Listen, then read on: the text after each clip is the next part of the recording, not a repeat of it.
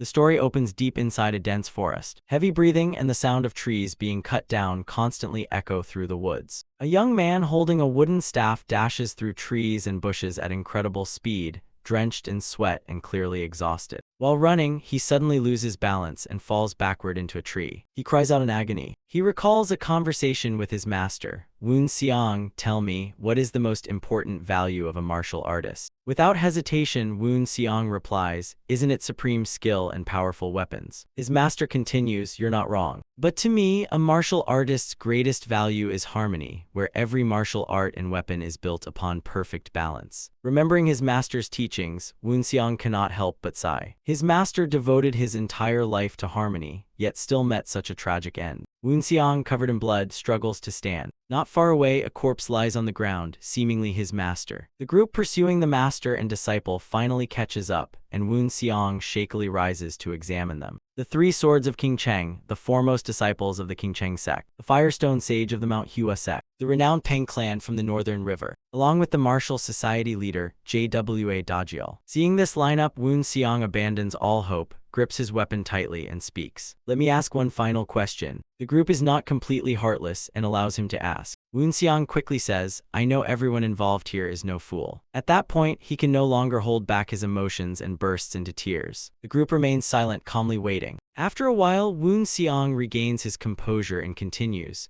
As you all know, my master never practiced that vile demonic art called the 10 silent demon arts. Then tell me honestly, why did you do this? He devoted his entire life to the martial society, so why did you treat him this way? Faced with Woon Seong's sharp accusations, the group remains silent. About half a year earlier, a strange rumor suddenly spread throughout the martial world, claiming Woon Seong and his master possessed the 10 Silent Demon Arts manual. They also claimed the master and disciple had practiced its techniques. When they tried to prove their innocence, everyone ignored them. Soon afterward, other martial artists came to verify the rumor, even though they declared the rumored manual was not in their possession and promised to help find evidence proving their innocence. Their sect practiced only spear techniques, and Woon Seong's master, the sect leader, devoted his life to reaching the pinnacle of spear mastery, though they also collected many manuals of other martial arts. But they could state with certainty that neither the 10 silent demon arts nor anything related to it existed in their sect. Yet somehow, that manual mysteriously appeared in their library. When they saw the manual inside their own sect, both Woon Seong and his master were utterly shocked. Recalling all this, Woon Seong grits his teeth, realizing someone had framed them and intended to silence them forever. Seeing them remain silent, he raises his spear and shouts, "Do you all have mouths or not? Why won't anyone speak?" Dajiel shouts angrily at the others, "What are you all doing? Are you really going to let this brat keep spouting nonsense?" With that, he gripped his longsword and slowly stepped forward. Fresh blood still dripped steadily from the blade. Woon Seong shot him a sharp glare and roared, "Jwa Dajiel. That's right, you've always envied my master because he was more skilled and a better man than you, and you could never bear that humiliation, could you?" Dajiel laughed, "It seems your master never taught you the consequences of speaking recklessly. Today I will wipe out your demonic sect and show every martial artist that justice still exists in this world." As he kept ranting, Woon Seong suddenly charged forward at incredible speed with his spear. The sudden attack startled Dajiel, but as the leader of the martial alliance, how could he be caught off guard by a mere brat? So he quickly raised his sword to block Seong's spear and shouted,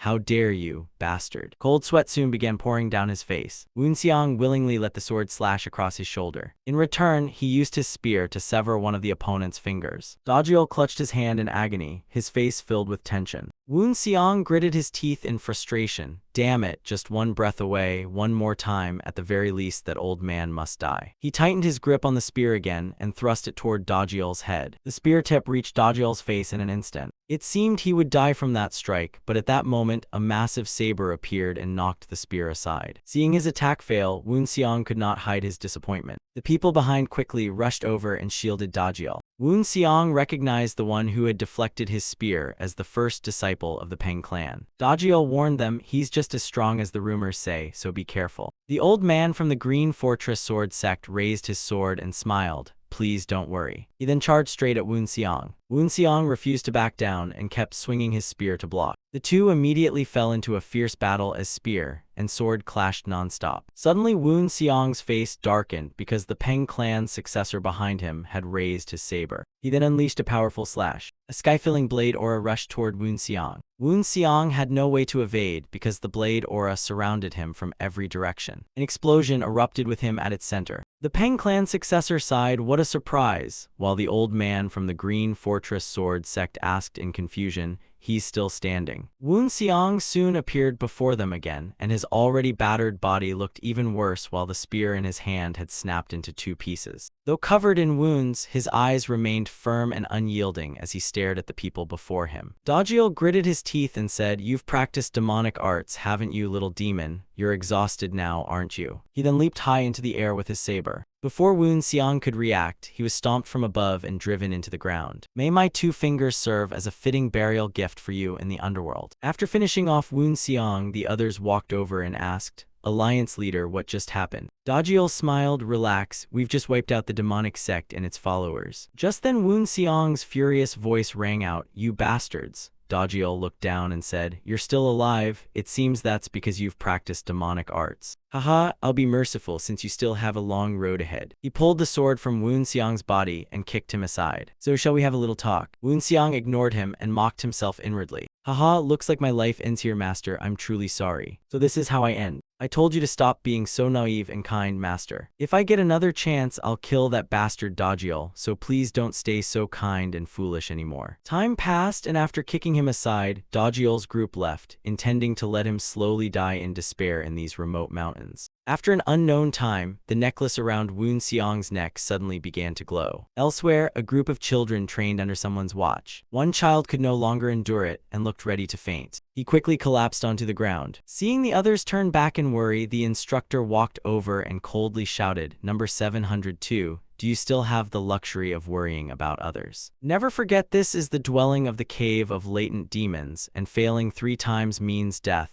Caring for others will cost you your own life." After speaking, he ordered the subordinate behind him to take away the unconscious child. The man immediately obeyed, grabbed the child's leg, and lifted him upside down. The remaining children all turned tense at the sight. The man dragged the child across the ground. Then he mercilessly threw him into the stream. The guard asked, "Which number is this one?" "Around 250, I think, though I'm not sure. Quite a lot this month, huh?" "This isn't a place that counts numbers. The Cave of Latent Demons is a training ground for heavenly demon disciples, raising and training followers like the Martial Alliance's 100 envoys of the Yellow Dragon.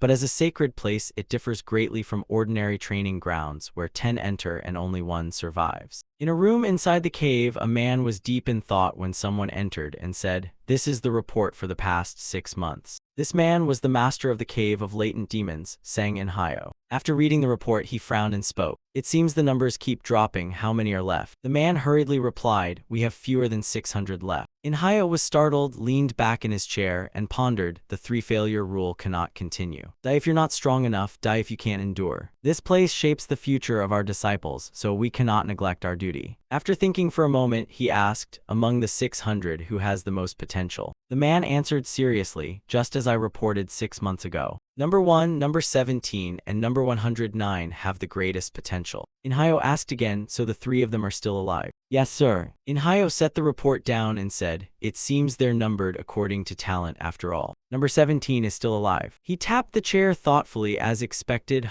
Number 17 received that number for exceptional reasons, but that child's talent can still rival number 1. As for number 109, this child has also shown remarkable talent despite ranking in the hundreds.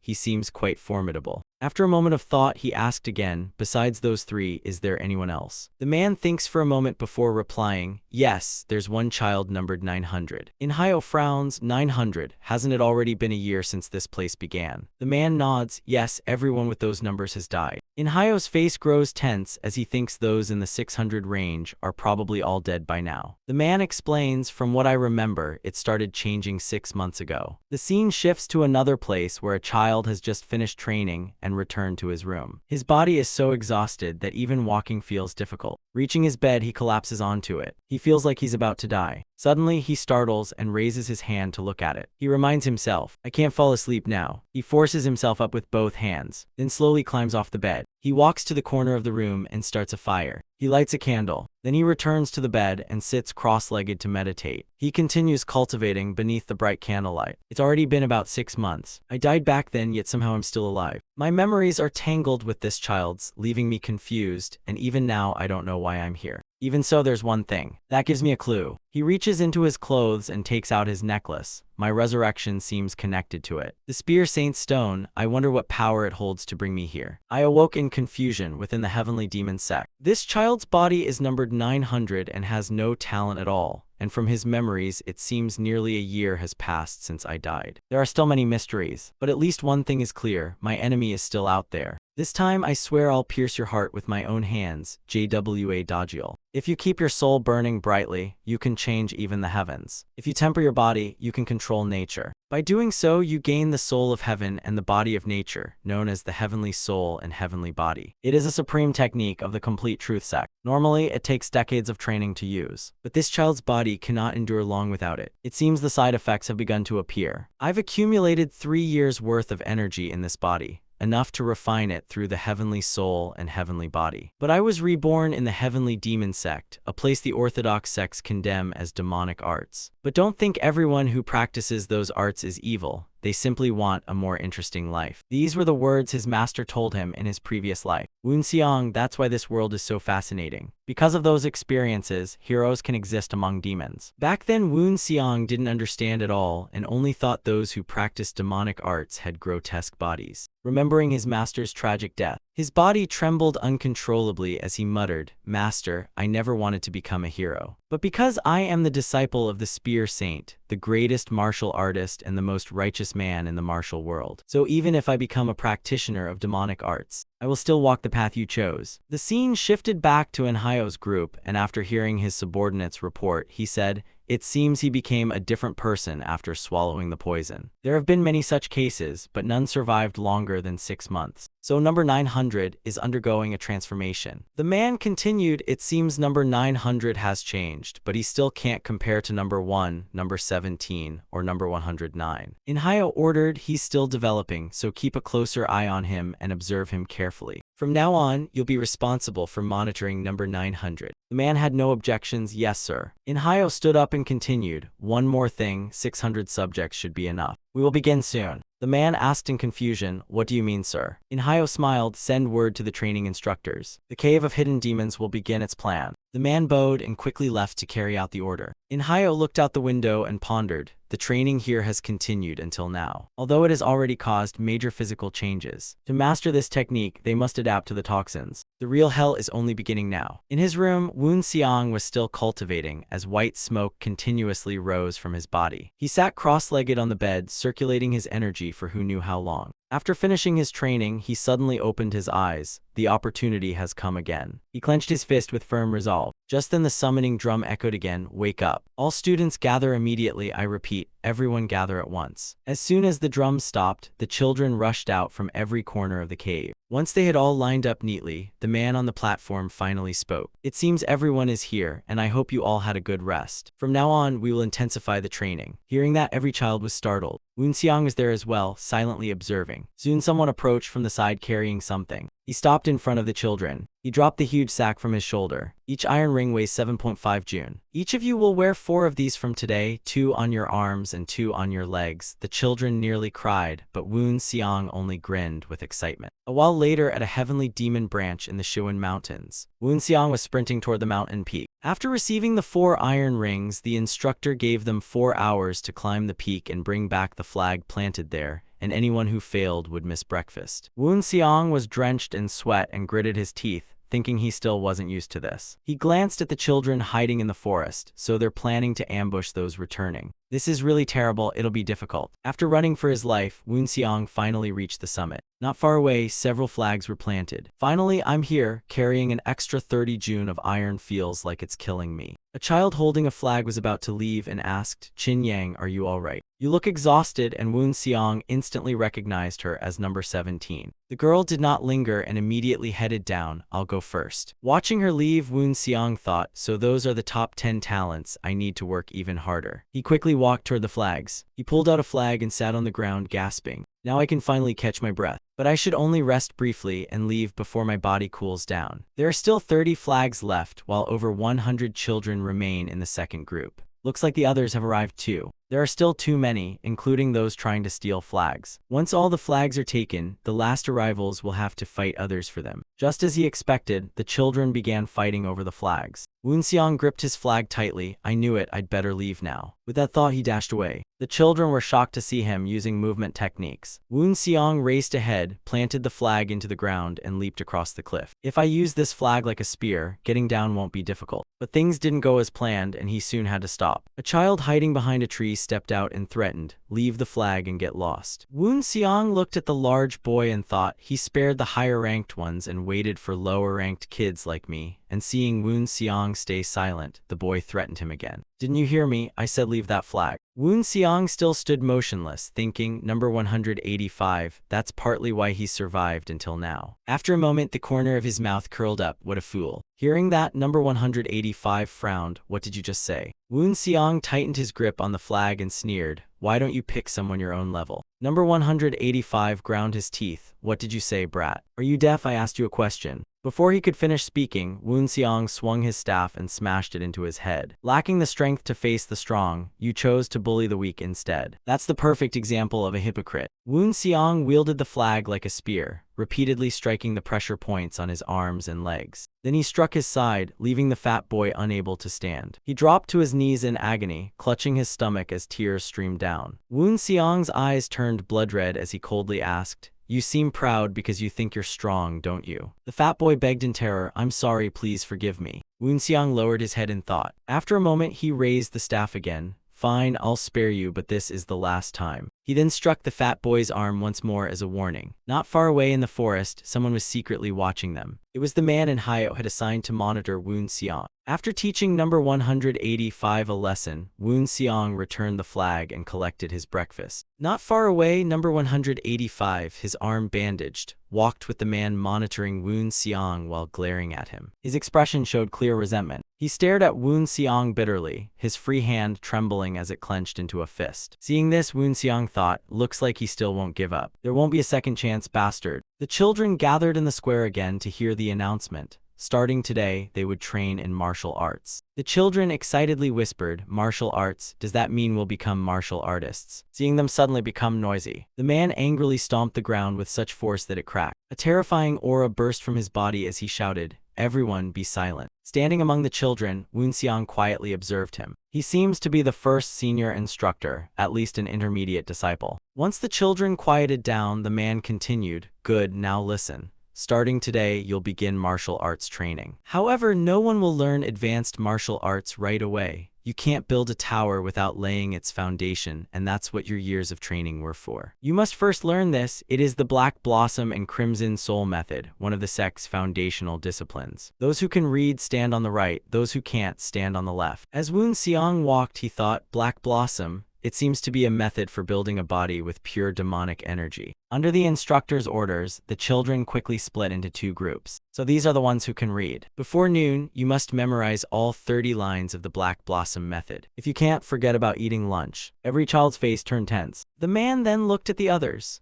Those who can't read must memorize 2 characters from each of the 1,000 basic characters, and the same rule applies. Fail to memorize them and you don't eat lunch. Now begin. Woon Seong took the manual and quickly memorized the circulation method of the Black Blossom and Crimson Soul. It was the union of the Black Blossom and Crimson Soul, allowing the blossom to fully bloom. The one whose blossom fully blooms becomes the heavenly demon sect master. But though I felt tempted, I already have my spear art. They say this cultivation method is the best, but so is my spear art, and I can't abandon my roots. Just then he suddenly remembered something. Wait. Demonic arts gather demonic energy quickly but are unsafe. while Black Blossom gathers it with high purity and stability. And Spear Arts with righteous energy gather it slowly but steadily. So what if I combine the Black Blossom Foundation with righteous Spear Arts? If I succeed, I'll gain the absorption speed of demonic arts and the stability of righteous energy. There's no harm in trying. Alright, I'll bet on it. Soon the drum and the call echoed again. All disciples gather at once. This afternoon we will begin observation, using Black Blossom to sense the energy within your bodies. Anyone who feels hot or cold, raise your hand and report it. As Woon Seong circulated his energy, he thought, number 900 should need more than a day to sense energy, while number 17 is pretending nothing happened. Even those who had sensed the energy remain still. Time isn't passing too fast or too slow. I'll report just before it ends. The torch continued burning brightly inside the cave. After an unknown time, the instructor spoke again. Training is over. Today's activities are finished. All disciples come receive your food. After that, you may rest. As soon as the break began, Woon Seong left alone. There's no point wasting time with those kids. I must reach the first stage before leaving this place, or revenge will be impossible. He slowly walked down the corridor toward his room. He entered and was about to close the door. Just then a foot slipped in and blocked it. Number 17 poked her head in and greeted him. Woon Seong looked at her with obvious annoyance. What do you want? Number 17 smiled and asked, what did you do to him?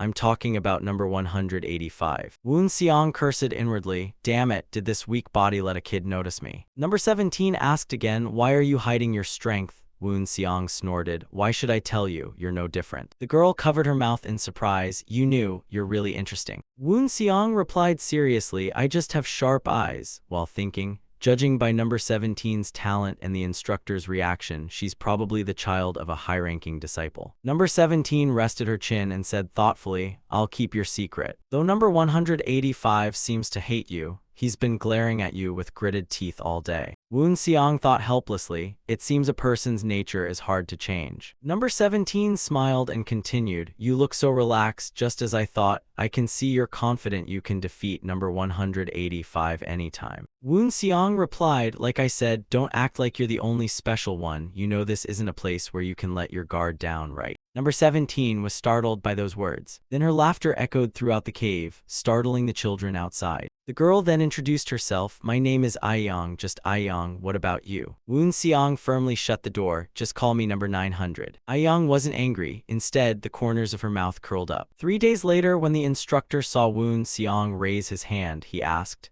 did you feel something, number 900? Aiyong, standing across from him, watched closely and smirked. I knew he was interesting. From now on, he'll be one of my targets. These past days, Woon Seong has undergone 2 major changes. First, he merged the Black Blossom energy absorption technique with the orthodox method, and successfully created an entirely new energy absorption method. Although I haven't fully mastered the Black Blossom method, I've already completed about 70%. Blooming into steel, no words can describe it. The flower bud has finally blossomed. That's the name of this energy absorption method. Just then, the instructor's voice rang out, everyone get up, it's time to assemble. Woon Seong quickly pushed the door open and walked outside. The children were shocked to see him, while Woon Seong thought as he walked, the effects of the heavenly soul and heavenly body were becoming increasingly effective. My bones have grown stronger and I've gotten taller. Even number 185, the tallest in the second group, isn't much taller than me, and number 17, and I have never lost a single food competition. As he walked, he suddenly noticed number 185 staring at him. Seeing Woon Seong look over, number 185 snorted and turned away. Woon Seong smirked in open mockery. You'll never change, even in a million years. Though it's incomplete, it's enough for me to reach the top 70. A year has passed since I learned to circulate energy. The death toll has dropped greatly, and the iron rings now weigh 45 June. No child could climb a mountain wearing them without circulating energy. Woon Seong improved even further by using internal energy to open his meridians. Once the children gathered in the square, the instructor announced, starting today, you'll train with weapons. As you've seen, these weapons are essential in the martial world. Long swords, sabers, spears, and a few basic weapons. You'll choose one of these 3 and train in its techniques. Stand before the weapon you wish to learn. Choose carefully, because this is the weapon you'll use until you die. Woon Seong was the first to step forward, naturally choosing the spear, and the instructor handed him several manuals. If you've chosen, come receive your technique manual. Woon Seong took the manual, turned away, and thought, 3 sword fundamentals for sword users, 5 saber principles for saber users, and 7 spear steps for those learning the spear. After everyone had chosen a weapon, the instructor loudly announced, "You may now train freely. The instructors will remain here to answer your questions at any time." Watching the children from the platform, the instructor thought, "We don't know how many will survive the next 6 months, so we'll do everything we can to help them. You won't survive if you don't learn properly. Even then, you still might not survive intact." Woon Seong found a corner, sat down, and pondered 7 spear steps, combining grip and footwork like flowing wind in clouds. I still remember how excited I was when I first learned them. After a while, he picked up the spear and stood. "All right, let's begin. Thrust, lift, and spin, as if breaking free from a cage. Twist and coil like a spiral shell. Wear down, thrust, push, and pierce through the opponent." The instructor stood nearby, watching Woon Seong. The corners of his mouth rose in great satisfaction. Young held a long sword and smiled with great interest. Number 185 stood frozen with clenched fists. Is this really his first time using a spear? How am I supposed to defeat that monster? Inhyo walked over to the instructor and smiled. "It seems number 900 has changed dramatically." The instructor replied, "Just as you said, Lord Inhyo. For number 900, the life and death trial in 6 months will be no problem." Inhyo nodded in agreement. The life and death trial is the first gate in building the heavenly demon cave, where many children will die in a short time. Those who survive become the sex Asura, but Asura is only the lowest rank, followed by Demon Branch, High Demon Branch, Heavenly Demon, Sacred Heavenly Demon, and Demon God, the ranks of the Heavenly Demon Cave. Though it is the lowest rank, only 1,000 out of the sect's 10,000 members become Asura, and it is no easy feat for a 15-year-old. But the Heavenly Demon Cave was never built to produce mediocrity. They must survive the life and death trial with ease. The Heavenly Demon Cave exists to produce a demon branch, and more importantly, the elders have ordered us to create one. It would be even better if we could produce a sacred heavenly demon. Perhaps I'm asking too much, since even I am only the lowest sacred heavenly demon. Thinking this, he turned and asked his subordinate, "How are the preparations for the life and death trial?" The man quickly replied, "We've secretly sent people to buy and prepare everything needed, and by then they won't be ordinary monsters anymore." Inhyo nodded. "Those who survive the life and death trial will receive 3 demonic elixirs and be allowed to unlock the relic of the water bone demon branch, exactly as the elders ordered." The man bowed with clasped hands. "Yes, sir." He then left to carry out his duties while Inhyo looked outside and sighed. "I'm truly looking forward to the life and death trial." Time quickly passed, and another 6 months went by. Woon Seong was inside his room, diligently circulating his energy. The true energy in his hand soon condensed into a crimson flower. "At last, I've completed the flower condensation stage." A little later, at the training ground, the instructor shouted to the children, "It seems you've all improved your skills. However, half of you will die in today's life and death trial. Once you enter the trial, you will face death itself, and no amount of training can guarantee survival. So fight with everything you have, because failure means only death or being eaten alive slowly and painfully. Remember, our sect values fierce survival. The weak have no place here, and you must become strong in both body and mind before this sect can become your home."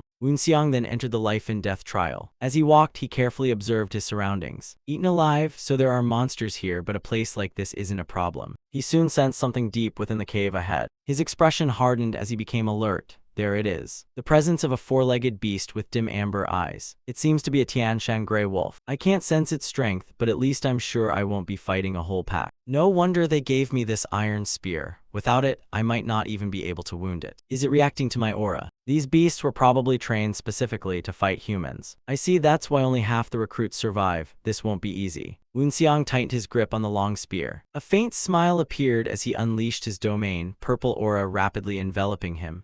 "I'll kill you, monster." Outside, Inhyo said to the subordinate beside him, "It seems they've started encountering the gray wolves." The man replied, "Just as you expected. For the top 30 children of the Heavenly Demon Cave, we've replaced them with different wolves that are stronger than tigers and trained beyond ordinary martial artists." Inhyo looked slightly worried. Will they survive? The man reassured him, those children already had martial arts foundations, so their chances of surviving are high, while almost all the others will die. Inhyo thought to himself, even the top 3 are no exception. They must fight the strongest breed among the gray wolves. But if they survive, they will become the sect's finest disciples, and I have high hopes for you too, number 900. Inside the cave, blood had already begun flowing from Woon Seong's body. He gripped his spear tightly and stared at his opponent. It's truly powerful, even that killing blow only scratched its skin. This beast is incredibly strong. I plan to finish it quickly using my energy technique, but I rarely get to practice spear arts freely with instructors everywhere, so you'll be my training target. As he pondered, the gray wolf swung its claws at him.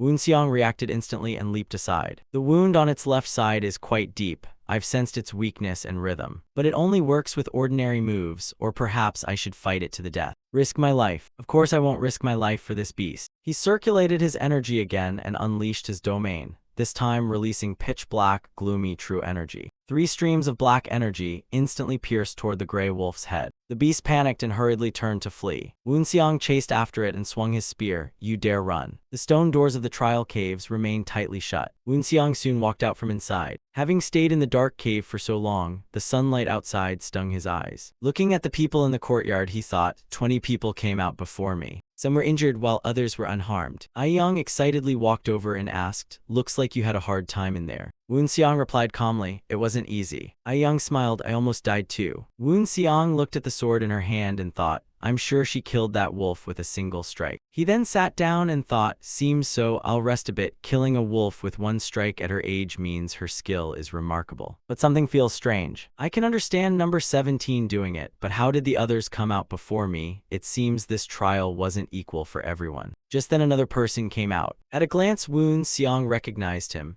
Even number 185 came out unharmed. It seems the cave entrances were different, but that doesn't matter anymore. The life and death trial is over, and I need to improve my domain further. My domain has great potential but isn't efficient enough, and I also need to strengthen my hardened true energy. I'm still just a frog in a well, but once I escape this well, I'll improve both my domain and hardened true energy. After waiting a while and seeing the remaining stone doors still shut, Woonseong thought again. Only half the disciples survived the life and death trial. This must have been their plan. Those children are truly pitiful. The instructor soon approached the children and said, you survived the trial, well done. From today onward you are recognized as the sect's Asuras. By order of the sect leader, you will all be rewarded. This is the demon pill. Each of you will receive 3. Take them immediately upon receiving them. Woonseong was startled. The demon pill. This is a pill containing 5 to 7 years of energy. And they're giving each of us 3, meaning they'll spend around 1,000 pills on all the disciples. Just as I thought, this isn't an ordinary heavenly demon cave. I don't know what the heavenly demon sect is plotting, but I'll use them to grow stronger, and that includes using demon medicine.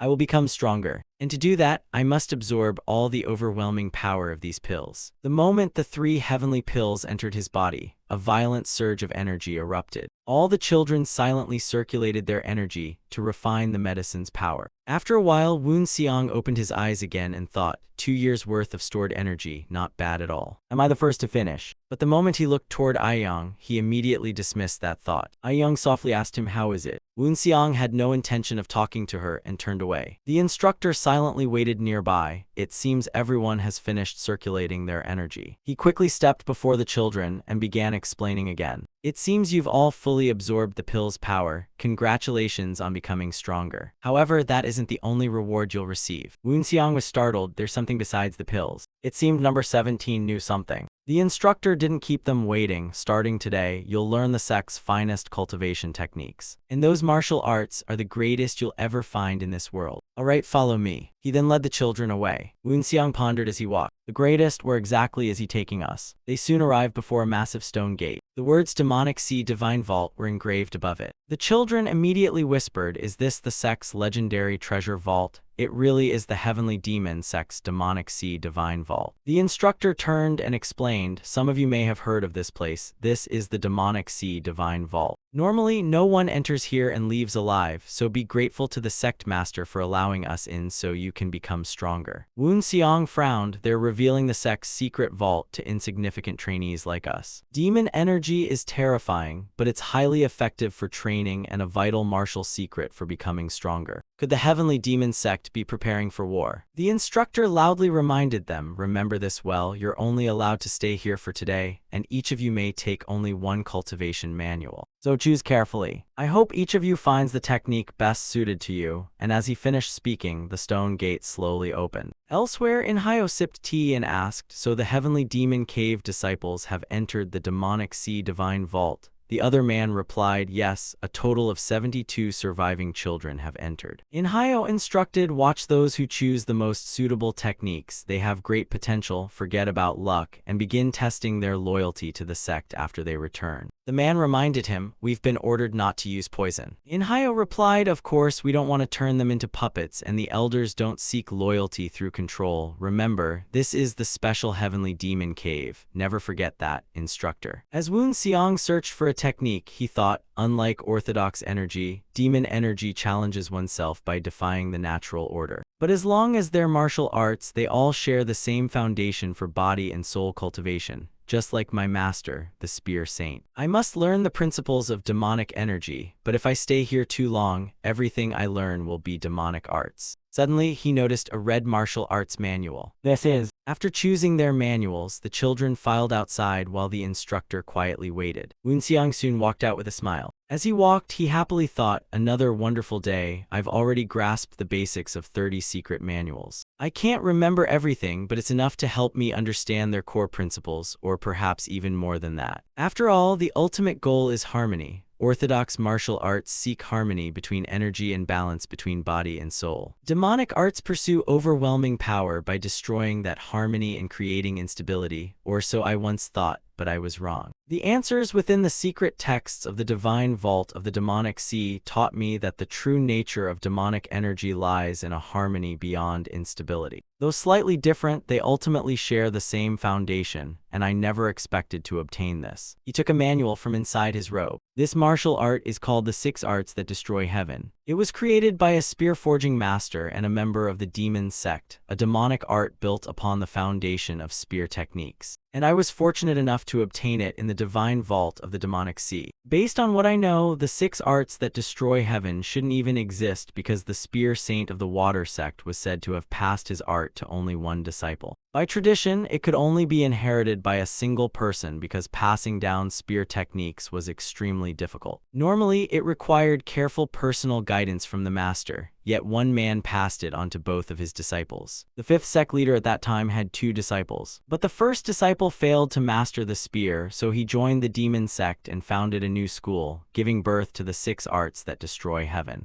But one thing is strange, my master knew only a little about it. I never imagined the 6 arts that destroy heaven would be in the demon sect. Could something have happened between the spear saint and its creator? But what matters now is that everything is in my hands. The harmony between orthodox arts and demonic arts, the 6 arts that destroy heaven, will become my core cultivation art. It will be the weapon that pierces Jwa Dajiel's heart. The moment he thought of Jwa Dajiel, his eyes turned blood-red with rage. After a while, he closed his eyes and forced himself to calm down. I must keep this hatred sharp. Master, one day I will avenge you, even if I must use the demon sect and the heavenly demon sect. After reading the manual for a while, he rested his chin in thought. He sat blankly on the bed, lost in thought for a long time. After a while, he blew out the candle and went to sleep. Ever since Woon Seong and the others entered the heavenly water demon ruins, time in the heavenly demon cave flew by. The only difference was that the children had more free time, and they all spent it training. Sitting in his room studying the manual, Woon Seong realized the essence of demonic arts was woven throughout the 6 arts that destroy heaven. Just as I thought, it's both magnificent and dangerous. Even though the 6 arts that destroy heaven was created almost perfectly, both martial paths came from the same foundation. Could I merge them into one? Thinking this, he raised his spear and performed the original spear technique. Then he combined the techniques Black Spear, Dark Rift Heaven, a saintly spear that tore through the darkness with flowing movements and crushing finishing strikes. Next came the 6 arts that destroy heaven. An explosion that melted heaven and earth, hardness, agility, ruthless force, power, agility, ruthless force, and molten destruction. Is there a way to combine both of them? Though they're opposites like fire and water, it's worth trying. This will be harder than combining Black Blossom with righteous energy. And even if I succeed, this crude technique will be nearly impossible to pass on, but I still want to master stronger techniques. Alright, let's do it, but first I must master Black Spear Dark Heaven and Heaven Slaying 6 arts. 3 years quickly passed. Woon Seong had now grown into a young man. Time flowed like a stream, washing all arrogance away into the void. Such is the flow of time. After 3 years, the children of the heavenly demon cave had all reached adulthood. each becoming strong and well-built, unlike ordinary youths. Yet all of them concealed the strange demonic aura of countless beasts. The changes weren't only physical, they had also split into groups while maintaining neutrality, and over those 3 years the children formed their own factions. Several groups had emerged, but not everyone joined one. Those too strong for anyone to challenge or too weak and pitiful remained alone. Wu Xiang was the first to choose the solitary path. The children gathered and whispered, "Isn't number 900 just a walking chunk of meat? He mocked me once, I really want to beat him up." They then shouted at Wu Xiang, "Training alone won't get you anywhere, bastard, I've changed now." Wu Xiang didn't even bother responding. One suggested, "Want to team up, just in case we can beat him together. He's all alone anyway." As they discussed how to beat Wu Xiang, the assembly call suddenly rang out. Wu Xiang thought, there hasn't been a gathering for years. Why call everyone together today? No matter how much I think about it, I can't figure it out, they'll tell us soon enough. As the children walked ahead, one suddenly looked back. He quickly called the others to turn around too. The moment they did, they saw Wu Xiang coldly walking toward them. They couldn't hide the tension on their faces. Number 185 snorted, "That bastard always acts so arrogant." Wu Xiang glanced at him and thought, still planning revenge, what a pathetic fool. Does he think he can act cocky because he's built like a bear? I think you'd better be more careful. Still, someone even more troublesome than him was Aiyang. She walked over beside him with a smile and greeted him. Wu Xiang quickly raised a hand to stop her. "What is it, number 17? What are you planning to do to me today?" Aiyang smiled gently. "I just wanted to say hi, why are you so wary?" Wu Xiang ignored her and turned away. Soon all 72 children had gathered in the square. The instructor descended from above, shattering the ground with an overwhelmingly powerful landing. Seeing that, the children immediately fell silent and stood neatly in line. Wu Xiang thought, that stomp is still as powerful as ever. The instructor quickly spoke, "First, I commend all of you. You've done very well. You may now remove your iron rings." Hearing that, the children excitedly took off their iron rings. Only Wu Xiang looked utterly confused. The instructor quickly continued, "The second life and death trial will begin along with prison training." The children's excitement instantly vanished and their faces fell. Wu Xiang was no exception, a life and death trial. "I still remember the feeling of death from 3 years ago with those wolves. Who knows how many will die this time. Once the life and death trial begins, the prison training won't be easy either." The instructor continued, "The second life and death trial will last 4 years. The first stage, prison training, starts in 5 days, so tell us what you need before it begins, and we'll prepare it if it's a simple request. Of course, don't worry about food or water, everything will be provided, and if there's nothing else, go have dinner now." Seeing Wu Xiang step forward, the instructor was surprised. "Number 900, do you need something?"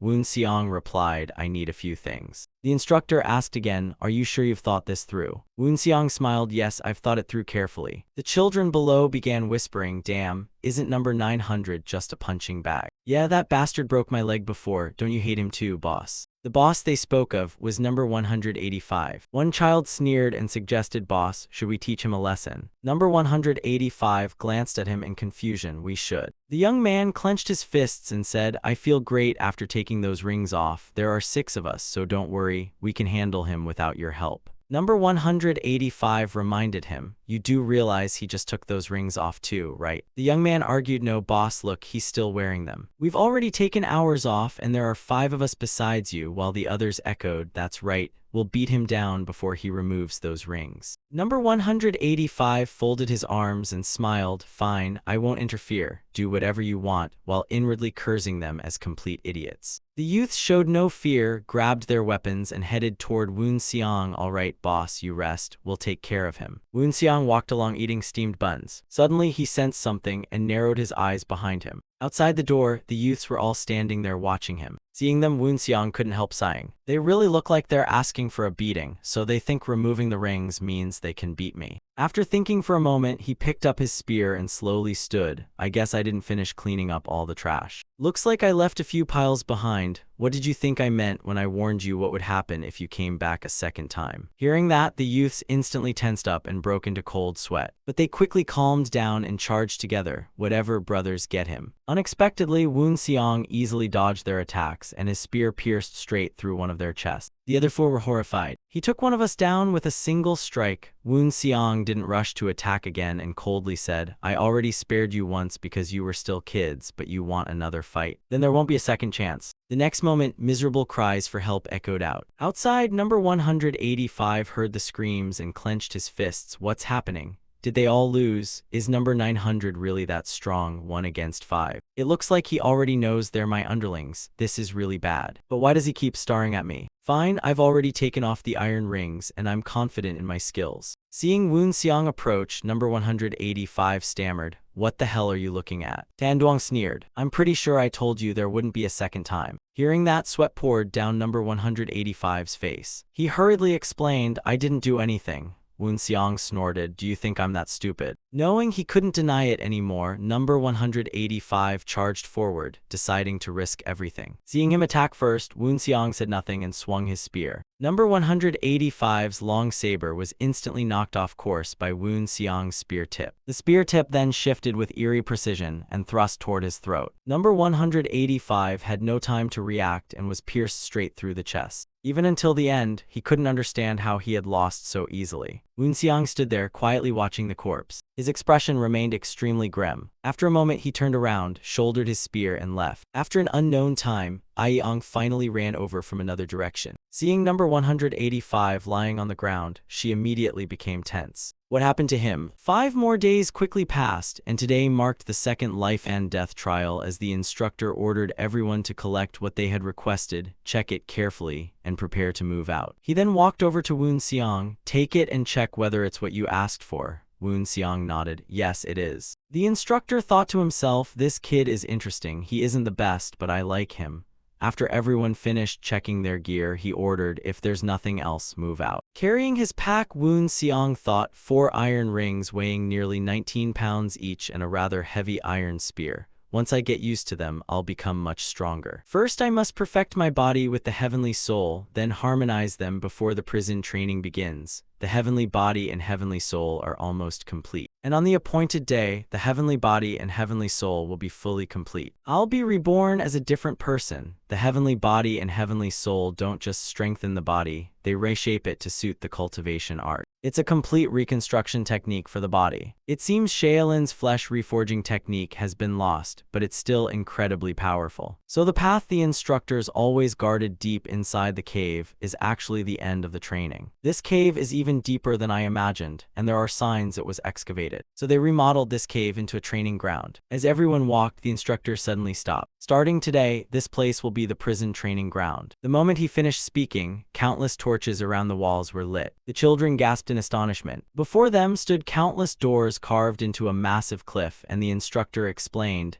"These lead into the prison training area. Each room contains enough food for your training, and once you enter, you cannot leave until your training is complete because we will seal the doors. So prepare yourselves well and good luck." Woon Xiang paid little attention and quickly entered one of the doors. Darkness covered everything, and I couldn't see a thing even one step ahead. He recalled the instructor's words, "Endurance is the first task of the second life and death trial. Either stay sane and survive or go insane and die." Woon Xiang took a deep breath to calm himself. "I need to get used to the darkness first. I can hear water and wind passing through the cracks. It should be about time. My eyes have almost adjusted. They're using something to pump water in here. Is that a hidden door? I can't escape through it anyway, so there's no point thinking about it. I can endure 4 years here." Woon Xiang then sat cross-legged and began circulating his energy. True energy quickly spread from his body and covered him completely. After cultivating for a while, he picked up his spear and began practicing. Before long, he was exhausted, tossed the spear aside, and gasped for breath. He kept reminding himself that he could do it. Time flew by, and Woon Xiang had trained in the dark cave for 4 years. After 4 years of relentless training, his body had become far stronger as he sat meditating and circulating his energy. His breathing was perfectly steady and calm. "Today is the day I leave. This is probably my last meal here." 4 years of prison-like training. Is this really the end of the second life and death trial? Or is there something more? He kept thinking about it as he ate. After a while, the door opposite the one he entered through slowly opened. Seeing that, Woon Xiang knew it wasn't over. He quickly got dressed to leave. Training with those iron rings weighing nearly 70 kilograms had been effective.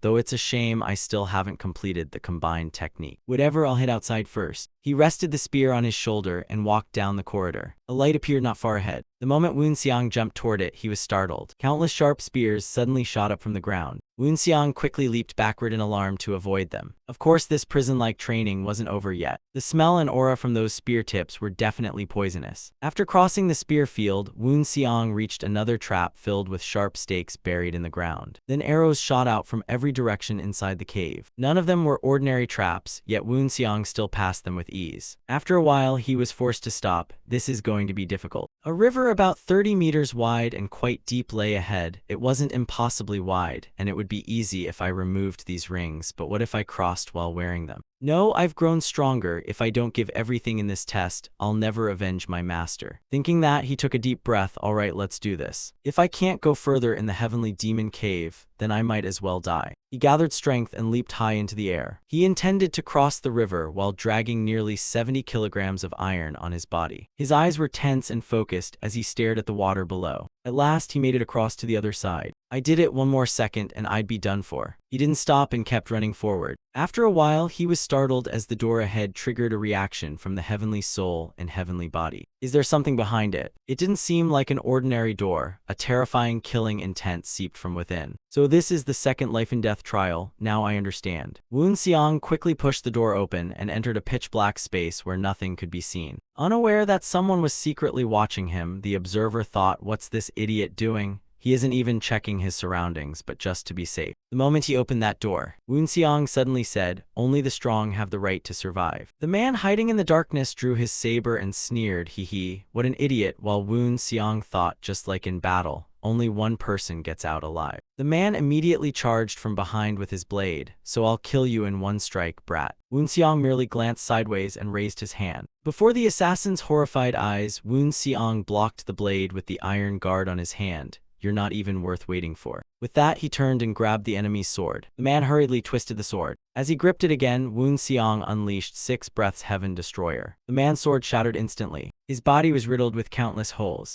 After reducing him to minced flesh, Woon Xiang didn't linger and turned to push the door open. Even in death, the young man stared at Woon Xiang as if trying to engrave that monster's image into his mind. As Woon Xiang stepped outside, the blinding light made him squint. While he was still dazed, a voice announced, "Congratulations, number 900, on passing the second life and death trial. It seems this is our first meeting." The one speaking to him was Inhyo. Woon Xiang wondered, who is that? I don't even know who the people beside him are, let alone him. I didn't even know such disciples existed. After thinking for a moment, he bowed and said, number 900 reporting. Inhyo looked at Woon Xiang and thought, this trial was held throughout the heavenly demon cave, reducing the disciples to 1/3, so there's no need to divide them into groups anymore. After a moment, he smiled and said, you've done well, take some time to rest and recover before the others arrive. Woon Xiang bowed deeply again, thank you. He narrowed his eyes and thought, that man is even stronger than the instructors, could he be the strongest here?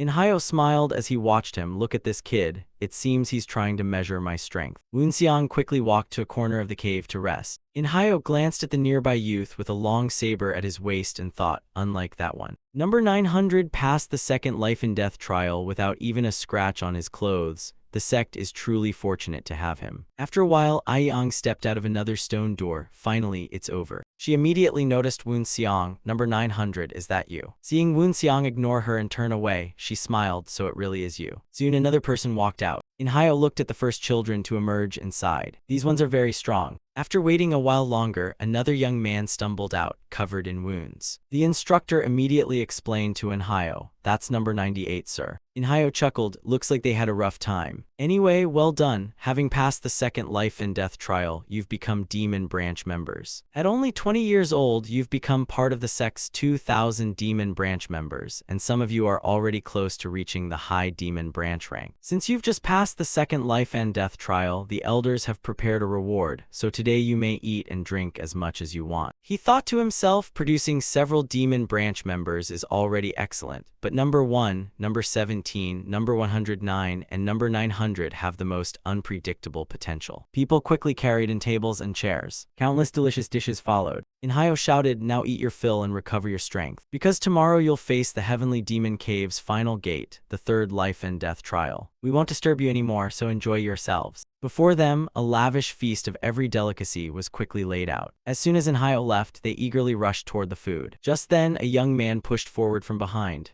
move aside. Aiyang and the large young man behind her also quickly stepped forward. She smiled happily at the feast before her. The others stared at the food with tense expressions. They ate while glancing at one another. The cave soon echoed with cheerful voices. It's been so long since we've eaten like this. As Inhayo walked away, he couldn't hide his excitement. It seems number 900 has completely transformed. Who would have thought someone ranked number 900 had such talent? The instructor replied, I'm just as surprised. I never imagined he could reach the high demon branch level. Inhayo smiled. No, he isn't just an ordinary high demon branch. He's beyond that. The instructors were stunned and could hardly believe it. Are you saying he's even stronger than number 17? Inhayo waved his hand. Perhaps, but I can't say for certain. But one thing I do know is that all the answers will be revealed tomorrow. After eating, Woon Seong sat alone and thought, thanks to the heavenly body and heavenly soul, I survived the second life and death trial. But the third begins just one day after the second ends. I hope I can survive without using my domain or removing the iron rings. Number 1 and number 109 seem to be the leaders of Group 1 and Group 4. They're stronger than the others but still weaker than me, so I won't need to remove the iron rings. But what about Aiyang? Can I defeat her while wearing these iron rings? After a while, he decisively tossed his spear aside and lay down. I still have a long road ahead. I mustn't rely on things I didn't earn through my own training, or they'll only make me more likely to fail. Woon Seong slowly drifted off to sleep. Before long, the next day arrived. Everyone is here, right? This is where the third life and death trial will be held. Only the strong are allowed to survive, while the weak must die. This is the reality of this world, especially in the heavenly demon. Hearing that, the children all turned serious and gripped their weapons tightly. Inhayo continued, one more thing, the stronger you are, the better you'll be treated. So all of you must become more ruthless, especially against those stronger than you. The children immediately erupted into chatter again. They glanced at one another and whispered among themselves. Inhayo continued, that is exactly what we seek in this third life and death trial, which is why we call it the boundary between life and death, either live or die. Make sure your opponent surrenders before crossing that boundary. Hearing that, Woon Seong couldn't help curling the corner of his mouth. The boundary between life and death. Inhayo's voice echoed on, if they refuse to surrender, kill them without mercy. But remember one thing before you face each other. On this arena, there are only the living and the dead, the winners and the losers. The children immediately let out a unified roar. After they quieted down, Inhayo continued, there's one more thing. The final survivor will receive a weapon forged from Blackstone, so if you want it, don't lose. Now I will explain the rules of the boundary between life and death. The rules are simple. The instructors will choose 2 people to fight. The winners will continue fighting each other until only one survivor remains standing. The young man matched against Woon Seong was so excited he couldn't stop grinning. Number 900, hee, this is going to be easy. Hey, number 900, I think you should surrender, then I'll let you live. Woon Seong smiled, I don't even remember your face, aren't you from Group 2? The young man snorted, didn't you hear me? I'm giving you a chance, refuse my kindness and you'll suffer. Woon Seong coldly stepped forward. You've greatly overestimated yourself. Before the young man realized what was happening, Woon Seong had already beat him down. Then let me ask you something, do you want to suffer instead? Watching from the platform, Inhayo remarked, we're observing matches at the Earth Demon rank, just 2 more victories and the winner will be decided. The next match is number 1 versus number 900. Seeing Woon Seong's irritating smile, number 1 raised his saber and angrily asked, why are you smiling? Woon Seong's smile never faded. Why do you think? Number 1 snorted, no one in Group 1 dares look down on Guan Taeyong, and neither will you. With that, he raised his saber, gritted his teeth, and circulated his energy. Woon Seong also raised his spear and slowly advanced. You have no idea how vast the martial world truly is. Hearing that only made Taeyong even angrier. The 2 of them then charged straight at each other. Seeing the spear thrust toward him, Taeyong couldn't help but be startled. He hurriedly swung his saber to knock the spear aside, then immediately launched a counterattack. The 2 fought fiercely as saber, spear, and sword strikes clashed non-stop. Moments later, Woon Seong's spear thrust toward Taeyong's forehead again. The ground before Taeyong had already been shattered by Woon Seong's attacks. A huge earth-brown sphere emerged from the dust. Woon Seong sneered, someone like you is nothing special. If you don't want to fall behind, train harder. With that, he unleashed 6 forms Heaven Destroyer, Purple Moon together with Black Spear Dark Heaven Destroyer. Taeyong had no time to react and was struck instantly. His body flew backward like a kite with its string cut, crashing into the cave wall. He was now in a miserable state, covered in blood and riddled with wounds. The referee immediately declared Woon Seong the winner. Standing on the platform, Inhyo smiled, so its six forms Heaven Destroyer. That technique doesn't truly belong to the Heavenly Demon sect, yet it's one of the manuals that passed all 10 conditions. I never expected anyone to master it. It seems the next generation has surpassed the last. The next match was number 109 versus Aeong. Woon Seong smiled and thought, let's see how strong she really is. The moment they clashed, the arena shook violently and thick dust erupted where they fought. The two kept exchanging blows while constantly moving around the arena. The spectators were stunned. They had already exchanged 20 moves, yet no one could tell who would win. Woon Seong rested his chin on one hand and thought, looks like Aeong will win. After another exchange, Aeong's sword seized the opportunity and struck number 109's shoulder. He raised his sword to block it, but the impact still injured his hand. Furious, he channeled his inner energy and forced Aeong back, you damn girl. Aeong was immediately suppressed by number 109 and forced to retreat. He unleashed his inner energy in a relentless assault, putting Aeong under immense pressure. After a while, he finally stopped panting. Across from him, Aeong's face was also drenched in sweat. Sitting to the side, Woon Seong thought, about 10 more seconds at most. This time, it was Aeong's turn to use her inner energy, as black energy intertwined with blood energy burst from her body. Seeing that true energy, Woon Seong stared in shock. Wait. That's the red heart of the Black Blossom. Another name for the red heart of the Black Blossom is the first bond of the Heavenly Demon sect. So that's why she never revealed her family name. It seems all the instructors already knew Aeong's identity. Soon after, Aeong defeated number 109 and left him sprawled on the ground, unable to fight back. Woon Seong's face was full of excitement. Incredible, that's the Heavenly Demon divine art. Next came the match between Aeong and him. Without hesitation, Woon Seong leaped onto the arena. The moment he landed, he swung his spear at Aeong. He looked at the woman before him and thought, the Heavenly Demon sect's treasure. The long spear in his hand spun once more. He struck the ground with tremendous force, tearing up the floor. Aeong narrowed her eyes. She quickly swung her sword, unleashing several waves of sword energy. Woon Seong swung his spear to block the sword energy. Then he leaped forward and charged at Aeong. Dust rose again where the two clashed. Woon Seong was deeply puzzled. The red heart of the Black Blossom is the Heavenly Demon sect's first bond. But Aeong's body doesn't seem capable of using that energy at all. Their battle drew close to the instructors, causing the ground beneath them to shake violently. Tension was clearly written across both their faces. Aeong was forced into a corner and flipped backward to escape. The two immediately resumed chasing each other across the arena. Woon Seong thought, she's still refusing to use the Black Blossom's power. Does she want me to reveal my strength first? Aeong's eyes suddenly widened, because a stream of black energy had appeared before her. The end of a heavenly rank reaches the sun. Watching the black energy radiating from Woon Seong, Inhyo became greatly intrigued. Just then, Aeong voluntarily dropped her sword and surrendered. I can't win anymore. Woon Seong frowned in frustration.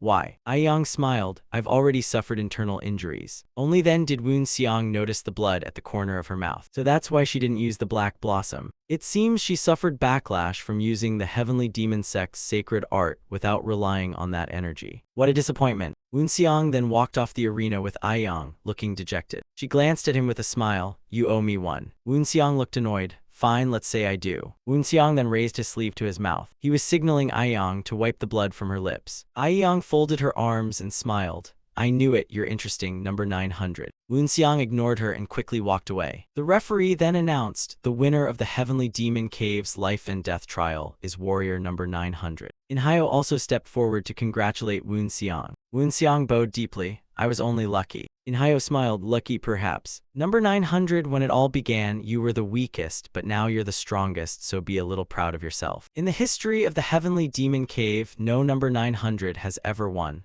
The lowest winning number was probably around 200. Even so, you've set a new record, and that can mean only two things. Either you have something we don't know about, or your intellect has surpassed my expectations, which do you think it is? Hearing that, Woon Seong remembered the Spear Saint's necklace. He lowered his head and sighed, I'm not really sure. Inhyo smiled gently, is that so, haha. He then took out a pitch black stone and changed the subject. As promised, you'll receive Black Flame Stone. Even if you use a spear, it can be forged into any shape you want. Just tell the instructor what form you want. Now if there's nothing else, you may leave. He then turned to the others. You all did very well, though only a few survived. Even so, only a handful truly survived, but do you know something? Hearing that, the children were startled and looked at him attentively. Inhyo gave a sinister smile. the Heavenly Demon Cave still has 6 months left. The final gate of the Heavenly Demon Cave is training in the outside world. This is a 10-year training program, and you've already completed 9.5 years. 6 months of training remain before the final trial. And as I said, that final gate is practical training. Real-world training, the final gate of the Heavenly Demon Cave. Just as its name suggests, it is practical training. It takes place outside the cave, where disciples will gain experience in the outside world. At times, it will be extremely dangerous, requiring you to devote your lives and strength to the Heavenly Demon Cave. Contribution points will be totaled after 6 months to determine the new rankings. During this training, half the disciples received secret orders and entered the Great Desert. Woon Seong was no exception, wearing a cloak that completely covered him as he walked through the vast desert. While walking, he suddenly stopped and took a sip from his water flask. This desert is truly enormous. Missions are assigned to both groups and individuals. Group missions are to conquer nearby forces, meaning the Heavenly Demon Cave intends to clear this region. Eliminating threats before battle is one of the basic principles of warfare. So the sect is preparing for war. It's surprising, but it all fits the plan. My mission to eliminate the Death Sandstorm Gang must be part of it too. The Death Sandstorm Gang is a bandit group that has recently expanded rapidly in both size and strength. Their speed comes from their horses. Some members of that gang have occupied this desert and are causing trouble. Alright, I'll eliminate the Death Sandstorm Gang first. As night fell, Woon Seong found a place in the desert and lit a fire to keep warm. The reason they hadn't wiped out the Death Sandstorm Gang earlier was because it wasn't considered a major threat then. But now it has grown into a mid-sized force. How did it expand so quickly? I need more information. He recalled Inhayo's instructions before departure. If you need help, remember these places. At that time, Inhayo listed many names. The one Woon Seong remembered most was Lop Nur, one of the largest lakes in Xinjiang, surrounded by desert. Several large and small cities were built around this lake, and Kika Spring was the largest among them. There was a Han bookstore here. The bookstore had a long history in Kika Spring and had been passed down through generations. It was an ordinary bookstore run by a man named Han, now 60 years old, and it was also a branch of the Heavenly Demon Cave. The next day, Woon Seong continued his journey. He crossed the desert and reached a forest with a city inside. I'm early today, I should head straight to Han bookstore. The streets were bustling with crowds and lively trade. It was completely different from the desolate desert outside. As Woon Seong walked through the streets, he thought, a secret base is usually hidden in some dark, remote place. No one would guess this bookstore in the middle of town was actually a branch of the Heavenly Demon Cave. This should be the place. He quickly walked inside, where several customers were browsing books. Not far away, the shopkeeper sat quietly reading. Woon Seong walked over and said, I'm here to pick up a book I ordered. The old man looked up at him in surprise. Could you tell me its title? Woon Seong coldly replied, Filth and Betrayal, and the old man was even more startled by those words. I don't think we've received that recently. Could you tell me where you placed the order? Woon Seong stroked his chin. It's been a long time, so I don't remember clearly, but I think it was about a year ago. The old man pondered. A year ago, then it should be in the back. Would you mind helping me find it? He said as he opened the back room. Woon Seong didn't hesitate and followed him inside.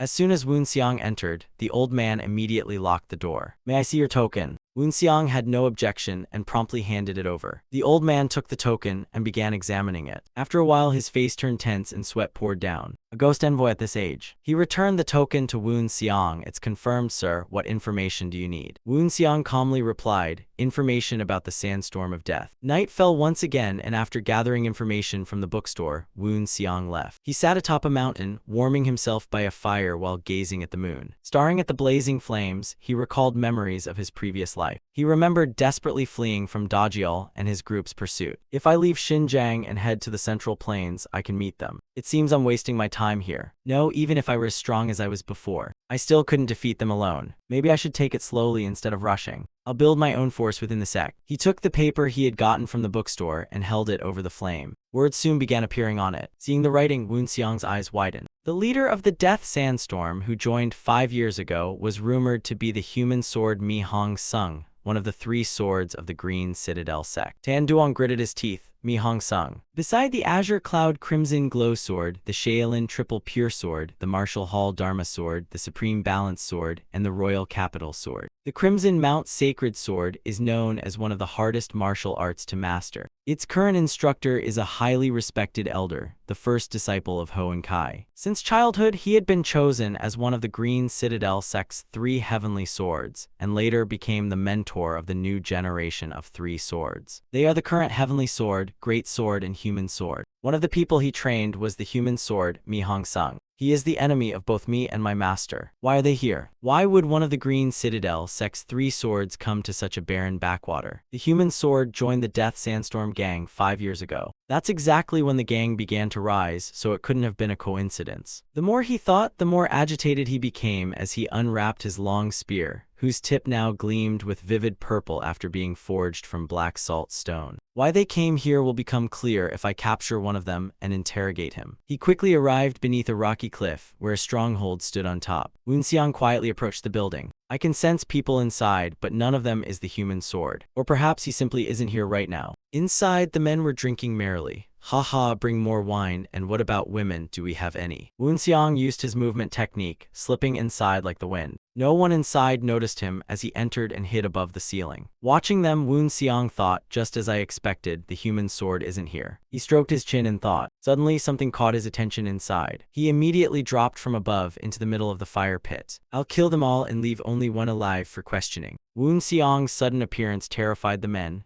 Who the hell is this? Woonseong wasted no words and immediately began slashing wildly with his spear. Before they could even react, they were already struck. Brothers, kill that bastard. Everyone else charged at him at once. You're dead, kid. The young man in red rushed in first. Woonseong sidestepped his attack. Then he kicked him hard. The others seized the chance to attack with their weapons. Tan Duong spun through the air to evade them. He then swung his spear, striking each of them once and sending blood flying everywhere. After exchanging a few moves, Woonseong realized they were well trained, not just ordinary thugs. They had likely learned martial arts based on energy techniques. Seeing him suddenly distracted, a bald man charged with a saber shouting, "Die, bastard." Woonseong didn't even bother looking and swung his spear, instantly knocking the young man onto his back. He coldly pressed the spear tip against the man's throat. Answer me, who taught you martial arts? The bald man's face turned tense and sweat poured down like rain, yet he still refused to speak. Seeing that, Woonseong turned and glanced at the man in blue behind him. The moment the young man saw Woonseong shift his attention toward him, his face twisted in fear. His body began trembling uncontrollably. Unlike the bald man, he immediately confessed, Lord Chuck taught us. Woonseong frowned. Lord Chuck. Is this Chuck the one with a narrow chin, scruffy beard, and thick eyebrows? The man in blue was stunned. How do you know that? Who are you? Are you one of the royal forces? Woonseong smiled. So I was right. Let me ask one more thing. Where is he now? Just then he sensed something, startled, and turned toward the entrance. A figure slowly walked in. What the hell is going on here? The moment Woonseong heard the voice, he recognized its owner. He raised a hand and removed his cloak. It's been a while, Lord Chuck, or rather, Human Sword Mi Hong Sung. The scene shifted back to a short while earlier. Mi Hong Sung was returning to the bandit camp from outside, wiping his face as he constantly cursed,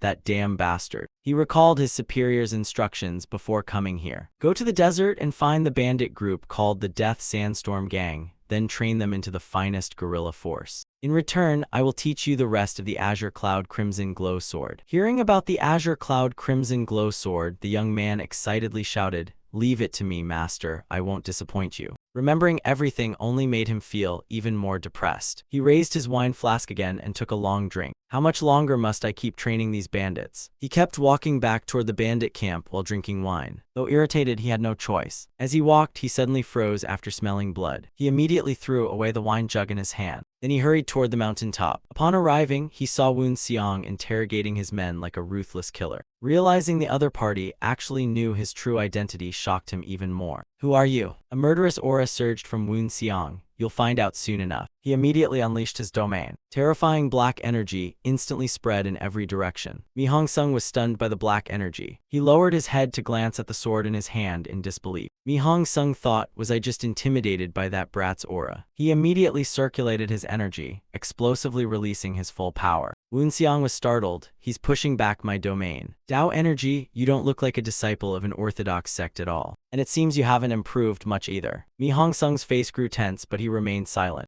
After a moment, he swung his sword and charged. "What nonsense are you barking, brat?" Woon Xiang continuously wielded his spear to block the incoming sword energy. After a moment, he seized the chance and drew his spear back, then thrust it straight forward to clash head-on with his opponent's sword. The moment Mi Hong Sung collided with Woon Xiang's strike, the recoil forced him backward. Woon Xiang was pushed back as well. His eyes turned blood-red again as his domain entered Mi Hong Sung's vision for an instant, but the Tao energy stopped it from penetrating deeper. "Perhaps that's something I should think about after this." Woon Xiang charged again with his spear. Mi Hong Sung roared as he counterattacked. "You dare, brat?" Woon Xiang then unleashed his ultimate art, the 6 arts that destroy heaven, while Mi Hong Sung answered with the Azure Cloud Crimson Glow Sword. Their clash instantly reduced the old, crumbling temple to ruins. Mi Hong Sung stood frozen, staring at the wreckage around him. Suddenly, he heard the groans of his subordinates buried beneath the debris. Furious, he roared again and charged at Woon Xiang. "Damn you!" Woon Xiang watched him rush in and thought, using only demonic arts and the 6 arts that destroy heaven won't be enough to break through his Tao energy. This time, instead of blocking, he leaped away to evade. But Mi Hong Sung was no ordinary opponent and immediately unleashed sword energy in pursuit. "Where do you think you're going, bastard?" Seeing the overwhelming sword energy surging up from below, Woon Xiang no longer intended to dodge. His expression hardened as he pointed his spear downward and unleashed Black Spear, Dark Moon. The 6 forms of heaven's destruction alone are not enough to destroy the Azure Cloud Crimson Glow Sword,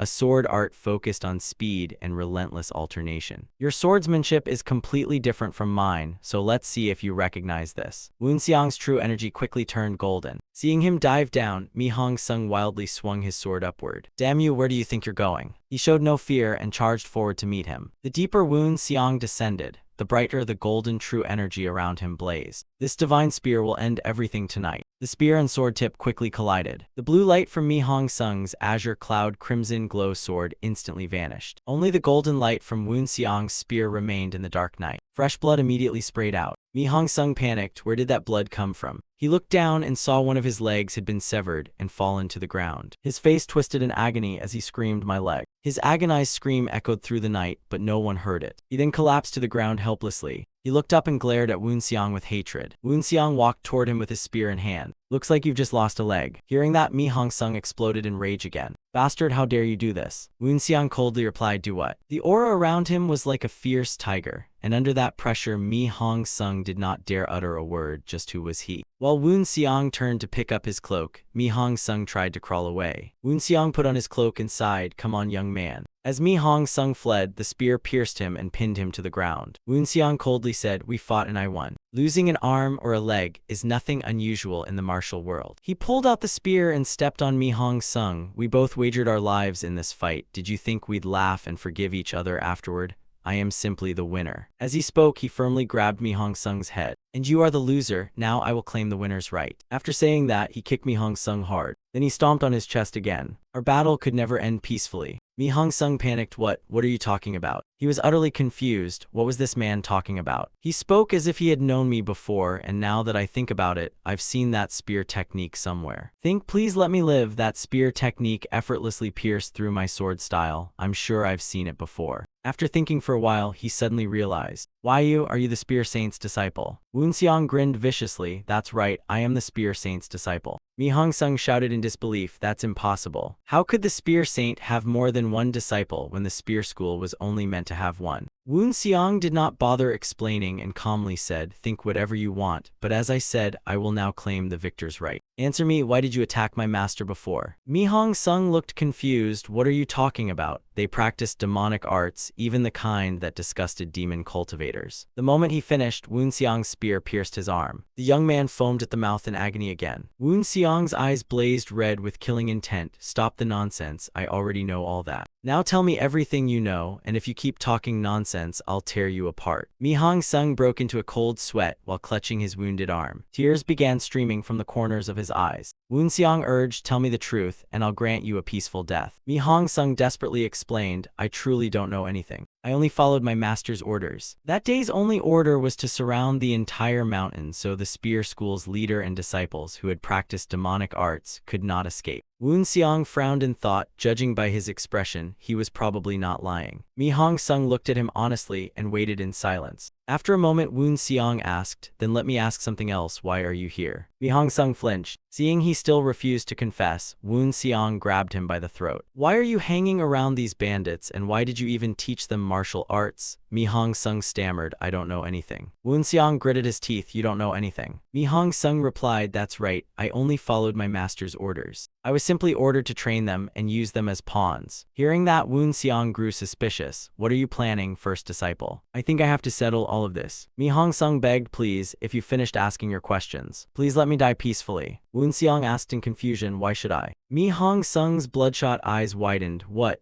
Didn't you promise me a peaceful death if I answered your questions?" After saying that, he coughed up another mouthful of blood. Woon Seong coldly replied, "I did." As he spoke, he tightened his grip on the spear and struck him again. "But you're not worthy of me keeping that promise." After saying that, he bent down and tapped Mi Hong Sung's body. Several holes instantly appeared across his body. His whole body trembled violently, unable to move. Then his miserable screams echoed across the heavens once again. Woon Seong coldly shouted, "Shut up." As he spoke, he struck several more pressure points on the man's neck. Mi Hong Sung was instantly silenced by the pressure point technique. You should know this is a pressure point technique, just as its name suggests. Every pressure point I strike will destroy your bones and muscles. Calmly endure it, because this is no ordinary pressure point technique but the spear sex art, and you will suffer non-stop for the next 2 hours before slowly dying. Woon Seong left him there screaming in agony before turning and walking away. The next morning, Woon Seong went to a house and wrote a letter saying he had completed the mission to wipe out the Death Storm bandits. "And at last I have erased one of them." Mi Hong Sung became the first name Woon Seong crossed off his enemy list. Woon Seong then closed his eyes and sat quietly in thought for a while. After completing the mission, he entered the desert again and departed, wishing he had more time to visit that safe house. It was truly a pity, because the desert weather cost him more time than expected. The temperatures between day and night were drastically different. "Unless my body reaches the indestructible diamond body level, traveling non-stop like this will be extremely difficult. Then I would also have time to visit my master's house. But first I have to reach the meeting point. There is only one group mission, as several prisoners escaped from the Potala Palace. The 5 Ghost Blood Lamas. I must eliminate them first." Woon Seong then headed to another branch of the sect. The 2 guards outside immediately became alert when they saw someone approaching. They bent down to draw their swords. "Who goes there?" Woon Seong curled his lips into a faint smile. He then tossed his token to them. A young man hurriedly reached out and caught it. The other reminded him, "You shouldn't throw your token around like that." The young man looked at the token and gasped in shock as his face stiffened, making the other ask in confusion, "What's wrong with you? Are you crazy?" Woon Seong took the token back and said, "I heard the Heavenly Demon Squad was supposed to gather here." The 2 men quickly bowed respectfully and invited him inside. "This way, please, follow us." After Woon Seong went in, the young man quietly asked his companion in confusion, "Who was that guy?" and the other signaled for silence before explaining. "He's like Mok Deyoung, a manager at the branch where we're assigned, and he's a ghost envoy, you fool." As Woon Seong walked inside, he thought to himself that unlike the Half Moon sect, this place was much larger. This must be the sect's headquarters. As Woon Seong reached the entrance, the guards immediately opened the door and invited him in. Inside, a young man in red stood beneath a tree. He was Taeyong, who had been repeatedly defeated by Woon Seong for years, but now he looked completely different, and upon seeing Woon Seong, he greeted him. Woon Seong walked up to him and nodded. "It's been quite a while, hasn't it, Taeyong?" Taeyong no longer held any hatred toward Woon Seong and smiled as he replied,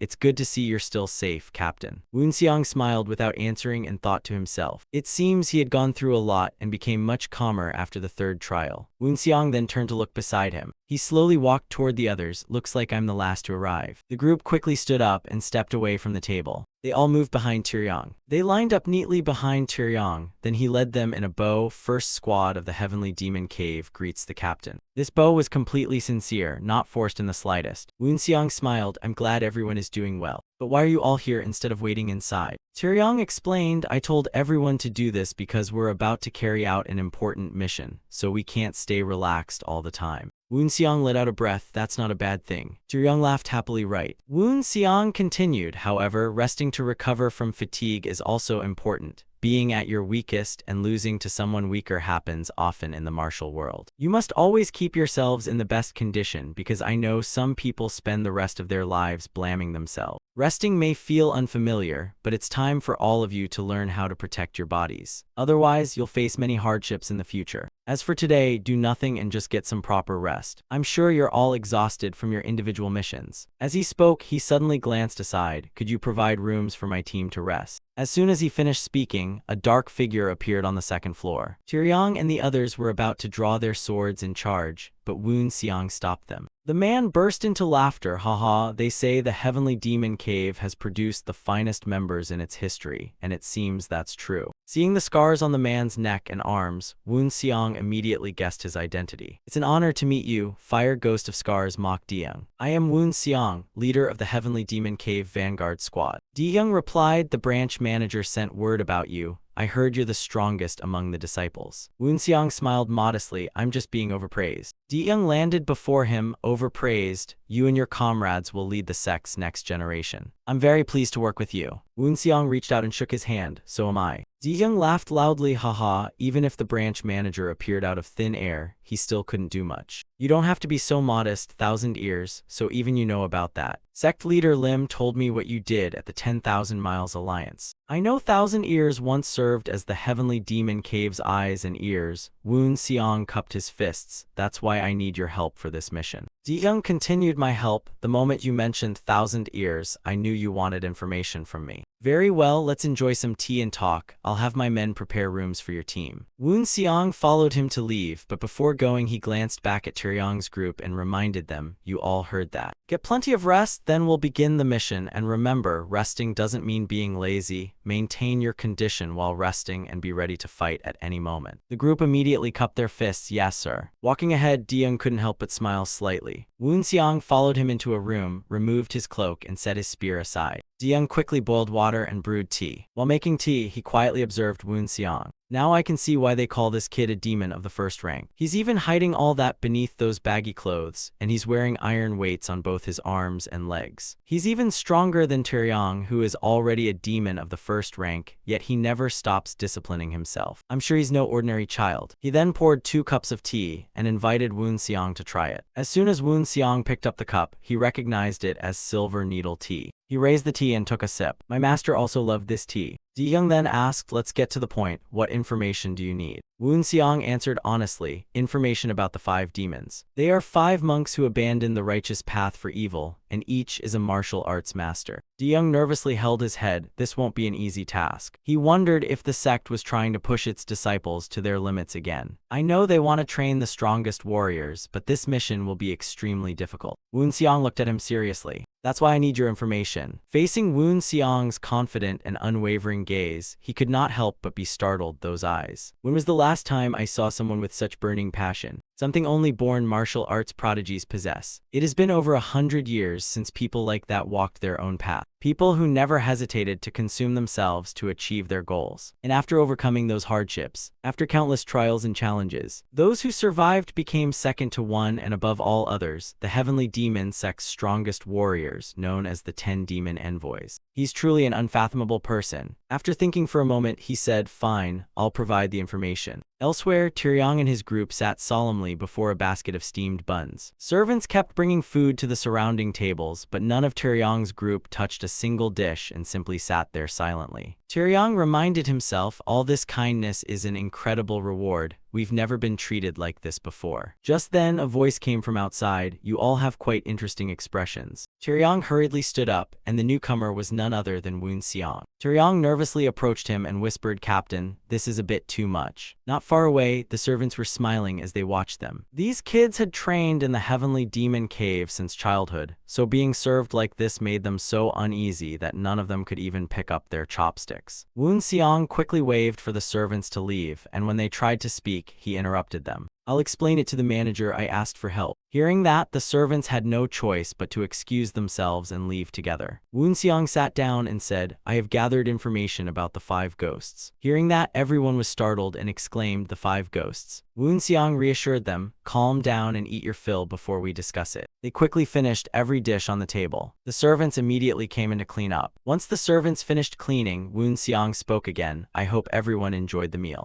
Now let's discuss the mission. As you all know, our next group mission is about the 5 ghosts. The 5 ghosts are a group of 5 Tibetan blood lamas, or rather, former blood lamas. They were once ascetic blood lamas at the Potala Palace, but became criminals. All 5 are renowned martial masters, known as Blue Ghost, Black Ghost, Red Ghost, White Ghost, and Yellow Ghost. To make it clearer, Yellow Ghost is the youngest and is about the same age as our instructor. However, Blue Ghost, Red Ghost, and White Ghost are older and stronger than Yellow Ghost. They are all first-generation martial masters, and we will surround the 4 I just mentioned. Form a wheel formation, don't try to fight, just stall for time because 4 of the 5 ghosts are first-generation masters, and except for Tyryong, the Heavenly Demon Vanguard Squad are all first-generation as well. After thinking for a moment, he instructed Tyryong, "You'll handle Blue Ghost alone because I heard he's the strongest of the 4. It will be a good battle for you. The remaining problem is Black Ghost, the leader of the 5 ghosts. He is known for using sword aura, so I will deal with Black Ghost." Early the next morning, as dawn broke, a voice echoed from outside. Tyryong was awakened from his deep sleep. "It's morning already." He quickly got out of bed and put on his clothes. Then he walked into the courtyard while yawning. The moment he stepped outside, he was startled, because Woon Seong was already training there. Woon Seong recalled his battle with Mi Hung Sung. He remembered the opponent's sword technique. It lasted about 20 seconds. Tyryong stood aside watching nervously and thought, "Incredible, I thought he was just a monster, but he's also unbelievably hardworking. Compared to him, my effort is only half-hearted. He used to rank around 900 in the Heavenly Demon Cave, but now he's the squad leader. He's truly an incredible person. I need to work even harder." Thinking that, he unconsciously tightened his grip on the sword hilt. A moment later, a hawk suddenly appeared in the sky. Tyryong hurriedly called out, "Captain."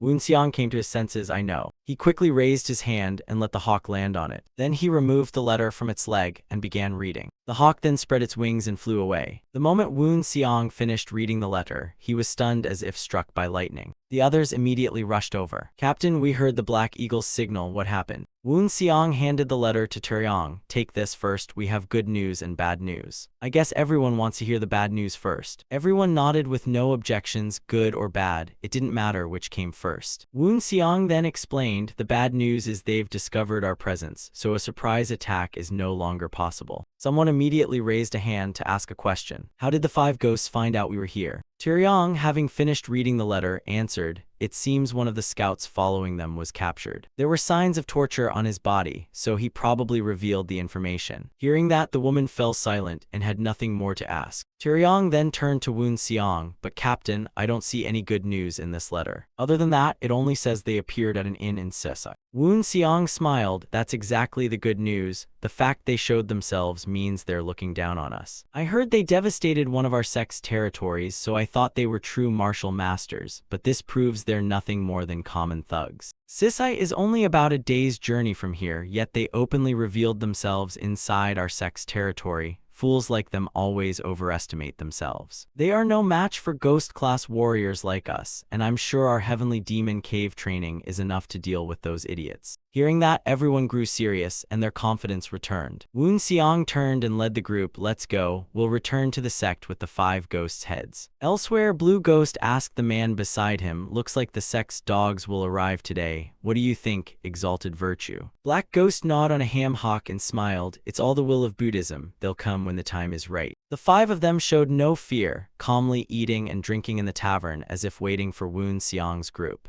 The fat yellow ghost laughed loudly. "Haha, there should be a few girls among those sect dogs, right? It would be wonderful if I could enlighten one of the sect's girls today." White Ghost beside him replied, "Of course, that's always Exalted Virtue's intention. I'm sure your wish will be granted." Yellow Ghost grinned excitedly. "I can't wait for that, hee hee. Innkeeper, are we out of wine?" The innkeeper hurriedly brought more. Right away, right away." Yellow Ghost frowned. "Is this all you've got?" The innkeeper handed him the jug. "Yes, we've brought everything we have." Yellow Ghost snorted. "Buddhism has already shown you the way, yet a fool like you still can't see it. You must be one of those Asura's accomplices. I must kill you to guide you to the Buddha's path." Black Ghost suddenly spoke. "Noble virtuous acts, that's enough. It seems we have visitors." Blue Ghost beside him immediately swung his arm and launched an attack. The strike flew straight toward the front door. The door was instantly blasted to pieces. Several silhouettes gradually appeared through the dust, so the heavenly demon sect's dogs have finally arrived. Woonseong slowly stepped forward and replied, "No. We're here to send you bastards to meet the Holy One." The people behind him immediately rushed forward and surrounded the 5 ghosts. Countless figures also descended from the rooftops. The 5 demons showed no panic despite being surrounded, and calmly observed their enemies. The heavenly demon sect members simultaneously unleashed hidden weapons at them. The blue demon snorted and waved his hand, using a supreme technique to block the hidden weapons. "Such cheap tricks." Not far away, Tyryong hid and watched with a cold smile. "Just as planned, I'll handle the blue demon." The blue demon quickly sensed something and turned around. The moment he turned, Tyryong swung his blade down from above, and while blocking Tyryong's attack, he angrily cursed, "You little bastard." The others quickly surrounded the red demon.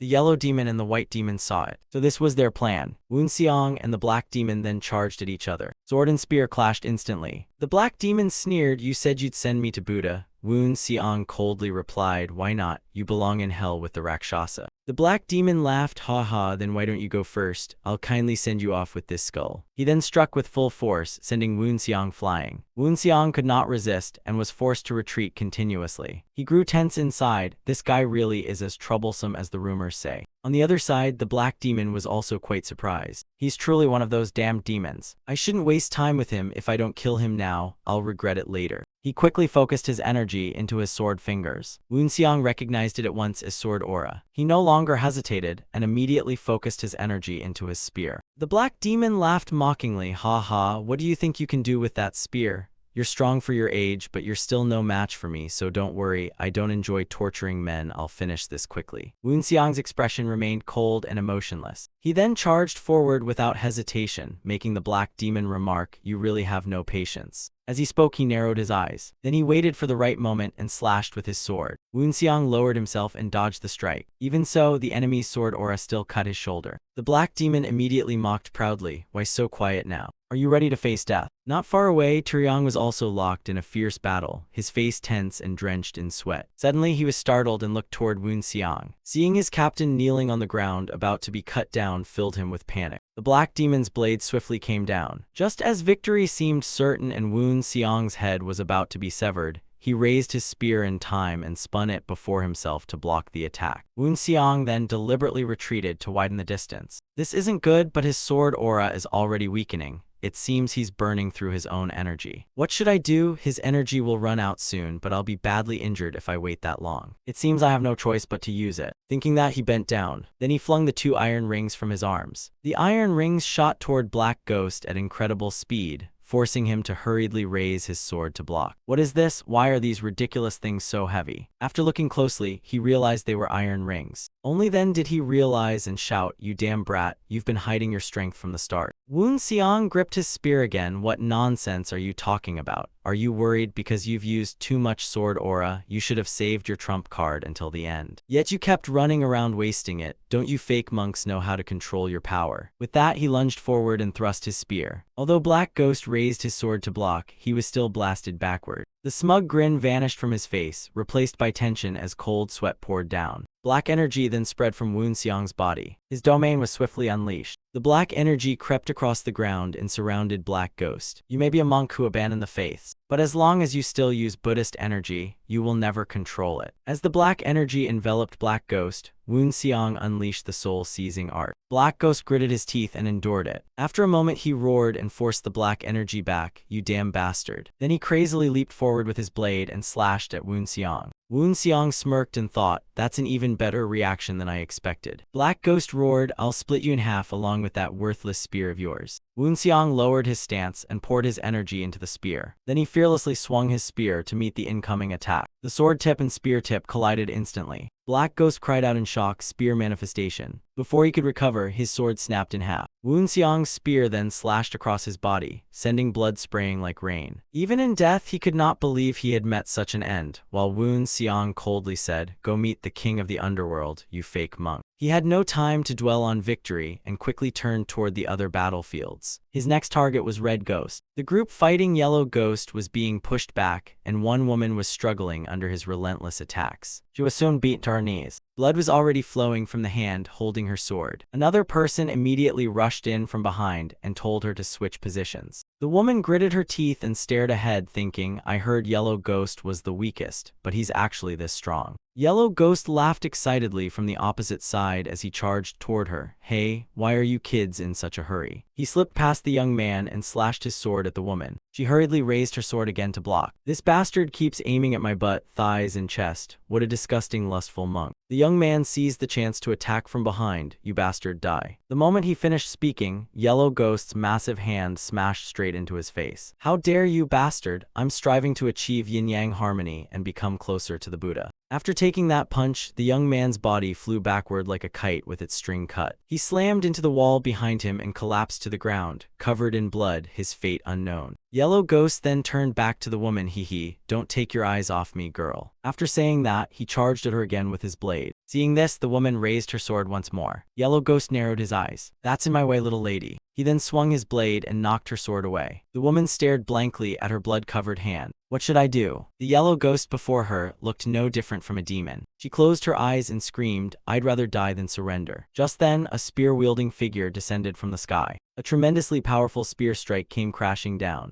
The woman stood there with her eyes shut, waiting, yet nothing happened. She finally gathered the courage to open her eyes. Yellow Ghost's hand stopped above her head, frozen like a statue. His body then slowly split into two halves. The one who struck was none other than Woon Xiang. Seeing Woon Xiang's back before her, the woman's face instantly turned red. She let out a breath and collapsed to her knees. Woon Xiang thought to himself, it seems everyone had a tough fight. If I waste any more time, my team will suffer even more casualties. Before heading to the next battlefield, he reminded everyone to bandage their wounds. He then dashed away at full speed. Then let's finish this quickly. He passed by Taeyong's battlefield. It looks like Taeyong will defeat Blue Ghost. Besides, this battle will be good experience for him. In that case, my job is to eliminate White Ghost. White Ghost was moving when he suddenly sensed a trace of killing intent. The moment he turned around, an attack came from the side. He hurriedly raised his sword to block it. Even so, he was blasted backward and smashed through a table. His eyes filled with blood vessels as he gritted his teeth and roared, How dare you, bastard. The instant he finished speaking, Woon Xiang's spear tore through the air. He had to desperately roll across the ground again to dodge. He got back up and shouted, Who are you to dare injure me? I'll send you to the underworld for the king of the dead to punish. He had barely finished shouting before he was struck again. Shut up, you fake monk. Woon Xiang then thrust his spear once more. The white demon's head was cleanly severed. Another of the 5 demons had fallen by his hand. Not far away, Taeyong's battle had also just ended. He had finally defeated the blue demon. Winning a one-on-one battle filled him with joy, and he could not hide his smile. Woon Xiang glanced at him and nodded in satisfaction. Finished already. Mount Shiwa lay within the 100,000 mountains, famous for 2 reasons. First, because the heavenly demon sect had 100,000 disciples. And second, because the region contained over 100,000 mountains. Among them, the tallest was known as Jenkish Chokusu, the mountain closest to the gates of heaven. Chokusu was shrouded in eternal snow, with bone-chilling winds blowing year-round, making it unbearably cold. An ordinary martial artist could never approach this place. Only those immune to extreme cold and heat could reach the summit, and fewer than 500 Heavenly Demon Sect members had done so. Ordinary disciples of the Heavenly Demon Sect would never even dream of climbing Chokusu. It was also called the Heavenly Demon Peak, the residence of the Heavenly Demon Sect leader and the elders of the Supreme Heavenly Demon and Half-Moon Heavenly Demon. The chief strategist, one of the masters of demonic arts and the mastermind of the Supreme Heavenly Demon. That man was saying Guan Chuk. He stopped before the gate atop Heavenly Demon Peak. He lowered his head and straightened his robes. Then he respectfully folded his hands and waited. Soon the great gate opened. A man in strange clothing with a white cloth covering his face said, Enter. He has granted you permission. As Guanchuk walked inside, he sighed, It has been quite a long time, disciple of the Dark Knight. The person inside said after hearing him, You know I value your loyalty, passion, and years of service, so I entrusted you with important matters. And now you've come with news that requires my presence. Speak, what is it? Guanchuk bowed and replied, It concerns the princess. As you know, the princess is currently a member of the Heavenly Demon Cave, undergoing an external mission while serving as captain of Team 2. The other interrupted, Are you saying Aiyang earned her rank through skill and ability rather than inheritance? That is correct. But wait, what do you mean? Guanchuk replied, The princess is in danger. The other frowned, Danger? She's my daughter, but that doesn't mean she's weak. Besides, I heard she's in Team 2 of the Heavenly Demon Cave. What mission could possibly endanger her? Guanchuk explained, as you know, missions assigned by the Heavenly Demon Cave are never easy, but members may still withdraw if they are certain death missions. The princess's mission with Team 2 of the Heavenly Demon Cave is to eliminate the 9 deadly calamities. The other replied, I've heard of them, but they never left much of an impression. Guanchuk continued, yes, they truly aren't worth your concern. They are the 9 disciples raised by the elder of the lower demon heavens.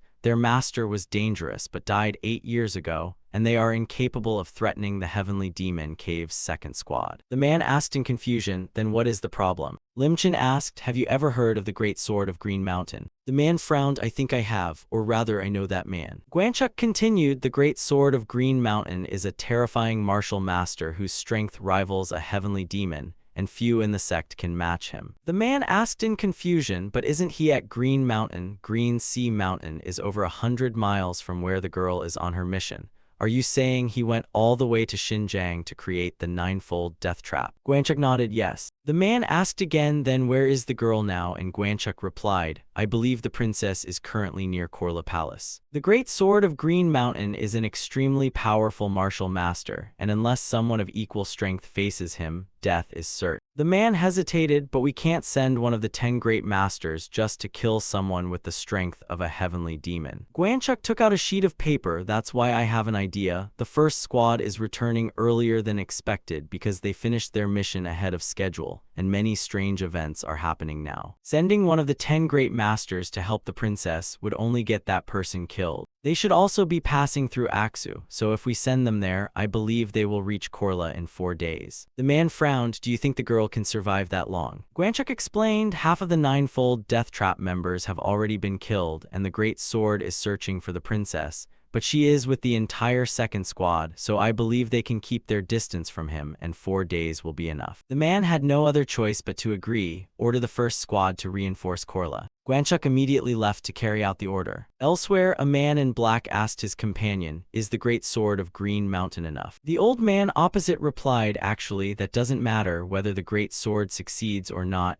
he is only acting on someone's orders. The man in black stood up, about to say something. Suddenly his face tightened in shock. What is this terrifying pressure? The old man reassured him, don't worry, I haven't forgotten our agreements. Besides, the important thing is killing that girl. The man in black thought, the important piece isn't the pawn or the rook, it's the king. Did I make a mistake? I must remember this old man's identity. Despite his friendly face, he is one of the sect's ghost envoys. Moreover, he is the strongest of the 3. Seeing him frozen in place, the old man continued, then let me see the item you want to trade. The man in black calmed down and sat back down. He slowly took a porcelain bottle from inside his robe. Is this it? The old man smiled. Is this the item you're so confident in? But can you guarantee it works as you claim? The man in black was startled. Then a sinister smile spread across his face. This poison is what killed the Spear Saint 10 years ago. The old man said with interest, the Spear Saint was indeed powerful, but was he worthy of comparison to the sect's demon god? The man in black warned, listen to me. This isn't the same poison from 10 years ago. After the Spear Saint died, I spent my entire youth improving it. The old man picked up the bottle of poison and examined it thoughtfully. After a while, he exclaimed excitedly, very good. The man in black continued, I have kept my promise, so I hope you won't forget your part. The old man reassured him, don't worry, you helped me become the ghost god and fulfill my promise to my fellow disciples. I will repay this debt. The two of them then burst into loud laughter together. Elsewhere, Aiyang's expression was extremely tense. She and her team were hiding in the forest under a heavy downpour. Meanwhile, after receiving the message, first squad rushed toward Korla.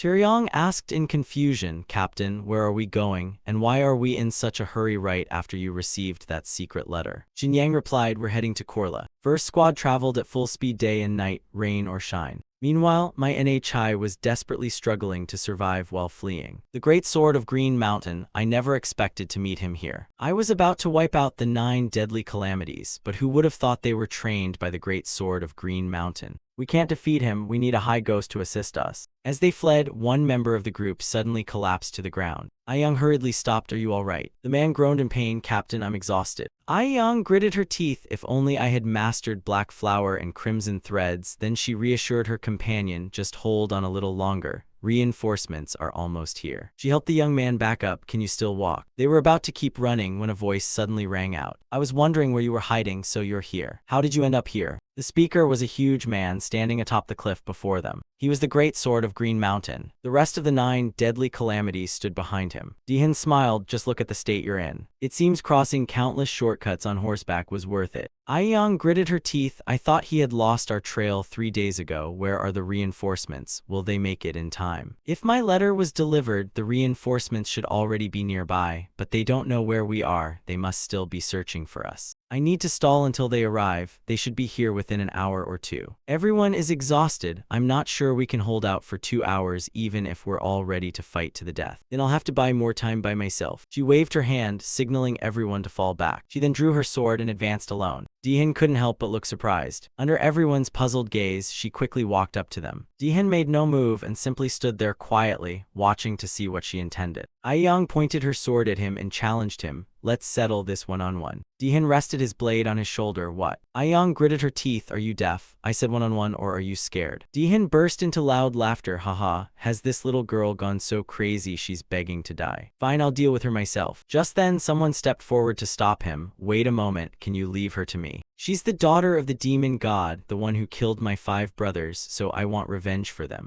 Dihin nodded. Fine, but keep her alive. It's been a long time since I've enjoyed a woman. Hearing their conversation below, Aiyang thought, fine by me, that works perfectly, I just need to buy time. The bald man then leaped down from the cliff. Aiyang ignored him and glanced toward the forest. The bald man attacked in anger. How dare you look away? Aiyang hurriedly raised her sword to block his attack. While fighting, Aiyang thought, killing the first of the 9 deadly calamities won't be difficult. But I shouldn't try to kill him. If I kill him now, the next one will definitely be Greatsword, and if that happens, I won't last even a minute, let alone an hour. Greatsword watched from the cliff for a moment before frowning as he noticed something. Below, the bald man's attacks kept missing Aiyang, making him furious. You damned brat. Just then, a massive sword shot through the air. It landed squarely between Aiyang and the bald man. Seeing the greatsword fly in, Aiyang was startled. Has he figured it out already? The bald man looked back in confusion. Sir, what is this? Greatsword jumped down from the cliff and ordered, step aside, you can't defeat her. The bald man angrily protested, what are you talking about? Greatsword snapped, you fool, can't you see? She hasn't attacked you even once, she's just buying time. Aiyang gritted her teeth and cursed inwardly, damn it, he figured it out too quickly. Greatsword sneered, unlike you, who tried so hard and achieved nothing, she's not even out of breath or tired. What a cunning little demon girl, quite a bold plan, hee. Seeing him approach with his sword, sweat poured down Aiyang's face. She bit her lip and cursed inwardly, damn it, is this really how it ends? I couldn't even buy any time. I never expected Greatsword to realize it so quickly. What should I do if I reveal my identity? Even he probably wouldn't dare touch the daughter of the half-moon heavenly demon. But every demon god of the sect is chosen strictly by ability, so I can't rely on my father's influence. If I want his approval, I have to overcome this myself. Greatsword charged forward. I can even hear your little schemes. Their swords instantly collided as Greatsword relentlessly unleashed sword aura. After only a few exchanges, Aiyang's sword arms began to tremble. She retreated to widen the distance. My arms feel like they're exploding. If I had learned the heavenly demon sect's link technique, I wouldn't be in this state. While she was distracted, Greatsword charged again. Greatsword slashed at her once more, and Aiyang leaped into the air to evade. But immediately after, Greatsword struck again. This time Aiyang could not dodge and was sent tumbling away. Before she could recover, her eyes widened again. Greatsword swung down once more, sending dust and rocks flying everywhere.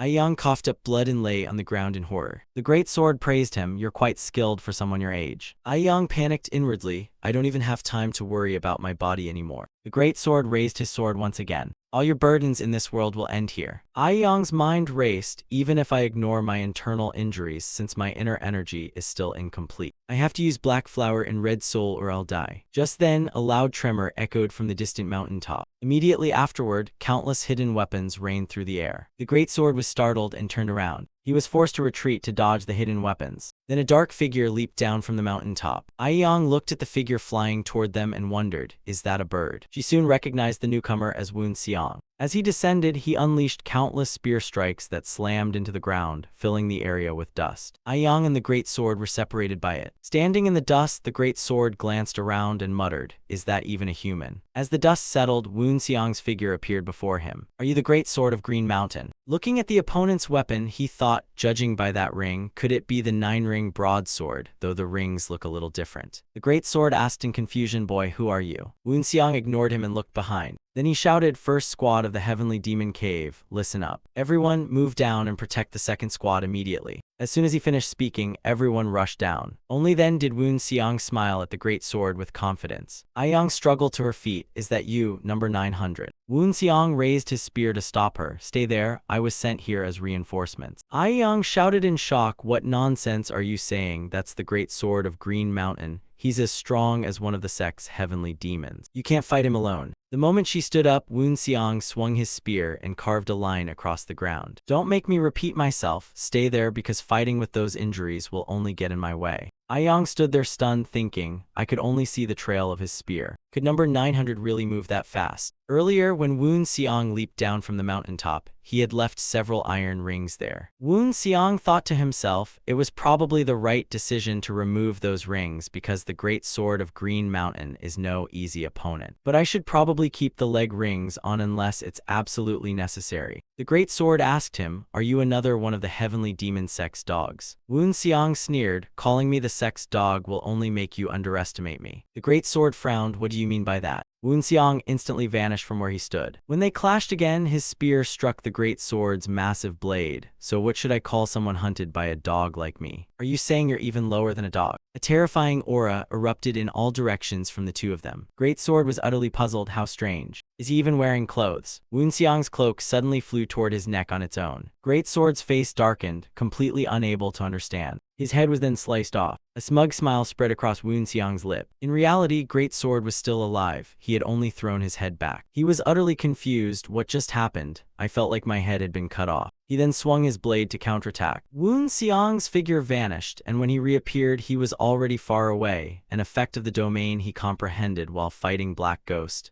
A domain suppression skill formed into a thin cloak, instead of releasing its full overwhelming power. Great Sword gritted his teeth. You dare look away during a fight. He then circulated his energy through his body and charged forward. Woon Xiang had no intention of dodging and charged straight at him. The massive blade and spear instantly collided. Woon Xiang was inwardly shocked. What incredible strength. Great Sword laughed loudly. I'm surprised you blocked that strike. Seems you know a trick or two. Woon Xiang shouted back, are you deaf? Weren't you the one who wanted to become something lower than a dog? Your way of thinking is pretty twisted. Great Sword's smiling face instantly twisted. You arrogant brat. Woon Xiang thought to himself, from that strike I can tell. First, his energy isn't pure. That's probably why he relies on that huge blade and those rings. Second, he's an even greater blade master than Black Ghost. But I still have the upper hand for now with my relentless power. In the end, he's truly a formidable opponent. Even his blade energy has taken shape, and it reaches farther than my spear. Woon Xiang was forced to unleash Spear Aura. Their attacks collided once again. Woon Xiang braced himself and blocked the opponent's massive blade with his spear. His energy is overwhelming mine. Great Sword praised him, you damn brat, you seem to be the best of the bunch. But blame your foolish mouth for your downfall. With that, he swung his blade down once more. Woon Xiang's eyes remained resolute,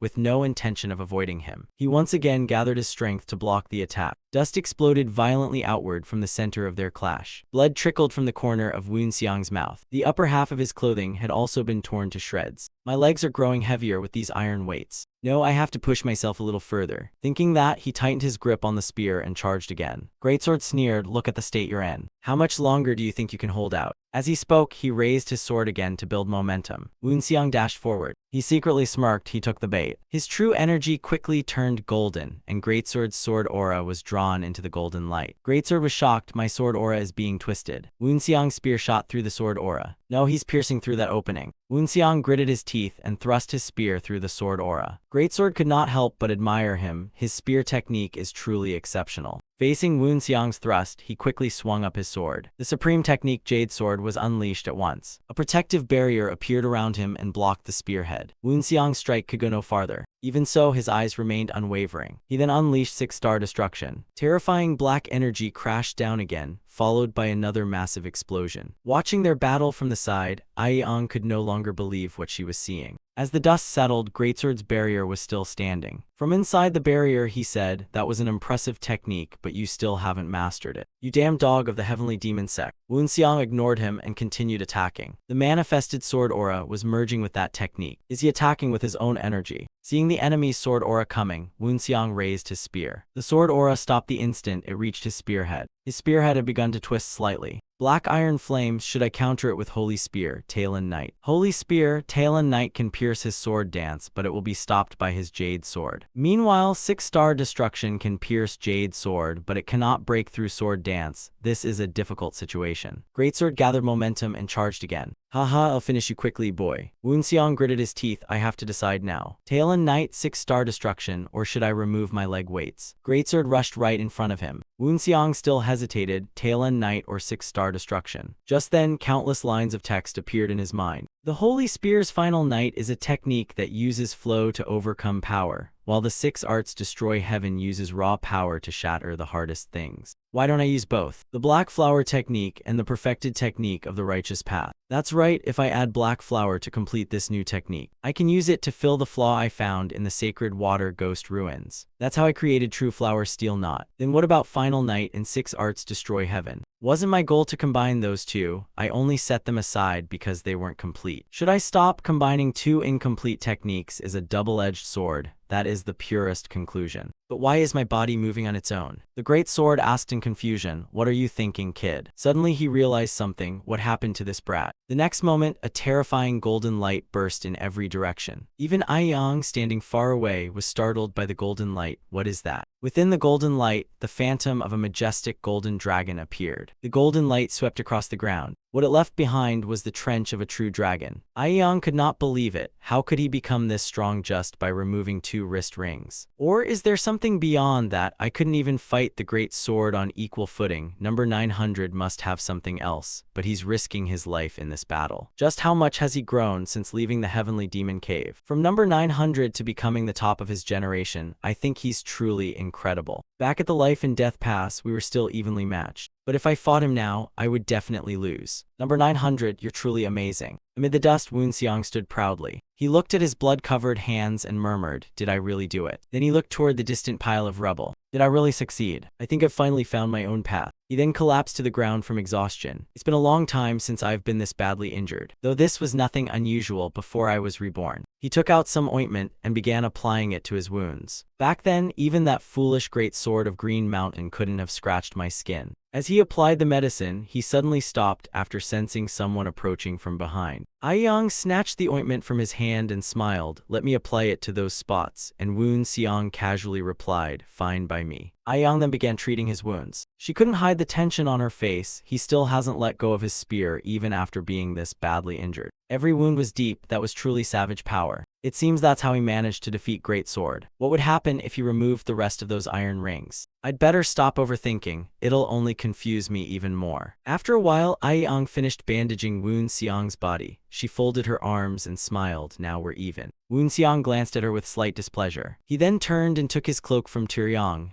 That's right. Aiyang was startled. What? Woonseong gritted his teeth. What do you mean we're even? I'm pretty sure you still owe me. Hearing that, Aiyang fell silent. Woonseong gripped his spear again. Let me make this clear. You never let me win that life and death battle. You only surrendered because you lacked confidence. If you don't like that, we can fight again right here. Aiyang froze once more. Woonseong continued, stop acting like a child if you want to become a martial artist, then grow up. If you just want someone to pamper you, stop pretending to be one. Anger began to show clearly on Aiyang's face. What is that supposed to mean? Woonseong continued, I'm saying you're still just a little brat. He then left with Taeyang. What about the 9 deadly calamities? Taeyang replied, we dealt with them while you were fighting Great Sword. Woonseong sighed inwardly. Those words were pointless. With her talent, she could become my enemy within the sect, but I still can't stand the way she acts. It's like a child trying to prove she's an adult. The more he thought about her talent, the more helpless and frustrated he felt, clutching his head. He waved to his men, first squad, quickly collect Great Swords and the 9 deadly calamities heads. We're returning to the sect. He sighed inwardly, at least the reward for that useless advice will be these people's heads. Woonseong then climbed the mountain again and put on the iron rings. Taeyang asked in confusion, I know you love training, but why not take a little rest? Woonseong replied, unless your life is on the line, it's better to train under extreme conditions like this. That way, even in the worst situation, we can't use poor physical condition as an excuse to slack off. Taeyang nodded, I understand. Just then another man approached. Captain, everything is ready. Woonseong nodded, then let's head back to the sect. He looked toward the distant sun and thought, we'll arrive tomorrow. With the results of this training, I may earn a higher position in the heavenly demon sect. If so, having a primary goal won't hurt. In theory, every martial artist of the martial alliance is a target for my revenge. The noble families and elders may differ, but none are exceptions. Even so, I can't fight alone. I need the heavenly demon sect's power. And if I want to use the sect's full strength instead of just a fraction, being a high ghost won't be enough. I need to become a strategist if I'm capable enough. But I don't think that role suits me. I believe the only choice is to become the heavenly demon. No, although only 30 people in the sect hold the heavenly demon rank, their authority is still limited. Even the 10 great ghost masters are no exception. Then becoming the ghost god is the only path. In that case, I should begin with the second generation of the ghost sect. When Aiyang noticed him suddenly looking at her, she couldn't help becoming nervous. Woon Xiang's expression turned cold. I'll kill anyone who stands in my way. After traveling for some time, they finally returned to the sect. Inhyo and his followers were already waiting outside. Well done. Although you suffered some injuries, they're nothing serious. Especially Team 2. Aiyang was startled and was about to explain, but Inhyo continued. Anyway, everyone has completed their mission. The instructor beside him narrowed his eyes as he observed Woon Xiang. He was inwardly astonished, truly impressive. I can't sense number 900's energy at all. That alone shows how much he's grown. After 6 months of training outside, he's become far stronger. Woon Xiang stepped before Inhyo, number 900, captain of Team 1 of the Heavenly Demon Cave, reporting back after completing my mission. Inhyo thought, I heard he defeated Greatsword, whose strength rivals a supreme heavenly demon. Defeating someone at the level of a supreme heavenly demon is truly impressive. I've trained monsters in the heavenly demon cave beyond even my expectations. He smiled and said once again, welcome back everyone. While you were away, we assigned each of you a room. Go and rest there. You no longer need to return to the heavenly demon cave. Hearing that, the youngsters were stunned. Inhyo continued with a smile, from the moment you completed your mission, you ceased to be members of the heavenly demon cave. I'm truly proud that you've officially become the sect's future leaders, and you should be proud of yourselves as well. We'll summon you when Team 3 returns, so get some rest and recover first. 5 days quickly passed, and Woon Xiang's spearhead remained twisted from his battle with Greatsword. He sat in his room examining his weapon. As he cleaned his spear, he pondered. I could reshape the spearhead that Greatsword bent, but that would only worsen the condition of the black iron flame because I lack the skill. It's truly difficult, no matter how many times I've replayed that battle in my mind. I still can't defeat him easily. Out of 10 fights, I lose 7. And in the other 3, I only win after losing an arm or a leg. I really was lucky that time. Reviewing that battle helped me realize many things. I'm starting to remember the technique I used back then, that overbearing golden dragon technique. But it's still not enough. I need to become even stronger. With renewed determination, he sat down, circulated his energy, and resumed training. The next day, on a snowy mountain peak, Inhyo led a group up from the foot of the mountain while explaining. The canyon you're climbing now is where the leader of the heavenly demon sect, the demon god, resides, and as you know, the summit is the sacred ground. Be proud because few people your age ever get the chance to come here. I've already taught you the etiquette of the sacred ground, so listen carefully. Following behind him were none other than the youngsters from the heavenly demon cave. One young man frowned in frustration and thought, I can't believe it. Number 900 actually came back before me. Not only did he complete his mission, he even rescued Team 2. Is that really possible for someone ranked 900? I'm Daekim and I was born with a warrior's talent. I've done everything to prove I can become the best in the heavenly demon cave. Become the strongest in the heavenly demon cave. Even though I lost to number 17, it was only because I let my guard down. Next time it won't be so easy. I was planning to prove I'm the best through the field mission. Yet he still took first place and even completed the second squad's mission. Enjoy your pride while it lasts. Bastard, you're just a kid who used to rank in the 900s. Running ahead, Woon Xiang sensed something. The corner of his mouth curled up as he thought, interesting. I thought no one but Aiyang held hostility toward me. Yet number 109, who lost to Turyong, is aiming killing intent at me. It might be better if I find a chance to kill him too. The group soon arrived at the great gate atop the mountain. Inhyo stopped and shouted, everyone, show proper respect because this is the sacred ground of the heavenly demon sect. They then slowly entered. Since it was everyone's first time here, they eagerly looked around. Countless people were standing on both sides of the main hall. They were all elites of the heavenly demon sect. Woon Xiang observed them and thought, they're all martial masters on Inhyo's level. Are they all heavenly demons? Why are all the heavenly demons gathered here? Inhayo walked forward. Then he knelt and bowed. Seeing him act so solemnly, Woonseong was startled. Inhayo shouted, "Long live forever. This humble servant bows before the great immortal demon god and offers my deepest respect." Woonseong was utterly confused. What the hell is going on? After paying his respects, Lim Hung stood up again. The atmosphere then fell into terrifying silence. The youngsters quietly whispered, "What's going on?" Woonseong slightly turned and glanced at Aiyong beside him. The next moment his eyes widened in shock as a majestic voice echoed through the hall, breaking the silence. "It is a pleasure to meet you all. I believe I can skip the introductions, because of where I am seated." Woonseong looked toward the man seated on the high platform and thought, why couldn't I sense his presence? That makes sense. As the strongest man here, he holds the highest status in the heavenly demon sect, so no one can sense his presence unless he allows it. The demon god stroked his chin and said, "Let's see, alright, let's begin." Woonseong's thoughts raced. What an overwhelming presence. This is one of the twin stars and the one demon, the moon-splitting, heaven-cleaving demon, Judong. Even my master, Spear Saint Tanmin, only earned the title of Greatest Spear Master, which is the highest rank anyone can achieve unless they become a saint. Yet the moon-splitting, heaven-cleaving demon, Judong spoke loudly. "I heard that although things were not perfect, you still completed your missions." None of the youngsters dared to respond. Aiyong also had no intention of revealing that she was his daughter. Judong continued, "This gathering is to reward those who have earned merit, so you should all take pride in it." Aiyong raised her head and stared at her father on the platform. Her hand unconsciously clenched into a fist. Judong also looked at his daughter and hesitated. After a moment he closed his eyes and helplessly said, "That's enough. Let's move on to the main matter. First, we will begin with the punishment. Second squad of the Heavenly Demon Cave, listen." Hearing that, the entire second squad immediately knelt and answered, "We are ready to listen." Judong slowly said, "Not only did you fail the mission, you even needed another squad's help. That proves your weakness. Do you accept it?"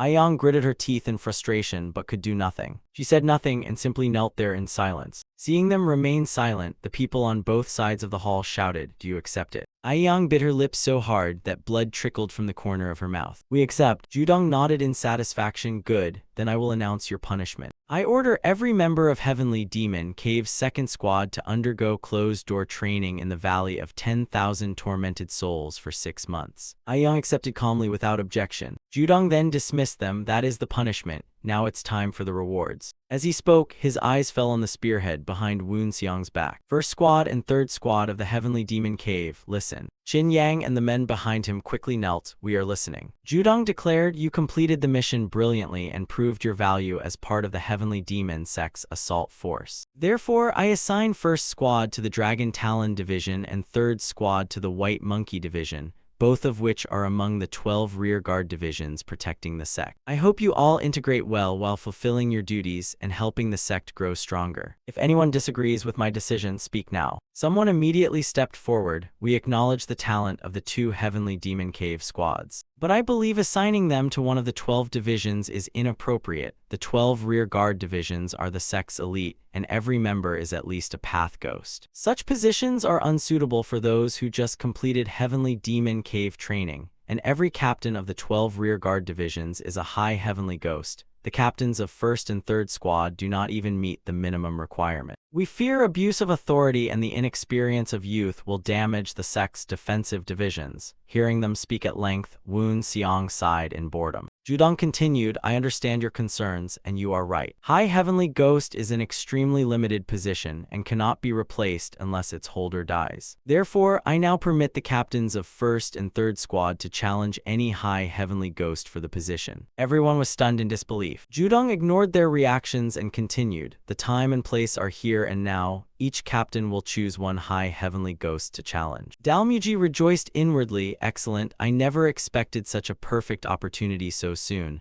I'll show everyone how remarkable I am." Judong was also intrigued. It's convenient that every High Heavenly Ghost is gathered here. Woonseong also pondered, the Heavenly Demon Cave exists to train new warriors to replace the older generation of the Heavenly Demon sect. Even so, I never expected the Ghost God to make such a surprising decision, but this is still a great opportunity. He then began observing the people standing on both sides of the hall. After a while, his gaze stopped on Inhayo. "I have chosen my opponent." Everyone thought he would choose Inhayo, but instead he chose Phantom Throwing Knives Yuyeon. Woon Xiang thought to himself while Yuyon gritted his teeth in fury. Out of the 300 high heavenly ghosts here, does he think I'm the weakest? The more he thought about it, the more irritated he became at being looked down on by a mere brat. Woon Xiang slowly removed the spear from his back. I could fight someone stronger, but not under these circumstances. There's no reason to reveal all my abilities before the martial masters gathered here. Right now, my goal is to become a high heavenly ghost. Yuyon reached back and gripped the twin blades on his back. Today I'll show you how vast this world truly is. Woon Xiang smiled without the slightest fear. His attitude only made Yuyon angrier. Bastard, did you just laugh? He immediately lunged forward to attack. Just then, a voice called for them to stop as Judong casually waved his hand. The spear in Woon Xiang's hand suddenly shook violently. It then flew into Judong's hand. He examined the spear and remarked, I heard you also helped Team 2 with their mission, so I'll reward you. After this, you'll be allowed to choose another weapon. After speaking, he flicked the spearhead. The warped spearhead instantly returned to normal. Now that should do it. Witnessing this, Woon Xiang was shocked. He refined the black flame stone with his bare hands. That's unbelievable.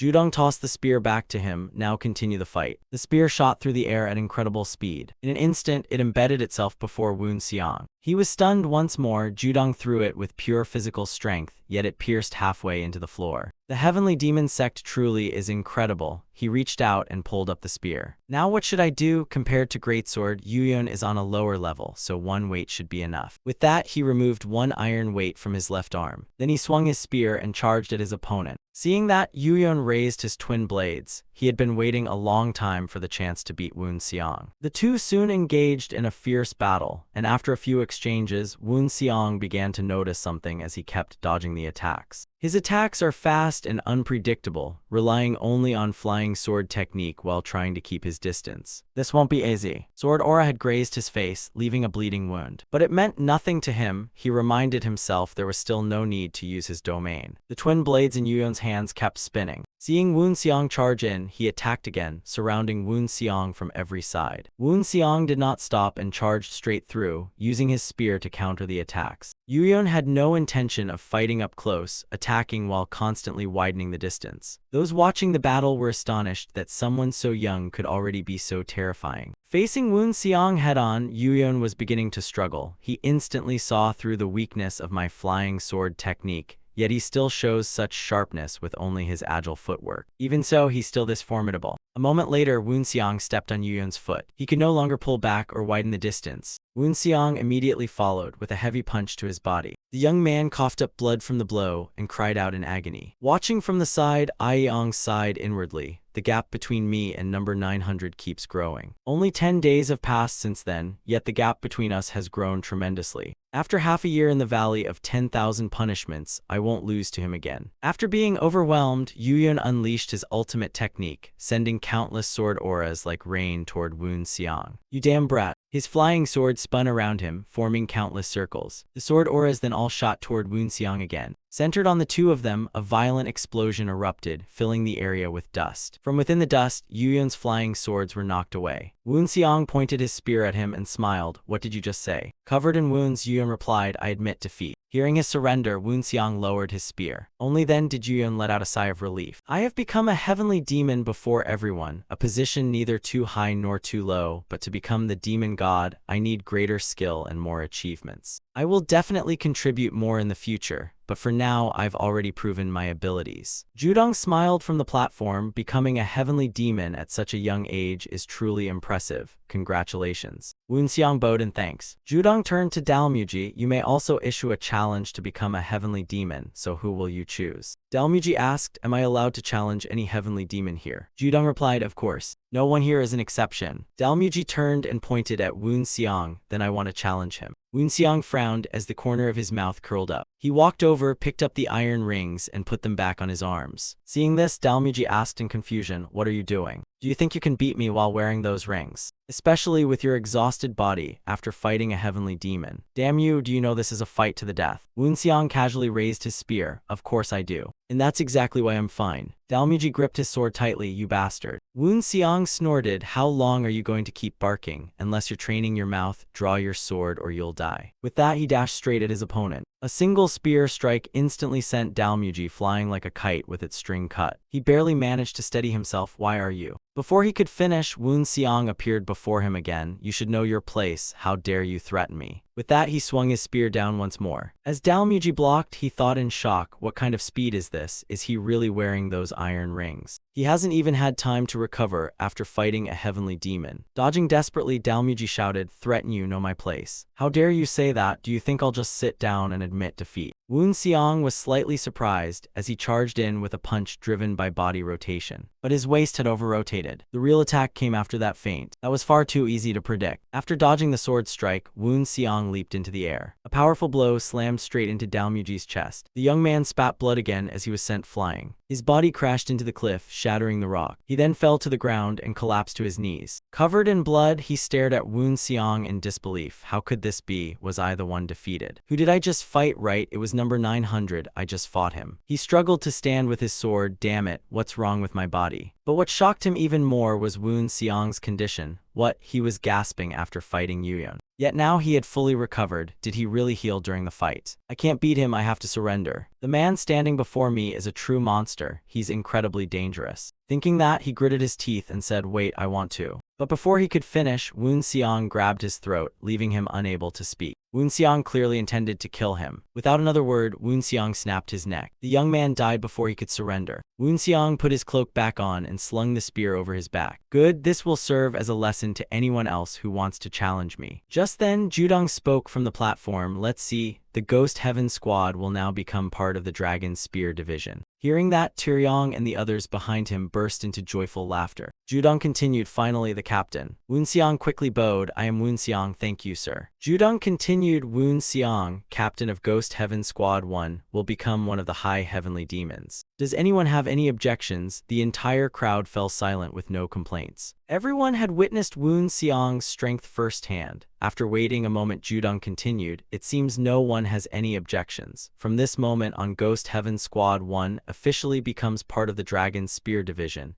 and Captain Woon Xiang will become a high heavenly demon. Woon Xiang bowed once again in thanks. But that wasn't all. Judong's next words startled him, because Squad 2 received assistance from Squad 1 during their mission. Captain Woon Xiang, who defeated the giant blue mountain sword, is granted access to the sect's Ghost Realm ruins. I hope you continue proving your abilities in the future. Woon Xiang could only thank him once more. Night fell at a certain estate. Squad 1 was celebrating with drinks. Cheers, brothers. Here's to our captain and all of Squad 1. And to the Dragon Spear Division 2, ha. Young stood outside watching them. She and the members of Squad 2 were preparing to leave for secluded training. Let's head to the Valley of 10,000 Shifting Souls. Number 900, the Valley of 10,000 Shifting Souls is a forbidden land where anyone staying too long goes mad in both mind and body because of yin energy. Unless they become stronger and resist it, by the time I return from the Valley of 10,000 Shifting Souls, the gap between us won't be so wide anymore. Determined, she quickly led her companions away. After the feast and celebration, Woon Xiang returned to his room to rest. He quietly pondered the Demon Armory, the place holding the demonic cult's greatest weapon masterpiece,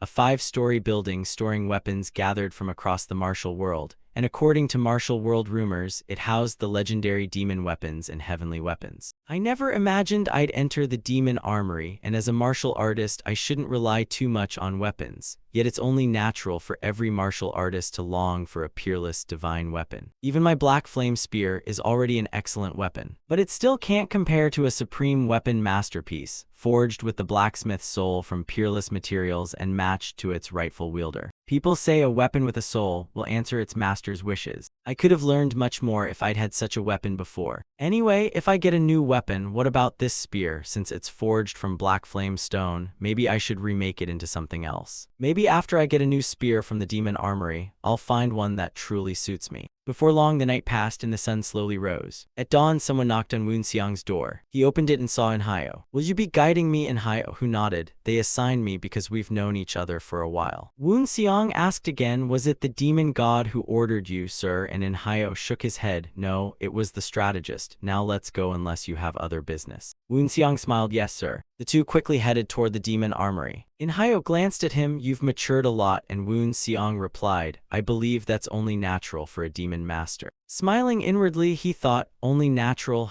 growing this fast in martial arts is why people like me become wary of possession deviation, and still struggle to keep improving. After a brief sigh, he continued, just because demonic arts grow naturally doesn't mean everyone can progress like you. I was a high heavenly demon before the heavenly demon palace was built, and I still am now. My martial arts have improved greatly, yet I have no hope of reaching a higher realm. But with your talent, you can keep climbing to greater heights without any trouble. Hearing that, Woon Seong suddenly stopped, and Inhyo urged, we'd better hurry. Then he used his movement art and dashed ahead. Woon Seong smiled and chased after him. The two sped through the forest together. The demon armory's location was unfamiliar to the people of the Central Plains, but well known to the demonic cult. Every high heavenly demon or above knew its general location, but only a few knew its exact whereabouts. Even so, that didn't mean anyone could enter, because the road to the demon armory was always guarded by elite martial artists. They would kill anyone who entered without permission, and their identities were top secret. Some rumors claimed they were a group of high heavenly demon experts, while others said a holy heavenly demon guarded this place, but all belonged to the secret demons, meaning their identities could never be found in the sect's records. The only thing known was that they were absolutely loyal to the demonic cult and every generation of the demon god. Besides, I can't go any farther, only those with permission may enter, so go in by yourself. Woon Seong looked at the structure ahead and thought, so this is the demon armory. He quickly walked over and pushed the door open. As soon as it opened, he was startled. What's that sound? I thought this was only a stone building. But the inside is actually built from wood. Just how old is this place? Woon Seong stroked his chin while looking at the pile of weapons inside. This place isn't as large as I imagined, but it's packed with weapons, and aside from the passage, there are almost no other rooms. This place is packed with sword and blade masterpieces. There are slightly fewer blades. There's also a wide variety of spears here. Every shelf is filled with weapons. Even though this is only part of the first floor, it already holds so much. It's truly astonishing, and there are still 4 more floors like this. As Woon Seong pondered, a voice suddenly echoed, you may stay here for only 1 incense stick's time. Woon Seong was startled. Is that telepathy from the Ghost Secret Society? Woon Seong stopped thinking and quickly moved on. After only a few steps, he suddenly froze, because the surroundings around him suddenly changed. He saw something that made his pupils glow with golden light. His eyes then turned completely golden. An overwhelming pressure bore down on him, forcing him to bend over, unable to stand upright. Outside, Inhyo was still waiting silently. It should be about time. It has already faced the aura of the ghost ruins. If it cannot endure it, then it is unworthy of entering the ghost ruins realm. Inside, after enduring the ordeal, Woon Seong finally stood upright again. Much better now. Without the heavenly soul and heavenly body, that aura would have crushed me. Let's see which weapon suits me. After looking around a bit longer, he sighed because nothing here stood out. They were all ordinary weapons with slightly sharper blades. They were all things anyone could buy at the marketplace with enough money. This is a trap. If that aura had crushed me, I would have overlooked the peerless weapons here, and chosen mediocre ones like these. I need to be more careful. The second floor wasn't much different. There were a few decent spears, but none met my standards. Or maybe I had expected too much. He continued to the next floor. If the third floor has nothing either, I'll take the spear I saw earlier. The moment he stepped onto the third floor, he was stunned, because something there was resonating with the jade pendant on his chest. Woon Seong wondered, a masterpiece crafted by a spear master. He quickly turned toward the corner. Several long spears were placed there. One rusty long spear. How long had it been here? He walked over and grabbed the spear shaft. The moment he touched the spear, he was startled once again. The spear stopped resonating. The rust immediately began to crack apart. A dazzling white spear gradually emerged, made from a true dragon fang, the White Knight Dragon Claw Spear. So this was its true form. It was so old that even the spearhead had rusted, yet the tassel cloth had never rotted. This fabric is the finest silk, the White Knight Dragon Spear Claw and the finest silk. How could these two end up together?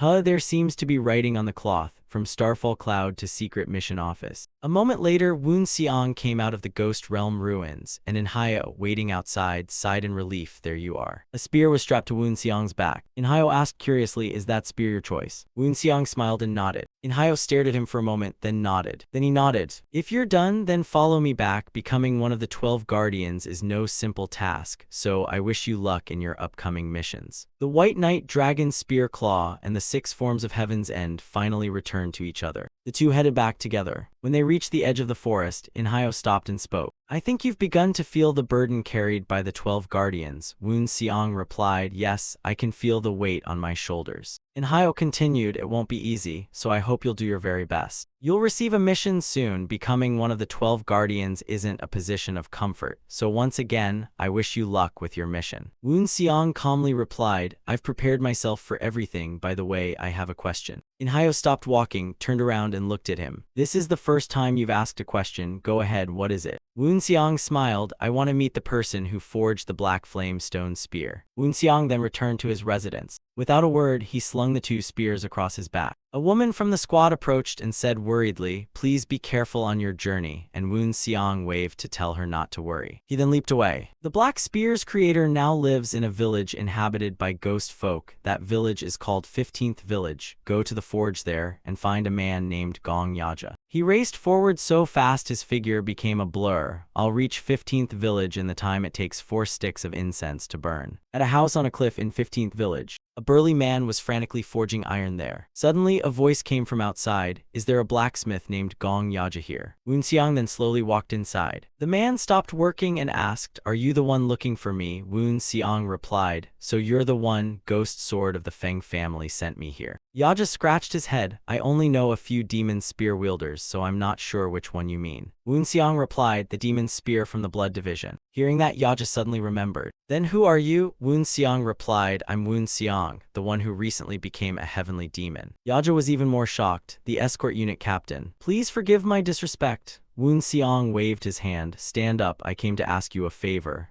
Yaja dared not rise. A favor, please tell me. Woon Seong tossed him the spear. I heard you're skilled enough to forge black flame stone, and I also heard you forged this spear. Yaja nodded. That's right, but this spear feels a little different from when I forged it. Still, I did make it. Woon Seong asked, I want you to melt this spear down and remake it into another weapon. Can you do it? Yaja hesitated. This spear. But this spear. Just then he noticed the spear on Woon Seong's back. That spear. That's. May I have permission to examine that spear for a moment? Without another word, Woon Seong tossed him the other spear as well. After examining both spears for a while, Yaja said, you found a better spear. Woon Seong nodded. That's why I want you to remake this one into something else.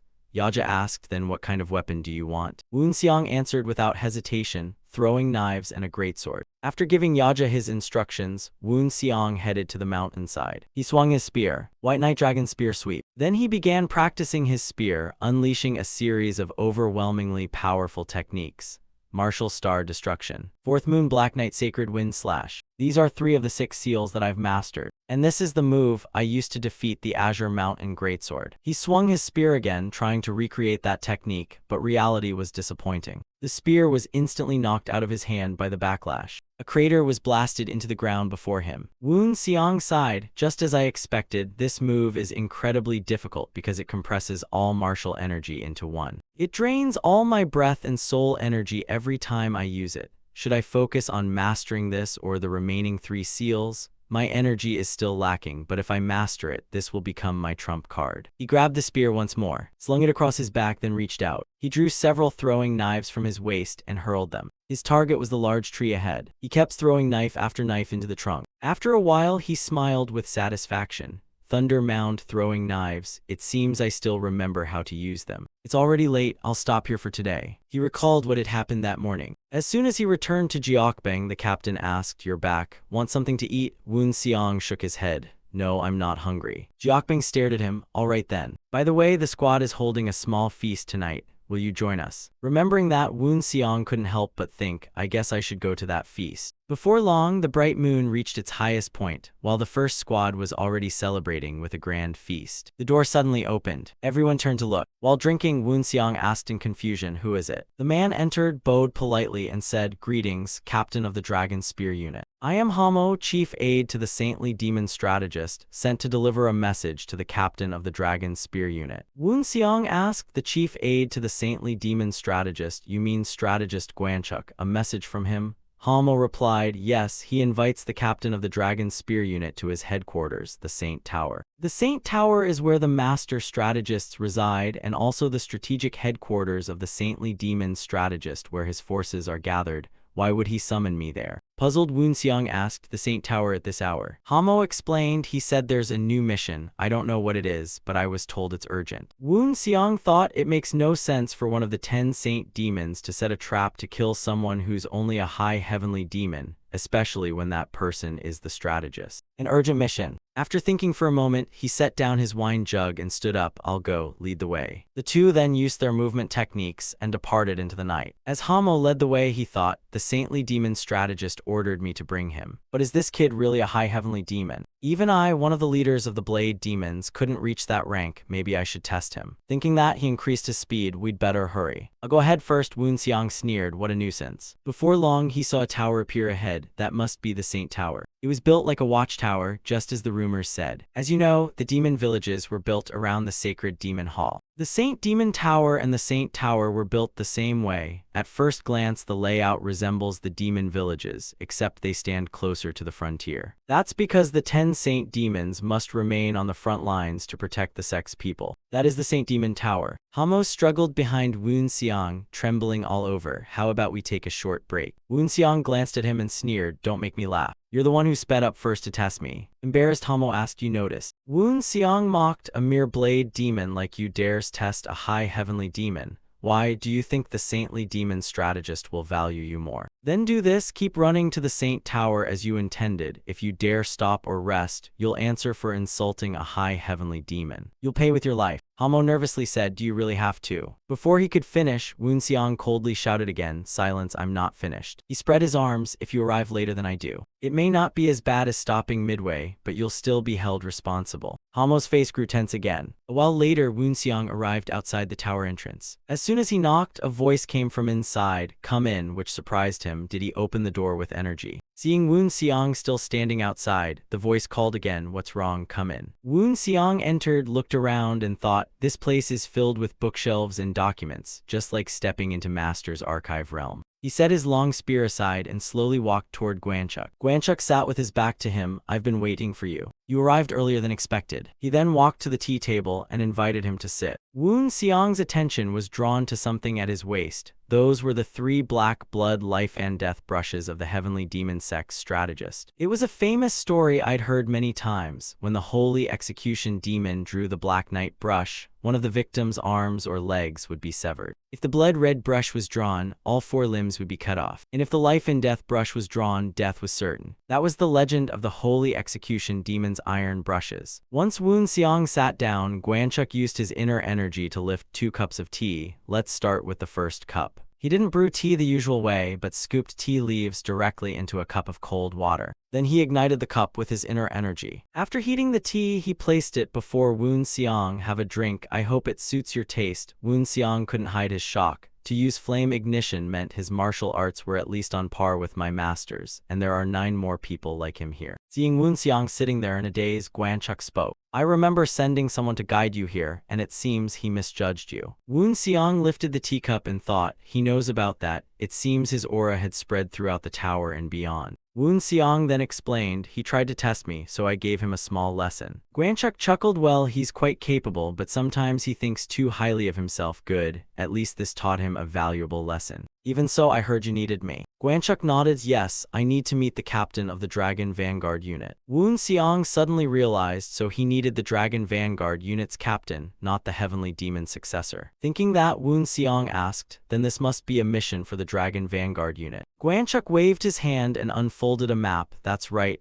I need the Dragon Vanguard unit to handle the situation in Sichuan. Woon Seong asked in confusion, Sichuan? Gwanchuk explained, our branches are spread throughout the martial world, so Sichuan is no exception. The leader of our Sichuan branch has been kidnapped by the Righteous Alliance. Woon Seong asked again, does this require the Dragon Vanguard unit? Gwanchuk's face darkened. It wouldn't if it were someone else, but the kidnapped man is Unun, the manager of the Sichuan branch. Unlike the other branch leaders, he knows the location of the Ghost Intelligence Archive. Woon Seong was startled. The Ghost Intelligence Archive? That's the sect's intelligence hub and communication network. If its location is exposed, the consequences would be unimaginable. Gwanchuk continued, there are rumors he's being held at the Righteous Alliance headquarters, and they certainly won't send an ordinary person to interrogate him. Woon Seong finally understood why this was an urgent request. After thinking for a moment, he lifted the teacup and drained it in one gulp. Then he set the cup down and said, "Then I'll leave immediately. The Dragon Vanguard unit will depart at once." The scene shifted elsewhere, where a true master was practicing swordsmanship. Sword aura surrounded him with extraordinary refinement. He closed his eyes and focused. After a while, he slowly opened them again. Then he swung his hand and unleashed a sword strike. Wherever the sword aura passed, the ground was split apart. Only then did he sheath his sword. "Have you seen it clearly now?" The woman behind him replied, "Yes, master. Azure cloud is when sword intent gathers as densely as crimson clouds. Sunset fall is when that sharp flow is compressed enough to pierce the earth. Azure cloud and sunset fall have become far stronger and denser than 3 years ago. Master has perfected these techniques." The middle-aged man walked over and said, "If you put in the effort, you'll reach my level too." The woman cupped her fists. "Thank you, master." He looked at his disciple and thought, "The gifted child I took in long ago has now grown into a fine young woman. No, now isn't the time. After I finish my duty in King Cheng, I'll still have time to see her." He then turned around to leave. "We've lost contact with my disciple." The woman asked in confusion, "You mean Mi Hong Sung?" The middle-aged man nodded. "That's right. I sent him on a few simple missions, but it seems something happened. Go investigate." The woman bowed without objection. "Yes, master," the middle-aged man explained. "Normally I'd handle it myself, but the Alliance has just sent me a letter. It seems the Alliance branch in Sichuan says the resident elders captured the heavenly demon cult branch leader there, and my task is to interrogate him." The woman replied, "I'll be responsible for finding senior brother.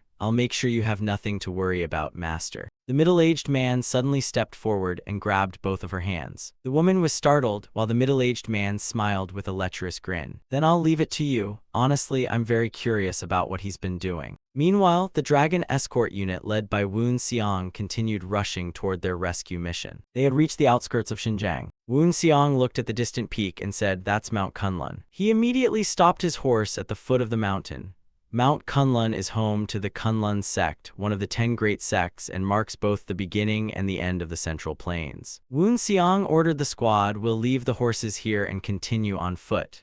Riding with this many people will attract attention. Fire a signal to the branch members so they can gather and retrieve these horses." As soon as he finished speaking, one man drew his bow and fired a signal flare into the sky. Woon Seong then led the group onward. "Let's go. Our route will pass through Qinghai and Sichuan. We'll hide in Qinghai, that's Kunlun sect territory." He narrowed his eyes and thought, come to think of it, even if the Kunlun sect members aren't here, many of their secular disciples are still in Qinghai. But they're quite different from those Taoists, especially the secular disciples of Mount Hua and King Cheng. Fortunately, I don't dislike them much. Thinking about it, something feels strange. Not only are there no Kunlun sect members, but none of the 10 great sects, including Shaolin, nor even the 5 great families, are anywhere to be seen. Although punishment may be harsh, it must still be used against those who practice demonic arts. Yet even the Martial Alliance leader didn't send anyone from Shaolin or Kunlun. Could it be because he already has enough forces? That truly makes no sense. JWA Dajiel, what exactly are you plotting? 15 days later, Woon Seong's group stood atop a cliff. "We've reached the final point, Captain." Woon Seong nodded. "It seems we've crossed Mount Kunlun without any trouble." Woon Seong called out Jiokbing. As soon as she heard him, she hurried over. Woon Seong asked, "How many people in our squad have mastered the concealment technique?" Jiokbing asked back, "Mastered." "You mean?" Woon Seong sighed. "I mean fully mastered. Skilled enough to hide themselves within less than a single step of shadow. Skilled enough to walk across rooftops without making a sound. As one of the best in the squad, I'm sure you know who they are." Jiokbing replied, "Most of our members can do that to some extent. But if you mean those truly qualified, there are only 3, or maybe 5 if you lower the standard a little." Woon Seong shook his head. "We'll use those 3. They'll be temporarily assigned to the first squad under your command." Jiokbing happily nodded, "Yes, sir." Woon Seong continued, "Dragon Spear Unit 1, once everyone enters Sichuan, begin gathering intelligence. Collect the guard rotations, troop numbers of the Martial Alliance, and the location where the branch leader is imprisoned. No information must leak out, no matter what happens." Elsewhere, 2 people sat facing each other in conversation. The old man sighed. "I heard the Dragon Spear Unit has been dispatched." The man in black looked surprised. "The Dragon Spear Unit?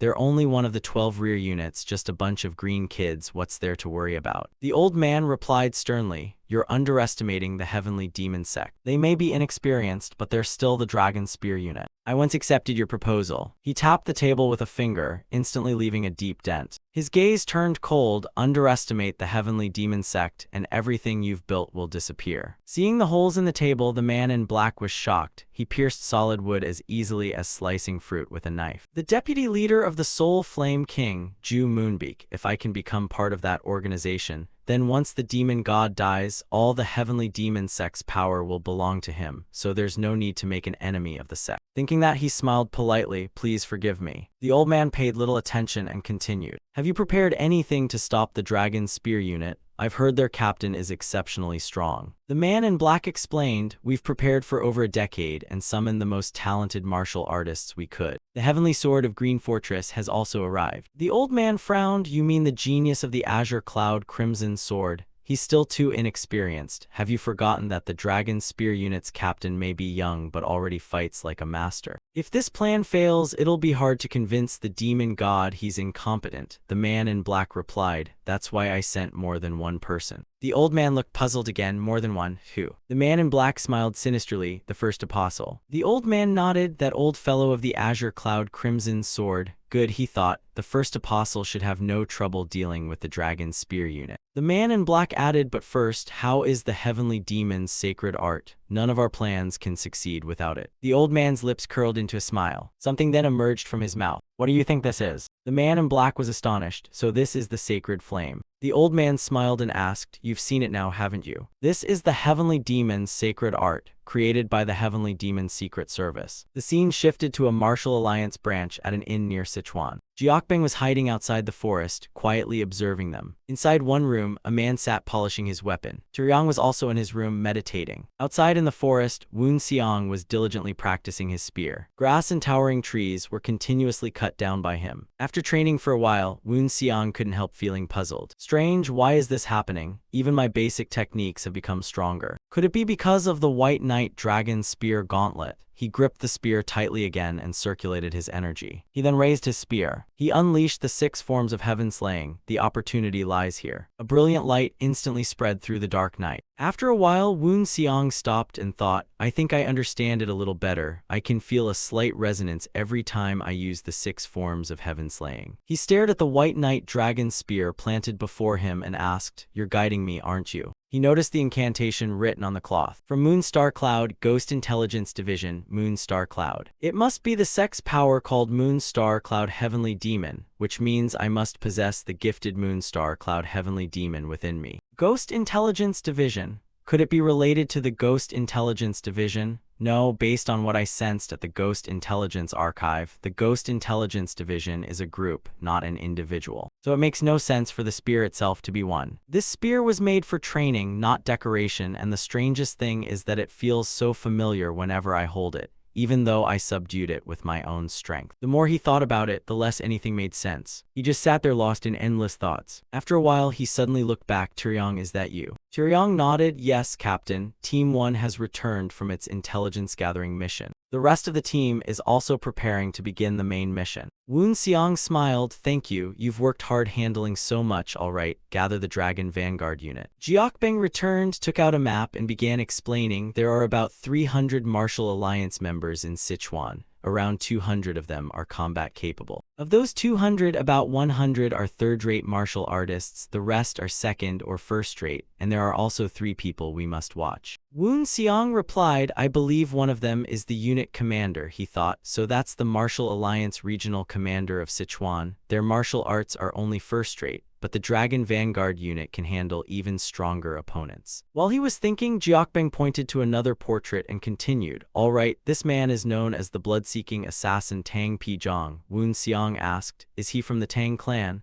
Jiokbing replied, yes, but he's from a branch family, not the main line. He specializes in poison arts and assassination. Woon Xiang fell into thought again. Poison and assassination. He won't be much of a problem for Jiokbing. Aside from stealth techniques, she's one of the strongest fighters in the unit. Jiokbing guessed what he was thinking and smiled. I'll take care of him. Woon Xiang asked again, then who are the other 2? Jiokbing answered immediately, Heavenly Sword and the First Apostle. Woon Xiang was startled. The First Apostle? You mean the genius of the Azure Cloud Crimson Sword. He clenched his fist, utterly puzzled. Why is the first apostle here? Hasn't it been a long time since I killed the human sword? And now I'm meeting Heavenly Sword and the first apostle here. This is interesting. He then turned to Tyryong. I'll deal with the apostle. Heavenly Sword is yours. And Tyryong nodded without objection. Woon Seong then reminded everyone else, in the worst case, we must rescue the branch leader before they catch on, if possible. Since Sichuan is the territory of 3 forces from the 10 great sects and 5 great families, we must avoid direct confrontation whenever possible.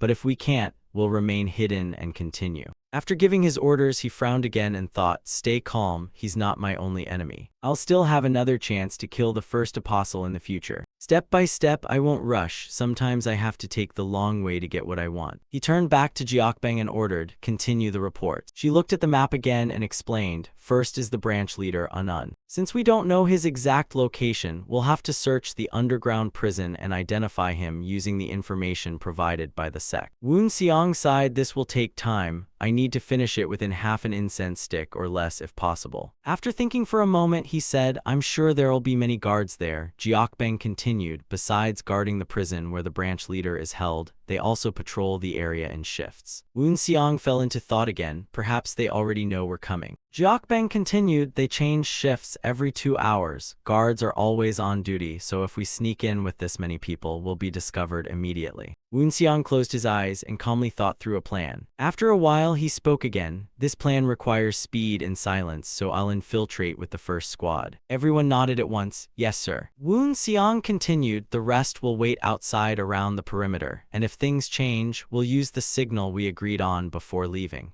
The signal will be a red flare and an arrow in an emergency. Those coming with me must prepare smoke bombs for escape if things go wrong. Everyone, make your preparations carefully. We'll depart at the 5th watch. Before long, the 5th watch arrived the next day. An owl perched on a tree in the forest. Its eyes suddenly widened. Several figures were moving below at incredible speed. At the Martial Alliance branch, the young guards had just woken up and were preparing to change shifts. The moment they stepped outside, they shivered. Damn, why is it so cold today? I didn't even get enough sleep. What a waste. I was dreaming about an intense fight, but I still had to wake up because we've got work. The dragon escort unit had already reached the outside and was hiding in the bushes. Woon Seong led them as they quietly approached the wall. Let me remind you once more, our top priority is rescuing the branch leader, not fighting the enemy. Combat is our last resort if things go badly. Inside, the guards saw the next shift arriving and cheered. Look, the relief's here. We can finally get some sleep. Anything to report? Report. Yeah, today's freezing as hell. Haha, you're pretty funny. Alright, see you later. The 2 young men were so busy chatting that they never noticed people silently approaching from the other side of the wall. How's your wife? Hee hee, she's doing great. She even wants me to spend more time with you. After advancing a little farther, Woon Seong stopped and signaled the group. Jiokbang immediately understood and nodded. She then leaped onto the rooftop. The 2 guards remained completely unaware, still chatting enthusiastically. As soon as Jiokbang waved her hand, Woon Seong signaled the others below. They quickly slipped inside in silence without the 2 guards noticing. Woon Seong entered last. As he moved, he asked Jiokbang which way leads to the prison. Jiokbang quickly pointed toward a nearby direction. They swiftly headed there where another guard was standing watch. The guard suddenly flinched as if sensing something. Probably just those rats again. Outside the prison, many guards were standing watch from every direction. When Woon Seong's group approached, they hid nearby and silently observed. So that's the prison, 6 guards and only 1 entrance. Knock them out, rescue the branch leader, and finish everything before the next shift begins. Only then can the mission succeed. Just then Tyryong called out, Captain. Woon Seong didn't answer and kept thinking. But could it really be this easy? These guards seem far too weak. If they knew we were coming, then the security throughout this place is far too careless. It's almost as if they're deliberately leaving these openings for us. I have a bad feeling about this. Tyryong asked, is something wrong, Captain? Woon Seong shook his head. No. He closed his eyes, forced himself to calm down, and thought carefully, what's my top priority right now? The prison is right in front of us. If we retreat now, it'll be too late. Since there's no turning back, the only choice is to finish this quickly. The first apostle and the Martial Alliance branch leader are probably both here. Putting everything else aside, the first apostle must be the one in command here, right? I've got an idea. Thinking that, he told everyone to get ready. He then took off his cloak. We'll begin the plan right now. Elsewhere, a middle-aged man smiled and said to the person before him, "They'll probably attack now, sir, just as you predicted." The man walking ahead was the first apostle. Another person said, "A chance to capture those heavenly demon sect dogs and exchange them for our branch leader. Luck is truly on our side." The apostle laughed, "Haha, it's all thanks to the branch leader's efforts." A sinister smile spread across his face as he recalled what happened earlier. "The first apostle has arrived. Welcome, sir. I'm the branch leader here, Tang Pijong." The apostle walked over, shook his hand, and secretly transmitted his voice, "Branch leader, it seems we have a few rats sneaking around. I sense 3 or 4 people hiding their presence nearby." Hearing the voice transmission, Pijong was startled. "Rats, you mean?" The apostle replied, "They're agents of the heavenly demon sect." Pijong asked again, "Then how do we find them?" The apostle grinned, "Normally we would, but I have a better idea than wasting this opportunity over 3 little rats. If we're going to catch them, we'll catch the whole nest. Don't worry, they're retreating. It seems they only came to scout. We'll use this chance to wipe them all out." Back to the present, they've arrived just as expected. HMPH, these heavenly demon sect dogs. I wonder what kind they sent. He walked behind a subordinate and asked, "What's happening inside?" The man smiled, "Just as you predicted, all the guards have been knocked out. It seems they're rushing in to rescue the prisoners. All the guards outside the prison were lying unconscious." The apostle stood there quietly, observing and thinking. He then looked around in every direction. Next, he walked over and examined the ground. After a while, he confirmed Woon Seong's group had gone inside, but none had come back out. He was deeply puzzled. The prison has only one entrance, which is also the only exit, so they're definitely still inside. "All right, let's go catch these rats." He ordered the people behind him, "Only you 2 come with me. The rest stay here and guard the entrance. They'll probably try to escape, though that's unlikely to happen. Let's see what kind of people they actually sent here." He slowly advanced deeper into the underground prison. Unexpectedly, every cell remained tightly locked with no sign of being opened, and the prisoners were still lying quietly inside. The apostle frowned and thought, "It's too quiet. How can the prisoners still be sleeping with all this noise? This is far too suspicious. Something's wrong here. I need to hurry." Thinking that, he immediately quickened his pace and rushed deeper inside. The prison gate ahead was still tightly shut. At that moment, the apostle could no longer hold back and widened his eyes. He exclaimed in panic, "What does this mean? This is impossible." He quickly drew a sword from his sleeve. Then he slashed apart the nearby cell door. The others with him cried out in confusion, "What are you doing?" The apostle ignored them completely and entered to inspect the prisoner inside. Pijong still didn't understand and shouted, "I know you're highly respected in the alliance like a grand elder of the Azure Fortress, but you can't do this. Are you trying to let these martial world criminals escape?" The apostle reached out and checked the man's neck. This man has had his acupoints sealed. They've all had their acupoints sealed. Every other prisoner has also had their acupoints sealed. Hurry and bring me the keys. They quickly unlocked the cells and checked. They'd all had their acupoints sealed. This one too, the apostle sighed, "We're too late." Pijong asked in confusion, how could they seal their acupoints while the prisoners were still locked inside? The apostle replied, "There's still a way to seal acupoints without using fingers. It seems one of them can seal acupoints with energy or by using the force of the wind." Though he sounded calm, he was seething inside. "It's been a long time since I've been provoked like this. I could kill someone right now. If this weren't an alliance branch, I already would have. Stay calm. We need to send a pursuit team after them." Pijong searched inside his robe. "I expected this, so I already placed 10,000 fragrance powder on that prisoner." The apostle looked at the medicine bottle in his hand and smiled. "Then let's hurry and chase them." He immediately rushed outside. They quickly returned to the courtyard. But the moment they stepped outside, the apostle frowned in disbelief. The 2 behind him saw him suddenly stop and looked ahead in confusion. Every guard they had left outside was lying dead in pools of blood. How is this possible? What the hell happened here? Elsewhere, Woon Seong's group was fleeing at full speed with the prisoner. He must have come out by now. What a shame. I won't get to see the look on his face. On the apostle's side, his eyes turned blood red as he bit his lip until blood flowed from the corner of his mouth. They killed the guards I left outside.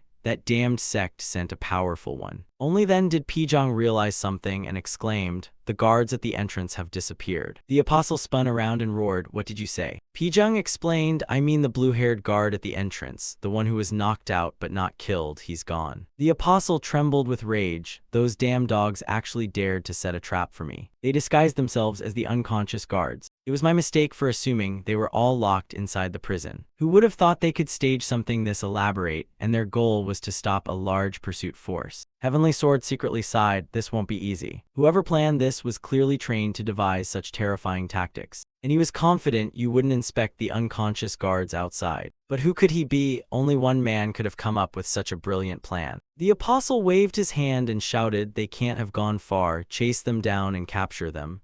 The branch leader hesitated, but we don't have enough men and it could be a trap, we should be more cautious. The apostle was too enraged to hold back anymore. Do you think I'll let those brats escape after insulting me like this? His face was twisted with indescribable fury. Sensing the aura radiating from him, Pijung's entire body tensed up. Yes, sir. The scene shifted to Woon Seong's group. Taeyong asked, is he alright, Captain? Woon Seong replied, I can release his pressure points, but it'll still take some time for him to wake up.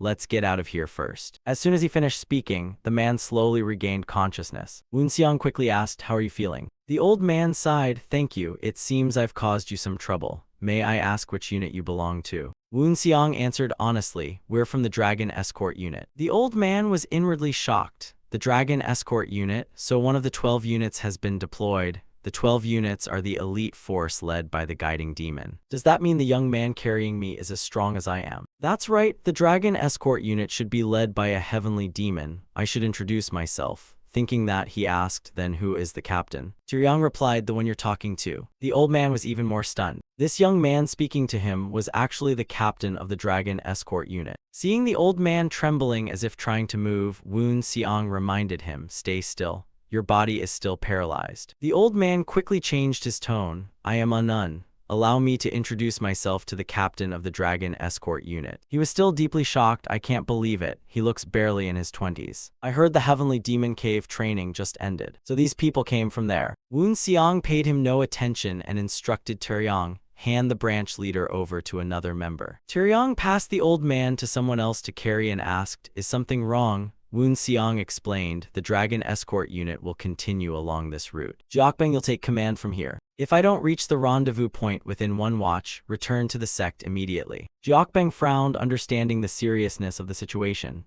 Yes, sir. Woon Seong then took Taeyong and split off in another direction.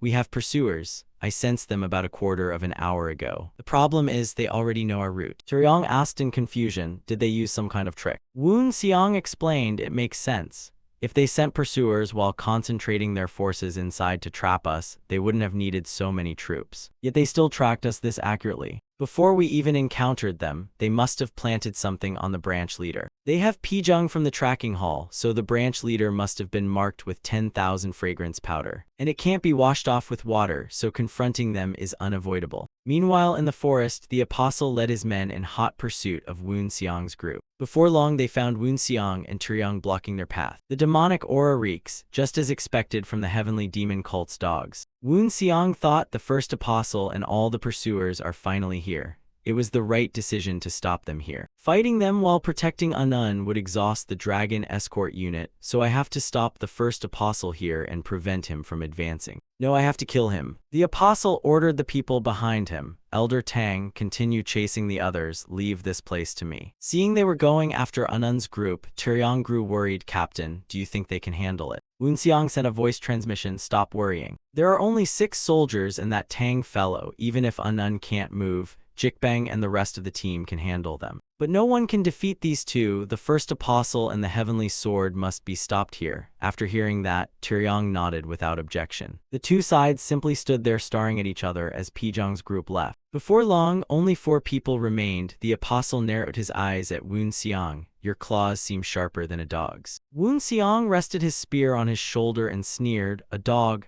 I actually pity you for being bitten to death by this dog, and I think your eyesight is failing, mistaking a fierce tiger for a dog. It's amazing someone with eyes like yours holds such a high position. Veins bulged across the apostle's face again. You damn demon cultist, I'll teach you some manners. Woon Seong narrowed his eyes and thought his 10 years weren't wasted. He didn't lose control despite such provocation. I remember he used to be a fool who attacked anyone daring to insult him. But you don't know that you're not the only one who can control your anger, so can I. After thinking for a moment, he gritted his teeth and asked, what are you doing all the way out here in Xinjiang? Beside them, Tyriong's blade had already clashed with the other man's sword. Woonseong glanced over. They've started, judging by their skill, they're about even. He probably can't defeat the heavenly sword, but he can keep him busy enough to stay out of my fight. The apostle frowned. Xinjiang, Woonseong asked again, do you remember the death sandstorm, the place where you sent him for training? Hearing that, the apostle was visibly startled. You've met my disciple. Woonseong snorted. I asked first, what were you planning by sending him there? The apostle roared again, you bastard, so you've met him, that's why we've lost contact with him. What did you do to my disciple? As he shouted, he charged straight at Woonseong.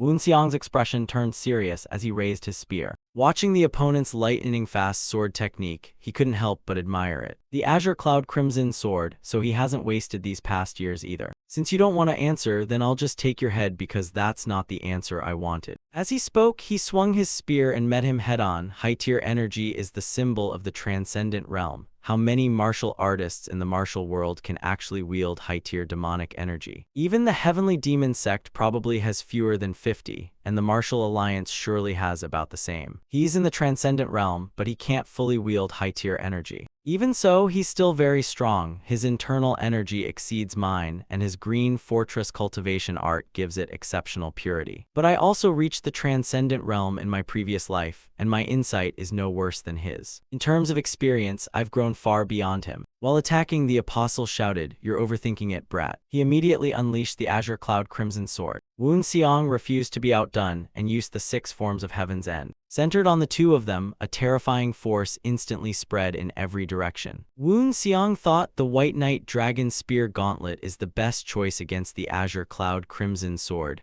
but I don't want him to realize who I am. Besides, I've already experienced the Azure Cloud Crimson sword before, so the best approach is to get behind him. And I have more than one technique. He immediately unleashed his domain. He suddenly burst out of the dust cloud as the apostle's furious voice roared, you damned ghost cultivator, how dare you use such a dirty trick. Blood streamed down Woonseong's face as he gritted his teeth. This still isn't enough. If I want to defeat a righteous alliance martial artist, I must further perfect my mind-breaking technique. There's still much to improve. While he was thinking, sword aura slashed toward him again. Although he ducked to evade it, he was still wounded. My shoulder armor can't take any more. I knew it wasn't as good as Black Flame Stone. You called me a little demon. Sorry, but I'm no little demon. I'm a heavenly demon successor. I'm one of the few ghost cultivators to attain such a prestigious rank. The apostle roared, shut up, I don't care what rank you have. You're still nothing but a despicable ghost cultivator. Terrifying sword aura rained down on Woonseong once again. Seeing it, Woonseong spun his long spear before him to block. At that moment, the apostle suddenly appeared right in front of him. Then he slammed a palm strike into Woonseong. Woonseong instantly spat blood and was blasted away. He immediately retreated on purpose, widening the distance between them. He was now in a miserable state from head to toe. The apostle gave him no time to catch his breath and continued slashing with his sword. Woonseong smirked and gathered his energy again. The long spear seemed to resonate with him. The apostle's attack quickly came crashing down again. Though Woonseong leaped aside, the strike still cut his leg. My leg is injured. This is really bad. The apostle laughed excitedly. Let's see how much longer you can keep running, you filthy rat. Woonseong was startled. A rat? I get it now. Thanks to you. I've realized I can't win by running around like this. I have to accept the risk to achieve my goal. 1 or 2 wounds mean nothing, but I'll take your old life in return. After saying that, he raised his spear. That's not the right way, you bastard. Golden light rapidly spread from the spearhead and transformed into the phantom of a golden dragon. The golden dragon roared and charged at the apostle. Seeing the move, he was shocked. Holy dragon, how? He could neither block nor evade it. The attack struck him head-on and knocked him to the ground. In the distance, Heavenly Sword, who was fighting Tyriong, cried out in shock, Master. Tyriong seized the chance and slashed. No, you shouldn't lose focus. A powerful slash instantly descended. Tyriong smirked. Heavenly Sword is a formidable opponent, but he's distracted now. This is my chance. After blocking the slash, Heavenly Sword's blade began to crack. In the distance, the apostle got back on his feet and stared at Woonseong in shock. How can he attack without any fear while barely defending himself? This is terrifying. Are all ghost cultivators like this? Meanwhile, Tyriong was relentlessly overwhelming Heavenly Sword and forcing him back. Even if the yellow springs are at my feet, as long as I don't step into them, I'm still alive. Fighting the captain was far more terrifying than this. The more he thought about it, the more fiercely he attacked. Ha, your face looks a little pale. Is it because of my sudden, brutal attacks? For the past decade, I've learned countless ways to kill, weaken, finish people off, and crush their hope.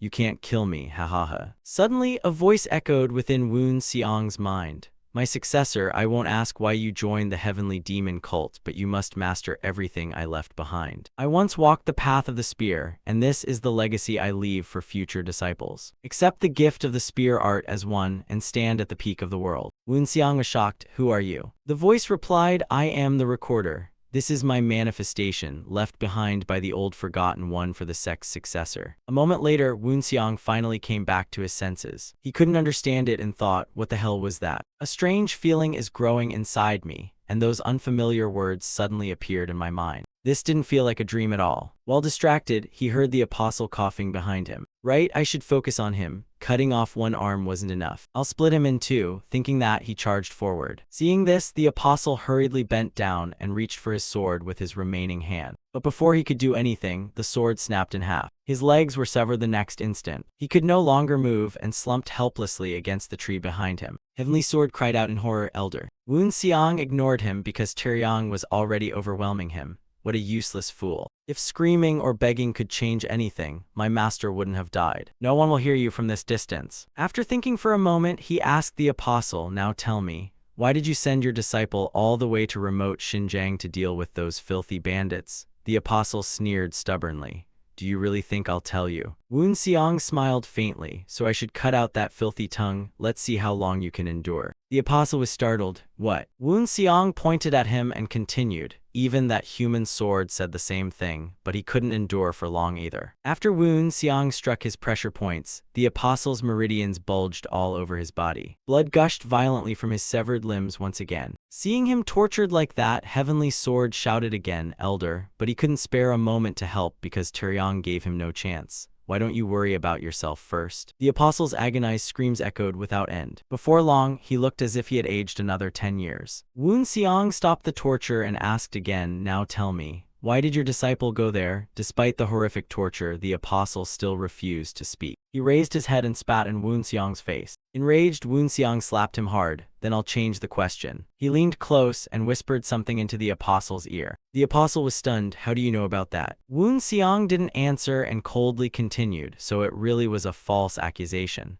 Why did you accuse the spear master of practicing demonic arts? He thought to himself, I knew it. My master could never have done such a thing. The apostle still couldn't believe it. How do you know? No. Are you his relative or something? Or are you his disciple? That's impossible. He died that day. Then who exactly are you? What the hell is going on? Xiang thought he doesn't have much time left, then hurriedly asked, You're dying, so tell me. Who set the trap for the spear master's master and disciple? Staying silent until death means nothing. You'll only suffer unimaginable pain. The apostle remained stubborn. Keep asking. Even if I die, I won't reveal a single word. Because even if I escape this, I'll still die. Xiang gritted his teeth and threatened, You'll die far more painfully than this. Despite the spear before him and Xiang's threats, the apostle kept his mouth shut without any intention of speaking. Xiang clenched his teeth helplessly, so you're more afraid of what awaits after escaping this place. What exactly happened to my master for him to die such a wrongful death? I know the first apostle well. He's not someone easily intimidated, whether by the Martial Alliance or JWA Dajiel. If they were behind this, he would have confessed long ago. Was it the Imperial Palace that gave the order? The more he thought about it, the harder it was to accept. He shouted, I'll ask one last time, at least answer one question. The apostle simply smiled in silence without replying. Xiang bit his lip tightly. Having completely given up on getting any information, he decisively swung his spear and killed him. I learned nothing. He then took a notebook from his chest. With bloodied fingers, he slowly turned to the page with the man's name, then crossed it out with blood one down. No, make that too. A moment later, Taeyang also finished off the heavenly sword. He bent over, breathing heavily, looking completely exhausted. Xiang walked over and asked, Looks like you're worn out. Taeyang replied he was really strong. Is this the level of the Martial Alliance's disciples?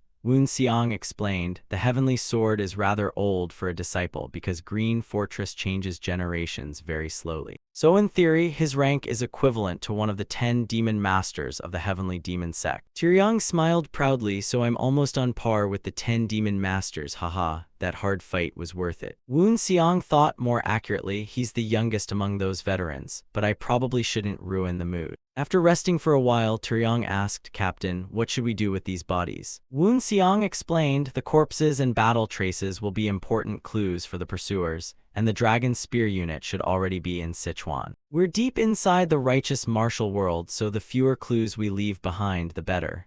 Taeyong asked again, should I use corpse burning powder? Woon Seong shook his head. In other situations we would, but not now. Did you forget where we are? We're in Sichuan, part of the Central Plains and the territory of the Sichuan Tang clan. If they send poison masters after us, the corpse burning powder will be the biggest clue. Taeyong asked in confusion, then what should we do? Woon Seong suddenly crouched down, then spun his spear around his body. He immediately unleashed a powerful strike at the ground before him. After leveling the area, Woon Seong continued. This way they won't know how many people fought here, and moving the heavenly sword's body is much easier than moving the first apostle's head. Now let's hurry and catch up with them. Dawn is breaking, we need to finish everything quickly and leave Sichuan. He immediately dashed away at incredible speed. Taeyong shouted, what was that? You could have at least told me you were going to speed up. As Woon Seong walked, he silently wondered, what was that just now? I could still feel the white knight dragon spear vibrating, that force and sound flowing through this spear. Record keeper. Was he once a disciple of the spear sect? You created the marvelous 6 forms of heaven slaying in those books. I don't understand why he was called the record keeper of the heavenly demon sect. But one thing I know is that he left his legacy for future generations. The white knight dragon spear, and I inherited what the record keeper left behind. The cultivation technique and the seed growing within me, and more than that, he guided me.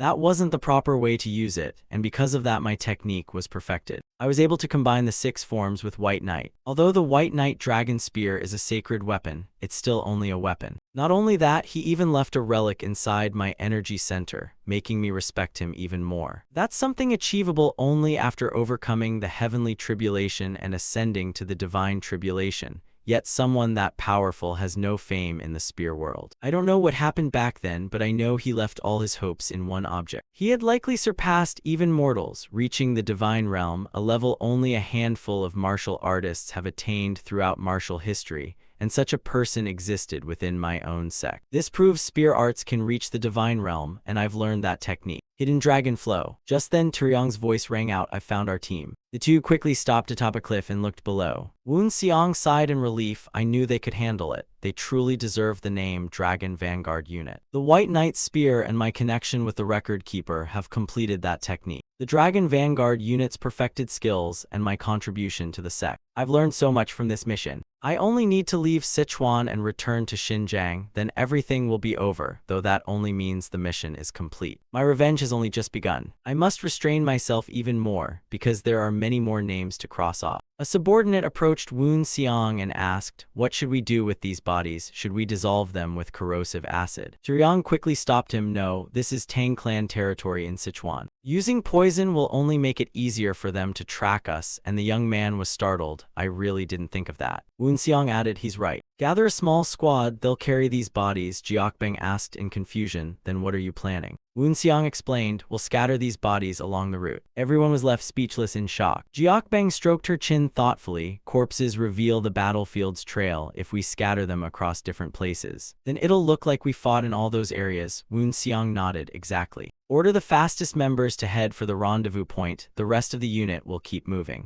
The scene shifted to the Holy Demon Hall where Judong and Guanchuk were talking, so that's what happened. The secret realm of the Ice Radiance Sword Emperor. An undefeated martial artist from 500 years ago whose peerless swordsmanship is still renowned throughout the martial world today. So that's what you think, strategist? Guanchuk shook his head, that's false. If the hidden realm of the Ice and Light Sword Emperor had truly reappeared, everything would have happened quietly, but this spread far too quickly and dramatically. Judong frowned, you mean someone is deliberately spreading this rumor? Guanchuk explained, someone is trying to make every faction fight each other, as if saying, if you want the hidden realm, fight for it. I suggest we stay out of this. Judong nodded in realization, so that's your point. I understand. It seems the people of the barren lands outside the Central Plains may be useful at this time. He then picked up a letter beside him. It's been quite a while since I've heard such good news. Guanchuk thought to himself, even the demon god is impressed. Even I was surprised to hear this. The Dragon Escort Unit completed their mission. Not only did they complete it, they even killed the first apostle. Their plan was remarkably impressive. Even their escape plan was meticulously arranged. His way of thinking truly surprises me. A man who spent half his life inside the heavenly demon cave has such outstanding strategic thinking. He's like a seasoned veteran warrior. What's more, the entire operation suffered no casualties. Even though the Martial Alliance was distracted by the Hidden Realm rumors, it's still an incredible achievement. Judong smiled inwardly. How many youngsters have ever achieved something like this? None, not a single one in the sect over the past decades. No, not even in the entire martial world. Truly impressive. Seeing Judong's delighted expression, Guanchuk realized that Woon Seong had caught the demon god's attention. Judong then said, "I'm very interested to see how many more surprises this boy can bring." Guanchuk bowed. It seems the demon god is very fond of this young man. Judong ordered, "Prepare a ceremony. It's time to change a few things." Guanchuk nodded, "Yes, sir. I'll simply fulfill your wish. Prepare the sacred mountain and heavenly flame grand banquet." Elsewhere, Woon Seong was sparring with the apostle inside his mind. "I've mastered Divine Dragon Flow, but the first apostle was still an incredibly powerful opponent. I fought him dozens of times. The first apostle lost his arm because Divine Dragon Flow caught him by surprise, but if he'd known about it beforehand, I probably would have lost without that technique. It seems I need to train everything I've learned even more. I need more time to cultivate. I also need to further develop the spear techniques I learned from the recorder. I should enter secluded cultivation. I wish I could use that place. Perhaps I should request permission to use it after I return and receive my mission reward. I hope they'll grant my request. If they refuse, there's nothing I can do. All right, my internal injuries have fully healed. The effects of the heavenly soul and heavenly body are truly astonishing. Tyryong also seems to be nearly recovered despite that difficult battle against Heavenly Sword. As for Anun, I've already released his pressure points. He must have suffered greatly in prison. Now that his identity has been exposed, he can no longer serve as branch leader, so he'll probably be assigned a new position after returning. We're still about 5 days away from the Heavenly Demon Cult's territory in Xinjiang. By then, the pursuers will almost certainly be unable to catch us before we reach the border. Even so, I still need to stay cautious. A single mistake could wipe out the entire squad. But strangely enough, no pursuers have appeared these past few days. I calculated everything to reduce their numbers as much as possible. Yet oddly, we still haven't encountered a single one. If that's the case, then based on my guess, they're gathering their forces for one massive assault. That's what worries me most, yet our people in the nearby villages have found almost no information. Still, it seems something is happening within the Martial Alliance. Could it be something capable of dividing the entire martial world? And it happened so coincidentally, it seems heaven is on my side. If the rumors keep spreading, I may be able to leave the Central Plains safely. At dawn, he stood up and picked up his spear. Everyone get up, it's time to move. 5 more days quickly passed, and Woon Seong's group safely returned to Xinjiang. Captain, I can see the Dragon Spear Unit headquarters. Wait, who's standing over there? Seeing them, the man cupped his fists and saluted. The captain of the Dragon Spear Unit has been summoned to the Sacred Hall upon returning. Woon Seong nodded, all right, then raised his hand to check himself. My body's in perfect condition. I can't resist the demon god anyway, but it's better to arrive healthy than barely dragging myself there. He then headed alone toward the Sacred Hall atop the snowy mountain. He quickly arrived outside the entrance. The hall doors automatically opened the moment he reached them. As the doors opened, Woon Seong sensed something. I felt this pressure before. It belonged to the high heavenly demons already inside. Seeing the people within, he confirmed it. I knew it. They're all the same people as last time. Strategist Guanchuk was also there. And so was the sect's demon god, Judong. Judong slightly curled his lips as he looked at him. A terrifying pressure instantly descended upon Woon Seong. Unable to resist, he was forced to kneel. Captain of the Dragon Spear Unit Woon Seong has returned after completing his mission, he thought. His pressure is truly terrifying. Judong ordered, Captain of the Dragon Spear Unit, raise your head. You completed your mission exceptionally well. Woon Seong cupped his fists and replied, I was simply lucky. Judong nodded, you may have escaped the energy ruins by luck, but killing the leader of the righteous energy demons was a great achievement. And I've heard you also killed the first apostle. Woon Seong nodded again, I was simply lucky, sir. He sighed inwardly, I really was lucky then. I only managed to kill him while wearing those iron rings thanks to the chronicler. Stroking his beard, Judong said, even if it was luck as you claim, it's still an impressive feat. It's been a long time since our sect produced a genius like you. I hope there will be more like you in the future. Hearing that, everyone present began whispering among themselves. Woon Seong thought, he's using me to test the other high heavenly demons. The disciples from the demon god's sanctuary have begun stepping into the world. One after another, they've proven their talent, while those demoted will be the current high heavenly demons. He's telling them to work harder if they don't want to fall behind. Judong continued, that's enough about the mission. I've already read your report. Now comes the reward and punishment. Tell me, what do you want? Without hesitation, Woon Seong answered, I want to enter the Myriad Souls Abyss within the next 6 months. Everyone was stunned. The Myriad Souls Abyss. Is he talking about the Myriad Souls Abyss, the place where countless restless spirits dwell? That's where Team 2 of the Demon God's Sanctuary is serving its punishment.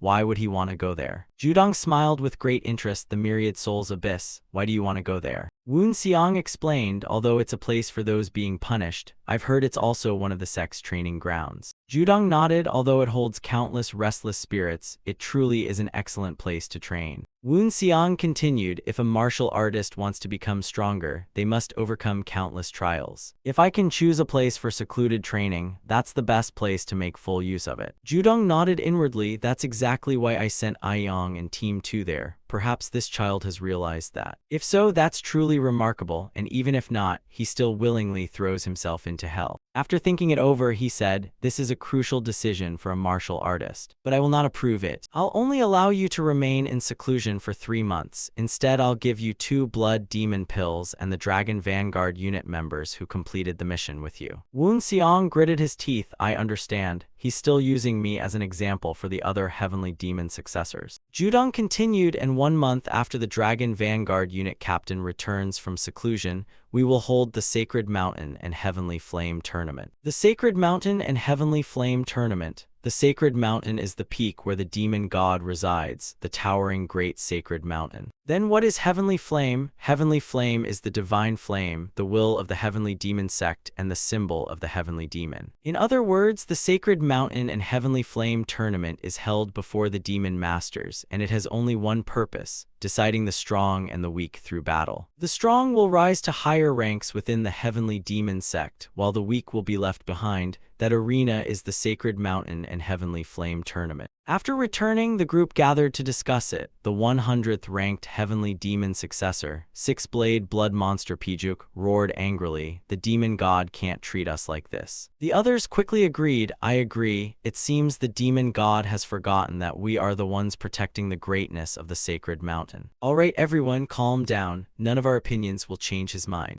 Pijuk snorted. You seem quite calm. I assume you have a proposal. Sumo, the 10th ranked heavenly demon, Blood Jade Crown Ming, explained, everyone should know that some people in the sect are trying to start a rebellion. If we oppose his decision, we'll all be suspected of rebellion, and perhaps that was his intention from the start. Otherwise, why would he make such an example? Pijuk frowned. So he's trying to eliminate the traitors, replace the old generation, compare and test the heavenly demon successors, and eliminate the traitors all at once. What a terrifying plan. Sumo continued, so the best choice for now is to stay quiet. Another person spoke up, but we can't just sit here and let that happen. With the blood demon pills, the Dragon Vanguard unit has already improved their energy tremendously. Sumo smiled. It seems you've forgotten something. Six-Blade Blood Monster, we may not have blood demon pills, but with our experience, they'll have no choice but to submit. Besides, even if you don't have blood demon pills, you still have the energy pills you've saved up, right? Give me 5 and I'll take responsibility for eliminating the Dragon Vanguard unit captain. Pijuk asked in confusion, I thought we'd eliminate the entire unit, not just the captain. Sumo explained, that's unnecessary. I've heard the captain is the strongest in the entire heavenly demon sect. The rest are nothing but small fry. Once he's gone, the others will submit to us. Pijuk asked again, but what if they challenge us after their captain is defeated? Sumo sneered, have you forgotten the tournament rules? Throughout the Sacred Mountain and Heavenly Flame tournament, the winner has the right to choose the next opponent, which means we can eliminate anyone we want. Another person exclaimed, you mean you'll not only defeat the Dragon Vanguard unit captain, but also some of his members? Sumo clenched his fist as flames burst forth. That's right, except for you all. I'll deal with them one by one until they realize how weak they are, even if it's the greatest humiliation for them. I'll keep breaking the leaders of the Dragon Vanguard unit until no one dares challenge a heavenly demon successor again. So who will lend me their pills? I guarantee I'll repay double later. After the discussion ended, everyone left, leaving only Sumo behind. He smiled and tapped the table proudly. 5 pills and a public promise. Now they'll have to keep their word. After taking the pills, I'll crush the Dragon Vanguard unit captain and a few members. No, I'll only crush the captain. There's no need to touch the others. It would be a waste if they only gave me 5 pills to crush the entire Dragon Vanguard unit. It's been a decade since I became a heavenly demon successor, and I've held my rank for 10 years in this place where only the strong survive,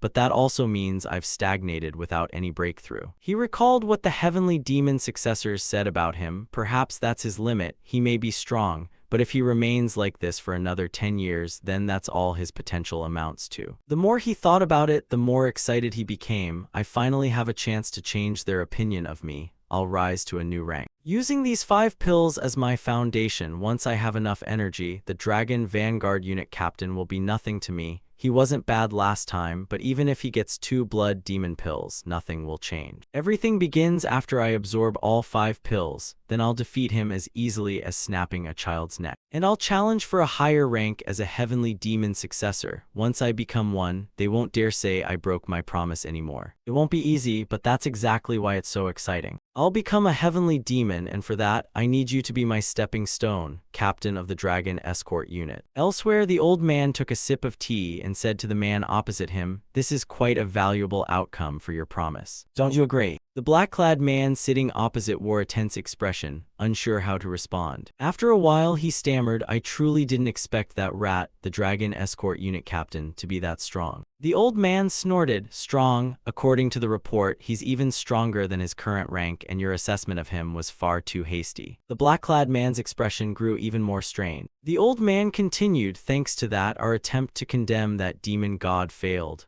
The black-clad man replied, "But we still have many other plans." The old man answered, "It seems the Heavenly Division Tower has noticed something, so we withdrew all our forces yesterday." The black-clad man was startled. "Then what should we do now?" The old man frowned, "You're the one who failed, yet I'm the one cleaning up your mess. But mocking you endlessly won't solve anything. I'll let you off this time. As for me, I don't intend to make another move for a while." The black-clad man asked in confusion, "For a while?" The old man explained, "Judging by the demon god's attitude and his comparison with the heavenly demons during the last meeting, I'm certain he's searching for the traitors and has already discovered something. You should also stay alert and do nothing during this period." Hearing that, the black-clad man frowned and thought. The demon god was definitely different at yesterday's meeting, and he didn't seem like the benevolent tyrant at all. A powerful ruler who can command both gods and demons. He treats the loyal with kindness, but those who betray him are punished accordingly.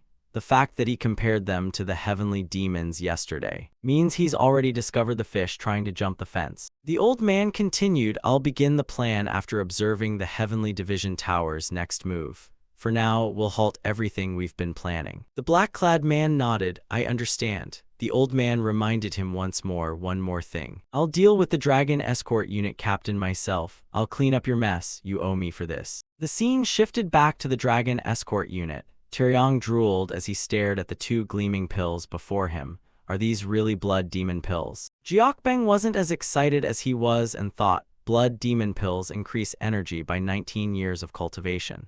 Their effect is 1.5 times stronger than the demon pills we used a few years ago, and these 2 pills equal 2 years of energy cultivation. Taeyong shouted excitedly again, "This is amazing, ha." Jiokbeng asked curiously, "But where's our captain?" Taeyong replied, "I heard he went into secluded cultivation." Jiokbeng was shocked. Secluded cultivation? It's not even been a full day since we returned from that mission. He's really pushing himself beyond his limits. Taeyong nodded. He's incredibly relentless, and that proves the strength he possesses is extraordinary. Who would believe he was once number 900? Jiokbeng said we should work hard to catch up to him if we don't want to become a burden. Taeyong nodded eagerly. "Of course." Jiokbeng asked again, "But where is he in secluded cultivation?" Taeyong shook his head. "He told me after receiving the pills, but I can't really remember." "Let me think. I think it was some kind of hidden realm, but where is that hidden realm?" Jiokbeng's eyes widened in shock. "Wait, don't tell me." Taeyong suddenly remembered. "I remember now. It's the Myriad Soul Abyss." The scene shifted to Woon Seong, who stood at the edge of a vast chasm.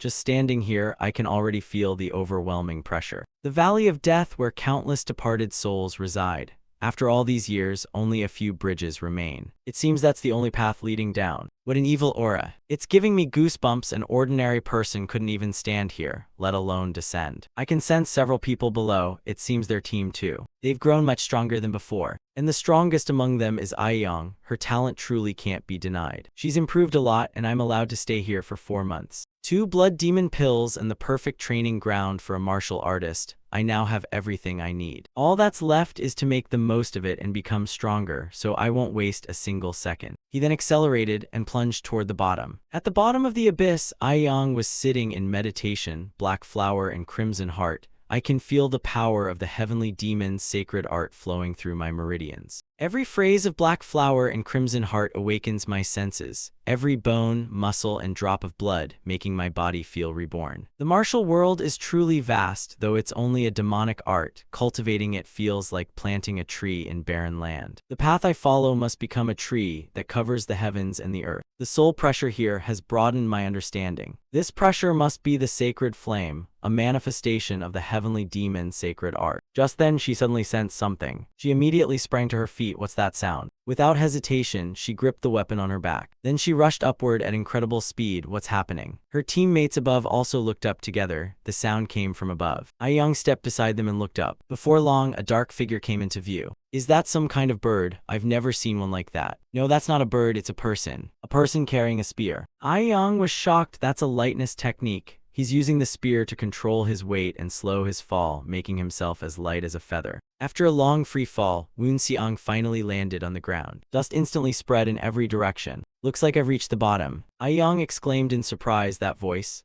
It's number 900. Woon Seong slowly walked toward her. Long time no see. Sensing the aura from him, Aiyang couldn't hide her shock. He seems to have grown even stronger. He's become a monster beyond anything I imagined. He actually descended into this valley so easily while still wearing those iron rings. Even I could hardly do that. The more she thought about it, the more helpless she felt. What are you doing here? The others rushed over and mocked him. Haha, so you got thrown down here as punishment too. Serves you right. I knew it. You're just number 900. We're trapped here because of you. That's right. It's all your fault. Aiyang shouted, that's enough. Woon Seong didn't care and replied, think whatever you want. I'm not here as punishment. I came here because I wanted to. Hearing that, everyone burst into laughter. What kind of idiot would willingly come to a hellhole like this? The moment he finished speaking, a hand tightly seized his throat. Don't compare me to the likes of you. I'm a heavenly demon successor, not someone a mere Dao branch demon like you can question. The young man's face turned red from being choked, unable to utter a word. Woon Seong then threw him aside. Get out of my sight. Woon Seong ignored everyone else and proudly walked inside. Aiyang asked again, are you really coming down here for seclusion? Woon Seong asked back, do you also think I came down here as punishment? Aiyang replied at once, no, because if that were true, all of Team 1,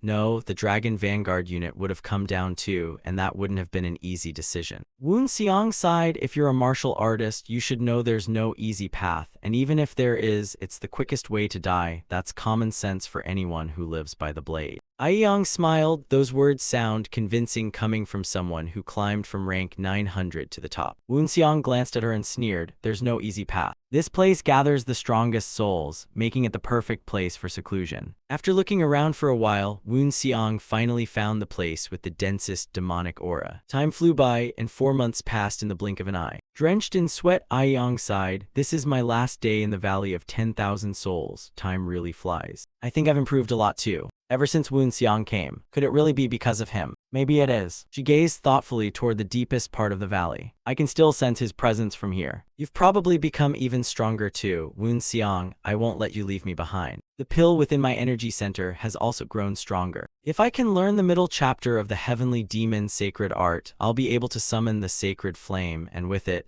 I won't be weak anymore. Team 2's members have also mastered my technique and grown much stronger. His presence back then greatly boosted everyone's morale. In the end, they became the foundation that helped me climb higher. Now I truly have to thank you. Because of your ridicule, everyone became stronger. Now I truly have to thank you. Because of your ridicule, everyone became stronger. Aiyang suddenly tensed up. No, I hope they didn't see me bow. A young man approached her and said, it's time for us to leave this place. Deep within the valley, Woon Seong also awakened. They're leaving. I can sense many people departing the valley. I suppose it's time for me to come out of seclusion too. The record keeper's aura. Aiyang has truly become much stronger over these past months, and of course, I came here to become stronger myself. I've already gone through all this, and now I'm at my best. The pills and secret manuals I never had the chance to learn have led me to a new path. He then unleashed his domain. The new technique he comprehended was called stasis. He raised his spear, and countless spear phantoms instantly appeared around him. Then he unleashed a powerful attack. He kept swinging his spear faster, then unleashed martial star destruction,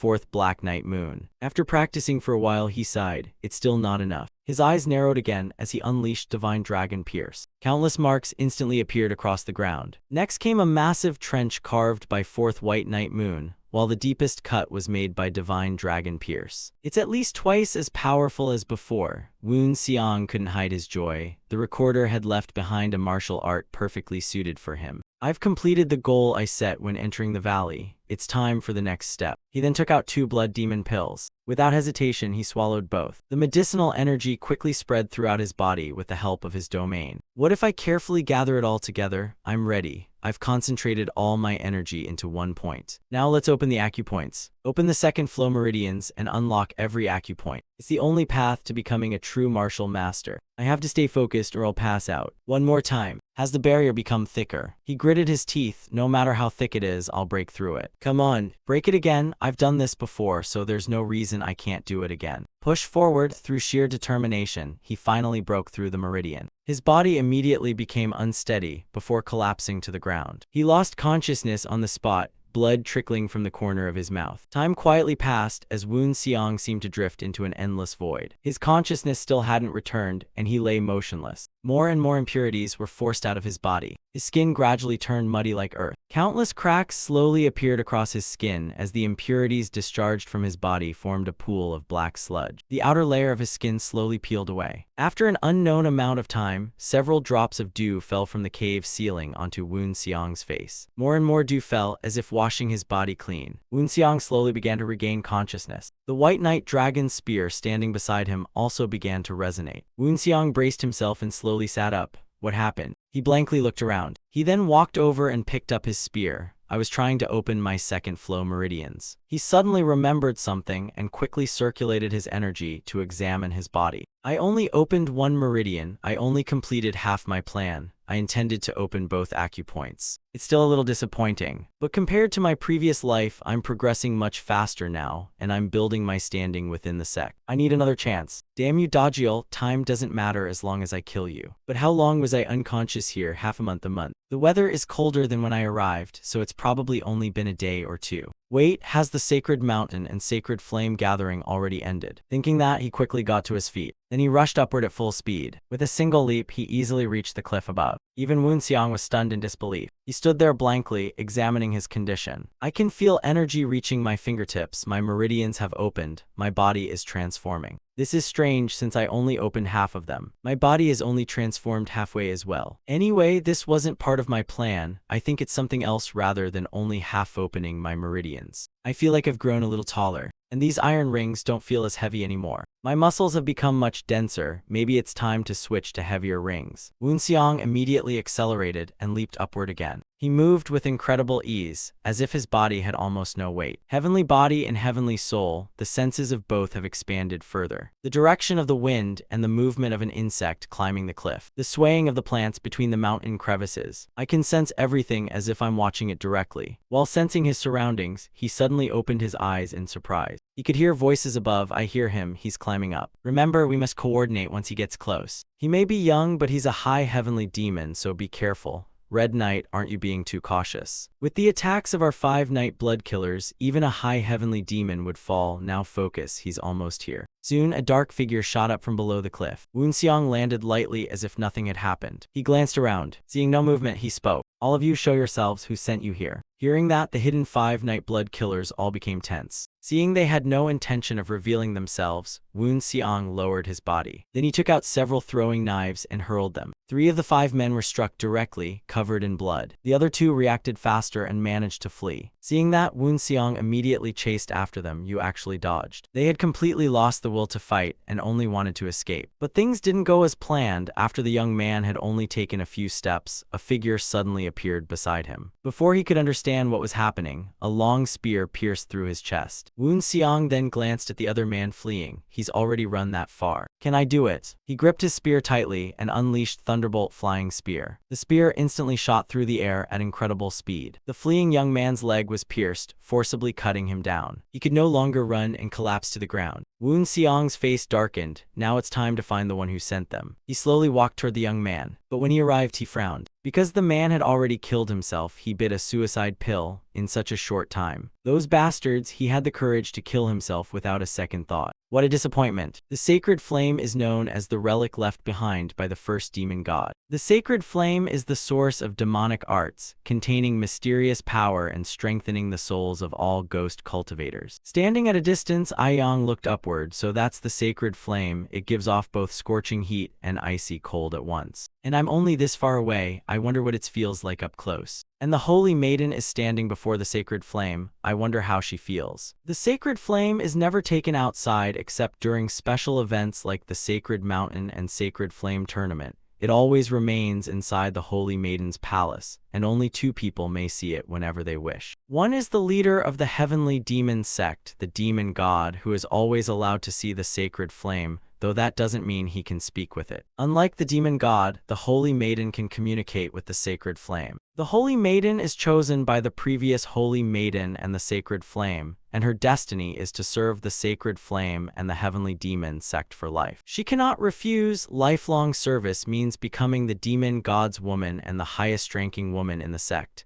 But it also means never being acknowledged by the demon god and living a secluded life until death. I wonder what she thinks about her life. Aiyang then looked toward another pavilion nearby. He's not there. This time I'll show him my skills. She suddenly remembered Woon Xiang. At first I was only interested in rank 900 because of how much he'd changed, and now we've become rivals competing to prove our strength. And when he displayed his power, I was jealous, but I admit you're truly strong. Strong enough to catch my father's attention. The place was incredibly lively today, with crowds covering both mountainsides. Countless people were cheering with excitement. Jiakbeng was also there, while everyone else cheered happily. She looked worried and gloomy. Could something have happened to the captain? I know it'll be hard to find him in this crowd, but I'm still worried. As she stood there absent-mindedly, a voice suddenly came from behind. You've become stronger. Jiakbeng excitedly turned around. Captain. Seeing his appearance, she couldn't help but wonder what kind of training he'd gone through. After staring for a moment, she asked, shall I get you a new set of clothes? Woon Xiang smiled. I thought we came here for the tournament. Jiakbeng smiled and nodded. Woon Xiang continued, in that case, you should be preparing for the tournament instead of worrying about my clothes. And to Woon Xiang, his clothing didn't matter at all. What matters now is that he's become much stronger. The demon god had also arrived at the platform. He looked toward Woon Xiang with a smile. Woon Xiang smiled faintly and thought, I wonder how much closer I've come to him. Woon Xiang stood there lost in thought. Beside him, Jiakbeng was quietly delighted. He said, I've become stronger. I'm so happy, it feels like I've finally earned his recognition. Seeing her acting so strangely, Woon Xiang asked, is something wrong? Jiakbeng blushed, nothing, sir. Facing Woon Xiang's puzzled look, she wondered, is it just my imagination? He seems taller and his skin looks smoother too. After thinking for a moment, she decided to ask, Captain, it seems you. But before she could finish, the demon god's voice interrupted. Let the Sacred Mountain and Heavenly Flame Tournament begin. The crowd below immediately erupted in cheers. The Sacred Mountain and Heavenly Flame Tournament was held across 4 massive arenas built in just one day.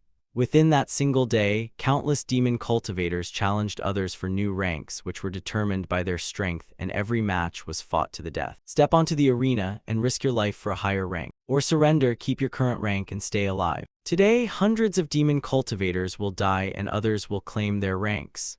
That is the natural law of the Sacred Mountain and Heavenly Flame. Woon Xiang silently decided, Heavenly Demon, I'll use this tournament to rise to that rank. So which Heavenly Demon should I challenge? I'm still not strong enough to challenge those in the single digits, but I have enough strength to fight those ranked in the tens among the Heavenly Demons. Though I'll have to remove these rings first. While thinking, he heard someone shout, someone's already on the arena. Woon Xiang narrowed his eyes and looked down to see a figure standing below. It was Sumel. Clenching his fist, he shouted, I am Sumel. I challenge the captain of the Dragon Escort Unit. On another arena, someone had just been defeated. Having just finished her opponent, Aiyang was startled when she heard Sumel's challenge. The Dragon Escort Unit captain. Someone challenged him first. Whether he accepts is entirely up to him. Conveniently, if it's a higher-ranked heavenly demon, he definitely wouldn't accept. But this is Woon Xiang. While everyone was discussing it, Woon Xiang leaped from the cliff onto the arena. I accept your challenge. He thought Sumel ranked 10th among the heavenly demons. I don't know why he'd challenge someone ranked lower than me. Someone reminded him, shouldn't you remove those rings first? I watched your fight in the sacred hall, and you should know I'm far stronger than that man, so take those rings off. Wu Xiang sneered, I'll remove them only when I think it's necessary. Sumo frowned and reassured himself, he can't have become that much stronger since last time. He stopped trying to persuade him and immediately circulated his energy.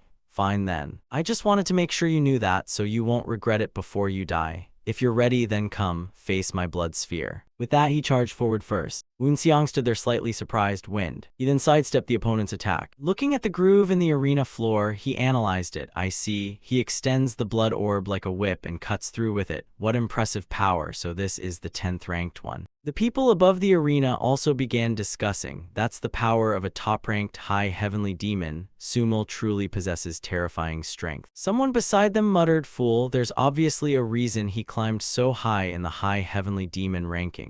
But the important thing is that the captain of the Dragon Spear unit dodged with ease. Below the arena, Sumo gathered his energy again. You actually dare dodge. Though he said that aloud, inwardly he was baffled. No, avoiding it is one thing, but he shouldn't have been able to dodge that so effortlessly. I've grown stronger thanks to those pills, enough to become a sacred heavenly demon. Let's see how many times you can keep dodging. Then he launched another furious assault. Countless streaks of blood energy rapidly rushed toward Wu Xiang. Wu Xiang remained calm, showing no fear at all. Instead, the corner of his mouth curled into a faint smile. The dense blood energy closed in on him. Wu Xiang dodged every attack by the narrowest margin. Sumo's blood energy struck him, but only tore his outer clothing. From start to finish, Wu Xiang remained completely unharmed. Sumo gritted his teeth and cursed inwardly, damn it. He waits until the last instant to dodge. It's like I'm fighting empty air. The more he thought about it, the angrier he became. Damn you, you always wait until the last second to dodge. He poured all his strength into condensing a gigantic blood orb above his head. Then he hurled it toward Wu Xiang again. Let's see you dodge this. Seeing the massive blood orb coming at him, Wu Xiang looked slightly surprised. Then the corner of his mouth rose again. His spear was quickly enveloped in golden light. This time, he had no intention of dodging and chose to meet it head-on. The blood orb quickly crashed down and completely engulfed Wu Xiang. After using that move, sweat poured down Sumo's forehead. Taste this, bastard, but his expression quickly changed again. Because golden light was shining from inside the blood orb. The blood orb was instantly shattered and scattered in every direction. Wu Xiang reappeared completely unharmed. Narrowing his eyes, he unleashed the thunderbolt flying spear. The blood orb then completely vanished. Wu Xiang's spear was flung from his hand. Wrapped in golden light, it tore through the air towards Sumo. Sumo was stunned that Wu Xiang had shattered his blood orb, which was made from his own life force. Impossible, I've become far stronger than before. He gritted his teeth and pushed harder. Come here and taste my cat's claw strike, you bastard. I have to catch that spear even if I lose an arm. But reality proved otherwise as his eyes widened in shock. Before he even saw the spear, it had pierced straight through his chest. The spectators on the platform were left speechless in shock. A palm-sized hole had been blasted through Sumo's chest. Wu Xiang's spear was embedded in the ground behind him, not far away. Clutching his chest, he stammered, this is impossible. Then he collapsed to his knees. The 10th heavenly demon died beneath Wu Xiang's spear. Everyone on the platform had their own thoughts. Could Sumo really have died so easily? Had Wu Xiang reached a level few could attain? The sacred heavenly demon said, interesting. The match was decided the moment he dodged the blood orb.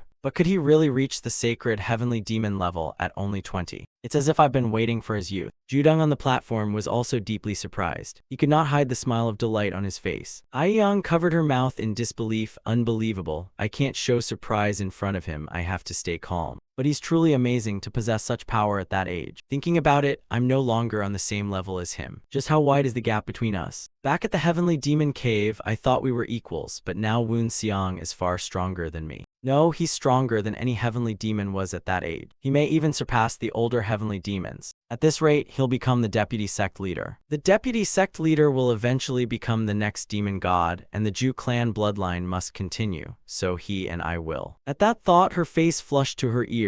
That can't happen. I think I finally understand why I'm so interested in him. The sacred flame atop the platform suddenly blazed fiercely. The holy maiden beside it unknowingly smiled. After dealing with his opponent, Wu Xiang did not leave the stage at once. He stood there stroking his chin and gazing into the distance. Everyone was puzzled by his behavior. What is he doing? Why is he still on the stage? Is he looking for another fight? After a moment, Wu Xiang bowed toward Judong. Demon God, according to the tournament rules, may I challenge someone else? Judong smiled slightly and said I approve. Woonseong smiled as well. Good, now I have the demon god's permission. The sacred heavenly demons on the platform all knew who he intended to challenge. They all watched him with serious focus. Woonseong then looked up at them. Which one of you will accept my challenge? They exchanged glances, but no one spoke. Including both official and unofficial members, there were fewer than 50 sacred heavenly demons, the survivors who upheld the ranking system where the strong ruled and the weak fell. And the impatient always paid the price. Taeyong watched them and thought they truly showed no fear. But they still had to be wary of our captain because a man who had not even lived half his life was challenging them. After issuing his challenge, Woonseong stood silently and waited without another word. Soon one man stepped forward and said, I accept your challenge. He wore a black cloak, carried about 10 throwing knives at his waist, and a Japanese sword. He was the 26th sacred heavenly demon, Ghost Step Pursuit King Yo Moonrang. He slowly descended from the platform and walked toward the arena. Woonseong narrowed his eyes. Although the man was moving, his feet seemed not to touch the ground. So this is Moonrang's ghost step movement technique. I've found the perfect opponent to test my limits. But something felt wrong. Why would such a seasoned assassin willingly step into the arena? Could he have some hidden reason? Across from him, Moonrang also studied his opponent and thought,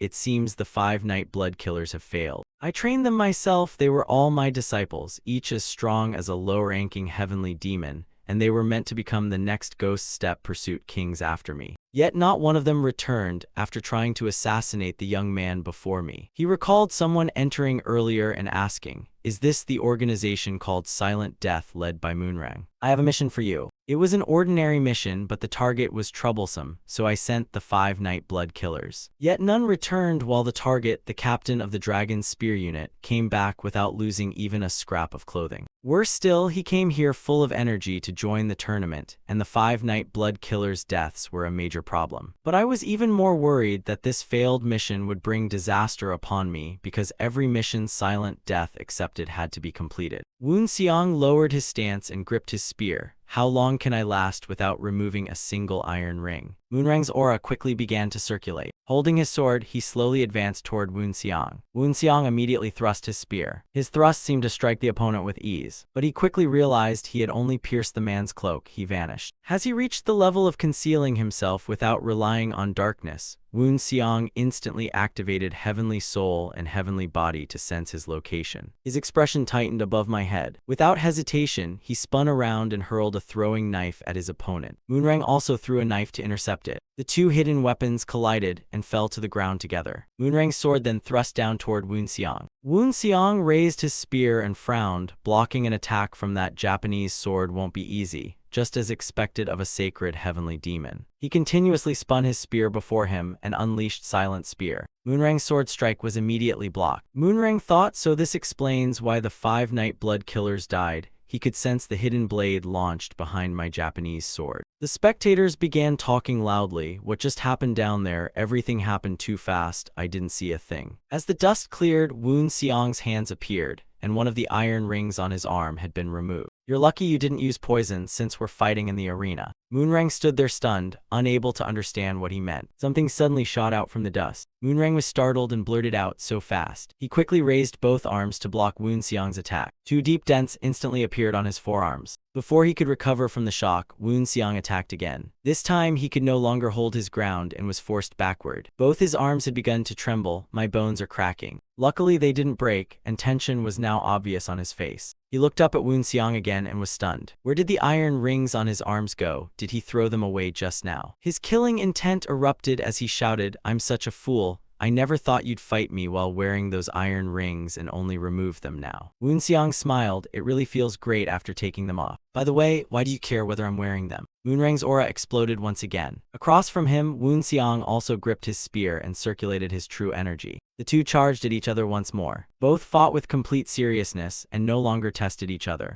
Woonseong deflected every throwing knife with his spearhead. While Woonseong blocked the knives, Moonrang rushed in at incredible speed with his sword. Woonseong looked down, his expression filled with shock. He hurriedly twisted aside to dodge the incoming slash. His spear then thrust out in a hazy blur. Moonrang was startled. Isn't that the 8-step cloud dragon of the Kunlun sect? No, it looks similar, but it's completely different. Woon Seong's relentless attacks left him no choice but to keep retreating and widen the distance. He gritted his teeth. Let's see if you can dodge this. He held his sword horizontally before him and poured his energy into the blade. Then he gripped the hilt with both hands and swung. Woon Seong analyzed. He's gathering energy and infusing it into his sword. Is that a sword domain? Woon Seong tightened his grip on the spear and shouted, "Come on then." He answered without yielding, unleashing his spear domain. The sword blade and spear tip quickly collided. After exchanging several moves, Woon Seong leaped into the air and swung his spear. Moonrang's expression tightened. What is this freezing aura? What is this black domain surrounding me? He truly is a formidable opponent. Woon Seong's downward strike instantly shattered the arena, filling it with dust. The impact was so powerful it seemed the arena would collapse. A figure suddenly shot out from the dust. Moonrang was shocked to complete a spear domain at such a young age. His talent is truly terrifying. If I don't kill him now, I'll surely regret it later. With that thought, he waved his hand and hurled several throwing knives. Woon Seong did not dodge and raised his spear to block them. His attacks were plain yet deadly, but every step he took was even more dangerous than the throwing knives. If even one knife hits me, it will seal my acupoints and I'll die. Truly worthy of a master assassin.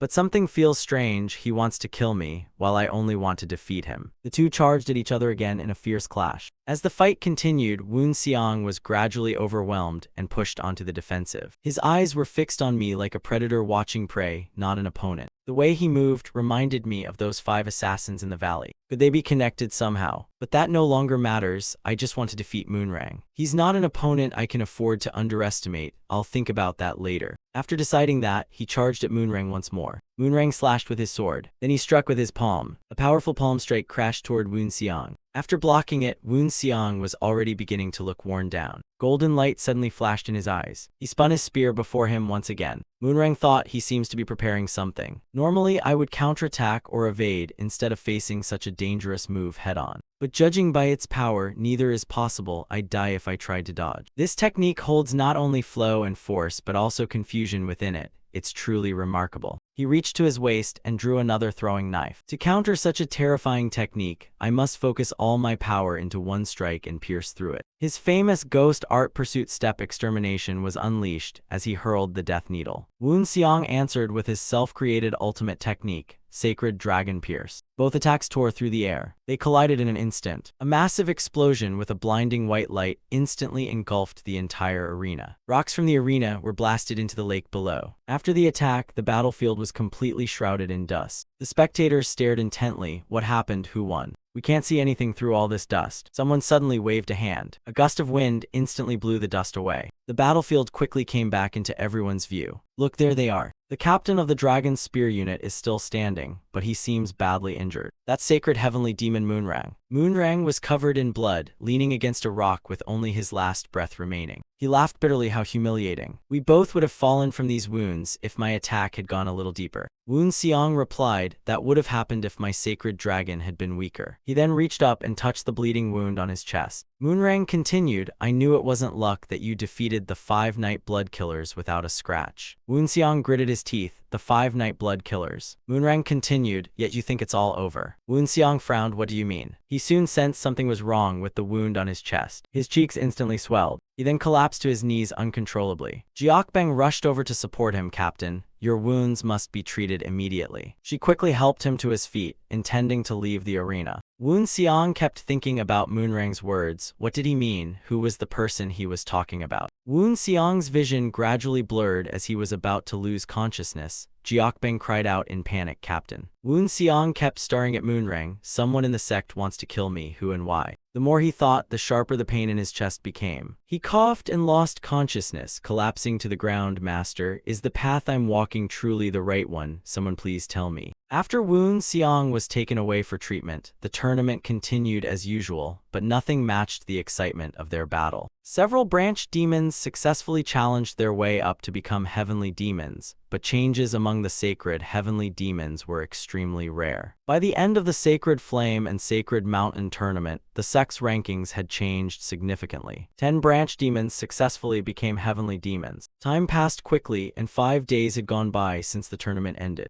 Woon Xiang, who had been unconscious, suddenly woke up. He quickly sat up. What happened? My whole body hurts terribly. Right, I defeated Moonrang. Lost in his thoughts, he suddenly noticed someone wiping the blood from his mouth. Turning his head, he saw Jiokbeng smiling. You finally awakened, Captain. Woon Xiang turned and looked at her closely. His gaze instantly made Jiokbeng blush to the tips of her ears. She lowered her head, unable to meet his eyes. Let me get you some water. Woon Xiang nodded. Thank you. Just then, someone pushed the door open. It was Taeyong. Captain, you're awake. Woon Xiang sighed. It seems quite some time has passed. Jiokbeng replied. It's been 5 days since you collapsed. Woon Xiang asked again, then the tournament must be over. How did it end? Taeyong stroked his chin. Which result are you asking about, my battle or the Dragon Spear Unit members? Woon Xiang continued, because I doubt that sacred heavenly demon could survive after losing his lower body. Taeyong smiled. That's right. Jiokbeng spoke up. Would you mind if I answered? Most of the Dragon Spear Unit members became branch demons. Woon Xiang looked surprised. Branch demons. Back at the Heavenly Demon Cave, there were only 3 branch demons, yet after 1 year most had become branch demons. After a moment of reflection, he asked again, not bad, did anyone become a heavenly demon? Taeyong answered awkwardly, yes, I did, though only a low-ranking one. Woon Xiang nodded, that's good, it wasn't easy, but don't be too proud. Remember what I told you during our battle. Taeyong immediately recalled how, after defeating him, Woon Xiang had said words he still remembered. You're nothing but a frog in a well. Taeyong felt no anger and simply smiled. I'll always remember that. We'll let you rest. The physician said you need at least 3 months of recovery. We'll prepare some clothes for you. Woon Xiang thought, I can't stay in bed for 3 months. Heavenly soul and heavenly body taught me something in that battle. That Buddhist art doesn't just strengthen the body, it can also heal wounds. I suppose a damaged body is an incomplete one. My body is slowly recovering, though the process is slow. What is this feeling? Is it life force? So heavenly soul and heavenly body is a martial art that controls one's own life force. This has never happened before, perhaps because it has reached the life gate I've trained for so long. What an incredible martial art. He recalled a conversation with his master in his previous life. Do you know what life force is? There is a martial art that controls life force, said to let mortals break their limits and become gods. Woon Xiang asked in shock, can a mortal truly become a god, master? Remembering that conversation, he sighed inwardly. Who would have thought this lost Buddhist art was so powerful? Isn't it too early to judge? Is this truly its effect or just a way to replenish life force? Woon Xiang closed his eyes again and began circulating his energy. Outside the hallway, Jiokbeng was bringing him clothes when she suddenly paused. What is that smell? A rich, indescribable fragrance seemed to be coming from the captain's room. She quickly peeked through the door, and her face instantly filled with shock. She saw Woon Xiang surrounded by the phantom of a true dragon. After a while, Woon Xiang finished his cultivation and stretched. I've finally healed both my internal and external injuries, and by combining them, I've finally perfected the immortal body. Perhaps because my body improved after completing Heavenly Soul and Heavenly Body, my plan of forging a martial body through Heavenly Soul and Heavenly Body has finally achieved its transformation. But many changes occurred during the process, though the final result was still excellent. Jiokbeng was still standing outside the door in a daze. It seems he just achieved a breakthrough or some kind of enlightenment. While she was lost in thought, Woon Xiang's voice suddenly called out, what are you doing there? Startled, Jiokbeng hurried inside with the clothes. I thought you'd need these. Woon Xiang nodded, thank you. He realized he had sweated quite a lot while forming the immortal body. Seeing him suddenly fall silent, Jiokbeng asked, is something wrong? Woon Xiang replied, I just don't like being unable to move, otherwise I'm fine. Jiokbeng worried,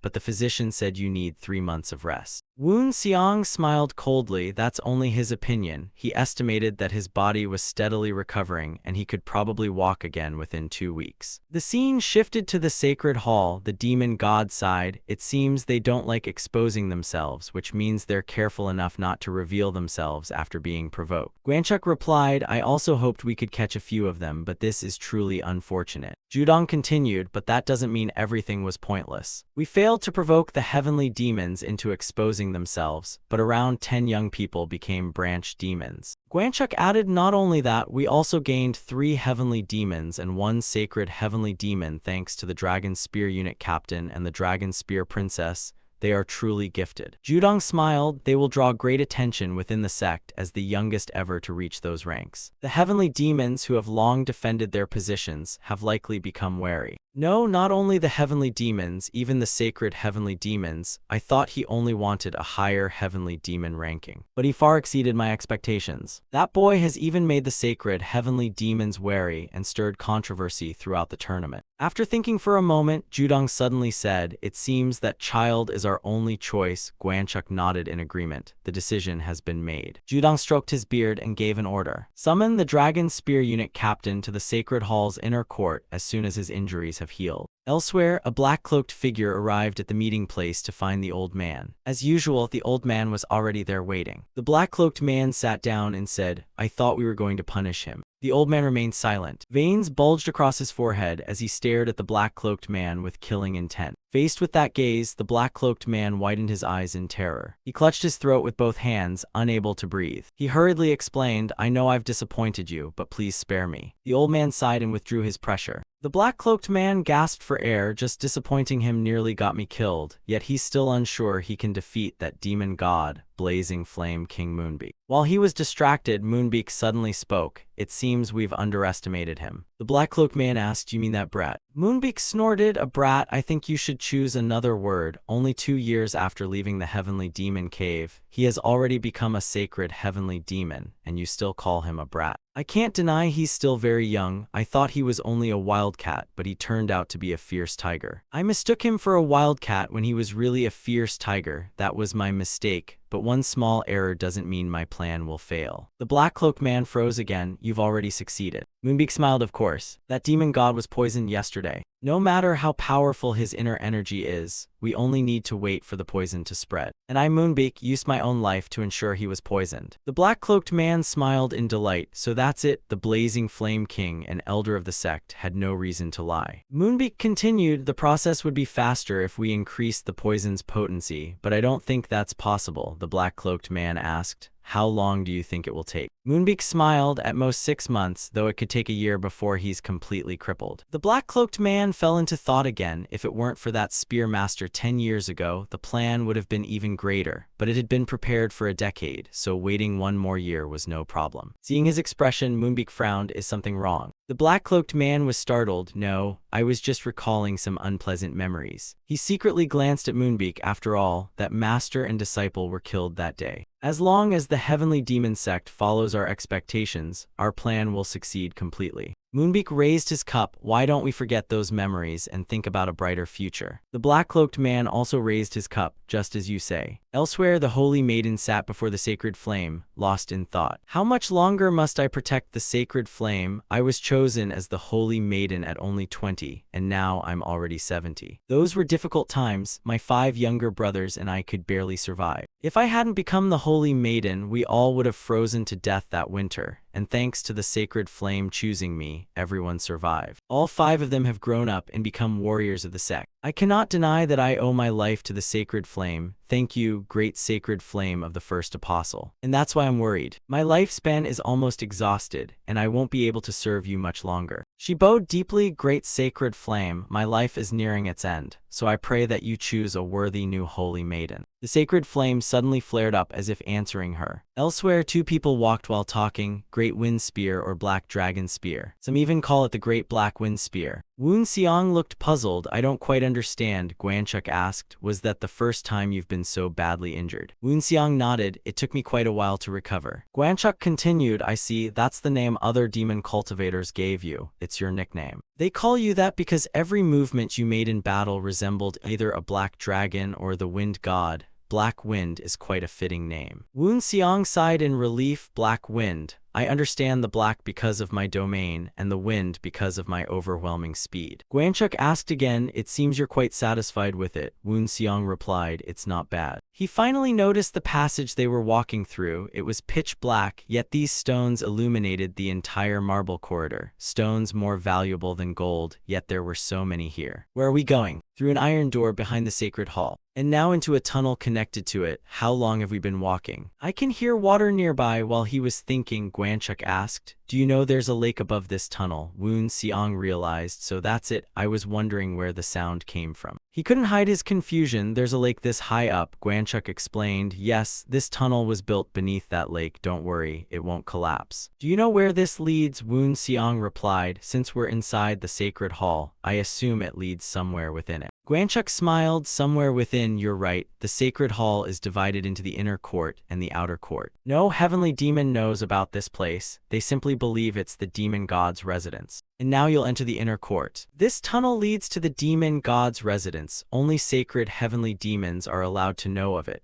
Although you're not one, there's nothing wrong with letting you know. Do you understand what that means? Woon Xiang continued, so this place is extremely important. I assume only sacred heavenly demons or the demon god's family may enter. Guanchuk replied, exactly, you're right except for one thing. Someone who is neither a sacred heavenly demon nor the demon god's family may enter the inner court. Do you understand what that means? Woon Xiang shook his head. How could I know if you don't tell me? The massive gate before them slowly opened. Woon Xiang inwardly marveled at the scent of the trees beyond the gate. Guanchuk pointed beyond the gate. The answer is in there. Beyond the gate was a canyon beneath the open sky. Elsewhere, the first apostle's female disciple had finally reached her destination. So this is Border Town. Finding him here is like searching for a needle in a haystack. Master wasn't much help either, so how am I supposed to find senior brother here without a single clue? Or perhaps Master doesn't know exactly where he is. I don't want to draw too much attention to myself. But how can I find senior brother with so little information? Maybe I'll get something to eat and ask around. The inn was crowded. Waiter, that table over there, right away, right away. As soon as the woman entered, the waiter warmly greeted her. Welcome, honored guest. She sat down and ordered, waiter, bring me a steamed bun to fill my stomach. The waiter nodded. Right away, honored guest. She took out a portrait of her senior brother and asked, one more thing, do you know the man in this picture? The moment the waiter took the portrait, his face turned pale. Isn't this? The woman asked in confusion, what's wrong, do you know him? The waiter asked back, where did you get this portrait? Were you sent by the authorities? She introduced herself, I'm a disciple of the King Cheng sect, he's my senior brother. The waiter broke into a cold sweat. You're saying he's a martial master of the King Cheng sect, but he's the leader of Silent Death. The woman frowned. What is Silent Death? The waiter explained, it's a notorious bandit gang around here. Although they've kept a low profile for a long time, they were very active about a year ago. She was bewildered. One of King Cheng's 3 swords is the leader of a bandit gang. That's impossible. Could there be some mistake? The waiter answered firmly, I still remember when they attacked this town. The man in that portrait was definitely Silent Death's leader. Still unconvinced, the woman asked again, are you certain? The waiter declared loudly, absolutely, everyone here knows he's Silent Death's leader. Hearing that, she began questioning every table in the inn. After a while, she returned to her seat helplessly. The waiter asked worriedly, honored guest, are you all right? She looked at him again. So senior brother is really Silent Death's leader. Where can I find him? The waiter was startled. I honestly don't know. I haven't seen them for a year. The woman asked again, but they must have some place where they usually stay, right? The waiter hesitated nervously. Should I really tell her? Those people never let any woman escape. She grabbed his shoulder and shouted anxiously, so you do know, please tell me. The waiter warned, but they'll harm you. She reassured him, don't worry, I'm much stronger than you think. She then drew her sword and split the table behind her in half to prove it. See, I'm from the King Cheng sect. A bunch of petty bandits can't hurt me. She took out a large silver ingot. This pays for the food and that table, you can keep the change. The waiter stared at the gleaming silver and began to waver. This silver was worth more than a month's wages, and I desperately need money to find a better place for everyone. In the end, he accepted the silver and revealed everything. There's a temple not far from here. Go check there, they're probably hiding there. The woman smiled in satisfaction. Thank you. Meanwhile, the temple where Silent Death had been hiding was now nothing but ruins. Even her senior brother had been reduced to a dry skeleton. Back to Woon Xiang, after stepping through the door, he sighed. So this is the inner court of the holy sanctuary. I thought I'd entered the holy sanctuary, but now I'm outside. And all of this was created by humans. This power is truly astonishing, but even though I'm in, where should I go now? Just then, a sudden gust of wind blew in. Woon Xiang's eyes widened in shock. This pressure is guiding me. He immediately dashed forward. The demon god stood in a pavilion in the middle of a lake and said, "You've finally arrived." Woon Xiang cupped his fists toward him. "Greetings, Lord Demon God, I am Woon Xiang." He was utterly confused. This is strange. He feels smaller than he did outside the holy sanctuary, almost less than a foot tall. The demon god smiled. "It's a pleasure to meet you." Woon Xiang silently studied his eyes. They say the eyes are the window to the soul, so what does the whirlwind in the demon god's eyes mean? Does it mean he's confident he can kill with a single glance? The gap between us feels immeasurable. The demon god called out, "Come up here, young man," but Woon Xiang hurriedly shook his head. "How could I dare?" The demon god smiled warmly. "Forget all those tedious formalities, just make yourself at home. Come up here. I need someone to share a drink with."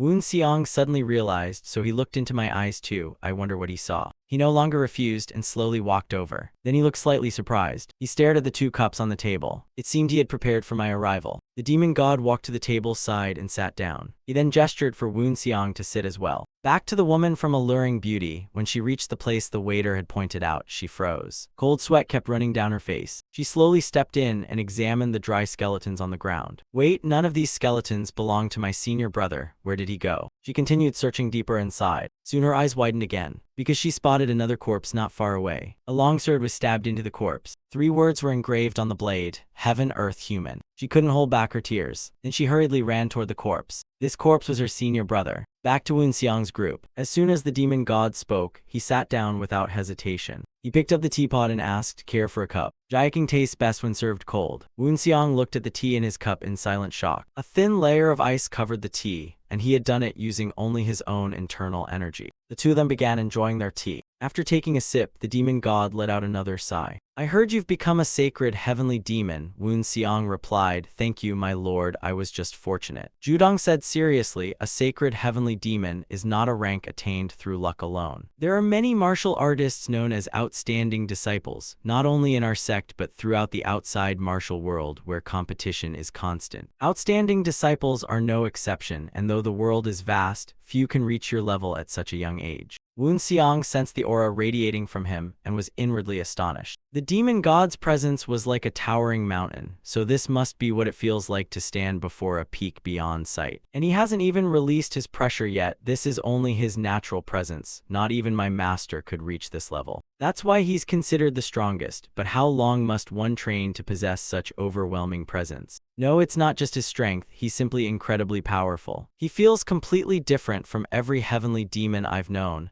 I never imagined he'd seem so ordinary. Or perhaps those are simply his 2 different sides. Seeing him lost in thought, Judong spoke, then let me tell you my request. Become the sect's deputy leader. Woon Seong was shocked. What do you mean by that? Judong raised his teacup again. He didn't answer immediately, taking another sip before calmly explaining. I have always declared that the sect's deputy leader will become the next demon god. And after considering everyone of the next generation, you are the most suitable person in the sect. Woon Seong sighed inwardly. I've always wanted this position, but I never imagined I'd obtain it so easily. The demon god set down his teacup and slowly walked outside. It's a little awkward for us to talk like this. Woon Seong quickly followed behind him. The 2 walked onto a bridge where the moon reflected across the water. Do you know why people call me the moon-slaying heavenly demon? Woon Seong was puzzled. He changed again. That destructive tone couldn't belong to the man who had just smiled. I understand now, they're both the same person, neither is his true face. The demon god is a man with 2 sides. Thinking that, he answered, because of the story that you once split the moon's reflection in a cup of wine into 2. Judong smiled. It may sound unbelievable, after all it's only a reflection, but how could a person possibly slash the moon? Yet there is never a limit for a martial artist to grow stronger and achieve what they desire. As he spoke, he waved his hand across the water, splitting the moon's reflection into 2 halves. Witnessing this, the words martial god suddenly appeared in Woon Seong's mind.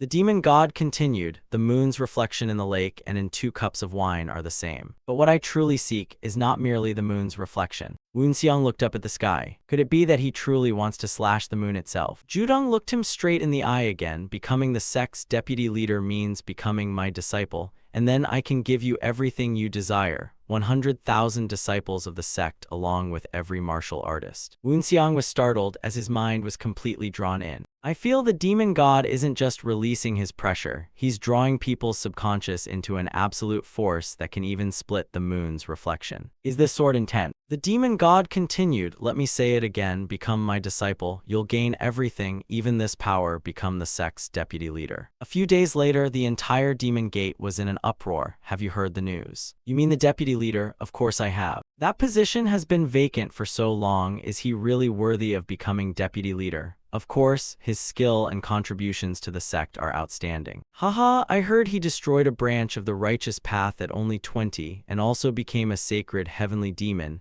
I even saw it myself at the Sacred Mountain Holy Flame Assembly. Cheryang and Jiokbang were walking down the street, and hearing those discussions filled them with indescribable pride. Cheryong suddenly burst into laughter in the middle of the street like a fool. The people nearby all shot him annoyed looks. Jiokbang's face was full of helplessness. This is so embarrassing. Why did you do that? Just laughing doesn't require using your energy. Cheryong scratched his head awkwardly. I was just curious how many people would recognize me. Jiokbang laughed helplessly. Sometimes you're just like a child. Don't worry, everyone in the sect praises you too. They even call you the demon of the Blade Corps. Cheryong beamed, really. But I still can't compare to the captain. Jiokbang calmly replied, of course not. Our captain keeps breaking the sect's records. Not only did he graduate from the Heavenly Demon Cave with rank number 900, he also became a sacred heavenly demon at that age. Honestly, even someone like me who ranked in the 700s in the Heavenly Demon Cave was amazed by that. The captain is my role model. While walking, they suddenly heard people nearby saying, by the way, if he becomes deputy leader, what will happen to the demon god's bloodline? Hearing that, Jiokbang was instantly startled and excited. She quickly listened closely as the two continued. The position of demon god has always belonged exclusively to the Jew clan throughout the sect's history, right?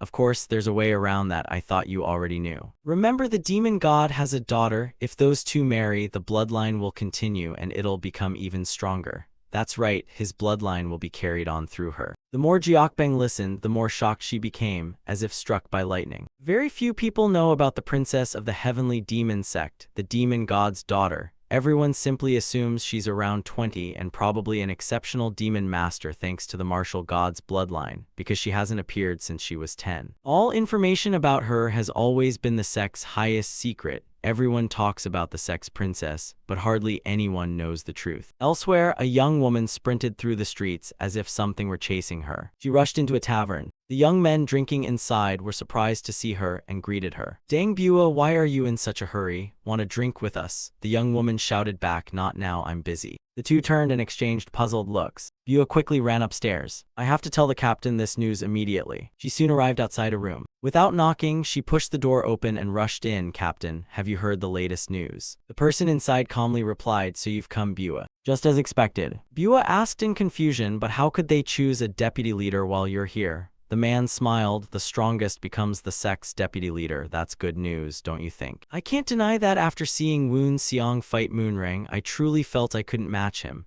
But when I look at myself as the captain of the White Monkey Unit, one of the 12 rear guard units, I realize I'm not that bad either. Woon Seong has his own life and I have mine. Everyone is simply doing their very best. He said that, but deep down he was still a little disappointed. Father had acknowledged me, yet he still hadn't changed. Bua nervously thought she actually said that, but the captain didn't notice that she'd started calling the captain of the Dragon Vanguard unit by his real name. After thinking for a moment, she asked, have you heard about the wedding? Aiyang was startled. A wedding? Bua explained, you didn't know. They're saying you have to marry the deputy leader to preserve the family bloodline, and Aiyang's eyes widened. A wedding? Night soon fell. Bua had left, leaving Aiyang alone in her room. She curled up in a corner of the bed. It really is warm. It makes me feel better. Marriage? I admit Woon Seong is better than me, but I've never once thought about getting married. No, deep down I've always known this day would come. To fulfill father's wishes while preserving the bloodline, I either become the deputy leader or marry the next deputy leader. Perhaps I never had time to understand my own feelings because I was too focused on my rival, Woon Seong. Marry him? I don't know anything about that. The more she thought about it, the more an indescribable shyness filled her.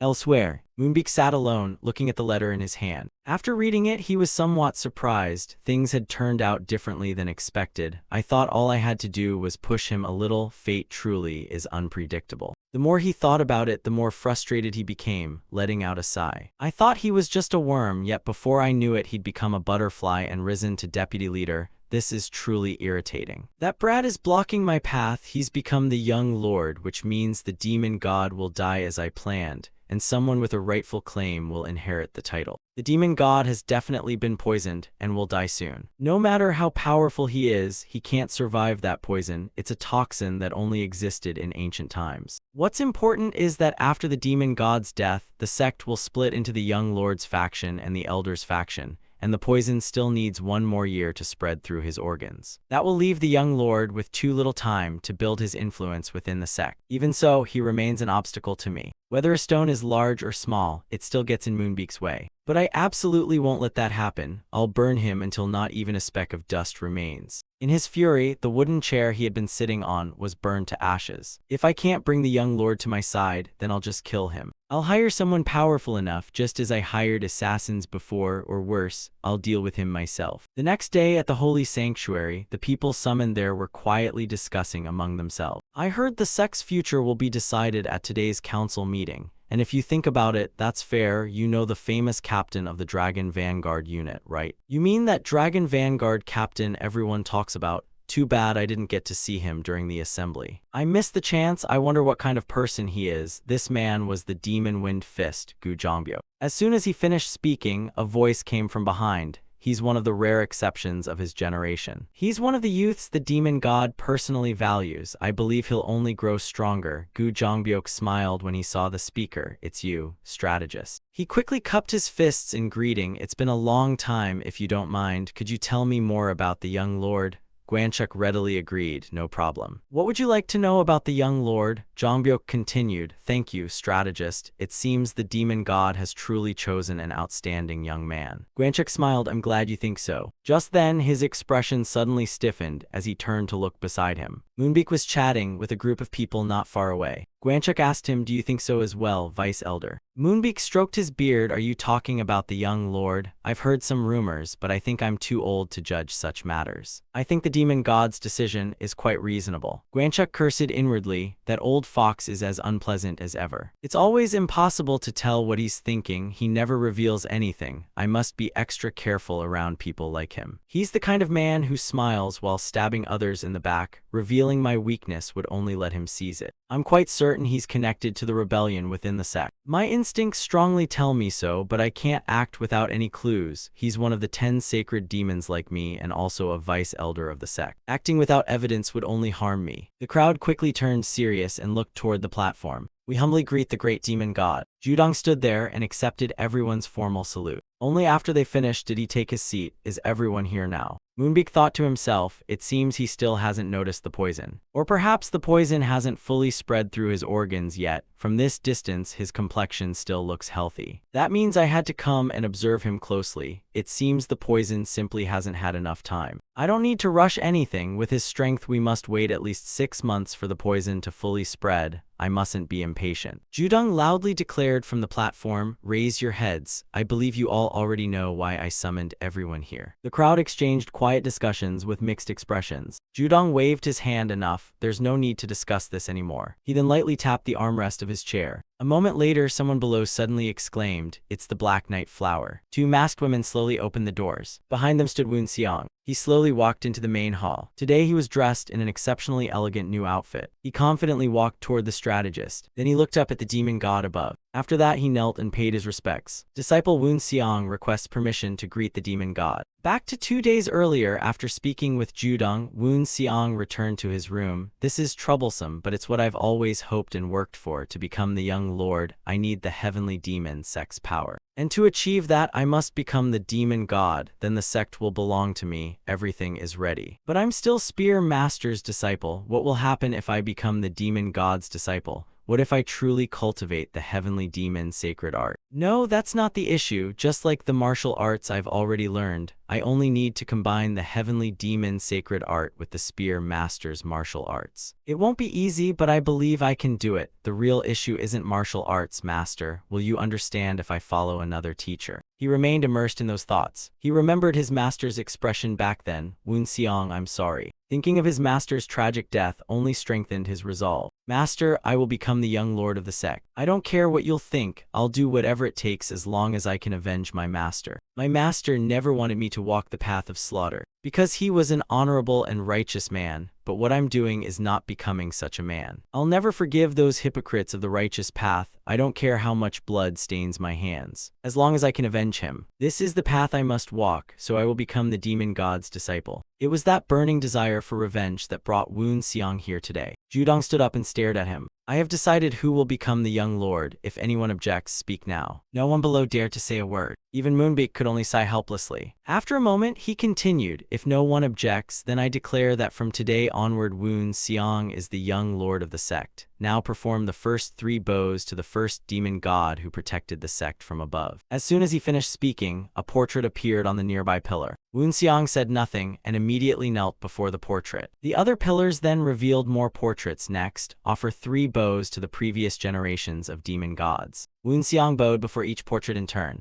After he finished, Judong continued, "And finally, bow 3 times to your master." Woonseong stood and walked before him. He looked at him for a moment. Then he knelt and bowed. Judong clasped his hands toward the first portrait. "I swear before the first demon god that I will accept Woonseong as the young lord and my disciple. I will personally raise him to become the symbol of the sect." Woonseong also swore, "I swear before the first demon god that I will become the young lord and the disciple of the current demon god, and become the symbol of the sect." After the ceremony ended, Woonseong followed Judong to his residence. "Since your time in the heavenly demon cave, you should have already learned Black Flower." Woonseong lowered his head. "Yes, master." He wondered inwardly. Black Flower is the basic technique of the heavenly demon cave and the energy gathering technique for every demon cultivator. Why is he bringing this up? Judong quickly answered his doubt. Black Flower burns the mind and transforms it into the Crimson Heart, and the Crimson Heart is planted with the spirit demon. Through that, the Crimson Heart blooms into the undying flame. That is the true essence of the Crimson Heart. Remember it well. Woonseong bowed again. "Yes, master." Judong continued explaining. "The Crimson Heart is one part of the heavenly demon sacred art. Black Flower is the basic energy gathering technique of the heavenly demon sect, but when combined with the Crimson Heart, it becomes the Black Flower ultimate art, the first link of the heavenly demon sacred art. Remember and master the Black Flower ultimate art." Woonseong thought to himself, "It seems I've already integrated the Crimson Heart into true blossom energy knot." He cupped his fists and replied, "Thank you for your teachings, master. I will engrave them in my heart." Judong patted his shoulder. "I will teach you how to circulate energy. Sit down first." After Woonseong sat down, he placed both hands on his shoulders. "I will transfer my energy to you. Feel it, don't resist, just let it flow." The moment he received Judong's internal energy, Woonseong was startled. Time quickly passed into the next day. Woonseong was still sitting there receiving Judong's internal energy. "He taught me the first link of the heavenly demon sacred art on the first day,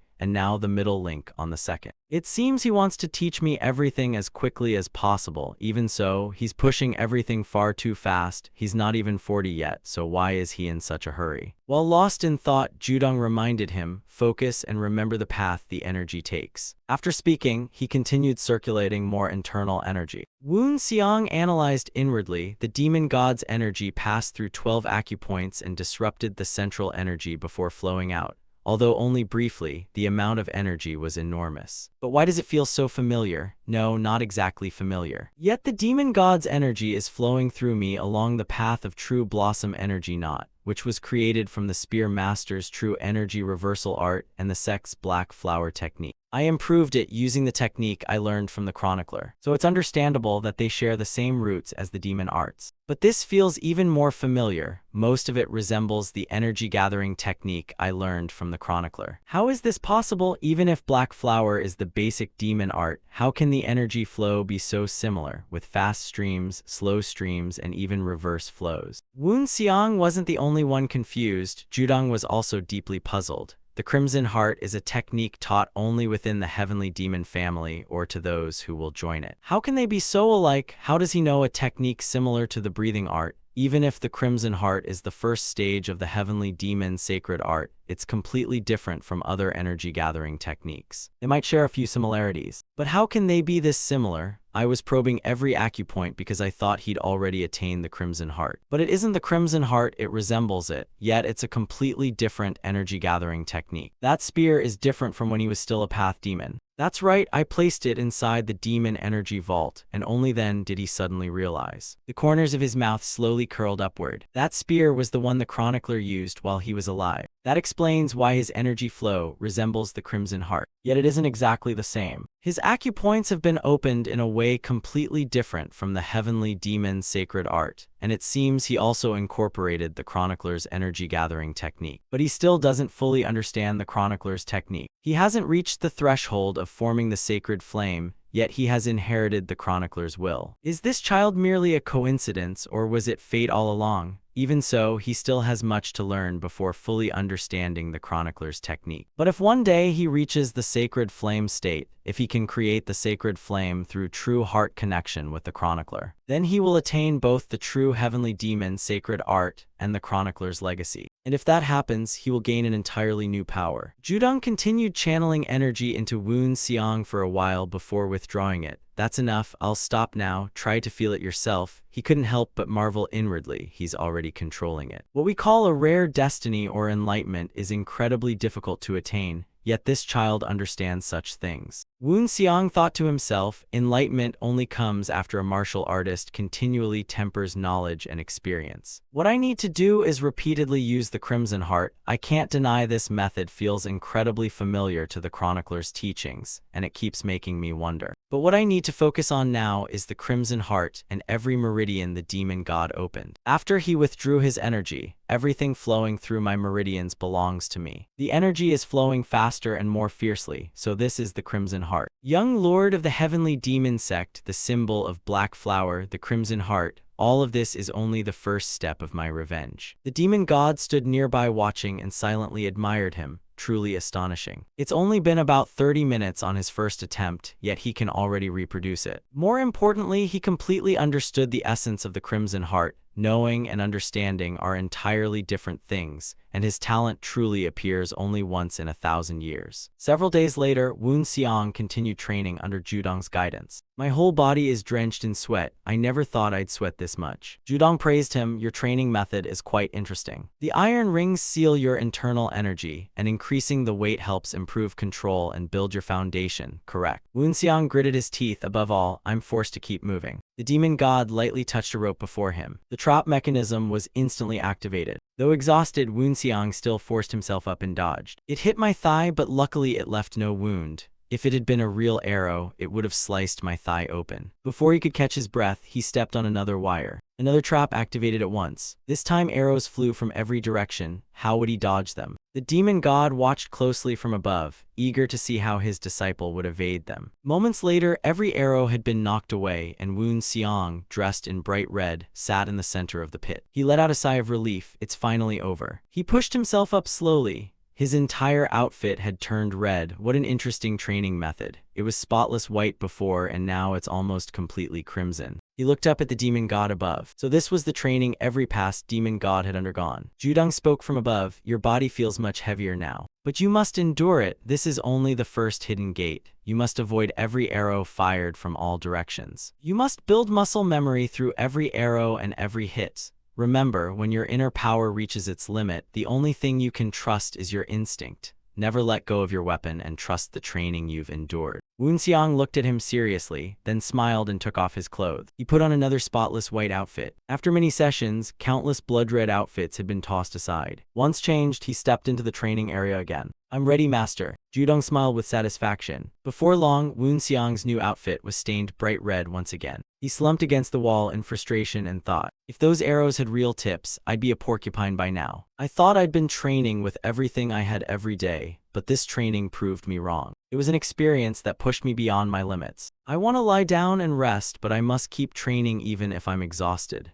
If I don't do it today, I'll repeat this mistake again in the future. So this is why everyone who earned the title of Demon God endured this hellish training. I have to overcome it. I'll push myself as far as it takes if it helps me avenge my master's death. After countless rounds of training, Woon Seong's outfit no longer had a single red stain. Judong walked over and praised him. It seems you've improved greatly. Woon Seong replied calmly, thank you. Judong thought to himself, it's been 15 days. On the first day, his clothes were completely stained red, but now only a few small marks remain. The number of arrows hitting him has dropped sharply. This boy keeps astonishing me. His passion for training makes me want to teach him everything. He slowly sat down beside him. Then he placed a hand on his shoulder and transferred his inner power. You've improved tremendously. Even without relying on your energy, your body has grown much stronger. Let me help you gather your energy. Woon Seong did not refuse and closed his eyes to receive it. Judong then took out a pill and tossed it to him. Woon Seong caught it and thought, he said this pill would restore my energy. Without it, I would have collapsed. After swallowing the pill, he stood up. Judong instructed, all right, bring out the needles. He then waved his hand and withdrew the silver needles embedded in Wu Xiang's body. Wu Xiang sensed the changes within his body and thought, the sealed energy has been released, and I feel far stronger than before. Walking ahead, Judong ordered, it's time for the next step. 15 days have passed since sensory training began at the first gate, and Wu Xiang can now challenge the second gate. Judong reminded him, this doesn't mean you've finished the first gate. As before, you'll still train at the first gate every day. You haven't mastered it yet. Your current skill only barely qualifies you for the second gate, and since you've improved, I'll increase the training difficulty. After that, Wu Xiang continued training diligently every day. The number and speed of the arrows increased significantly. He was hit by arrows even more often. He stopped and Judong reminded him, the moment you sit down, you'll only get hit by even more arrows, so get back up quickly. Wu Xiang sighed inwardly, you really don't go easy on me at all. Sometime later, Wu Xiang began challenging the second gate. He stared at the cliff before him and thought nervously, the demon god is hiding somewhere in this maze. Has he concealed his presence? No, he hasn't. He's here yet I can't sense him. Lost in thought, he suddenly sensed something and quickly turned around. That quick duck let him narrowly evade one of Judong's attacks. He sighed inwardly, I would have been pierced through if I'd reacted any slower. That was close. Judong then stepped out and appeared before him. Wu Xiang looked at the object in his hand, his face tightened. Was that a knife just now, one no bigger than a finger? I almost couldn't see it. Judong raised the knife again, then threw it at Wu Xiang. Wu Xiang gripped his weapon tightly, his face filled with tension. He raised his spear before him and barely blocked Judong's knife. After the failed strike, Judong swiftly slashed again. Wu Xiang quickly leaned back to dodge. Staring at the knife right before his eyes, cold sweat poured down like rain. Judong then twisted the knife, trying to stab downward. Wu Xiang quickly retreated to widen the distance, then turned aside to dodge that strike, then spun his spear around himself in counterattack. He's gone. While he was distracted, Judong had somehow appeared atop the maze wall and said, I'm here. Wu Xiang gritted his teeth and thought, I never imagined the gap between us was this great. I'm sure he's not even using his full strength, yet I can't even follow his shadow. Judong smiled, keep trying until you can catch me. Wu Xiang gripped his weapon again. I could destroy that wall with more energy, but this training limits me to 10 years worth of energy, so it's impossible. He braced himself once more against Judong's assault. Where did he go? Think, there must be a reason this training starts right after the first gate. Focus, Wu Xiang, use the senses you honed in the first gate. His energy perception rapidly spread in all directions. Hidden inside the maze, Judong noticed it as well, so he's finally begun using his sixth sense to perceive energy. He then shouted, don't let your guard down just because you can't see where your enemy is, because they're always aiming at you. As he spoke, he attacked, but this time Wu Xiang sensed every strike and blocked them with ease. He couldn't help praising him, you've grown stronger. Wu Xiang wiped the sweat from his face. This is tough, but I can almost keep going. But I'm starting to see his movements bit by bit. I know he's still holding back, and that's what makes this exciting. My senses detected the attack before my eyes could follow it. Every human movement has a tell, and I need to read it. I can still see the movement of his muscles. A powerful strike. Judong's attack was blocked, and he smirked, so he's reading my muscles. He swung his blade again. This time Wu Xiang barely blocked it because he sped up. He wasn't just fighting with 10-year energy, but was even faster than martial artists of the same level. His movements were as swift as lightning with no limit. I need to find a way. There has to be a way to defend from every direction. Should I retreat? No, I'm already within his attack range, so I should use it instead of retreating. Making retreat a habit only makes me miss fatal openings and leads to death. Thinking that, he roared and swung his spear. His body was sent flying like a kite with its string cut. He crashed into the wall and collapsed on the ground. He then passed out from exhaustion.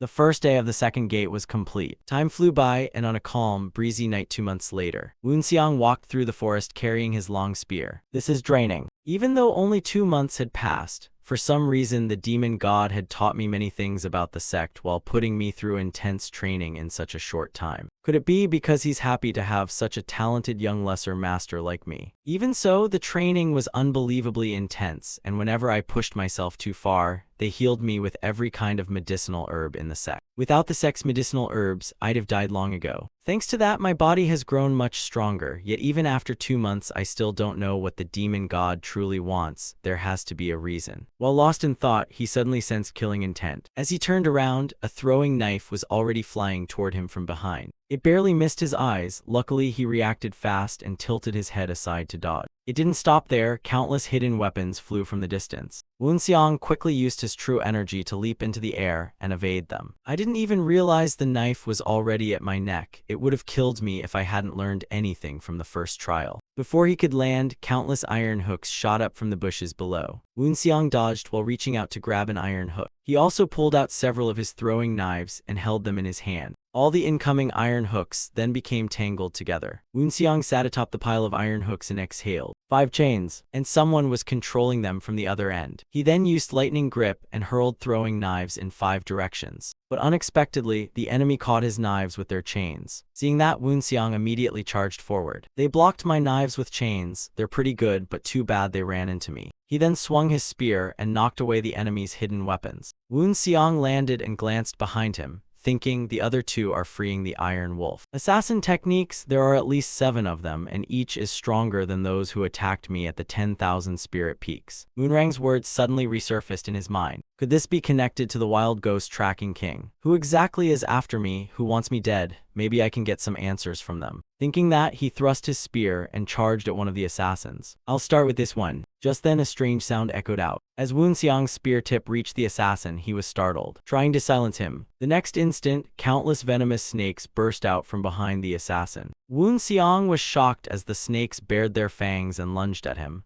They can control snakes. None of these are ordinary green snakes. Wu Xiang dared not be careless. He quickly swung his spear, severed the snakes' heads, and retreated. The snakes refused to give up and kept attacking him. Wu Xiang was completely occupied by the snakes and could only keep cutting them down with his spear. But the snakes showed no fear of death, charging on as Wu Xiang slaughtered them one after another. He couldn't understand how they could control so many snakes. This was like sorcery. He immediately unleashed his domain, but they'd need far more than this to kill him. The moment the domain spread, the venomous snakes slowed down. Wu Xiang then cut them down with ease. The training at the first gate had been far more dangerous than this. As soon as the snakes failed, hidden weapons and iron hooks came flying at him again. He had no intention of dodging. He stood his ground as hidden weapons flew in from every side and blocked them with his spear. After deflecting them all, he thrust his spear. One black-clad assassin's chain was cleanly severed. Before the assassin's horrified eyes, blood immediately sprayed from the bushes and burst into the air. Elsewhere, another assassin raised a whistle to his mouth and began blowing. Wu Xiang's face darkened as he drew a throwing knife. Lightning grip and throwing knife was unleashed once more. This throwing knife was aimed at the man blowing the whistle, but his reaction was just as fast, and he flicked the throwing knife away. Although he knocked away the throwing knife, his expression suddenly changed. What? A figure had appeared above his head. While he was blocking the throwing knife, the assassin lunged at him, but he instantly swung his spear and split him in 2. Perhaps only this one could control the snakes. Just as he expected, the moment the assassin died, the venomous snakes scattered and slithered away. Only then did Wu Xiang notice another one. Instantly, chains lashed in from every direction. He was surrounded by chains once again. He leaped over the chains below, but his spear was caught by them. The chain-wielding assassin pulled hard. I've got his spear now. Wu Xiang had already guessed that would be his thinking. Instead of panicking after losing his spear, he smiled and spun it. Though the man in black caught Wu Xiang's spear, he couldn't pull it away and was dragged toward Wu Xiang instead. He cried out in disbelief, how can he be this strong? Another man in black hiding in the bushes was shocked to see his companion dragged out by Wu Xiang. They immediately charged from every direction to rescue him. Wu Xiang had prepared for this and instantly unleashed a lightning-fast volley of throwing knives. He even threw the metal ring on his wrist as a hidden weapon. Even so, his throwing knives couldn't deal with them. The assassins blocked them all with their chains. Wu Xiang had expected this. Those knives wouldn't hurt them much, but the instant they dodged was exactly what he wanted. The young man he had dragged over was immediately punched square in the face. That single punch left him covered in blood and sent him flying like a broken kite. Wu Xiang's figure then vanished from sight. He reappeared in front of another assassin. The young man was horrified by his sudden appearance. Without giving him time to think, Wu Xiang brought down his spear. Another assassin was blasted away. He didn't stop and kept spinning his spear. The chain wrapped around the spear shaft, then whipped toward another assassin. The young man tried his best to dodge, but he was ultimately killed by his own ally's chain. Woon Xiang glanced down, only one remained. I need to keep one alive for questioning, and I can't let them kill themselves like last time. Thinking that, he burst forward at incredible speed to chase him. Why are you in such a hurry, young man? The man in black couldn't outrun Woon Xiang and was quickly grabbed by the collar. Woon Xiang then punched him in the chest. First, I need to remove the poison from his mouth, and before he bites the suicide pill, I have to get my answers. Woon Xiang then grabbed the man in black by the throat and slammed him to the ground,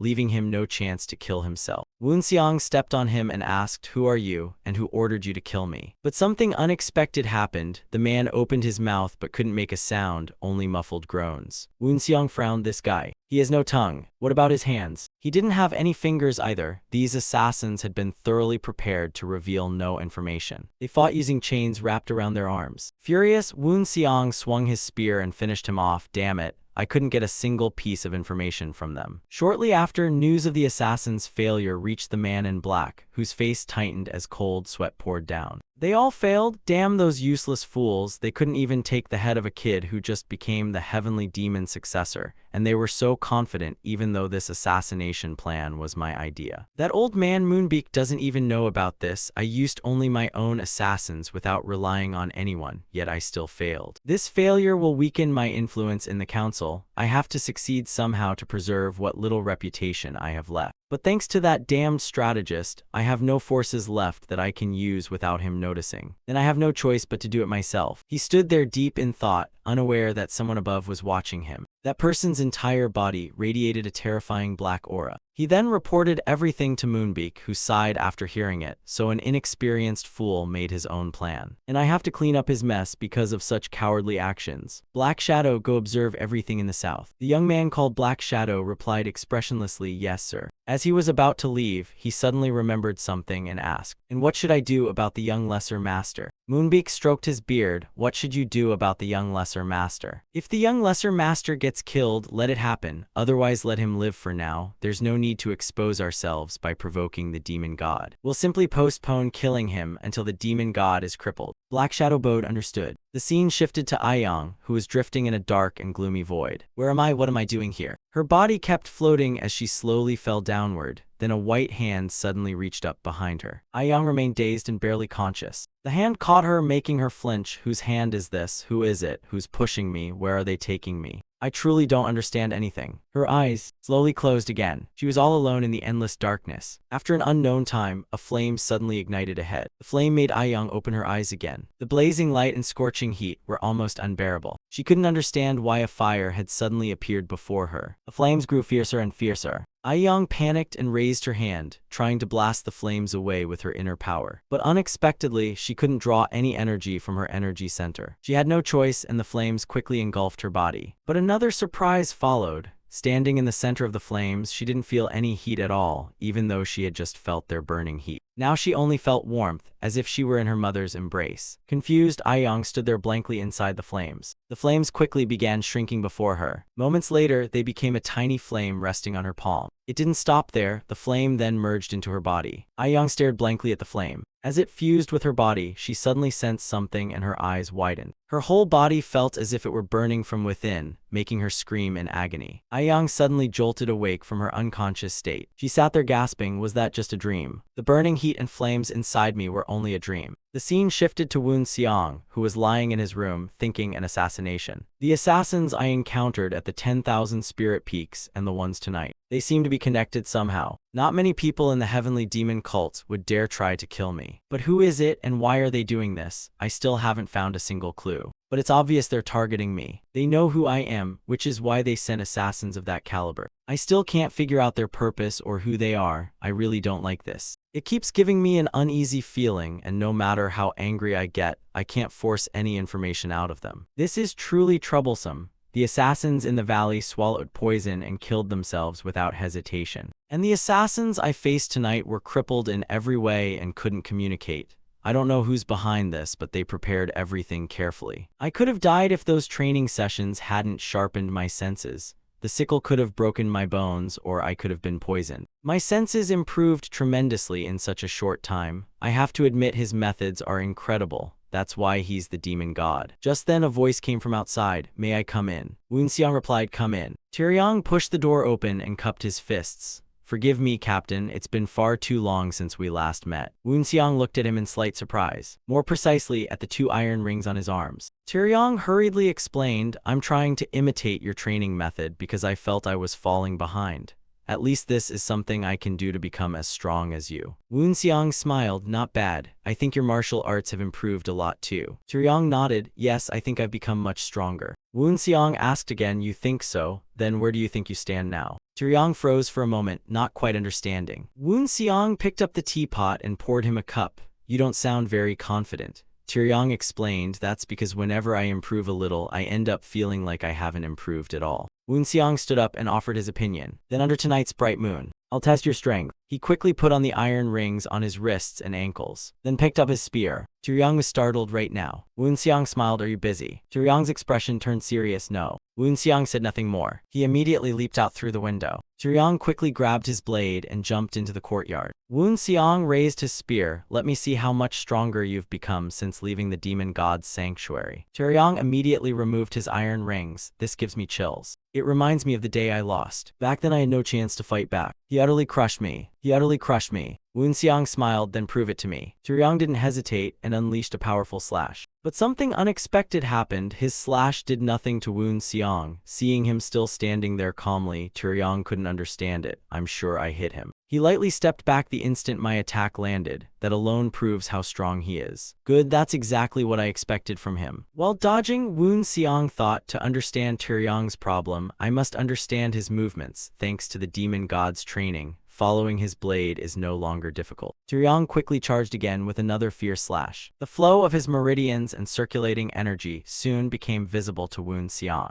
I see it now. He always hesitates before deciding between attacks. That's why he feels his skill isn't improving. Taeyong gritted his teeth and swung another powerful slash. Soon sweat covered his face. Looking at Woon Seong still standing calmly before him, he sighed inwardly. Is the gap between us really this huge? He hasn't even broken a sweat. He sat on the ground panting and asked, Captain, what do you think? Woon Seong smiled, I know why you can't improve. Hearing that, Taeyong became completely focused. Woon Seong asked, you said you've improved greatly, right? And Taeyong nodded yes. Woon Seong thrust his spear before Taeyong. A groove instantly appeared. That's only the wall you've barely crossed, but crossing it doesn't mean the end. A wall is simply a measure used in the martial world to judge one's level. Just because many people cross the same wall doesn't mean they're equally strong. You've only just crossed it, so you need much more time and effort to adapt to this new state. You'll realize that when you struggle to understand this new realm. But the important thing is that adapting to it won't be easy. All you need is to move forward slowly and patiently, or you'll suffer energy deviation when your mind loses its way. So focus on your own path and you'll gradually reach the goal. That's how the martial world works. Taeyong touched the crack in the ground and muttered, a wall. Your words have made me feel much better, thank you, Captain. He then stood up and looked into the distance. The morning light soon shone upon both of them. The sun has risen, it seems I've taken too much of your time. Woon Seong replied, don't worry, teaching my people is also my duty, and Taeyong nodded, if you think so, then thank you. Woon Seong looked at the distant sunrise and sighed, it's already morning. I only meant to observe Taeyong's skills, and instead I ended up resolving his inner demon. Still, thanks to him I was reminded of these basics. So it wasn't a complete waste. I should be more patient, though it looks like I won't be sleeping today. After a while, Taeyong cupped his fists and prepared to leave. Woon Seong had no reason to stop him. All right, just take it slow. Taeyong left while Woon Seong remained there, remarking that the sun had already risen. It's too late to sleep now. I might as well cultivate heavenly soul and heavenly body. He sat down cross-legged and began cultivating. Heavenly soul creates the heavens and rules the body. Rule the earth by keeping the soul ablaze. You can reshape the heavens, refine your body, and control the earth. I've already built most of the foundation of the heavenly soul body. Now I just need to merge the heavenly soul and heavenly body. If I can merge them, my body and soul will become perfectly harmonized. But to do that I must overcome the remaining half of body refinement. However, I mistakenly believed that the heavenly soul and heavenly body refinement technique simply required time and effort. But the more I train, the more complicated it becomes. It has already surpassed ordinary Buddhist arts. Even now, I don't know whether it's still a Buddhist art or belongs to another sect. It's truly complicated, but thanks to the heavenly soul and heavenly body, my body has become far stronger than before. That's enough for now. He ended his cultivation, picked up his long spear, and stood up. Without turning around, he stared ahead and said, come out. but no one answered and no one appeared. Woon Xiang said coldly, "Are you deaf? I told you to show yourself." Only then did the man in black inside the forest speak. The heavenly demon successor truly lives up to the title. Woon Xiang studied him and thought, so this is the one whose aura I sensed while cultivating the heavenly soul and heavenly body. He asked coldly, "How could I not when your aura is leaking so clearly?" "Then let me ask first, do you know who I am?" The man calmly replied, "Who doesn't know you're the captain of the Dragon Vanguard unit, one of the sect's geniuses who earned the title of Heavenly Demon Successor at just 20, and the young lesser master who will lead the sect in the future." Woon Xiang frowned and thought, his killing intent is obvious, and someone I've never met wants to kill me. Then he asked, "Were those assassins sent by you?" The man was startled, "So you're not only strong but smart too. I knew I had to kill you." Woon Xiang removed the talisman from his forehead. "Kill me? Then that proves you were the one behind those assassins, doesn't it? Let's see. You can speak, so you still have your tongue. You can hold a sword, so all your fingers are intact. Then you'll answer a few of my questions." Both of their eyes instantly turned razor sharp. The two of them charged at each other. As Woon Xiang exchanged blows with him, he realized this wouldn't be easy. The man infused his sword with energy. Woon Xiang also covered his entire body with energy. "Your aura isn't demonic energy. You're not from the heavenly demon sect. How could someone who isn't from the sect penetrate this deeply into the sect? Is that even possible?" The man gave no reply, only roared and charged with his blade.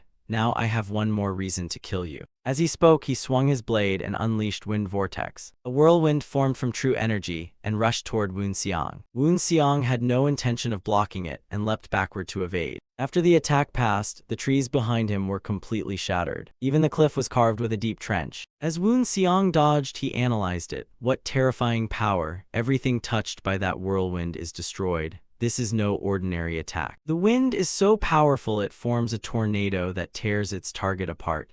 Even a slight graze could be fatal, but as long as I don't touch it, I'll be fine. But above all, he's not the only one with such power. Sixth form, no, I'll attack him with Spear of the End Knight. With that thought, he unleashed Spear of the End Knight together with his domain. The whirlwind and the domain quickly collided. The entire forest shook from the impact. Woon Xiang's domain then spread and enveloped the man in black. An inexplicable fear suddenly rose within him. Fear, I'm only facing a brat yet. Am I really afraid? He clenched his teeth and forced himself not to fear, then once again channeled his power into his sword. The longsword was once again wrapped in blue true energy. Seeing this, Woon Xiang realized it was manifested sword aura. I'll cloak my manifested spear aura with my domain, then merge the two together. I'll call it Calamity Spear. And first I'll take off these 2 iron rings. My enemy is truly strong. Though not as powerful as the demon god, he's definitely stronger than the night tracking king and ranks around the middle among the heavenly demons. He then unleashed Spear of the End Knight once again. The spear aura streaked forward wrapped in golden light. Across from him, the assassin once again unleashed Wind Vortex. Their attacks quickly collided. It didn't end there, as both continued swinging their weapons. They seemed evenly matched and both were struck by each other's attacks, sending them reeling backward. After fighting for a while, both were drenched in sweat and looked exhausted. Yet neither one's fighting spirit diminished in the slightest. Woon Xiang removed the remaining iron rings. Forget the iron rings. In this situation, I have to remove them all. I'll fight him with my full strength. This time, both their attacks were far stronger than before as the whirlwind and golden light clashed endlessly. One massive explosion after another erupted. Sword aura and spear aura intertwined. His spear kept shattering every wind vortex that struck before him. Sword aura had begun cutting his face and blood sprayed out. But such wounds meant nothing as he charged forward and unleashed Spear of the End Knight once again. Spear energy once again turned into a cloud and surged forward. Glancing at the wound on his shoulder, he thought, the divine spear greatly weakened that strike, yet it was still this powerful. However, the Spear of the Knight of Doom was gradually surrounding him.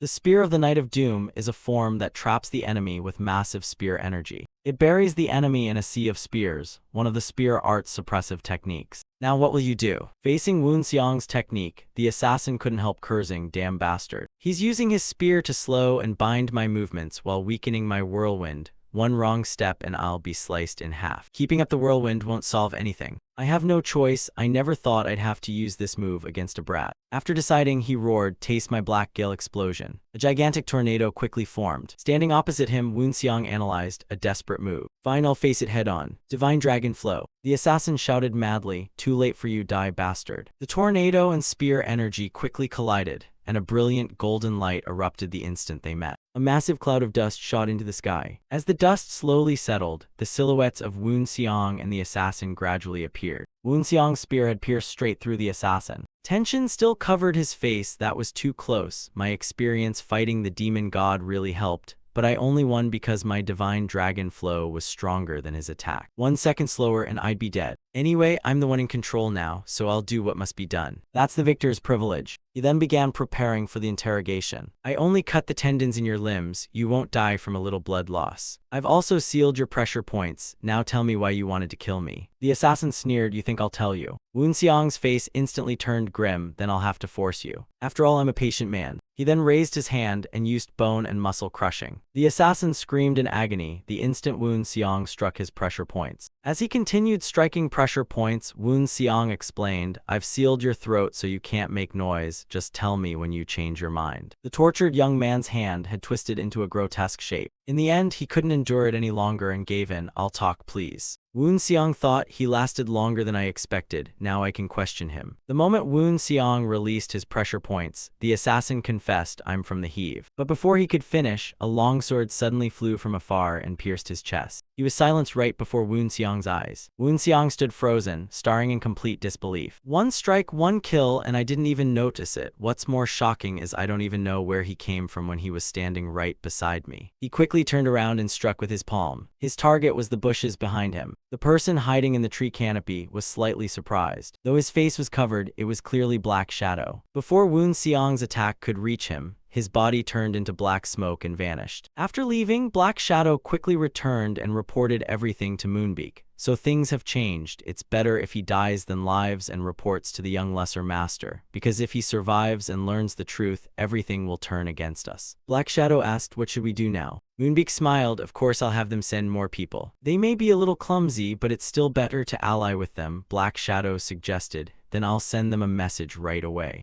Moonbeak stopped him. No, that's too dangerous. We must send someone in person. Black Shadow asked in confusion, then who do you want to send? Moonbeak replied, is there anyone in the Ghost Intelligence Division we can trust? Black Shadow narrowed his eyes and answered, some still don't fully believe you're the second coming of the Intelligence Division. Using them would only raise suspicion. Moonbeak stroked his chin thoughtfully. If even Black Shadow from the Ghost Intelligence Division says so, I shouldn't ignore him. He then stood up from the lake. All right, then I'll use my own people. As for you, keep investigating the Ghost Intelligence Division. Black Shadow replied, for the glory of the Intelligence Division. The scene shifted elsewhere, where Woon Seong resumed his training as countless arrows and their shadows flew toward him. This proved the training had become far more difficult. The most troublesome part was that the knives, only half the size of normal ones, were even faster and stronger than the arrows. Throwing knives continuously shot out from traps all around. Woon Seong dodged while thinking. So those knives are launched whenever I let my guard down. While thinking, hidden weapons suddenly flew at him again, catching him completely off guard. By the time he came to his senses, one arm had already been grazed and injured. He then sensed something else and quickly turned around. Above his head, countless points of light had already filled the sky, and Woon Seong realized he couldn't avoid them. The arrows poured down like rain at incredible speed. Knowing he couldn't dodge, he decisively swung his spear. He then channeled his energy and unleashed a powerful spear aura to block them. Countless incoming arrows were shattered by that single move. A few arrows stuck in the ground and happened to hit a trap wire. That triggered the other mechanisms as well. A massive net instantly dropped down over Woon Seong. Countless chains also shot out from every direction beneath his feet. Woon Seong was instantly surrounded by traps from every side. He showed no fear and leaped straight toward the net. He swung his spear and split the net cleanly in two.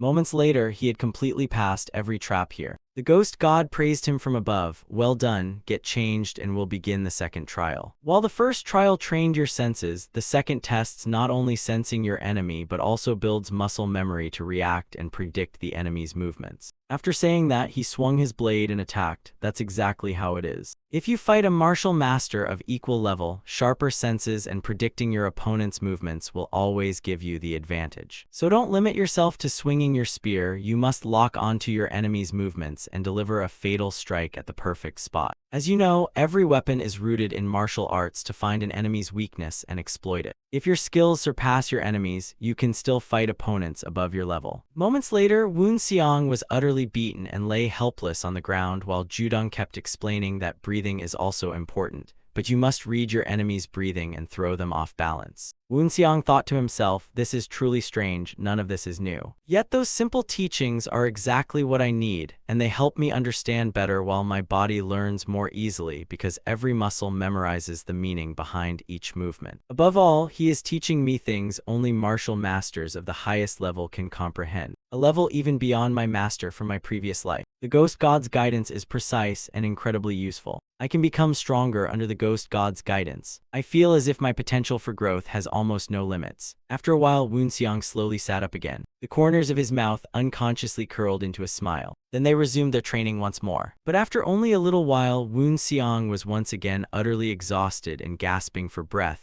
As always, I still can't even touch him. The Ghost God walked out of the maze and waved his hand. That's enough for today. Wu Xiang collapsed weakly onto the ground. The Ghost God took out a blood pill and tossed it to him. What is making you so anxious? Wu Xiang looked at the blood pill in his hand and fell into thought, giving no reply. The Ghost God waved his hand and continued. I forgot your breathing hasn't settled yet. His true energy immediately flowed into Wu Xiang's body. Wu Xiang, whose face was weary and ready to fall asleep, instantly regained his vigor as the true energy entered his body. The Ghost God continued, throughout your training you always seem to be chasing something. Why do you push yourself so hard even when you're supposed to be resting? Wu Xiang's eyes widened in shock. Does he know exactly what I'm thinking? I've tried my best not to worry, but what can I do when my master's face appears so clearly every time I close my eyes? What can I do when the faces of those traitors always appear before my eyes? Has that been what's making me anxious? As he pondered, the Ghost God spoke again. You don't have to tell me if you don't want to. Wu Xiang suddenly said, Lord Ghost God. Judong corrected him, call me Master. Wu Xiang asked Master, then why are you in such a hurry as well? This time it was Judong who frowned and remained silent. After a moment he finally said, I told you if you don't want to say it, then don't, right? Because I have my own reasons too. The scene shifted to the sacred flame. The holy maiden prayed before the sacred flame, O holy God. The first heavenly demon gave me a vision last night that I have less than a year left to live.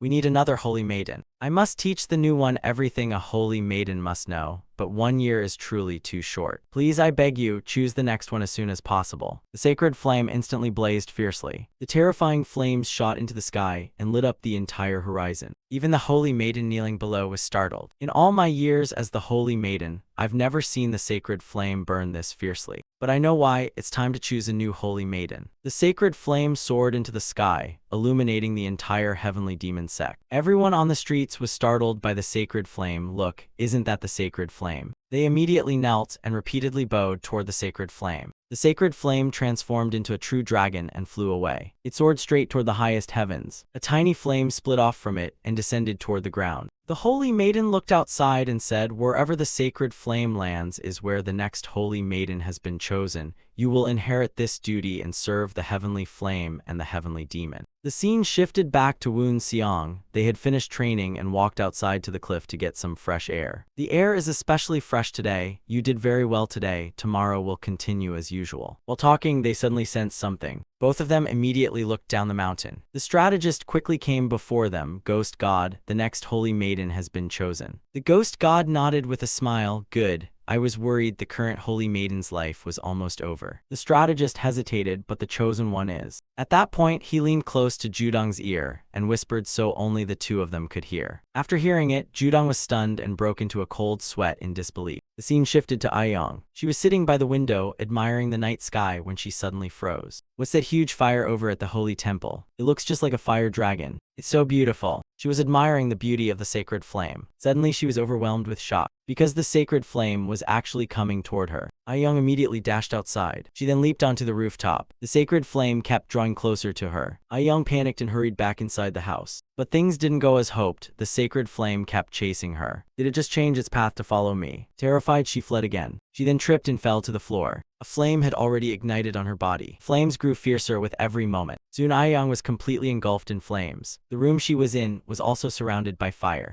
Judong rushed from the holy temple toward Aiyong. Wu Xiang and the strategist followed closely behind. Wu Xiang was secretly astonished. Those movements were incredible. Only the Ghost God could reach such speed. If I want to reach that speed and inherit that title, I must improve myself much more. Putting that aside, I never expected her to be chosen as the next holy maiden. Aiyang and I aren't exactly friends, but we met back in the Heavenly Demon Cave. Although her attitude had changed a little, we had always been rivals until recently. Looking back now, I once saw her as my rival when we were children. It's been a long time since our days in the Heavenly Demon Cave, yet she's really going to become the Holy Maiden. The Holy Maiden is the only one who can speak with the Heavenly Flame, understand the first Heavenly Demon's will, and serve the current Heavenly Demon. As the young successor, I'm destined to become the Ghost God one day, and the future Holy Maiden will serve me. The thought of Aiyang serving me made Woon Xiang frown. Soon they arrived at Aiyang's place, which was still covered in flames, and Woon Xiang analyzed that if the White Monkey Division headquarters was like the Dragon Owl Division,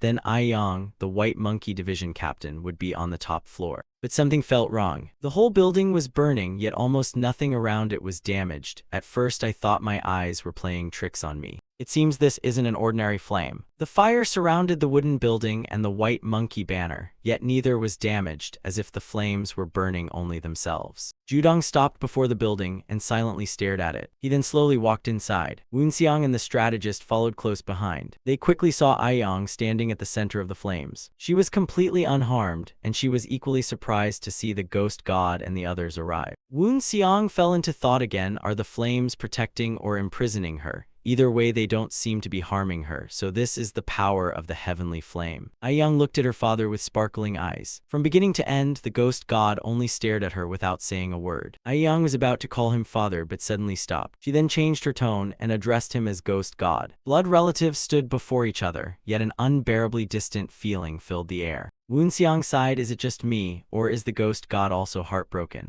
Judong instructed Aiyang, step out of there. Aiyang hesitated. Just then the Holy Maiden arrived. The flames won't harm you, princess. Aiyang was startled to see her, the Holy Maiden. She sat beside her and explained, the flames came not to hurt you but simply to greet you, and Aiyang was confused again. Greet me? The Holy Maiden spread her arms. That's right. You have been chosen to become the next Holy Maiden of the Heavenly Demon sect. Hearing that, she froze. She immediately turned to look at her father. The ghost god nodded at her. Aiyang then stood up and slowly walked forward. The ghost god sighed. It seems I need to talk to you. A while later, in the endless night somewhere beyond the forest, Judong stood beneath the moon talking with his daughter. Ever since your mother died giving birth to you, you have been my only family in this world. Aiyang lightly kicked the dirt beneath her feet, lost in thought. I'm his only family, then why does he care so much about that young successor? Judong walked over and stroked her head. You know, I always wanted you to grow up as an ordinary woman. The ghost god is an incredibly lonely position. I hold the whole world in my hands, yet there are still things I can never have. I never wanted your life to become like mine. I wouldn't have worried if you had been born a son. I simply wanted you to live like any other woman. To love someone and have a happy family. You may not know it, but that has always been my wish. I heard the rumors and prepared everything so you wouldn't have to continue the heavenly demon's bloodline. Hearing that, Aiyang was startled and thought, so father heard the rumor that I would have to marry Woon Xiang. I never realized father cared about me this much. She was about to say something, but Judong spoke first. But now that you've been chosen as the Holy Maiden, everything seems meaningless. As you know, the Holy Maiden serves only the Heavenly Flame and a single Heavenly Demon. Aiyang was startled again. The Heavenly Flame. Although they may refuse, no Holy Maiden has ever truly refused to serve the Heavenly Demon. And if so, they can never have a family with another man. Being chosen as the Holy Maiden means never living a normal life, and that decision can never be changed. The Holy Maiden is chosen by the Heavenly Flame and the first Heavenly Demon's will. Rejecting or defying the laws of the Heavenly Demon sect leads only to the most tragic ends,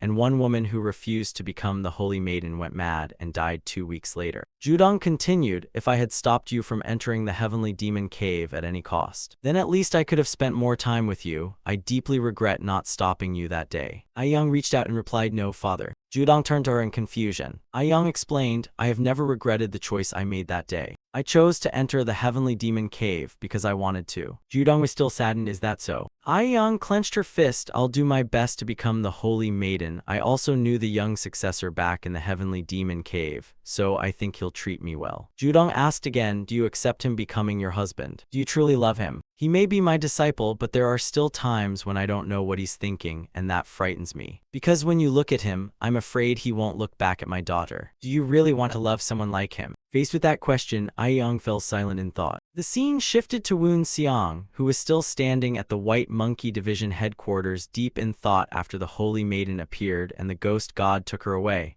while the flames around the building had almost completely vanished as if nothing had happened. Moreover, there wasn't the slightest burn mark on the White Monkey Division headquarters. The heavenly flame is known as the relic left by the first ghost god, and according to the legends and records of the heavenly demon sect, the first ghost god surpassed the saint realm and reached the divine realm. I can't accept that, and it doesn't sound convincing. The divine realm? Can a human really reach the realm of a god? Even the current ghost god who has already attained sword intent still hasn't reached the saint realm. Is this just how ordinary martial artists see it? Are we saints or monsters? Whatever it may be, I still can't fully understand it. Breaking Moon with only sword intent is already an exception. Could someone truly reach that realm? Was he really a god? No, that's impossible. I shouldn't even think about it. I'd better focus on training instead of dreaming about becoming a god. Use Black Flower and Crimson Heart to split the mind in two and turn both into willpower. Then the mind will become twice as strong. True Flower Steel Knot. Black Flower Crimson Heart. Use one will to remember Black Flower Crimson Heart and the other to remember True Flower Steel Knot. And now I remember Black Flower Crimson Heart has a new name. The Heavenly Demons Linked Sacred Art. While he was deeply focused on training, a voice suddenly called from beside him, "Captain." Woonseong reluctantly stopped and looked outside. "Come in." Jiokbang entered and reported, "You have a visitor." Woonseong stood up in confusion. A visitor? Who would visit at this hour? I've never had a visitor before. The more he thought about it, the more puzzled he became. Who could it be? But the moment he spoke, he suddenly realized, wait, I know who it is. I could never forget that presence, Aiyong. No, I suppose I should call you Holy Maiden now. Hearing that, Jiokbang was stunned in surprise. Aiyong asked him, could we talk for a while? Woonseong sighed, it's a bit late, but I can't exactly refuse, can I? Aiyong continued, I was wondering if we could talk while taking a walk through the garden. As she spoke, she walked toward the window. When she reached the window, she said again, please. Woonseong remained silent, simply looking at her without replying. Jiokbang watched the scene from the side, unable to hide the tension on her face. She then spoke loudly, I'll stand guard while you two take your walk. The three of them then headed outside together. The atmosphere was extremely awkward, each lost in their own thoughts, making Woonseong sigh in frustration. Why don't we get straight to the point, instead of going around in circles? Aiyong looked at him and recalled her father's question, will you love him? Remembering it made her face flush red uncontrollably. They said I'm going to become the Holy Maiden. Woonseong calmly replied, that's only natural, the sacred flame chose you. Aiyong couldn't hide her irritation. Why is he acting so calmly? It's like I'm the only one worrying, all because of what father said. Thinking that, she suddenly raised her voice, do you know whom the Holy Maiden must serve? Woonseong was startled and turned to look at her. He then lowered his head and sighed. Aiyong continued, the heavenly flame and the heavenly demon. Woonseong frowned, thinking she shouldn't be saying that so casually. Ignoring his reaction, Aiyong continued, that's why father asked what I thought about you, and it made me wonder what you think of me. Woonseong sighed inwardly, my life was almost destined for revenge. Feelings like love are a luxury for me, and I'm not even sure I can achieve my revenge. My enemy isn't just one person but the entire righteous path, yet I can't explain all that to her. Thinking that, he sighed, you may not know this, but I still have many things I must do. Aiyong's face filled with sadness, and she said nothing. Woonseong continued, I became the young successor as I wished, but I'm still not confident I can reach my goal, and that may not change even if I become the ghost god. The more Aiyong listened, the sadder she became, lowering her head. The atmosphere then fell into a frightening silence. Woonseong glanced at her, thought for a moment, then continued. So I can't give you the feelings you're hoping for, because I have something I must focus on right now. Everything else will come only after I achieve what I want, if that day ever comes. After saying that, he thought to himself, she's very smart, so that should be enough for her to understand. Jiokbang, standing nearby, heard every word Woonseong said. A look of disappointment also appeared on her face. Aiyong suddenly spoke, I understand what you're saying. Woonseong nodded, that's good, I'm glad you understand, though he secretly felt guilty that she would have to spend her whole life as the Holy Maiden. But then something unexpected happened. Aiyong suddenly smiled, then let's put all that aside until you've achieved your goal. Woonseong replied, that's right, I'm glad you. Before he could finish, he suddenly turned around in surprise, but Aiyong was already gone. Woonseong frowned as he watched her calmly walk away. That wasn't what I expected. He helplessly shook his head, wondering what she was thinking. I already hinted those things would never happen, yet she said to put them aside for now. Well, there's no point overthinking it. I'll worry about it when that time comes. Then he quickly returned with Jiokbang. Back in his room, he sat cross-legged again and began cultivating, splitting his mind into two. True Flower Steel Knot and Black Flower Crimson Heart were separated once again. Moments later, Woon Seong was startled. What's happening? The power within the True Flower Steel Knot that I received from the Chronicler is becoming unstable. It's as if it's welcoming the change in Black Flower Crimson Heart. Should I force it back to its original state? No, it's better to let its power remain true to its nature. Judging from the current situation, it doesn't seem like the demon inside me is trying to consume me. After a while, Woon Seong finally let out a sigh as the energy flow reached its destination. Fine, go wherever you wish. He then let the energy flow freely without interfering. It all quickly gathered in his energy center. Cold sweat kept pouring down Woon Seong's face. More and more energy gathered inside his energy center. It seemed to be compressing into the shape of a sphere. The corner of Woon Seong's mouth suddenly curled into a smile. I understand now, that's the true nature of flames. The energy radiating from his body quickly spread and covered the entire Dragon Owl Division headquarters. Taeyong and someone else training in the courtyard looked up in confusion. Jiokbang, who was writing in her room, also sensed the disturbance. She immediately stopped and looked outside. At that moment, Black Flower Crimson Heart reached its ultimate peak and transformed into divine flame form. Elsewhere, news about Aiyong had spread throughout the sect and everyone was discussing it. Is that rumor really true? The ghost god's daughter is becoming the holy maiden. That's right, I'm sure the ghost god already knew and kept it secret. What do you mean, did you forget? I'm talking about the Ju clan bloodline. The young successor and the ghost god's daughter were supposed to marry. If everything went as planned, I see. The heavenly demon's bloodline would continue once they marry. A young man walking through the streets overheard those conversations. He then returned and reported everything to Moonbeak. After hearing it, he suddenly realized, so the ghost god's daughter was chosen as the next holy maiden. The young man was puzzled. This is strange. Normally he'd be furious or dislike something like this. Although they say the holy maiden is the symbol of the sect, she also holds the greatest influence over the people's faith. So the ghost god's daughter becoming the holy maiden would only make things harder for him. Even so, because she's the ghost god's daughter, he can still smile. Moonbeak laughed happily, thinking I've been watching that girl ever since she was little. I've always wondered how beautiful she'd become when she grew up, and why she disappeared for the past 10 years. Her becoming the White Monkey Division captain means she was in the Heavenly Demon Cave. That girl always tried to impress her father since childhood. So it's no surprise she chose that place to train, but now that she's been chosen as the Holy Maiden, her dream has come to an end. So the White Monkey Division captain I saw at the assembly was her. I've always thought she was beautiful. So beautiful that even I, the soul-splitting Flame King, desire her. I've always waited for the chance to spend one night with the White Monkey Division captain, so she's the ghost god's daughter. It seems the little girl from 10 years ago has truly grown into a woman, and the more he thought about it, the more he drooled. I really want to have her, but not now. One reckless move would ruin the entire plan. I can still have her. When I destroy the Heavenly Demon Sect, bring down her father and claim her, that won't be bad at all. And even if things go differently, I can always use that plan. He then burst into loud laughter. Ha ha ha. People always say misfortune can become a blessing. And those words couldn't be more true. Ho ho. While laughing with delight, he suddenly remembered something. Oh right, what is that guy doing? The other man hurriedly replied. He's become much stronger than the previous disciples. So we're still keeping an eye on him, but one thing is certain. He's locked himself inside his own residence. Moonbeak muttered darkly, forgotten demon emperor. The scene shifted to a place hidden behind a luxurious golden curtain. A figure could be seen behind the curtain. Beneath him was a woman. She struggled to resist him but couldn't. The man's eyes gleamed with savage excitement. The woman writhed and moaned in agony. The man's face grew more and more excited with pleasure. The woman's hand quickly began to wither. Moments later, her body had completely withered, and she died on the bed. The man stood up, put on his clothes, looked at the corpse, and sighed. Even though it's my own technique, it's still rather amusing to watch. He then kicked the corpse off the bed. He waved his hand, used his inner energy to create flames, and burned the corpse to ashes right there in the room. You should be grateful I cleaned up after you. He then ordered those outside, call the inner city division in. The guard outside immediately shouted, the king summons the inner city division, hurry and notify them. Soon the inner city division arrived. He quickly reported to the king, the hidden ruins of the 8 Radiant Sword Emperor have collapsed, and 1,200 righteous martial artists died inside. The victims include elders from the 9 great sects and many other sects, and counting those who died earlier, the total is around 2,000. The king's expression remained completely calm as he listened. The inner city division continued. about 30 people laid down their swords after suffering severe injuries. And naturally, all of them were first-rate martial artists. The hidden ruins of the 8 Radiant Sword Emperor were once considered extremely important.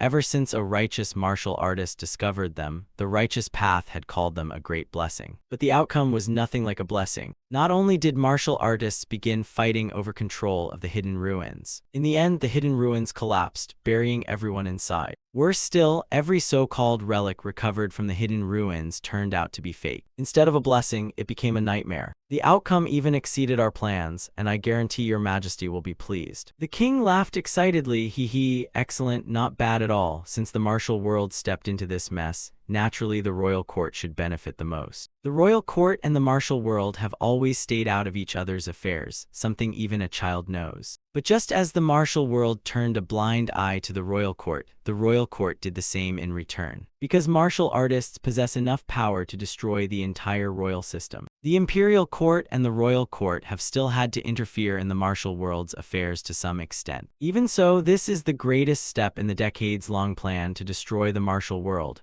after all previous attempts failed. If the martial world discovers that move, the royal court already has another plan ready. Though His Majesty and the Royal Division do not intend to destroy the martial world in the Central Plains. After a moment, the king asked, "What about the Heavenly Demon Sect?" The Inner City Division replied, "It seems that will take a little more time." Hearing that, the king frowned. It's already been several years since we planned to destroy the Heavenly Demon Sect, yet there's still no result. The Inner City Division explained, "The Heavenly Demon Sect appears and disappears unpredictably. Because of that, our plan has been delayed. However, we've received reports that the moon-slaying Heavenly Demon has been poisoned, and it won't be long before we see the outcome." The king asked again, "How long is won't be long?" making the Royal Division wait like this. The Inner City Division fell silent. He didn't know how to answer, and after a moment he finally said, "We received news of his poisoning 6 months ago." He has probably realized he was poisoned. In fact, he likely realized it long ago and also understood resisting the poison was almost impossible. The king continued, "So most of the major events in the Heavenly Demon Sect will take place within the next month, correct?" The two of them burst into laughter once again. The king then turned serious again and asked, "By the way, whom did we send to the Heavenly Demon Sect?" The Inner City Division asked, "Do you mean the Forgotten Demon Emperor?" And the king nodded, "That's right, so that's what he's called." In a way, Forgotten means he kills people through deception and emptiness. It's truly a fitting name for him. The scene shifted to the Heavenly Demon Sect. Woon Xiang stood atop a deep cliff overlooking a river with dark, murky waters. He stood there gripping his spear, staring at the man before him. His opponent tightly gripped a longsword and raised it, fully prepared for battle. Golden light quickly spread across the longsword. Flames then blazed along the blade. Woon Xiang also quickly circulated his energy, covering both his body and spear.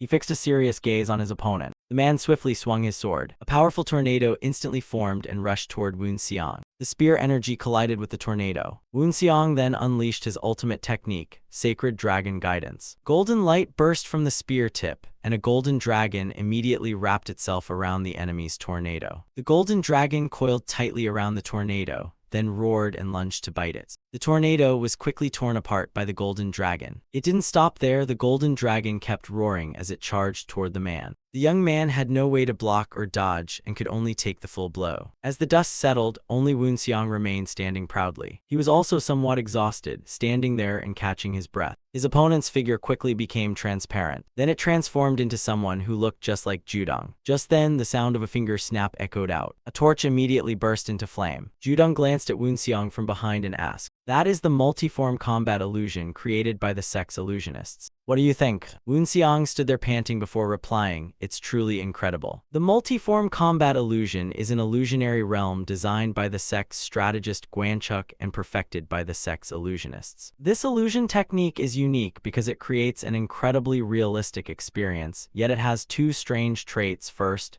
the illusions are frighteningly lifelike, and second, those illusions are the ghost god's consciousness. Woon Xiang marveled inwardly, "It feels like I'm fighting real martial artists. I can still feel the sensation of the wind dragon claw and the wind sword." Judong stepped in front of him and explained, "A true martial master can sense danger and devise countless strategies the moment danger appears. It will be the same if you become the ghost god. That's why I have you fight the enemies I faced in the past. So this illusion maze is the perfect place to sharpen your skills. Because you can gain thousands of experiences as if you had truly faced them yourself. am I right? Woon Xiang nodded, thinking just as he said, this illusion maze is truly formidable. But it gives me invaluable experience. Though I was a martial master in my past life, I never lived past 30, and no matter how much I trained, my real combat skills could never match the demon god. But with the multi-battle illusion sense, I can absorb all that experience and grow stronger, though it is far from easy. I have to face the demon god's 3 past enemies 3 times a day, so I'll use that as my benchmark. Now I should get some rest. Judong glanced at him and smiled, thinking, he reached this level while wearing the iron ring I infused with energy to make much heavier. He keeps surprising me, but I can't ease up. I still need to speed things up, so he asked, how far has your intermediate link with the heavenly demon sacred art progressed? Woon Xiang immediately circulated his energy and checked himself. I've reached about the 2nd level. Once a martial artist forms a flame fragment, the first link of the heavenly demon sacred art, Black Flower Crimson Heart, is fully completed. The next step is reaching the intermediate link of the heavenly demon sacred art, Spirit Flame Passage. The demon god thought the 2nd level means he's close to Spirit Flame Passage. That's truly impressive. He progresses this fast because he possesses profound martial knowledge. Thinking that, he turned and sighed, but you're still too weak. You must reach at least the 5th level to combine Spirit Flame Passage with Black Flower Crimson Heart. Woon Xiang stood and bowed, yes, master. Spirit Flame Passage creates a complete link between the soul and the flame fragment, and after merging with Black Flower Crimson Heart to form Black Flower Flame Path Crimson Heart, the cultivator blooms a black flower that nurtures the crimson heart and connects to the flame. Only after that is complete will you obtain the sacred flame form, so keep working hard. He silently judged that at this pace he would reach the 5th level in 6 months. As expected of the sex genius, his talent is truly terrifying. All I can do is keep feeling proud. But the problem is my body won't last until then while Woon Xiang is being trained by the demon god. Meanwhile, something else had happened within the heavenly demon sect. The Holy Maiden ceremony had succeeded. The one chosen not long ago had now become the Holy Maiden, and even though it was a ceremony, she was revered as the mother of thousands of demon followers. It was a ceremony that could never be rushed, and it took place a month after Aiyang was chosen as the Holy Maiden. After the Holy Maiden ceremony succeeded, the sacred hall, normally never opened, became an exception. Standing above, Woon Xiang looked down and marveled at the crowds gathering just to witness the ceremony. Even with so many people present, not one dared step onto the road. That was the sacred path, the Holy Maiden's road connecting the main gate to the sacred hall. Only the Holy Maiden may walk the sacred path. No one else is allowed to set foot on it. Even the demon god, the sect leader, must enter the sacred hall through another route. Soon Aiyang would walk the sacred path. I shouldn't talk to her because I don't want to stir unnecessary emotions. Focus, Woon Xiang, you've already stepped onto the blood path, a road you cannot avoid if you want to avenge your master's death. Dwelling on a woman will only put you in greater danger, just as you said that day. Everything comes only after you complete your mission. Just then, someone below shouted, the Holy Maiden is entering. As soon as the voice fell silent, Aiyang slowly walked onto the sacred path before countless eyes. The moment Moonbeak saw her, desire surged within him. Look at me, I carelessly let my lust show again. The people around them erupted in cheers to welcome the new Holy Maiden. The previous Holy Maiden stood outside the sacred hall carrying the sacred flame, waiting. Before long, Aiyang arrived in front of her. She held out the vessel containing the sacred flame. From the moment you take this brazier, you will begin your new life as the Holy Maiden. Of course, you still have much to learn from me, but as the Holy Maiden, your life will change greatly. Aiyang accepted the brazier and entered the sacred hall. Meanwhile, the demon god's expression was extremely tense. Now I know I've been poisoned. When I reached the Saint Realm, I believed my body was immune to all poisons, yet this poison can still harm me. This is no ordinary poison, and no matter how hard I investigate, I can't find a cure. Guanchuk did everything he could but still couldn't cure it, and this cursed poison has left me disheartened. I know I can't hold on much longer, so even though my disciple Woon Xiang has unmatched talent, I can't hide my growing urgency. This is my fault, I know I don't have much time left. But isn't this when she still has to place the brazier on the altar? No, just a little longer. Though he tried to endure it, he finally coughed up a mouthful of fresh blood. He collapsed to his knees in agony, looking utterly miserable. Woon Xiang was startled and turned around. Sitting in the distance, Moonbeak secretly rejoiced. At last the heavenly demon sect will be mine. Judong was immediately taken back to his room for treatment. The one treating him was the life and death demon physician Guak Buseng. This poison is dreadful, and judging by its progression, it has been in his body for a very long time. Woon Xiang and Aiyang both looked extremely tense. Aiyang clenched her fists and gritted her teeth in fury. Buseng continued, "You may speak with him for a while." Guanchuk sighed, "Very well." Buseng then turned and left. Woon Xiang and the others quickly entered the room. The moment Aiyang entered, she rushed emotionally to her father. She knelt beside the bed and took his hand. "Father's whole body is burning. What kind of cursed poison is this?" Judong looked at her and asked, "So you've come." "I'm sorry, strategist, I couldn't hold on any longer." Woon Xiang glanced at Guanchuk and thought, so Guanchuk already knew about the poison. Aiyang gently placed Judong's hand back down. "Strategist, why didn't you tell me? I could have helped find an antidote sooner if you told me. Why didn't you say anything?" She was overwhelmed with grief. I had only just become closer to father after becoming the holy maiden, and talking with him was the greatest joy, so why did it end up like this? Guanchuk lowered his head sadly, unable to answer. Lying in bed, Judong spoke instead. "It's not his fault. I gave that order, and of course the strategist tried to find a cure, but this poison is unlike anything ever seen before." Woon Xiang frowned and thought, a poison never seen before, something entirely new. A poison that even someone like the demon god who has reached the threshold of the saint realm cannot resist. Aiyang was about to speak, but the demon god interrupted. "It's all right. I won't die that easily, though it's difficult. I can still hold on, and if I keep resisting, I'll live a few more years, and I'm sure the strategist will find a cure by then." Aiyang still looked deeply worried, with tears welling in her eyes. She tried hard not to break down in tears there, and only then did Judong notice Woon Xiang. "You've come."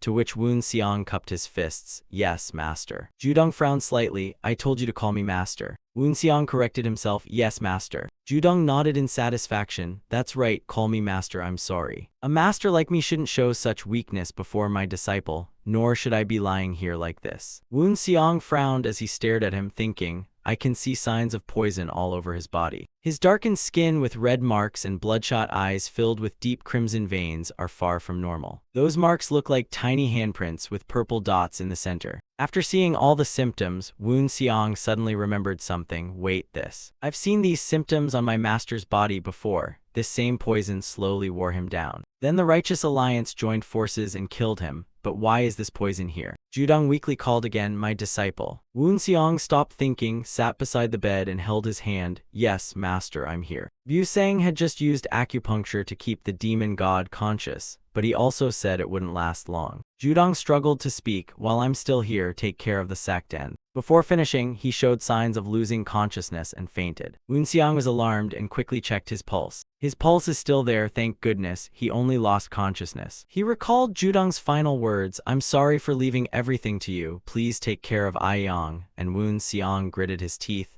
"No, you can't leave like this, master." Time passed quickly and 3 months went by. On a mountain path, several people were traveling. Has it already been 3 months? So much has happened during that time. This man was the ghost prison sword, Mo and Ryong, one of the 10 elders of the heavenly demon sect. After the demon god coughed blood and collapsed during the holy maiden's inauguration, rumors spread throughout the heavenly demon sect, though both supporters and opponents remained quiet. The only obvious change was that Vice Elder Moonbeak and young master Woon Xiang began competing for the position of demon god. However, that was only what appeared on the surface, while much more was happening beneath it. Beneath that calm exterior, things were moving in secret, and the day the demon god collapsed, Vice Elder Moonbeak immediately revealed his ambition. His ambition was to seize the position of demon god and become the leader of the heavenly demon sect. Meanwhile, the young master and Guanchuk were not about to let everything go so smoothly. The sect splitting into 2 factions became unavoidable. Anyone familiar with the sect's internal affairs knew the rivalry between the young master and the vice elder had reached its peak. In just 3 months, the sect had split into the vice elder's faction and the young master's faction, with no room for neutrality,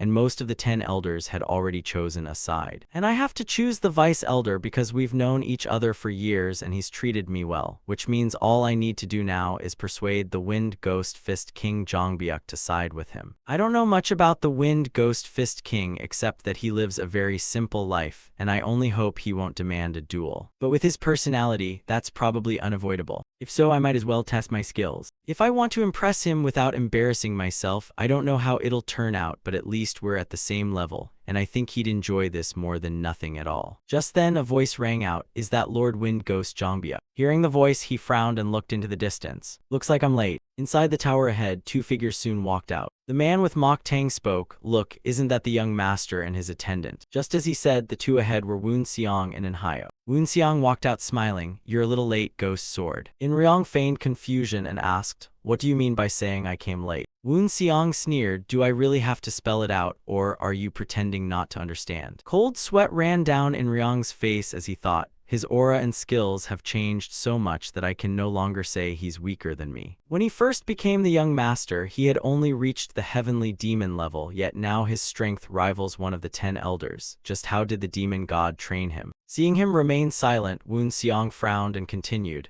"Then let me explain. Zhongbiak has agreed to join us." In Ryong and everyone behind him could not hide their shock. Moreover, the aura radiating from Woon Xiang was dark and terrifying. "What you're doing is meaningless, and you know the Wind Ghost King Zhongbiak isn't someone who can be persuaded with a few words or a few gifts." In Ryong stubbornly replied, "Who knows? Humans are only human, and even immortals can be bought with gold." Woon Xiang walked past him. "Then let's see whether you're right or I am. We'll meet again." Long after Woon Xiang left, In Ryong still stood there thinking grimly. The moment the young master released his aura, Zhongbiak inside the Wind Ghost Tower already knew what had happened. But he chose not to appear, which meant he had already made his decision. Damn it, I don't know how he managed to persuade Zhongbiak. But one thing is certain, he chose the opposing side, and meeting him now would only waste both our time, making In Ryong feel even more helpless. One of the men behind him asked in confusion, "What should we do now?" In Ryong replied grimly, "Go to the Fire King Tower." After visiting the Fire King Tower, In Ryong returned to Moonbeak, 4 against 4. In Ryong sat in his chair deep in thought. Counting the Vice Elder, our side has 4 of the 10 elders. Counting the strategist Guanchuk, the other side also has 4. With the young master's strength now nearly equal to a 10 elder, anyone could see the two sides were almost evenly matched. Even counting each elder's subordinate forces, both sides were roughly equal. Most of the 12 divisions chose to remain neutral, but the White Monkey Division and the Dragon Spear Division support the young master, leaving our side at a disadvantage. Moonbeak suddenly revealed a meaningful smile. "I've been preparing for this moment for an entire decade. I've also spent many years patiently waiting to become the demon god. I've worked hard to hide my ambition beneath the demon god's reputation as a tyrant. Yet after the demon god fell ill, nothing happened. No, the strategist has been watching me ever since I revealed my ambition. I should make him part of the plan as well. However, Guanchuk has always been loyal to the demon god and isn't someone who can be easily swayed." In Ryong said, "Since we were one step too late with Zhongbiak, why don't we try persuading the Sun and Moon Ghost Master?" The Sun and Moon Ghost Master is the oldest of the 10 elders, yet even at 100 years old, he remains in excellent health. Even though he has retired, none of the 10 elders can confidently say they could defeat him.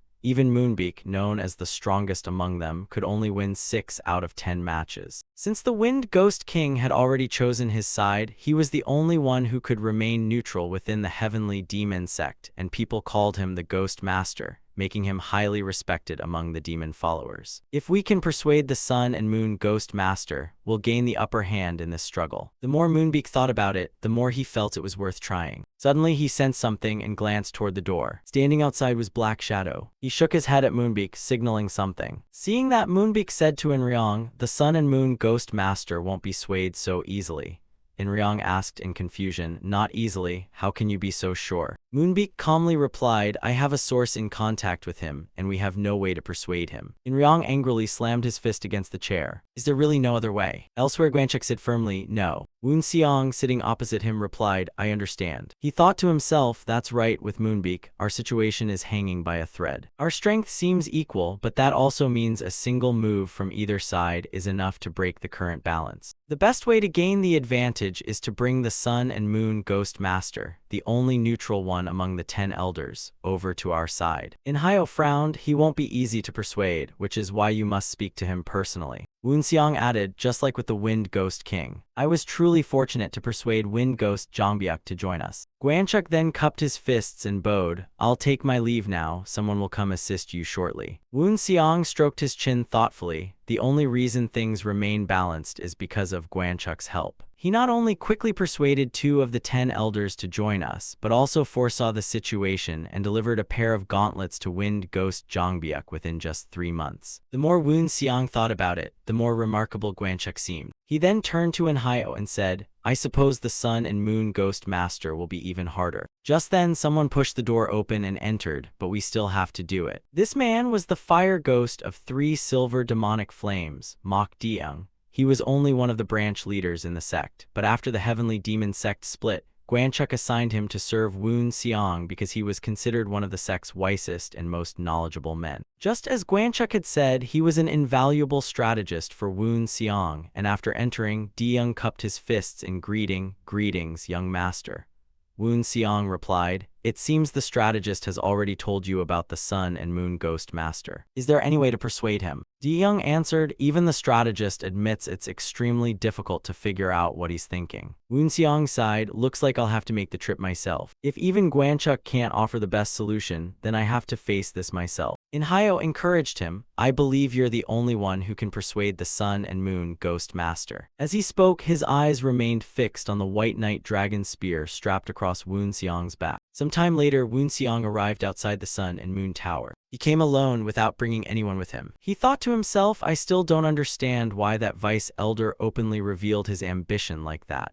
The position of demon god is naturally what everyone in the heavenly demon sect dreams of attaining at least once. If I had been born a demon cultivator, I would never have aimed so high if not for revenge. But the position everyone dreams of is not one anyone can hold. Among all the demon cultivators here, only a handful are qualified to become the demon god. The first and simplest requirement is strength, because only the strong survive and the weak can never become the demon god. And of course, the king of soul-splitting blazing flames meets that requirement. Though younger than the Sun and Moon Ghost Master, he is regarded as one of the strongest in the sect. The second requirement is bloodline, but that can be solved easily, because marrying into the Ju clan is enough to preserve the demon god's bloodline. Young might refuse, but thinking about it, Moonbeak is the kind of man who will do anything to get what he wants, so he wouldn't hesitate to use witchcraft on Young if necessary. The most important requirement is the last one, the heavenly demon sacred art. Unlike the first two, this is the legitimate path to becoming the demon god, yet not everyone can learn it, even after reaching the heavenly demon realm. Those who can learn it are destined by heaven to become the demon god, but why is he showing such open ambition? Could it be that he has already learned the heavenly demon sacred art? If so, the only question is how, since it is passed down to only one person. As he was lost in thought, a strong gust of wind suddenly snapped him back. "I'll think about that later." He walked over and knocked on the Sun and Moon Tower's door. This place looked more like a storage house than the tower of one of the 10 elders. Woon Seong suddenly noticed several iron rakes leaning beside the door. So the Sun and Moon Ghost Master spends his old age farming. Before long, someone came out from inside the tower. "I've been expecting you." "I'm sorry, but another guest arrived first, so you'll have to wait a little." Woon Seong thought, another guest? I'm certain I sent a letter saying I'd come today, yet he still chose to meet someone else first. From what I've heard, the Sun and Moon Ghost Master isn't a rude man. Then it must be someone even he couldn't refuse, someone who arrived unexpectedly, or perhaps both. And as far as I know, only one person could do that. Seeing Woon Seong's grim expression, the young messenger broke into a cold sweat. "Did I do something wrong? I'm dead." After thinking for a moment, Woon Seong said, "Either way, take me to him." The young man hurriedly replied, "Yes, this way please, follow me." As he led the way, he sighed in relief, "Thank goodness I'm still alive." Woon Seong entered and looked around. Just like its exterior, the inside of the Sun and Moon Tower was completely different from the other 10 elders' towers, with nothing luxurious or elaborate. Most damaged spots had simply been patched with nailed wooden boards, making him slightly uneasy. In the worst case, those pieces could all become hidden weapons to kill me. It's been a long time since I've felt this nervous, and if the Sun and Moon Ghost Master becomes my enemy, my only choice is a fight to the death with only a 40% chance of winning. 40 for me and 60 for the Sun and Moon Ghost Master. Though I hope it never comes to that, his martial arts are enough to terrify me. This presence feels so familiar. Familiar yet unsettling. I knew it, the man behind that door is. Startled, he turned around and saw several assassins emerge from the rear rooms, blocking his retreat. Woon Seong recalled Guanchuk's earlier warning, "Since you're constantly competing with the Vice Elder, I must warn you in advance. This is the greatest and most important force under the King of Soul-Splitting Blazing Flames, the Fire King 7 Reapers, a 7-man unit known as the Soul-Splitting Reapers." Woon Seong looked at those surrounding him and said,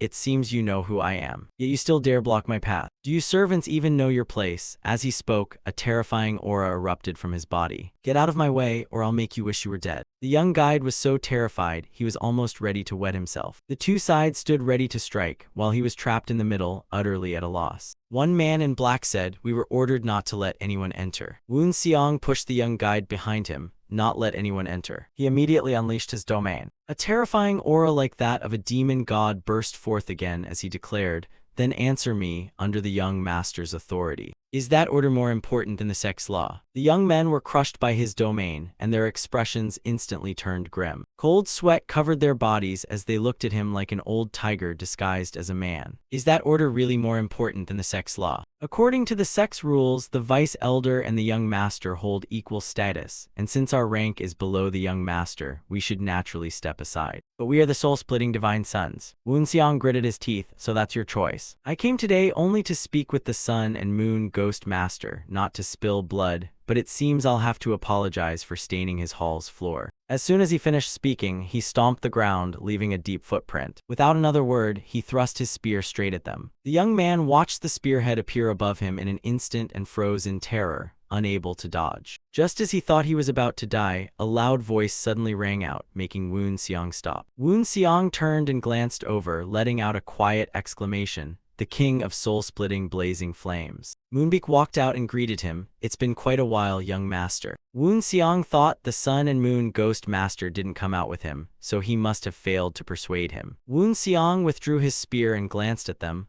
"I don't know how you train your dogs, but they bark at everyone they see." The group shouted angrily, "You may be the young master, but you have no right to insult us like that. We'd rather fight you to the death than listen to such mockery." Moonbeak shouted, "Enough. There's no need to respond to such provocation. Pointing your swords at him will only make things more complicated." "Don't you think so too, young master?" Woon Seong frowned, thinking he's truly hard to read. Moonbeak spread his hands and continued, "My apologies. After all, they're only dogs, and it seems they misunderstood my order not to let any ordinary person enter." Woon Seong frowned, thinking, "Ordinary? I don't want to start a fight, but at this rate." After a moment's thought, he waved his hand and replied, "Don't blame your dogs. They're only like this because their master failed to train them properly." Hearing that, Moonbeak immediately frowned as well. The two stared at each other with razor-sharp eyes. As they stood ready to clash, a voice came from inside the room. "How long are you going to block my guest, you brat?" Hearing that voice, Moonbeak immediately calmed down. "Haha, my mistake, sir." The man continued, "That's enough chatter, now let the young man in." Moonbeak no longer stopped him. "Go ahead, young master. I hope next time we'll greet each other more properly." Woon Seong snorted, "I hope so too." He then walked into the room where an old man was already waiting.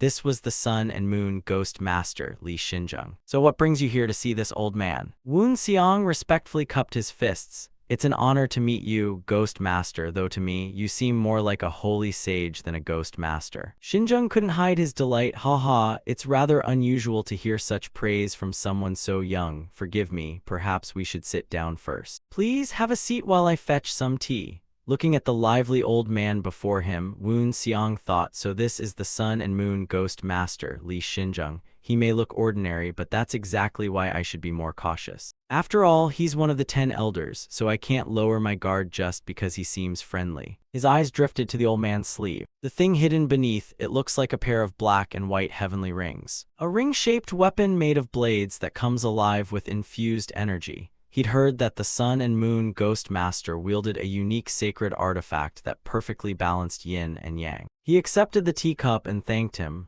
Xinjung explained, "Give it a try, I picked these tea leaves myself." Woon Seong did not hesitate and took a sip. Simple yet incredibly delicious. Xinjung watched him closely and asked, "Well, is it good?" Woon Seong replied, "It's not bad." Xinjung looked puzzled. "Not bad, does that mean it isn't good?" Then he suddenly burst into laughter. He laughed until tears streamed down his face. "It seems you're a very honest man, young master." Woon Seong calmly replied, "I only say what I think." Xinjung sighed, "Being too blunt isn't always good, but I do like honest people like you." Woon Seong remained silent and simply looked at him. Xinjung continued, "Then tell me, why did you come to see an old man like me?" Woon Seong slightly curled his lips, thinking after talking about honesty he asks a question like this. Fine, I have nothing to hide anyway. Xinjung already knew why I came, yet he still asked. After thinking it over, Woon Seong replied, "I came here for the same reason as the vice elder." Xinjung covered his mouth. "The same reason as that brat Moonbeak." His attention then shifted to Woon Seong's spear. You carry quite an interesting spear. Woon Xiang glanced at it.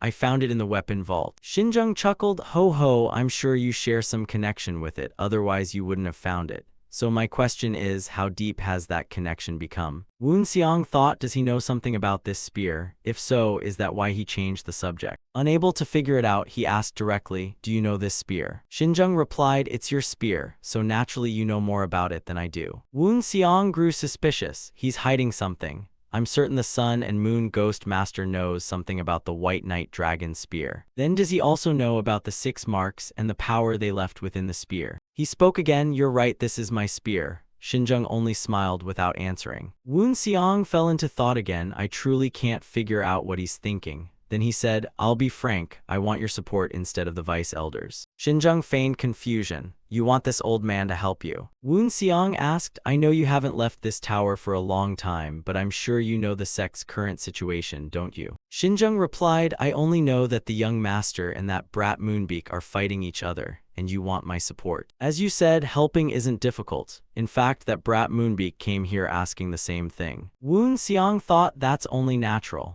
Based on the current situation, Moonbeak is at a slight disadvantage, but I didn't expect him to make his move so early. Xinzheng continued, he told me to either help him or help no one. Is that what you want as well? Woon Xiang thought I'd gain a great advantage with his support, but even if he doesn't help me, it's still good as long as he doesn't help the vice elder. Moonbeak probably thought the same way. Xinzheng continued, then I'll ask you the same question I asked that boy Moonbeak.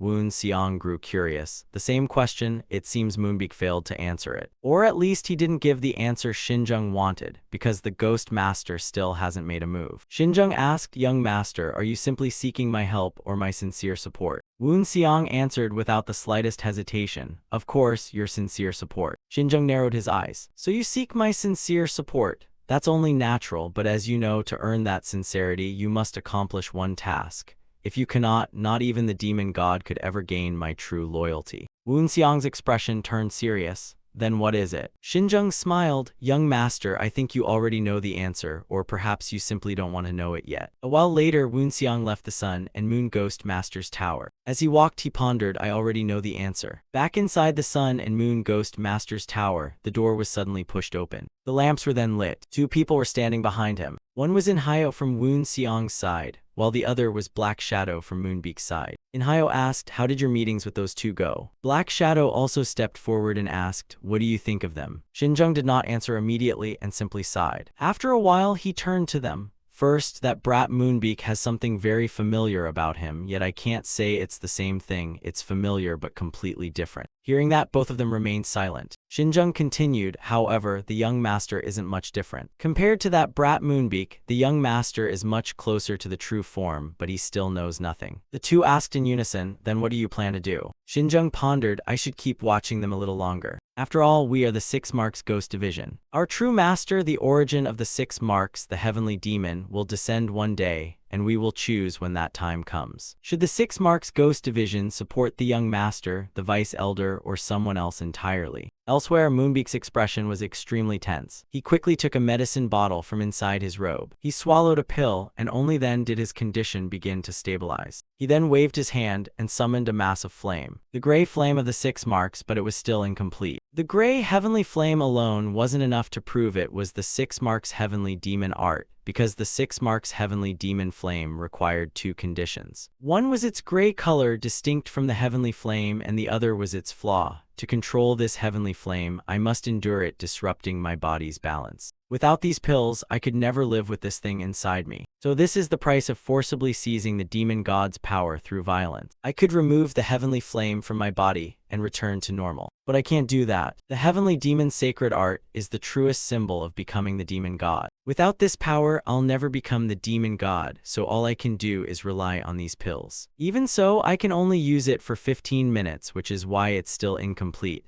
If not for this flaw, my plan would have progressed much faster and more smoothly. Just then, a knock came from outside the door. Moonbeak turned toward it in confusion. What is it? Black Shadow entered and replied, you have a visitor. Moonbeak looked even more puzzled. A visitor? Isn't it already very late? Who is it? Black Shadow replied, the Forgotten Demon Emperor wishes to see you. Moonbeak frowned, thinking, he hasn't visited me since our first meeting, and now he suddenly wants to see me. I can't say I like this. After thinking for a moment, he ordered his subordinate to let the visitor in. The forgotten demon emperor, shrouded in black energy, quickly entered. Moonbeak asked, "It's been quite a while since we last had a chance to talk, hasn't it?" The forgotten demon emperor Hwandok replied, "I was just getting used to everything in the sect." Moonbeak continued, "Then I suppose you've settled in by now?" Hwandok smiled. "Of course. I wouldn't do anything interesting unless I felt comfortable first," he said as he lowered the object from his back. Moonbeak sprang to his feet in shock. What? Beneath the cloth was a powerfully built man with his face completely covered. Moonbeak walked over and examined the man's body. This man doesn't even have a pulse, yet I can still sense a trace of life within him. Even more, his demonic energy is incredibly powerful. He's neither dead nor alive, existing between the two. Is he a blood corpse? "So this is what you've spent most of your time creating?" Hwandok replied, "That's right, but it's still experimental, so I used a second realm demon cultivator as the test subject." Moonbeak frowned. "A blood corpse made from a second realm demon cultivator." Hwandok continued, "But now it's a blood corpse, so it's about as strong as someone on the verge of reaching the first realm." Moonbeak asked again, "And why are you showing me this?" Hwandok explained, "I know you're not in your best condition, so I thought of a deal. Give me 10 high heavenly demons, and I'll turn them into blood corpses to help you." Moonbeak was stunned. 10 high heavenly demons? You're talking about high heavenly demons, of whom there are only around 300 in the sect, and you want 10? Are you joking? Hwandok smiled. "No, not 10 living ones, but 10 high heavenly demon corpses, and I'll create 10 blood corpses far beyond ordinary demon cultivators." Moonbeak replied, "The sect has created blood corpses before, and I've seen a few, but the method was so cruel it was banned, and doing something like that would only ruin my reputation." Hwandok persuaded him, "I hope you never have to use them, but I just want to make sure everything goes according to plan." Moonbeak hesitated. "If that's the case." Hwandok smiled, "Because you never know what might happen." Moonbeak thought, extraordinary. 10 blood corpses as strong as heavenly demons would be a huge help. Hwandok continued tempting him, "You can discard them after everything is over and stage the scene as though they never existed. I'm sure you're capable of that, Vice Elder." Moonbeak was still hesitant and did not decide immediately. "I'll think about it." Hwandok turned toward the door. "Take your time, it's only a deal after all. I'll leave this blood corpse here for you to observe." As he reached the door, he noticed Black Shadow standing there. He smiled at Black Shadow with interest. Black energy then spread from his body toward Black Shadow. Black Shadow's pupils immediately turned pitch black. He instantly became dazed and stood there absent-mindedly. Hwandok quickly withdrew the black energy and continued walking away. Done. The Vice Elder is as suspicious as he is greedy. That's exactly why he's so easy to manipulate. Moonbeak then walked over to his 7 subordinates. After hearing him, they asked in confusion, "A sparring match, sir?" Moonbeak nodded. "That's right, I feel I rarely train you, so what did you think of the young master?" One of the young men replied, "I can't be certain since I've never faced other ghost masters. I don't know how skilled he is, but his spirit felt like the second elder's, though he's naturally still no match for you." Moonbeak stroked his beard thoughtfully. "He's growing even faster than the 10 holy masters, just as I expected." He then removed his cloak. "Then let's see how skilled you all have become." The group was startled. "What do you mean, sir?" Moonbeak cracked his wrists and said, "Come at me, all of you, because I won't change my mind." Time flew by, and 10 days passed as the Black Shadow carried several coffins to Hwandok. He asked the Black Shadow, "Are these gifts from the deputy elder?" He then stepped forward and opened the coffin lids. Inside were the corpses of Moonbeak's closest subordinate. Hwandok couldn't help curling the corner of his mouth as he said, "I knew it." The scene shifted to Woon Seong, who was lost in thought. It had also been a week since I met the Ghost Master. The balance between both sides was slowly collapsing. They kept acting from the shadows step by step, yet nothing too serious had happened. While thinking, he trained his senses by dodging arrows. What is Moonbeak thinking? Could he really have obtained the Heavenly Ghost's sacred art? More and more arrows poured down like a rainstorm from the sky. Woon Seong had changed greatly and dodged them with ease instead of struggling like before. A symbol of becoming a ghost god, people always say to prepare for the worst. But this should already be the worst possible case. Something about the knowledge I got from Gwanchuk feels wrong. If he is actively helping me become a ghost god, then I can assume he obtained proof of something. It may be the Heavenly Ghost's sacred art or something else, and even if Gwanchuk is right, it's still a major problem if my opponent is proving himself with something. Then I also need to prove my rightful claim with Heavenly Fire, because if I must prepare for the worst, I have to obtain Heavenly Fire. Having mastered the first 2 stages, he now challenged the 3rd stage of the multi-layer illusion trial.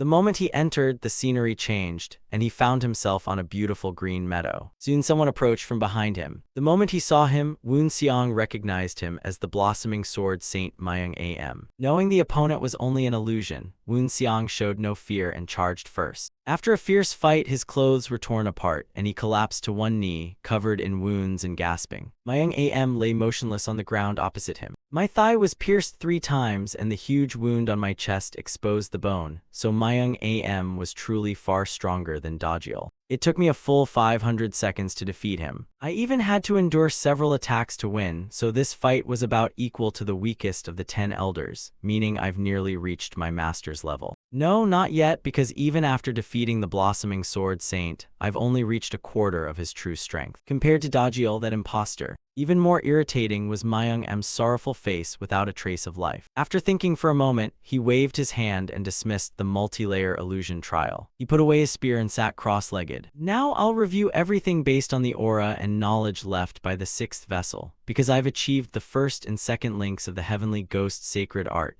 using them to generate aura from the core and circulate it throughout my body. My aura is slowly growing stronger, and then the mind will split apart. One soul will connect within while the other analyzes the data from my recent battle and all the repeated fights. The battle between him and Myung Am appeared once again. Watching the battle again, he realized he should have been more patient. So this is how the blossoming sword saint fights, with attacks like razor-sharp wave. Calm yet deadly, precision and gentleness alone aren't enough, and I must put more power into breaking those waves. These things seem ordinary, but they are the pieces that will help me grow stronger. He began gathering aura into his energy center. After a while, he frowned as his heavenly soul and heavenly body reacted to the aura within his core. Even the flame fragment is reacting. Flames immediately burst from his body. Woon Seong gritted his teeth and continued circulating his aura. A moment later, he stared in shock at the flaming wings behind him as he muttered, "Is this heavenly fire? Normally, I'd be happy. But instead, I encountered an unexpected problem because I finally obtained heavenly fire. It's what I've always wanted, yet I can't control it, and forcing it only puts me in greater danger. The flames are slipping out of control, while my heavenly soul and heavenly body are only suppressing part of them. But it's still not enough because the heavenly fire is becoming more violent and I have to control it." Under the scorching heavenly fire, Woon Seong let out an agonized scream. He kept reminding himself to stay focused and never give up. Soon his entire body was engulfed in flames. The fire grew fiercer until it nearly filled the whole room. Woon Seong's figure completely vanished from sight. Even his pupils were completely consumed by flames. After an unknown time, the flames slowly began to subside. Woon Seong suddenly regained his senses. He gathered his strength again, determined to control the heavenly fire. He forcibly tried to draw the flames into his energy center. But nothing changed much, and the flames still filled the room. The flames reached the White Knight Dragon's spear. The instant it touched the heavenly fire, the spear shook violently. Then it flew out on its own. Its target was Woon Seong, who was struggling at the center of the flames. The spear flew over and stopped upright before him. The flames were pushed back by the spear's appearance. Woon Seong stared at the spear in disbelief. Before his eyes, brilliant white light burst from the spearhead. When the white light faded, Woon Seong was stunned to see glowing words surrounding the blade. "Flame is the purification of demons. Control it with your deepest desire. Then you shall receive the sacred revelation." The heavenly fire was becoming less violent, and the pain had almost vanished, so does it want me to keep reciting it? Woon Seong closed his eyes and began chanting. "Flame is the purification of demons. Control it with your deepest desire. Then you shall receive the sacred revelation." Woon Seong kept reciting the incantation without stopping. After a while, the flames turned into countless purple sparks surrounding him. Woon Seong reached out to touch the flames inside.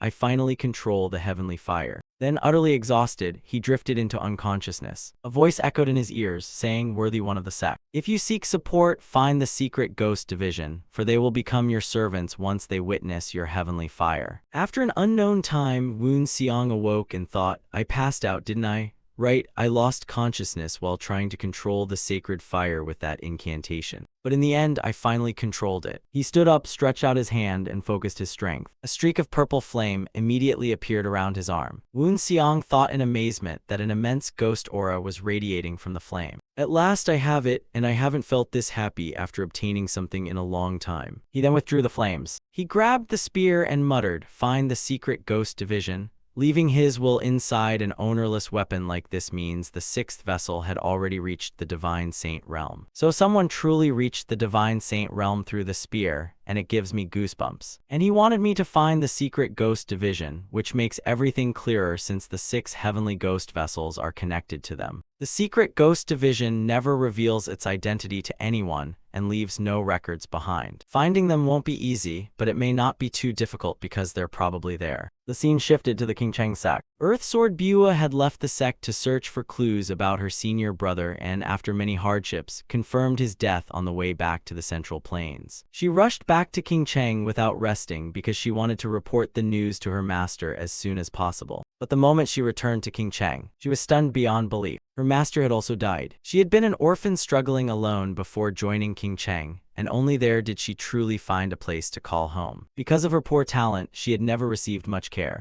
Even so, he was still her one and only master. He personally raised her from childhood, saving her from freezing to death in winter and giving her a new life. Unable to accept the deaths of her master and senior brother, she locked herself in her room and refused to come out. Someone entered worriedly and said, "Bua, please eat something because you can't starve yourself for a whole month." Bua's face had become gaunt as she replied, "Elder, please don't worry about me." The elder sighed and said, "I'm only afraid something may happen to the last sword master of the Blue Cloud Crimson Sunset." Bua was startled and thought, "The last sword master? That's right, I'm the last sword master of the Blue Cloud Crimson Sunset." Regaining her composure, she asked, "Who killed my master and senior brother?" The old man replied, "We still don't know for sure, but everything we know points to someone from the Heavenly Ghost sect." Bua clenched her teeth. The Heavenly Ghost sect. She swore to herself, "I, Dang Bua, disciple of the first apostle and one of King Cheng's 3 swords, the Earth Sword, swear to avenge my master and senior brother." The scene shifted back to Woon Xiang, who had already left the trial ground. He quietly walked alone across the grassland. As he passed a lakeside pavilion, he suddenly stopped. He unknowingly thought of the ghost god. The more he thought, the harder it was to suppress his emotions. Woon Xiang then headed to a certain place within the sect. As he walked, he wondered where he could find the secret ghost division. While walking, he suddenly stopped and looked into the distance. 2 figures emerged from behind the wall. Inhyo stepped forward and said, "We have been waiting for you." Woon Xiang glanced at him and replied, "There is somewhere I need to go."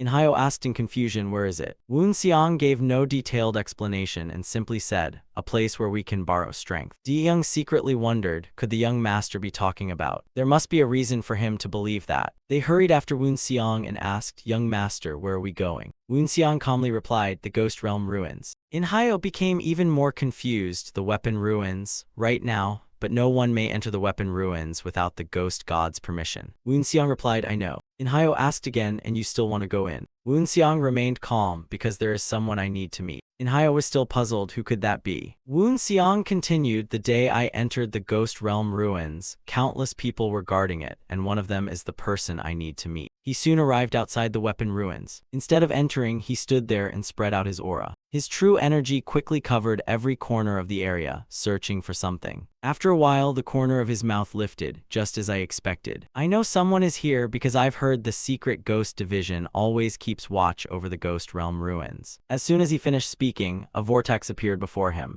Woon Xiang stood there quietly waiting and thought to himself, so the name Secret Ghost Division has a reason after all. They are secret martial masters who aid the sect from the shadows, beyond even the ghost god's control. That is the Secret Ghost Division, which is why they won't answer a young master like me. And Woon Xiang smiled again, "So you still refuse to reveal yourselves?" After speaking, he raised his hand. Standing behind him, Inhyo was utterly confused. What is he doing? Woon Xiang summoned flames and said, "If you won't come out, then I'll force you to." Inhyo's eyes widened in excitement. It's heavenly fire. It was a power no ghost master would dare oppose, so he really obtained heavenly fire, yet as far as I know, he still hasn't completed the final link of the heavenly ghost's sacred art. And just look at him. He looks like the fire god Zhu Rong himself has finally descended. But the most astonishing thing isn't how he did it, it's the color of the flames. Those gray flames reminded Inhyo of the ghost god's flames from back then, and Woon Xiang asked, "Is this enough for the secret ghost division to acknowledge me?" The ghost god and the young master are just alike because he somehow found the secret immortal ghost vessel, though it was only half complete, and now I understand why he came here. But I never knew he understood that heavenly fire was connected to the secret ghost division, though one thing is certain. The young master came here to contact the secret ghost division hiding in this place. But that shouldn't be possible because even Moonbeak only achieved half of the heavenly fire and still couldn't find the secret ghost division, let alone gain their help without fully completing the heavenly fire. Woonseong quickly condensed a ball of flame and sent it flying. One after another, several flames soon circled around him. Behind him, Inhyo was so shocked that he covered his mouth. Seeing no response, Woonseong sneered, still not enough. The moment he spoke, a disturbance appeared nearby. Woonseong was briefly surprised by the sudden movement, but he quickly calmed down, smiled, and said, "Show yourselves, secret ghost division." Soon the sound of footsteps echoed around them. A group of people rushed down from the nearby cliff. Without hesitation, they landed before Woonseong. Dust rose everywhere as they landed. One man stepped out of the dust and asked, "So you're the one who inherited the sixth vessel's heavenly fire?" Woonseong nodded and thought, "I've never seen this man before, but I can feel his strength. He is certainly no weaker than I am, at least equal to one of the 10 ghost masters, but more importantly, his rank within the secret ghost division must be extremely high." The man continued, "Then let me see it." Without hesitation, Woonseong raised his hand and unleashed the heavenly fire. At its core burned a gloomy gray flame. Inhyo was stunned, thinking, the flame is gray instead of red. The man and the newly arrived members of the secret ghost division all knelt the instant they saw the flame. "I, one of the 10 elders of the secret ghost division, pay my respects to the true successor of the sixth vessel. This is not the place for a long conversation, so please come with us, my lord." The group quickly left the area. The man led Woonseong and the other 3 to another place. As they walked, Woonseong glanced back and thought, so Inhyo is also part of the secret ghost division. The moment I revealed the heavenly fire, his aura completely changed. Dieng was utterly shocked, while Inhyo was not. They soon arrived outside a room. Woonseong followed the man inside without hesitation. The moment he entered, he was startled. "Isn't this place?" The man ahead suddenly removed his cloak. Then he reached up and took off the human face mask. The martial world contains countless weapons, pills, and treasures, many of them rare, such as sacred artifacts every martial artist longs for, or supreme pills said to bring the dead back to life, all of them priceless. But not everything is priceless, and some items can simply be bought if you're wealthy enough. The human face mask is one such item, easily obtained and capable of changing one's appearance. After removing the mask, Shinjung's face was revealed, and he smiled at Woonseong, saying, "It's been quite a while, young master."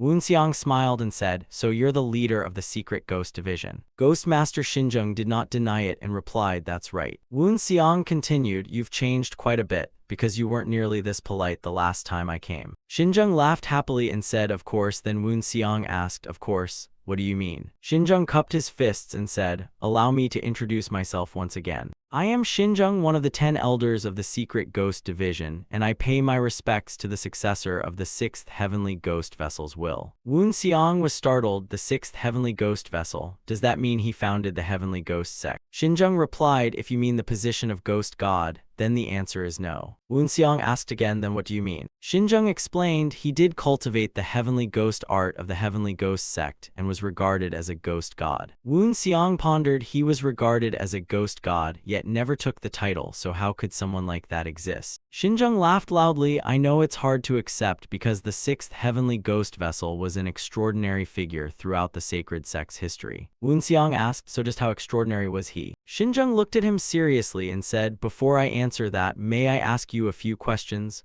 Woonseong nodded, and Shinjung asked, "How much do you know about the 6th heavenly ghost vessel?" Woonseong glanced at the spear on his back and thought, "I can't say I know everything, but I do know some very important things. So where should I begin? Should I reveal that the 6th heavenly ghost vessel was a disciple of the spear sect and that I am too? But that would mean talking about my previous life. I can't tell the truth, but I don't have to reveal everything either." And after thinking for a moment, he spoke. "I know that the 6th heavenly ghost vessel was a disciple of the spear sect." Shinjung was inwardly shocked. "How does he know that? Is that all?" Woonseong nodded. "That's right." Shinjung sighed. "Then tonight is going to be a long one." They then sat down at a table. Woonseong quietly waited for him. Shinjung did not keep him waiting and said, "Young master, I don't know how you learned that the 6th heavenly ghost vessel was a disciple of the spear sect, but do you truly understand what the spear sect is?" Woonseong confidently replied, "Of course," while secretly thinking, "You're talking to the spear sect's last successor." Shinjung nodded. "Then everything will be much easier. As you know, the 6th heavenly ghost vessel was once a disciple of of the Spear sect, and for the first time in its history, the Spear sect accepted 2 disciples. One of them was the 6th heavenly ghost vessel, who later joined the sacred sect, began cultivating the ghost path, and became one of the 10 ghost masters. During that era, he restored several sacred arts for the sect, earning the devotion of many ghost masters, all thanks to the Spear sect's knowledge. Woon Seong thought, just as I expected, the 6th heavenly ghost vessel was a peerless genius in ghost arts rather than righteous arts, yet he never forgot his roots after joining the ghost path. Xinzheng continued, but the 6th heavenly ghost vessel's ambition did not end there, because although he had no interest in fame or becoming the ghost god, he was deeply fascinated by the heavenly ghost sacred art, which was naturally not easy to obtain. Even as one of the 10 ghost masters, learning the heavenly ghost sacred art was impossible unless one became the young master or the ghost god. He only gained partial access, mainly the outward manifestation of heavenly fire and the surviving records. Even so, he kept learning from even the lowest martial arts, and in the end, he mastered heavenly fire without ever learning the heavenly ghost sacred art. Even the ghost god at that time was astonished that he had obtained heavenly fire. Woon Seong exclaimed, he not only obtained heavenly fire but also earned the ghost god's approval. Xinzheng continued, more than that, because the unique martial art created by the 6th heavenly ghost vessel closely resembled the heavenly ghost sacred art,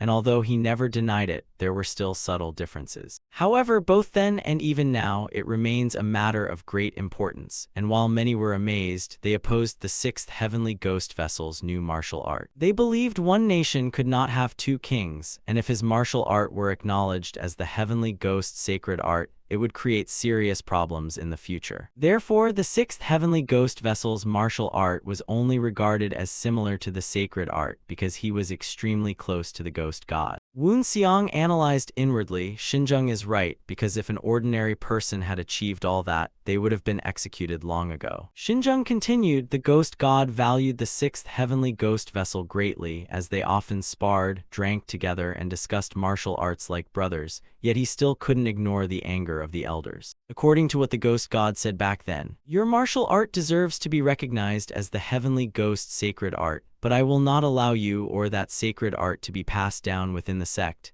and your followers shall never be recorded in the heavenly ghost sect. That is why history never preserved any record of him. That marked the beginning of the 6th heavenly ghost vessel. Then Woon Seong asked, so why did he leave his sacred art inside the White Knight Dragon Spear? Xinzheng explained, as far as I know, the will inside the spear is not considered a legacy. Woon Seong smirked and thought he really found a clever loophole, because the 6th heavenly ghost vessel was still a martial artist. And every martial artist wishes to pass on their martial art to future disciples. So after many years, he reached the divine realm and finally found a way to pass down his martial art. And that method succeeded because today I stand before his successor. Woon Seong thought, if I hadn't been a disciple of the Spear sect from the beginning, and if I hadn't known the Spear master's cultivation method, then this peerless martial art would never have been passed down, nor could heavenly fire have been created. The more he thought, the luckier Woon Seong felt. He glanced at the White Knight Dragon Spear on his back and silently thanked it. Xinzheng suddenly asked, young master, do you remember what I said at the beginning? Woon Seong replied, you meant no one can command you without meeting the required qualifications, right? Xinzheng immediately cupped his fists and declared, I, elderly Xinzheng of the 6th heavenly ghost vessel, swear to devote all my strength to serving the 6th heavenly ghost vessel's successor. The Sun and Moon Ghost Master Xinzheng had finally abandoned his neutral position. News of this quickly spread throughout every corner of the sect because Xinzheng accompanied Woon Seong wherever he went. At first, everyone thought Woon Seong was following him to persuade him. But it didn't take long before everyone realized the truth, as Xinzheng treated Woon Seong with the utmost respect. He had never shown such courtesy even to the ghost god, yet before Woon Seong he always kept his head bowed. Although many rumors spread around, with some believing Woon Seong was an ancient man using forbidden arts to stay young. They were only rumors without any proof, while the news of Woon Seong obtaining Lemon Lun's power and surpassing Moonbeak in an instant spread across the entire sect. Guanchuk brought a report to the ghost god and said,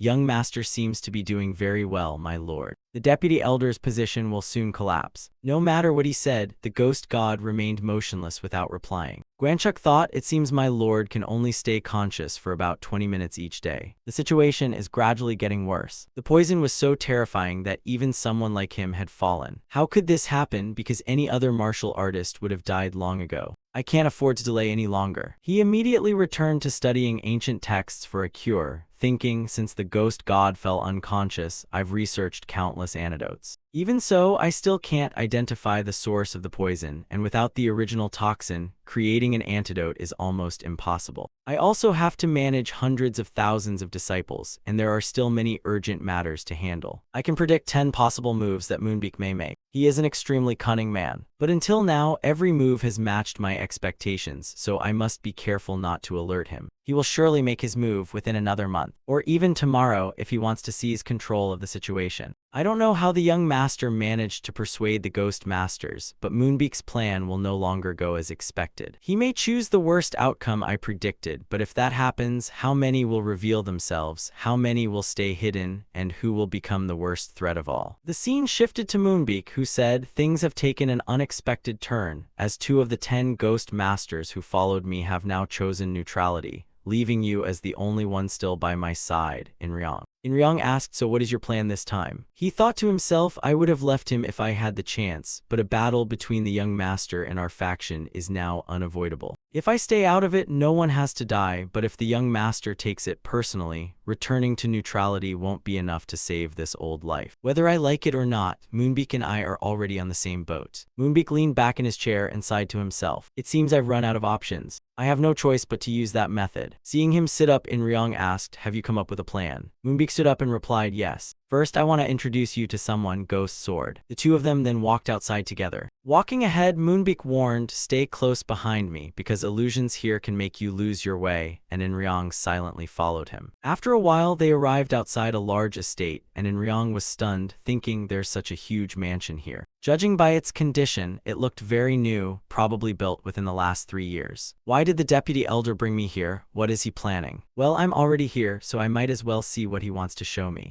Moonbeak entered and pushed the door open. They continued deeper into an underground passage, as Inryong noticed the faint scent of medicinal herbs. When they arrived, he was stunned, thinking, what is this place and who are those people? The people before him were the subordinates Moonbeak had handed over to the forgotten demon emperor, and they had all been turned into blood corpses with white scales covering their faces. Sensing their aura, Inryong was shocked. They're at the transcendent realm. I was too naive, because if things had gone differently, I might have escaped alive, but 2 of them could already hold me back, and 3 would surely kill me. After calming himself, he asked, Deputy Elder, who are they? The forgotten demon emperor stepped forward from behind and replied, they are martial artists under the Deputy Elder's command. Inryong was startled and turned around, wondering, how did he get this close without me sensing even the slightest aura? Where did someone this powerful come from? Seeing his tension, Moonbeak said, Ghost Sword, calm down, he's one of my people. Inryong asked in confusion, one of your people? You know this man? Moonbeak explained, he's the one who transformed them. Inryong looked at the forgotten demon emperor again and thought, is he really that powerful? I'm not sure I can defeat him. Hwandok ignored him, smiled, and walked toward Moonbeak, saying, please forgive me, while Mok Tang stepped aside to make way. I could defeat him only if I were willing to be crippled. This man is as strong as one of the 10 ghost masters like me, yet the Deputy Elder has him training these 10 transcendent realm martial artists. So what exactly is he planning with such a force? Unable to understand, he asked, Deputy Elder, what exactly are you planning?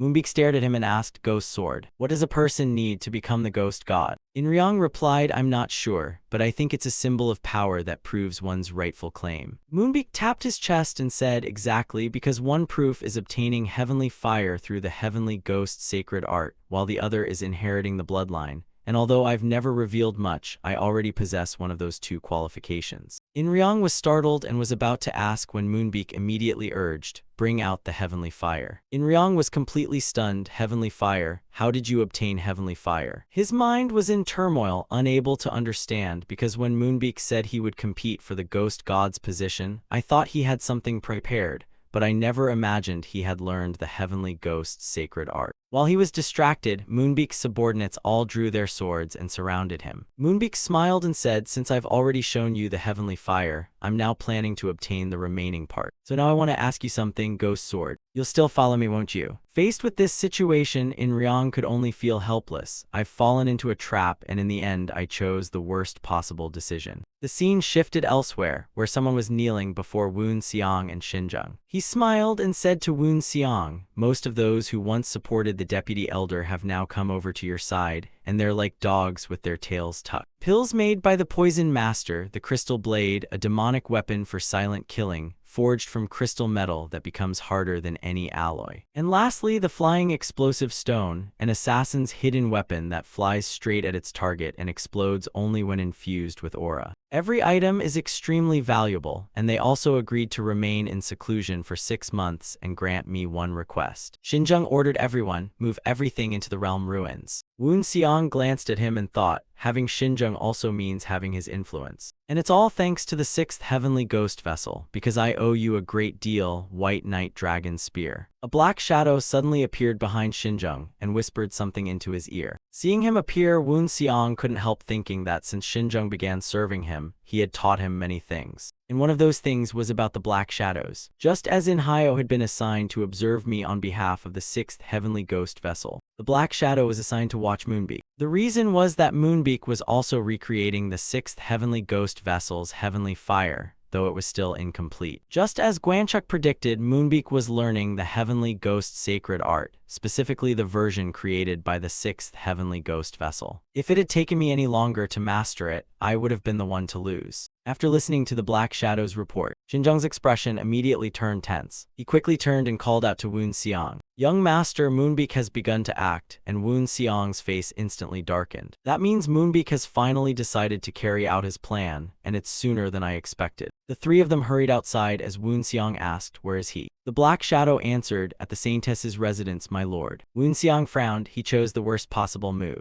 Moonbeak's ambition is truly enormous. Young has become his target. The two requirements to rightfully become the ghost god are the heavenly ghost sacred art and the bloodline, and now that he has obtained the sacred art, he must seize the bloodline's heir to become the ghost god. So if he's trying to kidnap the Saintess, the only daughter of the current ghost god, by force, then everyone in the sect will surely turn against him. Yet he still chose that path, which means he is completely confident he can restore the balance of power. And of course, he'll have to eliminate or persuade everyone opposing him. Could he really possess enough strength to face the 10 ghost masters on my side? But with the forces on his side, it's impossible to gather such strength, because he only has 2 of the 10 ghost masters, and even counting himself, if he had reinforcements, he would have used them long ago. "Moonbeak, what are you really planning?" They quickly rushed toward the sacred hall. According to the intelligence, Moonbeak should already be near the sacred hall. As Moonbeak advanced, a massive boulder suddenly fell from above. Woon Seong sneered, "No matter what you're planning, you won't get through here so easily, Deputy Elder." Looking at the boulder blocking his path, Moonbeak sighed, "You really won't let me pass." The man standing atop the boulder replied, "I don't know how you can say something so disappointing, Deputy Elder." Hwandok studied the man, thinking, the Fist Grandmaster known for throwing over 100 punches in just 3 breaths. The Wind Ghost Fist King Jongbyuk. So that's him. Standing atop the boulder, Jongbyuk observed them and thought, "I had my doubts at first, but the strategist was right, because the Deputy Elder has finally made his move,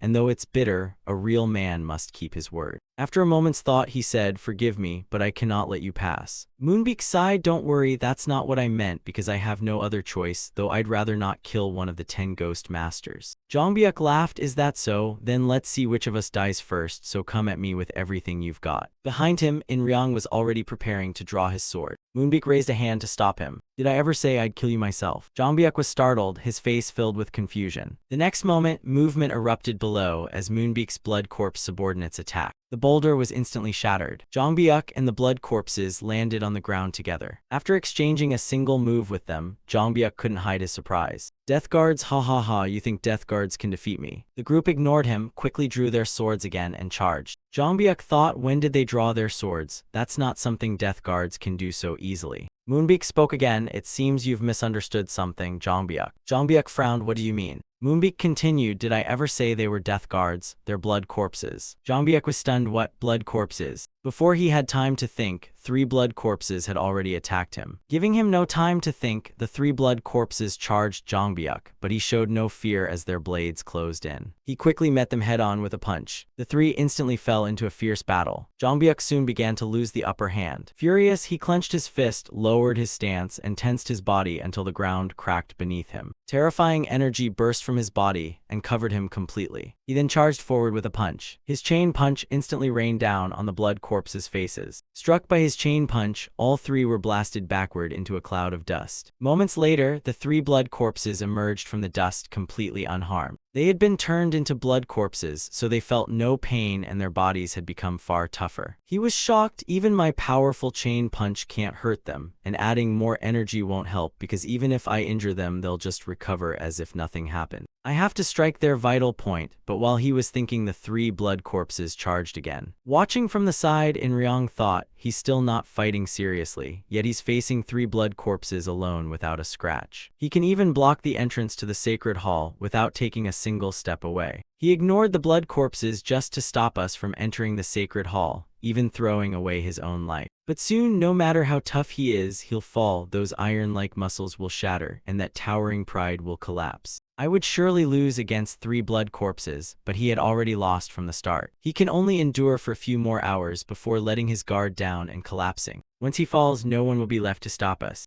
Jongbyuk stood firm before the sacred hall's entrance and refused to retreat. Whenever a blood corpse rushed in, he punched it away. Moonbeak sighed from below. What a shame, a healthy Jongbyuk could toy with 3 blood corpses, but now he can't even handle 2. Standing above, Jongbyuk shouted, "You bastard Moonbeak. How dare you revive creatures like these?" Moonbeak didn't care, his lips still curled in mockery. What a shame indeed. Those martial artists were used as materials to create the blood corpses. We spent a fortune buying medicinal herbs for them, but killing one of the 10 ghost masters makes it worthwhile. No, if I can claim the ghost deity's seat, it'll be an even greater profit. Just then, Aiyang walked out of the sacred hall. What's going on here? Jongbyuk nervously turned to look at her. Moonbeak's face lit up with even more excitement. Now I don't have to go in and find her myself. He shouted toward Aiyang, "It's been a long time, captain of the White Monkey Unit, or should I call you lady?" Aiyang looked at him in confusion. What do you mean, Vice Elder? Moonbeak thought the girl is still so calm. Is it because of the heavenly ghost blood in her, the power of a supreme heavenly ghost, or because she was chosen by the heavenly flame? Either way, she looks absolutely delicious. After a moment, he replied, I came today to discuss an important matter with the Holy Maiden.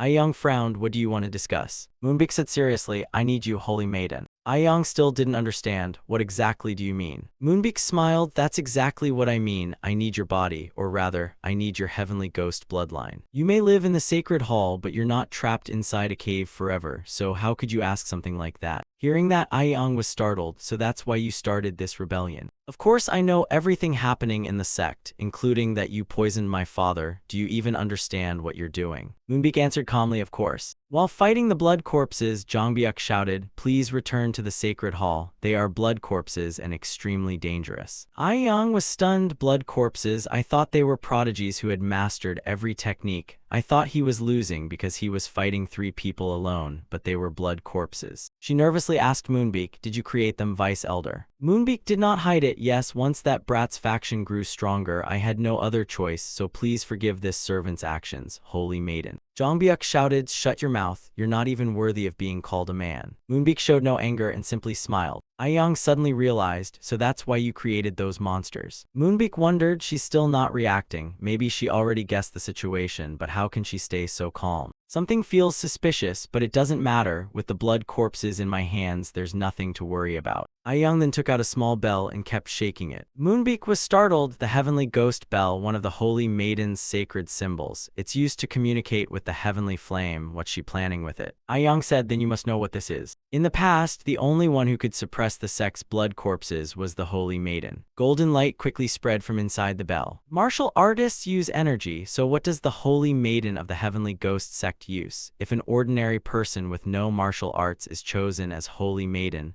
are they merely the heavenly flame's servant for life? The answer is no. The Holy Maiden possesses a different kind of power. The Holy Maiden uses a special power passed from one generation to the next when chosen by the heavenly flame. It is completely different from energy, and even its operation and techniques are different, and now the Holy Maiden's power was being unleashed. Golden light from the small bell quickly spread above everyone's heads. Young's chanting echoed without pause. The blood corpses fighting the Fist King were immediately enveloped by the golden light. They suddenly collapsed. Even Moonbeak was shocked. The Holy Maiden defeated the blood corpses so quickly. Young calmly replied, "Yes, blood corpses are creations of our sect. It seems you didn't study them well enough. At first they obey orders, but over time the control weakens until they go berserk and attack everything they see. That's one of the blood corpses' flaws and why they were forbidden. In the past, over 100 blood corpses were created, and the only one who could suppress them was the Holy Maiden. And now I am the Holy Maiden." Jongbyuk seized the chance and immediately struck a blood corpse with his fist. This time his fist punched a hole through the blood corpse's body. Even as his blood corpses were defeated, Moonbeak remained perfectly calm. Young called out, "Jongbyuk, fall back." Moonbeak frowned and sighed, "In the end I still have to act myself. That bell and its power have made the blood corpses completely useless. Still, there are 2 of the 10 ghost masters here, and the Fist King has reached his limit. There's no need to hesitate anymore." Moonbeak and Moktang exchanged glances. The 2 then stepped forward together, ready to fight in person. Just then Hwandok spoke up, "Wait, let me handle this." Young looked at him in confusion. "Who are you?"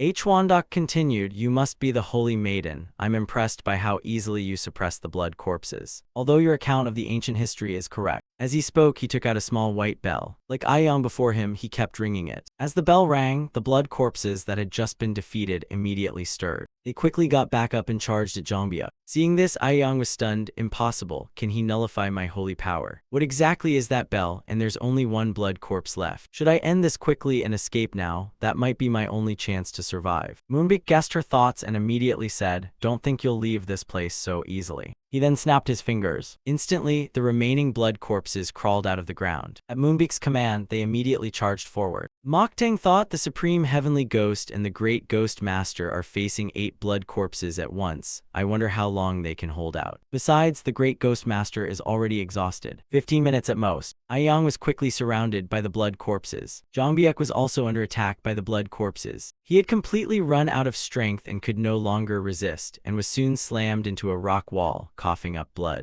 Moonbeak calmly walked toward him. Jongbyuk still hadn't fallen and quickly climbed out of the rubble. A smile appeared on his lips as he said, "You're finally here." Moonbeak frowned. "What are you talking about?" But he quickly sensed something behind him. Several dark figures were rushing toward them at high speed. Woonseong dashed toward Young and shouted as he charged. The blood corpses surrounding her were instantly struck. Woonseong landed before her without stopping. Before her shocked eyes, Woonseong rushed right up to her. Then he grabbed her and ran. Moonbeak stared at them with a dark expression. After rescuing Young, Woonseong gritted his teeth and glared at him, "Vice Elder." Moonbeak slowly stepped forward, "Young Master." Woonseong glared at him with an extremely grim expression. Moonbeak's eyes shifted to the Black Shadow standing behind Woonseong. "So Black Shadow, you've chosen to stand with them." Shinjung shouted, "You insolent little brat, what do you mean by that?" Moonbeak turned to him in surprise, "Ghost Master, there's one thing I've always wondered. Why can only the chosen one become the ghost deity when the sect has always preached that the survival of the strongest is its core value? Yet only the chosen may lead the entire sect." Woonseong questioned, "Are you trying to justify everything?" Moonbeak openly admitted, "That's right, why wasn't I the one to take that position? And let's find out why everything turned out this way. That was my entire plan. No one could become stronger than me. I eliminated everyone weaker than me and anyone who dared target me.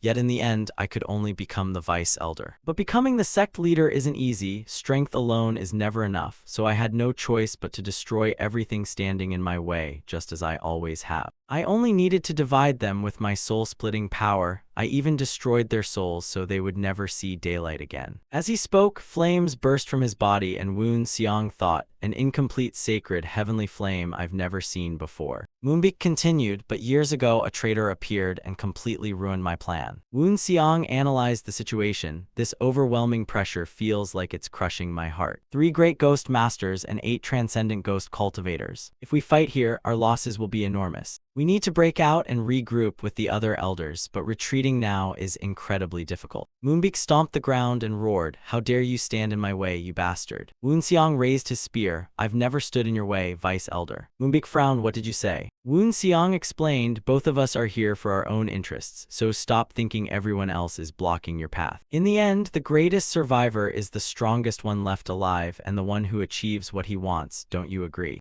Everyone was stunned by his words, the one who survives among the strongest. In his previous life, Woon Seong's master taught him this. Woon Seong, a martial sect isn't where the strongest survives, it's where the survivor becomes the strongest. Moonbeak burst into laughter. I see, so that's how you think. Then let's settle it here and now, young master. Let's see who survives in the end, and who the true strongest really is. Both sides then charged at each other for a decisive battle. Aiyang shouted, "Be careful, they're blood corpses." Woon Seong's group was shocked. Blood corpses. Woon Seong immediately charged at 2 blood corpses. Then without hesitation, he thrust his spear. Though his strike was incredibly fast, the 2 blood corpses still managed to retreat in time. Woon Seong thought, I can't cut them down, they're too agile. While focused on the 2 in front, another silently approached from behind. Woon Seong reacted instantly and dodged aside. Just then, a wave of flames shot toward him from afar. Woon Seong was forced to block once again. The attacker was Moonbeak. Is it too hot for you, young master? Woon Seong sneered, it really is, and I'll return the favor right now. But I'll never let anyone who burns me escape. With that, he leaped into the air and unleashed his domain. Moonbeak stood there, confused, looking up at him. Woon Seong quickly thrust his spear down from the air at him. Countless spear shadows rained down on Moonbeak.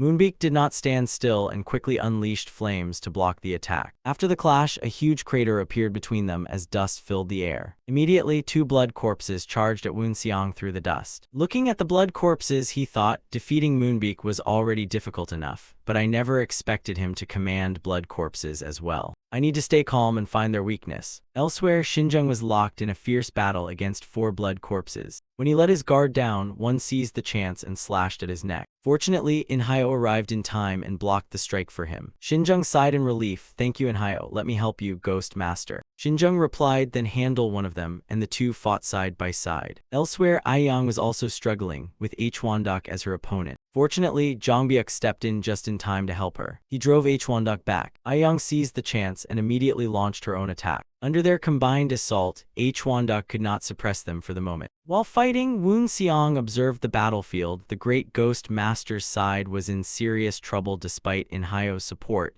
and the other side wasn't doing well either, especially the Fist King, who was utterly exhausted. They won't hold out much longer. At this rate, we'll surely lose. What should I do? Facing Aiyang and Jongbyuk, Hwandok curled his lips and thought, this is far more troublesome than I expected. The Great Ghost Master is a concern, but not the biggest one. The real problem is the Holy Maiden. She's a highly skilled fighter whose agile movements make her difficult to deal with. On top of that, she can use holy power to create diversions. Every time she does, my senses are thrown off. Killing her would solve everything. But I need her alive, and that's the difficult part. Aiyang is only valuable alive because she's the key for Moonbeak to legitimately claim the ghost deity's position. She also realized I can't kill her. Whenever I'm about to kill Jongbyuk, she throws herself in to shield him, that damned little pest. Black Shadow is also lurking nearby, waiting for a chance to launch a surprise attack. Hwandok cursed inwardly, how annoying. If I focus on the Holy Maiden, Jongbyuk supports her, and when I try to kill him, the Holy Maiden blocks me while Black Shadow strikes from the shadows. At this rate, I can't accomplish anything. But this isn't impossible to deal with. Back to Woon Seong, he was steadily being forced back. If this continues, everything will only get worse because we're outmatched in both numbers and strength. They have more blood corpses and more great ghost masters than we do. He recalled the ghost deity's final words, take care of Aiyang. Did he foresee this happening? Then why didn't he act sooner? None of this would have happened if he had dealt with the poison the moment he realized he had been poisoned instead of training me until things became this serious. No matter how much I wonder, no one can answer me now. Without him, everything is a dead end. Besides, this isn't the time to dwell on that. I need to focus on the blood corpses. Moonbeak always attacks from behind them. Every one of them is incredibly difficult to fight. A single moment of carelessness and you'll lose your head. I can't just let things end like this. I still haven't achieved what I want in this life. I was given a second life thanks to the Spear Sect's creation. But I earned my current position through my own effort and determination. I can't give up so easily. Even if I die, I'll at least drag one of them down with me. If I die here, then that person.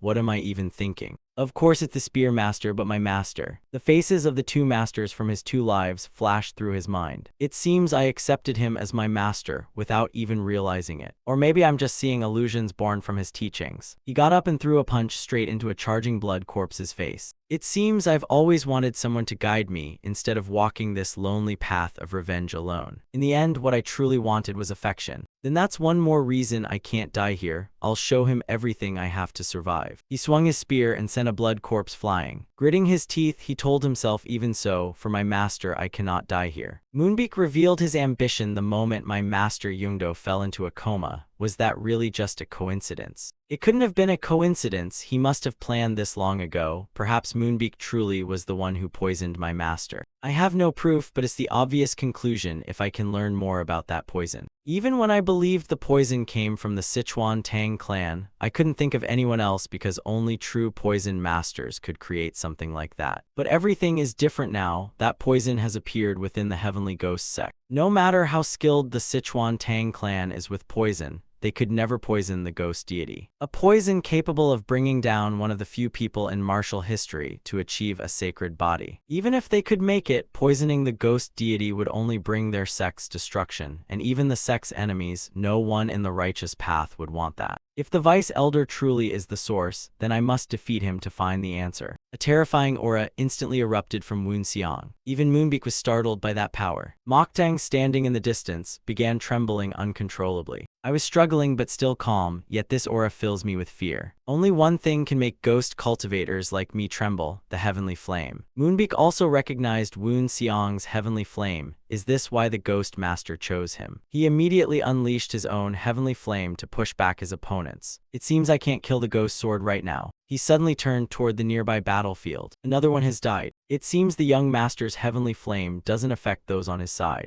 Realizing this, Moonbeak said, so that's the perfected heavenly flame. I can tell it's superior to my incomplete one. A young master born with heaven-defying talent and favored by the ghost deity, you became his only disciple and inherited all of his heavenly ghost sacred arts. How unfair. Woon Xiang looked puzzled. Heaven-defying talent and favored, what a joke. What do you know about what I've been through, Vice Elder? No. Moonbeak. Moonbeak snorted, young master, that's rather rude. Woon Xiang clenched his fists in anger. There's no need for fancy words between us because I'll defeat you here and make you tell me everything. Moonbeak smiled, you're so hot-headed, what is it you want to know? Woon Xiang tightened his grip on his spear and lowered his stance, that poison. You used it to poison the ghost deity, no, my master, where did you get it and who made it? And as he spoke, he charged with his spear. The two clashed again, sending dust and debris everywhere. Xinzheng and the others watching nearby were utterly shocked. He lowered his weapon and asked Inhayo, tell me, Inhayo, was the young master really inside the heavenly ghost cave? Inhayo nodded. Yes, that's true. Xinzheng asked again,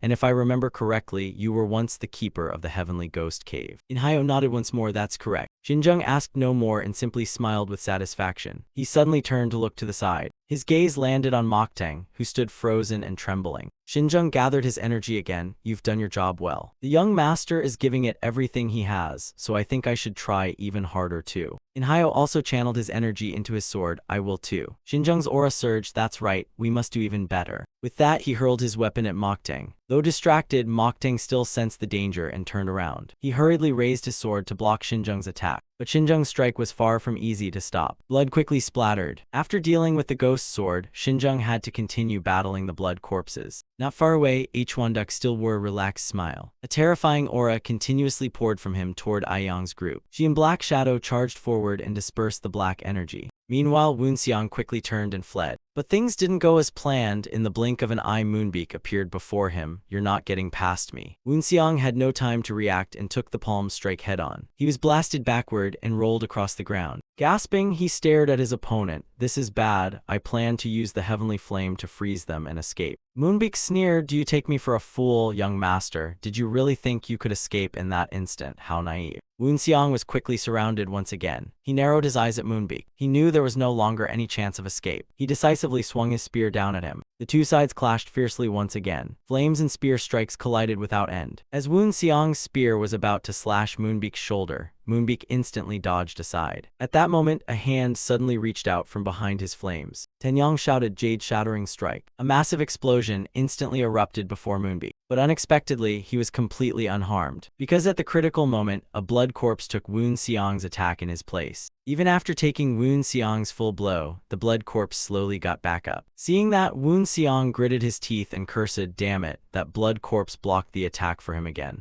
Moonbeak smiled, it seems you're exhausted, young master. As soon as he finished speaking, he was startled when someone suddenly attacked from the side. Woon Xiang was shocked to see who it was. Ghost Master, your arm. Xinzheng replied, don't worry about this old man. I only traded a few fingers for one arm, so it's not too bad. Manhwa, who had also lost an arm, struggled over. Seeing their miserable condition, Wu Xiang gritted his teeth. We've sacrificed too much just to bring down those blood corpses, damn it. I have no other choice, and I don't even have the strength or a plan to escape this situation. This is my fault for not anticipating the blood corpses. We wouldn't be suffering like this if not for them. It's all because I was too poorly prepared. I finally perfected the heavenly flame, yet everything I can do amounts to almost nothing. Is this really the end? Just as Wu Xiang was about to risk everything, a sudden change occurred as a beam of golden light descended from the sky. You've done well, my disciple. The golden light landed and instantly triggered a massive explosion across the battlefield. Everyone fighting was utterly stunned. A being with a human form, yet capable of things no human could accomplish. A being born in human form, yet far beyond humanity. A transcendent beyond mortal realm expert, the newcomer was none other than Yungdo. Somehow he had left his sickbed, and he no longer looked like someone suffering from poison. Wu Xiang cried out in shock, Master. Standing ahead, Moonbeak couldn't help shouting, Ghost Deity. The Ghost Deity narrowed his eyes. He stared at him for a moment, then turned to Wu Xiang. He gently patted Wu Xiang's head. You've done very well. Wu Xiang's eyes filled with tears. He bit his lip, trying not to cry. He bowed deeply and called out twice, Master. The Ghost Deity smiled. You finally called me Master. Good, leave the rest to me. Wu Xiang was still full of confusion. How did Master get here?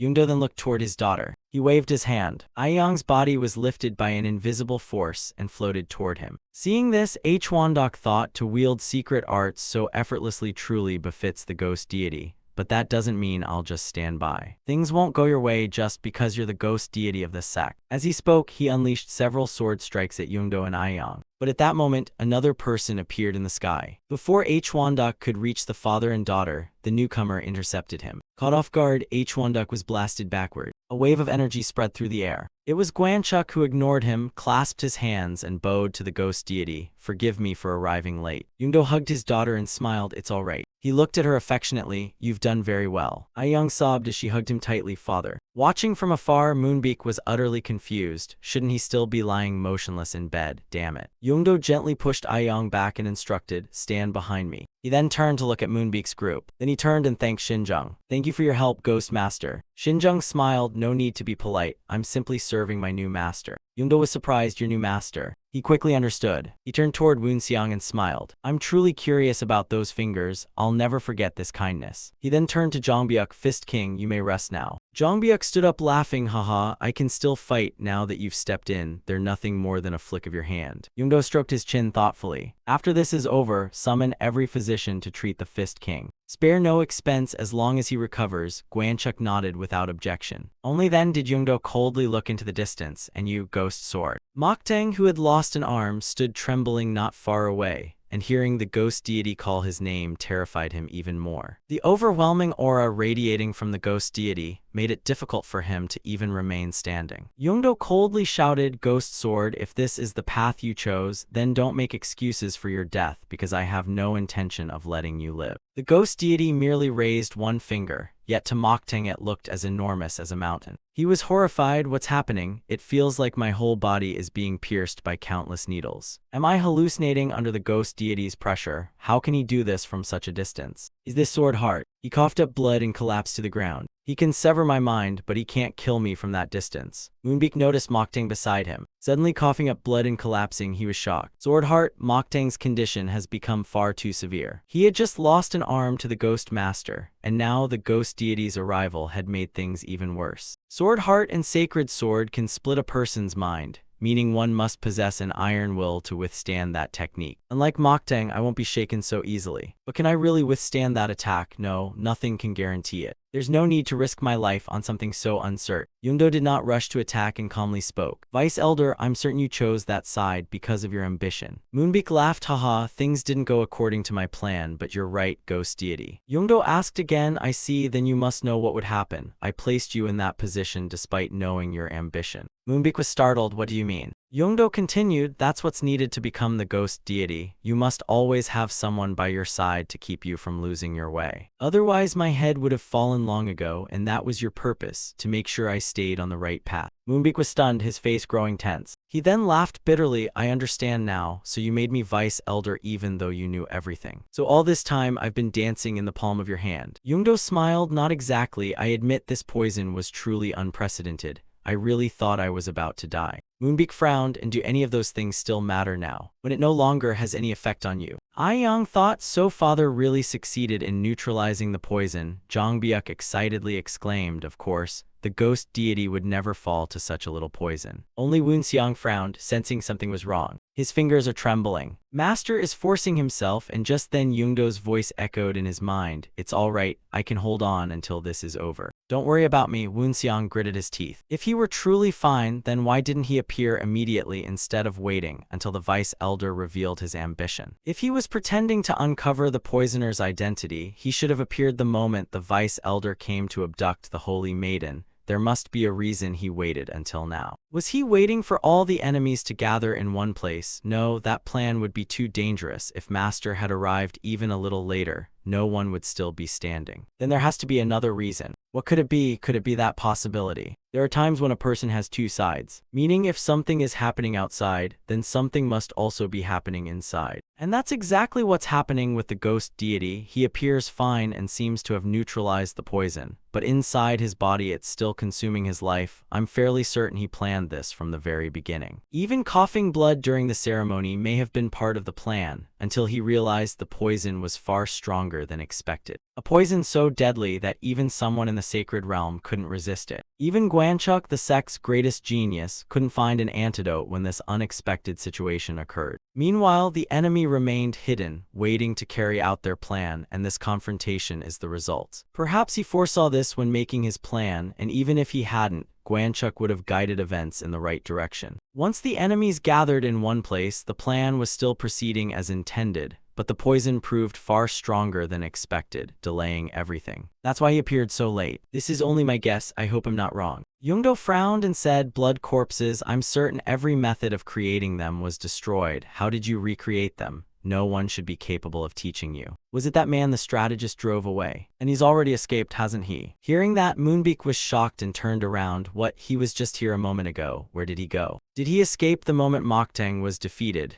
Then what the hell was the point of the plan? He abandoned his allies and left me to become the scapegoat. Yoongdo ordered Gwanchuk, that rat runs fast, strategist, notify the 10 great ghost masters at once and seal off the mountain. Don't let anything escape. Do not kill him, capture him alive. Because I have many questions for him, including how the blood corpses were created. And as he spoke, he tapped his chest several times. Gwanchuk clasped his hands. Yes, my lord. He then quickly leaped away. Yoongdo then glanced at Moonbeak and continued. I believe we still have something to settle. Moonbeak sneered, so you're looking for a chance to take this old head of mine, aren't you? But it won't be that easy, ghost deity. He thought to himself, what if I kill the ghost deity here? No, he's in the sacred realm and can wield sword heart with pure will. Even 5 blood corpses couldn't defeat him, and even if I somehow killed him, there would still be the young master and the ghost master. Escaping this place is impossible without help, so I have only one choice, and he immediately waved his hand, ordering the blood corpses to attack. The white cloth covering their faces instantly burned away. Their hideous demon-like faces were revealed before everyone. Yoongdo paid them no mind and raised his hand. A terrifying sword aura shot toward Moonbeak. A blood corpse stepped in front of him and was split clean in half by the attack. Yoongdo snorted, are you trying to run away? After blocking that sword strike, Moonbeak's hands had begun to tremble. So what? You may be the almighty ghost deity, but these 5 blood corpses can at least buy me some time, and that's enough for me to escape. The ghost deity shook his head with a smile. It won't be that easy.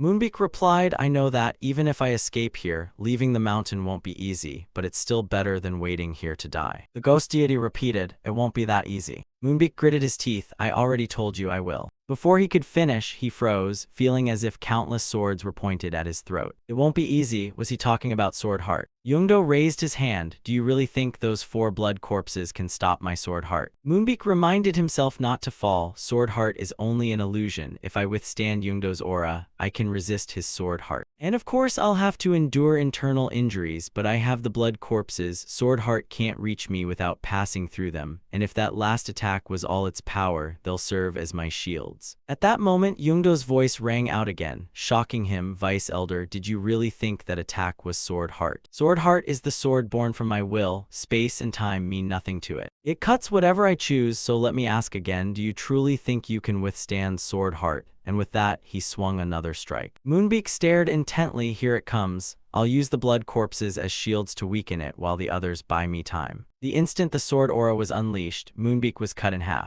Yoongdo calmly said, I told you, whatever I choose to cut will be severed. Woonseong looked at Moonbeak's corpse and sighed. Is it finally over? Who knows if I'll end up like him if my revenge fails. The moment Moonbeak died, the blood corpses lost control, no longer distinguishing friend from foe as they turned and growled at one another. Yoongdo waved his hand again. They've begun attacking each other after losing their master. I must destroy them before things get worse. The blood corpses' instincts are those of savage beasts. He picked up a long sword. Then he infused it with energy and began cutting down the blood corpses. Every swing of his sword claimed another blood corpse. Yoongdo looked at the growling blood corpse and couldn't help sighing. Its instincts have completely taken over its body. If it's left alive, it'll become a major threat later. There's one left. It seems my body can still endure. This is the last monster. I should rest after this is over. The last blood corpse quickly charged at him. Yoongdo sidestepped the attack. At that moment, his eyes suddenly widened. A long sword had pierced his side. He grabbed the blade tightly to stop it from sinking in any deeper. Shinjung shouted, Black Shadow, what are you doing? Black Shadow sneered, I knew it. Your body still hasn't fully recovered, has it? Woonseong and the others were stunned by the scene. With blood-red eyes, Black Shadow continued, of course, because that wasn't an ordinary poison. Otherwise, you wouldn't have let your guard down like this. Yoongdo reached for the sword's hilt. He then pulled the long sword out. He quickly used his free hand to seal the pressure points around the wound and stop the bleeding. A stream of blood burst from his body, giving off smoke. Seeing that, Black Shadow smirked, just as I thought. Young cried out anxiously, Father. Yoongdo grabbed him by the throat and lifted him up. You've taken control of this body. Black Shadow chuckled, obedience and oblivion. That's my special ability, hee.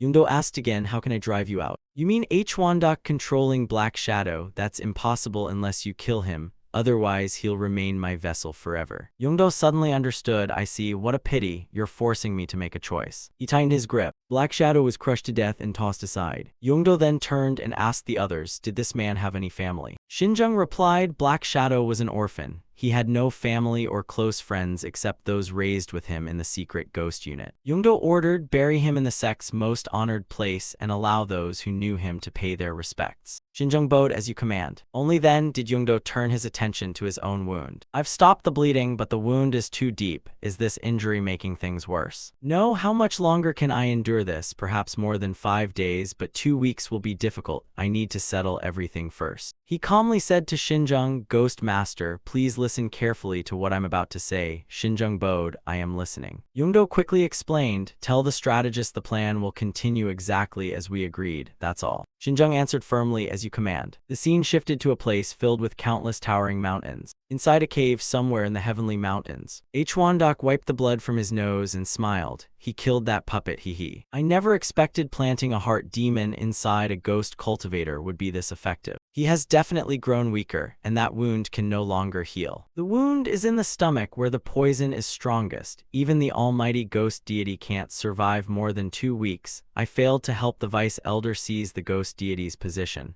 but I managed to kill many powerful martial artists of the heavenly ghost sect. 2 from the righteous path and 1 from the ghost path. 3 martial artists who reached the sacred realm. But now only 2 remain. I should report this to the royal court immediately. A sound suddenly came from inside the cave. At once a bird flew down from the sky. It flew into the cave and landed on Hwandok's hand. He tied a letter to its leg and released it. The message said the ghost deity was dead. Hwandok smugly thought, he isn't dead yet, but within 2 weeks he certainly will be, and by the time the eagle reaches the royal court, he'll already be gone. The scene shifted back to the ghost deity, who stood there in silence. Young walked over and asked, Father, you don't look well. Yoongdo wiped the sweat from his face. It's all right, I'm fine. Watching from afar, Woonseong thought, there's no way he's fine. The poison has corrupted all the blood in his body. His blood can even corrode the ground, let alone that wound. I can't imagine the pain he's enduring. The ghost deity and his daughter stood there looking into each other's eyes. Tears welled up in Young's eyes again. Yoongdo smiled and praised them. You've done very well, and so has my disciple. Woon Xiang sighed inwardly. I hope you won't be jealous, master. He's my master too. He then lowered his head, smiled, and replied, yes, master. Yongdo smiled with satisfaction. That's right, what a fine disciple. It's good to hear you call me master. Woon Xiang replied, I'll use that title more often. Yongdo mocked himself inwardly. From now on, I wonder how much longer I can endure. He then asked, I see you've mastered the heavenly flame. Woon Xiang replied, I was just lucky. The ghost deity sighed inwardly. That's not something luck alone can achieve. No ghost cultivator in the sect has ever fully mastered the heavenly flame at such a young age. I truly believe this child can become the next ghost deity. But I still wonder what's holding this child back. I hope it won't become a problem in the future. It's a pity I won't live to witness what comes next, but as his master, I must leave him something. Thinking of that, he spoke again, my disciple, there's something I need to give you. This isn't the right place, will you come with me? Woon Xiang quickly slung his spear over his back. I would never refuse any request from you. The ghost deity smiled, it won't take long. He then turned and walked away. Woon Xiang watched his back and sighed sadly, master. Ai Young also clenched her fists and called out, father. She suddenly shouted with emotion, father. Woon Xiang, who was about to leave, stopped at her cry. Tears filled Ai Young's eyes. You're not coming back, are you? As she said those words, her body trembled violently with emotion. The ghost deity only smiled without answering. The two of them then turned and continued walking. A short while later, at the heavenly ghost peak, the ghost deity and Woon Xiang had arrived there. Seeing the ghost deity's condition, Woon Xiang spoke, master, I will. Yongdo interrupted, it's all right, I'm fine. Looking at the blood mixed with the ghost deity's footprints, Woon Xiang sighed inwardly. Master is forcing himself to climb the heavenly ghost peak in such terrible condition. Even while losing blood and barely able to walk, he still refused anyone's help. He must be acting to uphold the pride of a heavenly ghost. For the leader of the heavenly ghost sect, relying on a disciple is unacceptable. After walking a little farther, the ghost deity sighed. Another view like this hidden inside the mountain. I've never paid attention when passing here. This place has promise. Woon Xiang could see his spear master and the ghost deity. He thought, I truly want to tell the whole world this is my master, the man who still stands despite being poisoned and wounded. My final master was the same. Even while insisting he never practiced ghost arts, and though his body was failing from poison, he stayed calm before dozens of weapons aimed at him. Those who achieve greatness in a field often lose their determination and ideals. It seems I still have much to learn before I can become as remarkable as my master. But my mindset can never mature like his. I'm not even worthy to face Master Yongdo in such a grievously wounded state. He is truly extraordinary and lonely like a dying flame, still striving to live up to the title of Heavenly Ghost of the Heavenly Ghost sect. That's what it takes to become a heavenly ghost. As soon as they entered, the ghost deity said, we're here. They had arrived at the illusion arena. Yongdo stepped into the center of the arena and spoke. You have talent, and though I don't know exactly what that talent is, you possess a warrior's resolve. A warrior must have both talent and purpose. That means you already seem to have what you need, but you're still young, and you undeniably lack the experience that only time can forge. So to make you the next heavenly ghost, I'll pass on all the experience I've gained throughout my life. Come here and sit down, that's why I brought you here. The scene shifted to the residence of King Jin Chang. The man living there was King Jin Chang, Jupiang, the emperor's younger brother, and in truth the second most powerful man in the world. He was the emperor's twin brother and survived while more than half of their other brothers were eliminated by the emperor. Perhaps because he had never desired power, from childhood he ignored the imperial throne and was content simply being a king. And as he wished, once the current throne passed to the emperor, he immediately became a king.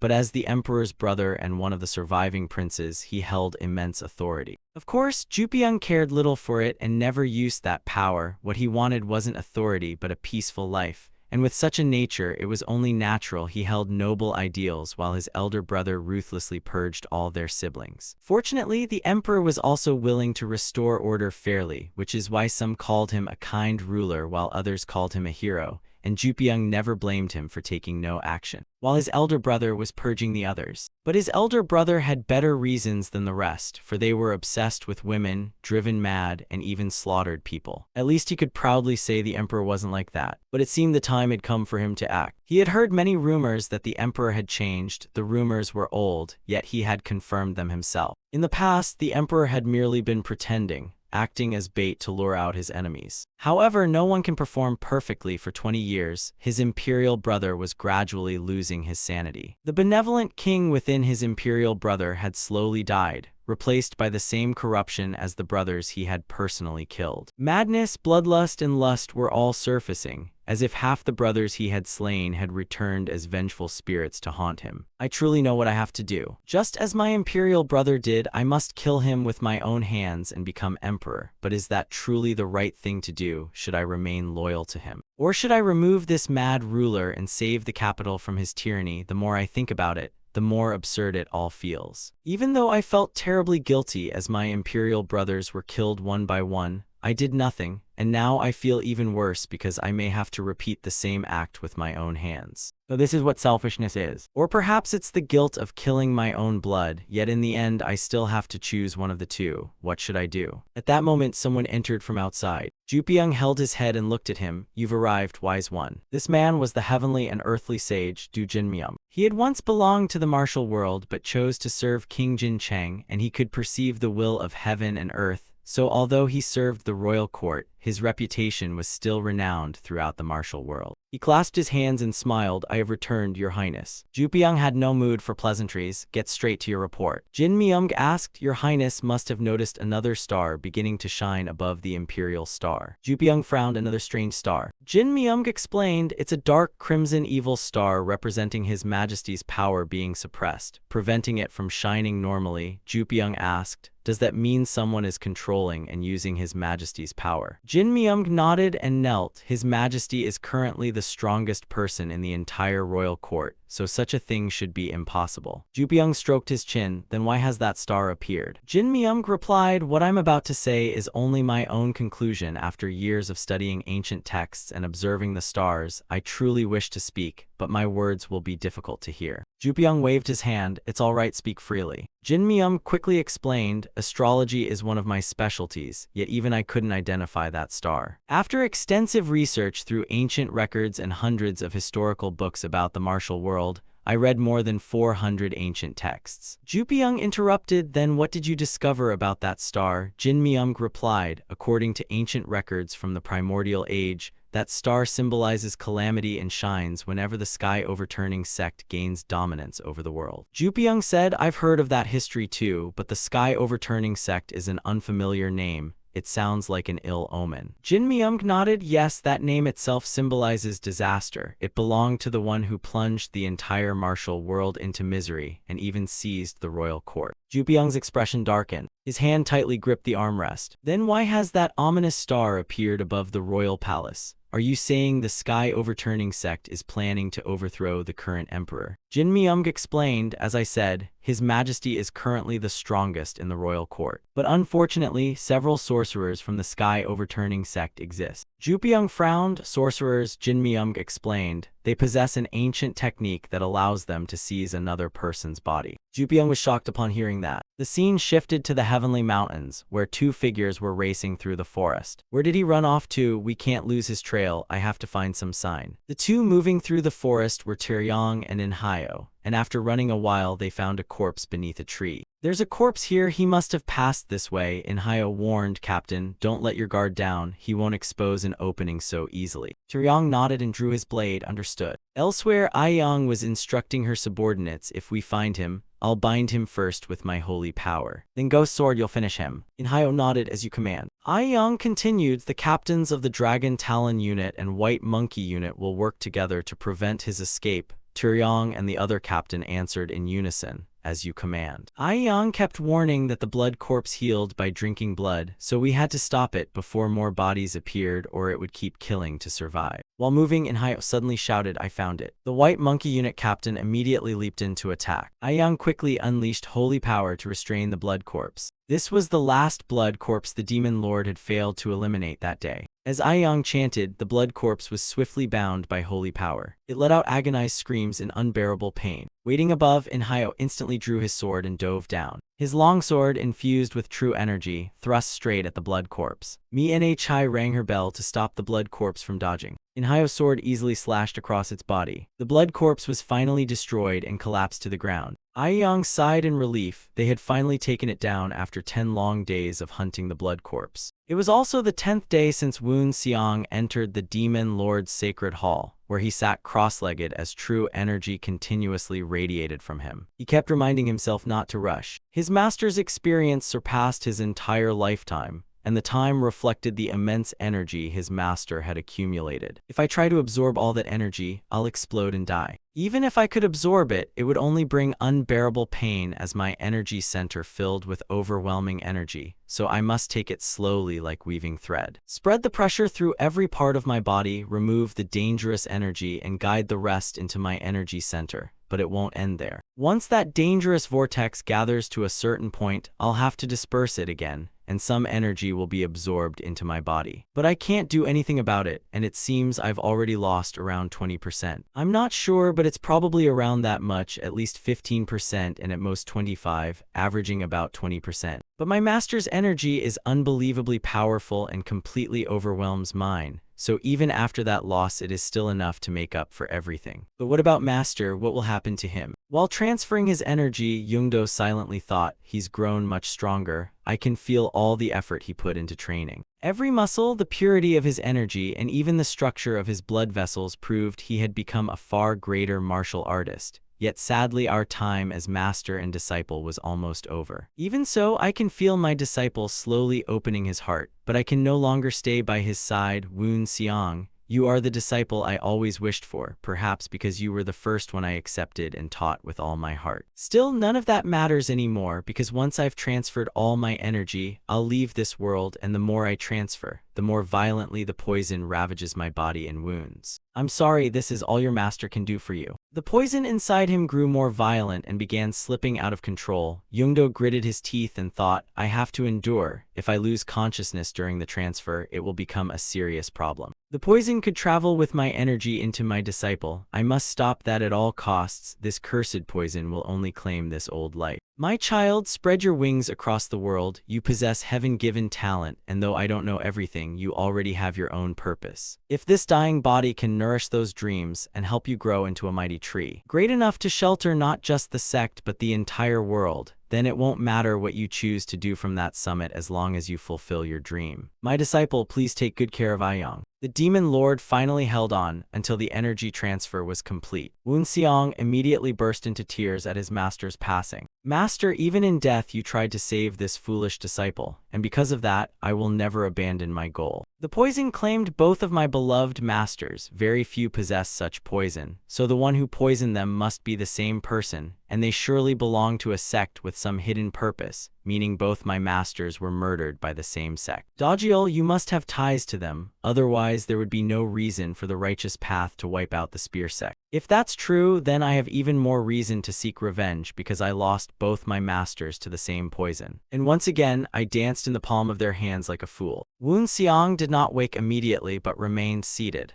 absorbing the energy the Demon Lord had transferred. After an unknown time, his body was suddenly flung away. The wall behind him shattered on impact. He slowly crawled out from the rubble. He stood up and examined the current state of his body. The body's reconstruction has also strengthened my bones and completely transformed me. By turning my soul into flame, I can refine my body to destroy the heavens, and with this powerful body, I can shatter the earth. He then began circulating his energy. After sensing it for a moment, he suddenly realized, I understand now, so this is the Saint Realm. Both the heavenly soul and heavenly body exist within a mortal body, allowing a saint's soul to be born inside a mortal. Born as a human, stepping on heaven and crushing earth to become a god, if I can reach that, then Master Yoongdo had already attained the Saint Realm. But what matters is that I now have the ability to enter that realm. He waved his hand and drew the spear into his grasp. As long as I have enough time and effort, I'll become as strong as Master once was. Master, please watch over me because I'm about to bring calamity upon the martial world. 6 months passed in the blink of an eye as Woon Xiang slowly awoke from cultivation. He first checked the condition of his body. Then he estimated the time. It has been over 4 or maybe 6 months already. I've finally completed my body's reconstruction. I can feel it. At first the reconstruction was only half complete, but now it is perfect and makes me feel capable of anything. No, not yet. It's still too early to be satisfied because that would only make me arrogant and lead to failure. Besides, my body is only about 90% complete. I can still feel something missing. Only then did he notice the ruined wall beside him. The transferred energy destroyed the surroundings too. This must prove I touched the Saint Realm. Simply absorbing energy only made me slightly stronger than an ordinary person if I didn't practice martial arts. But now I've fully fused that power into my body. This is the Saint Realm. I've become someone with strength beyond ordinary humans. He turned around and looked at the demon lord's body behind him. He hurried over, knelt before him, and bowed his head. Master, please accept this final bow from your foolish disciple. He then walked over and picked up a piece of cloth. Then he wrapped the demon lord's body because the poison consumed everything it infected. That poison devours both energy and life force, so if it consumes everything, it should die once nothing is left to feed on. Woonseong quickly lifted the demon lord's body. He swiftly left the great hall. Guanchuk had already been waiting outside the sacred demon hall for 6 months. He should be coming out of seclusion soon. He recalled his conversation with the demon lord. Do you truly wish to carry out this plan, my lord?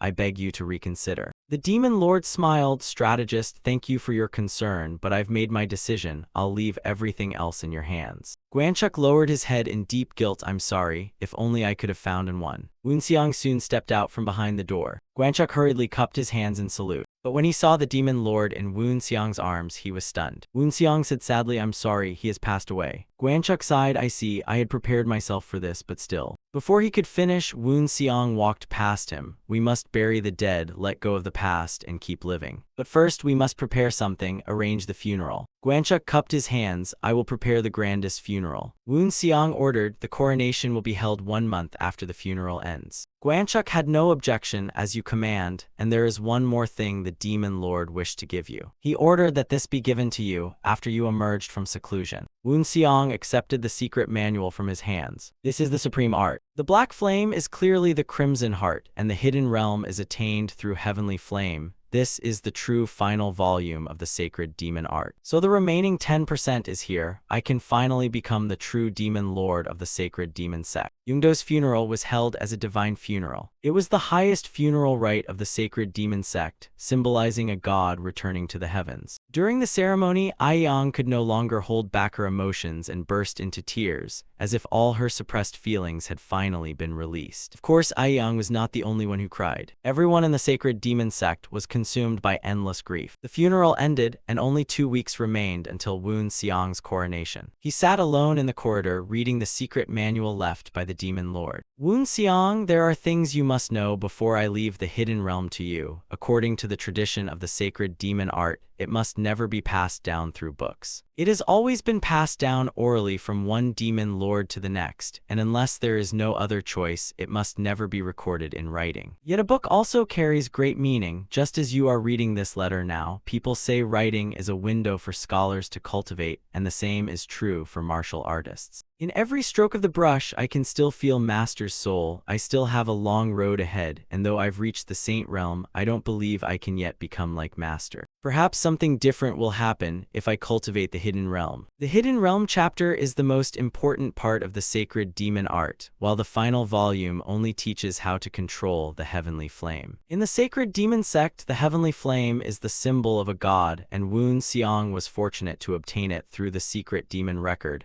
but that did not mean he should ignore the Hidden Realm chapter. If the secret demon record taught him how to use and control it, then the Hidden Realm chapter taught him how to apply the heavenly flame in real combat. The sacred demon movement art is the demon lord's movement technique, and the sacred demon palm is one of the techniques recorded in this final volume. Woonseong began visualizing and practicing bit by bit, steadily strengthening his muscles, body, and energy until every step became second nature. It would not be easy if this was one of the oldest and most powerful arts in martial history.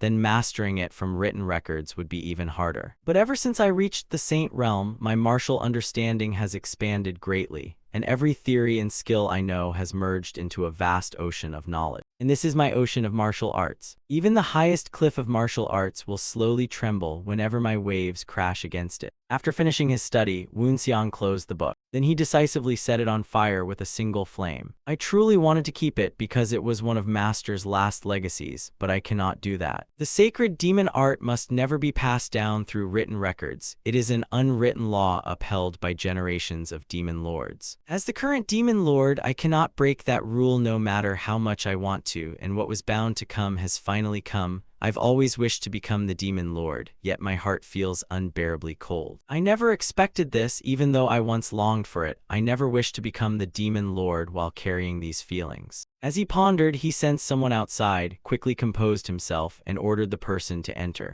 The visitor was Guanchuk. As he entered, he nervously thought, I didn't even try to hide my presence, yet it seems he has truly reached the saint realm. Woon Seong walked to the table and asked, what is it? Guanchuk cupped his hands. I have something to report. Woon Seong sat down and frowned a report. Guanchuk explained, it concerns the former demon lord's order to pursue those who escaped on the day they appeared at the sacred hall. The moment Woon Seong heard about them, his eyes turned razor-sharp with killing intent. The man who controlled the Black Shadow, a member of the secret demon division, the mysterious one who wounded the demon lord and desperately wanted him dead. The more Woon Seong thought about it, the more agitated he became as he bit his lip. Have you captured him? Guanchuk shook his head. We searched every corner of the heavenly mountains but found no trace. It seems he escaped long ago. Woon Seong fell silent again. What a disgrace. He was the only clue to the mastermind. Yet we've lost our most important lead. Wait, maybe not everything is lost. My spear master in my previous life had clues about the mastermind. If it was Dajiel who killed my former master, then Master Yungdo must have been murdered by the same person. I may finally find the answer. I only need to go to the spear sect's hidden vault in Gansu and search for the clues he left behind. But first, I must settle things here. He stood up and ordered Guanchuk, gather more information about his strength and everything related to him as a precaution. Guanchuk stood up, bowed, and replied, as you command. 6 days later, the demon lord's coronation was held. It was a modest ceremony attended only by the 8 great demon masters, the saintess, and a few high demons. It was the day the sacred demon sect's god ascended the throne, yet it could not be celebrated grandly because the previous demon lord's funeral had ended only recently. Even so, Woon Seong becoming the next demon lord was an undeniable fact. It marked the beginning of a new era, and with only 8 great demon masters remaining, each revealed mixed emotions. Among them, the proudest was the Wind Demon Fist King Jongbyuk, who had fully recovered thanks to the physicians and now stood beside the new demon lord with immense pride. The 3 great demon masters who had sided with Moonbeak each presented priceless treasures, rare herbs, and unique weapons to the demon lord in apology, after which Woon Seong ordered them into retirement under one condition. Woon Seong was certain they would accept it. Whenever I ask, will you serve me with absolute loyalty and seek nothing in return? The 3 answered together, yes, demon lord, we will never hesitate even if it means giving our lives. Woon Seong smiled in satisfaction. After answering, the 3 stood silently with their heads raised, waiting for his response. Cold sweat covered all 3 faces as they stood in extreme tension. After a moment, Woon Seong finally spoke, very well, from this moment on, I will no longer dwell on the past. He then leaped down beside Aiyang as an overwhelming heavenly flame erupted from his body like a colossal blazing tree. The great demon masters were inwardly shocked. So this is the overwhelming power the new demon lord spoke of. So he has surpassed the transcendent realm at such a young age. That crushing aura felt capable of pulverizing everything around it. It was not power that anyone could simply obtain. A level where a single thought makes his energy flow on its own. The new demon lord before us is no longer the child we once knew. The young man who had only just reached the transcendent realm is completely gone. Aiyang was equally astonished. Woon Seong has advanced this far already. Is this truly the saint realm? After displaying his power for a while, Woon Seong withdrew his true energy, sat back down, and said, now we will begin the council as usual. Guanchuk stepped forward first. Please allow me to report the matters that require our attention. Each branch of the sect will have an audience with the new demon lord through messenger pigeons. I believe no one will object to this. Woon Seong replied, keep it quiet because we are still in mourning. Guanchuk continued, there's one more matter. Most of the demon cultivators already know this. Conquering the Central Plains has always been one of the sect's ambitions, because the sect was founded by people who fled the Central Plains after being unjustly persecuted. The first demon lord who founded the sect always emphasized this, yet despite countless hardships, the sect never succeeded in conquering the Central Plains, and every member has learned this history. The history of our predecessors who fled here after being falsely accused, though we cannot say everyone came here for that reason. Because there were indeed evil people among us even though we walk the path of demon cultivation, most of our members were innocent people, falsely condemned and forced to flee to the heavenly mountains. so I beg you to fulfill this age-old wish of the entire sect. Woon Seong fell into thought. Does he mean I should do something about the Central Plains and the martial world? This reminds me of my former spear master. The demon sect also has its own story. Woon Seong had awakened in shock countless nights, remembering those words his spear master told him when he was young. He then asked Gwanchuk, what did the previous demon lords do? Gwanchuk replied, the previous demon lords always prepared to conquer the Central Plains, but building up for such a great war was impossible while internal conflict remained within the sect, and the Central Plains was never an easy target. Woon Seong nodded in agreement. He then stood up. After all, we have eliminated Moonbeak, the one who caused the civil war within the sect, so I can say internal conflict is no longer a problem. Hearing his confident words, everyone became excited. Woon Seong continued, and I also agree with the thinking of the previous demon lords. The entire hall instantly erupted. Jongbyuk dramatically stood up and shouted in support. Woon Seong declared loudly, however, now is not the right time. All of you must train and sharpen your skills further. Prepare yourselves to bring hell to the Central Plains. Gwanchuk smiled at him. His meaning is that we must thoroughly prepare for the coming war. Standing on the platform, Woon Seong continued, we must strengthen every division, not only the 12 divisions, but also establish a system to manage other units. I believe you all know what I mean. Everyone answered in unison, as you command. Woon Seong nodded in satisfaction and turned to leave. Just then a voice reached his ears. Demon Lord Black Knight Flower River requests permission to report. Someone is causing trouble outside the Heavenly Mountain's main gate. He insists on meeting you. What should we do? The scene shifted outside the Heavenly Mountain's main gate where a group from the sacred demon sect had surrounded someone. The man they surrounded was Jin Myung, who looked at the fierce crowd around him and sighed, oh dear, what is all this? I only came to meet your demon lord, not all these demon cultivators with names like Ghost of the Asura Path and whatever else there is. One man angrily shouted, you rude old man, the demon lord is not someone you can meet whenever you want. As he spoke, he swung his sword and slashed at the old man. Jin Myung showed no fear and calmly remained where he stood. As the sword struck, he simply raised his wooden staff to block it. The moment the sword hit the wooden staff, it snapped cleanly in two. The young man was shocked. What, he broke my sword with nothing but that piece of wood? How is that possible? Before he could recover, Jin Myung had already swung his staff. The young man had no way to dodge and took the full blow, collapsing on the spot. Seeing this, everyone else became tense and no longer dared underestimate him. Jin Myung glanced at them and snorted, I thought you were the demon lord, but who told you to be so arrogant? I suppose you're just a bunch of guard dogs. Just then, a powerful aura erupted from behind. Inhayo slowly walked out and asked, what's going on here? He walked up to Jin Myung and observed him while thinking to himself. Superb skill, an old face, a shaved head, and always carrying a wooden staff. After observing for a while, Inhayo roughly guessed the man's identity. Are you that hermit? Jin Myung frowned slightly. Brat, call me the sage. Inhayo gripped the hilt of his sword. Then why have you come here? As he spoke, the sword in his hand slowly began leaving its sheath. Seeing this, Jin Myung let out a soft exclamation. He then threw something toward Inhayo, who thought it was a hidden weapon and prepared to dodge. But he quickly realized it was a scroll. He caught the scroll and opened it. The Sage of Heaven and Earth requests an audience as the messenger of Prince Jin Cheng. An old man seeking an audience with the demon lord has caused a disturbance before the sacred demon sect's gate. This was an unprecedented event in the history of the sacred demon sect, so none of the demon cultivators wanted to leave even after the meeting had ended. After all, the demon lord was not someone anyone could meet at will. Who would dare come to the sacred demon sect just to meet its god? Everyone could only watch this strange man. Looking at the monk below, Woon Seong said, the Sage of Heaven and Earth, also known as the Hermit, Jin Myung. Jin Myung cupped his hands. I request an audience with the demon lord of the sacred sect. Woon Seong thought to himself, I've never met him in person, but I've heard much about him. A transcendent martial artist even greater than my spear master.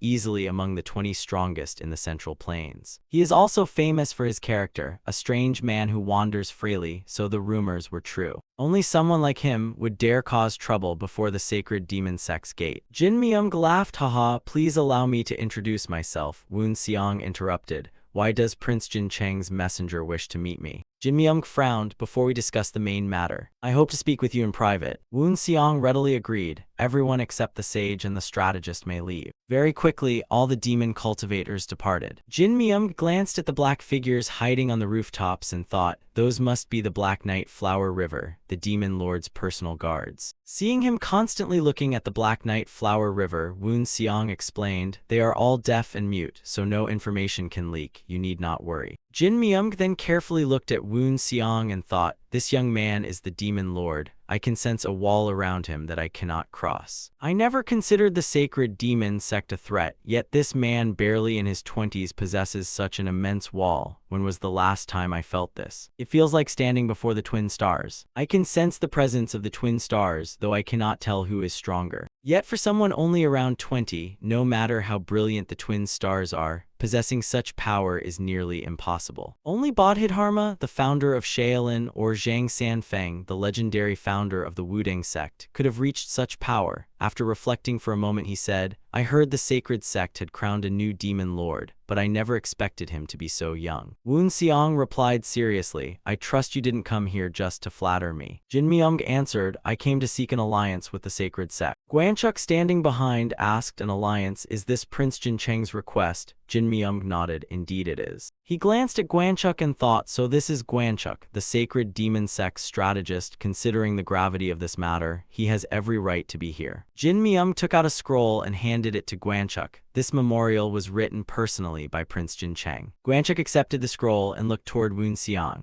After receiving Woon Seong's permission, he opened the scroll and read it. The moment he read its contents, his eyes widened in shock. You're planning a coup. What do you mean by overthrowing the emperor? Jin Myung explained, among all the arts of the Heaven Reversal sect is a secret technique called body possession. I repeatedly warned Prince Jin Cheng about it. Based on my judgment, it was suspicious. But how could I tell His Highness that his elder brother had been possessed? And after gathering all my courage, I finally said it. At that time he replied, how certain are you of those words? So I presented every record and piece of evidence I had gathered about the Heaven Reversal sect, and Prince Jin Cheng studied them day and night before reaching a conclusion. He concluded that the body possession secret art truly existed within the Heaven Reversal sect, and an ominous star representing the Heaven Reversal sect had appeared above his elder brother's palace. But that was not all. He also personally observed the emperor's behavior to confirm whether he had been possessed. Prince Jin Cheng finally concluded that the current emperor was no longer his elder brother. But it did not end there. While Prince Jin Cheng watched the emperor, I continued investigating the Heaven Reversal sect and concluded that it controlled not only the royal capital but also the martial world of the Central Plains. The Heaven Reversal sect has taken root so deeply in the Central Plains martial world that it is almost entirely under its control.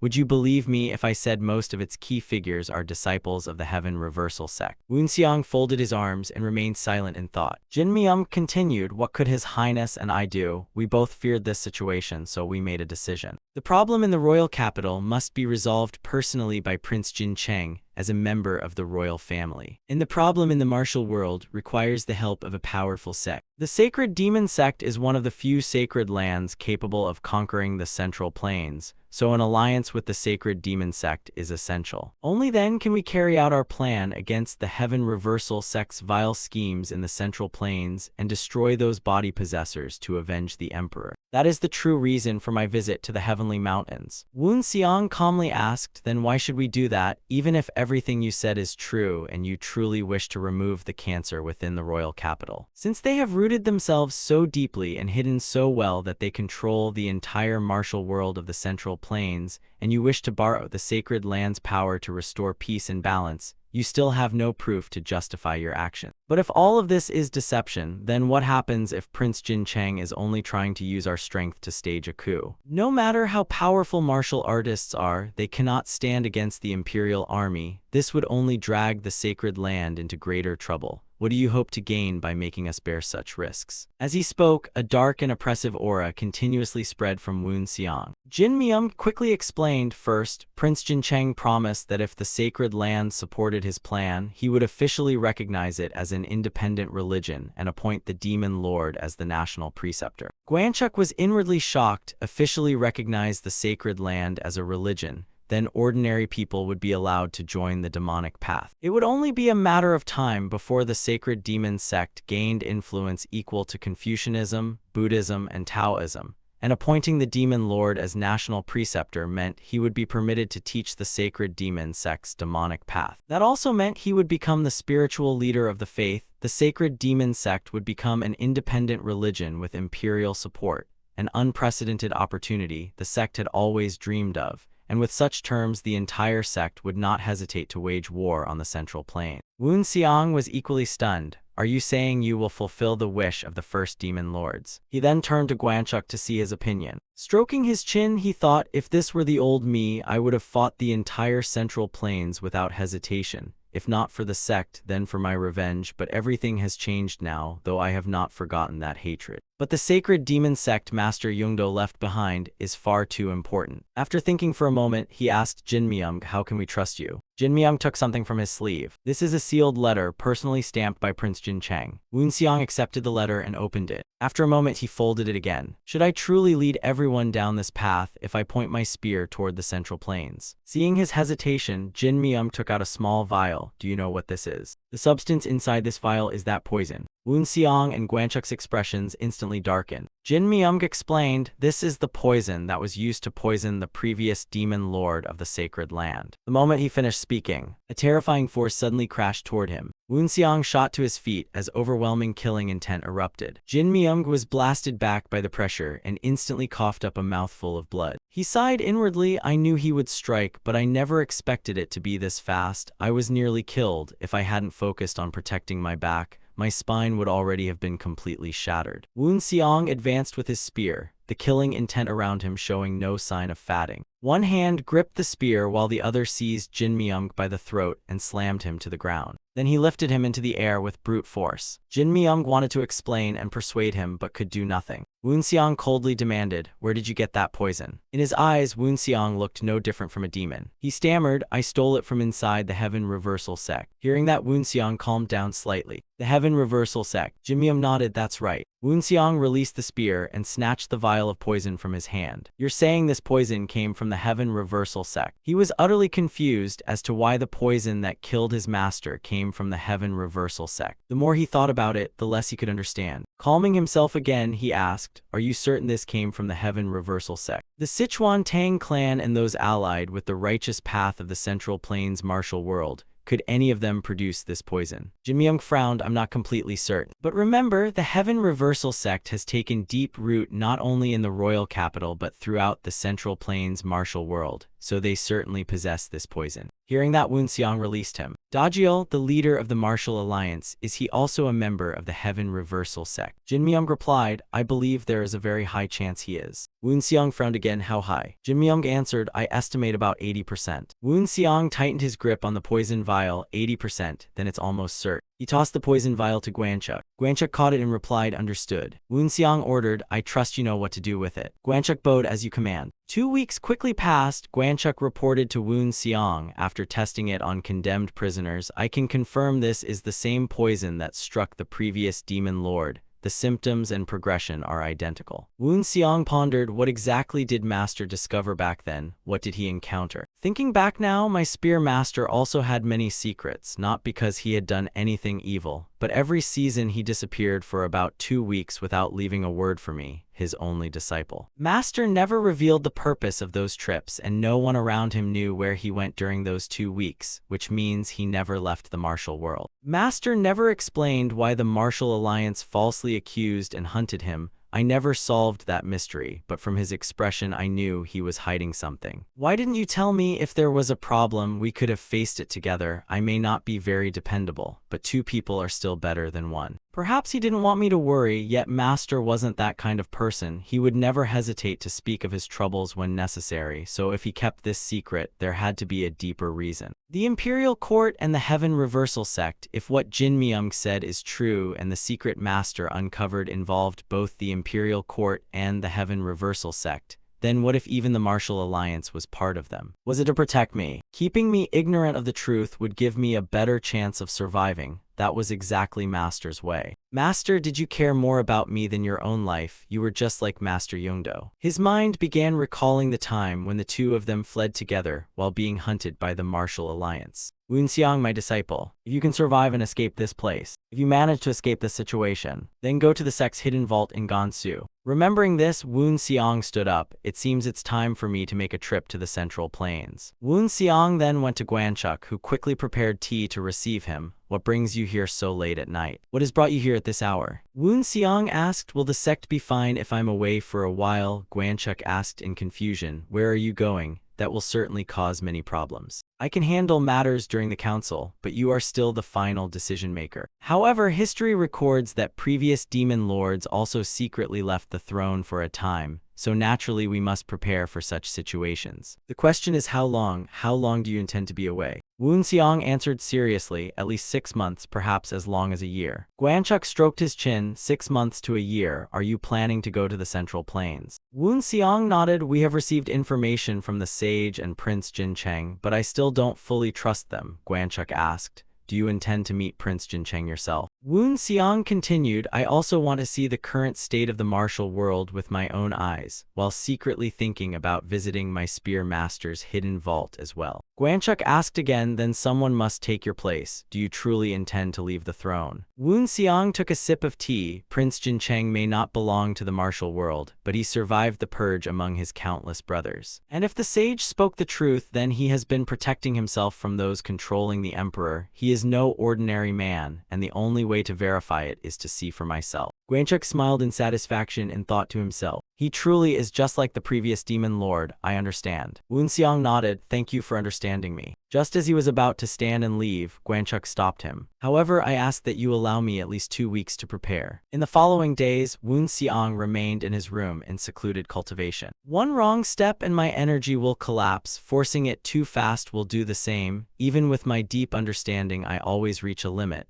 I must weave the sacred demon art into a peerless martial art and make it even greater and more perfect. Not to enter the realm of gods, that will only come after I truly perfect it, but I know that if I continue down this path, I will surpass the transcendent mortal body and become a god. Just like my efforts with the heavenly soul and heavenly body have borne fruit, that's enough for today." With a wave of his hand, someone appeared behind him. That person quickly brought him a towel to wipe away his sweat. He took the towel and wiped himself off. Then he went to the bath and soaked in it. "Not bad. With the hidden realm, I'm creating the demon lord little by little, and I can already reproduce it to a certain extent. The question is how many hidden techniques I can create, and my true goal is not merely the hidden realm chapter but to surpass it. The sacred demon art beyond the sacred demon art, the spear art beyond the spear art, that is my true goal." After finishing his bath, he walked outside. After only a few steps, he froze when he saw Aiyang standing in the corridor not far away, quietly admiring the moon. Seeing him come out, she turned and greeted him. Woonseong wondered, why is she here so late at night? His mind involuntarily drifted back to the day of Yongdo's funeral. She looks much better now. Perhaps time has eased her pain, though she still hasn't fully overcome it. She seems to be slowly accepting it. He slowly walked over to her. "You seem to be doing better now."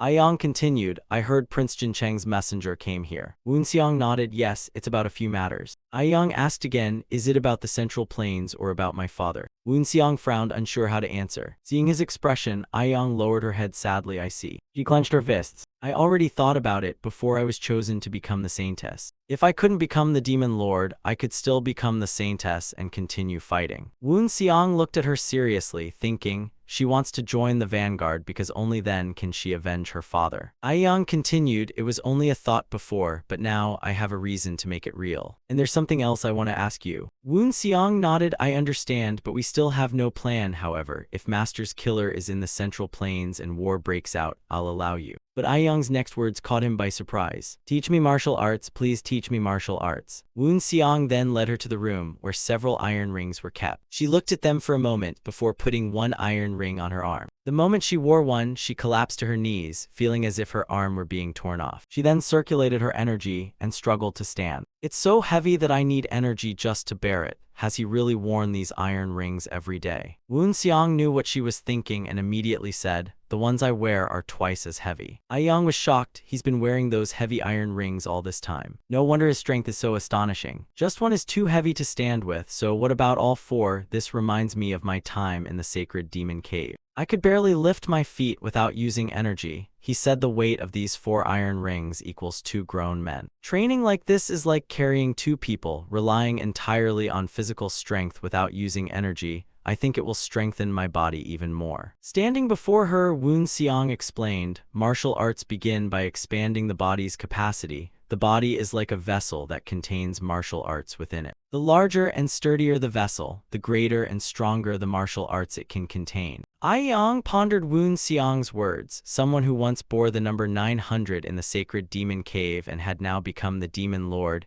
It would be foolish to dismiss his words, but how long must I do this? Woon Seong glanced at her. I believe what you truly want is the supreme heavenly art. Only when you can wear these without using energy and still feel comfortable. When the iron rings feel as light as a simple bracelet, increase each one by 4 caddies. If within 1 year you can move freely while wearing all 4 rings weighing 225 caddies, I'll teach you martial arts. Aiyang clenched her fists. She silently resolved, I'm the demon lord's daughter and the sex saintess. If I give up because of a few iron rings, then my time in the sacred demon cave meant nothing. Just as Gwanchuk requested, the 2 weeks quickly passed. During that time, Woon Seong completed all preparations for his journey to the Central Plains. He packed some dried rations, emergency supplies, and a few clothes. Although his body could endure any temperature, he still brought extra clothing to avoid standing out. A young man in his 20s traveling year-round in thin clothes would surely attract suspicion. As Woon Seong finished packing, Gwanchuk entered from outside. It's time. Woon Seong said to him, I've done everything I could over these 2 weeks. I hope I haven't overlooked anything.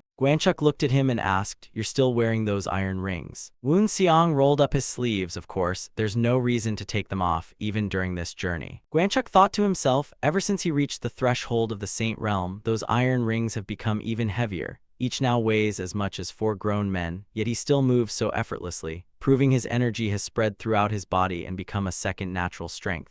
No one can question his position as Demon Lord anymore. Woon Seong asked him, have you finished preparing everything for me? Instead of answering, Gwanchuk asked, do you truly intend to let someone else enter the sacred hall? And I've also fulfilled the previous Demon Lord's request regarding the bracelets. I'll place them at the entrance to the sacred hall. Woon Seong was surprised. You've already prepared everything. Gwanchuk then called towards someone standing behind a pillar. Come out. A young man whose face closely resembled Woon Seong slowly stepped forward. Woon Seong was slightly startled upon seeing him. The young man quickly cupped his hands. I request an audience with the sex demon lord. Gwanchuk explained, although he can't compare to you in skill or strength, I guarantee he has perfectly mastered your habits and demeanor. He isn't perfect, but he's enough to keep others from discovering you've left. Woon Seong sighed, so you've prepared a double? Gwanchuk nodded. I believe it's necessary to avoid trouble while you're away. The previous demon lord did the same. Woon Seong looked at the young man and thought, it's astonishing how identical he looks to me, like a long-lost brother. And that's a replica of the White Knight's spear. The spear on his back suddenly reacted. It was crafted so perfectly that even my own spear responded to it.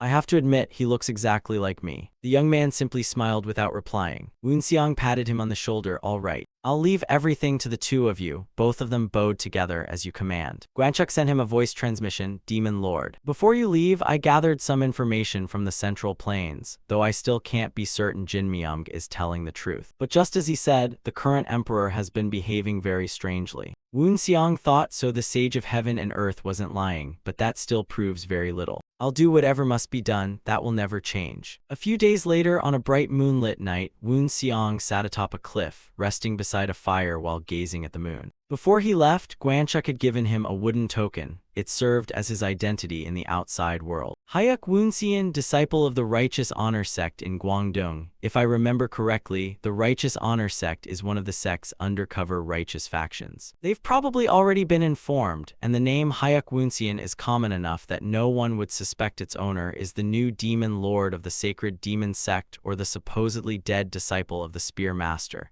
And even if they did, they could never uncover the truth. Just then, several people approached from behind, so I was right, someone really is here. Woon Seong glanced at them and thought, merchants or local villagers. The group carried a flag bearing the 4 characters, 4C's escort agency. I've never heard of this escort agency. Even in the past, they don't look like one of the major merchant guilds. They were probably founded while I was occupied within the sect. One man stepped forward and cupped his hands. Greetings, sir. Would my caravan be allowed to camp beside you? Woon Seong casually nodded in agreement. After receiving permission, the man quickly turned and called to those behind him, "Everyone, hurry and set up camp here." He then turned back and thanked Woon Seong once more. But from beginning to end, Woon Seong neither spoke nor paid him any attention. The old man didn't give up and laughed, "Haha, it seems you aren't fond of talking. I'm Un Guanguk, chief of the Four Seas Escort Agency." Woon Seong replied indifferently, "Woon Seon, disciple of the Righteous Honor sect." The old man was slightly startled upon hearing that. "Forgive my curiosity, but where are you headed? I think you've come from elsewhere and are traveling to the Central Plains, haven't you?" Woon Seong sighed inwardly at how talkative the old man was, but since he couldn't ignore him completely, he reluctantly replied, "I'm heading to Gansu." The old man stroked his chin. "Gansu, then you'll have to pass through Jade Gate. Did you know the situation there is quite bad now, especially with all the bandits?" Seeing Woon Seong's expression, he understood. "So you didn't know, that's why you're traveling alone. Crossing that area is very difficult now. If you'd like, you can travel with us for safety." Woon Seong thought Jade Gate is quite close to Xinjiang. It is normally under the sect's control, but since it's near the Central Plains, it hasn't received much attention. Even so, anyone heading to the Central Plains must pass through Jade Gate. How could they let bandits run rampant there? Then he asked, "Is there really no one who can deal with them?" Guanguk sighed, "I think they simply don't want to bother with anything beyond Jade Gate. The Imperial Court already has enough problems, so no one cares about matters like this, especially sending troops to such a disputed area." Woon Seong asked in confusion, "The Imperial Court already has enough problems? What do you mean?" He wondered if it was connected to the hidden affairs within the court. Guanguk was surprised by the question. "You really don't know?" Woon Seong coughed, "I went to Xinjiang with my master as a child, and only returned home alone after he passed away." Guanguk sighed, "I understand now. No wonder you don't know. It's been quite some time. Ever since the once-capable emperor began acting strangely, people said palace maids had mysteriously disappeared. Then the imperial court gradually declined until officials openly took bribes and engaged in shady dealings. And as the emperor changed, the court officials changed as well. Many thought it would pass, but things only grew worse. Even Chief Minister Mi Hong-sung, once respected by all, began to change. Woon Seong thought, Mi Hong-sung, I should remember that name. Perhaps he too has been controlled, though this stranger's words still can't be confirmed. I need to see the Central Plains with my own eyes, but where there's smoke, there's fire. Merchants are usually very sensitive to rumors like these, and speaking such words could be considered slander against the imperial court and be punishable by death. Yet he dared tell them to a complete stranger like me, no matter how talkative he is. That means everyone already knows these rumors. It seems they all think the same. The situation in the Central Plains really is quite serious. The people of the Four Seas Escort Agency gathered together and began discussing Woon Seong. I really don't understand why the boss is being so friendly to that young man. Maybe he's talking to him because we're too boring. The young man drained his cup of wine in one gulp before replying. But why is he being so friendly? Does he really think a lone martial artist like him could be of any help? The bald man smiled. Even one martial artist is valuable. Besides, someone at the second mortal realm is better than an average fighter. Besides, we're in Xinjiang. It's rare to meet anyone who isn't a demon cultivator or some vicious criminal, so having one more person with us can't hurt. The other man still looked doubtful. Then why does our captain, who's only at the first mortal realm, think that Guy is at the second mortal realm? The bald man stroked his chin, that calm bearing and those unusual eyes. I'm sure he's at least at the third mortal realm and stronger than others of the same level, but he's still only at the third mortal realm. He looks fairly capable but doesn't seem to know much martial arts anyway. If we run into bandits, we'll find out. The next day, while the group was traveling, a band of bandits blocked their path. Stop right there. You think you can just cross this mountain? Do you know who owns this entire mountain? Woon Seong thought, since when did the Green Forest stronghold extend its influence all the way to Xinjiang? Everyone in the caravan became extremely tense. Guanguk waved his hand and explained, we don't want to fight. We'd rather pay the toll than confront them. The bandit leader suddenly glanced behind him. Then he stepped forward and shouted, you want to pay? Then how much do you think you can afford? Guanguk stepped forward to negotiate. If you'll let us pass, we'll pay half a tael of silver for each person, 1 tael for each captain, and 5 taels for myself. I swear in the name of the Four Seas Escort Agency that we'll settle the payment honestly. The bandit seemed somewhat persuaded and stroked his chin thoughtfully. He quietly glanced behind him again. Then he declared, "I'll let you pass if you pay 5 times that amount." Standing behind them, Woon Seong couldn't help curling the corner of his mouth. Everyone from the Four Seas escort agency was stunned. 5 times? Why don't you just rob us outright? The moment they spoke, the bandits drew their blades and pointed them threateningly. Gwanguk looked back at his escort team. In the end, he had no choice but to compromise. "Fine, as long as we avoid bloodshed, it's still worth it." But it didn't end there. The bandits suddenly laughed and said, "Forgive me, I'm getting old, so my words don't always match my thoughts. I don't recall saying 5 times, did I? What I meant was you must pay 10 times. No, make that 20 times. Lai Vantiu was stunned. What, 20 times? He gripped the hilt of his sword, thinking these negotiations were never meant to succeed. They planned to rob us from the start. "Looks like I'll die here today, but I won't die alone. If I die, I'll take some of them with me." Just then Woon Seong stepped forward. "So you never intended to collect a toll in the first place?" Gwanguk was startled to see him step out, kid. Ignoring him, Woon Seong smiled and continued to the bandits. "Why didn't you just admit from the beginning that you wanted to rob us?" The bandit's face darkened. "Brat, you've got a death wish." The moment he finished speaking, he swung his sword at Woon Seong without hesitation. The people from the Four Seas escort agency behind him couldn't help sighing. What a pity for that kid. But unexpectedly, Woon Seong easily dodged the strike. His clothes were only lightly grazed. The bandit was stunned by what he saw. Before he could recover, Woon Seong blasted him away. Unable to resist at all, he was pinned to a tree in the distance. Everyone from the Four Seas escort agency standing behind Woon Seong couldn't believe their eyes. What just happened? How is he still standing there? And how did that bandit get blasted over there? Behind the tree where the bandit had been thrown, a figure slowly emerged. "Not bad, kid. At that age, he already has such strength. That bandit may be a robber, but he's still stronger than most first mortal realm martial artists. Yet he sent him flying that far. Just who is this young man with such remarkable skill?" Woon Seong already knew the man was behind the tree, and the corner of his mouth curled slightly. The two then walked toward each other until they stood face to face. "Are you the leader of these bandits?" The old man shook his head. "No, I'm just a traveler passing through." Woon Seong smiled. "A traveler?" The old man nodded again. "That's right, a traveler looking to earn a little spending money." Woon Seong frowned inwardly. What a poor liar. It was obvious he'd been hiding behind that tree watching me. The old man continued, "Anyway, your skills are quite impressive. They make me want to ask you something. How about becoming my disciple?"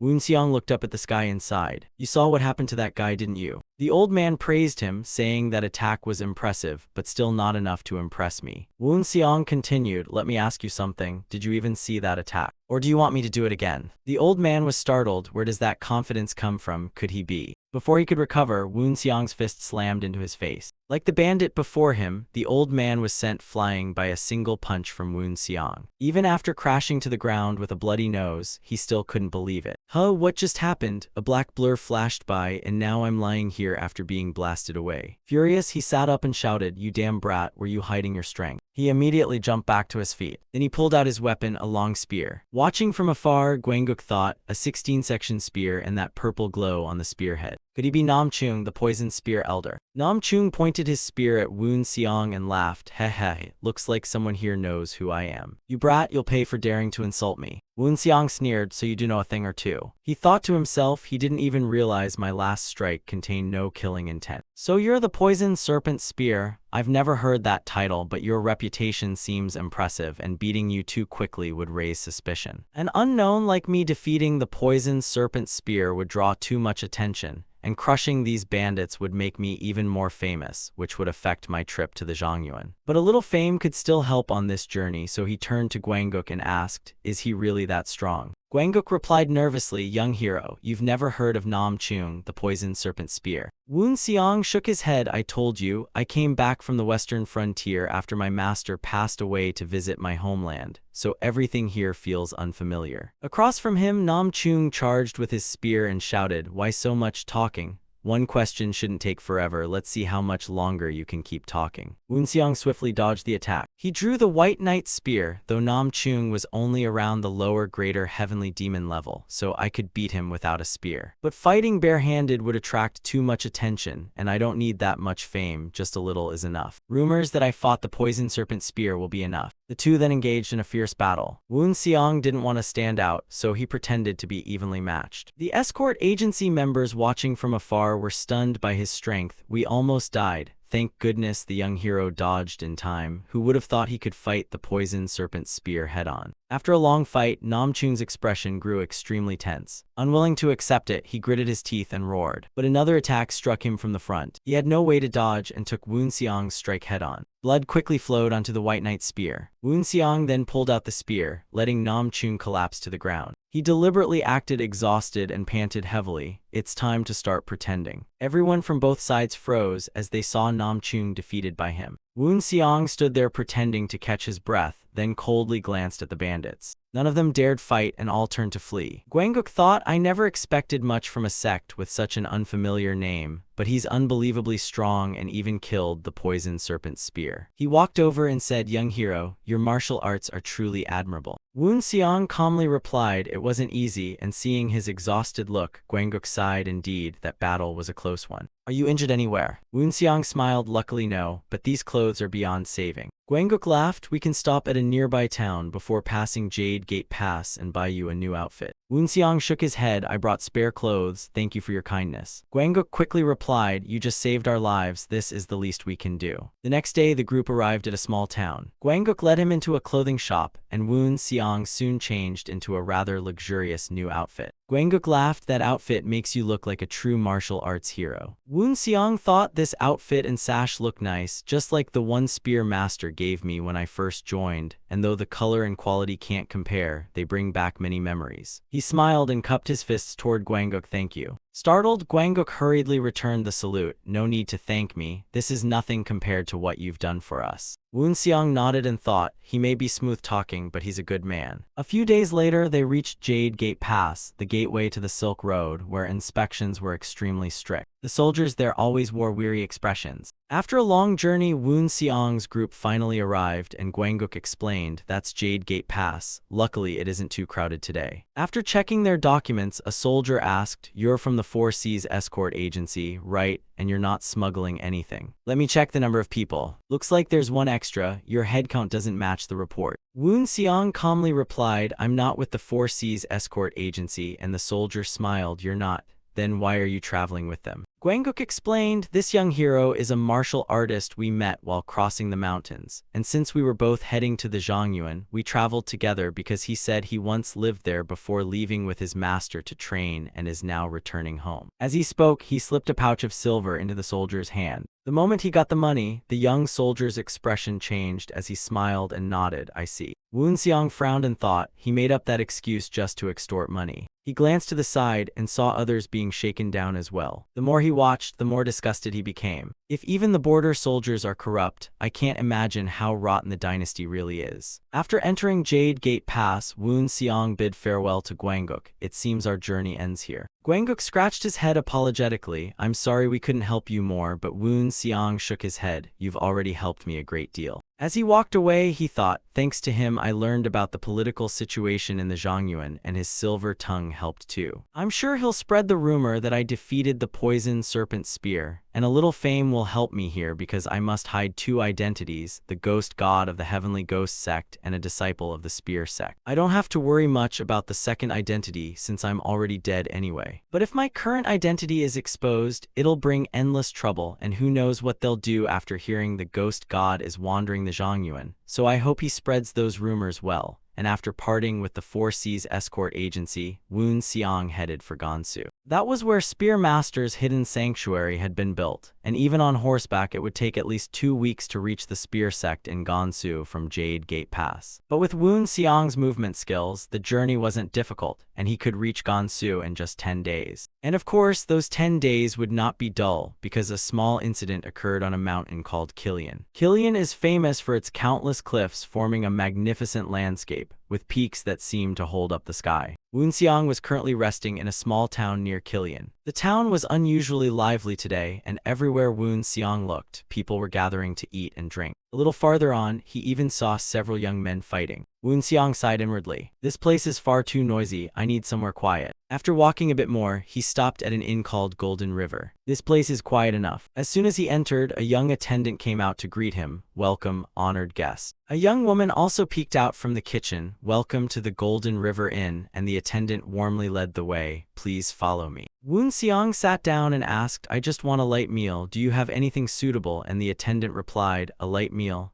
Would fried rice with meat, vegetables, and oil dressing suit your taste? Woon Seong nodded and ordered a serving of fried rice. The young attendant quickly went into the kitchen to tell his older sister. He secretly glanced at Woon Seong with a tense expression. Woon Seong thought it's strange that two children are running an inn, but those looks they're giving me seem even stranger. Soon the food was served. Woon Seong quickly began eating. I thought the inn was empty because the food was bad, but I was wrong. The cooking is far too good for children, so why is no one eating here? Before long, loud noises came from outside. A group of burly men pushed the door open, saying, another hard day's work. You're right, everyone did well today. Keep it up and people will start respecting us. So this is what it feels like to join the Black Road. Life really is great. Hearing their conversation and seeing the weapons on their shoulders, Woon Seong thought to himself, those trash are just showing off in front of an expert. Most of them barely know any martial arts. No wonder nobody dares come here. These Black Road thugs have terrified everyone. Yet the owners of this inn are only children. He glanced at the brother and sister, whose faces clearly showed their frustration, yet they could do nothing. The Black Road gang quickly took seats and ordered food. They laughed and shouted as if this place belonged to them. Woon Seong thought, they annoy me, but I don't want more trouble. I'll ignore them as long as they know their limits. Just then, one of the Black Road thugs suddenly stood up. He headed toward the kitchen. He walked up to the young woman and grinned. Well now, little lady, have you been feeling cheerful today? As he spoke, he reached out and grabbed her chin. Woon Seong sighed inwardly, that poor girl. He decided not to interfere and stood up to leave. But after only a few steps, he suddenly stopped. He saw the young attendant hesitating with a knife in his hand. The boy gritted his teeth and stared toward the kitchen. Just then a voice rang out, hey, look at this kid, he's holding a knife. The boy turned around in fright and saw the other Black Road thugs surrounding him.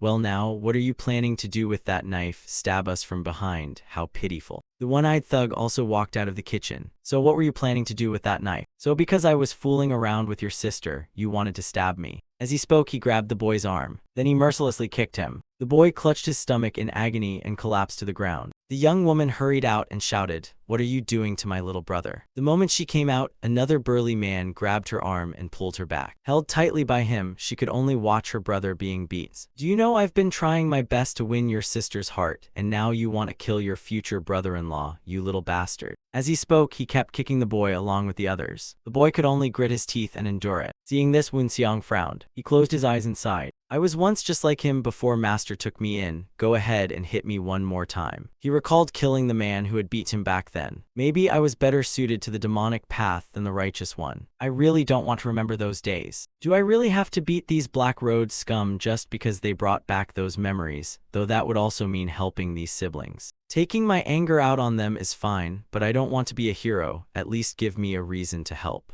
Like holding onto that knife. Lying on the ground, the boy gripped the knife tightly and thought, I can't let him torment me forever like that White Road freak did. I have to teach these bastards a lesson. Even while being beaten, the boy firmly told himself never to let go of the knife. Hold onto the knife and the chance will come. He looked up at Woon Seong standing in the distance. Woon Seong transmitted his voice. People say it's better to teach someone to fish than to give them a fish. If you want to survive in this world, you must become stronger yourself. And if you want to protect what you cherish, you must learn to hold a knife without hesitation. Otherwise, you'll stay trapped in that miserable life forever. Helping you is easy, but at least give me a reason to do it. So prove that you can become stronger. Stay low and dodge his kick. Your chance will come, but you must wait. Oh, you dodged my kick. After the third kick, he'll pause for a moment to catch his breath. That's your chance. Then stab his stomach with all your strength. Now this is the moment. Without the slightest hesitation, the boy lunged forward. The one-eyed man froze in shock as the boy suddenly charged at him. But at the last moment, the boy hesitated. I can't do it. Instead of stabbing him, he rammed him with his body. Woon Seong sighed. He didn't stab him. It's over. I know that's difficult at his age, but sometimes you must do it for the people you love. You must become much stronger or no one will help you. Just then, Woon Seong suddenly noticed something. He looked down and saw the boy's unwavering, determined eyes. So he's waiting for another chance. Then this will be the last one right now.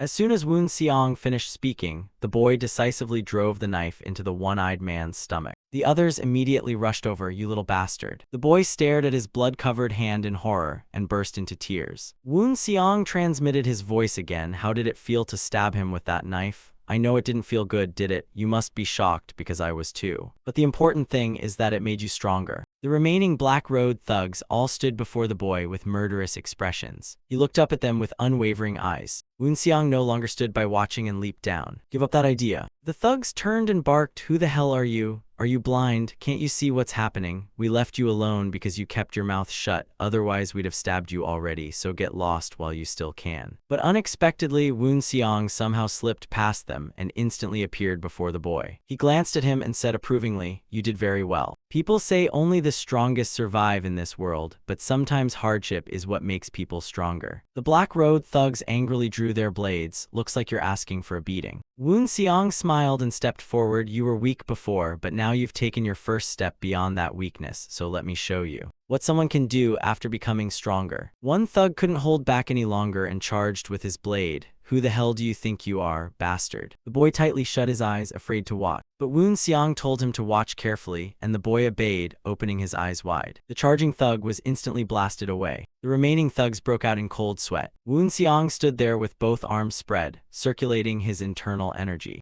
Every pair of chopsticks in the inn rose into the air under his control. The boy gasped, what's happening? How are all those chopsticks floating? The Black Road thugs were so terrified that they dropped their weapons. They shouted nervously, do you know who's backing us? We're part of the Black Law. Woon Seong calmly replied, I know. The young man continued threatening, then why? Wait, you already knew? Then why did you still attack us? He couldn't understand how anyone could stay so calm after hearing the name Black Law. Then he realized, you don't look like you're from around here, so Black Law will hunt you to the ends of the earth. Woon Seong sat down, crossed his legs, and smiled. My master once said that if you're cleaning up trash, clean it thoroughly, not just what you see but everything around it. The young men's faces turned even paler. Woon Seong waved his hand again, controlling the chopsticks. In the martial world, anger solves nothing, so don't draw your sword at every little thing. If you do, don't forget the sheath, especially when taking out the trash, and a rain of chopsticks immediately fell upon them. That very day, a sect called Black Law beside Mount Killian was consumed by flames. Early the next morning, Woon Seong came downstairs. As soon as he reached the bottom, he saw the young attendant waiting there. Seeing the dark circles under the boy's eyes, Woon Seong knew he had stayed awake all night. The boy spoke first, I've been waiting for you. Woon Seong smiled, waiting for me? I thought our business ended yesterday. I not only helped you but also wiped Black Law off the face of the world. What more could you possibly want? If that's the case, I can only think you're being greedy. The boy hurriedly knelt and kowtowed. Sir, please teach me how to fight. Woon Seong asked in confusion, didn't I already do that yesterday? The resolve to swing your blade when necessary is the foundation of every battle. I thought I'd already taught you not to remain a victim but to fight back, yet it seems you don't think so. The boy gritted his teeth and replied, I thought about it all night. Has Black Law really been dealt with? Now that it's gone, will no one bully us anymore? We don't have parents, we're orphans, but they worked so hard to buy this inn, and a year after they bought it, they passed away, so the two of us have run it ever since. But people started targeting our inn because we're young. Some wanted to tear it down for other businesses, while others tried to buy it for a ridiculously low price. Some of them approached my sister the same way Black Law did, and I'm sure Black Law wasn't the only one. They may be gone, but other groups will come after us for different reasons. Because we're young and weak, please teach me how to fight so I can protect my sister. Woon Seong shook his head. You should be able to learn martial arts at a martial arts school. The boy replied, they won't teach martial arts without payment, and running this inn could never earn enough. I'd need a fortune to learn. Woon Seong recalled that he had once lived the same way. Before meeting Master, he had been a beggar who admired martial artists. So one day I went to a martial arts school to learn. But I learned nothing. They tricked me by promising to teach me if I became a sparring partner for the other children. And after 10 days of being their punching bag, I fell seriously ill. Damn it, why is this happening here? Why does this boy remind me of my past so much? Is this fate just like being given another life to return for revenge? Then why does this cursed fate only bring back those cursed memories? But I won't simply follow fate. If I intended to, I'd have stepped in before the boy attacked yesterday. And with that thought, he turned to leave. I have somewhere to go. I don't have time to teach you martial arts. The boy proposed, I'll follow you, and Woon Seong asked, I know you've thought about this all night, but you're still young. What about your sister? The boy was startled. My sister. Woon Seong looked back at him. That's right. If you leave, she'll be left here alone. Didn't you want to learn martial arts to protect her? The boy lowered his head, gritted his teeth, and didn't know how to answer. Woon Seong thought, this boy is probably around 14, though his build makes him look closer to 12. Just then, the young woman peeked out from the kitchen. Then we'll both follow you, if you'll allow it. After speaking, she walked out of the kitchen. I know another person means more trouble, but if you'll teach my brother martial arts, I can cook and do all the housework. The boy was about to speak, but his sister stopped him with a hand on his shoulder. Woonseong sighed helplessly. I believe this inn was bought through your parents' hard work. It's the legacy of their entire lives. Can you really sell it so easily? The young woman walked over and gently touched the wall. It's the only thing our parents left us, but it shouldn't stand in the way of my brother's future. We may be young and not understand much, but we know how extraordinary what you showed us yesterday was, and if someone like you could become my brother's master, I would ask for nothing more. Woonseong interrupted. That's a selfish thing to say. You know you're causing trouble, yet you still put your brother's future and happiness first. But I can't say I dislike that kind of selfishness, because it's the selfishness of an older sister worrying about her brother's life. He wondered to himself, if I had a family, would I be like that? No, I did have a family, my masters, just as this boy has his sister. I had 2 masters who taught me everything except my origins. After thinking for a moment, he asked the young woman, what is your name? She quickly replied, my name is Gang Yina. Woonseong nodded. Very well, I'll give you a chance because of your sister's words. Hearing that, the siblings couldn't hide their excitement and smiled at each other. Woonseong waved his hand. I'll take you with me if you pass this test. A chair was split apart by his internal energy. Woonseong then wrote a few words on a wooden board. He tossed it to Gang Yina and asked, can you read? She nodded a little. She looked at the words on the board and was startled. Woonseong instructed, starting today, learn this, and Gang Yina handed the board to her younger brother, her face full of confusion. Learn this. Woonseong turned around and waved his hand. That's right, now go outside. He then picked up a kitchen knife. Next, he decisively slashed the opposite wall. By the time I return after finishing my business, if you can reproduce this slash, I'll let you both come with me. Some relationships come about by chance, or perhaps they are inevitable fate. The choice is yours. A few days later, Woonseong stood on a cliff watching the sunset. It's been a long time. My master always liked standing here to watch the sunset. Suddenly, he sensed movement behind him. He turned around but saw no one. Yet there were 2 footprints pressed into the grass. Master believed that traces of that person had long been left somewhere on this mountain. Can I restore them? That's impossible. 10 years is enough for even bones to disappear.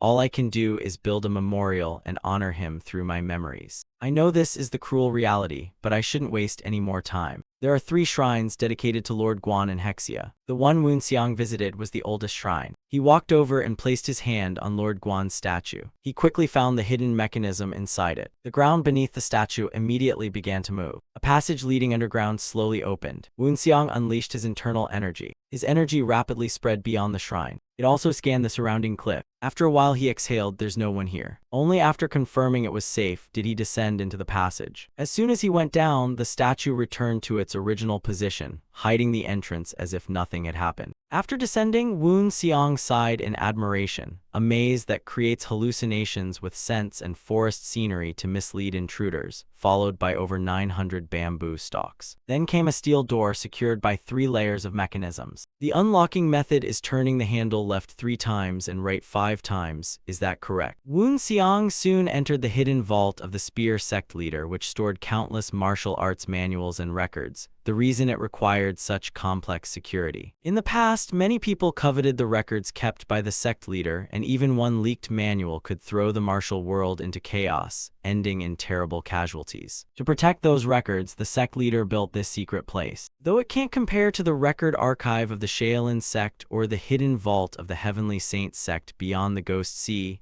its value in martial arts knowledge is no less than either of them. And if my master hid something here, there is only one possible place. He quickly walked to a bookshelf and respectfully cupped his fists in salute. This was his master's bookshelf. He recalled his master's words from years ago, my goal is to fill this shelf with my own martial arts records. The previous sect leader did the same, so you should aim to fill a shelf of your own. Most of the books on the shelf were about martial arts research, but one item wasn't a book, it was a red wooden box. Woonseong opened the box and found a knife and a letter inside. He picked up the knife in confusion. What is this knife for? Then he began reading the letter. If you've reached this place, it means you've survived, and it also means I'm no longer alive. Still, I'm glad you survived, my disciple. Woonseong bit his lip in emotion. This is Master's handwriting, but why would Master write something like this? Why? So he had been hiding something he never told me. It's simply because it's too dangerous for you, so don't take any interest in this matter, forget it for the rest of your life. That's the only way you'll live longer. The only reason he wrote such firm words was because he was worried about me. it really is just like him. And I don't want you to waste your life on revenge, because it's a path destined to be soaked in blood. Master, you've already gone too far to give up revenge. I've devoted this new life entirely to settling that grudge. Unlike what you hoped, I also died there. I don't know if you realized it, but Dajiel and his group attacked us that day intending to wipe out the Spear Sect's successor. Your wish for me to survive and carry on the Spear Sect's legacy was destroyed. But I've been given another chance for revenge. However, if you truly wish to bring justice rather than revenge to the martial world, then keep reading. Justice? Master, there is no justice left in my heart. Heroes and righteous people always die young. I won't stray from the path of an honorable man, but I will never become a hero. That's the promise I made. So please forgive me, because I'll keep reading, not for justice, but simply for revenge. So I can drive this hatred deep into Dajiel's heart. But first I want to know the truth behind the accusations forced upon us. What is the truth behind those claims? As Woon Seong continued reading, he was stunned again. If you've decided to bring justice to the martial world, then take the knife enclosed with this letter to Yicheng in Hubei and find the leader of the Justice Sect. He will tell you the whole truth you seek, and burn this letter after reading it. And lastly, my disciple, I truly love you. Even after finishing the letter, Woon Seong stood there in a daze, his face twisted with pain. This is Master's final handwritten letter, and he wants me to burn it. I don't want to, I want to treasure it forever, but Master wouldn't have given such an instruction without a reason. Thinking that, Woon Seong could only sigh and burn the letter. But something unexpected happened. One corner of the letter somehow refused to burn. A few words appeared on the paper: do not trust the imperial court. Master's final words were, do not trust the imperial court. How should I understand that? Does it mean the imperial court is in chaos like Gwangguk said? Could the Heavenly Island sect have already infiltrated the imperial court? So Master already knew about this 10 years ago. Yicheng in Hubei is a long way from here and requires a long journey on horseback. But it also lies on the road to King Jumseong, and it's far from an easy route. Woon Seong was thinking about his journey to Yicheng because the distance wasn't the real problem. Hubei was one of the most dangerous regions in the martial world, home to the Shaolin sect and the Wudang sect, both among the 10 great sects, as well as the masters of mechanisms, the greatest geniuses known throughout the martial world. Above all, the Martial Alliance headquarters is also located in Hankou, Hubei. And the ghost god of the Heavenly Ghost sect is heading there, so if anyone discovers this, I won't be able to escape. My martial arts have reached the realm of perfection, so everything should be safe, because no one can sense the ghost cultivation within me unless they've reached the Twin Stars realm. But from what I know, it's almost impossible for me to encounter the Twin Stars, the two guardians of the martial world. One is a Buddhist cultivator who has remained hidden in Shaolin for centuries, while the other lives far away on a mountain called Baekdu. That's why people say the Buddhist twin star is hidden within the Buddha's heart, while the sword twin star roams the sword forest. The problem is still Hubei. Even though Yicheng is some distance from Hankou, it's still under the Martial Alliance's control, though there's only a slight chance. But I can't completely rule out the possibility of running into Dajiel. And if that happens, will I be able to suppress my anger? I've managed to control it so far because I haven't seen his face. But will I stay calm once I see him? A few days later on Mount Fujian, an old man stopped working and sighed, "Damn it. I just want to finish this and relax with a mug of beer," and the man beside him agreed, "Me too." The others gathered and chatted. "By the way, what exactly are we digging for? Didn't you hear?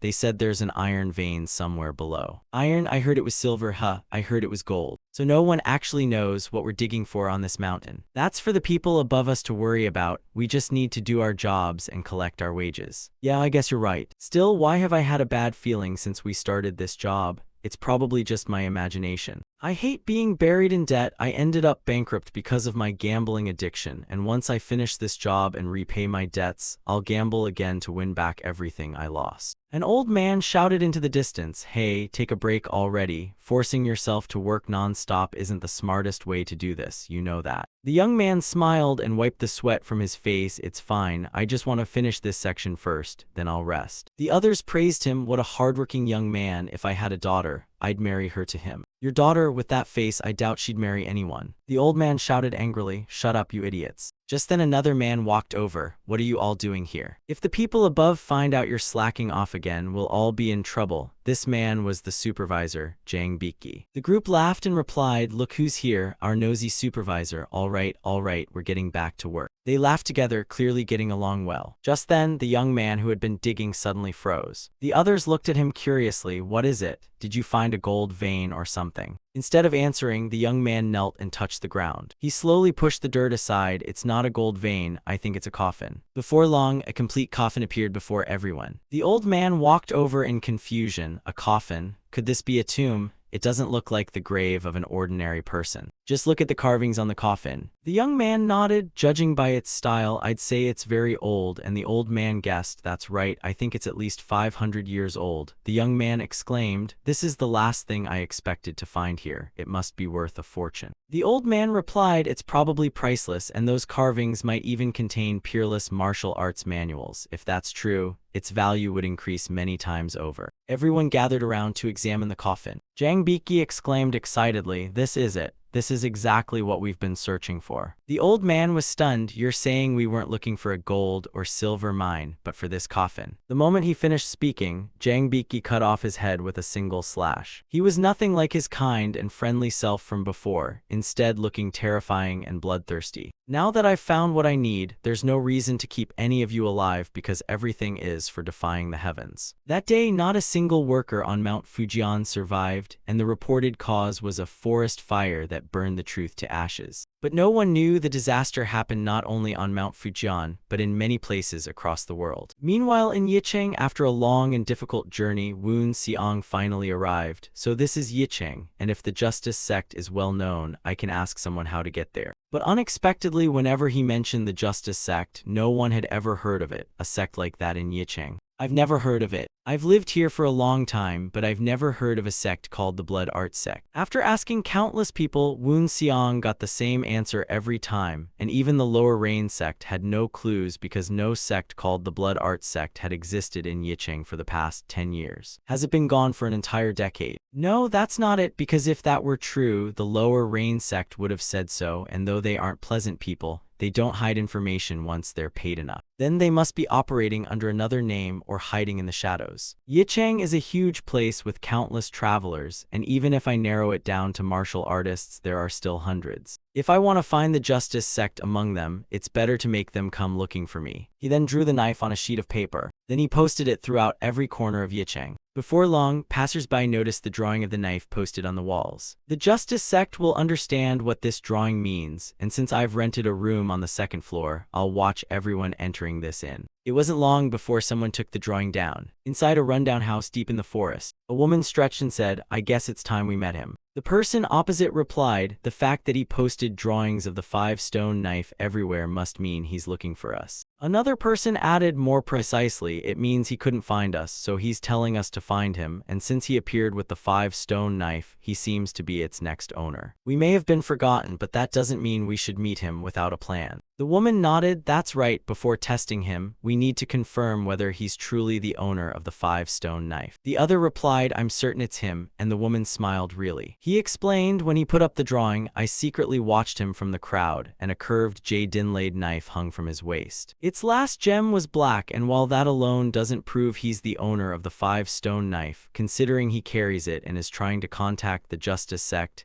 he must know what the knife can do. The woman clapped happily, then he must really be the owner of the 5-stone knife. Yes, but one thing is still unclear. I thought you were certain he was the owner of the 5-stone knife, so what still makes you doubt it? The other replied, the previous owner of the 5-stone knife was Nok Yaoan, leader of the Spear Sect, but he was murdered in a plot orchestrated by the Martial Alliance. The 5-stone knife was said to have vanished then, so why has it reappeared in the world at this very moment? So you mean he could be using the 5-stone knife for another purpose and contacting the Justice Sect because of that? Exactly, we can't rule out that possibility. The woman slammed the table and stood up. Anyway, we should test him, and if he's truly worthy of the 5-stone knife, he'll pass our trial. If he truly joins the Justice Sect, he'll become a great asset. Back at the inn, Wu Xiang sat on the second floor drinking tea and thought. The drawing disappeared about 2 hours ago. The Justice Sect still hasn't made any obvious move, but they'll react soon, maybe tomorrow night or even tonight if they act quickly. He lowered his head and glanced downstairs. 2 people were arguing there. I'm only telling the truth. What's wrong with calling a third-rate sect a third-rate sect? What kind of loyal light sect is that? I've never heard of it, and you think your sword hand sect is any better, bastard. You'll pay for insulting our sect, and I swear I'll chop off your arms and legs. Just then, someone flew in from outside and crashed through a table behind them. It was the woman from the Justice sect. Everyone was stunned by the woman suddenly flying in and forgot all about fighting. She quickly got back to her feet. She looked at the two young men with a pleading gaze. The two looked utterly confused. What do you mean by help? What's going on? The woman shouted, I'm Lim Suyeon, a disciple of the Jade Knife sect, and while traveling the martial world, I ran into a gang of thugs nearby and got caught in a fight, and now they're chasing me. The two young men exchanged glances. The Jade Knife sect isn't far from Yicheng, isn't it a rather famous sect? Watching from upstairs, Woon Seong thought that even 10 years ago he had heard of that name, so it must be a major sect. Soon, people rushed in from outside. Where do you think you're running? Do you really think anyone will save you, brat? If anyone dares stand in our way, I guarantee they'll die. And these were the other 3 members of the Justice sect putting on a show for Woon Seong. Woon Seong observed their techniques and sneered inwardly. That burly man was actually an incredibly fast swordsman who could even unleash sword energy,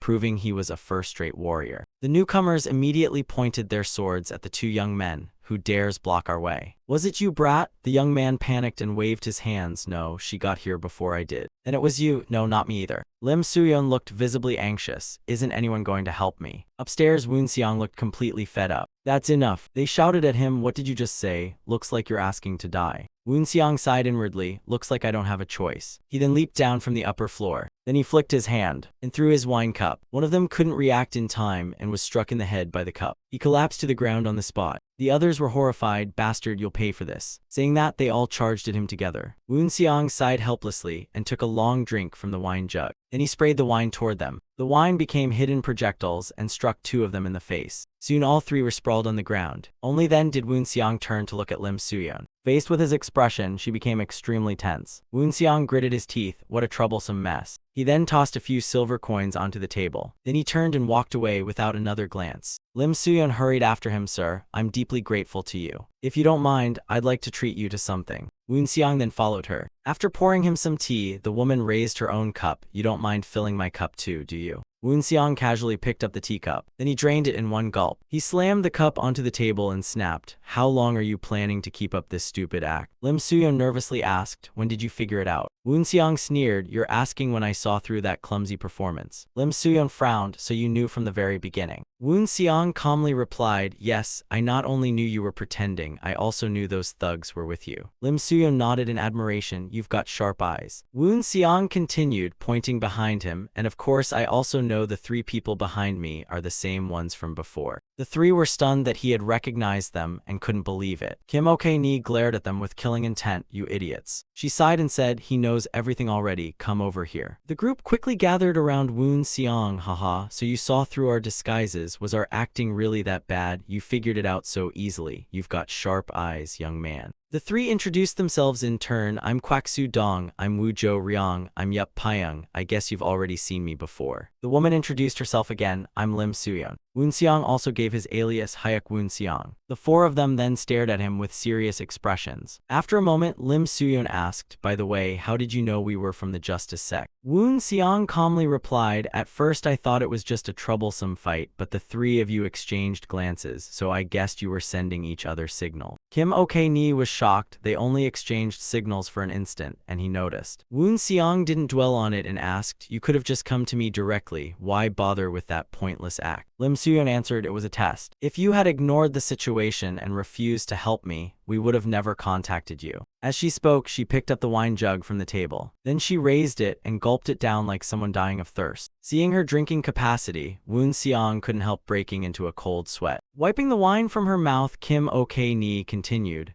As our name suggests, the Justice sect upholds fairness and righteousness, so we had to see if you were worthy and upright enough to join us. Woon Seong thought to himself, an upright person? I've never been one, and I didn't help her for that reason, but I'll let them believe whatever they want, though I need to clear something up first. A test of righteousness to join the Justice sect? I don't even know why I'd need to become a member of your sect. The 4 exchanged startled glances. Aren't you the owner of the 5-stone knife? Woon Seong took out the knife. You're talking about this one. The 4 answered in unison, yes, that's the 5-stone knife. Woon Seong asked, what does this knife have to do with becoming a member of the Justice sect? Kim Ok-ni shouted angrily, what? You came looking for the Justice Justice sect without knowing anything, not even about the five-stone knife. Woon Seong remained perfectly calm. I was simply told to bring this knife to the Justice sect. Kim Ok-ni slammed the table and stood up, but then helplessly slumped back down without a word. So Woo Jo-ryong explained instead, the owner of the five-stone knife is one of the 7 leaders of the Justice sect, and there are 7 jade-inlaid curved knives in total. The owner of each knife serves as a leader of the Justice sect, and officially the owner of the first stone knife is the sect leader, though we call all 7 of them the 7 masters. Woon Seong thought, the owner of the five-stone knife and the 7 masters. Does that mean my master was one of the leaders of the Justice sect? But he was the leader of the Spear sect, so how could he also belong to another sect? Thinking of that, he asked them, could it be that the Justice sect is called a sect but is actually more like an alliance? Lim Soo-yeon excitedly looked up. What, you already knew all that? Woon Seong stroked his chin in thought. I see, so that's it. If the Justice sect is an alliance rather than a sect, then it makes sense that my master belonged to it. But why did he join such an organization?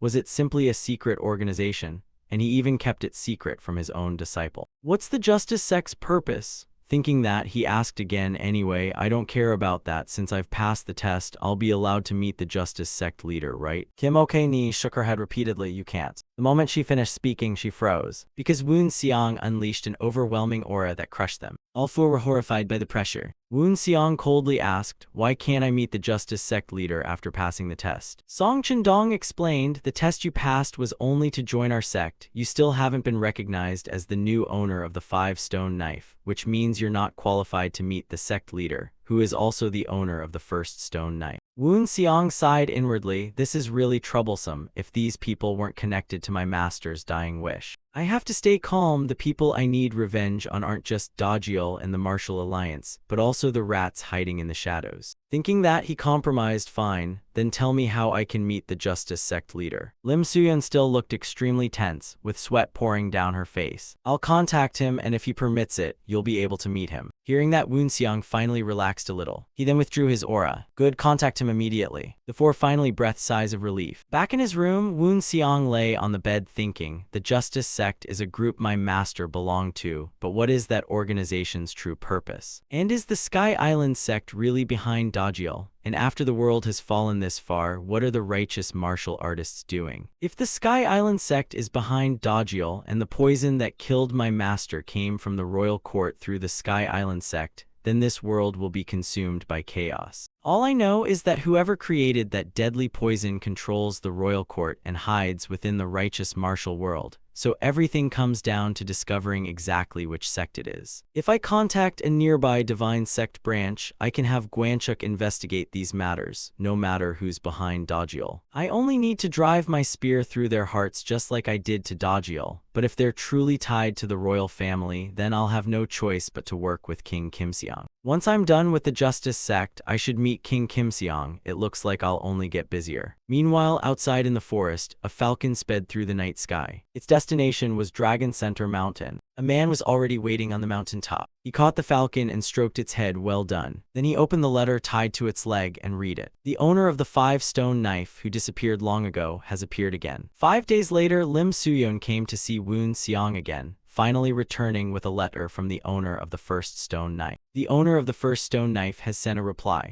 Woon Seong sat down and asked, what did he say? Kim Ok-ni explained, before meeting the owner of the first stone knife, it seems you must first meet someone else. Woon Seong thought meeting the Justice sect leader is harder than meeting the head of one of the 5 great families. Then after a moment he asked, who do I have to meet? Kim Ok-ni sat across from him, the owner of the 7th stone knife. Woon Seong asked again, and who is that? Lim Soo-yeon shook her head repeatedly. Just because we're members of the Justice sect doesn't mean we know all 7 masters. Each of them secretly carries out missions in their own position, and the 7th master is especially mysterious because none of us has ever met him. Woon Seong became interested. So you don't know him either? Lim Soo-yeon nodded. Exactly. Woon Seong fell into thought again. The mysterious 7th master of the Justice sect. Since my spear master was one of the 7 masters, this man should be on the same level as him. But there aren't many people at that level. I know too little about this sect and the seventh master to make a reasonable guess, so I'd better start by meeting him. Then he asked, so after meeting the seventh master, can I meet the justice sect leader? Lim Suyeon replied, that depends on the seventh master's decision. Woon Seong sighed, this is all becoming so tedious. 2 weeks after receiving the letter, the seventh stone knife's owner replied through Lim Suyeon, saying he would wait at a place not far from Yicheng called Leijentang.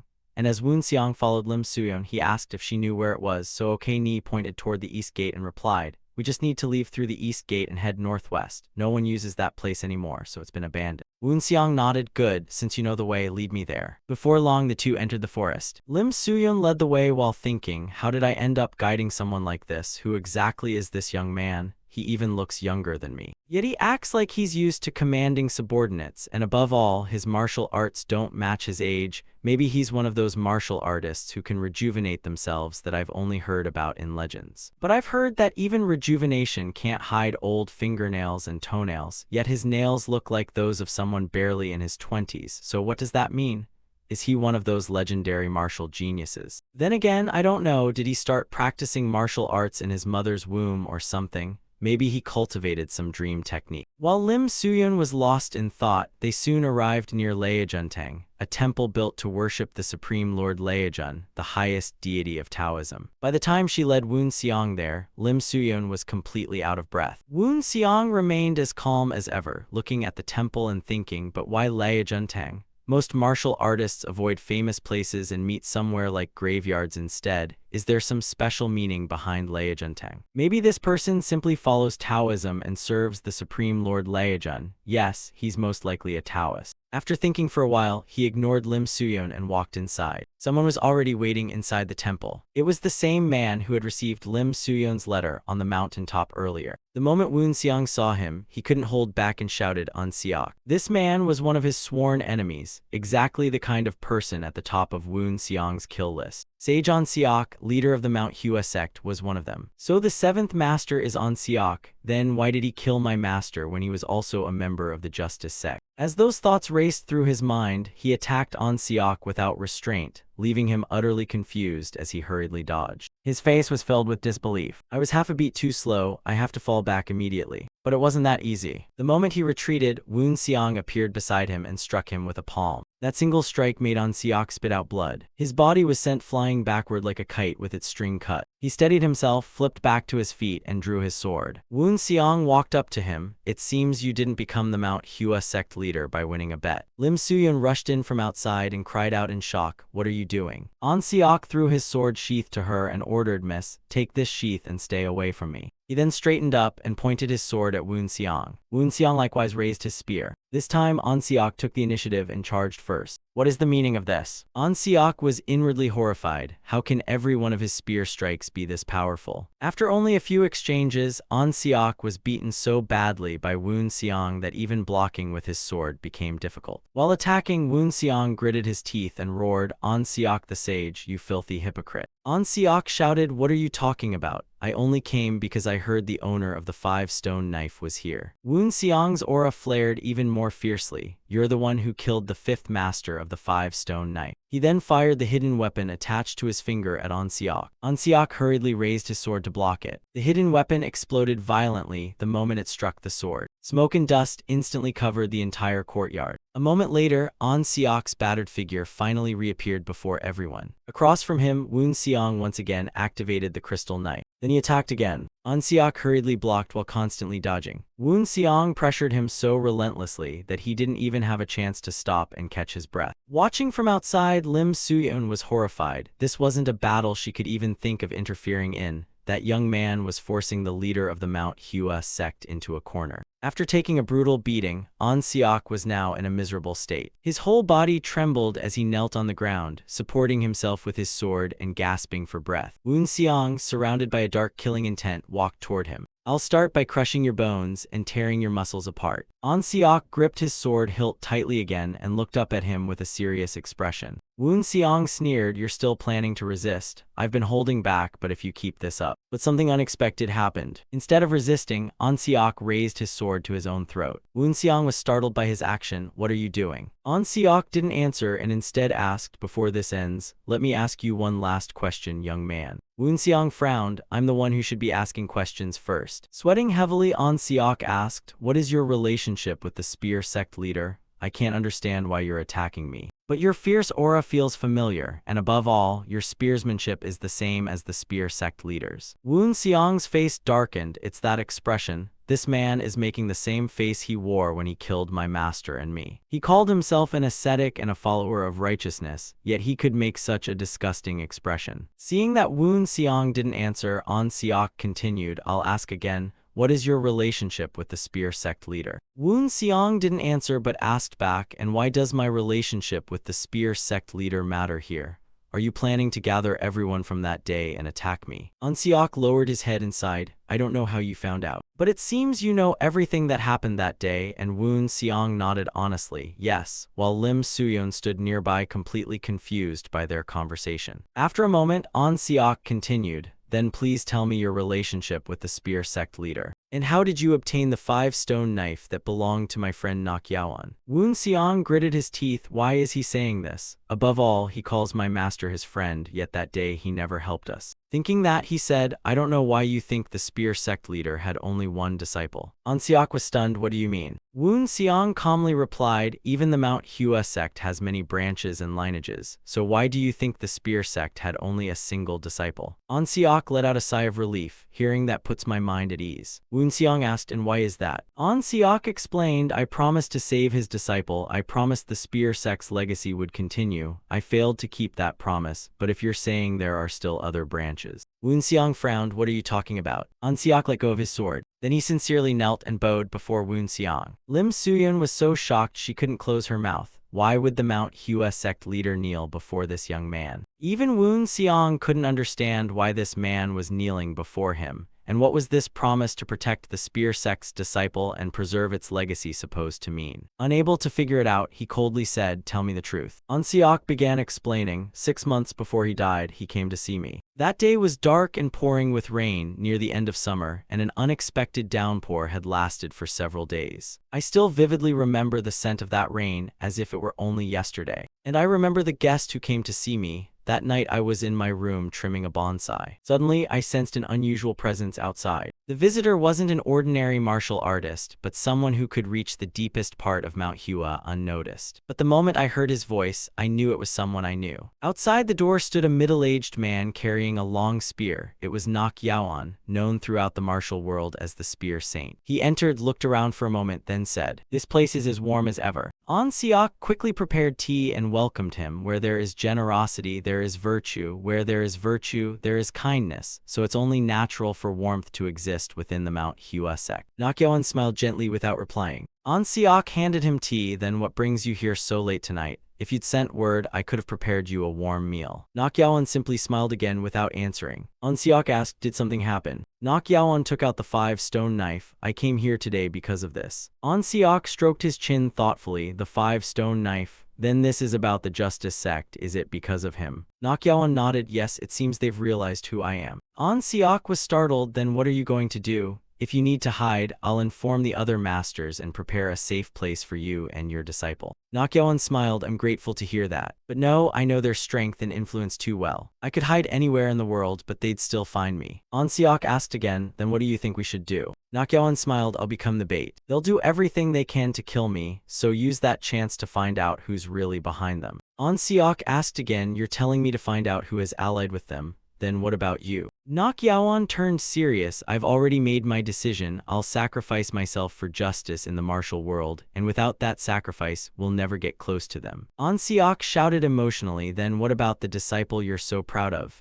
Do you think they won't hunt your disciple too?" Nak Yawan remained completely calm. "I came here today to talk about my disciple as well." An Seok was startled inwardly. "I brought up his disciple to stop him, but it only strengthened his resolve." Nak Yawan smiled. "Now that I've seen how much you care about my disciple, I can entrust him to you without worry. If the one hiding within the martial alliance makes a move, then my disciple must go into hiding as well. So I want you to join that assassination team. An Seok immediately waved his hands. You're asking me to take both your life and your disciples? No, I can't do that. Nak Yaoan shook his head. That's not what I mean. An Seok shouted again. Then what are you trying to say? Nak Yaoan stepped forward and took his hand. Feeling his old friend's trembling hand left An Seok stunned. So he was afraid of his own death too, yet he still chose to sacrifice his life for justice in the martial world. But the only thing holding him back was the legacy of the Spear sect and his responsibility to his disciple. He didn't need words to ask me. He wanted me in the assassination team to save his disciple. And in that silence, Sage An Seok couldn't say a word. Listening from the side, Lim Suyeon was utterly confused. What are they talking about? Just a moment ago, I could still hear every word they said. But now I can't hear anything. I've heard that high-level martial artists can use their power to block sound,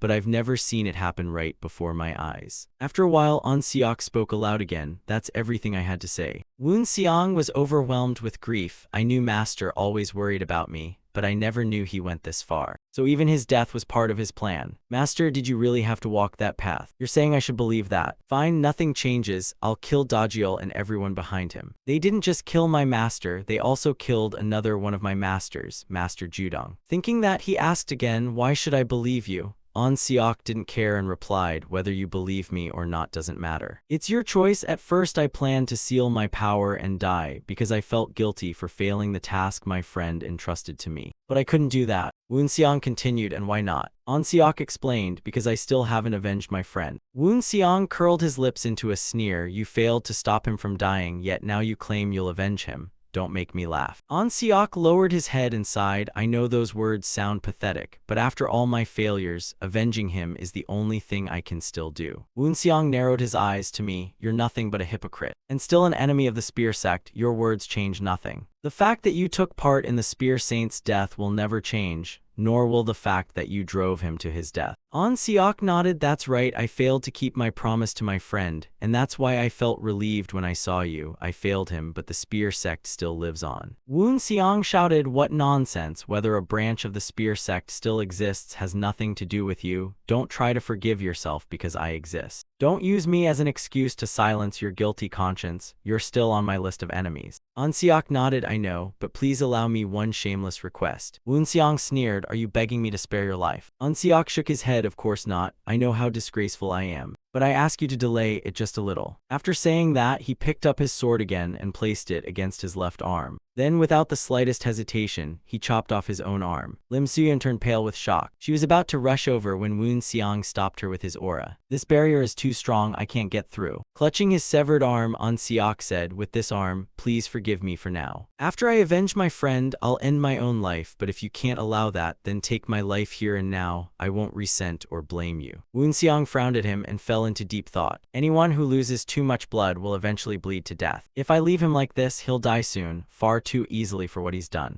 Lim Suyeon shouted from outside, what are you doing? I'm asking what you're doing. Woon Seong remained standing there in silence, deep in thought. An Seok sighed inwardly. It's over. How shameful that I couldn't avenge my friend. But if death is the way to atone for my sins, then so be it. But I forgot one thing. I still haven't passed down the Peach Blossom sacred sword to my disciple. It's shameful that I couldn't, but I'm sure he'll handle the rest. Woon Seong slowly raised his spear. An Seok closed his eyes and sat there, giving up completely. He had fully accepted death. Standing outside, Kim Ok-ni closed her eyes, unable to bear watching. But something unexpected happened. Woon Seong didn't kill An Seok. He merely cut off a few strands of his hair. Why didn't he kill me? Woon Seong asked him. You said the Justice Sect exists to find the one hiding in the shadows of the martial world and stop his schemes, right? An Seok nodded. That's right, and Woon Seong continued. So Nak Yaoan was also killed by those people because he was a member of the Justice Sect. An Seok nodded again. Woon Seong's expression grew darker. Those enemies are somehow connected to the royal family and the Sky Island sect, aren't they?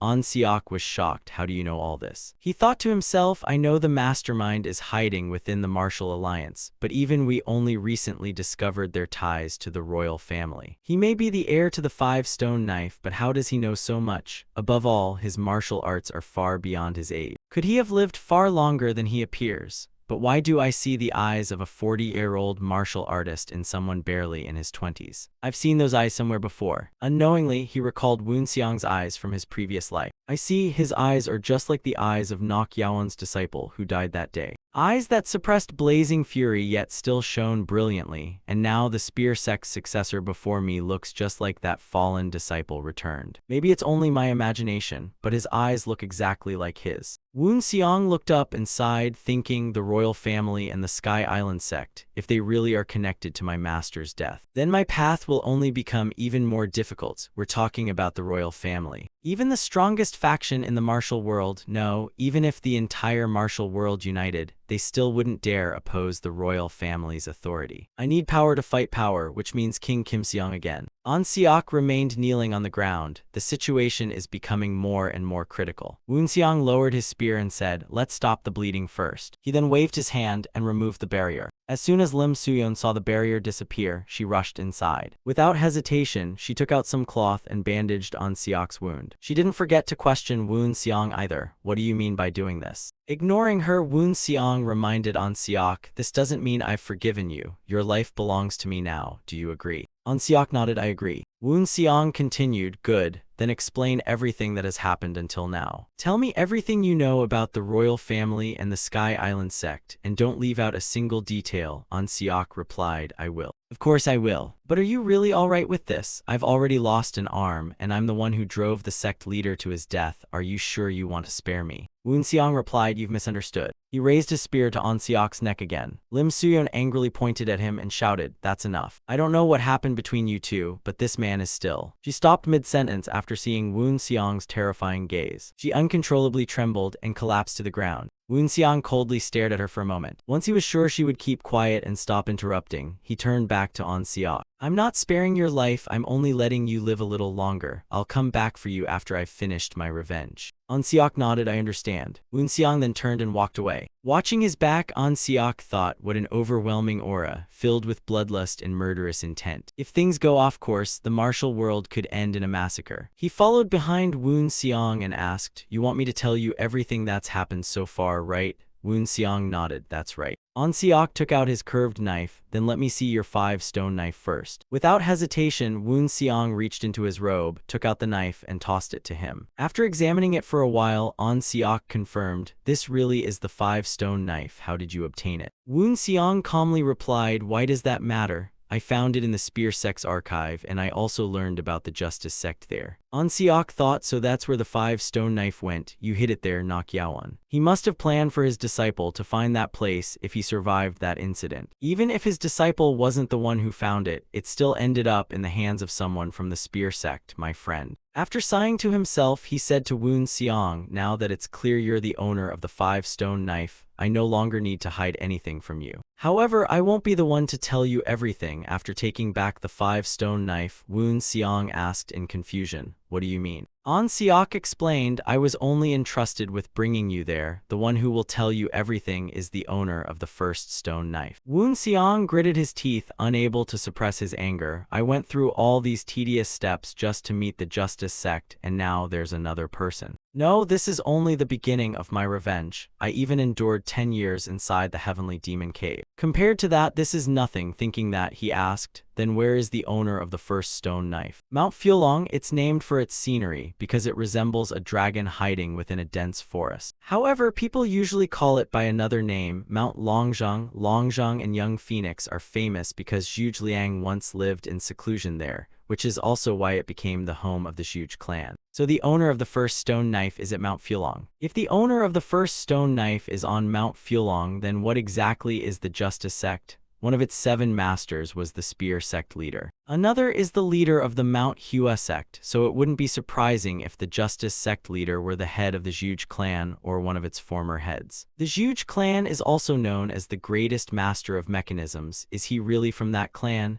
As far as I remember, though I don't know why. But the head of the Zhuge clan left his position as the Martial Alliance's strategist and went into seclusion. It happened around the time Dajiel became the Martial Alliance leader. Perhaps the Zhuge clan head realized Dajiel's true identity and chose to resign. It's only my guess, but it seems reasonable. I'll only know for sure once I reach Mount Fulong. As they walked outside, they came across a group of children playing. Wait there for me, slow down or you'll trip, haha. Come catch me if you can. Ansiak slowly walked toward the children. One of them wasn't paying attention, bumped into him, and fell to the ground. He smiled kindly, crouched down, and reached out to help the child up. Are you all right? The boy took his hand, stood up, and smiled. I'm fine, thank you, sir. Ansiak laughed heartily, haha, what an energetic child. The children then gathered together, chatting and laughing. Stroking his beard, Ansiak observed them for a moment. He then took out a small cloth pouch, apparently a money pouch. Don't you need this? The boy was startled and checked his sleeve, I thought. Smiling, he handed the pouch back. This is yours, isn't it? The boy took the pouch and turned to look warily at the other children. Ansiak smiled and patted his shoulder. It's all right, come here. The other children hiding nearby came out and Ansiak said, I won't scold you, so you children should come here too. They quickly lined up in front of him. There were 5 children of different ages. Standing behind them, Woon Seong thought, is he planning to teach them a lesson?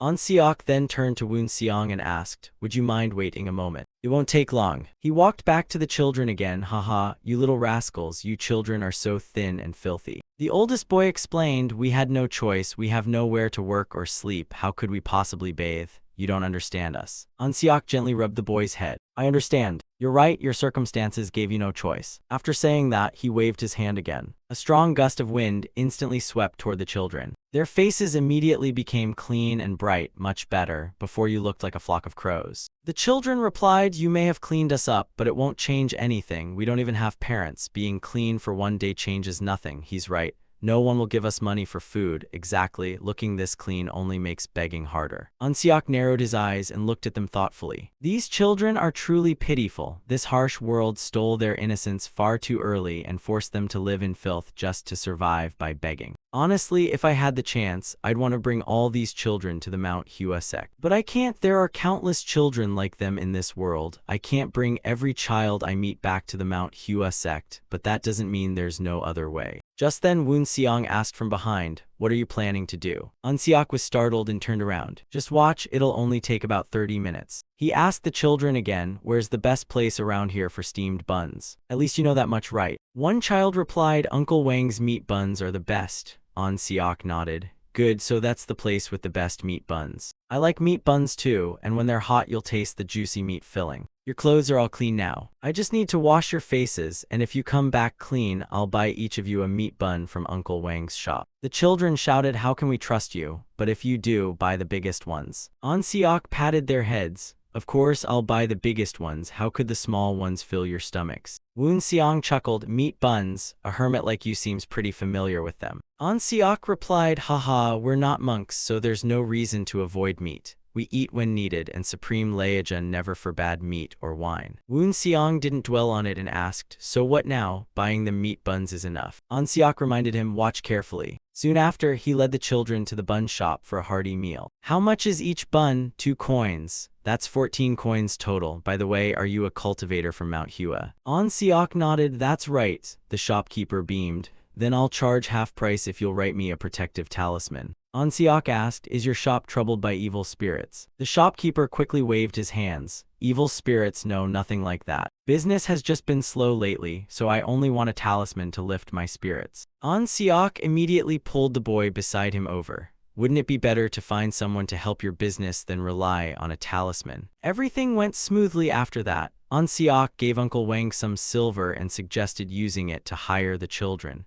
It was as if he had planned it all along, and once the children agreed, Uncle Wang accepted them. His empty sleeve fluttered whenever the wind blew. It suited him perfectly, like a cultivator who had transcended all worldly attachments. I must be crazy. Why am I feeling so emotional toward the man I'll eventually kill? A hero. It sounds admirable, but a hero sacrifices himself to save others. That's not the path for someone seeking revenge like me. So that isn't the life I'll have. But what happens after I get my revenge? What will my life be like after it's all over? After thinking for a while, he came to his senses and asked Ansiak, wouldn't it be better to take those children to Mount Hua? Ansiak looked at him in surprise. You've been quietly thinking about that all this time, Woon Seong replied. Just answer my question first. Ansiak thought to himself, seeing his eyes filled with bloodlust and slaughter. I feared he'd lose his way and become a harbinger of death, but it seems I worried for nothing. He doesn't show it outwardly, but that's not something a person with a twisted mind would think about, nor something without righteousness would worry over. If someone hesitates before doing a righteous deed, he's either a villain or a man with a heroic spirit deep inside. and he doesn't seem like a villain. That must mean chivalry lies deep within him, even if he doesn't realize it. I don't know who his master is, but he taught him well. Thinking that, he said, honestly, I wanted to take all those children to Mount Hua. Woon Seong asked again, then why didn't you? An Seok replied, because I'm the sect leader of the Mount Hua sect. Woon Seong thought that makes sense. If he simply brought the children back as an act of charity, it would create disciplinary problems within Mount Hua. As they walked, An Seok explained, heavenly people don't live like ordinary people, but ordinary people should at least seek virtue. Woon Seong fell into thought again. Because the world doesn't treat people kindly, should people at least preserve their virtue? About 2 days after leaving Yicheng, Woon Seong and An Seok arrived at Mount Fulong. An Seok led the way and warned, to meet the leader, we must enter Crouching Dragon Mountain from here. The path gets rougher, so stay close to me. The two then used their lightness skills and climbed the mountain until nightfall. Woon Seong wondered, how much farther must we go? We've walked for at least 4 hours and signs of people grow scarcer. I know he's hiding, but must he live this deep inside? By the time Woon Seong noticed, mist had already surrounded them from every direction. Yet even then, he could still clearly see An Seok's back. He could not help wondering, was this mist created by an illusion technique? If it were hostile, I would have forcibly disrupted its balance with internal energy, yet I feel nothing unusual. This must be an illusion technique meant to keep others out.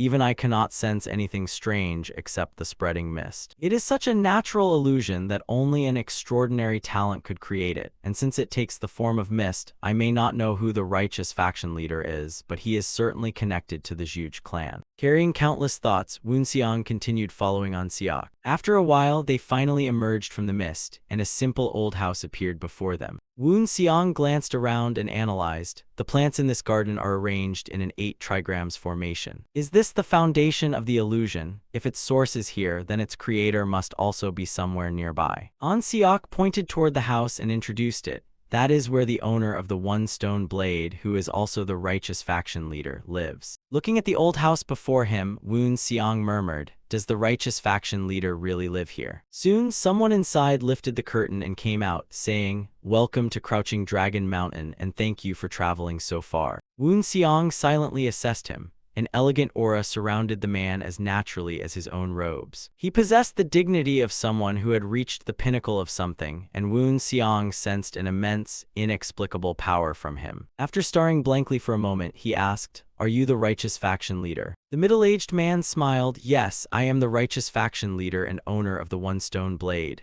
My name is Kyung Long. Woon Seong fell into thought again. Kyung Long, that name sounds familiar. Where have I heard it before? He quickly remembered. He was a renowned figure throughout the martial world and a sage who single-handedly restored noble families on the verge of destruction to their current prosperity, then passed the family head position to his son, and now wandered the world without a fixed destination. Unable to hide his shock, he exclaimed, the elder of the Zhuge clan, Kyung Long Zhuge Sung. Yet he wondered, if this truly is Zhuge Sung, he should be over 100 years old, but the man before me looks barely over 40. Kyung Long chuckled, I am indeed Zhuge Sung. I only look young because I restored my youth. Woon Seong turned and glanced at An Seok. An Seok hurriedly explained, this is indeed my master, Zhuge Sung, and he looks young not merely because of rejuvenation, but because he achieved youth restoration. Kyung Long laughed loudly, oh, come now, why describe a simple rejuvenation technique with such grand words? Woon Seong could not hide his tension. Youth restoration. At the Supreme Realm, revering time and returning to one's youth is known to occur when a person's internal energy and martial arts reach perfection and purify their body. So masters who achieve youth restoration are exceptionally powerful. That means he must have reached at least the transcendent realm and may even be close to the realm of a divine being. Forcibly revering the human body's aging process with internal energy is extremely difficult. And if this man truly is Zhuge Sung, then his martial arts are not the most frightening thing about him. The Zhuge clan is a family of sages, and since he once led it, I cannot imagine how wise this man must be. After thinking briefly, he asked, can you prove that you are Kyung Long? An Seok was startled. What are you saying? Does this really need proof? Kyung Long narrowed his eyes at him. After a moment, he sat down and placed his hand on the ground, saying, Even the smallest existence in nature has its own meaning. Black and white are no different. White is yang and black is yin, and through the harmony of yin and yang, the three foundations and four directions are born anew, creating nature itself. After speaking, he cast 4 small stones toward the 4 directions. Mist immediately rose around Wu Xiang. The scenery around him also changed, and he found himself standing amid a raging sea. An illusion so natural it could rival the myriad battle illusion, yet he created it with only a few pebbles. I doubt many outside the Zhuge clan could create this, even if it is inferior to the myriad battle illusion. Qianlong suddenly exclaimed, "Oh, our time is up. Gathering all the laws of nature into a single small stone is not easy. But what do you think? I dare say that is enough proof for me to call myself Qianlong." Wu Xiang nodded. "I acknowledge that, so now answer my questions." Qianlong tapped his folding fan against his chin and smiled. "By the way, I heard you inherited the spear sect's martial arts. Is that true?" Wu Xiang glanced at An Siok, asking with his eyes whether he had revealed it, but An Siok shook his head to show he knew nothing. Wu Xiang sighed inwardly. It must have been Lim Suyon who told him. "I never intended to hide it anyway," so he calmly replied, "That's right." Qianlong continued, "Then prove it to me." "I proved that I am Qianlong, so prove that you are the spear sect's successor." The corners of Wu Xiang's mouth rose. "You noticed that too?" Qianlong chuckled. "Why wouldn't I? The spear sect's true spear art flows like water, every thrust as gentle as a river, trapping the enemy in a boundless sea where they can only struggle and face death." Wu Xiang's face filled with shock. "How do you know that?" Qianlong waved his hand. "The former leader of the spear sect once held the title of owner of the 5 stone blades, and I heard about its spear art from the previous owner." Wu Xiang immediately understood. With nothing more to ask, he took the long spear from his back. Then watch carefully. He quickly performed the holy spear of the fatting knight. The corners of Qianlong's mouth rose. This is truly worth watching. He is concealing its true nature, but this is clearly the spear sect's holy spear of the fatting knight. Many spear arts imitate waves, but only the spear sect can create such violent surges and form an entire sea, and this man's spear is creating a vast ocean. This is all I need to confirm that he is a disciple of the spear sect. But it is not exactly the same. While the former sect leader pursued softness, this young man's holy spear of the fatting knight hides boldness within that softness. Has his spear sect martial art already developed this far at such a young age? I also heard he came from a branch sect, which is incredible, as no one could accomplish this without being a seasoned warrior. The most remarkable thing is that this young man has only just passed 20. Wu Xiang wielded his spear for a while before withdrawing his technique. Qianlong applauded. "That truly is the spear sect's spear art, so you have the right to hear what I know. But this is not a suitable place to talk, so let us go inside and have some tea first." The outside looked old and dilapidated, but the inside was neat, clean, and beautiful. Wu Xiang sat down, looked around, and thought, was that ruined hut also an illusion? Qianlong quickly brewed tea. "This is first-rate tea. I prepared the finest quality and hope you enjoy it." After taking a few sips, Wu Xiang said, "I want to get straight to the point." Qianlong nodded. "Very well, ask what you wish to know, and I will answer." Wu Xiang nodded. "Then did the sect leader truly walk that path because he wanted to?" Qianlong's face turned serious. "I have never met anyone as upright as him. The spear sect is famed for chivalry, but I wonder how many could sacrifice their lives as readily as he did." Wu Xiang clenched his fists in grief for his master. "Tell me what the sect leader was searching for." Qianlong sighed. "As an owner of the 5 stone blades, you have the right to know, but first I must confirm one thing. You intend to become the owner of the 5 stone blades within our order, correct? I am asking whether you can become a member of the righteous order." Wu Xiang reached into his robe, pulled out the 5 stone blades, and firmly stabbed them into the table. "I have no intention of becoming a hero or living in seclusion, so I cannot become the owner of these 5 stone blades. I proved myself in past your members' trials, but I do not know how heroic I must be to remain their owner, nor do I intend to live as a righteous gentleman." Qianlong's energy erupted. "So you refuse to become the owner of the 5 stone blades, one of the 7 leaders of our order?" Wu Xiang asked. "What if I accept the position temporarily rather than officially?" Qianlong relaxed and exclaimed inwardly, "Oh, so he chose freely instead of being forced between 2 options. I like that." Wu Xiang narrowed his eyes at him. "I want revenge on those who reduced the sect leader to this state, and for that revenge, I can become a member of the righteous order. Becoming one of the 7 owners of the 5 stone blades is no problem. but I am not suited to the righteous order, so let us make a deal. I will hold the position for a while, and once this matter ends, I will pass it to someone more suitable, so this agreement will not harm you." The aura released from Woon Xiang instantly startled Qianlong. A pressure like a bottomless abyss enveloped him. It was not merely an abyss, but also a vast expanse of land. Only those who had pioneered a new path in martial arts were permitted to roam that land, yet the young man before him could enter it. So that is why he is so confident. What an interesting young man, this only makes him more trustworthy. Thinking this, he smiled. "Very well, then I will recognize you as the temporary owner of the 5 stone blades. I hope the next holder will not be a villain but a hero who fights for justice."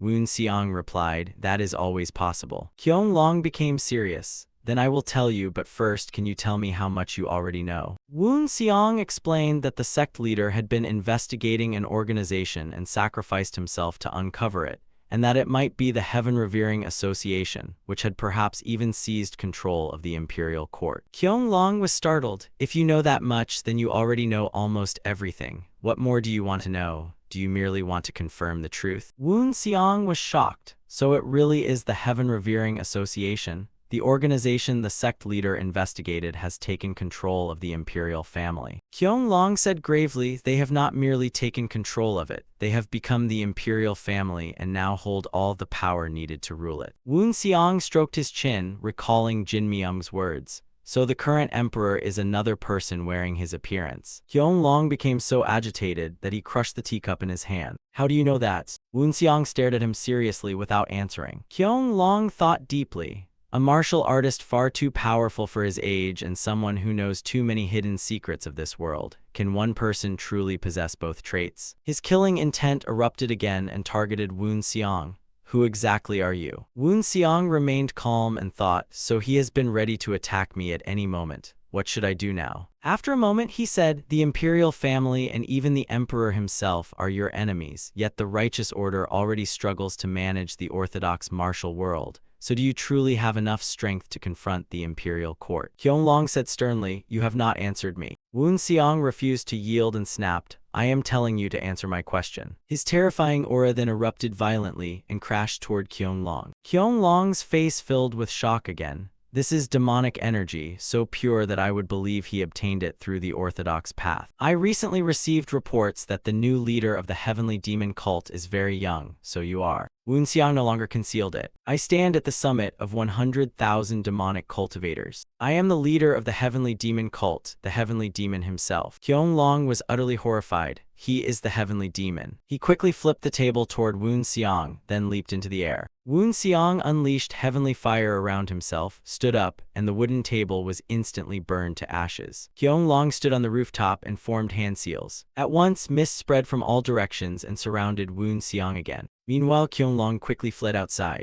Inside the house, Woon Xiang was engulfed by countless hidden weapons. Even so, he stood there without the slightest fear, a smile on his lips. "Impressive, so this is the Zhuge clan's inescapable deadly trap. If I cannot dodge them all, then I'll stop them instead." The hidden weapons from every direction quickly rained down toward Woon Xiang. He calmly weaved through them with ease. Some hidden weapons that reached him were blocked by heavenly fire. Every one of them was then reduced to ashes by heavenly fire. This deadly trap was dangerous to ordinary people, but utterly useless against a supreme master like Woon Xiang. The hidden weapons behind him were wrapped and controlled by his energy. He then gathered them all and hurled them away. A powerful explosion erupted at once, covering the entire cliff in dust and smoke. An Seok hurried to Qianlong's side. "What happened over there?" Qianlong took out a fan and stared at the smoke. "Did I succeed? If he really is the heavenly demon." As An Seok was about to speak, Qianlong ordered him to draw his sword. Seeing him still frozen in confusion, Qianlong shouted, "Draw your sword now. You already know he's the heavenly demon of the heavenly demon cult, don't you?" An Seok was stunned. "The heavenly demon? I can't believe that man is the heavenly demon.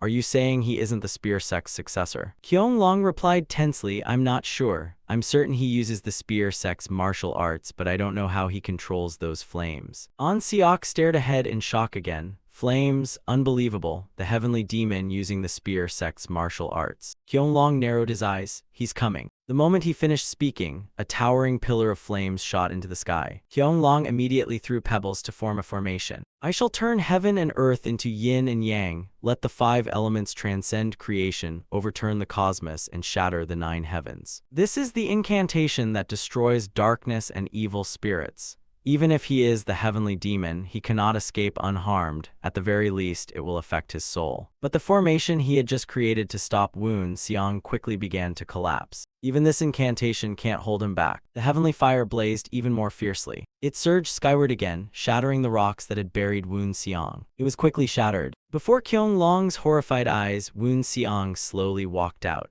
Are you trying to measure someone who has reached the divine realm by human standards? Qianlong could not believe it. How could his power be so overwhelming? A sage only makes decisions based on available information. Did I make the wrong judgment? If I was not wrong, then was the information wrong? Is this truly the heavenly demon's power? Does the title heavenly demon really carry such terrifying weight? This is a true nightmare. How can a human possess such power? I must stop him here. He exchanged glances with An Xiak. The two then charged at Woon Xiang together. Woon Xiang was circulating his energy, controlling countless swords floating around him. Seeing them charge, he sighed. They did not even try to talk and attacked the moment they learned my identity. Now I've seen how terrible the relationship between the heavenly demon cult and the Zhongyuan martial world really is. I must suppress them before we can talk. He then waved his hand and activated his technique. He used the Soul Division Pact, and the floating swords instantly shot forward. Qianlong and An Xiak were immediately forced to stop and defend themselves against the rain of swords. While defending, Qianlong thought, this isn't just 1 or 2 sword techniques. It's like I'm fighting many different masters at once. Can one person really know this many martial arts? If he were not the spear sect's successor, this would be impossible. So the spear sect's successor truly became the heavenly demon? I thought that was impossible, but why has the heavenly demon come to Zhongyuan? Qianlong could still hold on, but An Xiak was quickly knocked to the ground. As he tried to get up, Woon Xiang flicked a finger and struck his chest pressure point. He could no longer stand and could only lie there motionless. Qianlong turned in horror and shouted, An Xiak. Woon Xiang guided several swords until they rested against An Xiak's throat. Only then did Qianlong realize Woon Xiang was merely subduing them, not killing them.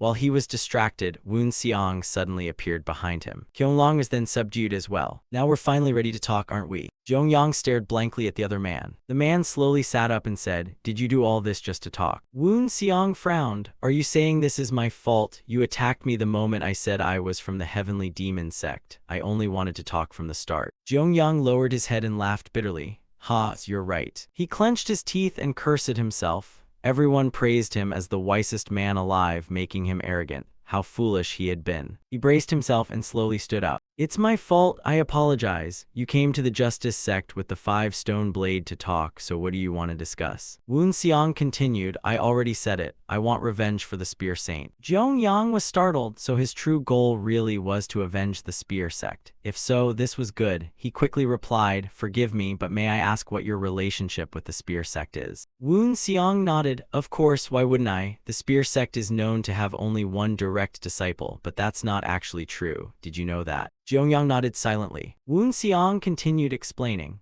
Long ago, a martial artist who learned the Spear Sect's martial arts joined the Heavenly Demon Sect. Because of him, the Spear Sect's legacy spread not only through the righteous factions but also within the Heavenly Demon Sect. Zhongyang suddenly understood. So that's how you learned the Spear Sect's techniques. Woon Xiang nodded. That's right.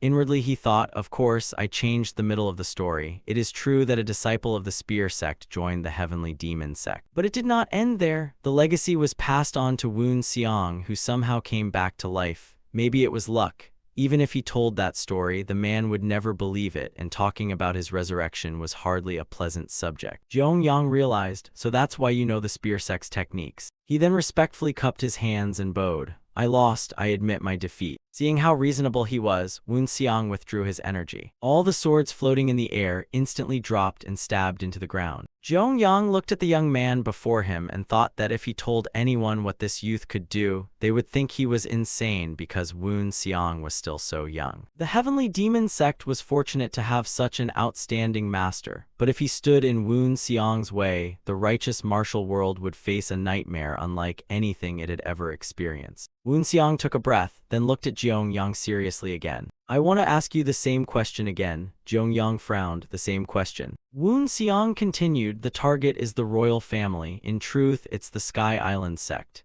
In this case, the Sky Island sect's power is the royal family's power. Is there any way for me to seize it? Zhong Yang shook his head. I don't see any way. We're already struggling just to watch those hiding within the righteous martial world. Woon Xiang pondered. The simplest and safest defense was to use the power already in place, namely King Jin Cheng.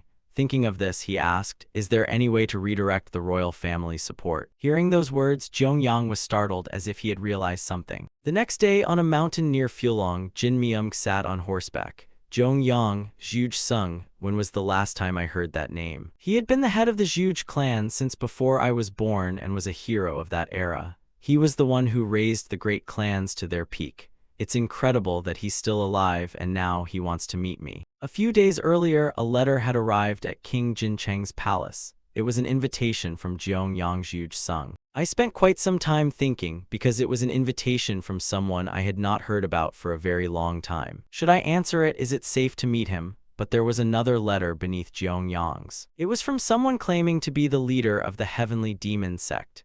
Zhong Yang, an influential figure of the righteous martial world, and the Heavenly Demon, the supreme leader of countless demonic cultivators, had both summoned me to the same place. Normally I would not go, but the Emperor's message contained a word I had never mentioned anywhere except one place, a word I had spoken only in the Heavenly Demon Sect's sacred hall.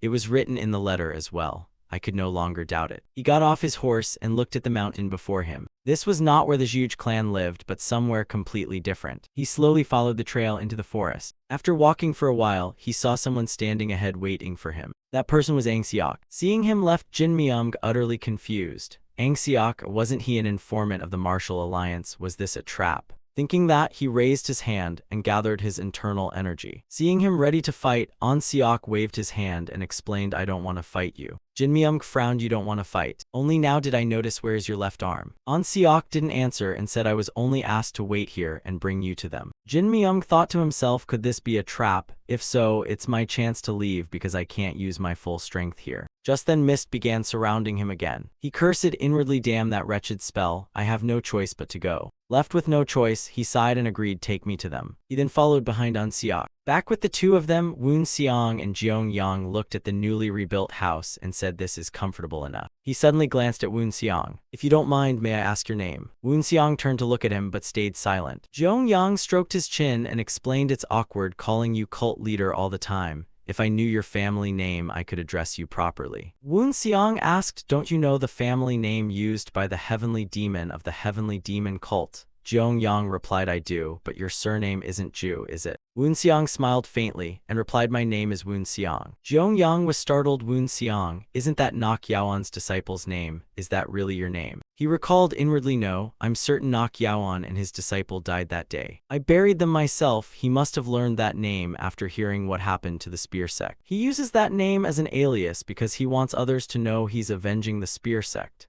Thinking that, he asked again, I have one more question. Even if you came from the Spear Sect, was that bond so deep that the Heavenly Demon of the Heavenly Demon cult had to act? Woon Xiang sat there with his eyes closed in thought. His master's frail figure, Judong, lying sick in bed, appeared in his mind. His face twisted with grief. Zhong Yang thought he wouldn't answer and was about to leave when Woon Xiang suddenly said the Spear Sect wasn't the only one they attacked. Zhong Yang quickly turned to look at him. Does he mean someone important from the Heavenly Demon cult was also attacked by the Inverted Heaven Sect? After saying that, Woon Xiang quietly remained lost in thought and gave no further explanation. Jin Myung walked outside the house, looked at the wreckage around him, and asked, were you attacked? An Seok sighed, I brought this upon myself. Zhong Yang and Woon Xiang then walked out of the house. There you are. Jin Myung thought, I'm not sure about that man, but the Heavenly Demon of the Heavenly Demon cult really is here. He hurriedly cupped his hands in greeting, it's an honor to meet you. leader of the heavenly demon cults. He then looked at Jeongyang with a puzzled expression. An Seok explained from behind, he is the great sage of the Zhuge clan. Jin Myung frowned. If he's Jeongyang, the great sage of the Zhuge clan, then he should look. An Seok cut and he succeeded in the rejuvenation art. Jin Myung's eyes widened. The rejuvenation art. Jeongyang had no intention of explaining it, while Woon Seong remained silent the entire time. They then went inside and shared some iced tea. Thank you for coming all this way. Jin Myung replied, to be honest, I was suspicious at first. I even thought I'd end up buried here. An Seok sat to one side with his head lowered the entire time, lost in thought, and despite Jin Myung's suspicious gaze, he gave no explanation. Jeongyang explained, he's our spy inside the Martial Alliance.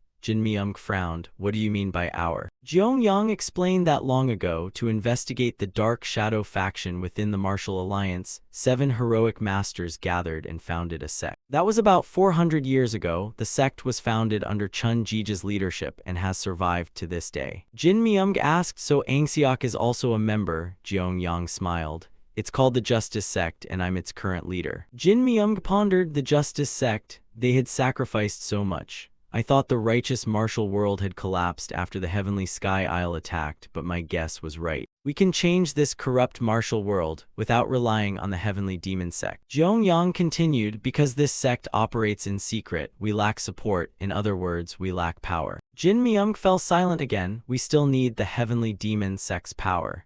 At least this way the foundation of the righteous martial world won't be destroyed. Thinking of that, he turned to Woon Seong. By the way, what brought the heavenly demon of the Heavenly Demon Sect here? I don't think you're a member of the Justice Sect.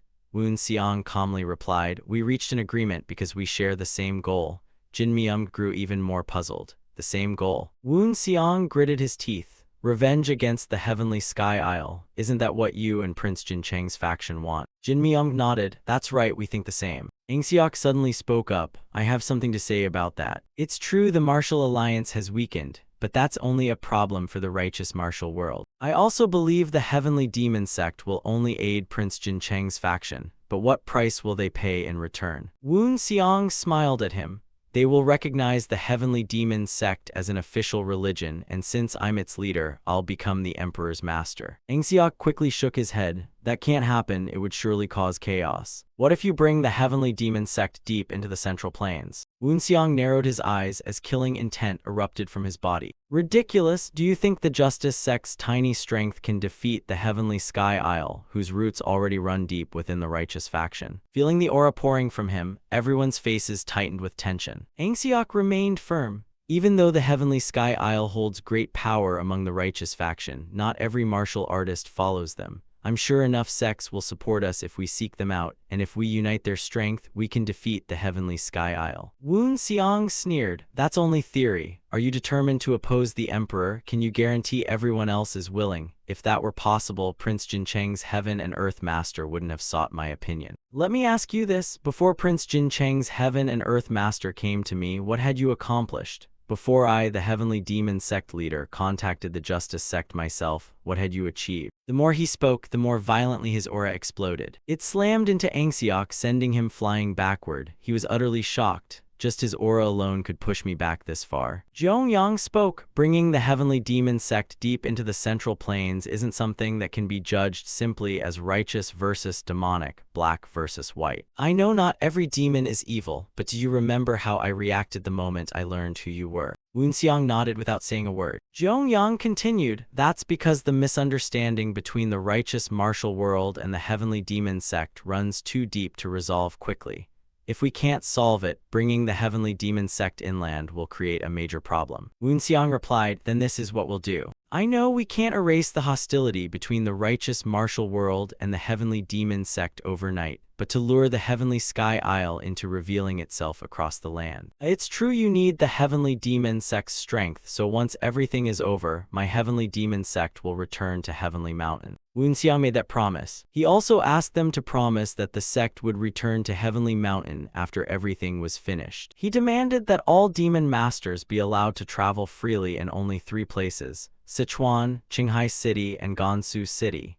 This agreement made Jin Myung and Zhuge Sung think much more carefully. But An Seok strongly objected. Qinghai City has the Kunlun sect and now your heavenly demon sect too. And what about Sichuan? Are you telling us to abandon that city? The moment he finished speaking, Wu Xiang's overwhelming pressure crushed him, leaving him unable to raise his head. Angxiok, don't test my patience. The Chengsung sect and Sichuan will eventually fall by my hand. This is my revenge against those who tried to wipe out my sect. Zhongyang asked again, then what do you intend to do with the Kunlun sect and the other sects in those 3 cities? Wu Xiang replied, I will try to bring those 3 cities under the heavenly demon sect's control. The heavenly demon sect intends to advance deeper into the central plains, so I want my people to move freely, at least within those 3 cities. As long as other sects, large or small, do not treat us as enemies, we will treat them the same, and if the people living there wish to leave because of my sect's arrival, I will cover all their expenses. Zhongyang nodded, I will think about it. Wu Xiang replied, I look forward to a favorable outcome. A few days later, Wu Xiang stood by the window, looking outside in thought. Although I said I hoped for a good outcome, the answer had already been decided. Without the heavenly demon sect's strength, they would struggle to resolve both the royal family and the martial alliance's problems. They have no choice but to accept my proposal. Not only that, if the heavenly demon sect can operate in those 3 cities, then over time, the deep misunderstanding between the righteous martial world and the heavenly demon sect will greatly diminish. Little by little, I will reduce their hostility, let the heavenly demon sect settle in the fertile central plains, and turn those places into bridgeheads. The carriage carrying the 4 of them slowly continued on its way. Jin Myung spoke, in 3 more days we'll reach Namcheng. Zhongyang replied, so we're sleeping on the road again tonight. Jin Myung shook his head. I don't think we'll have to sleep outside today, Master Zhu. Zhongyang exclaimed, oh, is there somewhere we can stay for the night? Jin Myung explained, there's a sect called the Blade Calling Sect nearby. If we travel another 2 hours, we'll reach it. It's a small sect with only about 50 members, but I'm sure they'll have rooms for us. Zhongyang stared at him and smiled. It seems you know them well. Jin Myung explained, their sect leader is very kind, and since it's close to King Jincheng's territory, I've always maintained a friendly relationship with them. Zhongyang laughed, haha, I see, at least we won't have to sleep outdoors, hurry, let's get there. Jin Myung smiled as well, I know the way, so I'll go direct the coachman. Wu Xiang suddenly turned to look outside and said, I smell something burning. Jin Myung curiously leaned out the carriage window to look. The moment he looked out, he was startled. The mountain ahead was covered in thick black smoke. Lightstone and the others inside also leaned out to look and were equally shocked. Elsewhere, the emperor sat on his throne, resting his chin in boredom. I'm so bored. He was inside a palace deep within the royal palace, surrounded by corpses, blood, and countless sword scars across the floor. The emperor grew more irritated and shouted, I'm bored, incredibly bored. He waved his hand, sending several severed heads into the air. Then he clenched his fist, crushing them into bloody chunks that splattered everywhere. He raised his face, closed his eyes, and let the blood spray across it, thoroughly enjoying it. I know you're there, so come out, Chief Steward, or should I call you Hansu? The other man straightened himself. Please address me by my official title. If I don't enjoy the rank of Chief Steward now, then when will I? The emperor chuckled. His expression soon twisted into a frown. I'm so bored, do I still have to wait? Hansu replied, just a little longer. The emperor asked again, how long, how much longer must I wait? Hansu smiled, not much longer. Shall I bring a few more people for your majesty to kill while waiting? The emperor sighed, I'm tired of that already. Hansu suggested again, then I'll bring some young beauties you may enjoy. The emperor still looked utterly bored. I'm tired of that too. I just want to go outside, kill everyone, and finally have some peace, but since the chief steward told me to wait a little longer, I'll wait, right? Hansu narrowed his eyes. You'll have your chance to stretch soon. The emperor asked again, since the chief steward says so, I'll wait. By the way, how is the martial body coming along? Hansu smiled, it won't take much longer. Recently, a martial god has been created, and it's now being tested for endurance and strength. I sent it to the Namcheng region nearby to slaughter a sect. The emperor laughed excitedly. Slaughter, that's a wonderful word, I love hearing it. But wait, isn't Namcheng near where that kid, Jincheng King, is staying? The moment Jincheng King was mentioned, a voice screamed inside the emperor's mind, don't touch my brother, please leave him alone. The emperor's soul, sealed deep within, had just spoken. The monster controlling him immediately glared and threatened, was that you screaming? Stay quiet and remain in there. Then Hansu below asked, what should I do?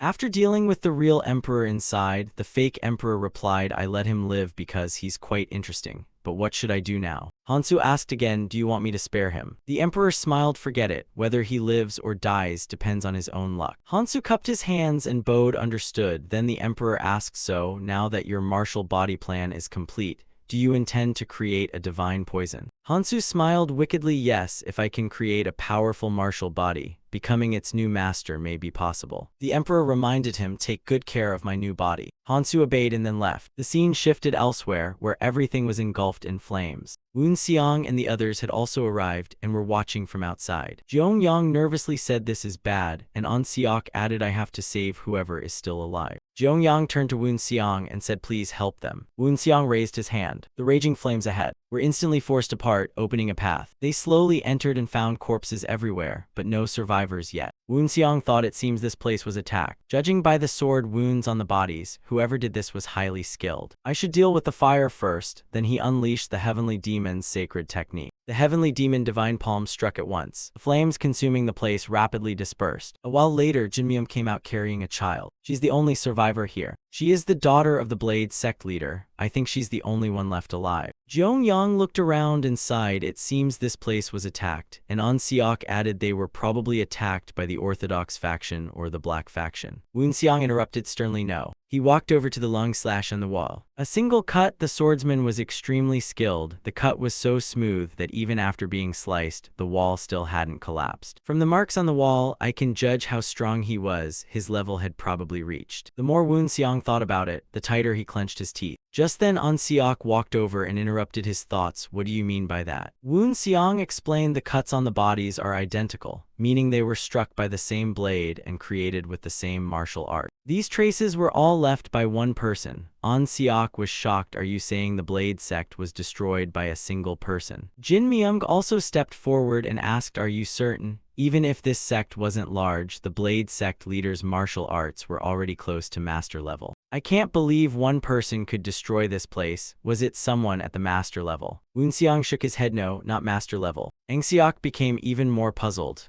If not, then what is it? Woon Xiang touched the wall. This blade mark and this level of martial arts. Its owner had already reached the divine realm. The group then took the little girl with them. They continued on their journey together. The girl remained unconscious, and even in her sleep, the nightmare of her sect's destruction made her tremble nonstop. Jiang Yang sighed, I feel sorry for that child. Woon Xiang thought silently. It will be hard for her to overcome those memories and they'll follow her for life. But she survived. I don't know what happened, but she survived that hell, and once you've survived, you can do anything. Instead, you'll have to overcome those memories and that pain yourself. Jin Myung spoke up, I'll take care of this child. An Siok asked Woon Xiang, are you certain those blade marks belong to someone in the divine realm? Woon Xiang nodded in confirmation. Jiang Yang interrupted, so you're saying this attack came from a blade saint or a sword saint? Woon Xiang explained, blade users grow stronger by tempering their minds, but these cuts don't resemble blade-style martial arts. An Siok exclaimed, then a sword saint made them. Woon Xiang shook his head. Not a sword saint either. I've never seen one fight myself, but they use blade-style martial arts, right? An Siok nodded. That's right. I saw a sword saint 10 years ago and their aura was identical to blade-style martial arts.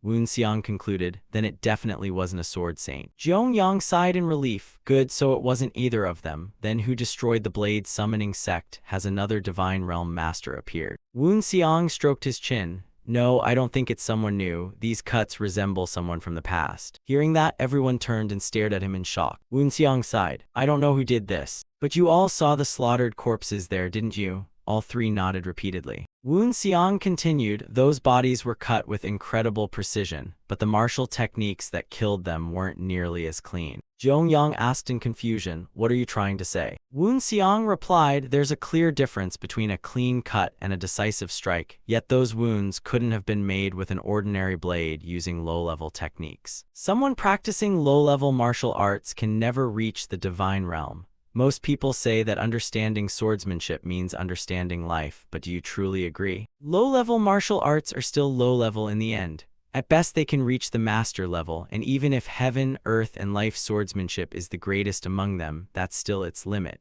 A practitioner of low-level martial arts can never reach the divine realm. An Siok interrupted, but what if someone in the divine realm used low-level martial arts? Woon Xiang shook his head. If someone like that used low-level martial arts, those techniques would no longer be low-level because their enlightenment would allow them to understand and improve them. Angsiok clenched his fists excitedly. Then who could have made those cuts? Woonseong raised 2 fingers. There are 2 possibilities. First, someone in the divine realm was simply amusing themselves by toying with them. Jeongyang added, or the martial arts they learned came from ancient times. Hearing that, Angsiok and the others were stunned once again. Woonseong agreed. Humans created martial arts by imitating nature to strengthen the body. That was the origin of martial arts, while Taoism, Buddhism, and Confucianism were only incorporated later as martial arts evolved. So what was martial arts like before that? Hunt like a tiger, chase like a horse, stand mighty like a bear, endure like a turtle, and countless others. Imitating the surrounding animals was the beginning of martial arts, but those techniques were very rigid. They copied animals' movements, but they were incomplete because they lacked sharp observation. However, there were still exceptionally talented people, and back then the heavenly gate was far more open, so spiritual energy was much denser than it is now. Thus, when a gifted person trained in such dense spiritual energy, reaching the divine realm was easy. In other words, even without refined martial arts, some people could still attain the divine realm. Angsiok asked, so are you saying ancient martial arts have reappeared? Woonseong remained silent without giving an opinion. He thought to himself, it's only speculation. I have no solid proof. Besides, the heavenly gate has narrowed greatly, so even if someone learned ancient martial arts, I don't think they could reach the divine realm. Even if someone mastered that cultivation method, it would still be impossible. If someone claimed a newly ascended divine realm master was not human, that would sound more believable. So who could it be? The carriage suddenly fell silent as everyone pondered the events unfolding. Some time later, they arrived at King Jincheng's palace. As Jin Myung and the others reached the entrance, a soldier came to greet them. Master, you've returned, but who are these people? Jin Myung replied, they are all guests of King Jincheng. The group was then quickly escorted inside. Although the soldier stepped aside and bowed to let them pass, his eyes remained fixed on Woonseong's group. Woonseong inwardly praised him. This soldier was very cautious, not bad at all. After entering, another soldier approached, cupped his hands respectfully, and said, His Highness has been waiting for everyone. Jin Myung laughed, haha, our guests are so special that His Highness even sent someone to escort us in. As soon as they arrived, King Jincheng smiled in greeting. It's a pleasure to meet you all. It couldn't have been an easy journey, but you've finally arrived. I thought every famous figure in the righteous faction had become part of the Sky Island sect, but thankfully that isn't true. I'm truly relieved. Jeongyang bowed and replied, an ancient tree is not called ancient just because it's large, but because it has endured for a long time. King Jincheng nodded, indeed, even if its roots grow deep, if they become too rigid, the tree will grow fragile. Please sit down because we'll be talking for quite a while. I heard the heavenly demon sect's leader was very young, but you're even younger than I imagined. Woonseong replied, I heard your highness needs the heavenly demon sect's strength. Hearing him speak so directly, King Jincheng's group was slightly surprised. But he quickly regained his composure. That's right, he thought to himself, so he doesn't care about greetings or building friendships. He only wants one thing and goes straight to the point. Thinking that, he said, I believe over half of the martial artists here are connected to the Sky Island sect. Jin Myung looked at Jeongyang. Judging by your expression, I assume you already knew, Master Zhuge. Jeongyang continued, many sects have switched to the martial alliance's side and most of them are following Dajiel's lead. Your Highness said 50%, but the real number may be even higher. Angsiok was utterly astonished. He then clasped his hands, sighed, and chanted, Amitabha. Woonseong said, 50% of the righteous martial world, I know that's an enormous number. But I'm certain the heavenly demon sect can handle all of them. Hearing that, everyone was shocked. Had the heavenly demon sect become that powerful? If it wanted to invade the Central Plains, an immense amount of blood would be shed. Woonseong continued, but we have another problem, the emperor. King Jincheng replied, you mean the imperial army? No matter what we do, others will see it as treason. But you don't need to worry about the imperial army. Jin Myung then took out a map. It was a world map containing information on every mountain range, strategic location, vital region, and even military garrisons. It proved he had prepared for this from beginning to end. First, you truly don't need to worry about the Northern Army. They won't be able to move during the coming winter.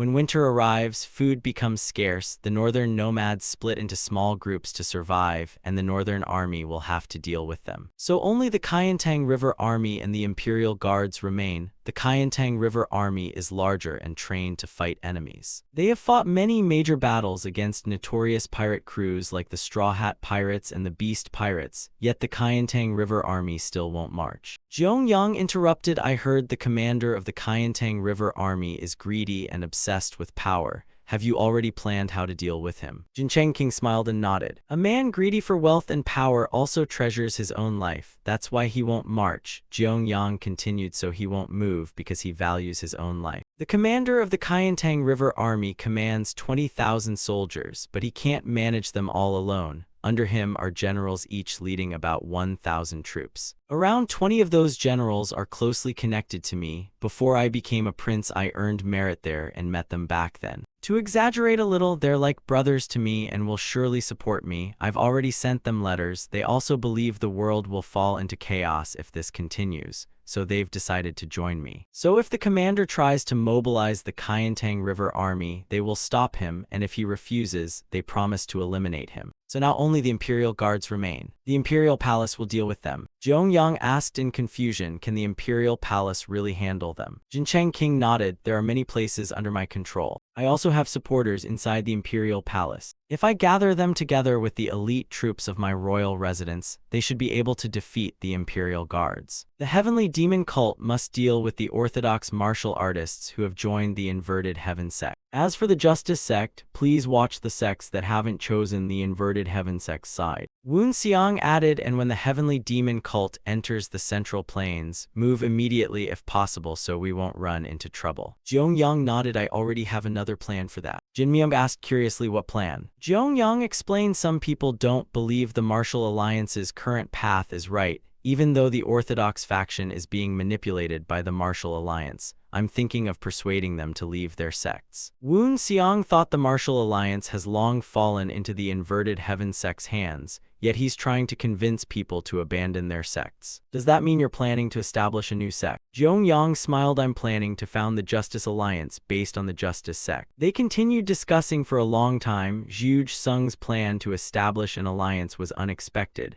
but they also discussed the Justice Alliance's role. Not only that, they also discussed its scale, and during the discussion Zhuge Sung revealed the remaining members of the Justice sect. Even Woon Xiang was surprised by its size. The owner of the 4th Stone Blade is tied to the Namgung clan. The owner of the 6th Stone Blade is the head of the Golden Saint Merchant Guild, one of the world's top 5 merchant guilds. Baek Jai is the owner of the 2nd Stone Blade, and the leader of the Kunlun sect is the owner of the 3rd Stone Blade. Jeongyang said seriously, although they rarely appear in the martial world, they are all major figures, so if they act, they could shake the entire world. Despite their power, they have remained hidden because of the sect's secret nature, but I'm considering bringing the sect into the open, using the Justice sect to establish the Justice Alliance and openly oppose the Martial Alliance whenever it acts wrongly. Jin Chengqing smiled. That's not a bad idea. Jeongyang continued, meanwhile, I want the Heavenly Demon Cult to keep an eye on the Inverted Heaven sect's spies within the Martial Alliance. Woon Xiang replied, so you want the Justice Alliance to attack the Martial Alliance from within while we fight them from outside. Jeongyang frowned. Whether we win or lose means nothing. The Heavenly Demon Cult will play the decisive role in this plan. Jin Chengqing took out a scroll. When the Heavenly Demon Cult enters Sichuan City, the Imperial Palace will announce this. The Heavenly Demon Cult is marching south not to wage war against the Orthodox faction,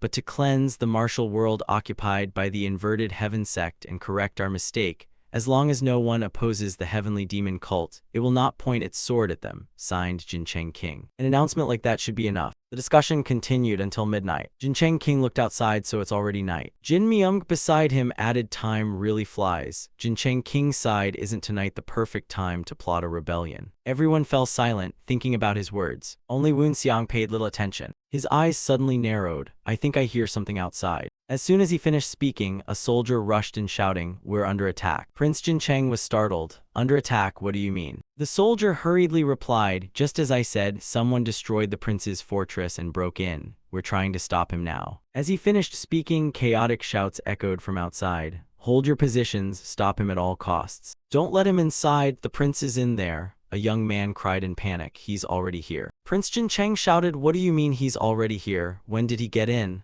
the young man answered. About 7 minutes ago. The commander is fighting him now. Prince Jin Cheng was horrified. They reached this place in only 7 minutes. Were the prince's elite soldiers and countless martial artists defeated in just 7 minutes? He asked in disbelief. Did 1,000 men attack? The young man nervously replied, only one person. Prince Jin Cheng felt as if struck by lightning. Impossible. One person defeated all the prince's elite soldiers. Why would such a master attack this place? No, I have to stay calm. I can't let him destroy anything else. If he's a master, then I'll use masters against him. Fortunately, there are 4 masters here. If they help me, we can surely defeat him. He quickly turned to Zhong Yang and the others.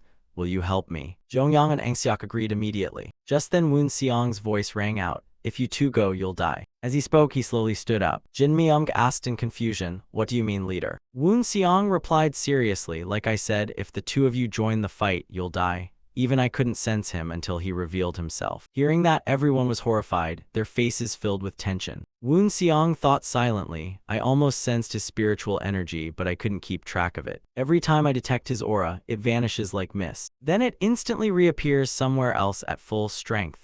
There's only one explanation. Only someone equal to or stronger than me could evade my senses like this. A blade saint or sword saint could do that, but I've never heard of either making a move. It's probably that martial artist who learned ancient martial arts. Outside, the commander of the prince's army was desperately ordering his troops to resist.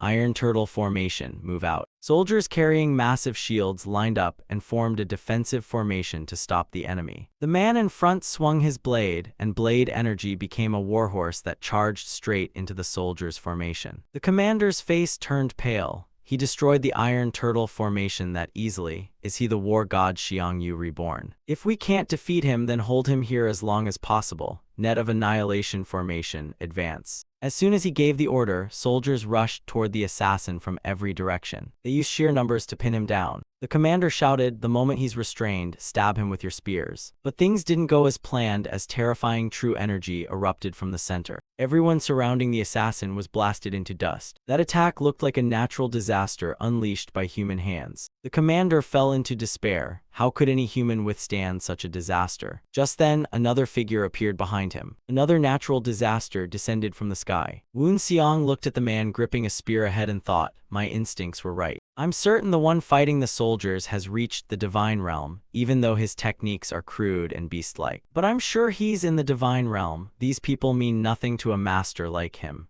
If he wished, he could reduce this entire royal residence to dust in a single day. I don't know his reason, but I have to stop him first. Wen Xiang dashed forward and lashed out with a kick. The assassin reacted quickly and raised his blade just in time to block it. But Wen Xiang didn't stop there and unleashed several more kicks. The assassin couldn't block them all and was soon kicked backward. Wen Xiang gave him no time to recover and thrust his spear after him. The heavenly demon's sacred spear art was unleashed at once. A mighty spear strike crashed down like the heavens. The assassin was blasted backward once again. Yet he suffered no injury and instead launched a counterattack. Wen Xiang dodged his slash and was startled. He's so fast. The assassin then leaped into the air. He immediately channeled his energy and unleashed the sacred spear tempest. Terrifying spear energy instantly crashed down like heavenly lightning. The assassin did not block it and instead dodged away. Wen Xiang planted his spear into the ground and stood atop its shaft. He then kicked off the spear and shot toward his opponent. He kicked off the spear again and lunged straight at his opponent. Then he swung his leg. He unleashed the heavenly demon's sacred foot technique. The assassin refused to back down, gathered his energy, unleashed his ultimate move, and the two quickly closed in for another close-range clash. Wen Xiang was startled, red eyes. Seeing the strange pattern in the assassin's eyes, he struck him with a palm. The power of the heavenly demon's sacred art instantly slammed into the assassin. The assassin's body was sent flying again like a kite with its string cut. He crashed into the wall behind him and was pinned there. Wen Xiang's face was also cut by the assassin's blade energy, drawing blood.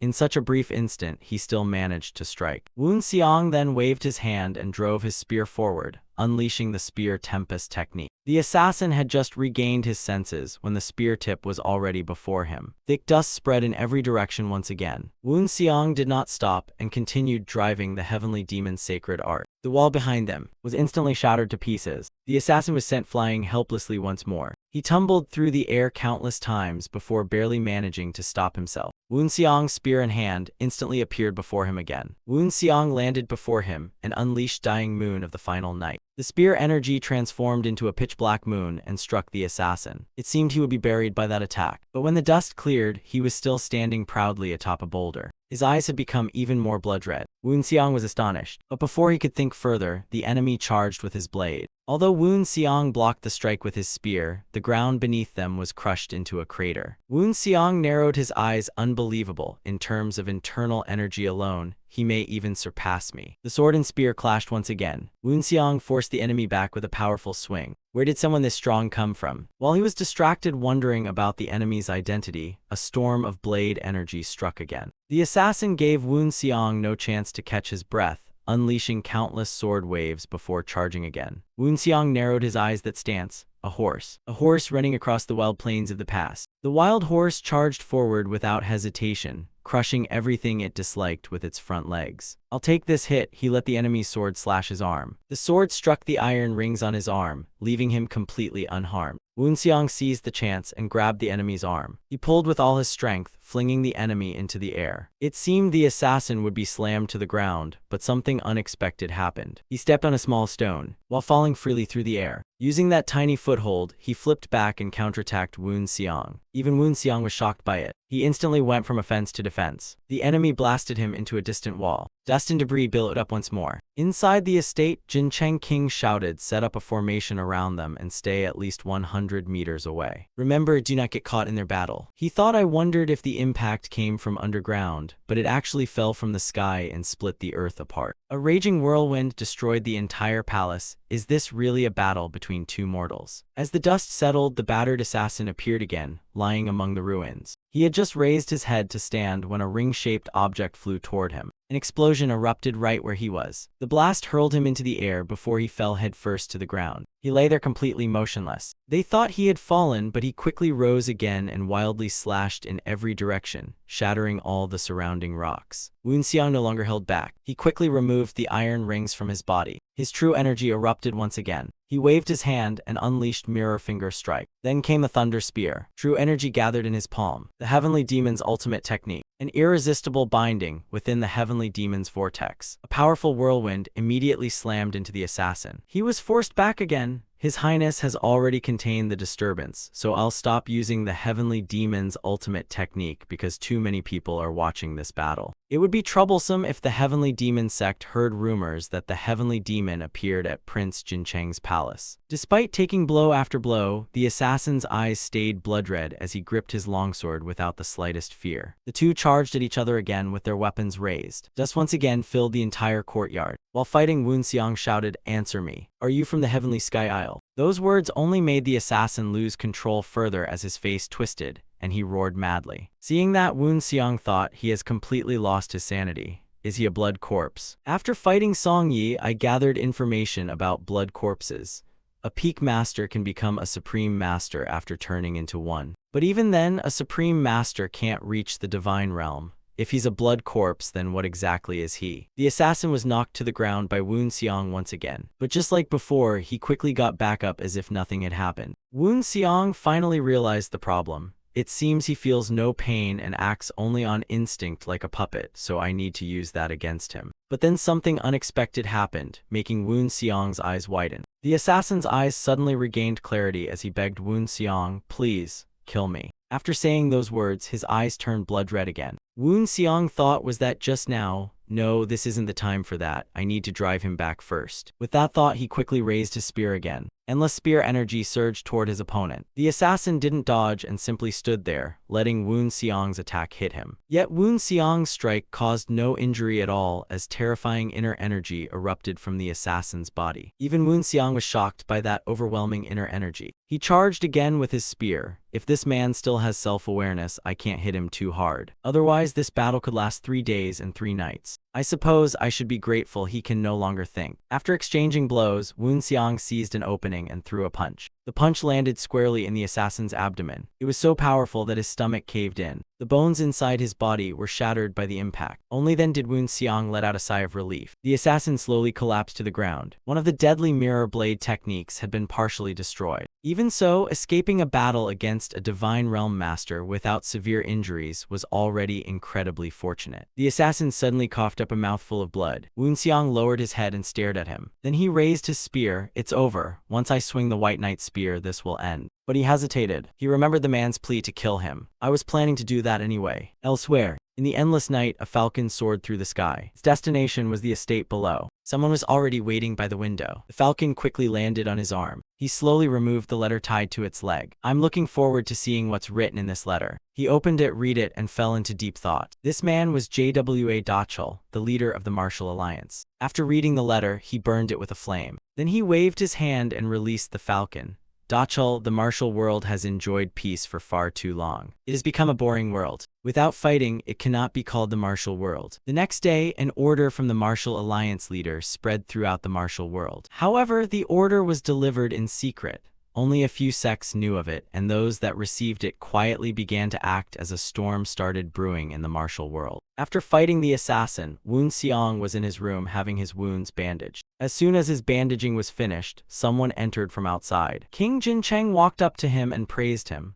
"Unbelievable, sect leader, your body is truly mysterious. Even after seeing it myself, I still can't believe you recovered from such fatal wounds so quickly." Woon Seong sighed inwardly. What a hassle. King Jin Cheng also thought to himself. A few days ago, his body had been covered in wounds. He continued, "An ordinary person would need about 3 months to recover from those injuries, yet you only needed 5 days to heal enough to move around without any trouble. How could a human possibly do that?" Jeong Yang entered and explained, "Martial artists who reach the divine realm are no longer bound by ordinary limits, and it's said they can freely control their body's abilities. No matter how you look at it, it's truly astonishing." "What exactly did you do, sect leader?" Woon Seong thought to himself, "It's thanks to the heavenly soul and heavenly body, burning my soul and forging my heavenly body. By offering my soul to the heavens and tempering the body I conquered upon the earth. I obtained both the heavenly soul and the heavenly body after completely reconstructing my body." The soul-burning power had grown even stronger. Even now, its energy still flowed through my limbs and bones. "At this rate, I'll fully recover in about 4 more days." King Jin Cheng spoke again. "Do you know, many physicians in the royal residence are in an uproar because they want to study your body. It may be rude, but even an uneducated man like me is curious about your body." Woon Seong sighed, ignored the matter, and asked, "How is the investigation progressing?" The moment he asked, the room fell silent. After a while, King Jin Cheng explained, "We're still examining that man's corpse.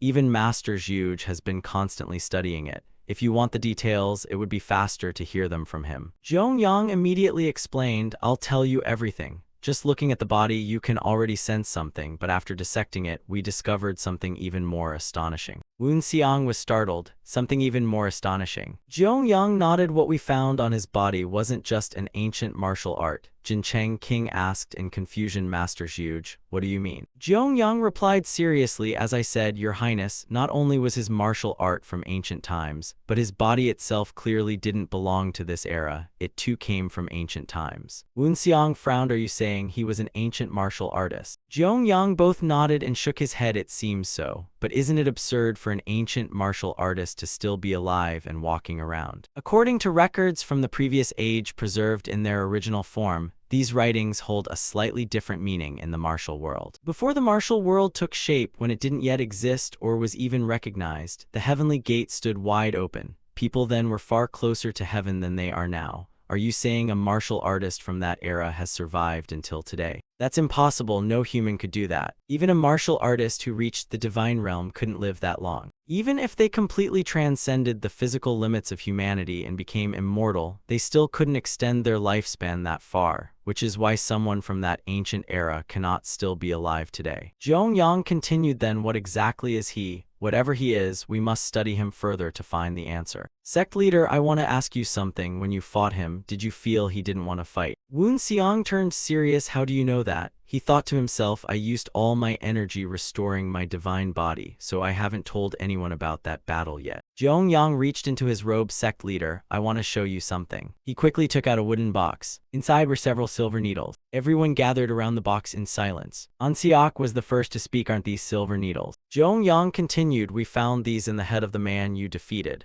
Woon Seong asked in his head. Jeong-yang explained very few martial arts involve inserting needles into the head. They're usually used to revive the brain, control a person's will, or erase memories. Since his head was destroyed, we can't be certain, but judging by where we found the needles, they seem to control his will. We're sure because they were connected to the frontal bone. Woon Seong's face darkened again. Are you saying someone can manipulate another person's mind and control their actions? Jeong-yang didn't answer, but his expression confirmed it. An Seok pressed his palms together and chanted, are you saying there's a group capable of controlling veterans who have reached the divine realm? If so, what should we do? Amitabha. Woon Seong thought many places are known for using silver needles to control people through sorcery. However, most of them could never control someone who had reached the divine realm. The only sect known to possess such sorcery was the Complete Truth sect. But what if it wasn't them? What if the Inverted Heaven sect possessed similar sorcery? Those who possess such sorcery can forcibly control another person's body, so it wouldn't be strange if they knew even more advanced techniques. Woon Seong and Jeong-yang exchanged glances. The world is about to undergo terrifying changes. 2 days later, Woon Seong left Jincheng King's palace as soon as he had recovered. It was because a rumor was spreading throughout the martial world. The rumor claimed the martial alliance would ambush the 18 branches of the heavenly demon cult. The signal of war had been sent, an ambush Woon Seong had never expected. Woon Seong dashed through the forest at full speed. I must return to Heavenly Mountain as quickly as possible. I feel sorry for those I made promises to, but I can't keep those promises now. Namcheng, where Jincheng King was staying, was thousands of miles from the heavenly demon cult. Even someone at the divine realm like Woon Seong couldn't reach it easily. Woon Seong traveled at his fastest speed and finally reached Heavenly Mountain after 7 days and 7 nights. Guanchuk knew he would return and had been waiting outside. I've been waiting for you. Please follow me inside. Woon Seong quickly followed him into the holy hall. Inside, all the high heavenly demons had already gathered. Woon Seong sat down and asked, how is the situation now? Guanchuk replied, we were ambushed, but fortunately the damage was minimal. Woon Seong looked surprised. Minimal damage.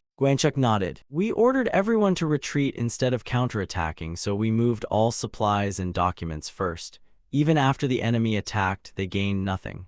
Most of our people escaped and are hiding in a safe place. Woon Seong asked, what about the weapon depots and the sect's spies? Guanchuk replied, one depot suffered some damage, but it was a small one, so the losses were insignificant.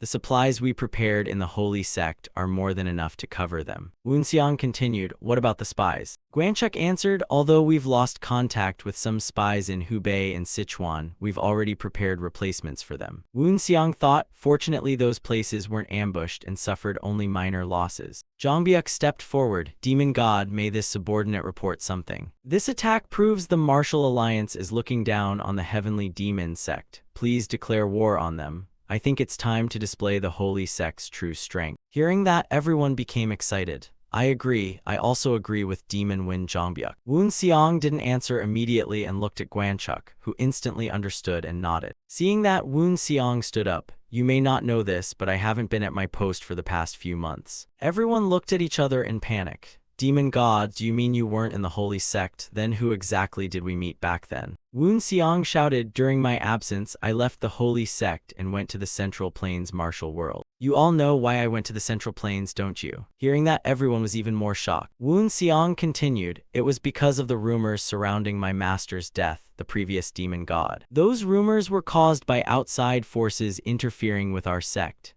I went to the Central Plains to uncover their true purpose, and I found the truth. Do you know who the culprit is? The culprit is. Hearing that, killing intent erupted from everyone. Zhongbyuk roared furiously. Even if he's the emperor of this nation, he has no right to kill the heavenly demon sect's god. He must pay for his crime. Woon Seong replied, I agree. The demon cultivators below shouted together, please let us wage war. Punish those who insult and reject our god. Woon Seong stood silently, listening to their roars. After a moment, he shouted again, the emperor isn't the only culprit. Someone has been hiding behind the emperor and controlling him. That person also ordered the martial alliance to attack us. The crowd below became even more enraged. Punish that person too. Woon Seong roared, yes, punish him too. The current emperor has gone mad, he's become their puppet. He can't even govern the nation properly, and he's slaughtering innocent people. The killing intent filling the heavenly demon sect's sacred hall had become impossible to describe. Woon Seong gripped his spear.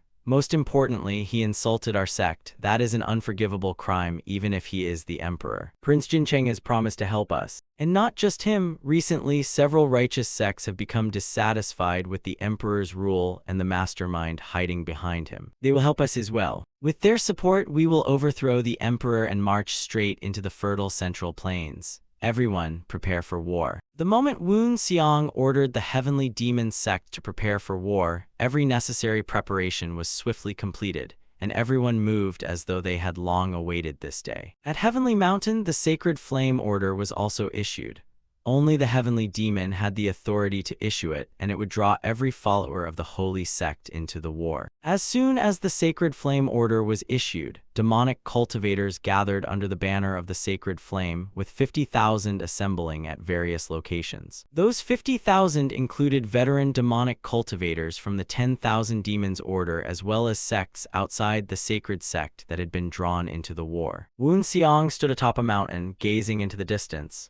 This was only the beginning. The sight of 50,000 troops gathering to march from the heavenly mountains was truly magnificent. War drums thundered across the sky. The demonic cultivators assembled into an endless line. Once the 50,000 troops began marching, the surrounding sects would have no choice but to hide and avoid them. Although most sects were under the heavenly demon sect's authority, they still hid, fearing they might accidentally get caught up with the heavenly demon sect. The 50,000 troops all wore black cloaks symbolizing the sacred sect, each bearing the character for demon. Every army carried its own banner, and the heavenly demon sect's banner was among them. Of all the banners, the most striking was the black dragon banner, the symbol of the heavenly demon, embroidered with a black dragon that had 3 heads and 6 legs. It symbolized the demon god, the deity of destruction and war, a divine being revered by all. Woon Seong stood beneath that banner. Woon Seong wore the black dragon cloak, whose presence made him seem protected by the strength of countless warriors. It was made from dragon scales and spider silk, with a black dragon embroidered at its center. Moreover, Woon Seong was the leader of the heavenly demon sect, while the night watch secretly guarded him from the shadows. After traveling for a while, he turned and asked, "Gwanchuk, how much longer until we arrive?" Gwanchuk replied, "At this pace, we'll reach the Great Wall in 3 days." Woon Seong thought to himself, the Great Wall, the boundary separating Xinjiang and the Central Plains. Once we cross that border, we'll enter the Central Plains. Elsewhere, the heavenly demon sect continued its march south. The man smiled upon hearing the report. "I see." Before them lay a map of the heavenly mountains, showing the heavenly demon sect's route and Jade Gate Pass. This man was soul reaping Usura. He asked the fat man before him, "What should we do?" The fat man took a sip of wine and calmly replied, "Let them pass. Let them slaughter each other." Usura bowed, "As you command." He then left, leaving the fat man alone in the room enjoying his meal. Near the Great Wall, Woon Seong stood atop a mountain looking into the distance. Our enemies aren't just the Martial Alliance. If the Emperor orders the sacred sect to pass through here, we'll have to fight the moment we cross the Great Wall. Should we test that first? At the military camp behind the Great Wall, every guard yawned endlessly in utter boredom. Woon Seong gathered energy into his eyes and observed them. They surely knew the heavenly demon sect was approaching, yet they remained indifferent, with their guard extremely lax. I don't know if this is a trap, though it doesn't seem like one.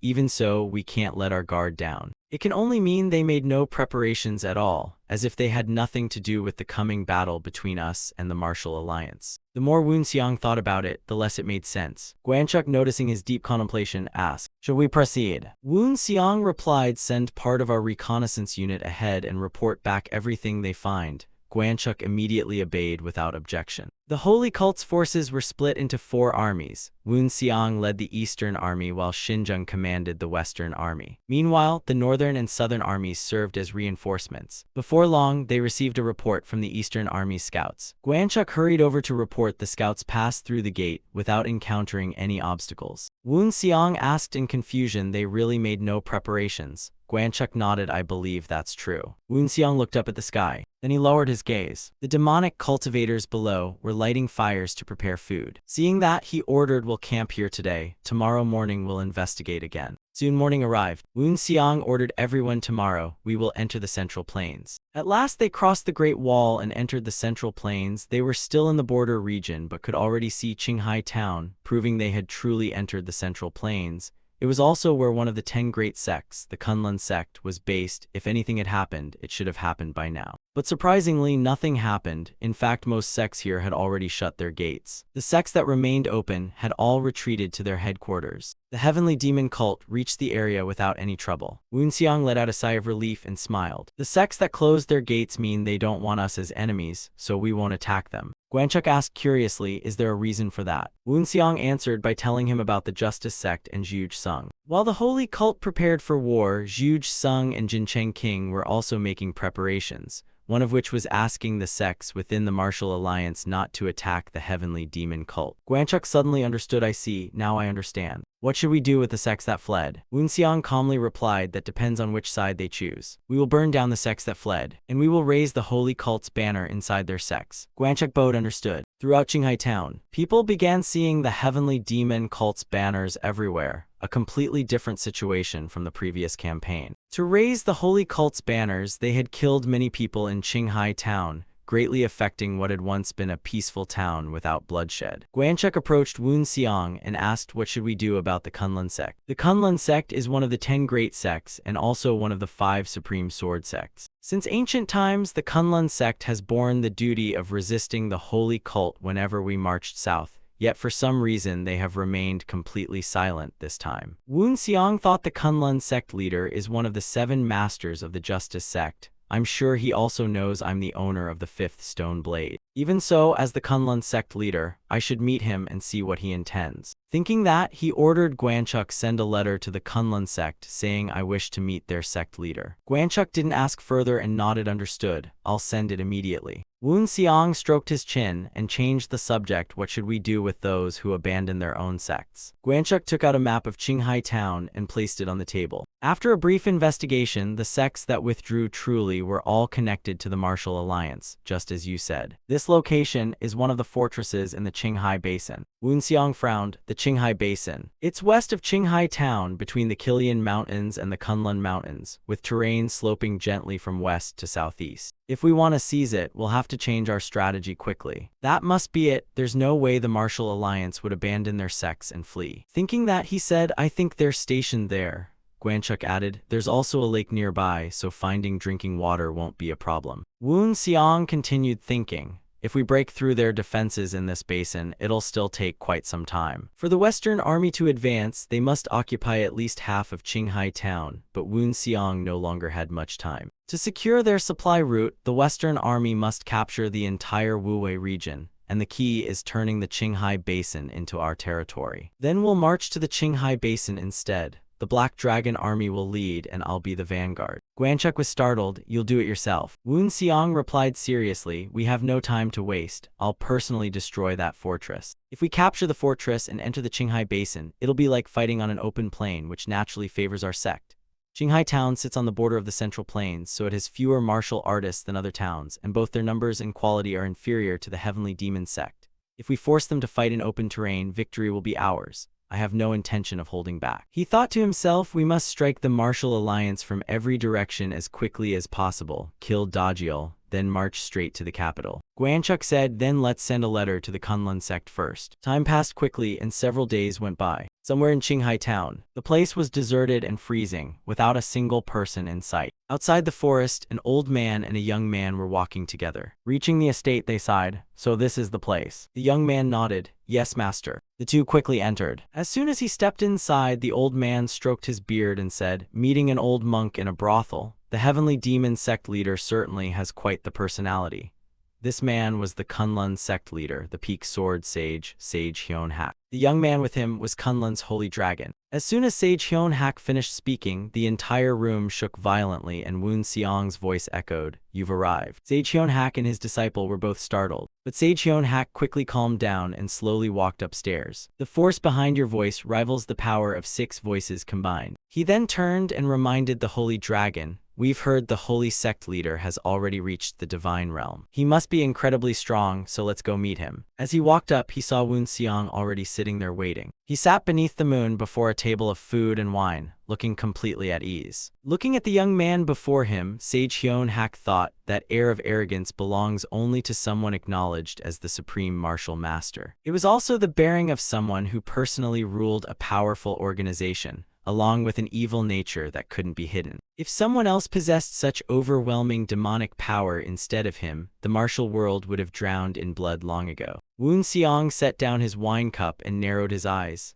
The peak sword of Kunlun. Sage Hyun-hak narrowed his eyes as well. The heavenly demon of the heavenly demon sect. The two stared at each other with drawn bow tension, while true energy naturally surged from both of them. After a moment, Woon Seong activated his true energy. He lifted a wine cup and flicked it towards Sage Hyun-hak, who calmly reached out and caught it. He then told his disciple to bring a chair. After he sat down, Woon Seong raised his cup. This is our first meeting like this. Sage Hyun-hak replied, I never expected to meet you like this either. I heard from the master of the 7 stone blades that you'll become the master of the 5 stone blades from now on. Woon Seong picked up a piece of food and put it into his mouth. Once everything is over, I'm thinking of passing this position to someone worthy. Sage Hyun-hak was slightly surprised to hear that. Woon Seong slammed the table. Actually, I didn't invite you here today for anything important. I just wanted to hear your thoughts. Mountain and Sea, didn't you already hear everything from the Justice sect? What else do you want to know? Woon Seong's face turned stern. Stop beating around the bush. What I heard from the Justice sect has nothing to do with this. I want to hear your personal opinion.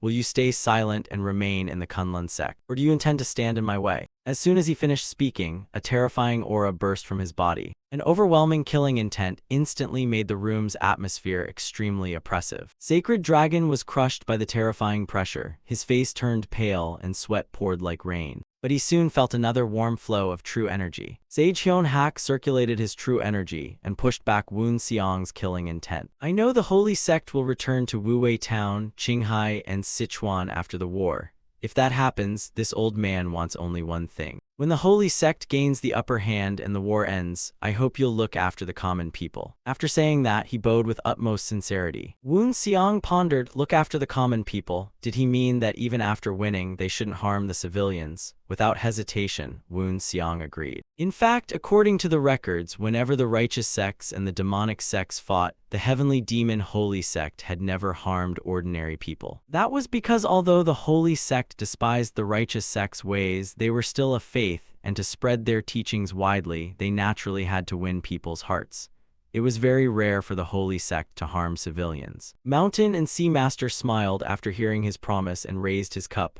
That is enough for me. And so they ended their meeting that day. Mountain and Sea Master and his disciple quickly went downstairs and left. He glanced at his disciple and asked, what do you think? Hearing that, Sacred Dragon couldn't help recalling the terrifying pressure from earlier. Even now, his body still trembled uncontrollably whenever he thought about it. He was terrifying. Sage Hyun-hak nodded, thinking that it was a warning he would not spare them if they blocked the holy sect's advance. If that wrath fell upon the Kunlun sect, it would truly be a disaster. After talking with him, I realized he's the same age as you. The young man was even more shocked. Until now, he had grown up hearing he was a genius among geniuses in the Kunlun sect, yet that man was far beyond him.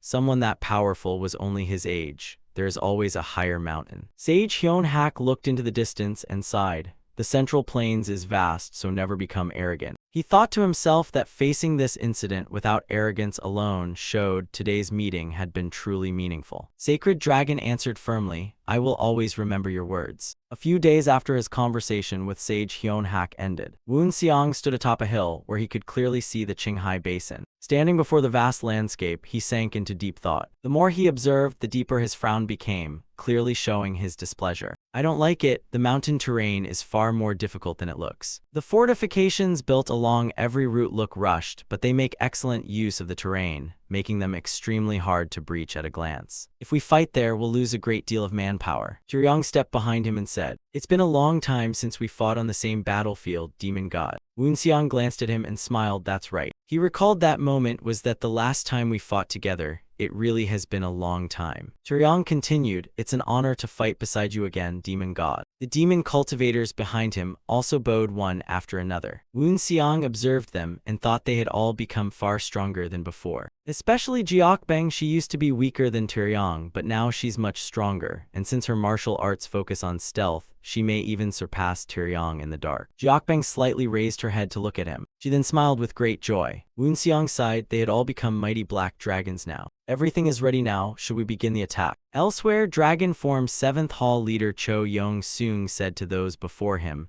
the demonic cult has reached our position. Cho Yong-seung's words, a martial artist who had stayed in Qinghai town for over 10 years, froze everyone in discussion. Everyone gathered here was the leader of a martial arts sect within Qinghai town. They had abandoned their sects and retreated here to preserve their last strength and fight to the death. The demonic cult must truly be determined, and this force isn't even a quarter of their total army. Everyone, please stay calm. This is Heavenly Sword Sect leader Dam Seok Ryong, one of the 3 strongest martial artists in Qinghai town. As soon as he spoke, everyone turned to look at him. Dam Seok Ryong curled the corner of his mouth into a smile. Everyone here is part of the great martial alliance family and has resolved to fight the demonic cult to the death, correct? I don't think we need to fear them so much. The battle hasn't even begun, and the martial alliance has promised to send reinforcements as soon as possible. We only need to hold out until then. That's why we built these fortifications, isn't it? Hearing his inspiring words, everyone's morale rose. That's right, with the Qinghai Basin's terrain and our fortifications,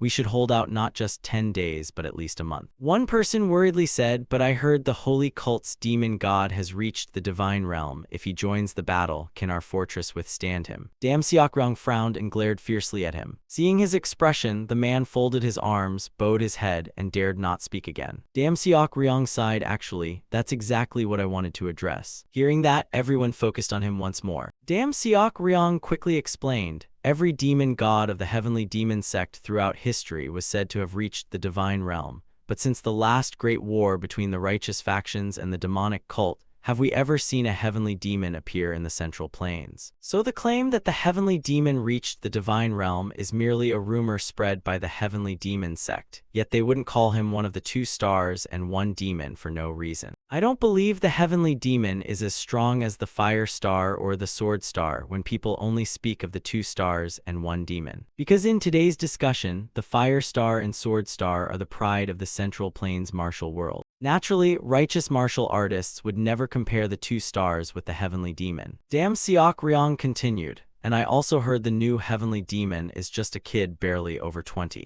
Everyone looked doubtful, really, only 20 years old. Dam Seok Ryong spoke with a hint of disdain. Just thinking that they made a mere 20-year-old kid the heavenly demon proves the demonic cult has gone mad. I refuse to believe someone that young could reach the divine realm. Everyone quickly agreed, I think so too. I know that organization is insane, but it's truly a gathering of lunatics. More precisely, fanatic. The scene shifts to Woon Xiang's group. The Black Dragon unit will take the right while the strategist holds the right flank, and once we enter I will destroy the walls so the Black Dragon unit can attack in arrow formation. Then the strategist will lead our cult soldiers into the Qinghai Basin. I expect no one to disappoint me. Taeyong smiled and said that will never happen. Woon Xiang nodded in satisfaction. He then picked up his spear and walked forward as this is our first battle, so make the grandest entrance possible. After saying that, he opened his mouth and roared. Dam Seok Ryong and the others discussing inside the fortress were instantly shaken by his roar. Everyone immediately panicked as they asked what was that sound. Dam Seok Ryong quickly stood up and asked, has the demonic cult already begun its attack? He led everyone and rushed outside. What's all this commotion? The people outside saw him come out and hurriedly reported that the demonic cult's vanguard had started moving. Dam Seok Ryong broke into a cold sweat as he said the vanguard, so they skipped the warning and sent them in right away. They must be planning to breach the walls before advancing, but I will never let that happen. Then he leaped down. The remaining soldiers followed and jumped down as well. They quickly gathered outside the fortress walls. Seeing Woon Xiang's group charging fiercely from afar, Dam Seok Ryong asked, that's their vanguard with only about 30 men. Do they really think 30 people can break this basin fortress? They're far too confident. One man pointed in terror and shouted, look at his clothes. The man he pointed at was Woon Xiang. Dam Seok Ryong frowned as black flames in the black dragon cloak. He's the heavenly demon. The heavenly demon came here in person. Seeing everyone panic, Dam Seok Ryong shouted, don't panic. Didn't I already say we don't need to fear the heavenly demon. Then he drew his sword and said, "Now I'll prove it." An old man stepped forward and asked, "How do you intend to prove it?" Dam Siok Ryong did not answer. He only looked up and took a deep breath. Then he looked down at Woon Seong. "I will lead a separate force and cut off his head." The old man shouted to stop. "Please wait. They may be few, but that banner is definitely the Black Dragon unit's banner. And you'll be facing the Heavenly Demon." But Dam Siok Ryong waved him off. "My opponent is the Heavenly Demon.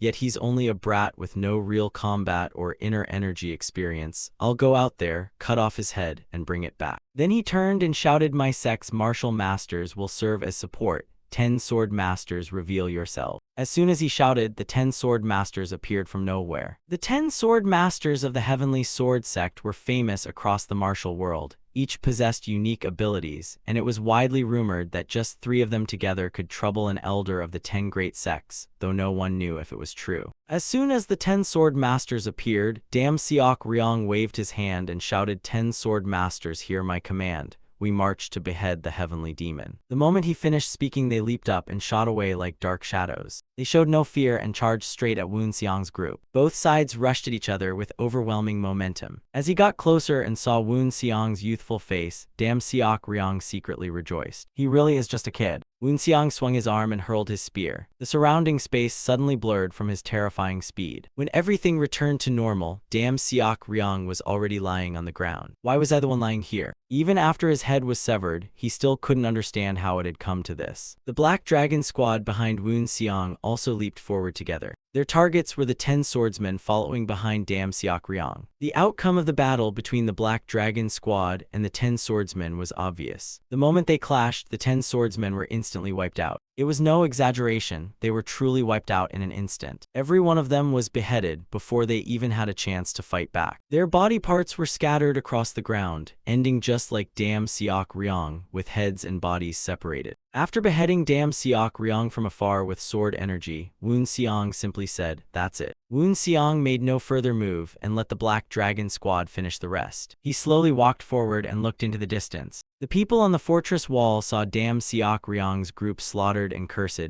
"Damn it, throw the spears. Fire the arrows at them and don't let them get any closer." At once, a rain of arrows poured from inside the fortress toward Woon Seong's group. Woon Seong stood there without the slightest fear. A terrifying aura instantly spread from his body. Every incoming arrow was engulfed and destroyed by death energy. Woon Seong stepped onto the death energy and floated in the air. He flew through the sky until he was directly above them. Seeing this, everyone was stunned. Is he a god? What radiated from Woon Seong's hand was the Heavenly Demon Spiral, far more destructive than when he used it at King Jincheng's manor, infused with sacred flame besides the invincible technique. He intended to display the Heavenly Demon's overwhelming power. Blazing flames lit up the sky before crashing down below. The ground quickly began to crack apart. Flames then erupted violently from beneath the ground. Those engulfed in the flames screamed, "Get water and put out the fire, hurry." Standing above, Woon Seong couldn't help admiring how sturdy they had built the fortress. Even the Heavenly Demon's Spiral couldn't completely destroy their defenses. Then let's try this technique. He raised his spear as true energy rapidly flowed into it. 6-link heaven-destroying spear, ocean crash spear energy descended from the sky like a tsunami. The flames alone had left them struggling, and now this attack was added on top. The fortress quickly gave way and collapsed. The entire area was soon engulfed in thick dust, making everything impossible to see. Taeyong and the others had already gathered behind Woon Seong, waiting there. The dust soon began to settle. The towering fortress was now nothing but ruins, with corpses scattered everywhere. Seeing this, the Black Dragon squad couldn't hide their excitement. That's our sect leader. Woon Seong truly deserves to be called the Holy Cult's god. Guanchuk, standing in the distance, could also see what was happening. He quickly waved his hand and ordered the Western Army to attack. The Holy Cult's massive Western Army immediately charged into the Kadam Basin,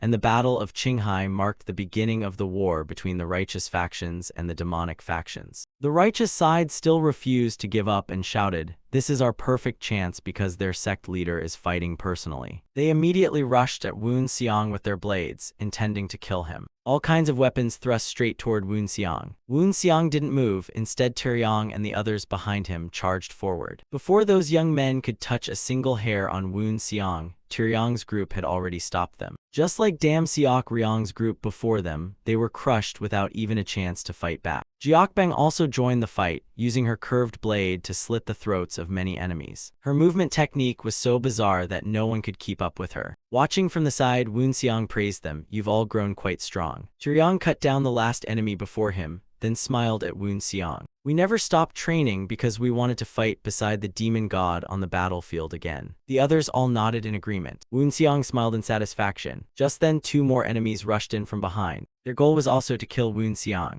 But before they could do anything, they were struck by countless slashes. Jiokbang snorted, "It's not that easy." Turyong added, "We won't let you get anywhere near our demon god." The 2 young men were instantly torn apart into pools of blood. Holding his long spear, Woonseong slowly stepped forward. "It's time to end this." Heavenly Demon's sacred art, unbreakable binding. Besides the Heavenly Demon's sacred art, he also unleashed the 6 destruction arts. The powers of both martial arts erupted at once. The already shattered fortress fell into danger once again. The people above looked down at the fortress in terror. One man shouted, "Forget the fortress. If we keep defending it, we'll only suffer heavier losses." Just as he said, they would all die to Woonseong's attack if they stubbornly stayed inside. The martial artists atop the walls quickly retreated and began forming battle formations. The Heavenly Demon is still only human. No matter how strong he is, he'll eventually tire. "Everyone, take your defensive positions and surround the Heavenly Demon." Woonseong's group was quickly surrounded. One man waved his hand and threw several huge logs while shouting, "Keep attacking him without stopping so he has no time to rest. Activate every crushing trap we prepared." Woonseong smirked, as they really thought these childish tricks could outsmart him. He immediately unleashed the heavenly fire around himself and turned. Every log flying toward him was blocked and burned by the flames. Woonseong then swung his arm and sent them flying back. The blazing logs instantly shot back toward the enemy.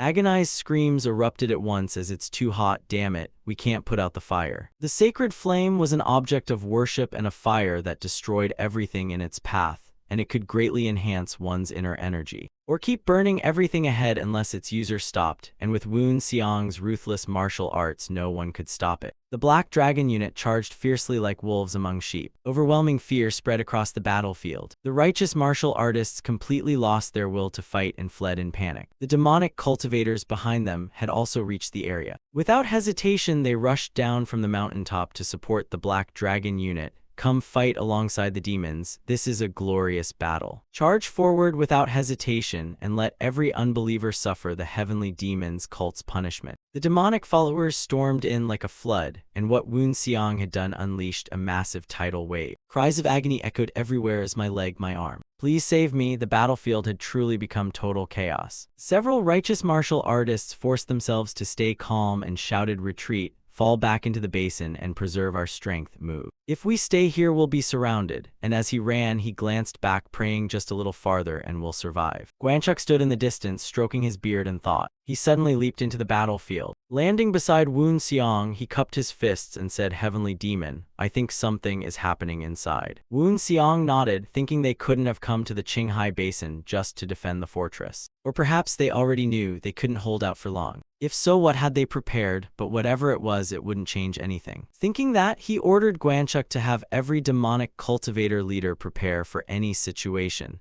and Gwanchuk told them to hold the formation no matter how fierce the battle became. Woonseong nodded in agreement. Gwanchuk then leaped away once more to carry out the order. Woonseong turned toward the distance and kept fighting, but his style had changed from the start of the battle. At first, he had used flashy techniques to break the fortress, but now his attacks became quieter and more precise. Every punch claimed a life. His moves were shorter and more decisive. He dodged attacks with tiny movements and focused on killing each opponent with a single strike. Silent, calm, yet utterly terrifying. This change had a reason, as at first he used flashy techniques to boost his army's morale. But even Woonseong's inner energy was limited, and after crushing the enemy's morale with powerful opening attacks, it was not inexhaustible. He minimized every movement to avoid wasting even a bit of inner energy, which was why he abandoned flashy techniques and instead killed his enemies with swift, direct attacks. Of course, seeing this change, a few people targeted him. "You damned demonic cultivator, haha, even if you're the Heavenly Demon, your inner energy is only that of a 20-year-old. You're obviously exhausted, you're still human after all." After saying that, the young men swung their swords at Woonseong. Woonseong didn't dodge and simply raised his arm for them to strike. But unexpectedly, their swords couldn't inflict the slightest wound on him. The young men gasped in shock. "What? He's immune to blades." Woonseong waved his hand and sighed. "Sorry, the clothes I'm wearing are just too tough." Then he raised his hand and used telekinesis. The swords in the young men's hands were instantly pulled away. They flew straight into Wu Xiang's hand. Wu Xiang then slashed at them with a speed too fast for the naked eye to follow. By the time they caught sight of Wu Xiang again, their bodies had already been sliced into countless pieces scattered across the ground. After dealing with them, Wu Xiang glanced into the distance. He then hurled the sword in his hand. A righteous martial artist about to kill a demonic cultivator was struck down by Wu Xiang's flying sword. Wu Xiang's martial arts were so powerful that no one could deny it. And Wu Xiang wasn't the only one fighting the righteous martial world. Tianyang also charged ahead like a mad horse. Everywhere he went, righteous martial artists fell dead. They quickly recognized him and charged together. "He's the Black Dragon squad leader, brothers, kill him." Tianyang curled his lips into a mocking smile. He fearlessly confronted them head-on. A cloud of dust soon filled the air. Tianyang then removed the 2 iron rings from his arms. "I feel much lighter now, this is great. Alright, let's try again." The crowd still charged forward with unstoppable momentum. "You bastard, I'll avenge my fellow disciples." At that moment, Jiokbing emerged from Tianyang's shadow.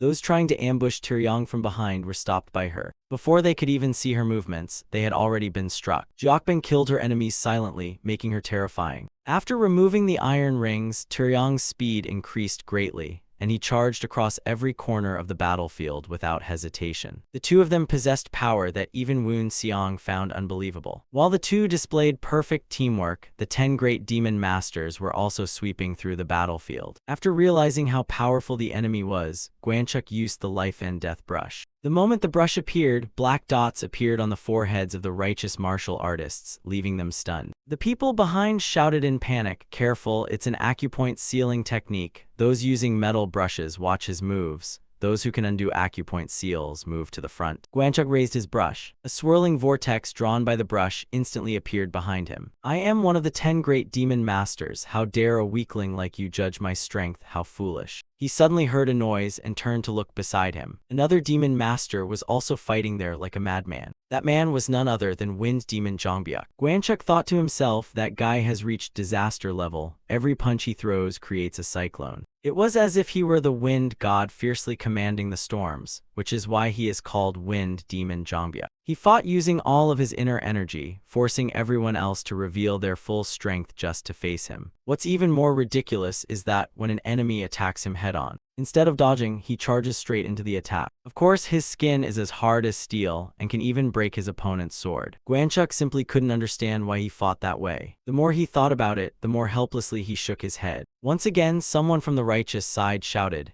"Everyone retreat and lure them deeper inside." Hearing that, they stopped pressing the fight and continued retreating deeper. Guanchuk thought to himself, why are they moving like this? They're not just retreating from the front lines, they must be plotting something. Only then did he notice several jagged stone pillars in the distance. There seemed to be something beneath them. Looking closer, he saw oil-soaked ropes. Guanchuk's eyes instantly widened. There were bombs spread out now. The righteous side burst into laughter too late. As soon as he spoke, countless explosions erupted below. At the same time, countless pillars of light shot into the sky from every direction. This is the 9 Heavens Demon Suppression Formation. As its name suggests, it draws upon the 9 heavens and reacts to the energy of demon cultivators. Therefore, it is a formation made specifically to suppress demons, which is why the righteous side kept luring the demonic side deeper into the Kadam Basin. As soon as the 9 Heavens Demon Suppression Formation activated, the demon cultivators immediately felt its suppression. What's happening? I can't even recover a bit of my power. The righteous side became overjoyed. The formation worked. Everyone prepare your bows. The righteous warriors quickly climbed the surrounding cliffs and aimed their bows toward the formation. The demon cultivators trembled and collapsed to their knees, unable to move under the formation's suppression. Our allies are still in there and you're going to fire anyway. You call yourselves righteous martial artists and feel no shame. Just as they said, inside the 9 Heavens Demon Suppression Formation were not only members of the heavenly demon sect but also righteous martial artists. They were the ones who couldn't retreat in time because they were fighting the heavenly demon sect's martial artists. A man standing atop the cliff declared loudly, "For justice, sometimes the few must be sacrificed for the many. They will die with honor." Hearing that, the righteous martial artists trapped inside the 9 Heavens Demon Suppression Formation were stunned. Those outside gave them no time to respond. They immediately released their arrows, while those inside could only stand helplessly with their eyes closed, waiting for death to come. Just then, terrifying flames erupted and blocked every arrow. and the one who acted was none other than Woon Seong as he stepped in front of everyone and shielded them in that critical moment. Standing within the flames, he shouted in anger, "This is exactly what I hate most. You people have always been like this, always pretending to be righteous and honorable. But you're nothing more than self-righteous hypocrites, truly the biggest fools in the world." The flames blazed even fiercer until they engulfed the entire valley. The righteous martial artists atop the cliffs shouted, "Fire now, don't aim directly at them, shoot in an arc so the arrows rain down from above." Woon Seong frowned with a grim expression. Wrapped in terrifying flames, he slowly stepped forward. The ground then shook violently. The people on the cliff preparing to fire lost their balance from the tremor and could not shoot. Woon Seong seized the chance and leaped upward. "I've already used too much inner energy, and this move may consume more than half of what I have left. But that's fine." Seeing him leap up to unleash a powerful technique, the righteous martial artists panicked. How does he still have so much inner energy? Woon Seong raised both hands before him. His true energy rapidly poured from his body. The rocks beneath their feet were forcibly lifted by his power. Everyone was completely stunned into silence. After using this technique, Woon Seong's face showed clear exhaustion as sweat poured down. Even his hands trembled non-stop. But that did not stop him, as besides the rocks, he also lifted countless swords lying on the ground. They floated around him in midair.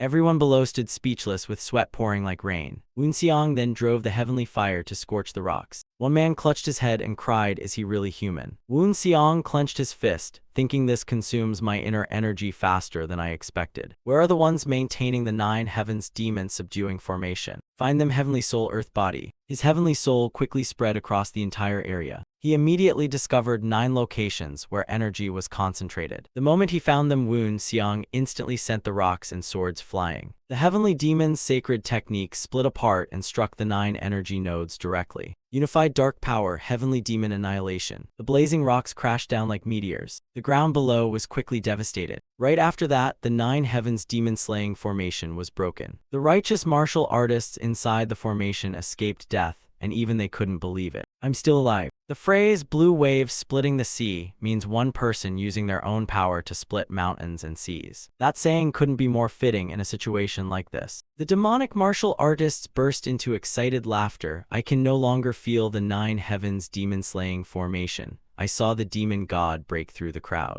"That's our demon god. The heavenly demon is truly a god." The righteous martial artists were still stunned as they stared at the figure floating in the sky. "How is this possible?" Countless swords soon tore through the air and rained down. The leaders of the righteous factions standing on the cliffs were instantly struck down by the flying swords. The demonic martial artists were shocked when they suddenly saw them die. What just happened? They looked up and saw Woon Seong floating in the air. Of course, the one who had just attacked was none other than him. The crowd erupted into cheers once again. Woon Seong glanced below and coldly shouted, "Anyone who surrenders now will be spared." As soon as Woon Seong finished speaking, the righteous martial artists one after another threw down their weapons and surrendered because their sect masters had been killed by Woon Seong. They had no choice but to surrender, though a few stubborn martial artists swore to die rather than submit. But most of them were swiftly dealt with by the demonic martial artists. Only then did Woon Seong descend from the sky. The moment he landed, he nearly fainted. "Am I dizzy from exhausting too much internal energy?" Just then Jiakbing walked over and supported him. "Are you all right?" Woon Seong looked at her, nodded, and smiled, "Yes, thank you." With her support, he steadied himself and looked into the distance. The battle had just ended, leaving the place in complete chaos. There was no guarantee none of the surrendered were spies. "I have to show that I'm still standing strong." Thinking that, he gently left Jiakbeng's support and stepped forward. "Thank you. Thanks to you I can stand firm again." Guanchuk then walked over from behind the demon god. "Once everything here is settled, I'll report to you, so please return to camp and rest first." Woon Seong did not refuse and quickly nodded. As soon as he returned to camp, he sat down and sighed. That was tougher than expected. Soon afterwards, someone entered from outside. Jiakbeng brought a blanket and covered him with it. As she turned to leave, Woon Seong spoke up, "Thank you." Jiakbeng stopped and looked back at him. Her face flushed red like an apple from embarrassment. A little later, Guanchuk returned after finishing all the arrangements. Woon Seong looked at him with a weary expression. Guanchuk stepped forward and bowed. "I've come to report the current situation, starting with our cult's losses. Although our losses were not severe, we still suffered around 200 casualties. Besides the wounded, about 30 of our men were killed. Woon Seong asked, how will we handle those who died? Gwanchuk explained that the cult would compensate their families, recover their bodies, and hold funerals for them after the battle. Woon Seong sighed, I'm grateful we could at least recover their bodies. Nothing is more terrifying than war, for today you may be alive and well, yet tomorrow become a lifeless corpse. Those who once stood together may never be together again. Sometimes bodies cannot be recovered and are left on the battlefield for crows to devour. That is the brutality of war. Yet we did not suffer heavy losses and were able to recover their bodies. We should be thankful this is all we had to endure despite the war. Then Woon Seong asked, what happened to those who surrendered? Gwanchuk replied, a total of 1,700 surrendered, and we executed over 200 who chose to resist instead of surrendering. Woon Seong asked again, what about the prisoners? Gwanchuk explained, we've gathered them in one area under guard, and if you order it, we'll execute them immediately. Woon Seong frowned, what should we do with them? Gwanchuk suggested, I think it's best to spare them and let them return to their homes or sects. Woon Seong looked up at him. You share the same thought as I do, but why? Gwanchuk smiled and asked, you want to set an example, don't you? Just as he said, Woon Seong wanted everyone to see that those who surrendered instead of resisting to the end would be spared. He wanted to establish a precedent that people could return home alive. They did not have to submit completely to the holy cult, they only had to stay where they were and not oppose the holy cult's army. And that was the precedent Woon Seong wanted to establish. Letting people return home alive carried tremendous significance. If a considerable number of a sect's disciples could return alive, that sect could continue fulfilling its role and train future generations to carry on its mission. Woon Seong let out a deep sigh, and whenever he recalled the words of the spear sect master, his blood boiled. But the people he wanted to vent his anger on were not these ordinary warriors. They were the leaders of the orthodox sects who claimed that the few must sacrifice for the many. And the bastards of the martial alliance were even worse than those leaders. They were the ones Woon Seong truly needed to punish. And there was no need to mourn a sect's mission ending because that was what the spear sect master had wanted others to understand. Gwanchuk continued from across the room, but we can't simply let them go like this. Woon Seong was startled. What do you mean? Gwanchuk explained, we may set an example by releasing them, but the holy cult's reputation would suffer, so they must pay a certain price before returning. A price to preserve the holy cult's honor. Woon Seong asked again, are you thinking of demanding ransom? Gwanchuk immediately shook his head. How about we do this instead? The next day, Gwanchuk went to the prisoners and loudly announced, our sect master has decided how the prisoners will be dealt with. Everyone stood tense as they awaited the verdict. All prisoners will be released. Hearing this, they were stunned with mouths wide open, overwhelmed by indescribable emotions. Gwanchuk then coldly continued, but you must leave something behind before you go. The holy cult spared those who surrendered instead of beheading them like those who attacked to the end. Instead, they had to leave one thing behind, their fingerprints. They had to coat their hands with ink and press their fingerprints onto a silk cloth. The orthodox martial artists were baffled by this strange act, yet obediently did as they were told. They believed that keeping their lives in exchange for fingerprints was an incredible bargain. Rather than mourning their sect masters, they rejoiced that their fellow disciples had survived. A few days later, the Heavenly Demon Sect's army raised several banners and continued their campaign, while witnesses spread the story everywhere. Somewhere in the orthodox martial world of the Central Plains, a man slammed the table in fury, shattering it. He was Yeon Dosung, sect master of the Solar Dragon sect. How dare they return to their sects after leaving their fingerprints to the Heavenly Demon Sect? This is the greatest disgrace of the orthodox martial world. The people below echoed him, they have no shame at all. No matter how terrifying the Heavenly Demon Holy Cult is, how could they do such a thing? How could the fingerprints of those who fought in the Shai Plateau be flying alongside the Heavenly Demon Holy Cult's banners? If they had a warrior's pride, they would never have done this. We of the Qing Lake Alliance should fight a battle that shakes the heavens instead. The Qing Lake Alliance was an alliance of sects around Qinghai Lake, and whenever Qinghai Town faced danger, this extraordinary alliance was threatened as well. Woon Seong, who had just fought at the Shai Plateau, commanded only half the strength of the Qinghai Martial Alliance, while the other half came from the Qing Lake Alliance. and only after defeating the Qinghai alliance could the heavenly demon holy cult truly claim Qinghai as its own. Wu Xiang understood this, so he moved against the Qing Lake alliance around Qinghai Lake. Yon Dosung addressed the crowd. The Martial Alliance has dispatched the Dust Dragon Corps to reinforce us. Reinforcements needed time to travel, so they likely could not make the battle at the Shai Plateau,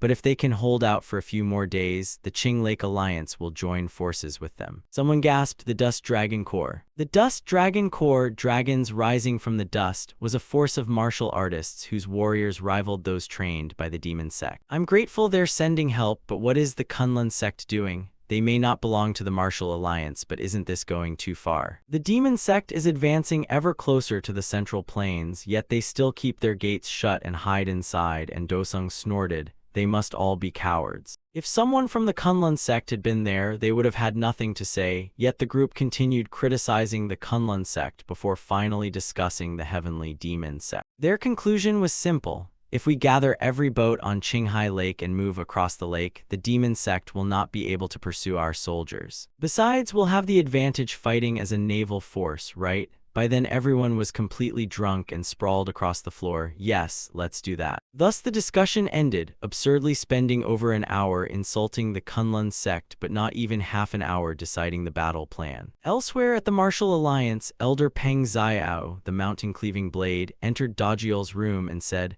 Alliance leader, the allied forces failed to stop the demon sect's advance and are complaining about what they should do. Shouldn't we do something before the holy cult gains the upper hand? Of course, Dajiel already had a vague grasp of the situation, and with a guilty expression he said, I am to blame. We finished preparing the Dust Dragon Corps, and yesterday we finally dispatched them as reinforcements. Hearing this, Peng Xiao could not hide his joy. I only spoke out of concern, not to accuse you. Dajiel reassured him, there's nothing to worry about. I've remained in this position until now, because I have allies like you, Elder Peng. I would be delighted if you continue dedicating yourself to protecting the safety and peace of the martial world, and Peng Xiao blushed with delight, overjoyed beyond words. Dajiel secretly mocked him, thinking that although the Peng clan produced talented martial artists, they understood nothing about the bigger picture. They were all fools, making them easy to manipulate. Just a little acting was enough to convince him. Just then, Peng Xiao suddenly noticed the map before him. But didn't you just say the Dust Dragon Corps only departed yesterday, Alliance leader? Dajiel confirmed that's right. Peng Xiao immediately grew tense. Then won't they arrive too late? The Holy Sect is advancing much faster than expected. So if the Qinghu allies can't hold out, the Battle of Qinghai will end before the Azure Dragon army arrives there.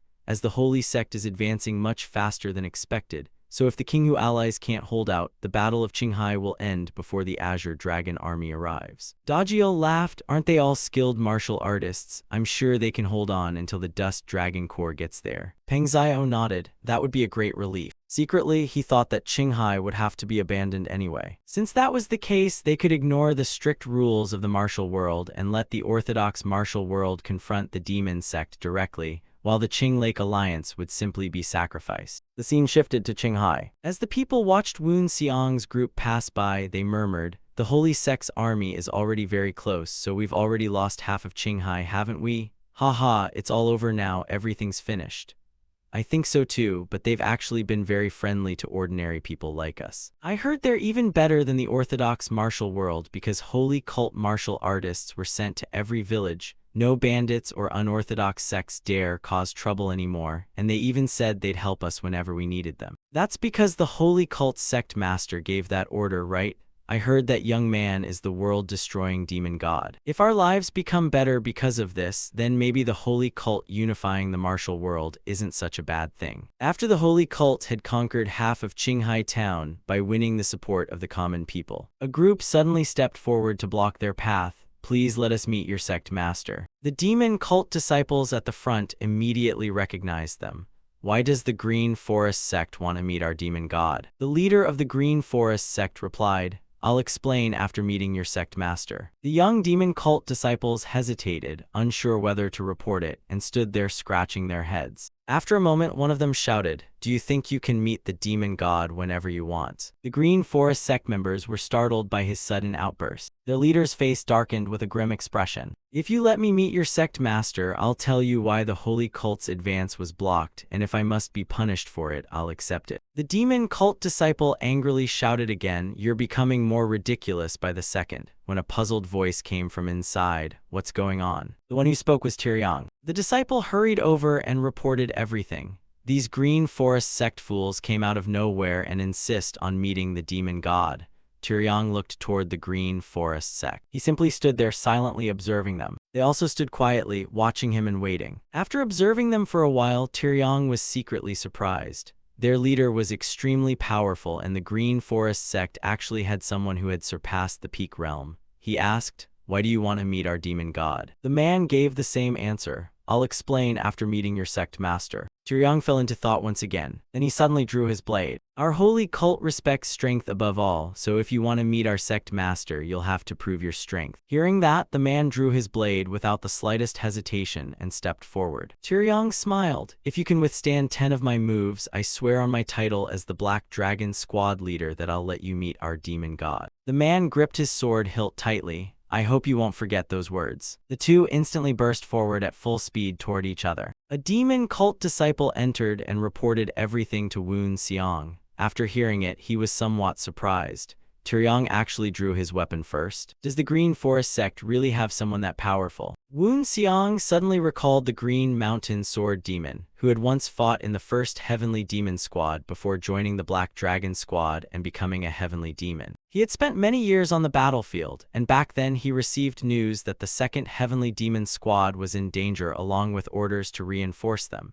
Though it was only later that people learned the Green Mountain Sword Demon came from the Green Forest sect of Qinghai Town. The reason he came to Xinjiang was because he was betrayed by his own comrades. But are those two things connected? Guanchuk spoke from behind. "Would you like to meet him?" Woon Seong smiled with interest. "I think that sounds quite interesting." Outside, Tyryong was still fiercely battling that man. At first glance, the sword demon seemed to be at a disadvantage. He almost had his head cut off by Tyryong's greatsword, but he barely dodged and only lost a bit of skin on his cheek. He reminded himself that he had to stay completely focused. "He's enduring my attacks. My wound isn't very deep, so I can still withstand one more move." The Azure Dragon Phoenix greatsword wielded by Tyryong wasn't just a flashy but useless weapon. Beneath its flashy techniques, the blade still carried tremendous weight. Its strikes were as precise as if drawn with a ruler, and each slash was powerful enough to split a 600 caddy boulder. Witnessing that terrifying technique, the young man's expression changed as he realized this was the strength of the Heavenly Demon Holy Sect's vanguard. Tyryong charged at him with his greatsword. Instead of dodging, he raised his blade to block. The instant they collided, a terrifying aura and dazzling white light exploded in every direction. The other man's weapon was quickly shattered by Tyryong's greatsword. He was sent flying backward from the impact. Although his life wasn't in danger, he was severely injured and coughed up blood. Even so, he ignored it and tremblingly used his sword to stand back up. "Can I meet your sect master now?" Tyryong smiled and nodded, for although the man had lost, he had endured 10 of his moves. Just then, another voice rang out, "You have a solid foundation." Hearing that voice, the Ghost Gate members were startled and quickly turned around. The speaker was none other than Woon Seong. Seeing the confused faces of the Azure Mountain sect, the ghost cultivators shouted, "Long live the Heavenly Demon! Glory to the demon cult." The young man stared at the youth before him in astonishment. Tyryong and the others immediately bowed. "Please accept our sincerity, your demon lord." The closer Woon Seong came, the more astonished the young man became. "I'd heard he was young, but I never imagined he would be this young. Are you the sect master of the holy sect?" Tyryong glared at him angrily and shouted, "Insolence." The ghost cultivators behind him also shot him sharp looks, telling him to watch his manners. Overwhelmed by that terrifying pressure, the young man immediately knelt and saluted, "Long live the Heavenly Demon! Glory to the demon cult! I offer my deepest respect to the Heavenly Demon of the Holy Sect." Woon Seong nodded. "I heard you wanted to meet me. Since you aren't a follower of our cult, there's no need to be so formal, but why did you want to see me?" Hearing that, the young man immediately kowtowed repeatedly. "I owe you a debt of gratitude, so I gathered my followers and brought them here to repay what I owe you." Woon Seong asked in confusion, "You owe me a debt of gratitude?"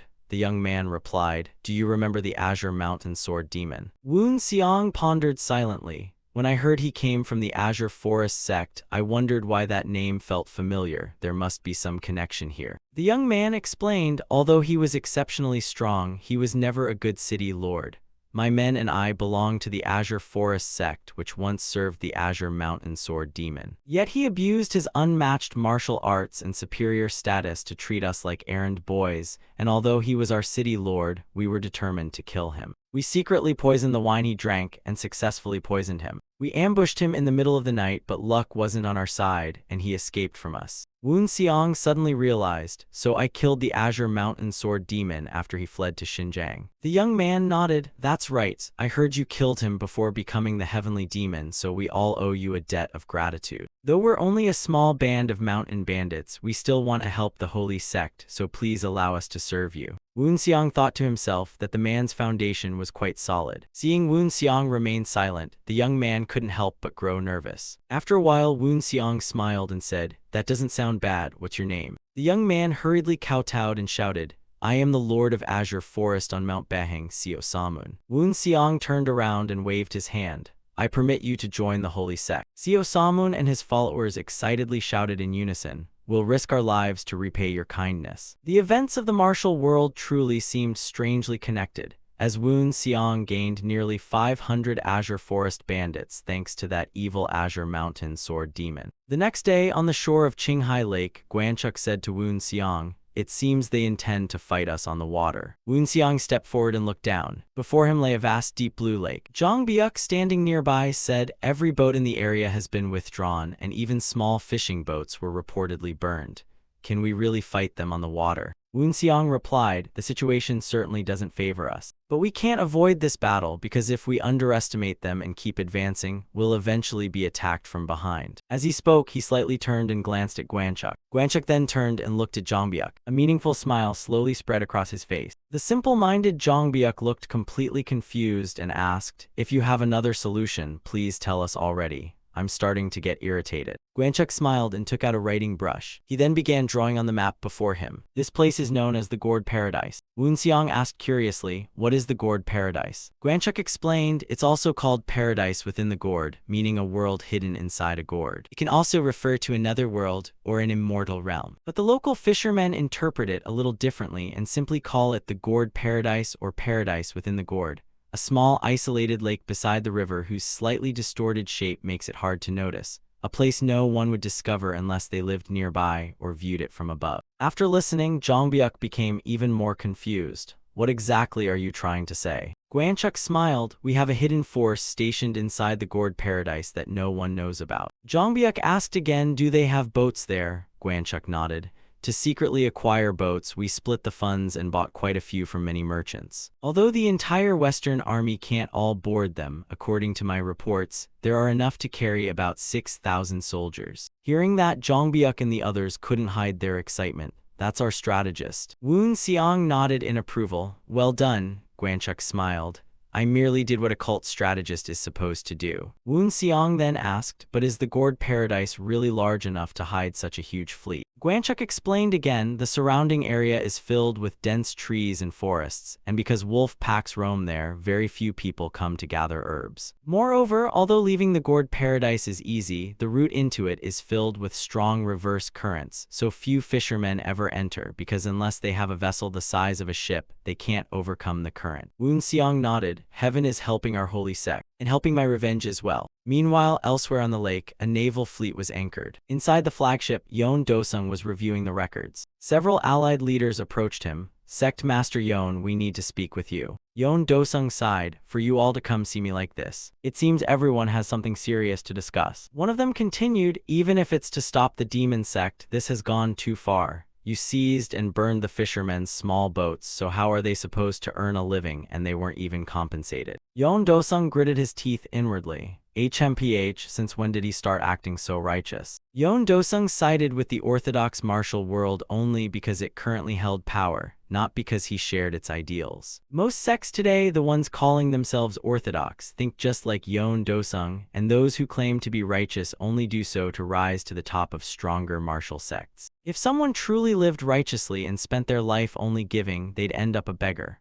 Though furious, Yon Dosung forced a friendly smile and said, Even if that's true, if the demon sect gets those boats, wouldn't that cause even greater trouble? We had no choice but to make that decision. He sneered inwardly. People like them who only care about saving face will agree as long as there's a reasonable excuse. He continued manipulating them. Even if they must make some sacrifices, isn't living under the orthodox martial sects better than living under the demon sect? That's why we had to make this unavoidable decision. So I hope every sect master here will remember that. Hearing this, the others had no further objections. Very well. Watching them leave together, Yeon Do-sung cursed inwardly. What a nuisance. Once those demon cult bastards attack us, all these complaints will vanish, though it'll be amusing watching them stomp around the lakeshore because they can't get any boats. Even if they contact their own ships, our forces are still beyond the range of even the finest archers, so there's no need to worry about ranged attacks. We only need to wait here calmly until the reinforcements arrive. Even if they somehow obtain boats and force us into a full defensive battle, I'll still have enough time to escape, because that woman should be able to buy me enough time. Just then, a terrified shout came from outside. The demon sect is here. Startled, Yeon Do-sung rushed from the cabin to the bow. How is that possible? Calm down first. They must have only managed to find a few small boats. Everyone else also rushed outside. Where are they? Where are those fearless demon sect bastards? They looked everywhere but saw nothing and became confused. Where exactly are they? Were you dreaming while standing watch? The guard hurriedly pointed behind them. Over there, I'm sure I saw the demon sect's banner about 50 meters away. Another man angrily snatched the spyglass from his hands. He raised it and looked for himself. Moments later, the spyglass slipped from his hand. Seeing his exaggerated reaction, Yeon Do-sung was baffled as he watched the spyglass roll to his feet. What on earth did you just see? He immediately picked up the spyglass and looked through it himself. Before his eyes was the enormous fleet of the heavenly demon sect, and everyone instantly panicked.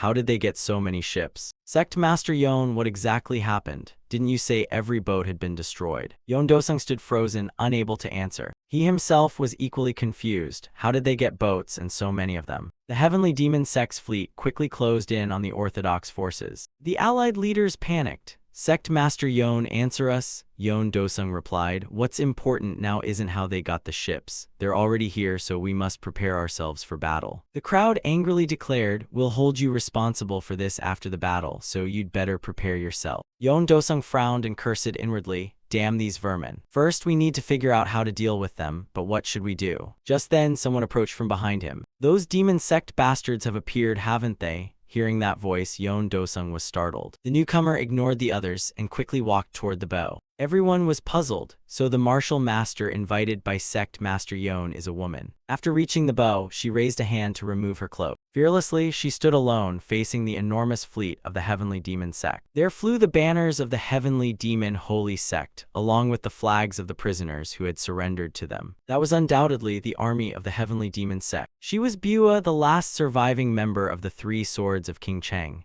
She instructed Yeon Do-sung, Sect Master Yeon, please request a duel. Yeon Do-sung was startled. A duel. Bua gripped her sword hilt. That's right. No matter what, the Qinghai Alliance doesn't have the strength to withstand their assault, does it? In that case, we must buy time, even through a duel, and if I can kill their leader in single combat, their morale will surely collapse. Yeon Do-sung nodded. Good. He sneered inwardly. That's right, she's the Sword Queen. I can entrust this matter to her. Bua continued, I'll be the one to challenge them, so please prepare a small boat for me. Yeon Do-sung immediately waved his hand and loudly ordered his subordinates. Raise the flag requesting a duel. A blue flag was immediately raised. Seeing this, everyone on the ship questioned Yeon Do-sung. How can you trust a young woman and let her request a duel? Wouldn't it be better to send a veteran martial master with greater skill and experience? Yeon Do-sung shook his head. There's no need to worry. Bua had already boarded a small boat and headed toward the demon sect. She was the Sword Queen and the Sword Queen of the King Cheng sect. As Bua rowed, she swore to herself, I can't lose, I must avenge my master. She was the first disciple accepted by the Heavenly Sword and inherited his azure cloud crimson crane sword art, and after her master's death, she never left her room. But it was all because she was determined to kill her master's murderer, forging her swordsmanship as if tempering her hatred for the demons, and thanks to her natural talent, her swordsmanship advanced tremendously. She was grateful for the chance to fight the demons of the heavenly demon sect. She didn't know who the real killer was, but if she kept driving those demons toward death, she would eventually kill the culprit. The heavenly demon sect sent out Taeyong. Bua stared grimly at him. I will avenge the one who killed my master. Sitting aboard his ship, Woon Seong smiled with interest. The timing is perfect. We'll indulge them. Below, demonic energy continuously poured from Taeyong's body. I know she's from an orthodox sect, but why is her bloodlust so intense? Does she have a grudge against me? I don't remember ever doing anything to make a woman like you hate me so much. Before he could finish speaking, Bua's sword thrust was already before him. Taeyong had no choice but to shut his mouth and raise his blade to block. Bua's strike failed to wound him in the slightest. She didn't stop and immediately swung her sword again. Azure Cloud Crimson Crane, Azure Cloud Calamity. A razor-sharp sword aura once again shot toward Taeyong. Taeyong showed no fear as he raised his blade to meet it head-on. Their techniques quickly collided. The lake surface shook violently from the impact. The two fought atop small boats rocking on the waves. Blade light and sword flashes clashed without end. Taeyong thought to himself, at first, I underestimated her because she was a woman, but after fighting her, I realized she's stronger than any female martial artist I've ever met. No, the strongest female martial artist I know is still Aiyang, who trained with me in the Heavenly Demon Cave and has now become the Holy Maiden. The world is truly vast. I really was just a frog in a well. Those were the words I heard after losing to the Demon Lord in the Heavenly Demon Cave. Now that memory has returned.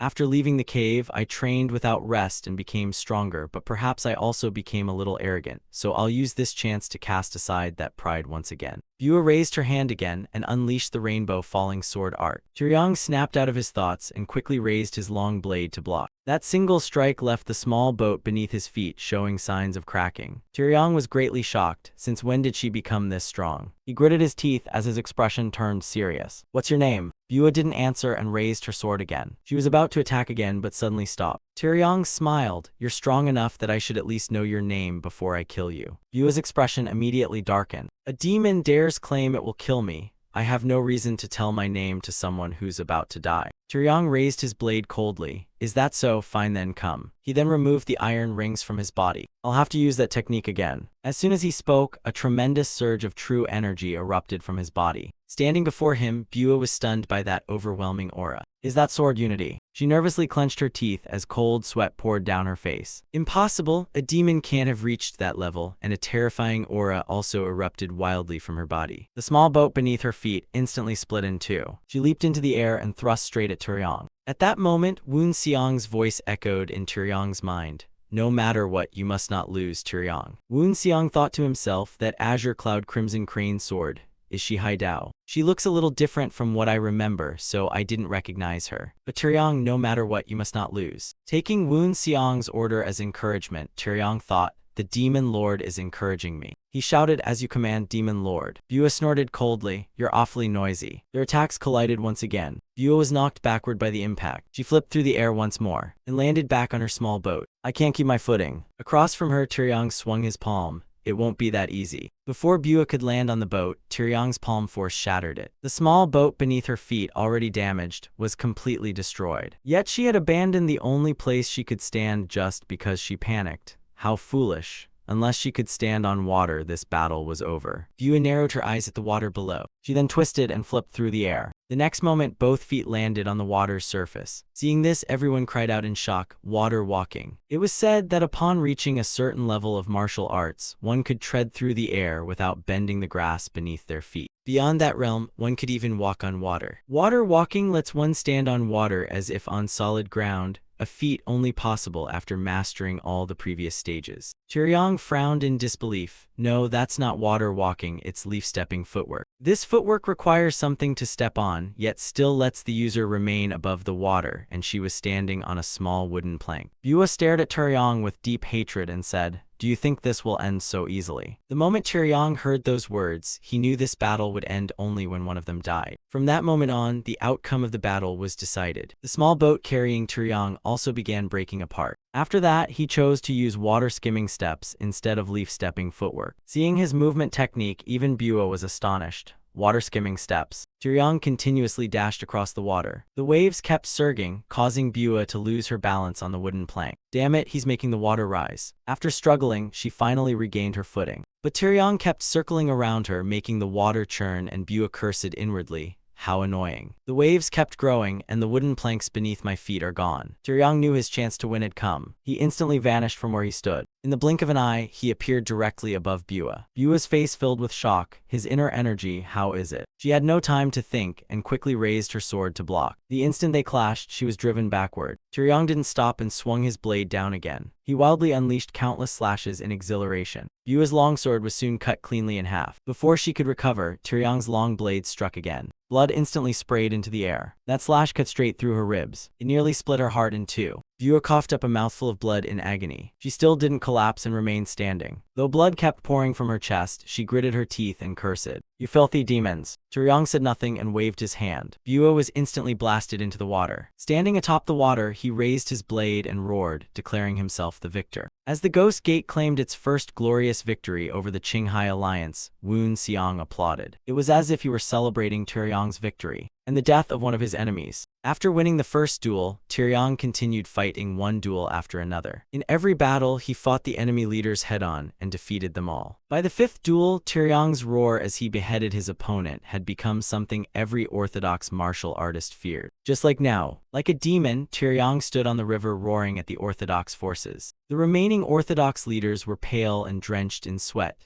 Doesn't that monster ever get tired? After witnessing this, no orthodox martial artist wanted another duel, and one of them threw his sword aside, shouting, "I won't duel anymore." After fighting so many battles and killing so many enemies, he should have been exhausted, yet Taeyong kept winning despite his fatigue. Though sweat covered his forehead, Taeyong still wore a savage expression, making it clear he could keep fighting. The orthodox forces grew even more terrified. This is insane. Who could possibly defeat a monster like that? Meanwhile, the Heavenly Demon sect erupted in cheers over Taeyong's string of victories. Their cheers filled him with renewed strength as he raised his blade and roared, "Next." Around his boat floated countless shattered vessels, while countless corpses drifted across the water. Seeing no one step forward, Taeyong roared again, "Next." None of Yeon Do-sung's group had any intention of accepting his challenge. Resting his blade on his shoulder, Taeyong shouted, "Is the Qinghai Alliance full of nothing but cowards, and you dare call yourselves martial artists?" They gritted their teeth, thinking, if we fall for that provocation, countless martial artists will die. After watching for a while, Woon Xiang said to Guanchuk, "From this point on, duels have lost their meaning." Guanchuk nodded. "That's right. Thanks to the Black Dragon captain's performance, our army's morale has soared. Now we'll begin the attack." As he flicked his fan, the giant atop the flagship immediately beat the war drum. The drum beats quickly echoed across the lake. The orthodox forces panicked. What does that mean? It looks like they're about to do something. Taeyong thought to himself, that's the signal for me to return. Every flag at the bow of the Heavenly Demon sect's ships was immediately lowered. A fleet of unmanned small boats carrying something sped toward the orthodox fleet. One man immediately realized what was happening and shouted, "Break the ship formations. Bring out the planks and cut the chains now." As the small boats reached the orthodox fleet, the Heavenly Demon sect unleashed a volley of flaming arrows. The arrows were aimed directly at those small boats. The instant they struck, the boats burst into flames, each becoming a massive fireball racing toward the orthodox fleet. An orthodox leader shouted, "Stop them. Everyone who can fight underwater, get down there and overturn those boats." The moment he finished speaking, a group of warriors dove into the water. They quickly closed in. They reached the burning boats. Damn it, there are too many boats. But things weren't that simple. Before the young men could overturn the boats, they were killed by demon sect members lying in ambush underwater. They never expected the enemy to have an underwater ambush, and soon countless pools of blood spread beneath the surface while the fire ships kept charging ahead. Yeon Do-sung roared angrily, "Damn it, send more fire ships." The man beside him replied, "But we don't have any ships left to turn into fire ships." Yeon Do-sung roared again, "Damn it, then fire flaming arrows or something." But every shot only struck the lake without hitting anything. Yeon Do-sung cursed inwardly. Since when had they withdrawn beyond the range of our flaming arrows? By then, the fire ships had already drifted into their fleet and slammed into their vessels. The orthodox fleet was immediately engulfed in flames. Panic cries instantly echoed everywhere. Yeon Do-sung cut through a large chain and shouted, "Cut the chains linking the ships and move now." The moment they grabbed the chains, the heat burned their hands. The heavenly demon sect's single attack nearly destroyed the entire fleet. Hurry and put out the fire. We can't jump into the water. But the moment they leaped overboard, another nightmare awaited them. Beneath the water, the heavenly demon sect's ghost cultivators were already waiting. The young men were stabbed to death before they could do anything. Above the surface, the Orthodox forces finally managed to cut the chains linking their ships. Hurry on to the ships that aren't burning. Out of the massive fleet, only a few ships escaped the flames. The crowd cried helplessly, what do we do now? The heavenly demon sect's formation had almost completely surrounded them, making escape nearly impossible. One man thought to himself they destroyed every small fishing boat to force this decisive battle. Was this their plan all along? He turned and glanced at Yeon Do-sung. I should never have trusted him from the start. None of the sects should have relied on him or followed his orders. If I'd firmly opposed destroying the fishing boats, at least I wouldn't feel guilty toward those fishermen. Yeon Do-sung suddenly shouted, what is the Kunlun sect doing? While the Orthodox sects of Qinghai are desperately fighting the holy sect, you don't even show yourselves.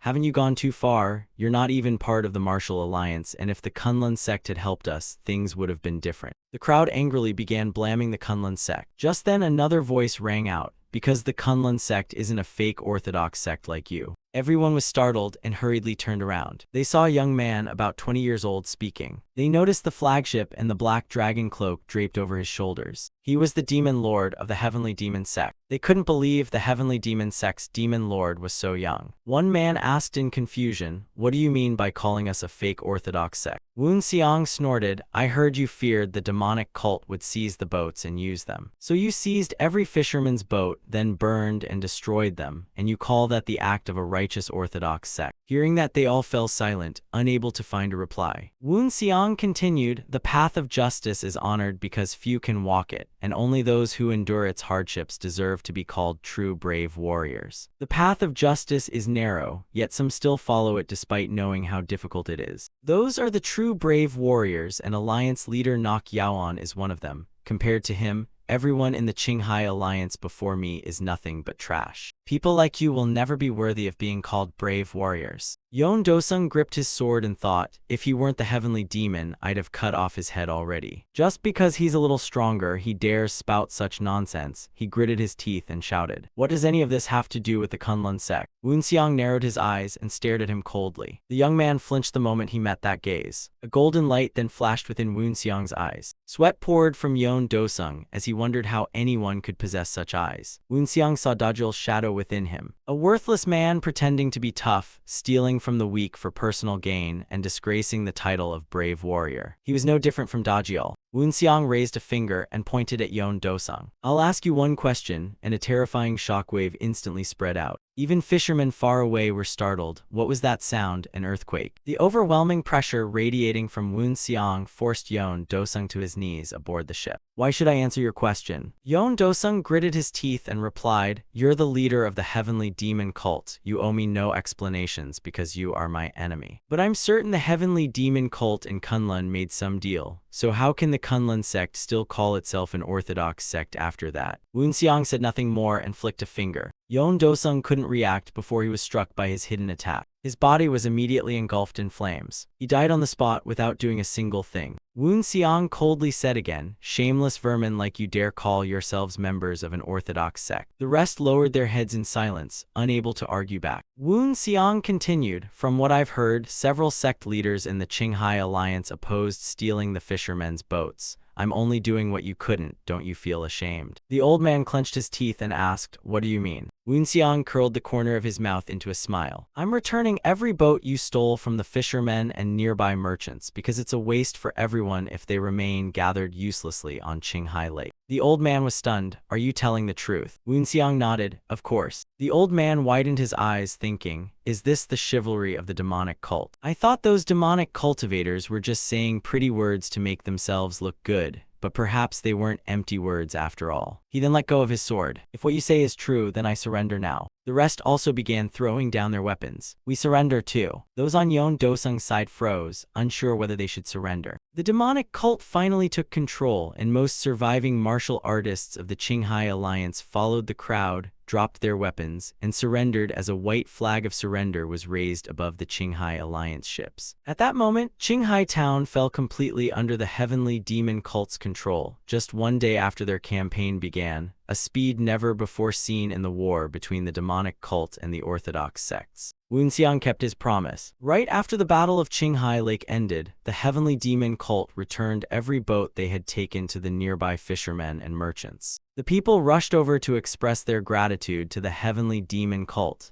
Thank you so much. Don't thank us, thank the demon god instead. Everyone looked utterly confused. The demonic cultivator explained, I wasn't the one who ordered the boats returned, our demon god was. Hearing that, they finally understood. One man was so moved he burst into tears. Without the demon god, we would have starved to death. More and more people began worshipping the demonic cult. Wunxiang did exactly as he had in the basin, exempting many taxes, including protection fees, for a certain period. Those who accepted the heavenly demon cult's rule not only got their boats back, but praise for the cult echoed throughout Qinghai town. Wunxiang stood with Guanchuk studying the map and said, Strategist, everything went exactly as you planned. Without you, I wouldn't have gained this much support. Guanchuk respectfully cupped his fists. You flatter me, this is all thanks to your kindness. Wunxiang nodded without replying. The two then stared at the map again. Guanchuk said next is Gansu. Gansu and Qinghai are neighboring towns. Wunxiang stared at the map. Gansu, if the western army waiting beyond Jade Gate Pass and the eastern army in Qinghai town attack together,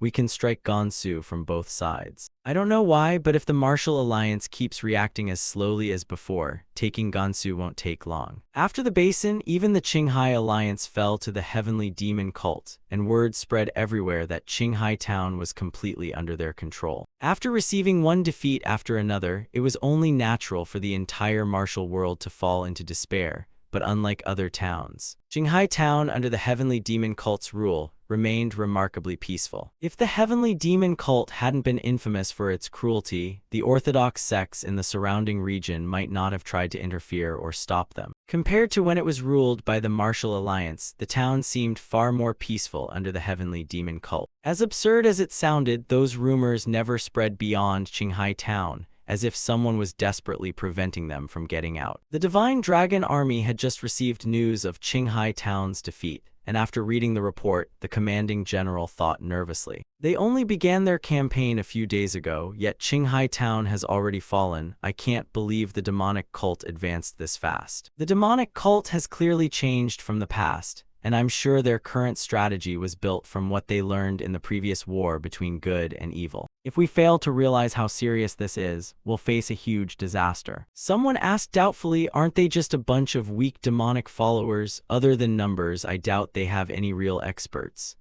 This man was Fang Ark, the second son of the Hebei Fang clan. Another replied, you should never think that way. Don't you know one careless mistake in battle is like throwing away half your life? And our enemy is the heavenly demon cult. Though the heavenly demon is about our age, haven't you heard his strength far exceeds imagination? Fang Ark snorted. That's probably just exaggerated rumors. Besides, I heard this heavenly demon was an insignificant disciple with an unknown background. If they chose someone like him as heavenly demon, it says everything about the heavenly demon cult. Sa Ryanghui sighed inwardly. Just because he comes from a powerful clan, he acts like the whole world belongs to him. He hasn't changed since losing to me. The more he thought about it, the more frustrated he became, holding his head and sighing because no matter what, it was already too late for Qinghai town. The Divine Dragon Army only had about 700 men, and that was nowhere near enough to fight the heavenly demon cult's eastern army. Tang Sabung of the Sichuan Tang clan asked doubtfully, then are we returning to the Martial Alliance? Fang Ark slammed the table and shouted, return, we should charge at those damned demonic cult bastards and fight them. Seeing his brainless behavior, Sa Ryanghui sighed again. At times like this, the Martial Alliance had already issued its next order. Tang Sabung asked, what is it? Sa Ryanghui replied, if the demonic cult advances too fast and we can't stop them, we're ordered to retreat to Gansu and join its defense.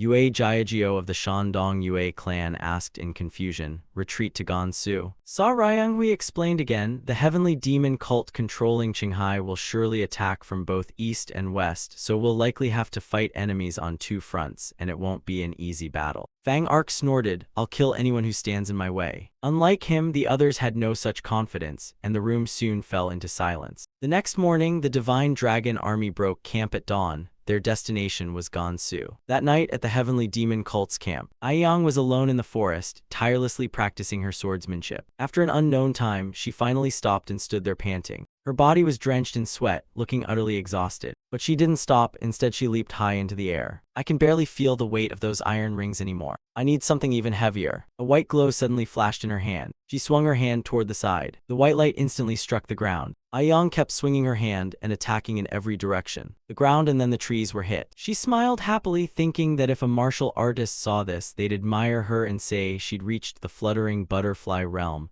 But it was actually a secret art passed down through generations of holy maidens. Still, it should be enough to confuse an opponent for a while. She slowly landed, sheathed her sword, and ended her 900th training session. No, the demon god will be surprised when he sees this. Mentioning Wu Xiang made his image appear in her mind again. After a moment, she shook her head, drew her sword again, and thought, I need to focus on training. The night was quiet beneath the high moon. Aiyang kept training until, after who knew how long, she was once again standing there panting. Just then, a young woman approached carrying something. Sister, no, I mean holy maiden. It was Bang Wenji, one of Aiyang's subordinates, bringing her a fresh set of clothes. Aiyang smiled at her. When it's just the two of us, you can call me sister. Bang Wenji asked excitedly, really? Aiyang nodded, of course. Bang Wenji smiled brightly, thank you, sister. Aiyang said warmly, we're not strangers after all. Bang Wenji handed her the clothes. I brought you some towels and clean clothes, sister. Aiyang took the towel and wiped her face. Thank you, but is something wrong? You usually wait until I'm done because you don't want to disturb me. Is it urgent? Bang Wenji took out a letter from the demon god. Aiyang eagerly accepted it,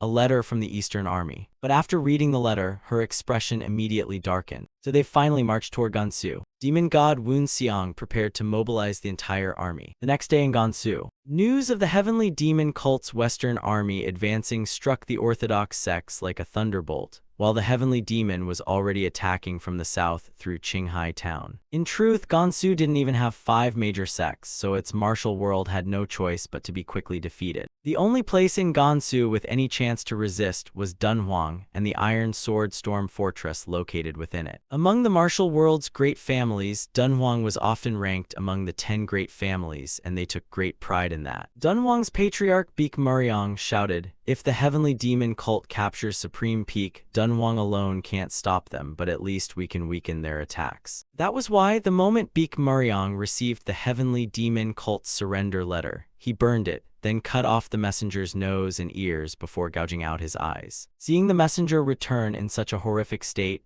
Aiyang and the others were furious. It was an act of provocation before the battle, but to Beek Muryong, being told to surrender to the heavenly demon cult was itself an insult to Dunhuang's pride. We of Dunhuang will never let those demonic cult bastards walk through our gates so easily. He believed he could at least weaken the heavenly demon cult's attacks, and though no martial artist in Qinghai town had managed it, he was certain Gansu's martial artists could. As for what happened afterward, he didn't care much. Even if Dunhuang eventually retreated, no one would dare criticize them because they would have weakened the demonic cult's offensive, and more people would recognize Dunhuang's strength. At least that was what Beek Muryong believed. Unfortunately for him, his opponent was not so easy to deal with. Beek Muryong boldly proposed a one-on-one duel to halt the demonic cult's advance, but he was beheaded in fewer than 20 moves. The one who killed him was Aiyang, the holy maiden of the heavenly demon cult. Even in death, he couldn't believe such a martial art existed. Magic, it had to be magic. Aiyang sneered, that's right. Though to be precise, it wasn't magic but a divine technique, yet from an orthodox sect member's perspective, the heavenly demon cult was an unorthodox sect anyway. The remaining members of Dunhuang stood frozen in panic. The patriarch is dead. Aiyang pointed her sword at them. Zaihu division, charge and attack. Less than a month after the Great War between the orthodox and demonic factions erupted, the Dunhuang family, one of the 10 great families, was wiped from existence. The Western Army marched from Qinghai town toward Gansu and stopped once Gansu came into view because the Kilian Mountains stood before them. The Kilian Mountains lay near Jiuquan, where the Iron Sword Storm Cavalry was stationed, making it the most likely main battlefield. Wu Xiang stepped out of the tent and said, I need to visit the Kilian Mountains for a while. Guanchuk reminded him, the Kilian Mountains are where the enemy is preparing to resist us. Are you saying you'll go there alone? Wu Xiang explained, I'm not going there to fight. Guanchuk asked, if you're not going to demand their surrender, why not send a messenger instead? Wu Xiang shook his head. I'm not going there to demand surrender. My real destination isn't the Killian Mountains, but a village about a day's journey from there. Guanchuk warned, near the Killian Mountains, Iron Sword Storm Cavalry and Iron Eagles have been spotted. If you insist on going, at least tell me why. Woonseong frowned at him for a moment before answering. There's a pair of sisters I need to bring back. Guanchuk asked in confusion, a pair of sisters? I don't know who they are, but why not send someone else instead? Woonseong replied, I have something I must confirm before bringing them back. It's a promise I made to them, so if possible, I'd rather handle it myself. Guanchuk sighed, you certainly have many secrets. Woonseong didn't deny it. Secrets? You could call them that, I don't mind telling you. Then he spent some time recounting the story of the sisters Gang Yina and Jang Biki. After hearing it, Guanchuk sighed in admiration. They're truly brave sisters, though a little selfish. Woonseong added, that's exactly what I like about them. Guanchuk still looked worried. I understand the current situation. But if that young man is truly as you described and you bring him back, he cannot become the young cult leader. Because he isn't truly recognized as a member of the holy bloodline. I'm sure you understand that. Woonseong smiled. I'll teach him my spear art, not the heavenly demon's divine art. More than a month had passed since the war between the heavenly demon cult and the orthodox martial sects began. The war made the marketplace near the Killian Mountains far busier, and the Golden Dawn Inn was no exception. The Jang Biki siblings worked tirelessly from morning until late at night every day. Ever since Woonseong dealt with the martial artists in the village, the inn's business had flourished. Customers kept shouting, when will the steamed buns be served? Bring me more pickled vegetables. Another jug of wine, young man. Jang Biki gritted his teeth and endured the exhaustion as customers kept coming non-stop. My sister has to cook all day, so she's working even harder than I am. I have to move faster, but before he could catch his breath, another customer called out. Only after midnight could they finally close the inn and rest. Gang Yina went outside and sat down to relax. Jang Biki walked over to the wall and sat down to train. He calmed his breathing and adjusted his breathing rhythm. After a while, he slowly let out a deep breath. He gradually stood up. He walked to the table and reached for something resting there. Beneath the cloth was an old-looking longsword. He gripped the sword tightly and stared at the wall before him. Then he immediately gathered strength and slashed the wall. A fresh sword mark instantly appeared on the wall, but it still wasn't like the slash Woonseong had left behind. Disappointment appeared on Jang Biki's face. Seeing this, Gang Yina couldn't help sighing. Jang Biki. Working all day was exhausting enough, yet he never skipped a single night of martial arts training. Every day, the siblings didn't put out the lights and sleep until nearly dawn. The next morning, Saw Ryungwi happened to enter the inn, and seeing the slash on the wall, he couldn't help praising it. You're truly impressive. The people traveling with him also walked inside. They came over and asked curiously, what's so amazing, please tell us. Saw Ryungwi replied, Miss Saw Ryungwi and Miss Yue Jiajio. Don't you think those sword marks are remarkable? Yue Jiajio looked at the sword marks in confusion. The sword marks. Hearing that, everyone else also turned to look. Those sword marks contained a certain profound intent that anyone with insight couldn't help but admire. One person exclaimed in shock, my heavens, those really are sword marks, that's incredible. Saw Ryungwi asked in confusion, aren't those just ordinary sword marks? What's so remarkable about a few simple slashes? The others gathered around to examine and discuss the sword marks, while Fang Ark showed no interest and simply sat aside with a sigh. Seeing that none of them had the eye to appreciate it, Saw Ryungwi felt helpless. He slowly walked toward the sword marks. He reached out to touch one and judged, this slash is unimaginably sharp and flawless. I never thought anyone in this world could leave such a perfect cut. Hearing that, Tang Kui was startled. Is making this slash really that difficult? Even an ordinary 10-year-old from an unknown martial family could make a straight cut. Saw Ryungwi shook his head. Of course, it's not that simple. But leaving such a perfectly straight slash is extremely difficult, and even among those proud of making straight cuts, only a handful can do it this flawlessly. A perfectly straight slash alone is already remarkable, yet this one doesn't contain even the slightest wasted force. After observing it a little longer, Saw Ryungwi realized something. I see this slash must have been made a long time ago, yet it hasn't faded at all. This slash was left by someone who had reached the level of the death sword. A surface cut by a master of the life sword should be full of vitality. But from this slash, I can only sense the overwhelming stench of death. That's why it still looks as fresh as if it were made today, but I don't dislike it because a sword was created to kill, and what truly saves people isn't the life sword or the death sword, but a righteous heart. Thinking that, he waved to Jang Biki. Hey kid, I have something to ask. Jang Biki walked over politely. Yes, what would you like to ask? Saw Ryungwi pointed at the slash on the wall. I want to ask about this slash. Can you tell me who made it? Jang Biki looked confused, but that's not a sword slash. Hearing that, everyone became even more confused. The mark was clearly there, yet he claimed it wasn't a sword slash. Even Fang Ark, who had been sitting aside without interest, slammed the table and stood up.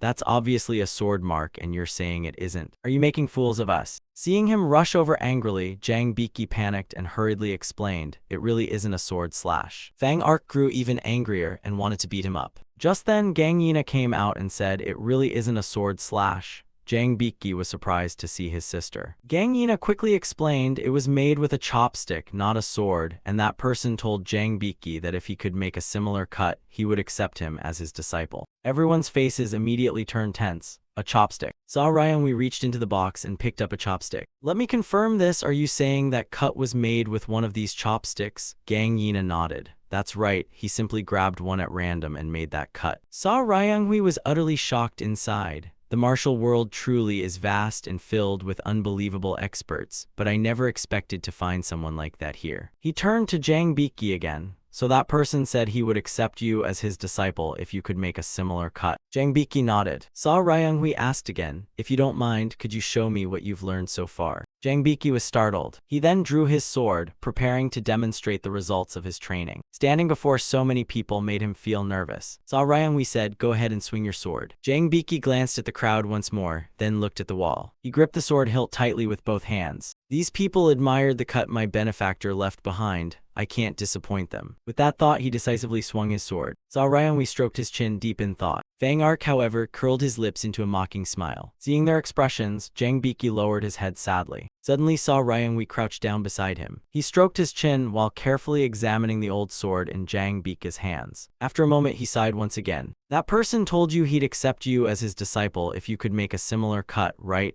Jang Biki nodded. That's right. Saw Ryungwi turned to glance at the wall again. A slash like that is too perfect to be made with a sword alone. That cut isn't something a child like you could make. Even someone who has practiced swordsmanship for over 10 years wouldn't be confident of making such a cut. Fang Ark snorted, is that cut really that incredible? We could do it too if we truly wanted. Aren't you overestimating the person who made that cut? Saw Ryungwi waved his hand. It seems we simply see things differently. That's just my opinion. And if I'm right, that person never intended for this boy to imitate that cut perfectly. If he had a purpose in making that cut, he wouldn't have intended to leave such a deep mark. Fang Ark snorted, thinking that the one who made the cut did have a solid foundation. No normal person would ask a child who had just started martial arts to recreate such a perfect cut. Saw Ryungwi turned to Jang Biki again. How long have you been practicing martial arts? Jang Biki replied shyly, less than a year. Saw Ryungwi praised him. Not bad. Are you practicing a body forging method? Jang Biki nodded. Saw Ryungwi suddenly grabbed his wrist. He used his internal energy to inspect the boy's meridians. As expected, he was just an ordinary child, and any martial artist knew the risk of letting others examine their meridians. Yet his body resisted the moment I touched him. It's the same training method as the 3 elements training method. Though he's only trained for a year and lacks much internal energy, it's remarkably pure. He might actually succeed if he can release all of his internal energy. He released Jang Biki's wrist and asked, can you swing your sword once more? Jang Biki asked in confusion, why? Saw Ryungwi smiled, don't you want to make a cut like that? I'm fairly sure I can help you a little. Hearing that, Jang Biki couldn't contain his excitement. Really? Gang Yina smiled from the side, thinking they were certainly no ordinary people, and their guidance would greatly help Jang Biki. Jang Biki immediately swung his sword once again. At a glance, Saw Ryungwi realized the boy was relying on natural strength instead of internal energy and quickly instructed him, don't grip the sword so tightly, loosen your grip a little. Jang Biki asked in confusion, but wouldn't I need a lot of strength to make a cut like that? Saw Ryungwi nodded, yes, you need strength, but not the strength of your arms. Think about drawing power from here, he said as he pressed a finger against Jang Biki's waist. Just like drawing water from a well, you must draw power from within yourself. Then channel it into your sword. Jang Biki asked again, what does my grip have to do with that? Saw Ryungwi explained.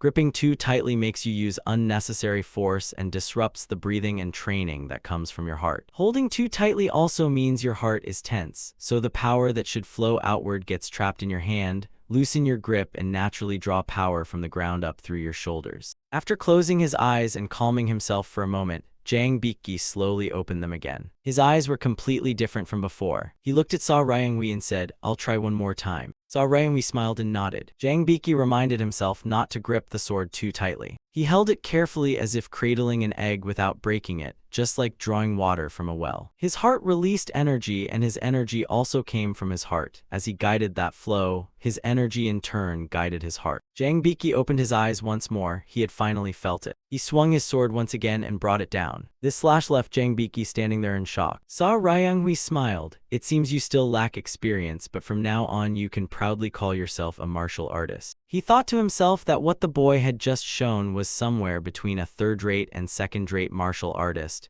and he would become even stronger in the future. But who was the person behind that slash who was willing to give this boy a chance? That night at the Jang Biki siblings' inn, the boy sat absent-mindedly in his chair instead of training as usual. My sword swing was obviously different, yet it felt like I lost nearly half my strength if making such a cut with a sword is already this difficult. Then how much harder must it be to make it with something other than a sword? Yet it never looked difficult for him at all. He was the one who made chopsticks fly through the air and pierce countless people. There's no way making that cut was difficult for him. I'm glad I didn't tell them how he attacked his enemies with flying chopsticks without physically touching them, because even after seeing it with my own eyes, I still couldn't believe it, so who would believe me if I just told them? Still, I'm truly grateful to them. Now I can at least try to imitate that cut. I wonder how deep a cut I can leave on the inn's wall with my sword today. Should I give it a try? Lost in thought, he heard someone enter and quickly came to his senses. I'm sorry, but we're closed for today, so we can't serve food anymore, though if you need a room, we still have one available. But when he saw who had arrived, his mouth fell open. The visitor was none other than Woon Xiang. The boy shouted excitedly, "You're back." Woon Xiang smiled. "You don't have to shout, I can hear you just fine." Both siblings were overjoyed by his return. Gang Yina hurried out from the kitchen. "You're back, benefactor." Woon Xiang nodded as he looked at the siblings.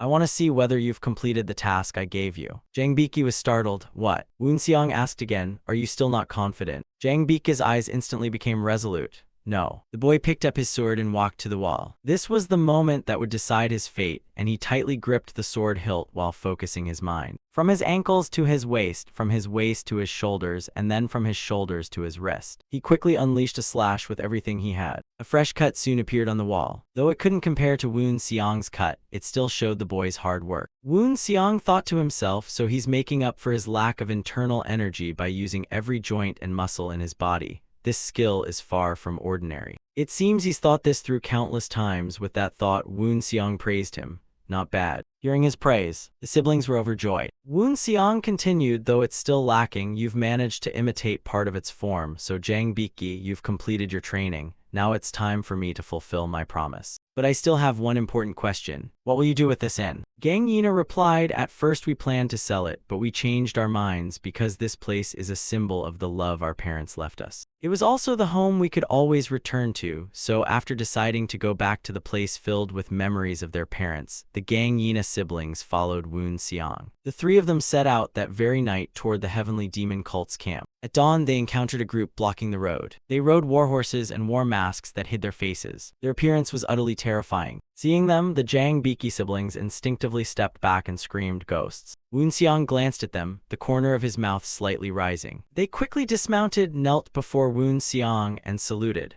"Long live the Heavenly Demon, we demons kneel before you." The Phantom Ghost Cavalry offers its loyalty to the Heavenly Demon, king of all demons. Seeing them kneel before Woon Xiang, the Jang Biki siblings were even more shocked. The Phantom Ghost Cavalry consisted of demonic cultivators who fought as one with their horses, and though they weren't one of the 12 guardian units, they were still among the Heavenly Demon cult's main assault forces. Their leader cupped his fists and said, "We marched without rest the moment we received your summons." Woon Xiang nodded, "You've done well." The man replied, "It's the least we can do for the cult." He then noticed the Jang Biki siblings standing behind Woon Xiang. "But who are these children?" Woon Xiang calmly answered, "I've decided to protect them." Hearing that, they all exchanged startled glances. The man removed his mask, revealing his bearded face. He then smiled warmly. "Since the demon god favors you, you must be good children. I'll take you both to our camp." He then lifted the Jang Biki siblings onto his horse. The group quickly rode back toward the camp. As they rode, Woon Xiang asked, "When did you join the Eastern Army?" One man replied, "About 2 days ago." Woon Xiang continued, "I heard the enemy has prepared an ambush around the Killian Mountains." The man smiled without the slightest fear. "Is that so?" The Phantom Ghost Cavalry was made up of warriors skilled at defeating enemies on horseback across any terrain. They had once belonged to the Northern Army's rear forces but were recently reassigned to the Eastern Army by Woon Seong.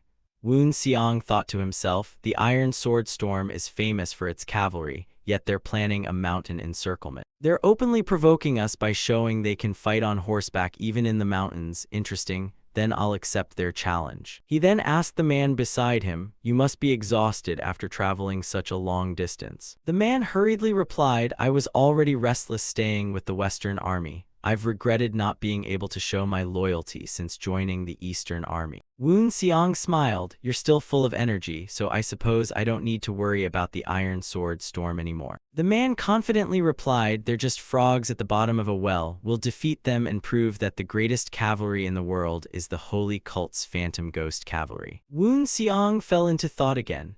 The Iron Sword Storm has its cavalry along with the Divine Dragon Army. The Phantom Ghost Cavalry will slaughter their cavalry, while the Divine Dragon Army will crush them head-on with the Black Dragon Unit and the Xiaohu Division. We'll trample the two armies they're so proud of, and once we do, their morale will surely collapse. And Guanchuk had come up with a rather interesting idea. Just then a voice called out from behind, Benefactor. The man escorting the Jang Biki siblings approached, and Jang Biki asked in confusion, who exactly are you, Benefactor? Both siblings' faces were filled with anxiety. Woon Seong smiled, haven't you already learned who I am? Both of them lowered their heads. Long live the Heavenly Demon, we demons kneel before you. You are the Heavenly Demon. Woon Seong did not deny it. Of course, I am the Heavenly Demon. Although he had already guessed it, hearing Woon Seong confirm it himself still left Jang Biki stunned. I knew he wasn't an ordinary man, but to think he was actually the Heavenly Demon. Gang Yina thought to herself, if the Heavenly Demon teaches Jang Biki martial arts, he won't have to worry about his future anymore. I hope this will greatly help Jang Biki's future. Before long, they returned to the Heavenly Demon cult's military camp. Woon Seong led the Jang Biki siblings into the tent. He sat down and said, rest for a while first. The siblings obediently sat down and remained silent. Soon voices came from outside. Guanchuk called from outside, Demon God. Only after receiving Woon Seong's permission did he dare enter. Woon Seong waved his hand, telling him there was no need to bow. Guanchuk turned and glanced at the Jang Biki siblings. They must be the siblings you mentioned. Woon Seong explained, I'm thinking of sending them to the Heavenly Mountains after the Battle of Gansu because they can't fight alongside us. Guanchuk bowed, I understand. Once the situation in Gansu is stable, I'll have soldiers escort them back to our headquarters in the Heavenly Mountains. Also, I'll prepare clothes and a tent for them. May I take them there and bring them some food? Woon Seong nodded in satisfaction. Do that. The siblings then followed Guanchuk outside.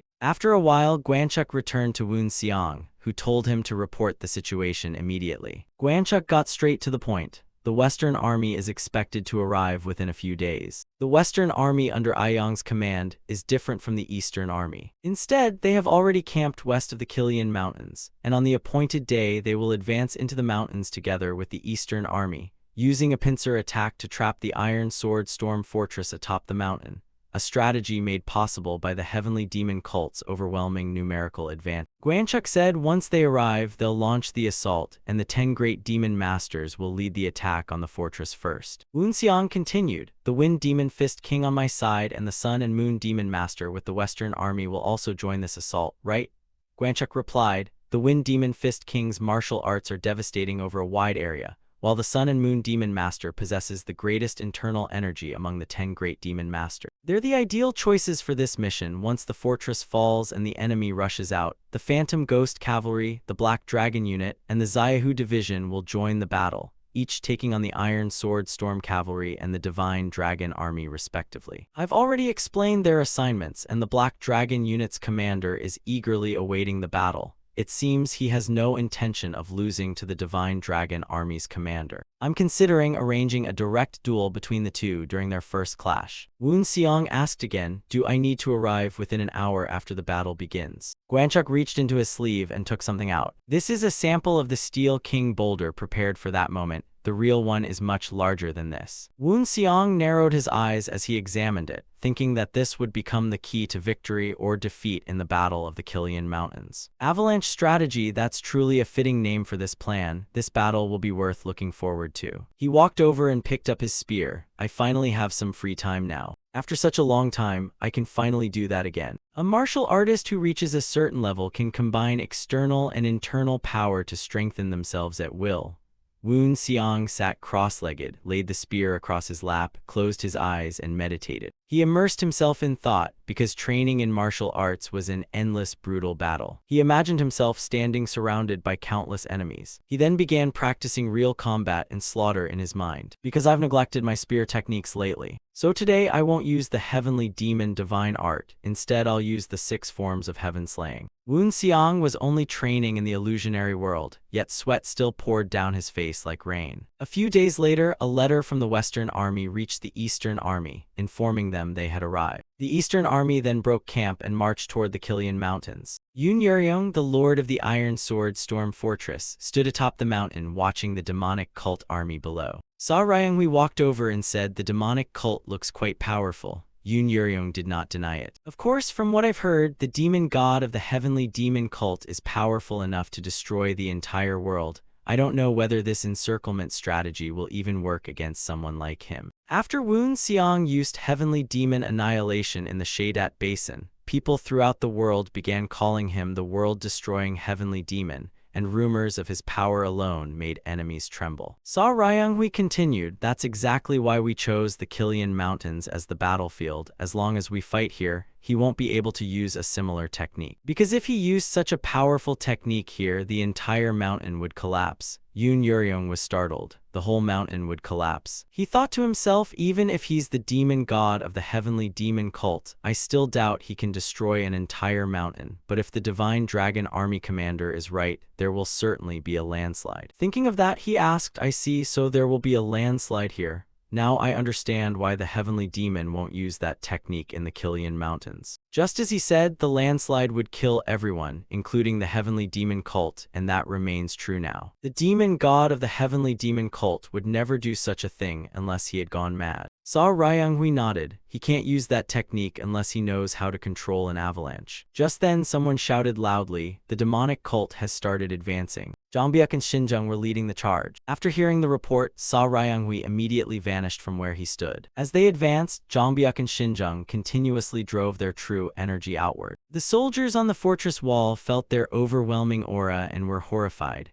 What terrifying pressure! They must be 2 of the 10 great demon masters. It looks like they're attacking the walls. Should we stop them? The other man shook his head. "No, it's not time yet. The opportunity hasn't come." "Then what should we do now?" "Even if we leave the fortress, we'll have to fight the holy cult army with everything we have. They seem to be quietly following behind the 2 demon masters while keeping their distance. But the gap is slowly widening, and once the demon masters get closer, we'll send out the divine dragon army and the iron sword storm cavalry to destroy the enemy, making it much easier to kill the demon masters afterward." Shinjung stroked his beard as he looked ahead. "I'll go first." As soon as he spoke, he swung his arm and drew his weapon. "It's been a long time since I last stood on a battlefield." His eyes turned sharp, filled with killing intent, as he waved his hand. The surrounding trees were instantly severed and collapsed one after another. After clearing the trees, he continued advancing. He wasn't cutting trees for no reason, he had a purpose. The fallen trees happened to destroy every trap the enemy had prepared. Standing atop the fortress, Sa Ryunghui widened his eyes in shock. He destroyed every trap we prepared with a single strike. At the same time, another commotion erupted elsewhere. Jongbyuk likewise destroyed countless traps without suffering the slightest injury. The Wind Demon Fist King is gathering the surrounding wind around his fists. That isn't just a figure of speech. He's actually controlling the wind. He generated wind from his shoulders and concentrated it into a powerful current through his arm. Then he unleashed it with his fist. That was the martial art of the Wind Demon Fist King, Jongbyuk. With a single punch, he blew away an entire thicket. The traps the Orthodox sects had carefully prepared were completely useless against him. He shouted to the demonic cultivators behind him, "I won't stop, so be careful not to fall behind." The demonic cultivators raised their swords and roared in support. Shinjung stroked his beard and smiled. "I should get moving too before I'm left behind." The 2 demon masters advanced non-stop toward the Killian Mountains, making the entire mountain tremble like a natural disaster. The people defending the fortress were all extremely tense. So that's the Demon King, their power is truly terrifying. But we can still stop them. If we attack together, we can still defeat them. I don't know about the other armies, but the Iron Sword Storm Cavalry excels at coordinated attacks. And if we attack together with the Divine Dragon Army's combined assault, defeating them is definitely possible. Thinking that, he loudly ordered his men to advance. Yoon Yeon likewise raised his hand and commanded the troops. The fortress gates were immediately opened. Without the slightest hesitation, he mounted his horse and rode out. The Iron Sword Storm Cavalry followed closely behind him out of the fortress. Sa Ryangwi also landed beside the Divine Dragon Army. Let's move to. Yoon Yeon chose the Sun and Moon Demon Master as his opponent, while Sa Ryangwi accepted facing the Wind Demon Fist King without objection. They quickly split into two groups to intercept the enemy. T-Letter 1EA7N, Duong and Gwanchuk stood atop a mountain, silently observing. Everything still seems to be going according to plan. Woon Seong thought to himself, I assumed they planned an encirclement because they built their fortress on the mountain, but I never expected them to open part of the wooden wall to join the battle. That's a little different from what I expected. These differences won't change much. Thinking that, he called out Phantom Ghost Cavalry Commander. The Phantom Ghost Cavalry Commander behind him immediately replied, Yes, Heavenly Demon. Woon Seong continued, Black Dragon Unit Commander. Tyryong, standing behind him, struck his chest and answered, Yes, Heavenly Demon. Woon Seong said sternly, I'll leave everything to you. Go out there and wipe out the enemy. As soon as he finished speaking, the neighing of horses echoed out. The Phantom Ghost Cavalry simultaneously put on their masks. Every one of them was filled with fighting spirit, ready to charge. Woon Seong then instructed Gwanchuk, send the signal for the White Monkey Division of the Western Army to move. A signal flare immediately shot into the sky.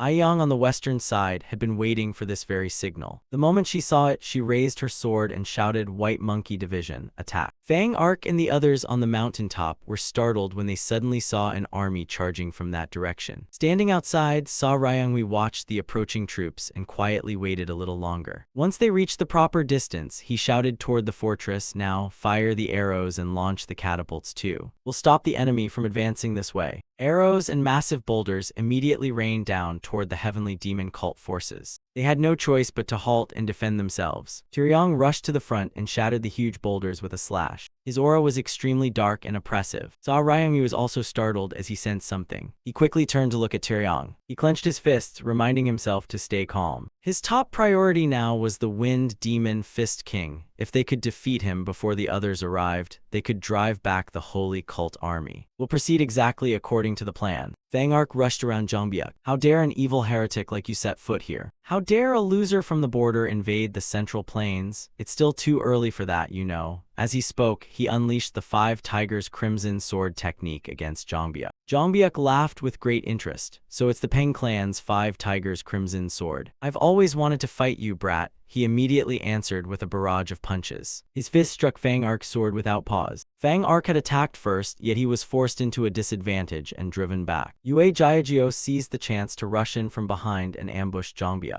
Jeongbyuk didn't even bother dodging and let her sword strike him. But the slash barely harmed him, it only left a slight scratch on his skin. Yue Jiajio's face turned pale as she cursed inwardly. Is his body indestructible? While she was distracted, Jeongbyuk coldly turned and swung his arm behind him. He instantly grabbed Yue Jiajio's arm. Without hesitation, he hurled her away. Seeing that, Sa Ryangwi shouted in alarm. Without hesitation, he leaped forward and caught her. Tang Kui took out several hidden weapons, thinking he had to give it everything. The group then surrounded Jeongbyuk and attacked together. But after countless attacks, they ultimately failed to do anything to him. That monster truly deserves the title of Demon King. He's stronger than I expected, but Tang Kui's poison should already have entered his body. Given his nature, he'll definitely unleash his power, and then the poison will quickly spread throughout his body. As long as we stall long enough, even the Demon King will fall. Tyryong shouted, Black Dragon Unit, listen up. The demon god has ordered us to destroy the Divine Dragon Army. Meanwhile, Aiyang ordered her subordinates, Xiaohu Division, join forces with the Black Dragon Unit and defeat the enemy. Even Fang Ark and the others in battle sensed a huge disturbance in the distance. He roared angrily, those damned demonic cult bastards. Sa Ryangwi shouted, forget the Wind Demon Fist King.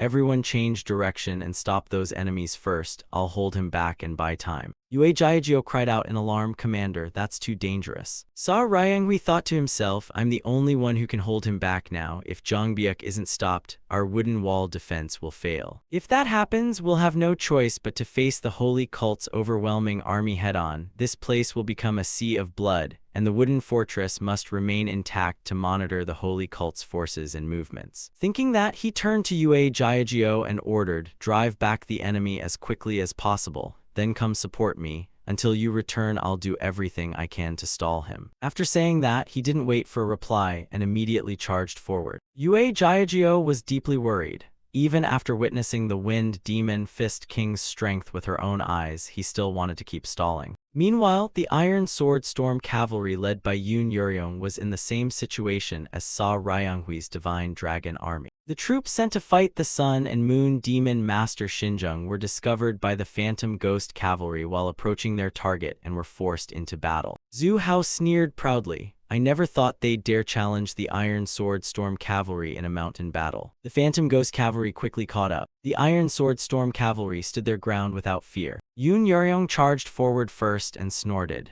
Do you really think your little bit of skill is enough to fight me? The only thing that lets a master win is martial arts, while a cavalry's greatest weapon is the formation it uses to defeat its enemies. But he soon lost the confidence to boast, his face instead filled with utter horror. The moment they clashed, he realized his opponent's skill far surpassed his own. As soon as they exchanged blows, he was forced onto the defensive by the Phantom Ghost Cavalry commander. He reacted quickly enough to avoid a fatal strike, losing only part of his beard. Otherwise, his head would already have been severed. In terror, he touched his neck to make sure he was still alive. I need to keep far enough away that his spear can't reach me. The Phantom Ghost Cavalry commander turned his horse and stared at him. Yun Yuryong widened his eyes. What the hell is this? Before his disbelieving eyes, the Phantom Ghost Cavalry commander suddenly leaped at him, though he hadn't completely left his horse. Looking closer, one of the commander's feet was still hooked onto the horse's back. Unable to believe it, he shouted, how can his horse do that? He hooked his foot onto the horse, launched himself forward, then flipped back again. How is this possible? I miscalculated. Xinzheng had already reached the wooden wall without meeting any resistance. Stroking his beard, he smiled in satisfaction. They're all doing very well. Once the enemy formation is broken, if we can hold on a little longer, victory will be ours. But that isn't the final victory our cult desires. To achieve the demon god's goal, I have no choice but to step in myself. He quickly infused his weapon with internal energy. Then without hesitation, he charged forward and smashed through the wooden wall. With a single effortless move, he shattered the Orthodox sect's defenses. The young men behind the wooden wall cried out in panic. It broke. To them, Xinzheng looked like a demon as he smiled and slowly walked toward them.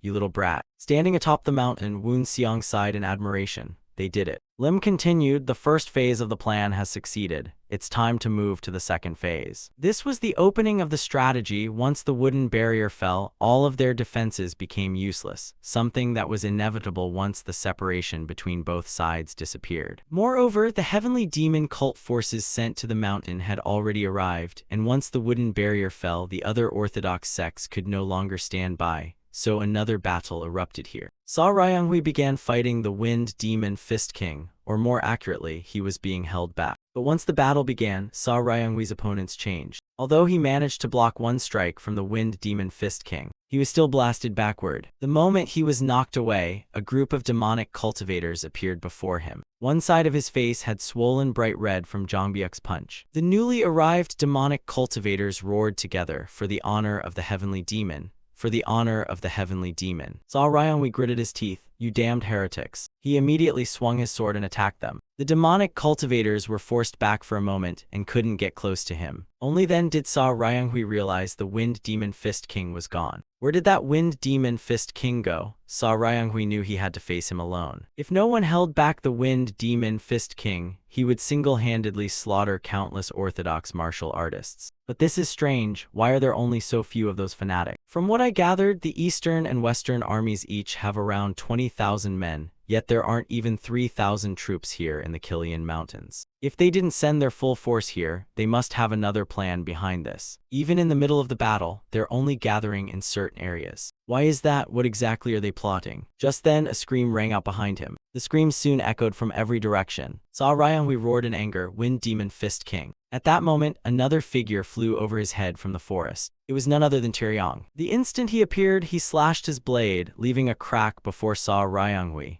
clearly warning him not to chase the Wind Demon Fist King because his opponent was Tyryong. Sa Ryanghui stared at him in shock, thinking that if he hadn't sensed the bloodlust and dodged, he would have been split in half by that massive blade. He instinctively blurted out, Black Dragon Unit Commander. Tyryong sneered, You're the commander of the Divine Dragon Army, aren't you? The two immediately charged at each other. As they fought, the entire forest shook violently. After several exchanges, they seemed evenly matched, with neither gaining the upper hand. Sa Ryanghui blocked one of Tyryong's slashes and gritted his teeth as he asked, What the hell is the Heavenly Demon Cult planning? Tyryong didn't answer and simply pushed harder against him. Sa Ryanghui angrily swung his sword back. Why aren't you attacking with your full strength? What are you plotting? Speak, you bastard. Tyryong stepped back to evade for a moment. Then his eyes suddenly turned blood red and his aura completely changed. He immediately unleashed another slash. Sa Ryanghui barely dodged in time, losing only a corner of his robe, and he froze in disbelief after witnessing that strike. Tyryong coldly said, If you're not going to fight with your mouth, then focus on the battle. Otherwise, your head will leave your shoulders before you even realize it. Before Sa Ryanghui's horrified gaze, Tyryong charged at him once again. Meanwhile, amid the chaotic battle below, groups from the Heavenly Demon Cult were secretly advancing on another side of the Killian Mountains. It was a strange action whose purpose no one could figure out. Carrying axes, they climbed the mountain and repeatedly drove them into the ground. After planting countless objects into the earth, they were finally ready. Signal flares soon shot up one after another from the forest. Guanchuk stood on a hill watching. They're doing very well. He narrowed his eyes as he watched the Holy Cult army advancing below. That's right, those iron pillars are the key to bringing the mountain down. Then the enemy will learn the greatness of the Holy Cult. Elsewhere, Woonseong sighed, It's time for me to make my move. The Orthodox sects were utterly confused as signal flares suddenly filled the sky. Sa Ryanghui also shouted, What are you people really trying to do? Tyryong smiled, Well, I don't know the full details of the plan, but I do know one thing. Those flares are a clear signal to every Holy Cult member fighting in the Killian Mountains. I wish we could fight longer, but it ends here. After speaking, he swung his blade, sending dirt and rocks flying towards Sa Ryanghui. He had no intention of continuing the fight and turned around shouting, Everyone, move aside. The whole army retreat immediately. Sa Ryanghui also shouted to the men behind him, Don't chase them, be careful, it's a trap. Just then, Zhu Hao rode out from another part of the forest. What's going on? Why are those evil cult bastards suddenly running away? Sa Ryanghui replied, I have a bad feeling about this, but I think we'd better regroup. Fang Ark scoffed, It's just another dirty trick from the evil cult. Sa Ryanghui shouted angrily, Fang Ark, shut your mouth. Fang Ark shouted back without backing down, You came from some lowly family and you think you're somebody just because you're my superior. At that moment, an overwhelming aura descended over everyone's heads. Woonseong finally entered the battlefield, walking through the sky above them. He reached the center of the battlefield and raised one foot. Dense energy continuously spread from the tip of his foot. The Orthodox sects below stared in shock. Is that the Heavenly Demon? The greatest nightmare of the Orthodox sects was when he ignited flames beneath his foot and unleashed them with a single stomp. Woonseong's stomp came crashing down. The Heavenly Demon Divine Art was unleashed with terrifying power. This was the martial art that made the Heavenly Demon the greatest nightmare of the righteous sects in the martial world. If you asked any martial artist in the Zhongyuan, there would be two answers. Heavenly Demon Meteor Palm and Heavenly Demon Descends Step. Every technique of the Heavenly Demon sect carries destructive power, but these two are especially unique.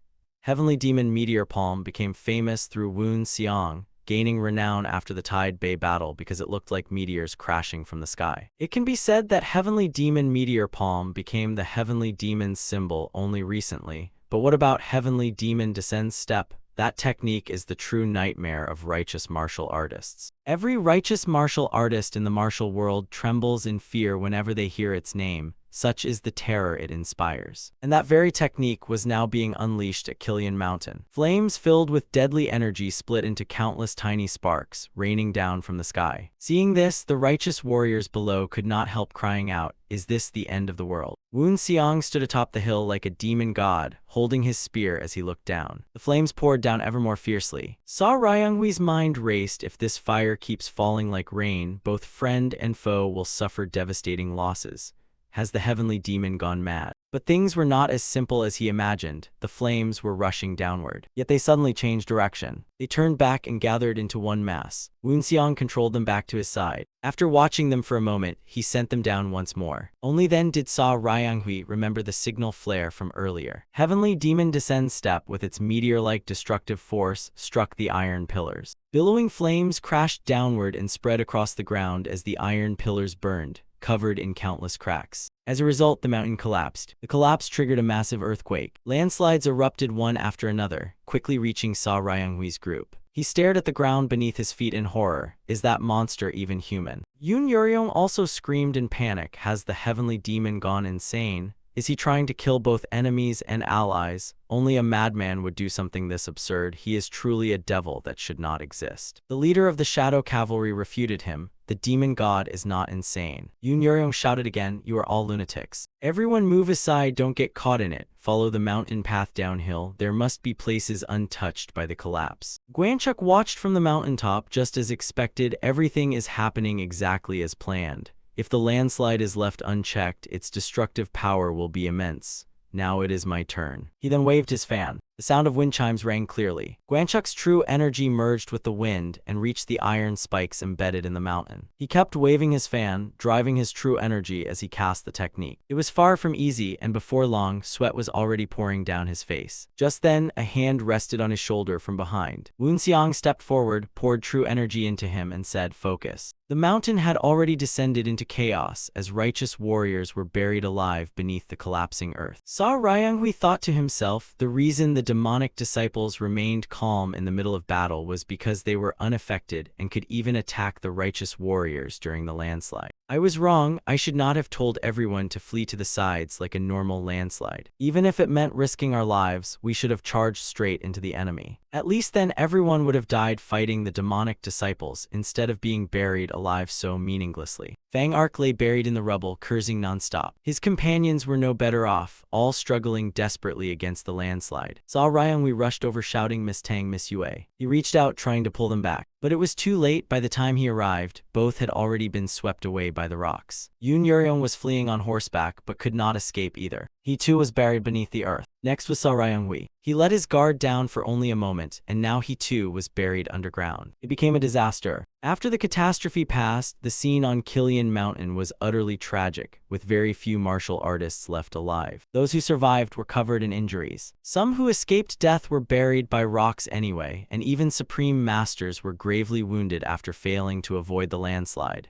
barely clinging to life. The heirs of the great families in the Divine Dragon Squad and Yoon Yuryong were all lying collapsed on the ground. Sa Ryanghui crawled out from beneath the rubble. He still believed he could survive. If I gather the survivors, we still have a chance. Just then, a sword was pressed against his neck as a voice said, "Why do you keep trying to stand up?" Cold sweat poured down Sa Ryanghui's face, blood began trickling from his neck, and one careless move could cost him his head. The demonic cultivator stared at him and continued, "We were ordered to capture every survivor alive." The Black Dragon Squad showed no mercy to their enemies. Even the crippled were captured and dragged away as prisoners. Fang Ark, whose legs were both broken, was no exception. He was tied to a pole and dragged across the ground while furiously cursing, "Do you know who I am? I am a direct descendant of the great Peng clan. If you want me as a prisoner, you'd better treat me well." The others exchanged helpless glances, speechless at this idiot, when Taeyong walked over. He waved his hand, signaling them to lower the pole.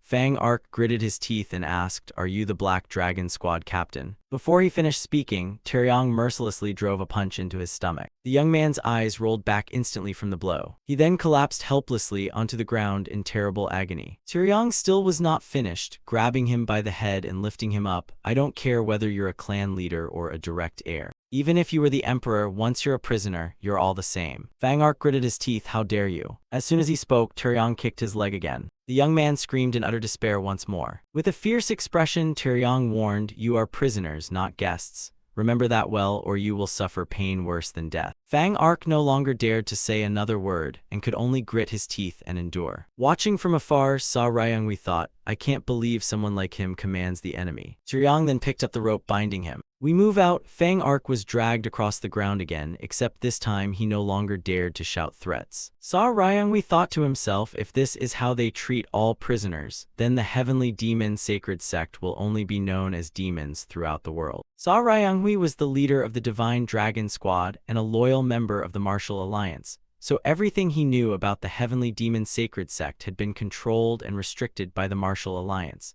including claims that the righteous sect suffered terrible losses and civilians were exploited by the Heavenly Demon Sacred Sect. They claimed the Heavenly Demon Sacred Sect treated not only its enemies but everyone in the world with cruelty, and if they ever ruled the world, it would be filled with endless screams, rivers of blood, massacres, and mountains of corpses. Sa Ryangwi looked at Tyryong and asked, "What are you going to do with us now?" Tyryong calmly replied, "The demon god will decide everything." By sunset, they had brought the prisoners back to the Heavenly Demon Sacred Sect's camp. The moment Sa Ryangwi entered, he was stunned. His companions reacted the same way. "Wait, you are..." The person he saw was Jang Bikki. The moment Jang Bikki saw Sa Ryangwi, he ran over. Seeing him run out, Tyryong called out, "Young master." The boy happily smiled at him. "Yes, it's me. Greetings, captain of the Black Dragon Squad." Sa Ryangwi asked in confusion, "Why are you here?" Jang Bikki briefly explained everything that had happened recently to Sa Ryangwi. After hearing it, Sa Ryangwi finally understood. So that's what happened. He thought in amazement, "I can't believe the one who left those traces and the one I desperately wanted to meet again was the Heavenly Demon.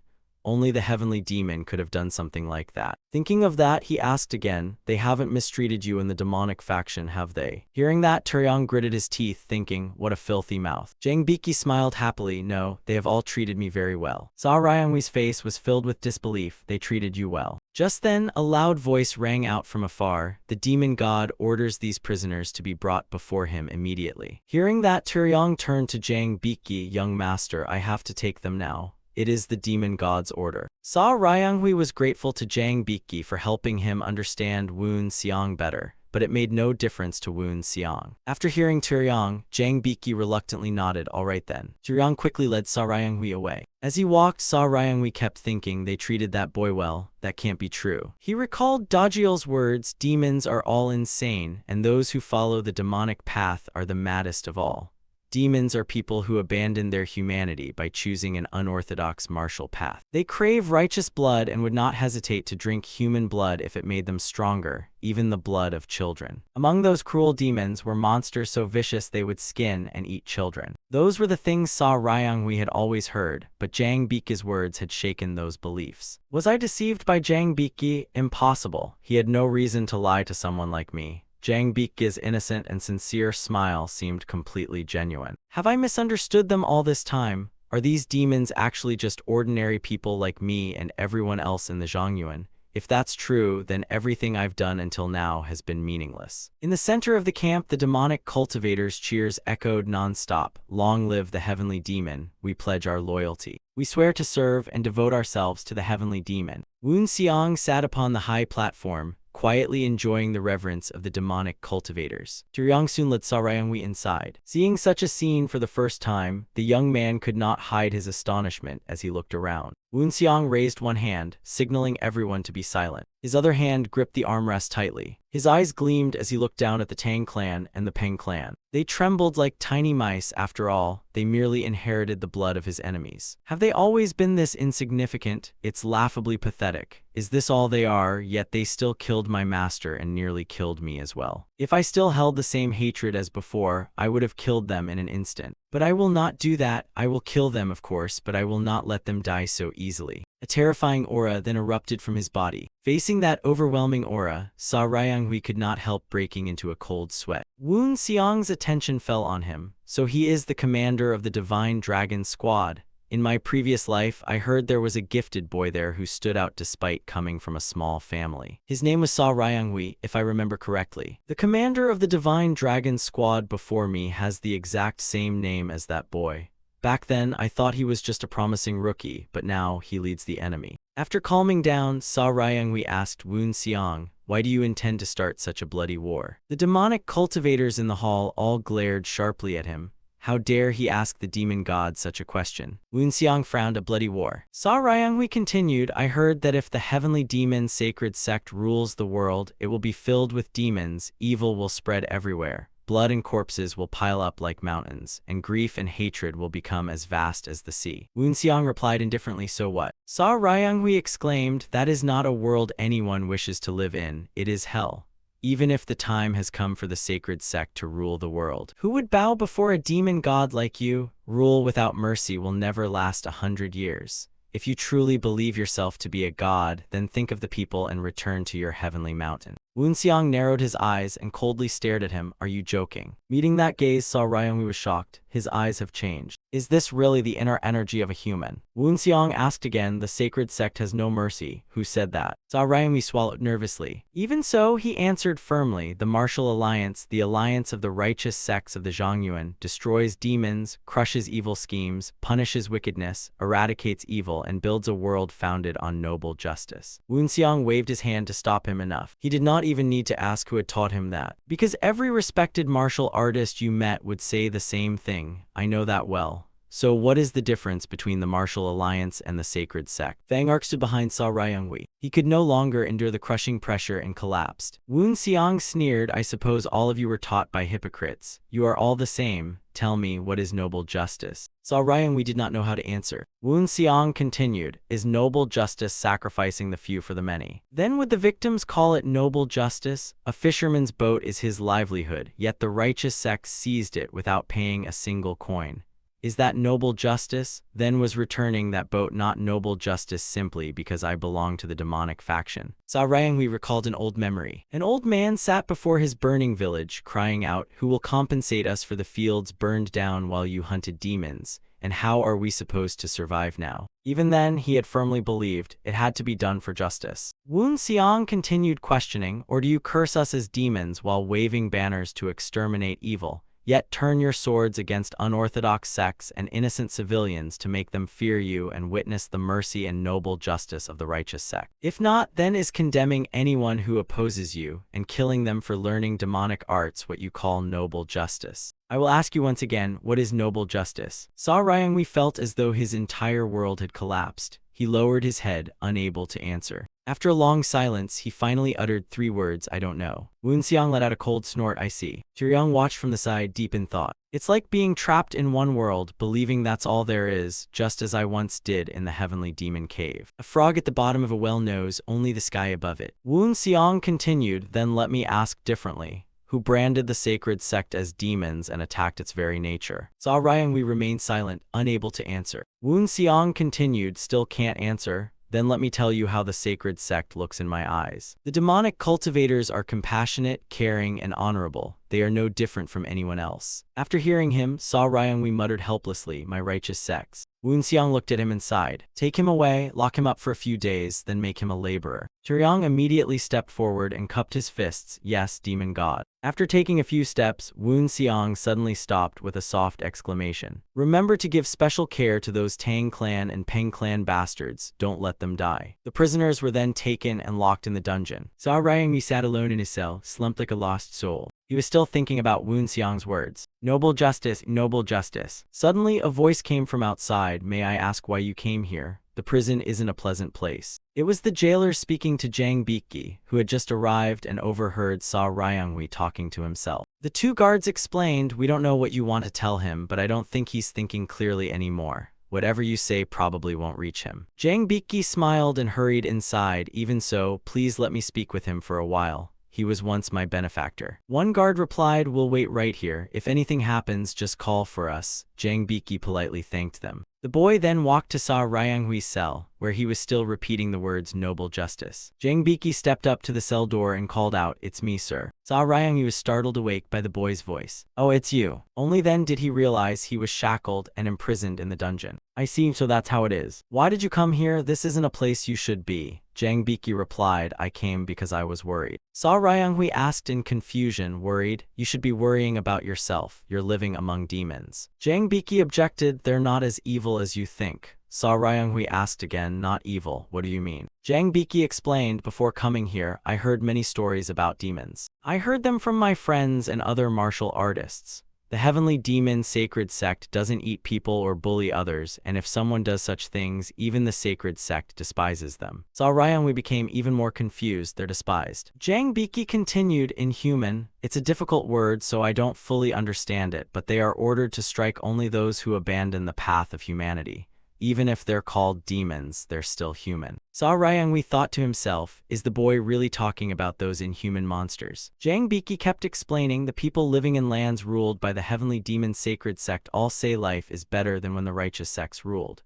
Please beg them to spare your life. They say my master values talented people. I'm sure if you live with them for a while, you'll see they're all human, and if you ask my master to spare you, I'm certain he will. Sa Ryunghui interrupted, stop. Why are you telling me all this? We've only met a few times, even if I did teach you how to make your sword strike sharper. But that's all I ever did, so why tell me all this? Did your master tell you to say it? That if I surrender, I'll be spared? Jang Biki shook his head, no, it's because you helped me. Because you helped me, I was able to stay here, and that's why I want to help you. Sa Ryunghui lowered his head and sighed. Do you know how hard it is to deny everything I've believed in for so long? It would mean denying everything I've seen, heard, and devoted myself to, even denying my own existence.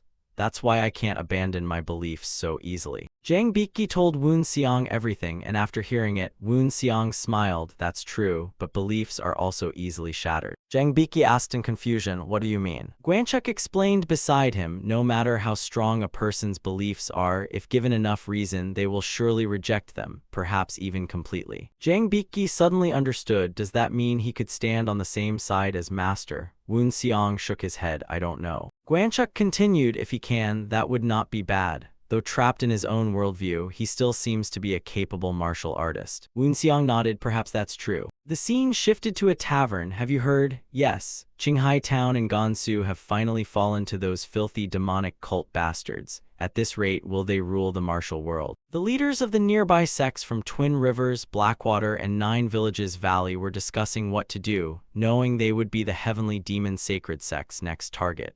One of them said, the Heavenly Demon Sacred Sect is powerful enough to destroy 2 fortresses while suffering barely any losses. There have already been several attempts by sects joining forces against the Heavenly Demon Sacred Sect, yet they all ended like Qinghai Town and Gansu. The same happened in the Kadam Basin and with the Qinghai Alliance. None of them could withstand the Sacred Sect's attacks. Haven't those defeats already proven that no matter how many medium-sized sects unite, they still cannot stop the sacred sect's advance? Another man took a sip of wine and said, everyone stay calm. We are martial artists of Sichuan. The speaker was No Ho Jiong, leader of the 9 Villages sword sect. In Sichuan there are 2 prestigious sects beyond compare. The Sichuan Tang clan, famed as the birthplace of poisons and hidden weapons, and the King Cheng sect, one of the 10 great sects and the strongest among the 5 mountain sword sects. From what we've heard, they have already joined forces and are waiting to stop the Heavenly Demon Sacred Sect. If we unite with them, even the Heavenly Demon Sacred Sect won't break through easily. 500 elite troops from the monster squads, including rhinoceroses and war elephants from the southern monster forest of Manchuria, will also join us. With such strength, I refuse to believe the Heavenly Demon Sacred Sect can leave Sichuan alive. A wartime memorandum and cross orders. I doubt the fallen heroes would be pleased. If we join them, we can show them our true strength. Everyone, prepare to fight alongside the Tang clan and the King Cheng sect. Young raised his hand to calm them. Even if we join, we are still people of the martial world. We can't simply abandon it, can we? One man asked doubtfully, it would be great if we had something to rally everyone together, but is there any way to do that? Young replied, we'll lose in a direct battle, but that's not the only strategy, is it? Another man suddenly realized, you mean the Scorched Earth strategy. The Scorched Earth strategy exhausts the enemy by removing every supply and source of food they can use, but it is reserved for brutal wars because it causes enormous destruction. Young smiled slyly, exactly. Just then, loud knocking echoed from outside. Open the door. Young frowned and glanced outside. He walked over unhappily and opened the door. What is it? A subordinate replied, someone from the Black Sword Sect requests an audience with you.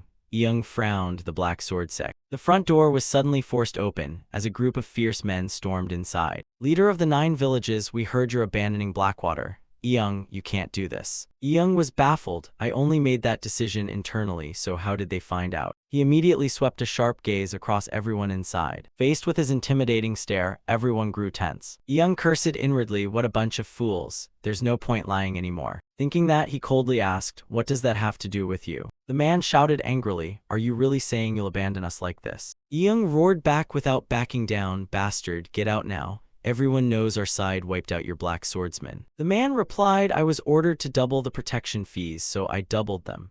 More than half of that money went into your pockets. We overturned merchant stalls when you needed land for your base, and we even kidnapped young women and handed them over to your side. After everything we've done, how can you abandon us?" Unable to endure the accusations any longer, Young immediately drew his sword and charged forward. "You bastard, are you tired of living?" The man had no time to react and was cut in half by that single strike. Young coldly glanced at the others. "If you keep spreading nonsense behind my back, I'll cut off every one of your heads." Everyone inside trembled in fear, not daring to say a word. Young then shouted at the rest, "Now get out of here. If you don't go silence them, I'll kill you all." In the end, the gang had no choice but to leave, trembling at the actions of those bearing the name of the righteous sects. The Scorched Earth plan continued as planned, but one thing they could not stop was a rumor that the righteous faction had buried the Black Sword sect along with the land they abandoned. Hearing the rumor, Woon Seong sneered, "The righteous factions are always this hypocritical. So that's why you came to me." The man kept bowing. "We'll pay monthly protection fees, we'll pay twice what we gave the righteous factions, and half the profits from the King of Hell herb operation will be offered to the Heavenly Demon sect." Hearing that, a terrifying killing intent burst from Woon Seong, forcing them to their knees with their heads pressed to the floor. A cold, oppressive atmosphere quickly filled the room. He shouted coldly, "Aren't you no different from those factions? Aren't you hypocrites just like them? But I hate hypocrites most of all, especially bloodsuckers who prey on others. Behead them all, then burn down their homes and distribute everything they own to the nearby civilians." The men panicked and begged, "Please give us one chance." But Taryong ignored them completely and swiftly swung his great blade. Woon Seong walked outside, holding his head with a sigh. Being a master is truly difficult. His master, like Nok Yaoan Judong, had devoted everything to teaching him, so Woon Seong could never simply exploit the Heavenly Demon sect. Being a master is truly difficult. After taking his revenge when the opposition reaches its peak, "It wouldn't matter if I simply wandered the martial world without another care." Suddenly, Young's face appeared in his mind. "What are you saying? You promised to wait for my answer after everything was over." The next day, news spread quickly. They say every member of the Black Sword sect was beheaded inside the Heavenly Demon sect. Beheaded in the Heavenly Demon sect? Is that all? They also say the stolen goods will be returned within a few days. What? Isn't the Heavenly Demon sect supposed to be full of man-eating demons? I thought so too, but the rumor is true. Yesterday I got back everything the Black Sword sect stole, and the girl they sold has returned home. My goodness, is that really true? From then on, countless rumors about the Heavenly Demon Sacred Sect spread throughout the Zhongyuan. Even in prison, Sa Ryonghui heard similar stories every day, as Jang Biki visited him daily and told him countless things. Hearing all this, disbelief filled his face. Could it really be true? His mind was in turmoil. I can't believe these so-called demons act more honorably than the righteous faction.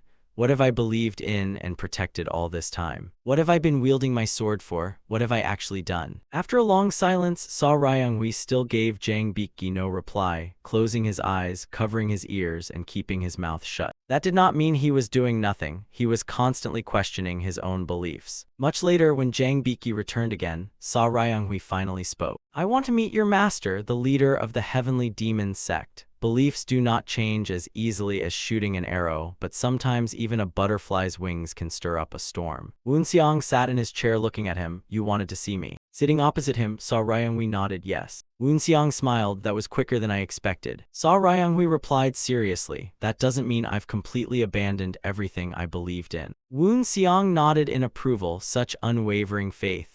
Of course I know that belief is precious and I have no intention of destroying it. Then why did you want to see me? Sa Ryonghui lowered his head, thought for a moment, then answered. "I want to visit the Heavenly Demon Sect's camp. I know it's an unreasonable request, but I want to see the Heavenly Demon Sect's camp and the lands it rules with my own eyes. If necessary, you may seal my power and have someone watch over me." Woon Seong set his teacup on the table. "Things are becoming interesting. Hearing that someone from another sect wants to visit the heavenly demon sect's camp is quite amusing. If I allow it, what will I gain in return? Without hesitation, Sa Ryanghui replied, I will offer you my life. Wu Xiang was surprised. What? Sa Ryanghui explained, if everything I've heard about your sect is false, then I will offer you my life. Wu Xiang stroked his chin thoughtfully. Your life. Sa Ryanghui continued, I will acknowledge you as my master and dedicate my sword to the prosperity of the heavenly demon sect. Whether you kill or spare me will be entirely your choice. Hearing that, Wu Xiang burst into laughter. Sa Ryanghui was utterly confused by Wu Xiang's laughter. Wu Xiang bluntly said, you think too highly of yourself. I admit you're talented for your age, but the heavenly demon sect has many people as gifted as you.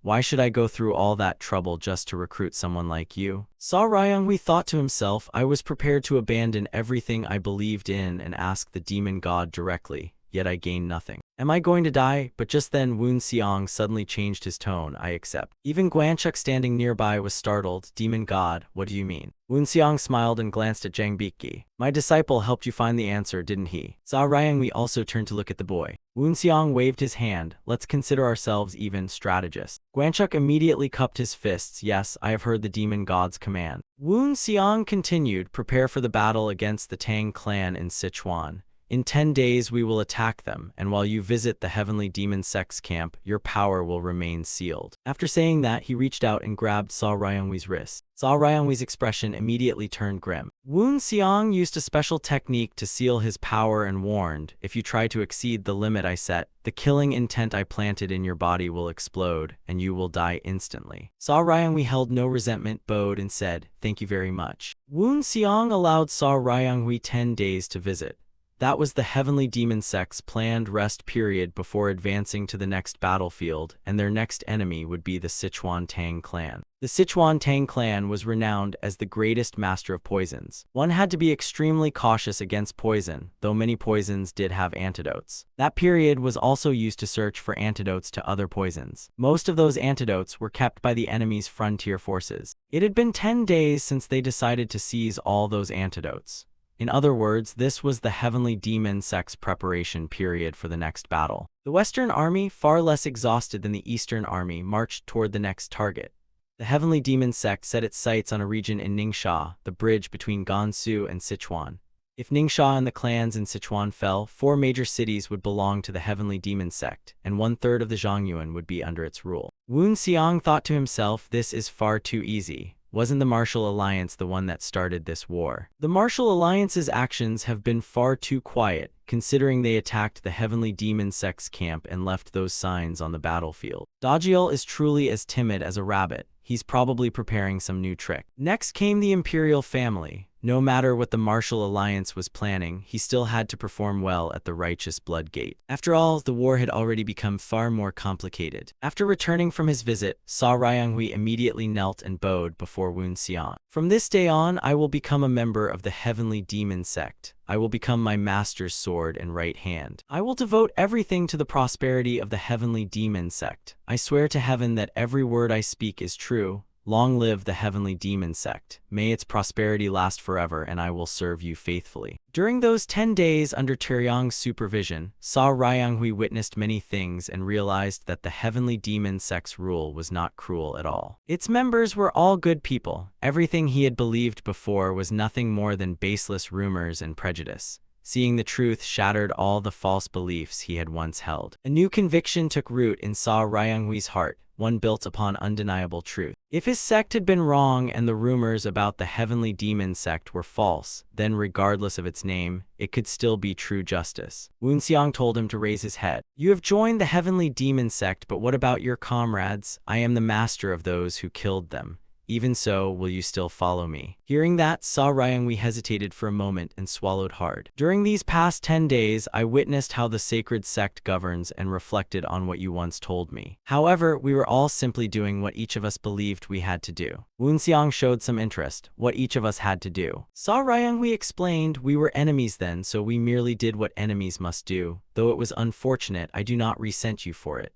Woon Seong asked again, what about your surviving comrades? Sa Ryunghui replied, I will do my best to persuade them. Woon Seong thought to himself, though he is still bound by his old beliefs, he has finally opened his mind. I wonder how many prisoners from the Divine Dragon Squad will do the same. With that thought, he smiled. I permit you to persuade them. Sa Ryunghui bowed once more and thanked him. Woon Seong continued, however, I will never allow you to persuade those Tang clan and Peng clan bastards. Sa Ryunghui looked up at him in confusion. Woon Seong gave no explanation and turned to leave. Even if you tried, it would be pointless. From the Justice sect, Woon Seong had obtained the list of those who sided with the Sky Island sect. After the martial alliance, the Tang clan and the Peng clan were next on that list. No one from those families would ever surrender to the sacred sect, and even if they did, their clans would never accept them. Sa Ryunghui's face tightened with sadness. Woon Seong ordered the demonic cultivators behind him. I permit Sa Ryunghui to become a believer of our sacred cult, but since he was our enemy until recently, I will not grant him any position for now. He will serve in the White Army as the lowest-ranking believer for 100 days. After completing his service, I will decide his rank based on his contributions. Sa Ryunghui accepted without objection. As you command, demon god. After accepting Sa Ryunghui, the sacred sect continued marching toward the place where the Tang clan and the Qingcheng alliance awaited them. While advancing, the new recruit Sa Ryunghui kept trying every day to persuade his former comrades. Some called him a traitor and even spat in his face. The most influential among them were Tang Sabung and Fang Ark. I knew it. This is exactly why I opposed letting people of low birth stand on equal footing with us. Sa Ryunghui pleaded, please believe me. I have seen the sacred cults rule with my own eyes. They are not demons, they are human. They are ordinary people who never had the chance to defend themselves after being branded as monsters. Thanks to Sa Ryunghui's persistent efforts, a few people finally agreed to follow him. Like Sa Ryunghui, they were allowed to visit the sacred sect's camp and its surrounding lands, and 3 prisoners from the Divine Dragon Squad pledged loyalty to Woon Seong. They all came from minor sects or one-disciple sects. Guanchuk approached Woon Seong and reported, those from the major sects refused to submit. Woon Seong sighed, I expected that. Order the 3 who submitted to join the White Army. Thus, the Western Army gained 4 new warriors who had once worn the mask of the righteous faction, while all of this unfolded as the battle with the Sichuan alliance drew near. No one could stop the heavenly demon sacred sect's advance. In less than 2 months, Gansu and Qinghai town had completely fallen, yet they were still unsatisfied, so they marched toward Ningxia and Sichuan. In the end, nearly 1/3 of the martial world was under their control. The Sichuan alliance had begun to fracture, and Ningxia had also fallen into the heavenly demon sacred sect's hands. When the news reached the Tang clan, they were furious. Those miserable bastards. The leaders of the 9 villages knelt below, all astonished that they would one day meet the Tang clan's great patriarch. The venomous parasites will not lose their effect, they will only become deadlier. He was a legendary figure who mastered every scheme and strategy of the Tang clan from a young age and elevated them to new heights. When it came to poisons, no one could rival him. He was a true grandmaster among grandmasters. The Tang clan's great patriarch, Tang Jinryong, turned to them and asked, are you really that afraid of the heavenly demon sacred sect? Young lowered his head, I have no excuse. A faint aura spread from Tang Jinryong as he said, no, that won't do. If you still try to justify yourself, that would be utterly shameless. He raised his hand and touched the potted plant beside him. Wherever his aura reached, the leaves instantly turned black before crumbling into nothing. Even the branches were corroded by the poison until they completely vanished. Young and the others were horrified. Such poison mastery truly deserved to be called the pinnacle of poison arts. Tang Jinryong withdrew his hand and continued, since you've come here to reinforce us, I won't say more. Though you're late, I hope you'll do your best to defend the Sichuan alliance. The Tang clan and the Qingcheng sect will provide detailed instructions. The martial alliance is making its final preparations, and once they're finished, we only need to wait for the supreme martial artist they are sending. Everyone was shocked. A supreme martial artist. Tang Jinryong continued, I don't know who it is, but the martial alliance's leader said that person's strength rivals the Buddha saint and the sword saint. Hearing that, everyone was stunned. The Buddha saint and the sword saint. If someone that powerful helps us, we can surely stop the heavenly demon sacred sect. Tang Jinryong continued, once everything is ready, I'll explain the strategy.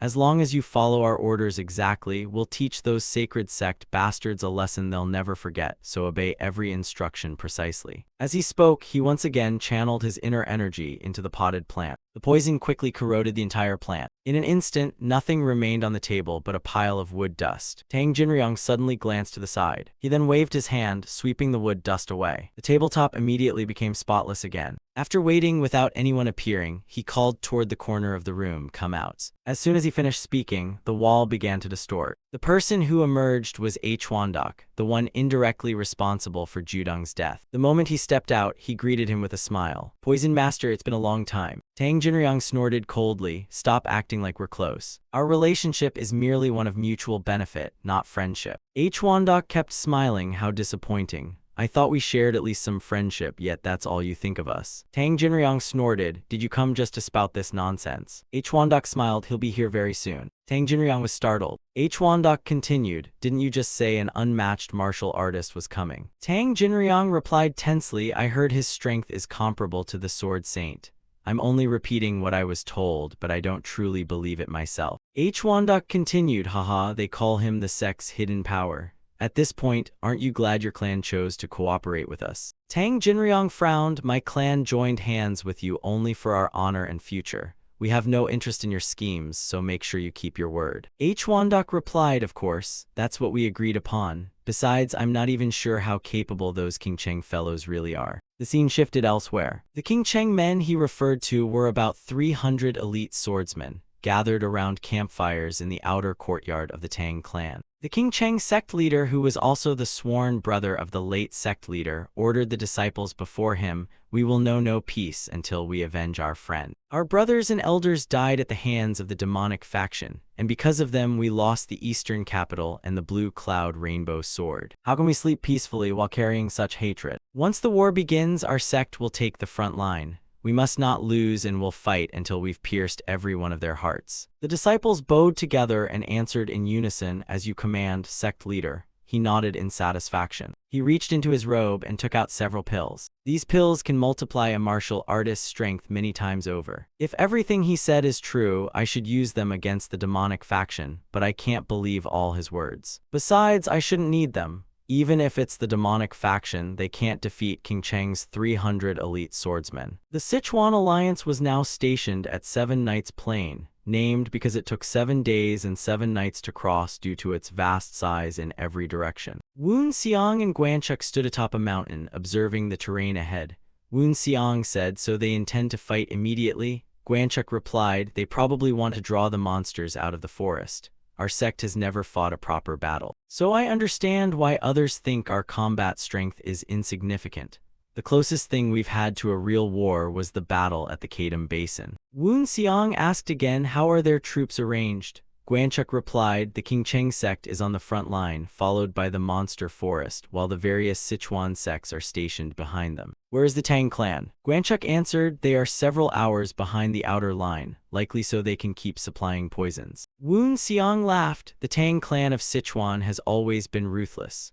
Guanchuk added, "They probably intend to join once the battle is nearly over to minimize their own losses." Woon Xiang looked up at the sky and thought, "That's why the sacred sect hates the Sichuan Tang clan." He then reminded the strategist, "Keep a close watch on them." Guanchuk cupped his fists. "Understood. What about the others?" Woon Xiang smiled. "Since they want to fight, I'll gladly indulge them." The two armies occupying Seven Nights Plain faced each other, separated by about 2 miles. Though they couldn't see each other clearly, the distance was close enough to sense one another. Turyong led the Black Dragon army at the front. Woon Xiang floated ahead with his entire body wrapped in aura. "Do you all know? They have shamelessly provoked our sect. They looked down on us and came here because we never showed them our true strength. Then let us open their eyes. Those bastards who now rule the martial world should never underestimate our sect." Everyone charged forward and wiped them out. As soon as Woon Xiang finished speaking, the demonic cultivators below surged forward. The righteous martial artists showed no fear and leaped forward to meet them. The two sides instantly clashed in a fierce battle. The King Cheng swordsmen thought highly of themselves, but the moment they collided, they were overwhelmed and slaughtered by the demonic cultivators. But the righteous side had more than that. A herd of monsters soon charged in from behind and joined the battle. The demonic cultivators' expressions changed at the sight of those beasts. First came giant elephants, then rhinoceroses, all enormous monsters with overwhelming strength. Turyong stood with his sword in hand, staring at the rhinoceros charging toward him. we have lived alongside monsters far fiercer than these. The aura within his body began to surge rapidly. Aura flowed into his legs, instantly cracking the ground beneath him. It's a rhinoceros, its strength and endurance far surpass a horse. If that's the case, what about using a sword? Just as I expected, it's no different from an ordinary soldier holding a spear. Tyryong used his swift, agile movements to slash the rhinoceros across the neck. Since I already know how to deal with this, there's no need to drag it out. No matter how sturdy it is, it still can't compare to a top warrior. The rhinoceros bellowed wildly under his relentless assault, unable to fight back. Moments later, it collapsed lifeless onto the ground. That's the rhinoceros head I promised, and that even bigger thing approaching must be an elephant. It's even larger than I imagined. After fulfilling that promise, I realized something. Although their bodies are incredibly tough, their movement and reactions are painfully slow. Even an ordinary soldier skilled with a sword could bring down these massive beasts. Like the rhinoceros, the war elephant was quickly killed as Tyryong drove his blade through its head. It was defeated with remarkable ease. The phantom cavalry charged in from behind, and seeing Tyryong had already dealt with 2 monsters, their captain was visibly surprised. He urged his horse forward and shouted, "Phantom cavalry, charge! Leave none of them alive." Iron-shod hooves thundered across the battlefield. The righteous martial artists fighting ahead were trampled in the chest one after another. The phantom cavalry truly lived up to its name. They swept across the battlefield like illusions, leaving behind only bloodied corpses in their wake. Meanwhile, Woonseong was battling a group of swordsmen. Against overwhelming numbers, there was no need for unnecessary techniques. I only need to thrust, block, turn, strike precisely, and finish them. Woonseong used no flashy techniques at all. He simply relied on his reflexes and agility to evade every attack. Then he swung his spear to send them flying before finishing them one by one with perfect precision, coldness, and confidence. After eliminating every one of those lackeys, he stood there with a sigh. But before he could catch his breath, 2 more men suddenly rushed him from behind. "You damned demons, die." Woonseong merely glanced at them without even turning around. As the 2 charged from behind, flames erupting from Woonseong engulfed and stopped them. What do we do now? This man's martial arts are terrifying. Both were quickly burned to ashes until nothing remained. Woonseong continued forward and killed a war elephant. The heavenly demon divine art's inner energy is rather slow. Suddenly he glanced to the side. Several more war elephants were charging toward him. Woonseong showed no fear. Instead, a delighted grin spread across his face. Without the slightest hesitation, he swung his spear. The 6 forms of heaven's annihilation was unleashed. Against them, the 6 forms of heaven's annihilation was more than enough. The first form, Blue Sea Annihilation. The war elephants that had just arrived were instantly engulfed by the spear aura. When the technique faded, only 3 pools of blood remained on the ground. The King Chang sect leader still stood firm, raised his sword, and shouted, "Everyone, raise your swords and form the 7 formation. Today we will behead our sworn enemy. Those disgusting sacred sect bastards before us." The formation they deployed was called the Sea Wave Sword Formation. Long ago, a Taoist wished to see the sea in King Cheng, but King Cheng stood atop a mountain, so there was no sea to behold. Then one day, he dreamed of an ocean formed entirely of swords. After waking from that dream, he created the Sea Wave Sword Formation. Like surging waves, the formation stirred hundreds of swords at once like a tidal wave, concentrating all its power into a single strike. Soon, the seemingly indestructible Sea Wave Sword Formation witnessed dark flames erupt across the battlefield. The King Cheng sect leader was horrified. What are those dark flames? Is that the sacred flame? Flames flickered around Woonseong as he fixed the man with a piercing gaze. Facing that stare, the middle-aged man involuntarily uttered 2 words, "Heavenly Demon." He immediately raised his sword. Sea Wave Sword Formation attack. Sword aura surged like a rising tide toward Woonseong. The scene shifted elsewhere, where several people were watching the battle. They were Hwanduk and Tang Jinryong. Standing beside them was a white-haired old man who resembled a blood corpse. Hwanduk watched the distant battle and sighed, "I have no idea what Chungja is talking about, but I'm certain he's gone mad." "Do you really think the King Cheng sect can defeat the Heavenly Demon?" Tang Jinryong replied, "The 9 great sects are powerful. Among them, the 5 great sword sects are even stronger, and the King Cheng sect now stands at the top among them." Hwanduk smiled, "So you truly believe the King Cheng sect can defeat the Heavenly Demon?" Tang Jinryong frowned as he stared at the battlefield. "It's entirely possible." Hwanduk thought otherwise. "Your sense of humor has improved." Tang Jinryong remained serious. It is certainly possible if we're talking about the Qingcheng sect from 100 years ago when they surpassed Mount Hua and were hailed as the strongest of the 5 great sword sects. But not anymore. The Qingcheng sect has rotted under the influence of the Sky Island sect, and they will never defeat the heavenly demon. If you already know the answer, why bother asking? That's a bad habit. Even if it's the heavenly demon, there's no way he can face the sea wave sword formation and emerge completely unharmed. Hwandok laughed with delight. Oh, you make it sound as though the sea wave sword formation could actually injure the heavenly demon. Tang Jinryong replied, I know how powerful a master at the divine saint realm truly is. The sea wave sword formation is formidable, but it will be difficult for it to inflict real damage on the heavenly demon. But when I say he won't emerge unscathed, I don't mean only physical injuries. Even if he destroys the sea wave sword formation without a scratch, his power will still be depleted, and then you will make your move. Hwandok pointed at the white-haired old man behind him. Actually, it won't be me who moves, but this one. Tang Jinryong turned to the old man. A poison martial soul created from the radiant sword god. Well done. A poison martial soul is created by awakening a martial soul body, turning it into a zombie, and controlling it. This technique is an advanced form of the blood zombie and a secret art of the Sky Island sect.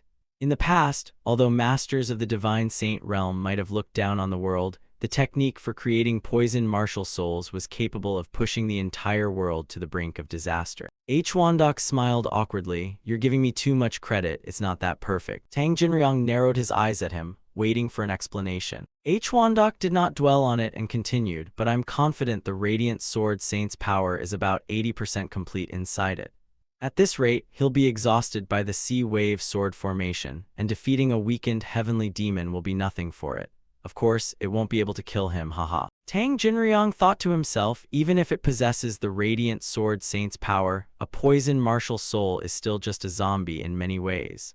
I have no intention of letting that thing claim the glory of killing the heavenly demon. I will personally sever the heavenly demon's head, just like the legendary heroes. If I accomplish that, our name will endure for centuries even without joining forces with the Sky Island sect. He wasn't the only one with his own plans. Hwandok beside him wore the same sinister smile. Up ahead, Woonseong remained focused on the battle, unaware that several bastards were plotting against him. Before him, sword aura still surged like a tidal wave. Woonseong raised his hand and unleashed the heavenly demon divine palm. A stream of heavenly fire shot forward and collided with the sword aura. The moment the sword aura met the heavenly fire, it was drawn in and completely neutralized. The heavenly fire blazed even fiercer as it swept toward the Qingcheng swordsmen maintaining the formation. Even with the heavenly fire above them, the Qingcheng sect leader still roared. No matter how powerful that attack is, if enough people share the burden, its damage won't be that severe. Woonseong sneered, you're right. The middle-aged man shouted, then take this instead. He once again led the charge by raising his sword. Sword aura poured toward Woonseong again like a storm. Woonseong showed no fear and raised his spear. The spear tip and the sword aura instantly collided. Every strand of sword aura was shattered by Woonseong's single spear strike. Your method of spreading your power for defense is impressive, but your cultivation is still lacking. As he spoke, he drew the remaining strands of sword aura toward himself. Then without hesitation, he grabbed them with his hand and crushed them all with sheer force. No matter how many times you summon those swords to attack me, it will all be useless. The middle-aged man roared in anger, we'll change formations. The Qingcheng disciples immediately shouted, yes, sect leader. Aura erupted from the middle-aged man's body. The remaining disciples gathered behind him and poured their aura into him. Woonseong thought to himself, are they concentrating all their power into Chungja?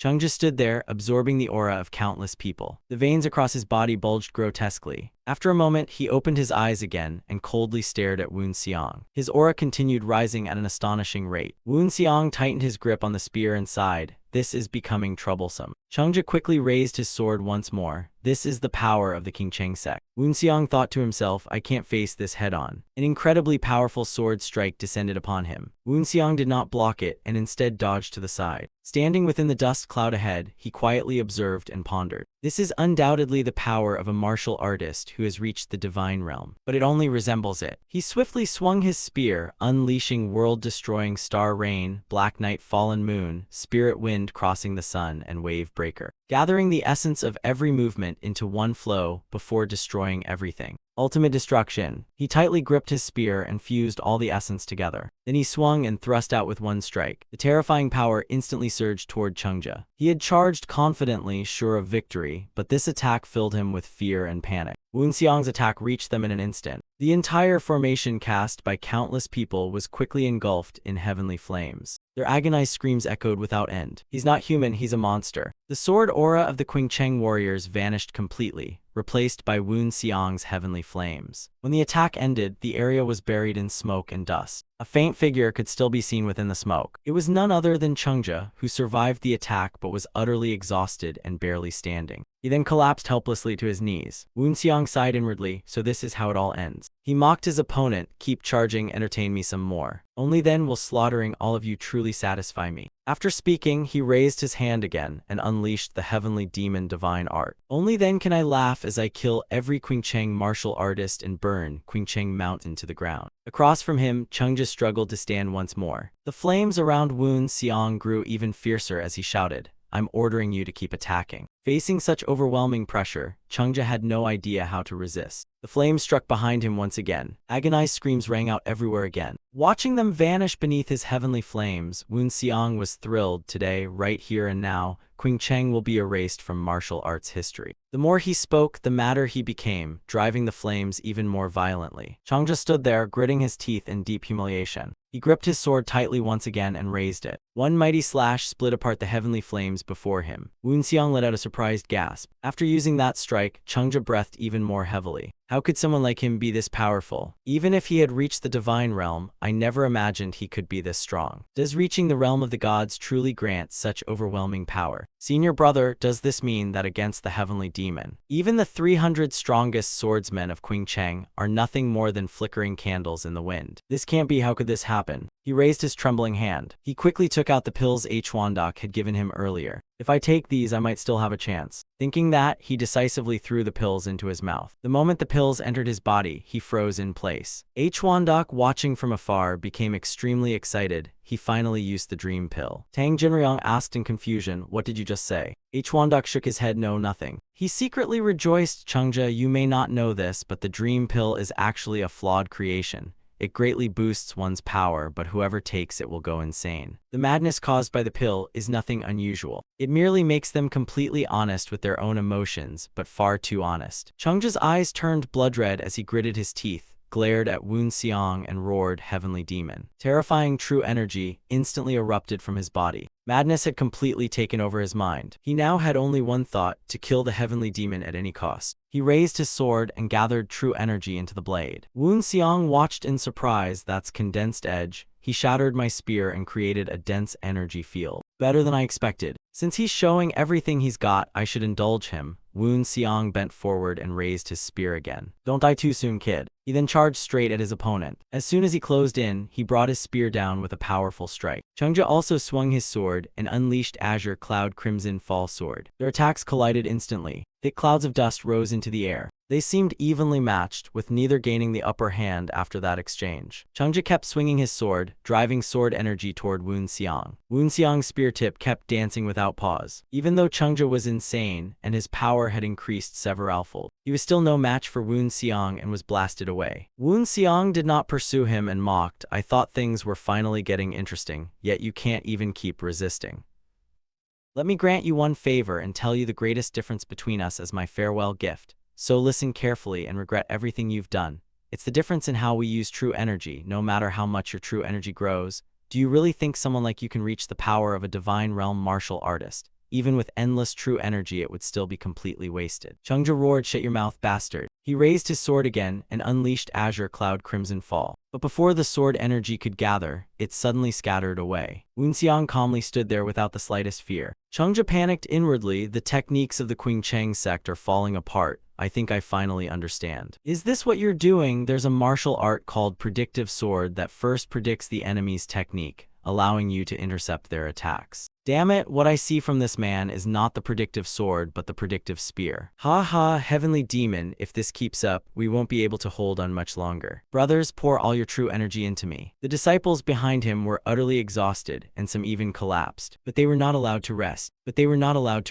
Empowered once more, Changja roared, "Heavenly demon, I will kill you." Woon Xiang sighed, "You're so poisoned by that drug you can't even stand, yet you still dream of revenge. If you truly wanted revenge, you should have understood the gap between us and secretly honed your sword until it was sharp enough. Is this really how someone seeking revenge should look? I don't want to watch anymore." Heavenly flames erupted from his body again, while his spear blazed with golden light. He prepared to unleash his self-created ultimate technique, Divine Dragon Flow. His energy quickly transformed into a golden dragon. The golden dragon roared and charged straight at Changja. He had no way to block or dodge and could only take the attack head-on as his agonized scream echoed out. Moments later, the area was once again shrouded in black smoke. Huandok said to Tang Jinryong, "Everything is ready," and Tang Jinryong nodded, "You're right, it's time. It's time for the Starlight Sword Saint to enter the battle." Just after Woon Xiang finished off Qing Cheng, a demonic cultivator rushed over and asked, "Are you all right, my lord?" He turned, glanced at him, and smiled, "I'm a little tired." "Good, then everything here is finished, right?" The moment he finished speaking, his expression changed in shock. Without hesitation, he struck Turyong away. Turyong had no idea what happened and was sent flying before crashing to the ground. The instant he was knocked away, a rain of sword energy descended upon Woon Xiang. Dust and debris burst into the air. Turyong got up, saw the scene, and gasped, "Ghost God."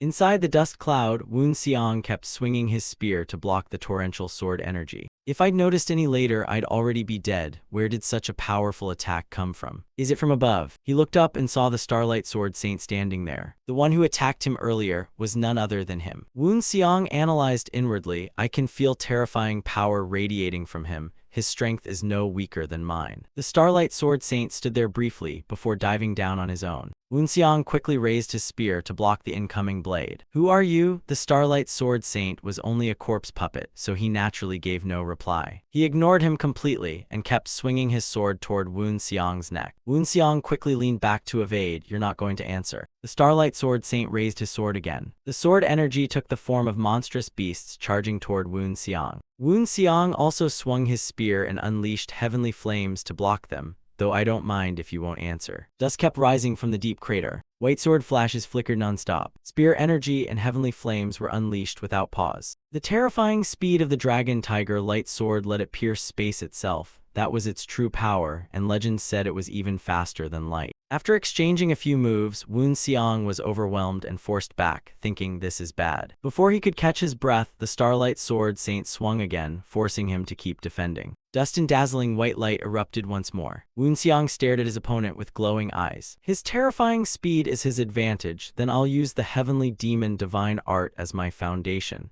If he only attacks, no matter how skilled he is, he won't leave alive." Heavenly flames gathered before Woon Xiang again, forcing the Starlight Sword Saint to retreat. Woon Xiang was deeply puzzled. Where did such a powerful master come from? Wait, this feeling is just like back then. He really is just like that man. Right now he's dodging the heavenly demon divine art by instinct, not calculated movements. He moves by instinct instead of reason, just like the one I fought at King Jin Cheng's estate. Besides, the life force I sense from him is extremely weak. If I had to compare it, he's like an old man on the verge of death. In any case, a divine realm master should possess overwhelming life force to control such power. These evil spirits truly defy nature. Where did they come from? While he was lost in thought, his opponent attacked again. Sword energy rained toward him at incredible speed once more. Woon Xiang had to stop thinking and raise his spear to defend. Sword wounds had already begun appearing across his body. He stared at the old man nervously. "This is bad. I've already faced the ocean wave sword formation and the Qing Cheng warriors, and our martial arts aren't even on the same level. The head of Sichuan hasn't been eliminated yet. I can't waste time here. I must finish this enemy as quickly as possible while preserving my strength and endurance, so I'll have to use Divine Dragon Flow. His martial arts and speed are astonishing. What if I counter that terrifying speed with my fundamental technique? If I use Divine Dragon Flow, can I defeat him?" No, divine dragon flow is powerful, using immense strength and dazzling techniques. But it's not very useful against his speed. He and the one who attacked King Jin Cheng share the same weakness. Is there no quicker way to end this? Blood had begun dripping from his body. It seems I've grown lazy. How long has it been since I left the Heavenly Demon Cave and became the vice cult leader? Since I took control of the entire cult and became the Heavenly Demon. Perhaps after reaching my goal, I became too complacent. My revenge has only just begun. I can't afford this. If I grow lazy now, it will be a fatal mistake. To achieve my goal, I must endure more hardship than anyone else. It's not too late yet. As terrifying sword energy reached him, he told himself he could start over right now. I can tell his swordsmanship aims to surpass the speed the naked eye can perceive. If that's the case, then to catch him, I must surpass that speed. The heavenly demon, divine art, six senses, heaven slaying, and the white knight spear are all superior. If I can add speed to them, I can easily match that swordsmanship. But can I really do it? No, I definitely can. The white knight spear quickly began emitting white light. The floating character kept appearing and disappearing before Woon Xiang. The floating character circled around him, hovering before his eyes. Then everything gathered inside Woon Xiang's mind at his command. Woon Xiang felt enlightened. The barrier that had always held him back finally shattered. Woon Xiang's soul floated through the sky like a soaring eagle. It dove toward Woon Xiang below. His heavenly soul and earthly body merged into one again. A seven-colored power immediately spread out. Woon Xiang stood still and looked at the sky. What should I call this technique? How about heavenly bird? A divine bird surpassing the speed of light. That name suits it well, I'll go with it. Heavenly bird was born at the very moment Woon Xiang was driven into a corner. A tremendous explosion erupted. The Starlight Sword Saint was nowhere to be seen. Only his sword remained embedded in the ground. Tang Jinriang watched from afar in utter shock. What kind of technique is that? It's unbelievably overwhelming, while the demonic cultivators stood frozen in disbelief. Above Woon Xiang's head, a massive power was gathering and hovering. Jinriang suddenly shouted. The demonic cultivators all turned and fled. Countless Tang clan members suddenly appeared on the surrounding cliffs and threw down poison. The moment they believed Woon Xiang was at his weakest, they rushed out.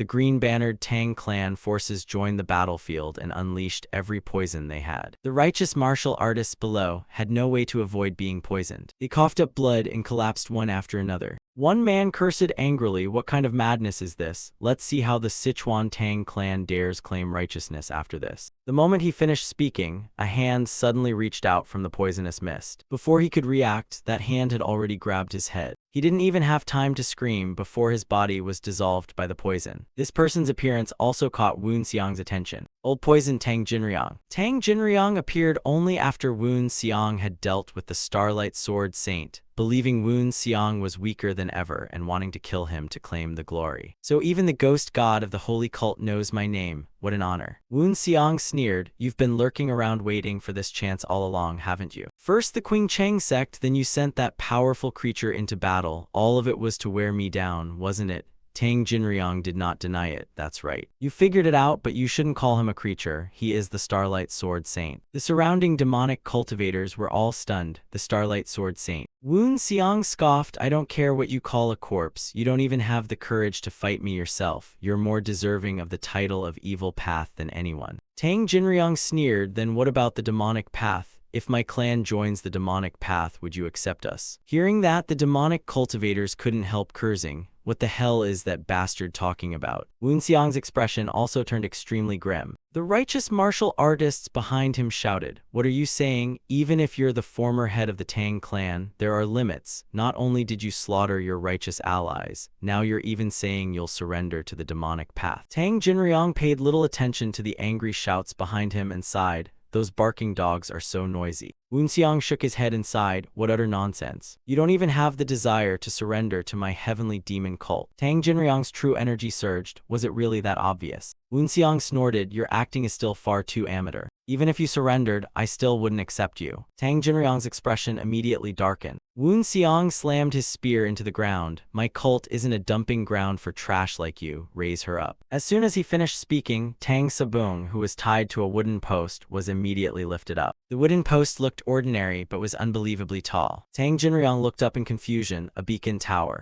But when he looked closely, his eyes widened, because he finally recognized who was tied up there. His face instantly turned vicious. What an interesting game, ghost god. He was so enraged because Tang Sabung was his granddaughter. Woon Xiang smiled. I'll show you something even more interesting. As soon as he spoke, a demonic cultivator appeared behind Tang Sabung. He raised his sword, overflowing with killing intent. The next moment, Tang Sabung's head was cut off. Tang Jinryong turned away, unable to bear the horrific sight. Woon Seong laughed in delight. The Tang clan treasures its direct bloodline just like every other clan, don't they? That's exactly how I felt when I lost my two masters. Killing intent began leaking from Tang Jinryong as his eyes gradually turned red, showing he was losing control and anger. You truly are a devil. Woon Seong remained calm and smiled. I'm a devil. What a ridiculous joke. Tang Jinryong calmed himself and glanced around. Spreading poison into the air wasn't enough. Now you've even toyed with my own family. If you're not a devil, then what are you? A man suffering from the poison shouted, What are you talking about? The ones spreading the poison are the Sichuan Tang clan. The moment he finished speaking, Tang Jinryong killed him. Suddenly, dragonfly-like objects flew out from both sides of Woon Seong. One glance was enough for Woon Seong to recognize them as 8-leaf darts. Tang Jinryong raised his hand and recalled the 8-leaf darts. History is always written by the victors. If the Tang clan wins this war, that's how the story will be told, Ghost God. Woon Seong sneered, You sound awfully confident that you'll defeat our cult. Tang Jinryong replied, Once a snake loses its head, it becomes nothing but a useless corpse. To me, the heavenly demon cult is the same. Once it loses its head, it loses its direction and eventually dies. Woon Seong gripped his spear tightly as heavenly flames erupted again. You're really making the most of this chance to spout nonsense. Seeing the terrifying aura radiating from Woon Seong, Tang Jinryong felt nervous but reassured himself that Woon Seong had already exhausted most of his strength and inner energy. He must just be bluffing. There's no way he still has power left after fighting both Qing Cheng and the Starlight Sword Saint's poison martial spirit.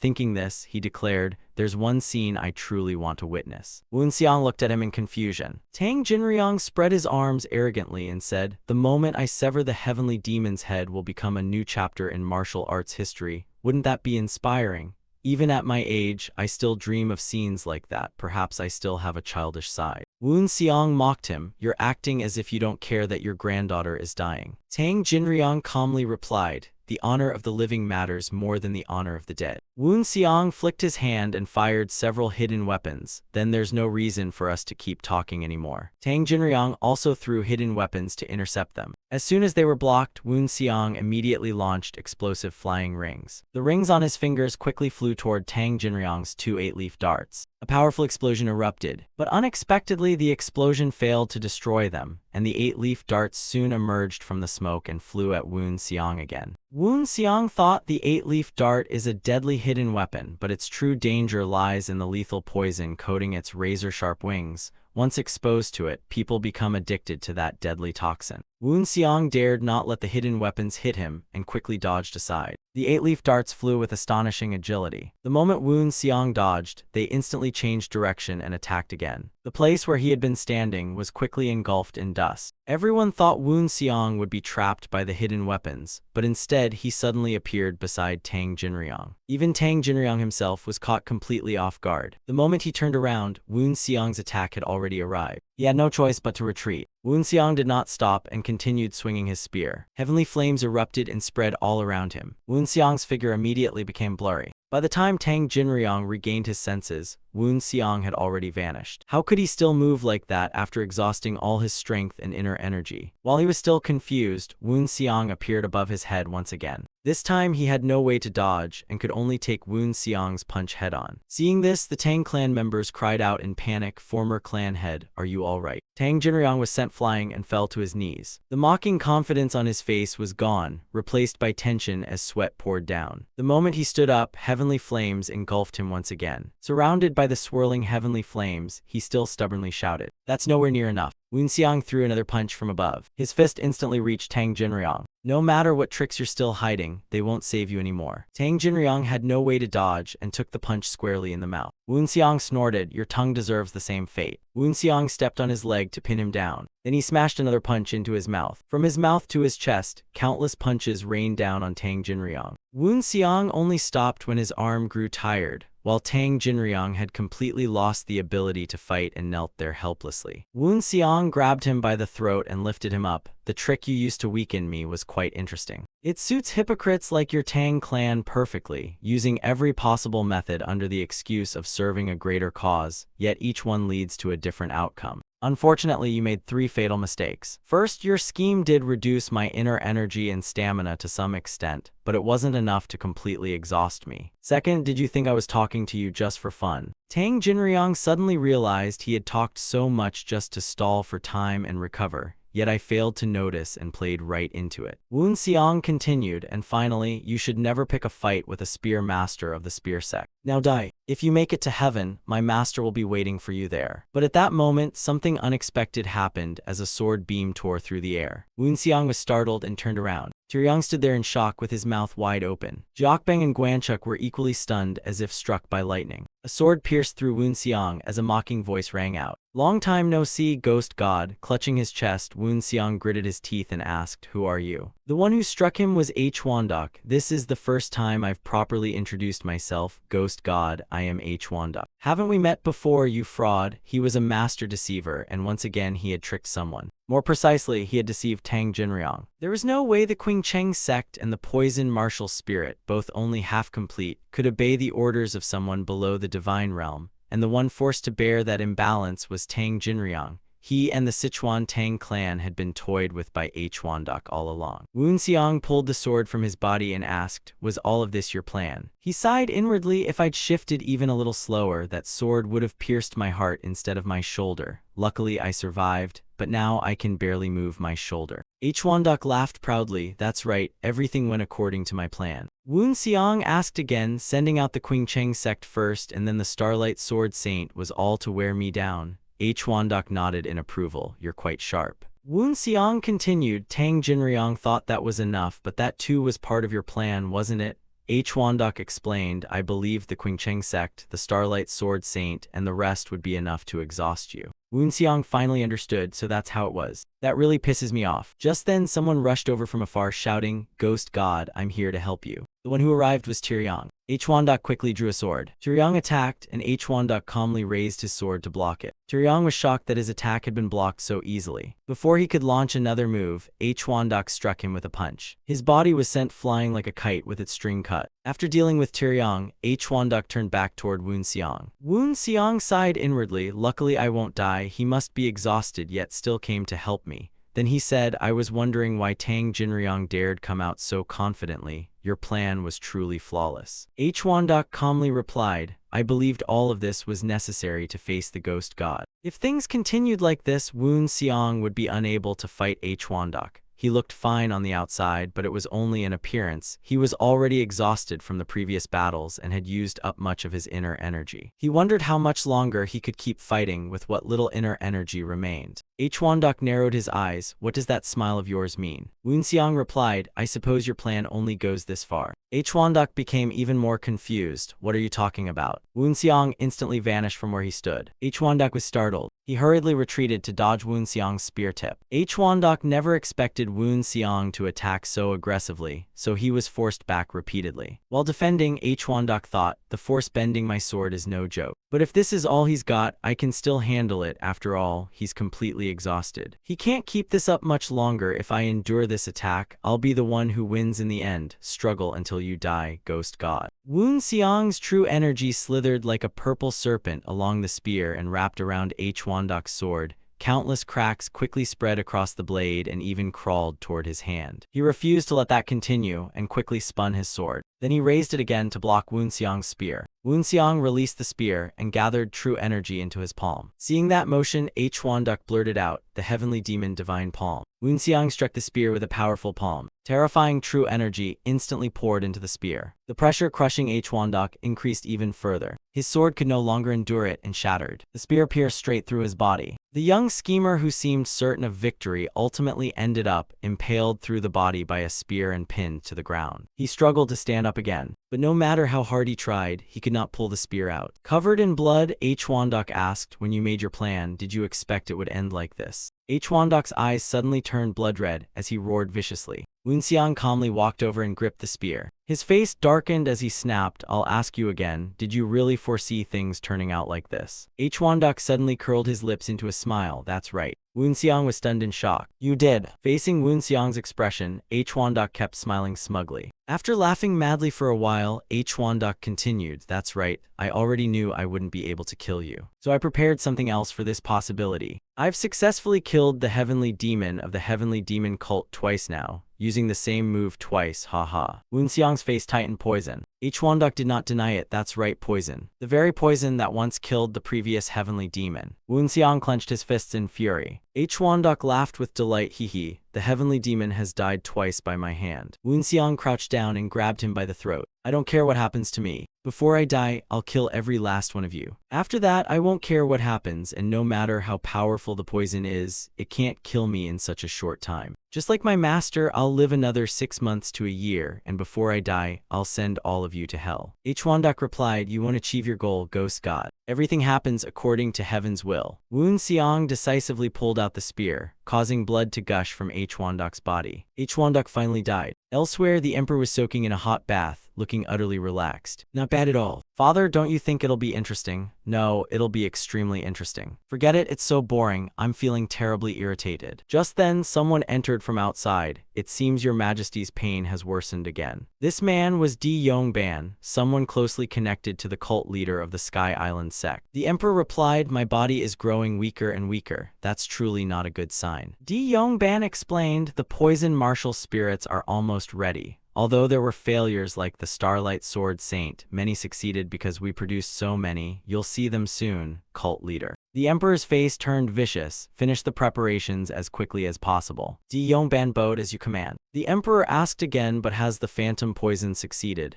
"It should have, right? Tell me, Di Yongban. You know, don't you?" Di Yongban replied, "Yes, I've received their letter. Everything succeeded, cult leader." The emperor left the bath and sat on his throne. "Succeeded, huh? Have you brought me the heavenly demon's head?" Di Yongban snorted inwardly. He already knows everything, yet he's still asking because he wants me to say it myself. He quickly explained, "We couldn't bring you the heavenly demon's head, but he has been poisoned." The emperor nodded in realization. "I see. You failed to earn great merit, but still managed a small one. Not bad." Di Yongban asked, "What do you plan to do now, your majesty?" The emperor fell silent in thought. Di Yongban quietly stood there waiting. Judging from the current situation, the balance of power will certainly change. If it were the previous heavenly demon, he would lock himself away and forcefully suppress the poison with his inner energy, which is why he survived for such an astonishingly long time. But what about the current heavenly demon? He's still fighting decisive battles, so he can't suppress the poison with his inner energy like his predecessor. "How will you die, heavenly demon?" After thinking for a moment, the emperor said, "Fine, let's provoke him." Following his order, Dongcheng began mobilizing. Dongcheng was the emperor's secret force, answering only to him. Though made up of eunuchs, their strength far exceeded what anyone imagined. Naturally, both commoners and martial artists feared Dongcheng. They moved in absolute secrecy, and soon the finest assassin was ready, just as the emperor desired. This assassin could hide in the darkness and blend into nature. If he entered the martial world, he could easily earn the title of Assassin King. His recruitment was kept absolutely secret, yet no secret can completely escape word of mouth. News of Dongcheng's plans and movements was secretly delivered elsewhere, where 2 letters, one black and one white, lay on a table. The man stroked his chin thoughtfully. "The heavenly demon cult is the force King Jincheng brought in. If this is your highness's intention, then this is." He quickly picked up the black letter and read it. The moment he opened it, his eyes widened in shock. "Whether I go or not, whether it was my order or not, there are still far too many incompetent fools out there. This is all because I placed the wrong man on the throne. But I have no choice now except to join hands with your highness. Is anyone outside?" As soon as he spoke, the door opened. 2 dark-skinned, bald young men entered. "Did you summon us, master?" The man let out a surprised gasp. "You 2 are here. I need this letter delivered to the leader of the heavenly ghost holy cult." The young man took the letter and asked, "Do you mean the holy cult's demon god?" The man said sternly, "This letter must reach him at any cost. It's extremely urgent, so finish it as fast as possible and make sure no one sees you." The dark-skinned man replied, "We'll move in complete secrecy." The man nodded in satisfaction. He then handed another letter to the other man.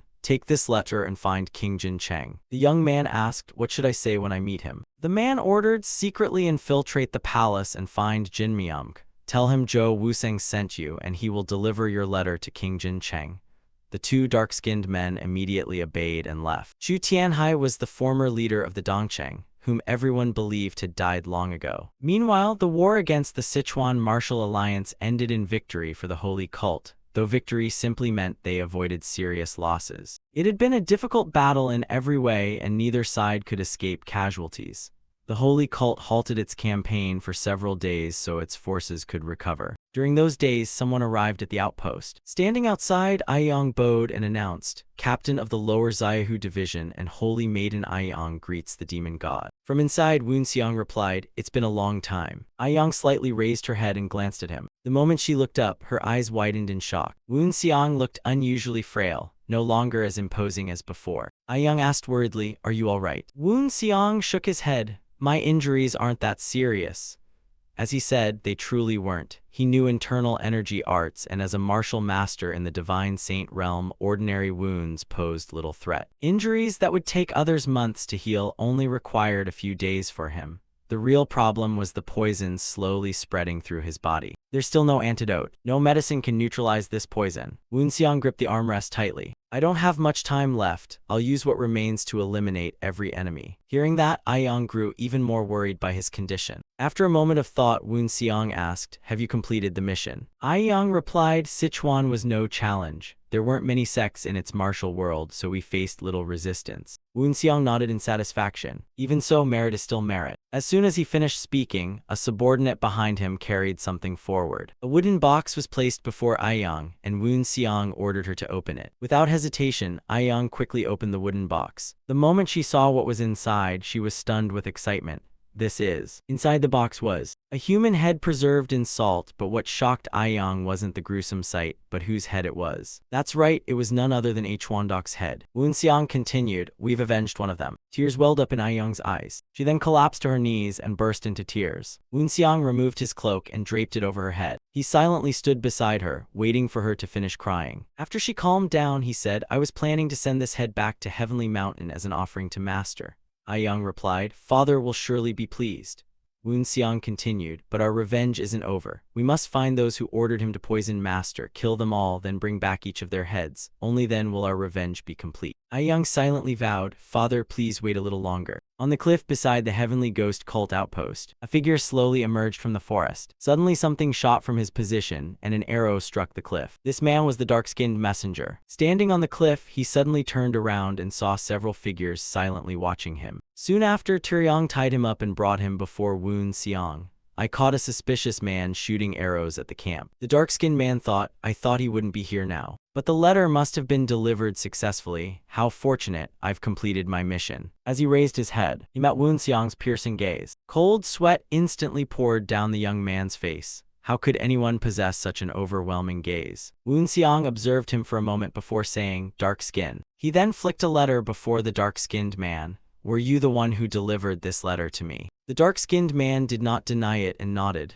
"I was the one who shot the arrow." Woon Xiang asked again, "Did you write this letter?" The dark-skinned man answered seriously, "My master wrote it." The letter's contents revealed that the executioner was preparing to take his life. "It could be someone's scheme. I can't trust this information." After thinking briefly, he asked, "Who is your master?" Faced with the question, the dark-skinned man chose to remain silent. Woon Xiang sneered, "You don't intend to talk." The dark-skinned man replied, "I've been ordered not to reveal my master's identity yet." Woon Xiang raised his hand. "Is that so? So the time isn't right yet. I've met quite a few people who said the same thing. But I wonder if you'll still say that after your flesh is carved away and your bones stripped." Knowing he was about to die, the dark-skinned man shouted, "King Jin Chang." Hearing those words, Woon Xiang was startled and stopped his attack. Guan Chuk and Turyong were also stunned in disbelief. Woon Xiang was deeply puzzled. Even within the cult, only his closest aides knew about his alliance with King Jin Chang. Yet this man mentioned that name. A coincidence? Impossible. In the martial world, especially among those in power, nothing is ever a coincidence. Having escaped death, the dark-skinned man breathed a sigh of relief. "My master's foresight is truly astonishing." He recalled his master's words before leaving.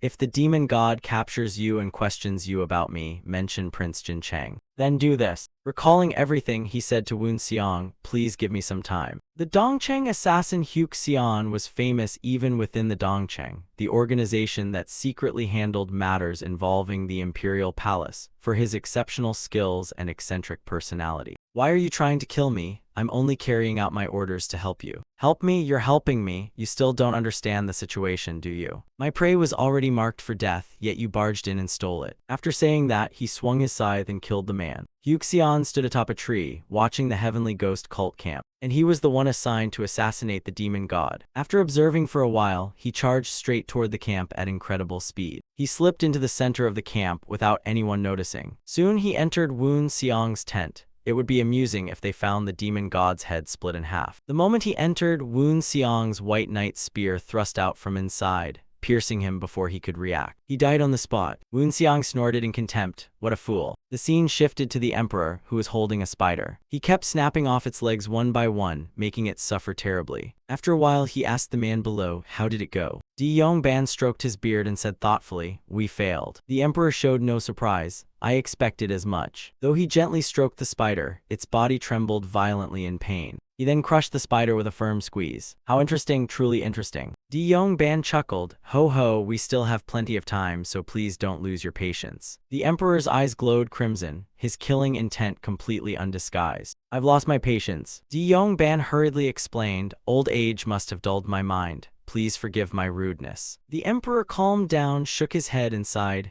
No, now that I think about it, I have been impatient.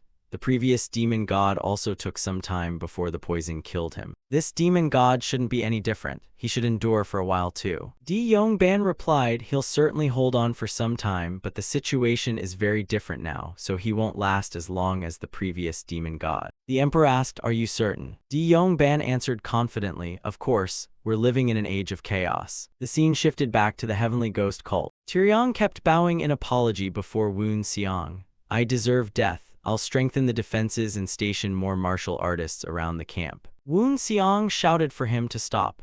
You did fail by letting an assassin into my quarters, but he wasn't an ordinary assassin. His footsteps, breathing, and internal energy completely blended with his surroundings. He wasn't much weaker than those who recently became the 10 demon masters. Hearing that, Tyrion was deeply shocked. That assassin had reached the level of the 10 demon masters. Woon Xiang continued, his mind seemed somewhat unstable, so his true ability was probably a bit lower. Even against an average member of the 10 demon masters, it would be difficult to decide a winner, yet he was still a true master. Simply increasing security wouldn't have stopped him. That's the reality. Woon Xiang then turned to the dark-skinned man. The assassin really did come, just as you warned. The dark-skinned man once again admired his master's foresight. Woon Xiang asked again, was he from the Dongcheng? The dark-skinned man remained silent. Woon Xiang walked to his chair and sat down. The assassin who targeted me appears to be from the Dongcheng. The assassins of the Zhongyuan and the Dongcheng use strangely different methods to conceal their presence. Zhongyuan assassins focus on hiding their footsteps, while Dongcheng assassins are trained to hide their internal energy first. Though it's impossible to guard against elite assassins completely, old habits are hard to change, which is why there was still a strange gap even after the defenses were breached. To hide his footsteps, he first concealed his internal energy until it became as thin as a strand of hair. That's why I concluded he was from the Dongcheng. Judging by his skills, he wasn't an ordinary assassin. He was likely a top-tier or special assassin. After saying that, he turned to the dark-skinned man once more. The young man nervously asked, is there something you want to say to me? Woon Xiang said sternly, and Dongcheng assassin was about to strike. That's highly confidential, yet you knew and warned me. To obtain such information, you must have close ties within the Dongcheng. They sent an assassin to kill me, yet also sent word to save me. Isn't that ridiculous? As soon as he finished speaking, he lunged forward without hesitation, grabbed the man's throat, and lifted him up. What exactly is happening inside the Dongcheng? Is there an internal split causing a factional conflict? The dark-skinned man nervously replied, my master isn't from the Dongcheng, but one thing is certain. My master is trying to help you. Woon Xiang's killing intent erupted again. Help me, the dark-skinned man continued, and Prince Jincheng as well. Woon Xiang's eyes shone with a golden glow. Though sweat poured from the dark-skinned man's face, he still refused to reveal his master's identity. Woon Xiang had no intention of truly killing him. He snorted coldly and released him. Tyrion, arrange a place for this man to stay, but make sure he cannot go far. If he tries to leave, you have my permission to kill him without asking. Turyong replied loudly, yes, sir. Turyong then escorted the man away. Only then did Guanchuk ask Woon Seong, are you all right? Woon Seong reassured him, for now I can still endure. He sighed inwardly, that's right, only for now. Even if I can't endure, I still have to hold on. Guanchuk continued, the Eastern Bureau sent a special assassin to kill you. They're truly bold to send one into the heart of the heavenly demon sect. Woon Seong smiled, don't you know why? Guanchuk replied, nothing escapes your eyes, ghost god. The Eastern Bureau sent that assassin to investigate your condition. Woon Seong continued, to see how badly I've been poisoned. Guanchuk nodded in agreement. Woon Seong sighed, master endured for a very long time, which proves this poison doesn't spread immediately. Guanchuk added that may be true, but the previous ghost god avoided using internal energy unless absolutely necessary, allowing him to suppress the poison for as long as possible. Woon Seong widened his eyes. He avoided using internal energy. Guanchuk nodded. Woon Seong thought back, but no matter how hard he tried, he couldn't remember any time his master refrained from using internal energy. He knew using internal energy would hasten his death, yet he still chose to do it. I never even realized what Master was doing because I was too focused on becoming the vice leader of the heavenly demon sect. The more he thought about it, the more guilty he felt. I want to be alone for a while. Guanchuk said nothing more and quietly left, giving him some peace. The scene shifted to the Grand Martial Hall of the Martial Alliance. Even though it was already midnight, the place was packed with people. Everyone stood there. They stared seriously at the stage, waiting. Soon several figures appeared on the stage. After they had taken their positions, another person stepped onto the stage. That person was none other than Dajiel. He stepped forward and loudly addressed the crowd below. First, I thank you all for coming as soon as this old man summoned you. He didn't just speak, he also infused his voice with internal energy, making it thunder with overwhelming authority. The crowd was astonished by his internal energy. The Alliance leader's internal energy has surpassed what it once was. If his internal energy has reached this level, he easily belongs among the greatest martial artists. His skills rival the 72 stars of the mortal realm. Seeing their admiration and shock, Dajiel smiled proudly. The 10 great martial masters blessed by the Buddha star and sword star are called the 10 great martial masters of the mortal realm, and Woon Seong's master, Merchant Lord Nak Yaoan, was one of them. However, because the 10 great martial masters of the mortal realm changed over time, people viewed them differently. Besides the Buddha star and sword star, the two brightest stars, the 72 supreme martial artists who reached the pinnacle of the mortal realm, were also called stars, which is why they were known as the 72 stars of the mortal realm. Dajiel addressed the crowd again. As everyone knows, despite many obstacles, we have recently suppressed those evil villains seeking dominion over the martial world. The crowd roared in response, down with the filthy demonic cult. We must drive out those filthy fiends and show them how terrifying true justice and righteousness are. Dajiel waved his hand. That's right, this old man fully agrees with everyone. Isn't that why we all gathered here with the same purpose? Around 500 of the martial alliance's 750 families had gathered here for one great cause. We have more than enough strength to overthrow those filthy demonic cult bastards. We have all gathered here for that single purpose. How could we possibly doubt our own victory? With that, he decisively drew his sword. He raised it and pointed it straight toward the moonlit sky. Today, here and now, I swear before the heavens, that with the heroes gathered here today, we shall defeat those demonic cult bastards with our great ideals in our hearts. The crowd erupted in deafening cheers. At that moment, the Martial Alliance army was officially formed. After stirring up the crowd's emotions, Dajiel headed down a certain passage. As he walked, he sneered, "What a bunch of fools." Another person appeared behind him and said, "The righteous sects are all obsessed with justice and righteousness." Dajiel laughed, "Thanks to you, I was able to exploit that." The man behind him was Peng Zhonghu of the Peng clan. His face was filled with concern. "But I'm troubled that several of the 9 great sects and 5 great families didn't attend." Dajiel's expression immediately darkened. About half of the 9 great sects and 2 of the 5 great families were absent as well. Peng Zhonghu sighed, "I wonder what they're plotting." Dajiel sneered, "Who knows, but we'll soon find out their intentions." Peng Zhonghu was startled. "What do you mean?" Dajiel asked back, "Don't we need sacrifices for the sake of great justice?" Peng Zhonghu still looked confused. "Sacrifices?" Dajiel gave a sinister laugh. "Heh, you'll find out soon enough." The scene shifted back to Woon Seong. Sitting in his chair, he pondered, a poison with no antidote. But if it could truly be cured, Master wouldn't have been overcome by it. If it were an ordinary poison, I could gather it in one place and destroy it. or simply burn it away with internal energy. However, if I try to gather and destroy this poison, it resists and burrows even deeper into my body. Even the sacred flame of a divine transformation realm martial master can't destroy it. Should I stop provoking it and leave it alone? Even the heavenly soul earth body is useless. In the end, I have no choice but to conserve my internal energy and endure it myself. Those people are strong enough to seize the imperial palace, and more than half the martial artists at the divine realm keep appearing. That silver-haired man was poison martial spirit. Against enemies like them, saving internal energy isn't just about surviving, even revenge would be nearly impossible. Wait, I can't remove the poison because it's embedded inside my body. Then what if I change my body instead? Completely rebuild this body. If I can do that, won't I also eliminate the poison inside it? Woonseong immediately let out a loud, self-mocking laugh. The only method I can think of is the hardest one. This body has already been completely rebuilt once. No matter how hard I try, the issue isn't just my internal energy or martial arts. The real problem is that my body has already surpassed human limits. Surpassing the limit once was already difficult, and now I have to do it twice. Still, this is my only option, so I must do it. If I keep trying, I'll eventually succeed. The martial sea, a sea of martial arts formed by linking every martial art under heaven. No, the martial sea doesn't create martial arts create the martial sea. I must immerse myself in the martial sea and create a brand new martial art from within it. The path of heavenly battle. From the path of heavenly battle comes every martial art in the world. No matter how much one studies martial theory or martial arts, no one can escape this path. The path of heavenly battle is the road I must walk. Just as Woonseong and Gwanchuk ordered, the heavenly demon sect resumed its advance.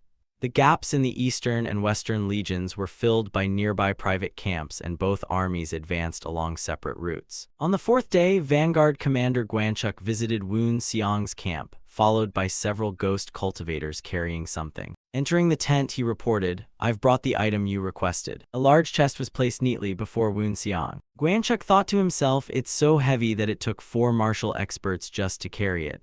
I wonder what the ghost god plans to use it for. After a moment, he said, "I didn't think a wooden chest could bear its weight, so I used a metal one instead." Woonseong said nothing, walked over, sat down, and opened the chest. Inside were several small iron rings faintly glowing with a purple light. Gwanchuk explained, "To compress so much weight into something this small, we used a great amount of black iron stone, while the rest was forged from iron." Woonseong picked up one of the iron rings and examined it carefully. After a moment, he smiled in satisfaction. "Well done." He clenched his fist and put the iron ring on. The moment he wore it, he nearly collapsed under its weight. Its weight was truly beyond anything he had experienced before. But only this way can I surpass my limits again and completely rebuild my body. The ghost cultivators were shocked to see him wear the iron ring. My heavens, even if he's the ghost god, how could a human endure such weight? Can he even move? Woonseong quickly proved them wrong. Not only could he move, he could run, jump, and throw punches at incredible speed. Even Gwanchuk was stunned by what he saw. The ghost cultivators were left completely speechless. After testing the iron rings for a while, Woonseong stopped and sighed, "Perfect.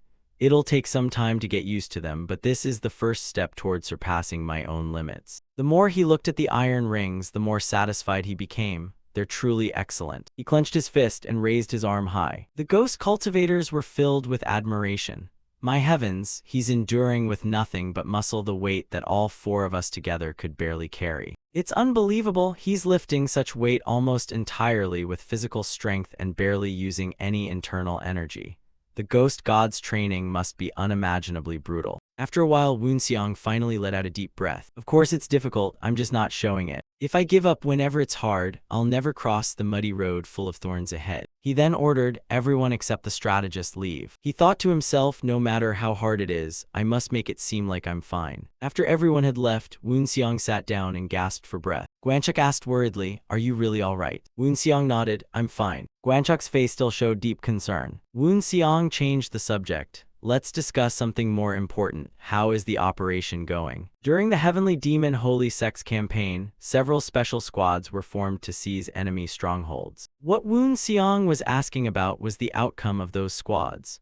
No phrase described the Eastern Army's advance across Guizhou's terrain better than "the West is high and the East is low." 90% of Western Guizhou was covered by towering mountains and highlands. The farther east one went, the flatter the land became.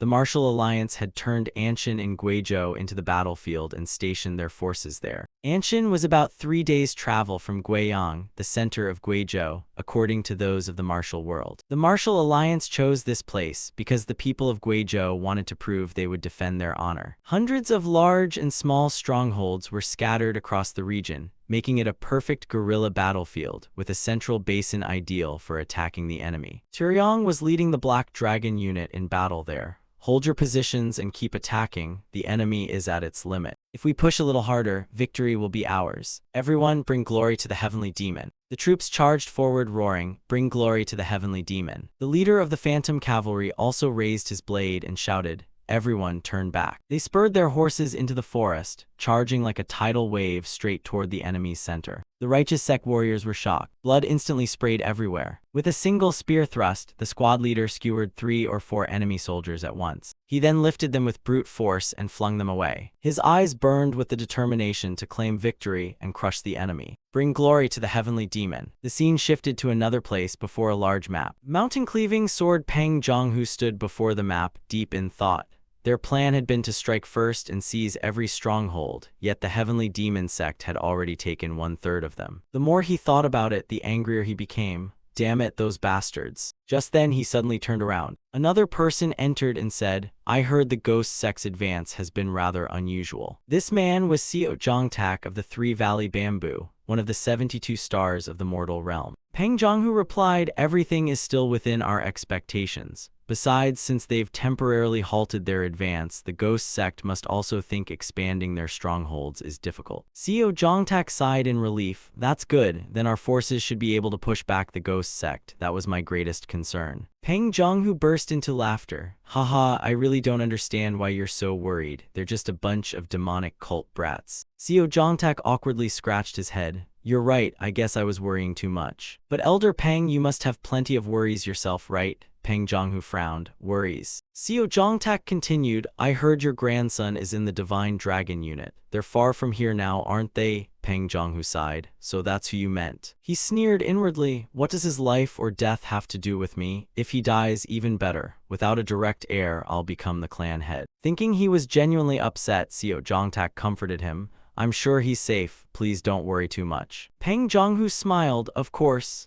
But inwardly he sneered, rather than letting that fool inherit the clan head position, I'd rather see him die at the ghost sect's hands. After thinking for a moment, he said, other than that, everything in Guizhou seems to be going exactly as planned, though I don't know what will happen in Chongqing. Xiao Zhongtak sighed, who knows, just like us coming here. With the Wudang sect over there, things should be fine. Both Guizhou and Chongqing must successfully stop the ghost sect's advance. Peng Ti letter 1E-C3, Yu Enji letter 1E-7 suddenly realized something. His situation now was like standing on the edge of a blade. Only then did he truly understand Dajiel's words. You must sacrifice a small fish to catch a big one. What exactly did he mean? The more Peng Zhonghu thought about it, the more terrified he became. He stared at the map before him once again. The scene shifted to a cliff where someone stood observing the ghost sect forces below. The ghost sect's movements are quite significant. The Martial Alliance's army should have been the one launching the territorial war. Yet unexpectedly 1/3 of our land has already been occupied by the ghost sect. The people behind him all exclaimed, just as I said, we absolutely cannot underestimate the ghost sect. The biggest problem is that the leaders of their main force and the Xiaohu division are both among the 10 great ghost masters. This old man was Elder Ti Jinin of the Wudang sect. He nodded and sighed. The Xiaohu division is indeed troublesome, especially the female demon leading that army. The strength of those demonic leaders is no joke. We must find a way to deal with them. Hearing that, everyone fell silent, unable to think of a solution. Ti Jinin looked into the distance and continued, but every misfortune has its blessing. At least our losses are still under control. Hearing that, everyone exclaimed again, indeed. Only the Martial Alliance leader could gather so many outstanding martial artists. They have helped us tremendously. Without them, it wouldn't have been just 1/3, perhaps half of Zhongyuan would already have fallen to the ghost sect. Ti Jinin added, without the martial masters the Martial Alliance leader brought, that battle would have been far more difficult. The scene shifted to the battlefield, where the ghost sect forces were struggling desperately. They attacked with overwhelming momentum, but no longer as smoothly as before. One man, drenched in sweat, exclaimed, "He's alone, yet he's pushing all of us this far." Facing this man, the ghost cultivators couldn't stop their sword arms from trembling. He was an old man in a yellow robe with dark purple skin.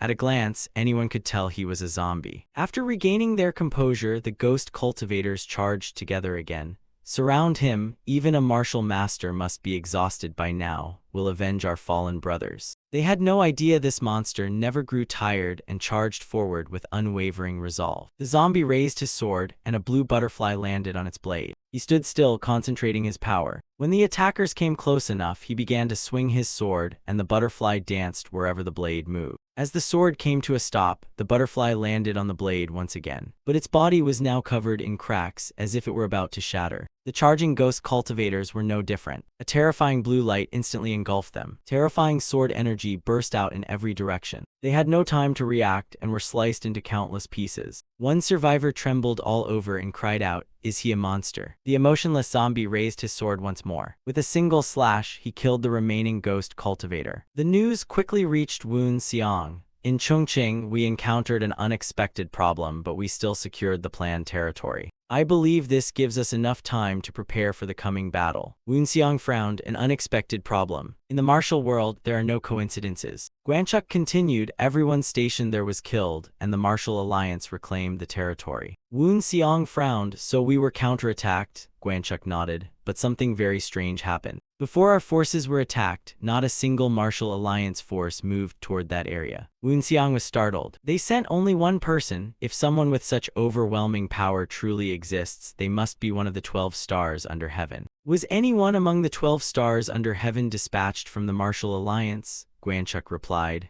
"No one like that was deployed that day." Woon Seong lowered his head in thought. "I have a bad feeling about this. If this battle had happened by chance or because we lacked information, that would be understandable. But everything was carefully planned, and we even had numerous intelligence sources, yet an unpredictable variable still emerged. Isn't that more than enough reason for me to investigate?" Thinking that, he ordered, "Tell the Ghost Masters and the Xiaohu Division captains to watch the surrounding area closely and prevent any unexpected situations." After giving the order, he walked outside. The sun was slowly rising after the long night. Woon Seong stood there, watching the brilliant dawn with countless thoughts filling his mind. At daybreak, he went alone to a cliff to observe the surroundings. Several flags fluttered in the forest below. Woon Seong sneered inwardly. Tomorrow those flags will likely change color and become the crimson banner of the heavenly demon holy sect. After a while, Guanchuk also climbed up the mountain. "I've been thinking about drawing them away." The two stood side by side, gazing into the distance. "Today, the special items you requested have arrived. Once that's done, they'll all be distributed. And when that happens, we'll show those righteous fools what true hell looks like." Woon Seong smiled in anticipation. "That basin will become their grave." The next day, the heavenly demon sect launched a massive assault on the righteous forces. As they retreated, the righteous warriors shouted, "Stop them, don't let them get close, load the catapults, fire the arrows." A rain of arrows quickly shot out from the forest toward the heavenly demon sect. Woon Seong was there as well, with heavenly fire constantly blazing from his body. Every arrow that reached him was burned away by the heavenly fire. One righteous warrior shouted, "Do whatever it takes, stop that monster." Another barrage of arrows and boulders rained down on Woon Seong. Even while wearing 4 super heavy iron rings, he still walked with complete ease. None of the arrows could hit him. Seeing Woon Seong continue advancing, the righteous forces panicked again. "Catapults, hurry, why haven't the catapults fired yet? Attack now." Countless boulders as huge as small hills soon filled the sky above Woon Seong. Even with the massive rocks right before him, Woon Seong remained calm and stood still. The boulders crashed to the ground with tremendous force, then rolled across the ground straight toward Woon Seong. He showed no fear and clenched his fist. Is this how those who faced the heavenly demon world's end felt? With a single punch, he shattered every boulder before him. Woon Seong stood amid the dust, his eyes glowing like a monster's. Hidden in the forest, the righteous warriors were terrified. Is that divine strength? How can a human be this powerful? He's so young, yet his martial arts are terrifying. It must be that vile demonic art. Woon Seong sneered. As always, you condemn anyone beyond your standards as practitioners of demonic arts. And not only that, the standards you rely on to judge such things are nothing more than shallow criteria. When arrows and boulders failed, they switched to another tactic, boiling oil. Woon Seong smiled. Boiling oil, so that's how you plan to deal with me. Very clever. Woon Seong showed no fear and kept moving forward. The only difference was that his feet no longer touched the ground. It was the first time the righteous warriors had witnessed such a sight, and every face was filled with disbelief. Woon Seong slowly walked through the air and soon appeared above their heads. One man gasped, "He's flying." Woon Seong hovered in the sky, staring down at them with icy eyes. The killing intent pouring from him was so overwhelming that he looked like the god of slaughter himself. Black energy suddenly spread across the area, leaving the righteous warriors bewildered. Was it always this dark here? One man screamed in terror, "Leave this mountain at once. Otherwise we'll all die." Woon Seong crossed his arms in the sky and sneered. The ancients were right, people never cry until they see the coffin. Elsewhere, Jongbyuk was waiting outside. He laughed excitedly and threw another punch. "Fly again, haha." The righteous warriors warned each other in fear. "Fall back, don't face him head-on, he's a monster." Jongbyuk smiled and walked toward them. Every one of them was filled with fear. They couldn't control themselves. They instinctively stepped back. Jongbyuk stopped before them and instead of attacking, smiled kindly. "I have something to ask. Do you have anywhere left to run?" Hearing that, they instinctively turned around. Behind them was a bottomless cliff. They had nowhere left to retreat. Someone once said that Ghost Master Gwanchuk's brush of life and death was the boundary between life and death. They claimed it used brush energy and brush force, drawing blood as ink to pierce the body and separate life from death. But every one of those claims was wrong. Ghost Master Gwanchuk's martial arts resembled those of the ancient age, containing aspects that modern understanding could not explain. That was because Ghost Master Gwanchuk's martial arts were inseparably tied to magic. Unlike Aoyang's clear distinction to Gwanchuk, magic was martial arts and martial arts were magic. With a few strokes of his brush, a legion of ghost soldiers quickly appeared.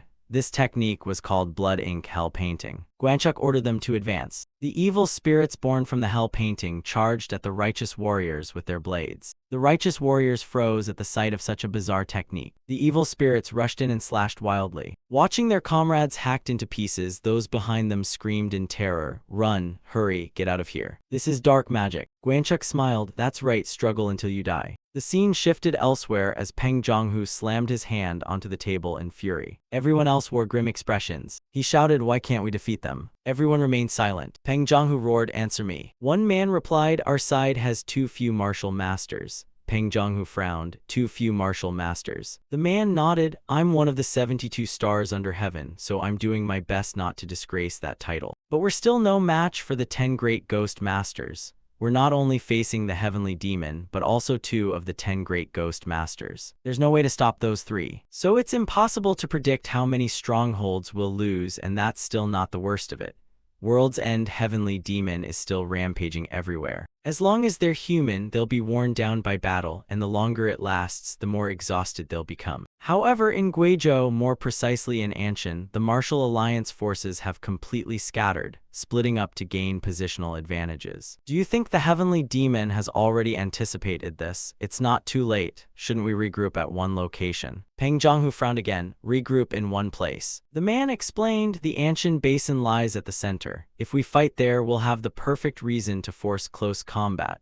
Once we set up our formation, the heavenly demon will have no choice but to leave their strongholds and enter the basin." Peng Jonghu nodded. "That makes sense, you're right. No matter what, we can't let things continue like this." Another man asked, "Are you thinking of using that?" Peng Jonghu sneered, "Shouldn't we hit them hard at least once? I mean those fools roaming around outside." Meanwhile, noises came from the righteous stronghold beneath the cliff. A group of ghost cultivators had quietly approached. Peng Jonghu remained unaware, secretly pleased. Even if we retreat, we should make them pay first, those filthy ghost sect bastards. As the ghost cultivators reached the mountainside, cannons opened fire. A barrage of explosive shells rained down on them. The ground was instantly engulfed in smoke and flames. The ghost cultivators cried out in shock, "Explosives! The Martial Alliance is actually using cannons and explosives." Woon Seong was equally surprised. "Explosives and cannons." Gwanchuk replied, "Fortunately, they don't seem to have much ammunition. They stopped after the 15th shot, but they really are using cannons and explosives." Woon Seong's expression turned grim. "So the Martial Alliance is using explosives and cannons. The imperial court must have approved it. The imperial court has long been under the sky-stealing sect's control. They've been manipulating the righteous martial world, so it's no surprise they're backing the martial alliance. Guanchuk sighed again. This is something I never expected. Woon Xiang continued, since they welcomed us with such a blast, it's only proper that we return the favor. The scene shifted to the Anshan Basin. A group of righteous martial alliance warriors had gathered there, all covered in wounds and bandages. We've already entered the basin. There's no way they'll chase us in here. An old man sighed. Seeing this, someone asked, Hey, No and Jang, what keeps worrying you enough to sigh like that? The old man named No and Jang replied, I have one small talent. It's the reason I've survived countless battlefields despite being nothing more than a wanderer. The other man asked, What is it? No and Jang answered seriously, Instinct. The young man chuckled, So that's why you've lived this long, not because of your martial arts, but because of your instincts. No and Jang nodded, That's right, I've survived thanks to my instincts, and this battle has me deeply uneasy. I've never felt this unsettled before. The young man stood up and sighed. Instead of talking nonsense, you'd better check your sword. That cheap iron blade of yours won't kill anyone. No and Jang still looked worried, but I still have this feeling. Before he could finish, the young man snapped, Seriously, stop believing in those stupid instincts. Before the young man could finish speaking, an arrow pierced straight through his skull. No and Jang tensed up. See, I told you I had a bad feeling. Everyone else jumped to their feet in shock.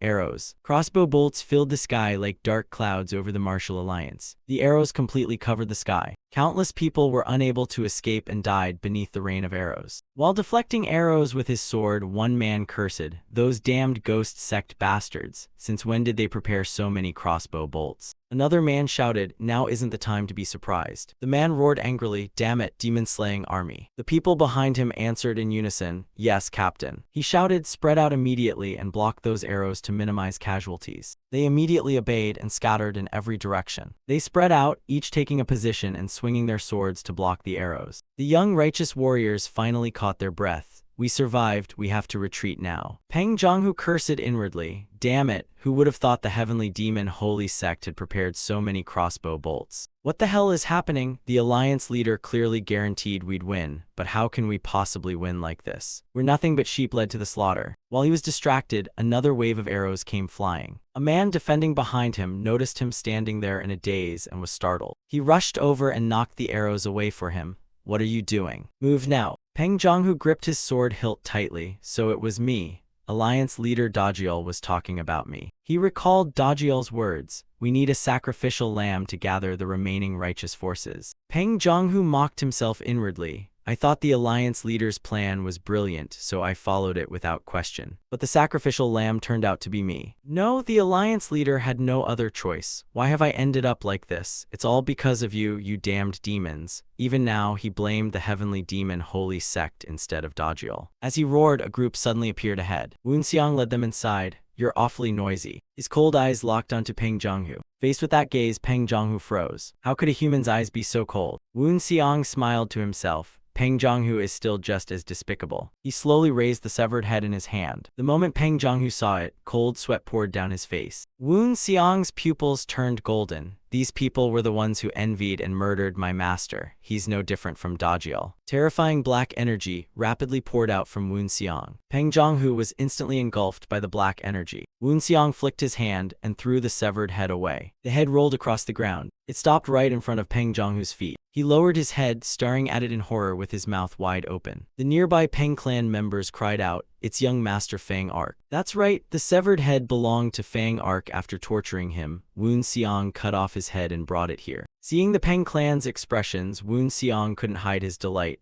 It's been a long time. Peng Zhonghu frowned. A long time, what do you mean? Woon Xiang smiled wickedly. Guess. Peng Zhonghu's eyes widened. Only one thought remained in his mind. The young man before him was a devil. He quickly lowered his stance and prepared for battle. Woon Xiang stood there smiling. Mountain-cleaving sword Peng Zhonghu. Hearing his own title spoken, Peng Zhonghu was startled. You know me. Woon Xiang remained silent. his aura growing increasingly sinister. Even so, Peng Zhonghu's eyes widened in terror as though he had realized something. "Who are you? How do you know about that?" Wu Xiang smirked. "So you're not denying it, then it must be true." Peng Zhonghu hurriedly protested. "No, they really did learn demonic arts." The moment the words left his mouth, he froze. "Wait, how does this man know what happened that day? Unless he was there, no one else could know." Thinking that, he shouted again, "Who are you? Who are you to know about this?" Wu Xiang raised his hand, gathering heavenly fire. "Take a guess. Maybe someone in hell will answer that for you." With that, he lowered his stance. His eyes became razor-sharp. Peng Zhonghu's face was filled with fear and tension. Wu Xiang instantly lunged at him. Gritting his teeth, Peng Zhonghu raised his great saber to block. Even so, Wu Xiang's strike sent him flying. He lay helpless on the ground, utterly horrified. It felt as though his arm muscles had been torn apart. Thankfully, his bones were unharmed. He forced himself to raise his head again. Then he gripped his saber tightly and got back to his feet. The moment he looked up, he was horrified once again. Wu Xiang had already appeared above him with his long spear. At the same time, another spearman charged in from the side. He stepped in front of Peng Zhonghu and said, "Sorry, but I have to interfere."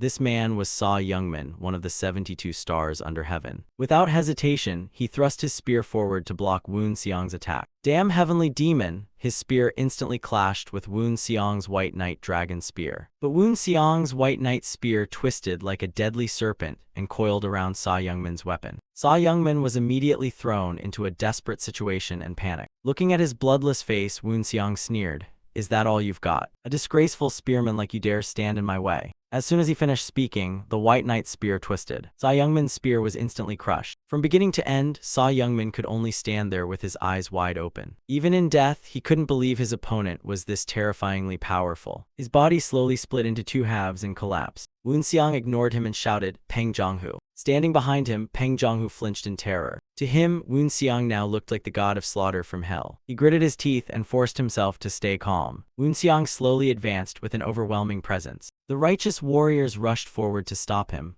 "Bastard, how dare you do that to our leader?" Wu Xiang snorted coldly, "Out of my way, insects." With that, he waved his hand and unleashed a palm strike. Terrifying heavenly fire instantly engulfed the crowd. The young men burned by the heavenly fire were reduced to nothing but skeletons. After dealing with all the underlings, Wu Xiang turned around once more. "Now it's your turn." Peng Zhonghu's eyes widened, and only one thought remained in his mind. Run. Somebody stop that monster, stop him for me. Wu Xiang didn't rush to kill him and simply stood there watching. Gritting his teeth, he thought, did this bastard, lower than an insect, really do such a thing to my master? He stomped the ground and leaped forward, leaving 2 deep footprints behind. He had no intention of letting the man who harmed his master escape. His figure instantly blurred, and before anyone could react, he had slipped through the crowd in pursuit of Peng Zhonghu. Ahead of him, Peng Zhonghu kept running for his life, caring about nothing else. But before long, he could run no farther and collapsed to the ground. Sitting up in terror, he looked back. "I was wrong, I don't want to die, please spare me." Wu Xiang replied coldly, "Beg my master for forgiveness in hell." Blood immediately sprayed everywhere. In an instant, the bodies of the righteous warriors were piled across the ground. Wu Xiang stood alone atop the mountain, surrounded below by countless corpses like the god of slaughter. He silently gazed into the distance, a faint smile on his lips after crossing another enemy off his list. The scene shifted elsewhere, where Prince Jin Cheng sat in his residence, repeatedly tapping the table in thought. The battle must have already begun. His face was grim, his fists clenched so tightly that veins bulged, his mind heavy with worry. Not far away, Du Jinmium stood quietly in a corner. He too kept sighing. He walked over to Prince Jin Cheng and reassured him, "Please don't worry too much. So far, the heavenly demon Holy Sect's army has advanced without any obstacles. They should capture Guizhou and Chongqing as planned." Prince Jin Cheng asked anxiously, "How are the preparations for relocating my father's army?" Du Jinmium replied, "We've fully prepared both manpower and supplies. If necessary, we can move to Chongqing at any time." Prince Jin Cheng reminded him, "Check everything again. One mistake could ruin everything." Du Jinmium bowed. "Understood. This old man will inspect everything once more." Prince Jin Cheng said solemnly, "I'm counting on you, master. May heaven bless the cult leader with victory in capturing Guizhou and Chongqing." Throughout Guizhou, countless battles erupted. After 3 days of non-stop fighting for territory, both sides gathered their forces. Then the fighting erupted once again. The sounds of killing and clashing weapons echoed everywhere. Heavenly Demon Divine Art, Ghost Lotus Fist, Dark Rose Spirit. Aiyang stood in the middle of the battlefield, gripping her sword as she unleashed her ultimate technique. With a cold expression and overwhelming presence, she swung her sword. The righteous warriors charging toward her were all slain by that single strike. After using her sword, she switched to palm strike. She swung her palm and struck behind her. The young men trying to launch a sneak attack suddenly found their bodies frozen, unable to move. Why can't my body move? Before he could recover from the shock, death came, and the young man could only utter two terrified words: a demon. After finishing them off, Aiyang didn't stop and immediately dashed forward. On another front, another figure was rampaging across the battlefield just like Aiyang. It was Bangya Huihain, the 8th Thunder Sword, one of the 10 great ghost masters. He had once supported the vice cult leader and disliked Wen Xiang, so he needed a great achievement to prove his strength. Although his phantom-like speed had somewhat changed Wen Xiang's opinion of him, it still wasn't enough. He swung his sword and unleashed his ultimate technique, the 8th Thunder Sword Strike, as lightning crackled around his body. Then he leaped high into the sky. The lightning quickly gathered into his sword. He then dived straight toward the righteous warriors below. The attack was so powerful it lit up the entire area, and even Li Xinzheng far away could sense it. He glanced back with a smile. The Divine Thunder Sword Strike, huh? Is he trying to tear the sky apart with thunderous steps? After that strike, Bangya Huihain didn't stop and charged forward again. The righteous warriors in the distance were horrified. After that attack, that monster is still alive. Standing among the righteous forces, Bangya Huihain raised his sword toward the sky again. Lightning surged upward from his blade once more. Then he slashed downward again. The lightning raged once more, spreading in every direction. The charging righteous warriors were struck and halted. One shouted, "Impossible, he's not human." The lightning grew even more violent. "Disappear, you worthless righteous sect trash." Though continuously struck by Bangya Huihain's lightning, the righteous warriors showed no fear and charged while shouting, "Everyone, attack! Hold him down! With a body that big, if you pin him down, he won't be able to use that technique again." Bangya Huihain laughed, "Haha, you're quite sharp. Even I can't do much if your bodies pin me down." The righteous warriors quickly leaped up and surrounded him from above. "Brothers, grab him." Bangya Huihain sneered, "But once I'm in the sky, that weakness disappears." The righteous warriors' faces twisted in shock again. Bangya Huihain drove his sword hard into the ground. Crackling lightning erupted again and blasted upward toward them. Watching from afar, Li Xinzheng stroked his beard and sighed.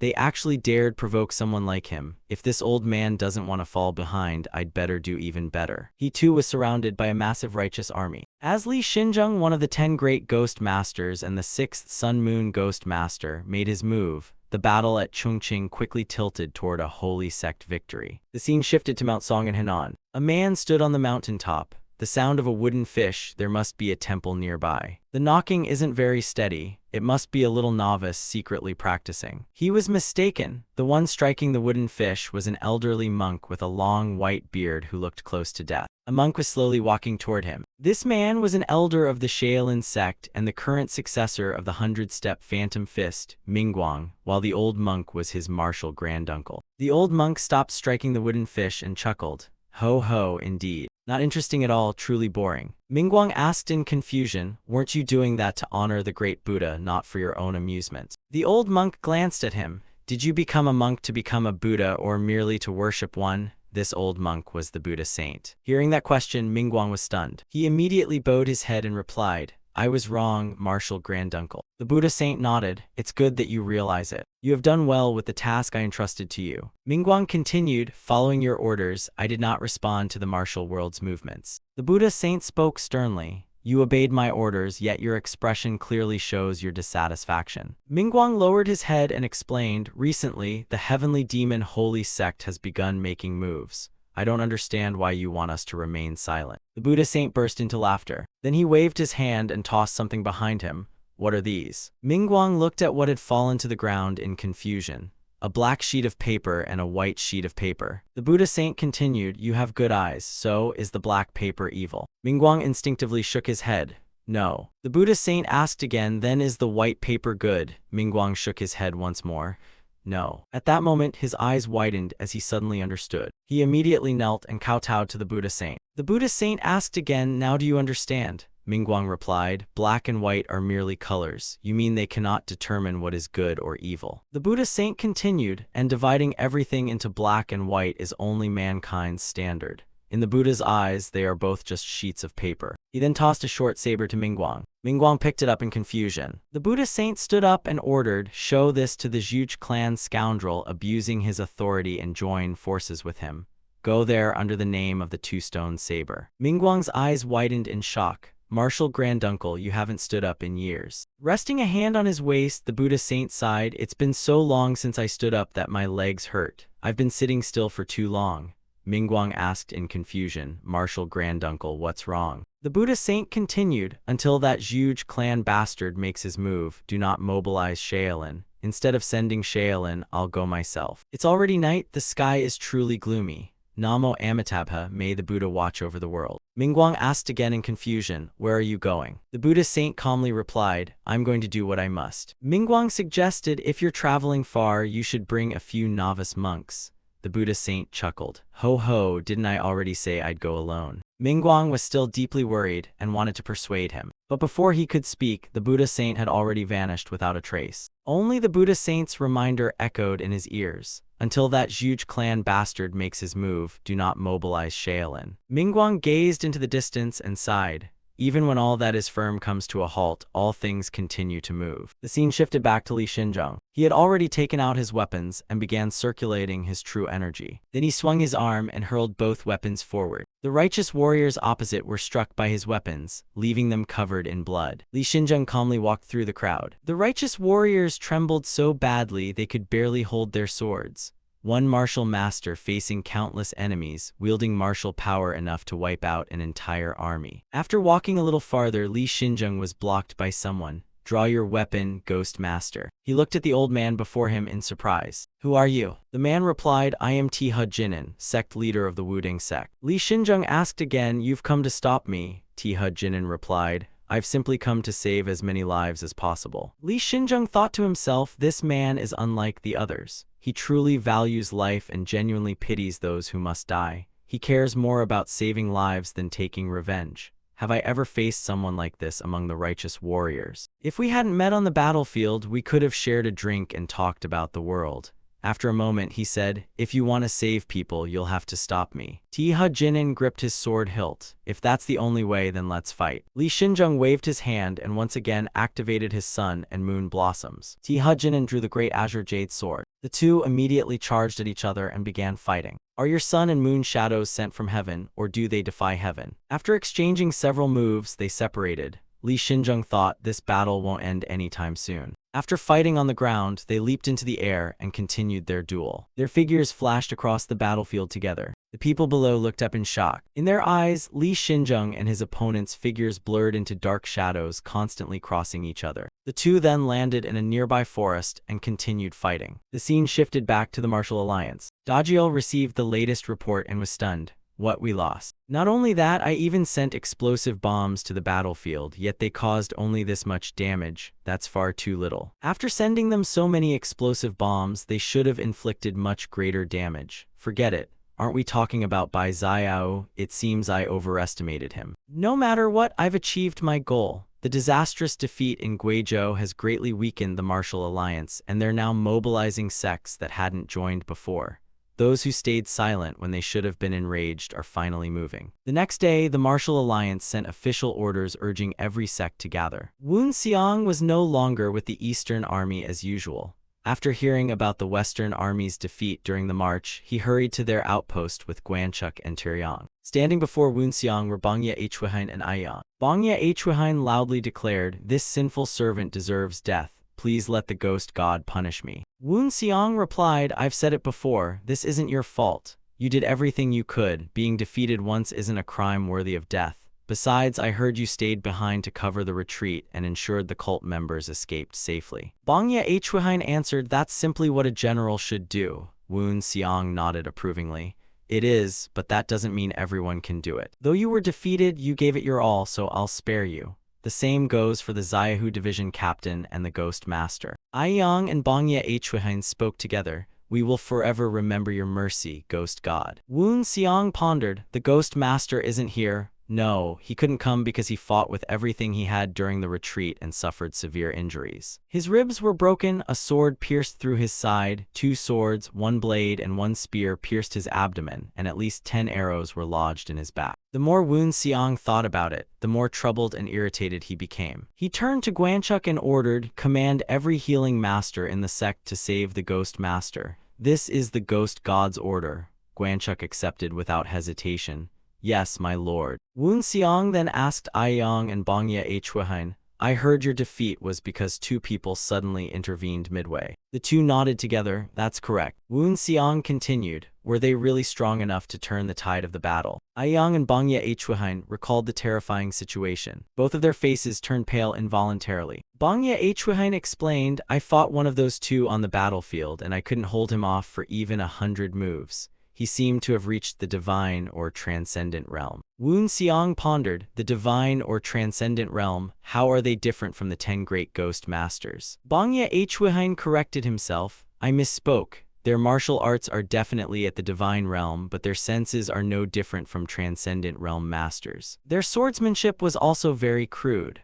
Their internal energy and everything they displayed belonged to the divine realm, so it seems they never revealed their true strength." Woon Seong couldn't help recalling the 2 men who had fought him before. "It's Dak Myung, but how many more divine realm masters from the previous generation will appear like this? What is the Sky Island sect plotting with the royal family?" A moment later, a barrier of light spread from Woon Seong and enveloped the 3 of them. After a while, the light faded and Woon Seong only said one thing, "Thunder strike sword." Bongya Hwahin nodded. "I will engrave your instructions into my heart, Ghost God." Woon Seong asked, "How long until your injuries recover?" Bongya Hwahin replied, "About 10 days." Woon Seong continued, "As long as it helps you, I won't hold back anything. Prepare yourself as perfectly as possible for the coming battle." Bongya Hwahin cupped his fists. "This subordinate sincerely thanks you, cult leader." Woon Seong then looked at Aiyang.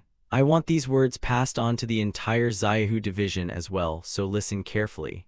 Aiyang quickly replied, "Yes, sir." Woon Seong began, "In the second half of this month, we will resume the war." Guanchuk asked in confusion, "What should we do about the vacant position left by the Sun Moon Ghost Master?" Woon Seong narrowed his eyes. "No matter who it is, filling that position won't be easy, but we can't leave it vacant either," announced the newest member of the 10 Great Ghost Masters, Heavy Dragon Ghost Master. Guanchuk was inwardly startled. Heavy Dragon Ghost Master. After thinking for a moment, he cupped his fists. "Yes, my lord, I'll send the messenger pigeon immediately." Time passed quickly, and the second half of the month arrived. Woon Seong stood atop the platform, looking down at the ghost cultivators below. Their reverent voices echoed nonstop. "Long live the ghost god, long live the ghost cult." Woon Seong raised his hand, signaling them to be silent. "Do you know why we've gathered here today?" The crowd answered in unison, "To begin the war." Woon Seong loudly interrupted, "Wrong. We didn't gather here to start a war." He stomped heavily on the ground. "We gathered here to remember." Hearing that, everyone was filled with confusion. Woon Seong continued, "Look around you. Take a good look at the faces beside you." Though confused, they obeyed and turned to look at one another. They kept looking but still didn't understand. Woon Seong continued, "Are those the same faces you saw when we marched out just days ago? I'm asking you.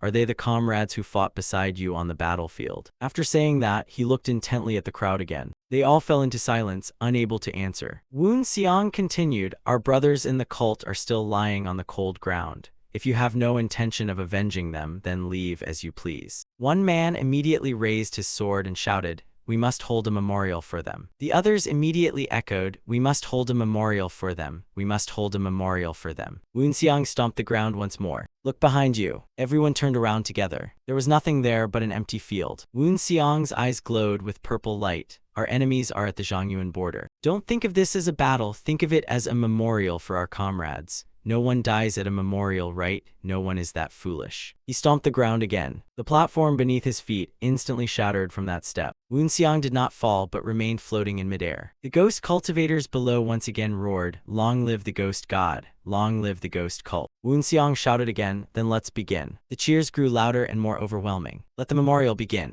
Long live the ghost god, long live the ghost cult." Heavenly fire began blazing from Woon Seong's body. "Remember, we are not fighting. We are only holding a memorial." The ghost cultivators below immediately rushed toward the enemy. The righteous forces on the opposite side charged forward without the slightest fear. The two sides quickly clashed again, and another brutal battle erupted. The sounds of clashing blades and agonized screams blended together without end. One righteous warrior shouted, "Don't retreat. They're only humans despite being demons. We've driven them back before, so we must not lose." Seeing him shouting so loudly, Aiyang frowned and charged at him. The scene shifted to the night before the decisive battle. She sat alone in her room, looking dejected. She kept sighing sadly. "This is so frustrating." Tears began streaming down her face. "I thought adding new techniques to my martial arts would help me overcome this barrier, but I never expected to still be this weak. In the end, I still needed help to take revenge. In the end, I still couldn't accomplish anything by myself. I always say I'll do my best, yet achieve nothing. I even volunteered to lead the vanguard. I must have shattered all of Woon Xiang's expectations." Just then, Bang Wenji's voice came from outside. "Big sister." Aiyang immediately told her to go back. Bang Wenji still wanted to come in and comfort her, but Aiyang pleaded again, "Please, just go." Bang Wenji had no choice but to leave sadly. Aiyang remained alone in her room, crying in despair. A moment later, another knock suddenly came from outside. Aiyang said irritably, "I already told you to go back." But this time, a different voice replied, "May I come in?" Aiyang was startled. It wasn't Bang Wenji. That voice, it sounded like Woon Xiang. While she was still stunned, Woon Xiang pushed the door open and walked in. Seeing that it was really Woon Xiang, she froze on the spot. She stared at him blankly for a moment, then lowered her head again. Looking up once more and confirming it was truly Woon Xiang, she let out a soft cry. Woon Xiang waved his hand, used his true energy to pull over a chair, and said, "Since it's just the two of us, we can skip all the formalities." He sat beside the bed facing her. "You're crying." Aiyang quickly wiped away her tears, not wanting him to see her like this. After a while, she finally asked, "I must have disappointed you." "I'm sorry, I'm truly sorry." Woon Xiang sighed. "I told you to speak comfortably. If that makes you feel at ease, then it does the same for me." Aiyang fell silent, not knowing what to say. After a while, she frowned and sighed again. "You're very disappointed in me, aren't you?" Woon Xiang answered without hesitation, "Of course." Tears welled up in Aiyang's eyes again, as she silently cursed this cold-hearted man. Woon Xiang continued, "I'm extremely disappointed in you."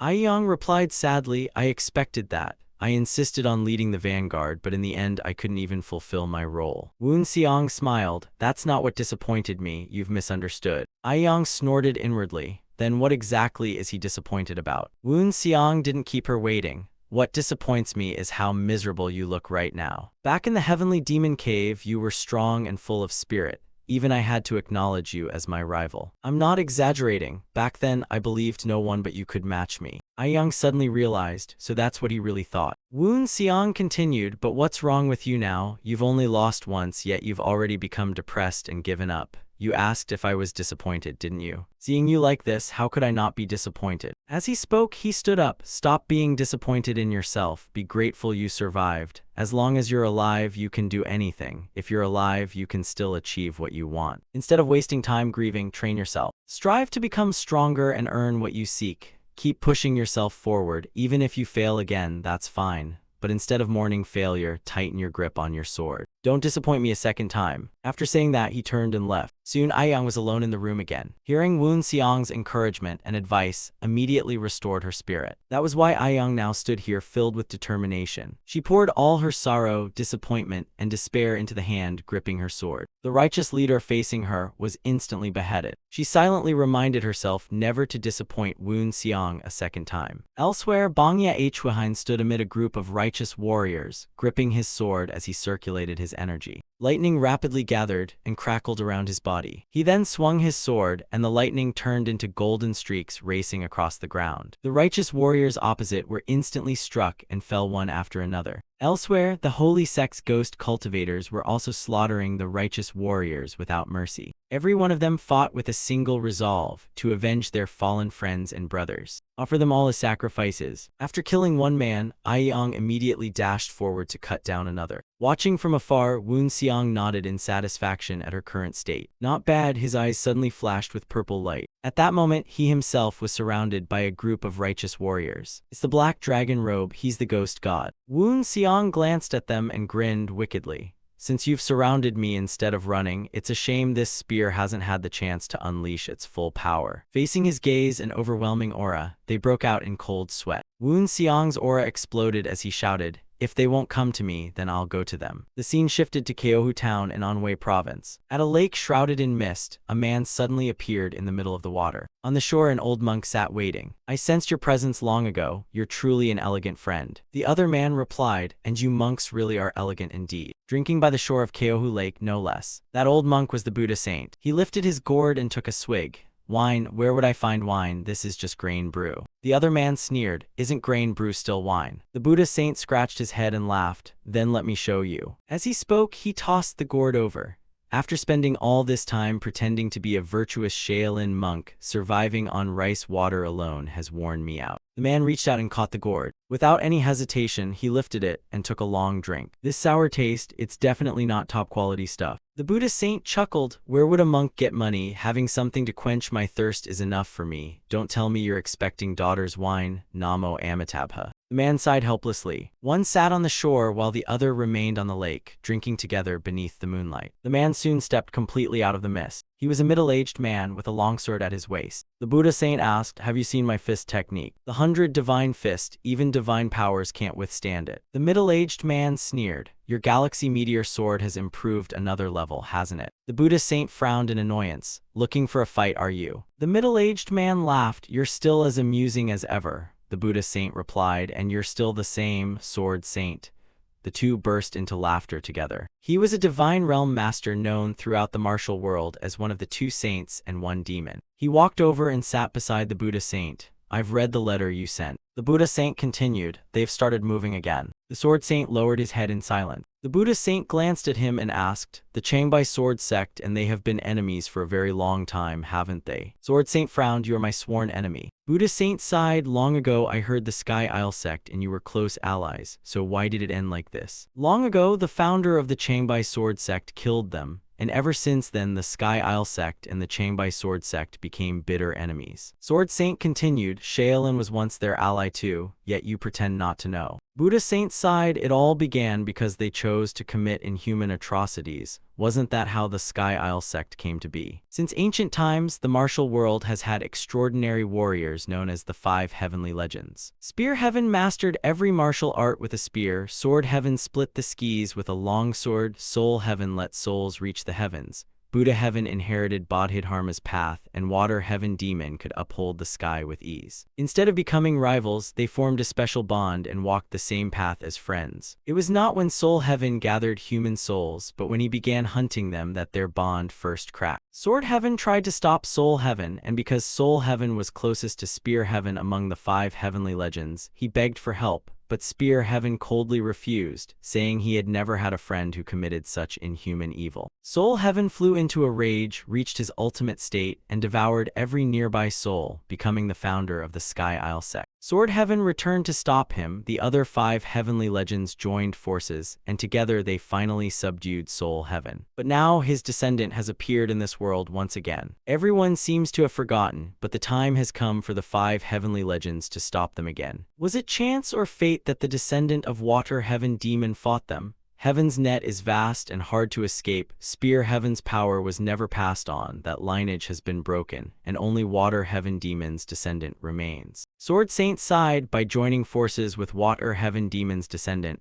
we can stop Soul Heaven's descendant. Buddha Saint suddenly asked, do you truly think Spear Heaven's lineage has ended? Sword Saint was startled, could there still be a descendant of Spear Heaven? Buddha Saint replied, even I do not know. His gaze fixed on the distant horizon. There 2 nearby stars shimmered brightly. Sword Saint snorted, what a hypocrite, even children know the Spear Heaven lineage is gone. Buddha Saint remained perfectly calm, everything will become clear in time. Heaven's net may be wide, but no one escapes it, and so it shall be. This happened a few days before the Battle of Chongqing. Now the battle is still raging fiercely. Woon Xiang was like a demon god, rampaging through the Orthodox Alliance's encirclement. His spear swung endlessly, blood sprayed wherever its tip struck, and the corpses of the Orthodox Alliance had piled into a mountain beneath his feet. Meeting his gaze, the surviving Orthodox Alliance warriors all turned deathly pale, having lost every trace of fighting spirit. After a moment, Woon Xiang raised his spear and attacked again. Once more, flesh and blood flew everywhere as people died horrific deaths. Only after slaughtering for a while did Wu Xiang stop again. Standing atop the mountain of corpses, he glanced around at the Orthodox Alliance as a faint smile formed on his lips. One man could no longer hold back and shouted, "You cruel demon. Leader of these savage demons, get down to hell." The moment he finished speaking, blood burst from his body and he died where he stood. Wu Xiang then leaped down and charged toward the crowd. He unleashed another frenzied massacre. If he kept killing like this, everyone here would soon be dead. Just then, a longsword appeared and blocked his spearhead. Wu Xiang was suddenly stopped and could not hide his surprise. He immediately swung his arm and blasted his opponent away. The man was knocked flying and slid across the ground before finally stopping. 4 others stood behind him, so it really is the heavenly demon. Wu Xiang looked at them and sneered, "Who are you?" He thought to himself, these people were not mentioned in Aiyang and Bangye Huihan's report. They were probably newly assigned to this battlefield. After a moment he spoke again, "You people are quite bold." All 5 of them wore vicious expressions. Blue light flashed in Wu Xiang's eyes. "Do you really think the 5 of you can stop me?" One of them replied, "Even if you are the heavenly demon, those are arrogant words." Wu Xiang continued, "You are the indestructible iron body elder, aren't you?" The man replied, "It is an honor to be recognized by the heavenly demon." Wu Xiang snorted and began nomming the newcomers. "That one is 9-section Reaper, over there are Swift Flying Falcon and Child Taoist, and that one is Iron Leopard Twin Fists." He thought to himself they were all supreme masters, and wherever they went, they would rank among that force's strongest experts. But even so, I have reached the demon god realm. Thinking of that, he felt insulted and waved his hand in annoyance. "I have no time and hate trouble, so come at me together." Hearing those words, they felt even more insulted. "What did you just say?" They all readied their weapons. Even if he is the heavenly demon, he is just one man. Does he think he can fight 10 alone? Wu Xiang sneered, "Do you really believe you can stop me by yourself? How reckless, you should know your limits." Iron Leopard Twin Fists, hot-tempered as ever, roared, "How dare you, bastard." Without the slightest hesitation, he leaped at Wu Xiang and threw a punch. The moment he attacked, he unleashed his signature technique, Iron Leopard Twin Fists. A massive explosion instantly erupted where Wu Xiang had been standing. The others inwardly marveled that Iron Leopard Twin Fists truly lived up to his reputation.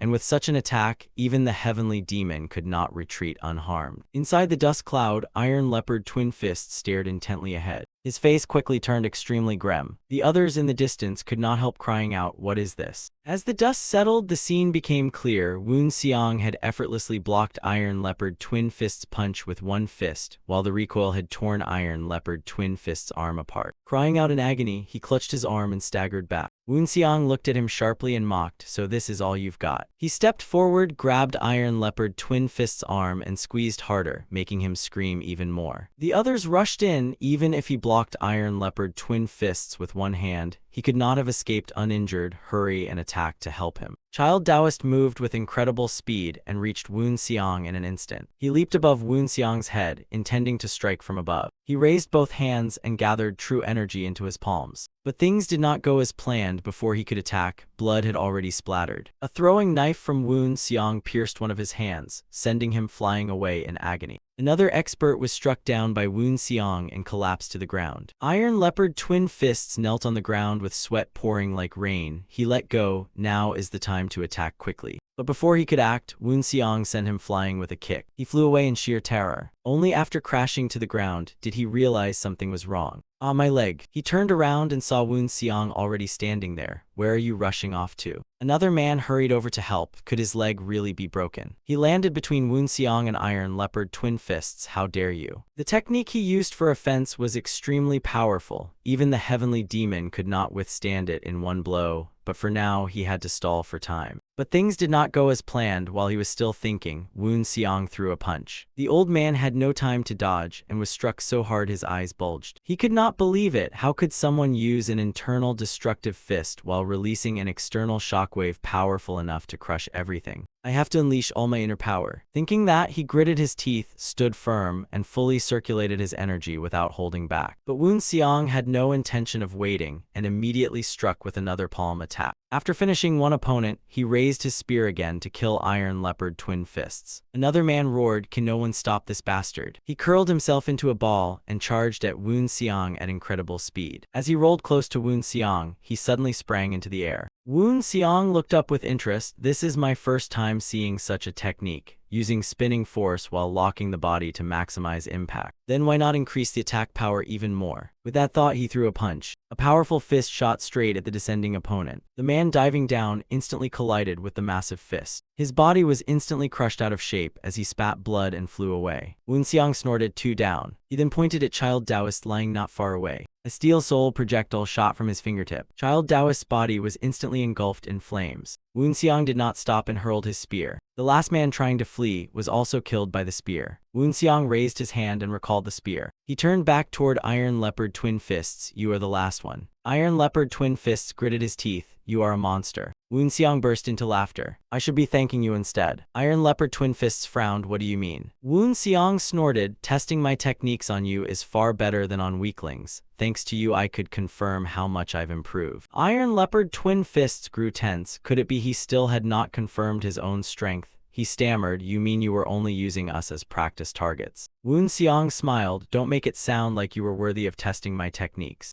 Iron Leopard Twin Fists became even more nervous. "Then what were we?" Woon Seong explained, "I am creating a new martial art that's more accurate."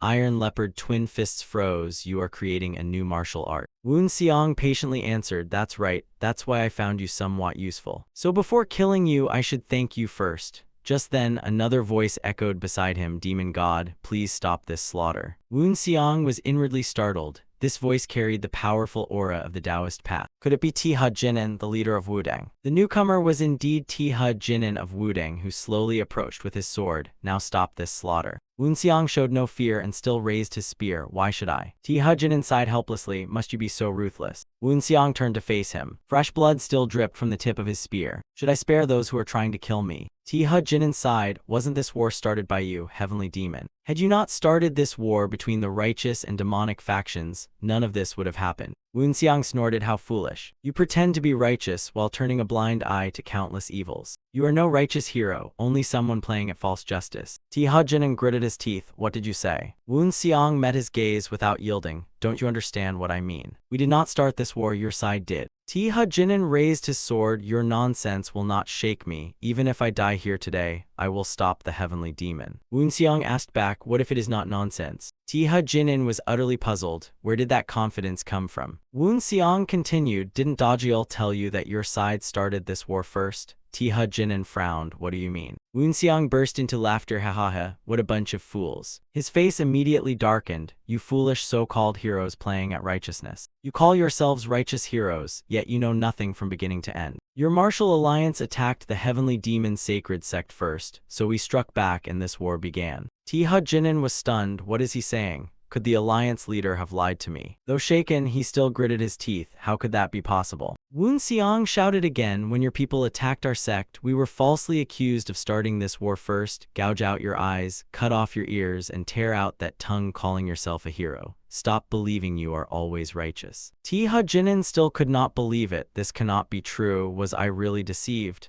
He asked again, "Is anything you said a lie?" Woon Seong sneered, "If you call yourself a hero and truly wish to uphold justice, then investigate the truth yourself. Do you have the resolve to do that?" Tiha Jinin lowered his head weakly. With such confidence, he must have thoroughly investigated everything. Tiha Jinin lowered his head weakly. With such confidence, he must have thoroughly investigated everything. Thinking that, he gripped his sword again and said, "But if I let the heavenly demon continue rampaging, it will become a massacre, so I must stop you." Woon Seong frowned. What a convenient excuse. Tiha Jinin was startled. An excuse? Woon Seong smiled and charged forward. "You are afraid to uncover the truth, because if what I said is true, then everything you have done until now was unjust. So aren't you just making excuses for yourself? What else should I call it?" Tiha Jinin broke into a cold sweat. "Call it whatever you want, but today I will stop you, heavenly demon." Woon Seong snorted, "If you have the ability, then show me how you intend to stop me." The two of them immediately charged into a decisive battle. The moment they clashed, Tiha Jinin was blasted backward. He landed awkwardly and dropped to one knee, as expected of the heavenly demon. "But I did not come here with ordinary resolve. Today I have staked my life on stopping the heavenly demon here." The true energy around him erupted violently. Woon Seong looked surprised. realized, Wuding pure energy. No, that is not Wuding pure energy. This power feels completely different. Is he burning his heavenly energy to gain the strength? Thinking that, he asked, are you really planning to burn away your own life force just to stop me? He inwardly sighed that if Teha Jinin had viewed the world more broadly, and had not blindly trusted the martial alliance's claims, he might have become a true righteous hero. But now it is too late. Sadly, he is only a stubborn Taoist who could never become a true hero. Let me see how strong your stubbornness is. I will extinguish that blazing flame with my own strength. Teha Jinin roared, stop, heavenly demon. He unleashed all the power he had cultivated in his lifetime and executed the profound Heaven's 7 Stars sword. Wu Xiang's movement technique became incredibly mysterious, fading in and out like an illusion. In an instant, he appeared before Teha Jinin. Blades, spears, and sword shadows clashed endlessly. After only a few exchanges, Teha Jinin was suppressed again as Wu Xiang's spear became faint and elusive. By the time Teha Jinin saw it clearly, the spear tip was already at his throat. As the dust settled, Wu Xiang did not rush to attack again and simply stood there watching. Impressive, but this is as far as your effort goes. It seems you have done your best for your stubborn belief, but now your sword is broken and your flame is out. What can you do now? I will finish this with one final strike. Terrifying heavenly fire surged toward Teha Jinin. Everyone thought he had exhausted all his strength and could no longer defend himself, yet he still managed to raise his sword. A yin-yang 8 trigrams diagram appeared before him and blocked the heavenly fire. Even so, he struggled desperately as he gritted his teeth. Soon he realized something was wrong. His 8 trigrams diagram had been caught in a swirling vortex. It was quickly swallowed by the heavenly fire, leaving him unable to resist as he took the full attack. After the strike ended, Teha Jinin lay helplessly on the ground, gasping for breath. The sky is so high today. Has the autumn sky always been this beautiful? When was the last time I looked at it with such peace? It must have been before I was tainted by the mortal world. Only then did he notice his own body. Both of his arms were gone. His lower body was gone as well, though strangely it felt light. Wu Xiang slowly walked over to him. Teha Jinin asked him, so in the heavenly demon's eyes, I was only pretending to be righteous. Wu Xiang planted his spear into the ground and sneered. You are nothing but a clown obsessed with playing the righteous hero. Teha Jinin laughed. Wu Xiang continued, but you were at least sincere and played your role as a clown well. Teha Jinin showed no anger at all. Haha, is that so? Wu Xiang nodded. That's right. Teha Jinin said again, then this sincere clown has one favor to ask of the heavenly demon. Wu Xiang snorted, you're quite greedy. After saying something to Wu Xiang, Teha Jinin closed his eyes in satisfaction and passed away. The sky soon turned to dusk as evening descended. When Wu Xiang defeated Teha Jinin, the battle also came to an end. Unlike the heavenly demon sacred sect whose rear forces had been reinforced, the martial alliance received no reinforcements at all. And according to Aiyang's report, the two monsters, Thunder Strike Sword and Heaven Shattering Blade, never appeared. Instead, only several masters from the 72 stars of the world appeared. In other words, it was still unclear whether the famous righteous sects had acted, but one thing was certain. Chongqing, where the battle was taking place, lay just ahead, the very center of everything. By now, all the top experts had probably gathered at the Martial Alliance. I have already done everything I could, but farther east, where the Martial Alliance and the great clans are gathered, things will become much harder. The news quickly reached the Martial Alliance. Dajiel read the report and sighed, another defeat. The losses are quite severe. The righteous side suffered heavy losses, but the demonic side lost far fewer than I expected. The 5 great families and 9 great sects refused to cooperate wholeheartedly, so the righteous side naturally suffered more casualties, while the heavenly demon sacred sect has now surrounded 6 northern cities and casualties have already reached 5,000. If this continues, things will only get worse. Many families ignored the Martial Alliance's orders, so its authority within the alliance had greatly declined,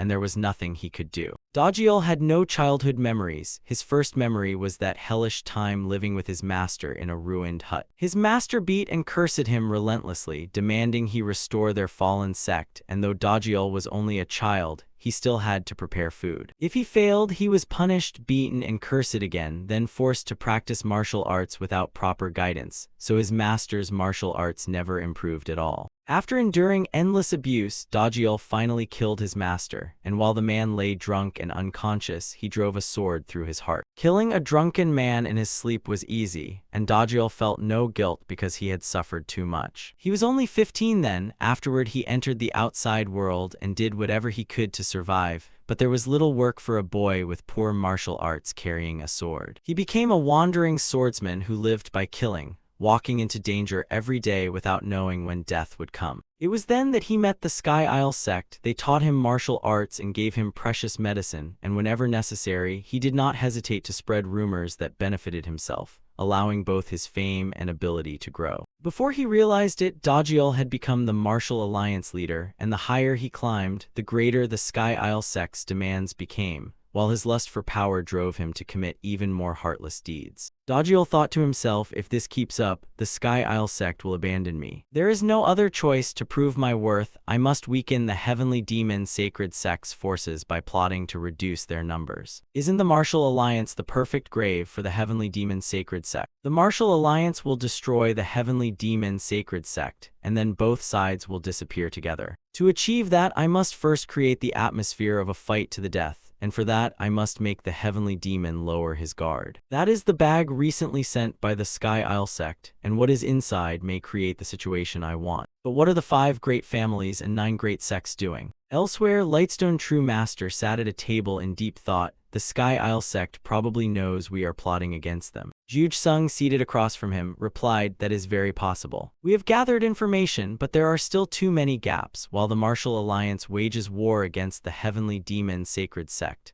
members of the demonic faction are using their influence to investigate the Martial Alliance, the Imperial Court, and the Sky Isle sect. Juge Sung frowned. We have gathered too little information to gain status and greater authority. We must prove that the Martial Alliance was the one that caused the conflict between the righteous and demonic factions. But no solid evidence can be found, so the only option is to obtain proof from Dajiel, and someone as cunning as him must still have evidence hidden somewhere, though finding it will be difficult. Lightstone continued, difficult or not, we still have to find it. Juge Sung suggested he probably hid the evidence deep inside the Martial Alliance, or somewhere only he knows. Lightstone sighed. In the end, we can only rely on the Heavenly Demon Sacred Sect's demon god after finding it. Difficult as it is, it must be done, or this war will never end. Juge Sung thought to himself, the 9 great sects and 5 great families are nothing but empty shells. Is there truly nothing left to change this situation? What a disgrace. Lightstone spoke again. We should contact the Heavenly Demon Sacred Sect's demon god. Juge Sung agreed. Yes, we should tell the demon god to capture Dajiel alive and expose his ties to the Sky Isle sect, though I wonder if we are placing too much burden on him. I suppose so. Things have already come to this, so we have no choice. That night, a messenger hawk flew into the dark sky from the spirit-hidden pavilion. Even if they are terrified, it does not matter, because sooner or later I would have done this anyway. This stone wall has blocked my advance for far too long. He lowered his stance and clenched his fist. Just one more strike and it will be destroyed. The demonic cultivators below cried out in shock. That energy.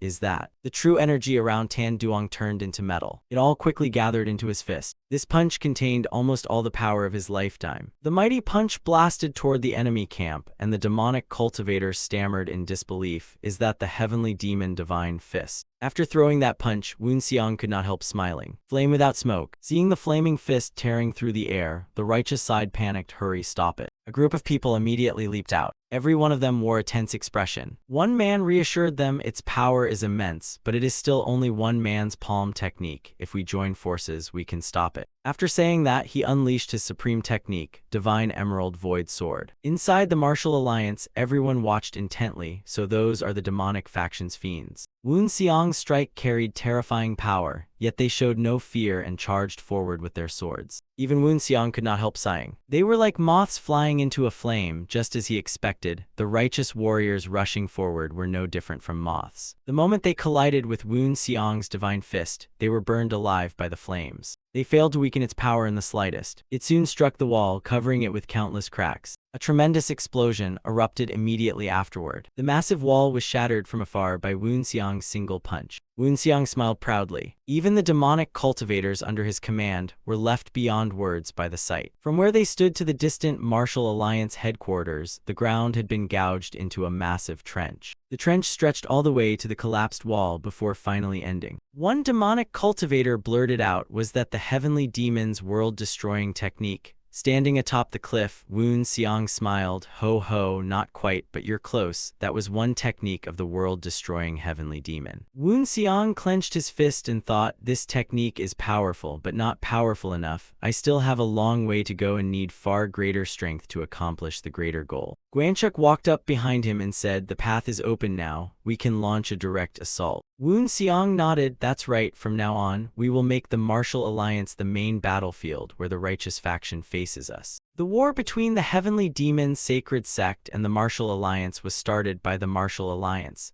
and the one who embellished its beginning and poured fuel on the flames was Yeonseong, who suddenly landed among the righteous warriors. She then softly sang, Yellow River beyond the frontier, the moon casts its shadow, shining upon bright princess above the jade pass where willow trees whisper. She reminded herself, this is my first chance to prove my abilities before the demon god. I must not disappoint him. Her true energy transformed into countless white swords rising into the sky. As she cast her technique, the righteous warriors around her were cut into pieces and died one after another. If I can only make the demon god remember my abilities, then it will be enough for me to earn a rank equal to the 10 demon masters within the sect. Woon Seong watched from outside and quietly judged, Yeonseong is quite impressive. Gwanchuk explained beside him, although she still lacks experience, she can easily take the place of one of the 10 demon masters. After speaking, he took out a brush and began to draw. Woon Seong stepped forward. The greatest woman of the sacred sect must be that girl.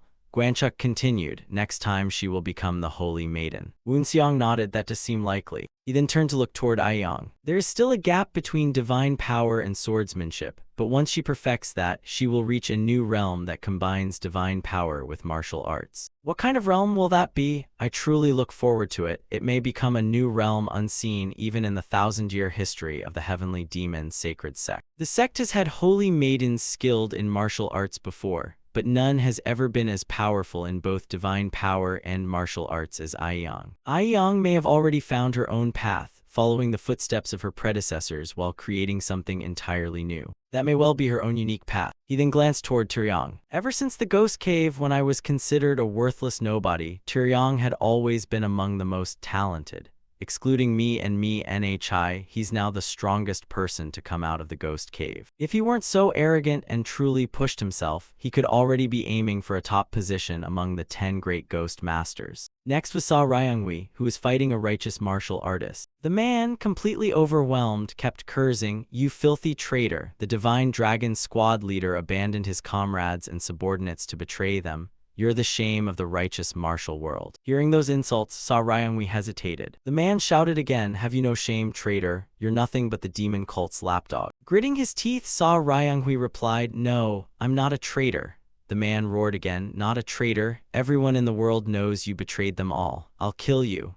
Those words shook Sa Ryanghui and made him lose his fighting spirit. Seizing that moment of distraction, the man swung his sword. Even so, Sa Ryanghui neither dodged nor defended. His mind was consumed by one thought: am I really nothing but a traitor? Seeing this from afar, Woon Seong raised his hand and unleashed the heavenly demon finger. Before the man could finish off Sa Ryanghui, the finger strike hit him. After blasting him away, Woon Seong warned Sa Ryanghui, "Don't let yourself be deceived. He's not in his right mind." Sa Ryanghui was startled. Not in his right mind. Woon Seong continued, "Look into his eyes. You've only been deceived by his words, so you can no longer see reality." Hearing that, Sa Ryanghui was startled again and looked up. His opponent's eyes were indeed strange, like those of a man who had lost his soul. Woon Seong asked again, "Do you see it now?" His title is Raptor Claw. He is one of the Martial Alliance's key figures. He always opposed this war and wanted to reorganize the army. But someone with such convictions changed his stance only one day after meeting the alliance leader. How could that be possible? Sa Ryanghui frowned and fell into thought.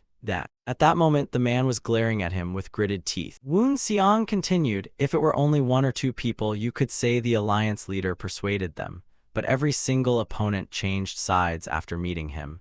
Do you really believe they were all persuaded? Don't let yourself be deceived. The alliance leader was likely manipulating them from the beginning." Saw Ryan we hesitated no longer and charged forward. Woon Seong smiled faintly to himself. That's all I can do to guide you. Elsewhere, Guanchuk was also locked in battle with a group of enemies. Woon Seong swept past him and ordered, I'll leave this place to you. After saying that, he leaped into the sky. Guanchuk looked up at his back and sighed, you didn't even wait for my reply. What kind of speed was that? Since when did he become this powerful? The more he thought about it, the less he understood, and he could only lower his head with a helpless sigh. Flying through the air, Woon Seong constantly surveyed the surroundings. Ahead, the two sides were locked in a standoff before a massive wall. Charge everyone, they're right in front of us. Hold the line, if this place falls, the Alliance leader and the Martial Alliance are finished. As Woon Seong passed by, he thought, breaking into the Martial Alliance is only a matter of time. The real issue begins after entering. The outer area was expanded solely to strengthen the Martial Alliance's defenses. In fact, the Martial Alliance's important offices and halls were all gathered inside, with the entire layout arranged like a formation. I wish I had learned a little about mechanisms and formations. If I understood them well enough, I could break them and decipher their patterns so my subordinates wouldn't fall into their traps. Unfortunately, there's nothing else I can do now. I still have something to do. Dajiol, I've finally made it here. He leaped down into the courtyard and was instantly engulfed by dust. The guards stiffened in alarm. What happened? What just broke through? The ghost faction has broken inside. Everyone stop him, it's only one man, surround him now. The moment the young man finished speaking, Woon Seong reached out and grabbed his head. He was dragged into the dust and killed. The remaining people stood frozen in shock. The dust quickly began to settle. Woon Seong's figure soon emerged before everyone's eyes. His sharp, emotionless gaze swept over them. Once they saw his face clearly, they were terrified. It's the heavenly ghost of the holy cult. As the dust completely cleared, Woon Seong slowly walked forward. He simply stood there staring at them. After a tense silence, one man finally shouted, "You damn heavenly ghost, you actually came here to die alone. This place will be your grave. Even if you're called the heavenly ghost, you're still only human. Keep fighting him and he'll eventually tire. Then one strike will be enough to kill him." Woon Seong let out a cold laugh. Memories from years ago flashed through his mind. I once stood right here, and the Alliance leader was over there. The crowd grew even angrier. Bastard, are we nothing in your eyes? They quickly spread out and surrounded Woon Seong from all sides. Woon Seong sighed, looks like I was right after all. The crowd shouted, "You bastard, how dare you?" Just then thunderous battle cries erupted from outside. Woon Seong burst into laughter. Haha, looks like they've broken through the outer encirclement. You're really not going to help them. The crowd raised their swords. As long as we stop you here, this battle will end. Even if it costs our lives, we'll stop you. Woon Seong raised his spear. All right, I understand. Since you've chosen the hard way, I'll grant your wish. As soon as he finished speaking, his expression turned terrifying once more as he thrust out his spear. Instantly, a group of people ahead were beheaded. I'll kill every last one of you. With that, he swung his spear again. Another group died beneath that strike. Woon Seong never stopped, launching one relentless attack after another. The house behind them was shattered by the attack, and those inside cried out in terror. What is this? The building quickly collapsed completely, and dust once again filled the area. Those trapped inside had no time to escape before the collapsing house buried them. Woon Seong walked toward them with his spear in hand. The few young men lucky enough to survive were also killed by him. Suddenly, a swordsman charged from behind. "You damn heavenly ghost, how dare you do this to my disciples?" Woon Seong paid him no attention and swung his spear. The old man had no chance to react before flames engulfed and burned him alive. Woon Seong continued advancing deeper inside and soon arrived outside the Alliance leader's hall. The guards outside immediately shouted, "An intruder, how dare you break in here? Do you even know where this is?" Woon Seong said nothing and swung his spear. The young men instantly fell dead in pools of blood. Ignoring the corpses behind him, Woon Seong kept walking. As soon as he entered the hall, another group rushed out. "Stop him, stop the intruder." Like those outside, they died the moment they appeared, their bodies scattered across the floor. Everywhere Woon Seong went, corpses and blood were left behind. At last, he reached the Alliance leader's office and pushed the door open. Dajiol was still sitting there with complete composure. Seeing Woon Seong enter, he showed almost no surprise. Seeing his sworn enemy, Woon Seong became so enraged that he nearly lost control. A terrifying aura instantly burst from his body. Feeling that overwhelming pressure, Dajiol frowned. Woon Seong stared at him coldly and spoke. "I've wanted to meet you for a long time, Dajiol." But to Woon Seong's surprise, Dajiol simply smiled. "I've been waiting a long time for you as well, ghost god." After saying that, he pressed a button on his chair. He immediately leaped through the window to escape, and an explosion erupted inside the room. Facing the blinding flash from the explosion, Woon Seong was greatly shocked. The entire hall shook violently. Flames erupted and engulfed everything. Not only the Alliance Leaders' Hall, but countless other places throughout the Martial Alliance also exploded. Both the righteous and demonic forces fighting outside were swallowed by the flames. Where did all this fire come from? Could it be explosives? Guanchuk was startled. Is that heaven-shaking thunder? He looked toward the Alliance Leaders' Hall, deeply worried about Woon Seong. Just then, a fierce heavenly flame suddenly erupted from inside the hall. Before long, the ordinary flames were completely consumed by the heavenly flame. The wall was then blasted open with a huge hole. Meanwhile, Dajil was fleeing as fast as he could. He glanced back with a smug smile. As the building collapsed, hundreds of flaming arrows hidden inside were launched. They should pierce that ghost god's body. If luck is on my side today, he'll die. If not, he'll at least be seriously wounded. Even if he escapes unharmed, it doesn't matter. This alone is enough for me to handle everything. He continued, looking in other directions. What? I'm supposed to protect the righteous faction's strength. Don't be ridiculous. Justice without power can never be called true justice. Only overwhelming power can accomplish great deeds. You're barely hanging on, aren't you? Come out, heavenly ghost. I'll face you with suicide warriors controlled by the black vermin parasite. He quickly raised his black flute to his lips and blew into it. After waiting for a long time without seeing Woon Seong, he mocked, "What's wrong, heavenly ghost? Did you really die just like that?" At that moment, the blazing heavenly flame appeared behind him. Standing within the heavenly flame, Woon Seong snorted coldly. "You're still as despicable as ever, Dajil." Faced with that terrifying aura, Dajil's mocking smile vanished, replaced by an extremely grim expression. After the explosions, much of the Martial Alliance had been reduced to ruins. Burned corpses lay scattered everywhere. Dajil was utterly shocked. Could he really have escaped without a single injury? Woon Seong stepped out of the heavenly flame. "No matter how I look at you, you're nothing but a disgusting bastard." With that, he charged forward, intending to finish Dajil off. But at that very moment, two sudden attacks struck both of his shoulders. Blood burst from Woon Seong's body as he was forced to retreat. Dajil burst into laughter and ordered the two newcomers, "Attack him." Woon Seong narrowed his eyes at the two men ahead. If I hadn't leaned back at the last moment, that would have been a fatal wound.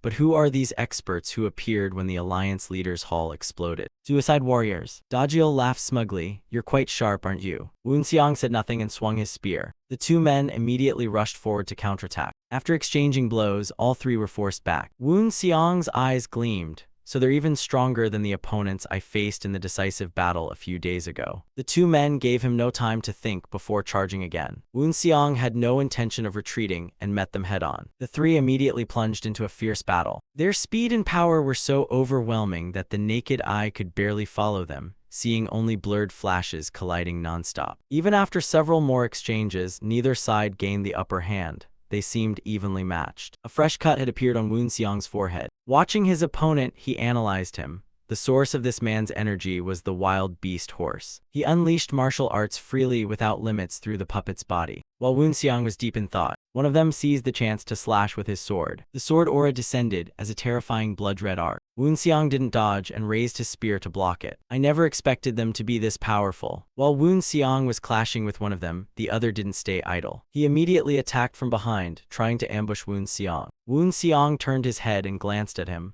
"So you're the praying mantis." He quickly swung his spear, forcing back the man in front of him. Then he turned around and met the attack from the one behind. For some reason, the ground beneath them was also being torn up. Woon Seong struck out with a palm. The praying mantis warrior was instantly blasted away by the strike. The next moment, Woon Seong vanished from where he stood. He shot upward, smashing through the roof. The two young men looked up together, preparing to leap after him. Woon Seong looked at them and thought, "I probably won't have to use my full strength, right?" The three clashed once again in midair. Woon Seong thought to himself, "No matter what, I have to end this battle quickly." Thinking that, he released his spear and threw out the two iron rings on his wrists. The two charging warriors were struck by the iron rings and sent crashing back to the ground. The next instant, terrifying heavenly flames erupted across the sky. The heavenly flames gathered above Woon Seong's head, forming countless spears. He waved his hand and drove the heavenly flames downward. The flaming spears instantly rained down upon the two suicide warriors. Woon Seong narrowed his eyes and thought, after taking that attack, they shouldn't be able to counterattack so quickly. Woon Seong then landed on the ground. But something unexpected happened. The moment he landed, attacks burst out from the dust and shot toward him. Woon Seong hurriedly used his movement technique to evade and block. The two young men emerged from the dust once again and charged at him.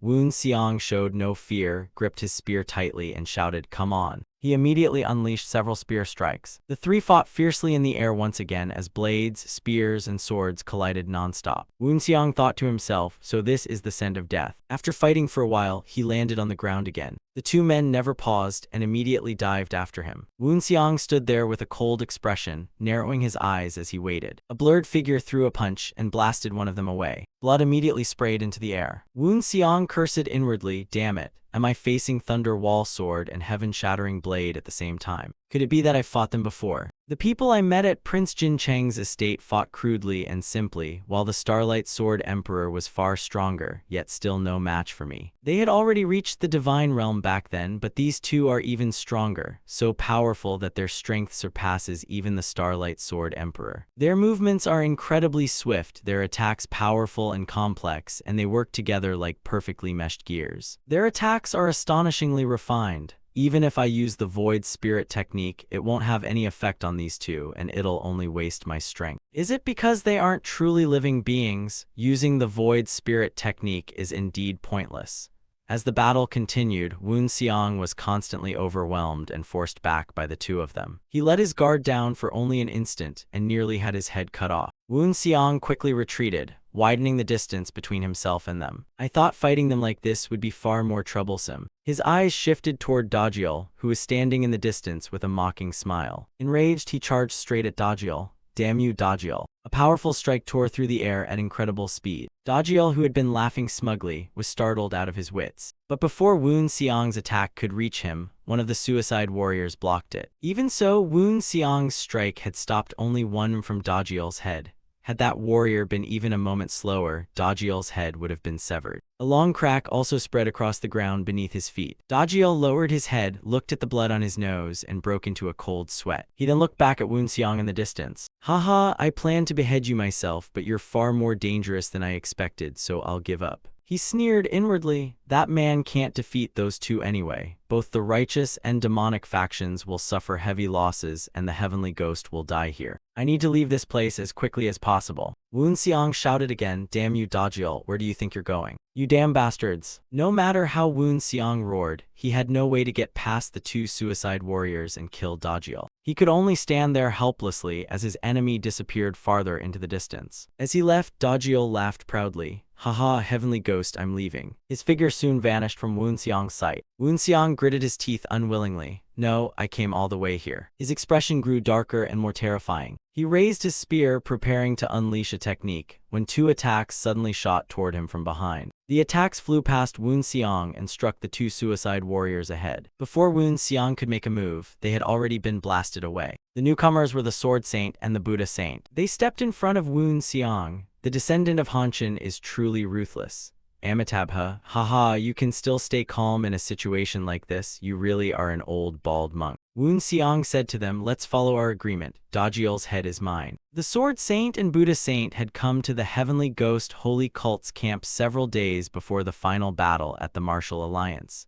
Their greatest concern was the ghost warriors who had appeared in Chongqing. Although it was highly likely they would appear either at the Imperial Palace or the Martial Alliance, nothing was certain. Those two probably have no other choice. Just like last time, I'll take on one of the 10 great ghost masters and you two each handle the remaining one. While Woon Seong and Guanchuk were discussing, someone else arrived outside. It seems the Heavenly Ghost is having quite an interesting conversation. Mind if we join? Guanchuk was shocked. What are the guards outside doing? Woon Seong, however, remained completely calm. He looked at the two newcomers and said, "So you're the ones the guards couldn't stop, aren't you, Sword Saint and Buddha Saint?" The Buddha Saint pressed his palms together in greeting. "This is my first time meeting the descendant of the first heavenly demon." Upon learning their identities, Guanchuk was even more shocked. The Sword Saint of the Twin Stars and one demon, and the Buddha Saint. Though stunned, he quickly stepped forward to shield Woon Seong. Seeing his tense stance, the Sword Saint sighed helplessly. Woon Seong reminded him, "Stand down. It doesn't seem like they've come here to fight." The Sword Saint nodded. "That's correct." Standing between them, Guanchuk was completely confused. Woon Seong raised 2 chairs with his internal energy and said, "Sit down first." After speaking, he tossed the chairs behind the two of them. The Sword Saint smiled thoughtfully. "I heard he had only reached the Divine Realm, yet he's already this powerful." After they sat down, Woon Seong turned to the Buddha Saint and said,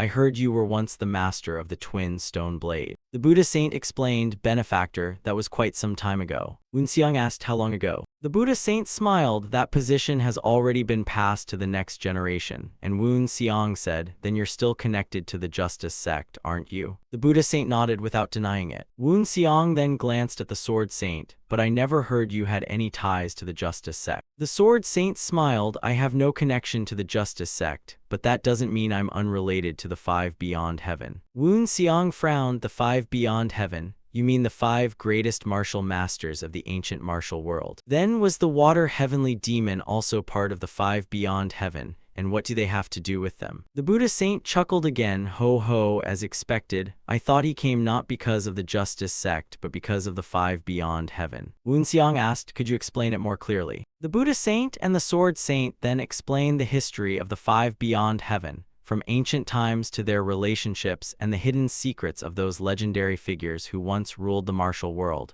Stories that became myths, though not everyone knows them. After listening, Wunxiang grew suspicious again. But why are you telling me these old stories? What do they have to do with me being the water heavenly demon's descendant and my current situation? The sword saint replied, of course they're related. You're the water heavenly demon's descendant, while we descend from the sword heaven and Buddha heaven, and the island without heaven master is the soul heaven's descendant. And aren't you also the spear clan's descendant, benefactor? Hearing that, Wunxiang instantly released a fierce killing aura that crushed down on him. His spear tip was immediately pressed against the man's throat. What do you mean by that? He was utterly confused. How did they know he had gained a second life through the spear clan's power? How is this possible? Should I kill them to silence them? Ignoring the spear at his throat, the Buddha saint smiled and said, I can sense the unique aura found only in the spear clan's martial arts from you. Though it's mixed with the heavenly demon divine art, that distinct aura still remains. Hearing that, Wunxiang turned to Guanchuk. Guanchuk immediately said, isn't it because of the ghost god's legacy record?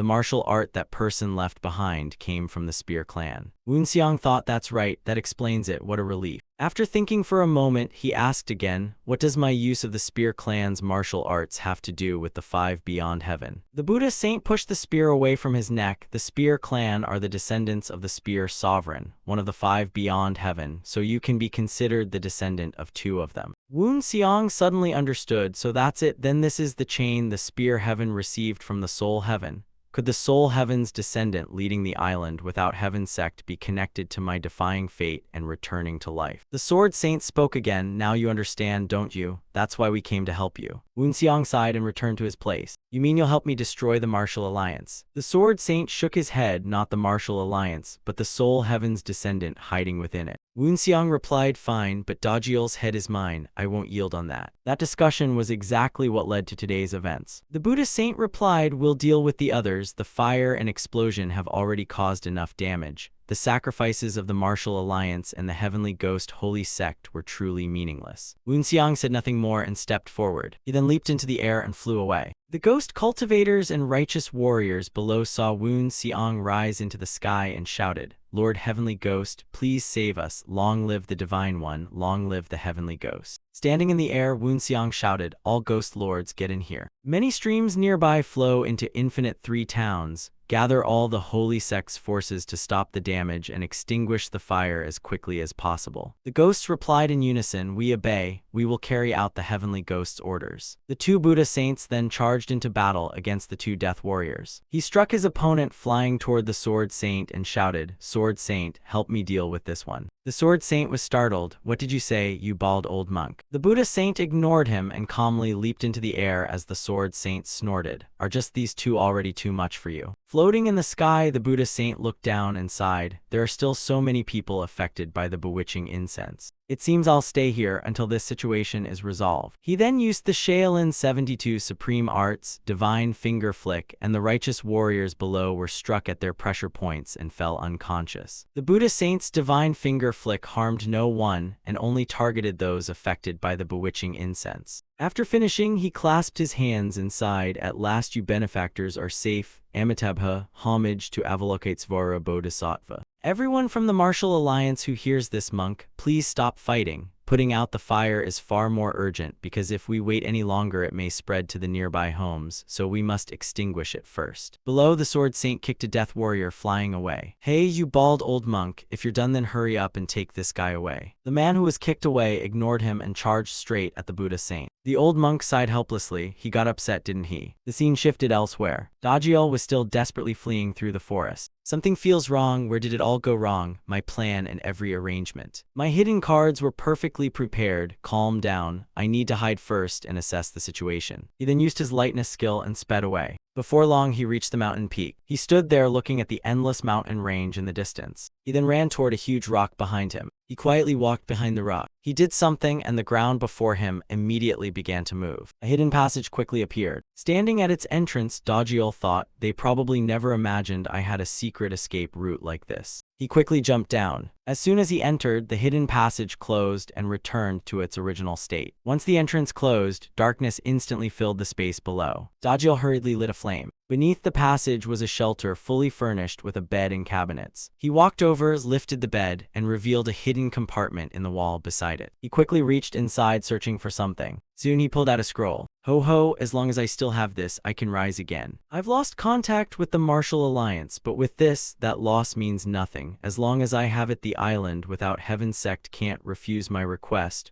Or maybe I should use it to demand a position in the Imperial Palace, hee. Just then a voice echoed beside his ear, so this is where you've been hiding. Dajiel was horrified. The heavenly ghost, when did he get here? I couldn't sense even the slightest trace of his aura, but how did he track me here? He couldn't have known about this secret place. Only then did he remember the falcon he had seen on the mountain peak. Damn it, was it those ghost cultivators? With no other choice, he turned around and gathered his energy. He then unleashed countless punches at Wu Xiang. Wu Xiang's position was instantly engulfed in dust and smoke. Delighted that his strike had landed, Dajiel sneered, you bastard, looks like you let your guard down, then thought, I need to get to the escape tunnel fast. But at that very moment, Wu Xiang grabbed his hand. He screamed in terror. Ignoring his screams, Wu Xiang tightened his grip. You think escaping all the way here makes you impressive? It only took me a little effort to find the island without Heaven Sect documents you hid here. Or should I say you've only been moving exactly as I expected. When I came here alone, I had already figured out your hidden trump card, those 2 secret locations.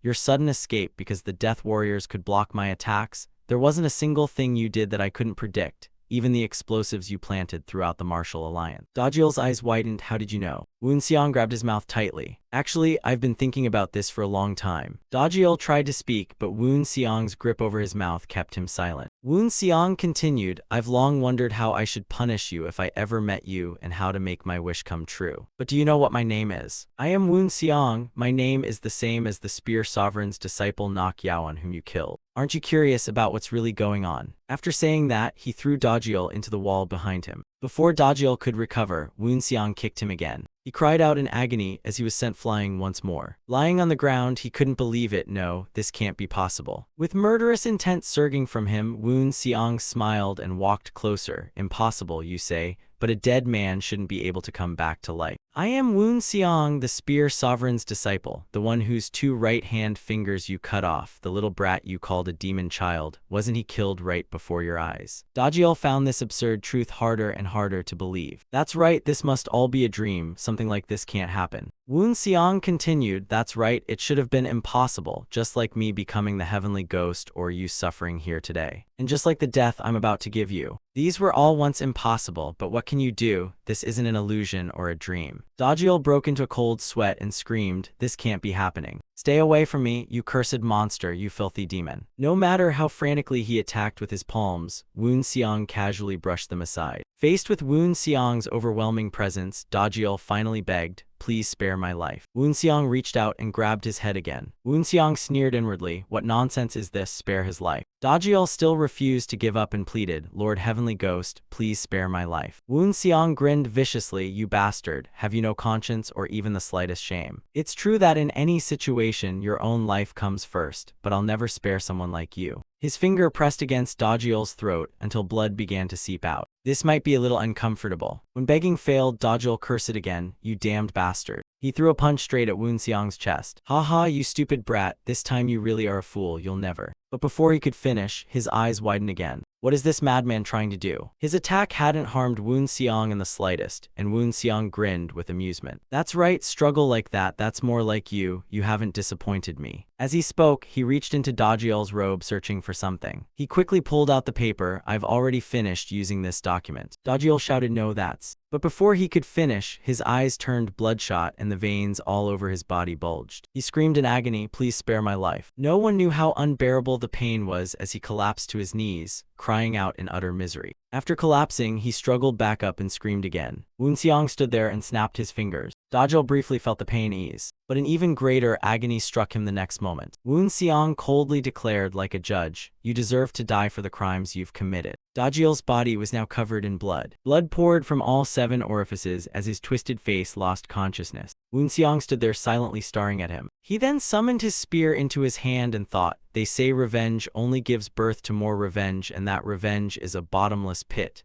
What utter nonsense, no matter how unpleasant it feels, I only need to do what must be done. But what is this heaviness in my heart? He then raised his spear. Dajiel's head was instantly severed. His head rolled into the corner of the wall. Woon Seong looked up inside Master. But before long, another voice echoed out. Woon Seong looked down and saw Dajiel's head had somehow rolled to his feet. Seeing this, his eyes narrowed. The voice was coming from that severed head. The head's eyes suddenly glowed crimson. I remember you now, hee. Woon Seong's eyes widened in shock. Dajiel had clearly died. That wasn't Dajiel's voice, but something controlling his body. Dajiel kept laughing and said, surely you don't think everything is over already. Next time I will definitely. Before he could finish, Woon Seong crushed the head under his foot. So this lingering frustration was because of that guy. There are still too many people I have to kill. Looks like I'll have to use the King of Hell butterfly again. Over at the Martial Alliance, the battle between the righteous and demonic sides had ended, and both sides were gathered together. A righteous martial artist laughed, what a pity, how did things end up like this, and now we're even sitting together with these demonic sect people. Hearing that, the ghost cultivators glared at him. What did you just say? Say it again. Gwanchuk sighed from afar, why are they arguing again? He helplessly held his head and shouted, listen carefully, no one is allowed to argue with the surviving righteous martial artists, even if they provoke you, do not respond. The ghost cultivators asked in confusion, but they started it,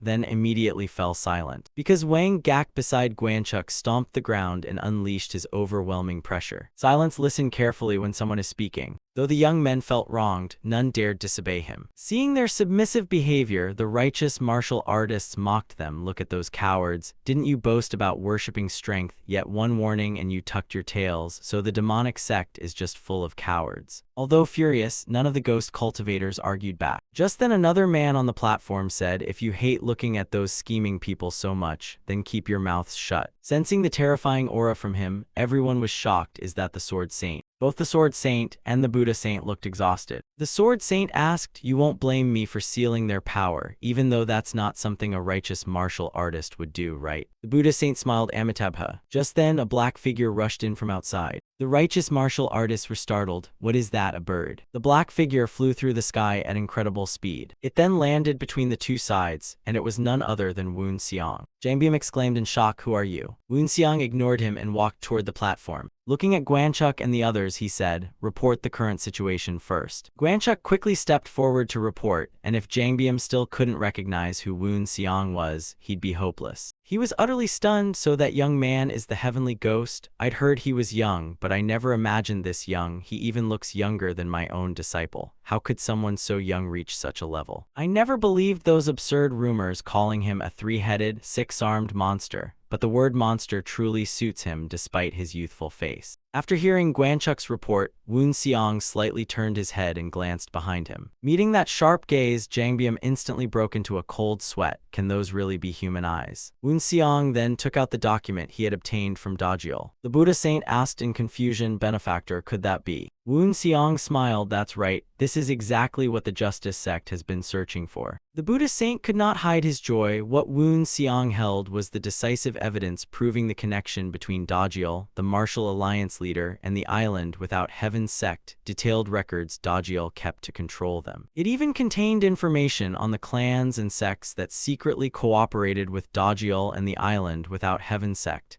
Exactly what the Justice Sect desperately needed to legitimately oppose the Imperial Court. But just then Woon Seong pulled it back instead of handing it over. Ho ho, it won't be that easy. The Buddha saint was utterly puzzled. Wouldn't this evidence alone free the heavenly ghost holy sect from much of the suspicion of rebellion? Woon Seong stared at him seriously. I have one condition, and the Buddha saint asked, what condition? Woon Seong lowered his head and sighed. A few days later, atop a mountain at midnight, the Buddha saint asked the newcomer, benefactor, do you want me to build a monument of merit? Amitabha, he recalled Woon Seong's words. To be precise, wasn't this what you should have found long ago, yet you couldn't, while our holy sect fought the martial alliance and the island without heaven sect alone. In the end, it wasn't you, but our holy sect that found it. To be precise, if our holy sect had joined forces with your Justice Alliance against the Martial Alliance, our losses would have been far smaller, but because of your incompetence, our holy sect suffered tremendous losses. Therefore, I demand a monument honoring our holy sect's sacrifice, erected not elsewhere but at the explosion site in the Martial Alliance's central area where countless members of our holy sect died. Juge Sung thought, as expected of a veteran, this heavenly ghost excels not only in martial arts but also in negotiating with opponents to achieve his goals. This is the Martial Alliance's home and the heart of the righteous martial world, so once rebuilt, countless Martial Alliance members will come here. If a monument is built here, won't the righteous martial world forever remember its debt to the heavenly ghost holy sect? The Buddha saint reminded him if we refuse, he won't hand over the documents, and the heavenly ghost holy sect will also withdraw. Juge Sung stroked his beard again. The island without heaven sect master is our common enemy and also the previous heavenly ghost's enemy, so the heavenly ghost holy sect's withdrawal is surely just a threat, but it's an extremely effective one. Thinking of this, he sighed, there's no other choice, and the Buddha saint replied, it seems we really must do it. Reputation is important, but we can't let it ruin the urgent matters that must be handled now. A few days later, members of the Juge clan, the Justice Alliance, and the Jincheng Prince's estate all arrived at the former Martial Alliance grounds. Jincheng Prince walked over to Woon Seong. He warmly greeted him. Thank you, truly thank you. I heard the heavenly ghost holy sect also suffered heavy losses. It's truly shameful, and Woon Seong replied expressionlessly, just keep the promise you made to me, that's enough. Time passed, and the day of Jincheng Prince's declaration and the righteous martial world's proclamation ceremony finally arrived.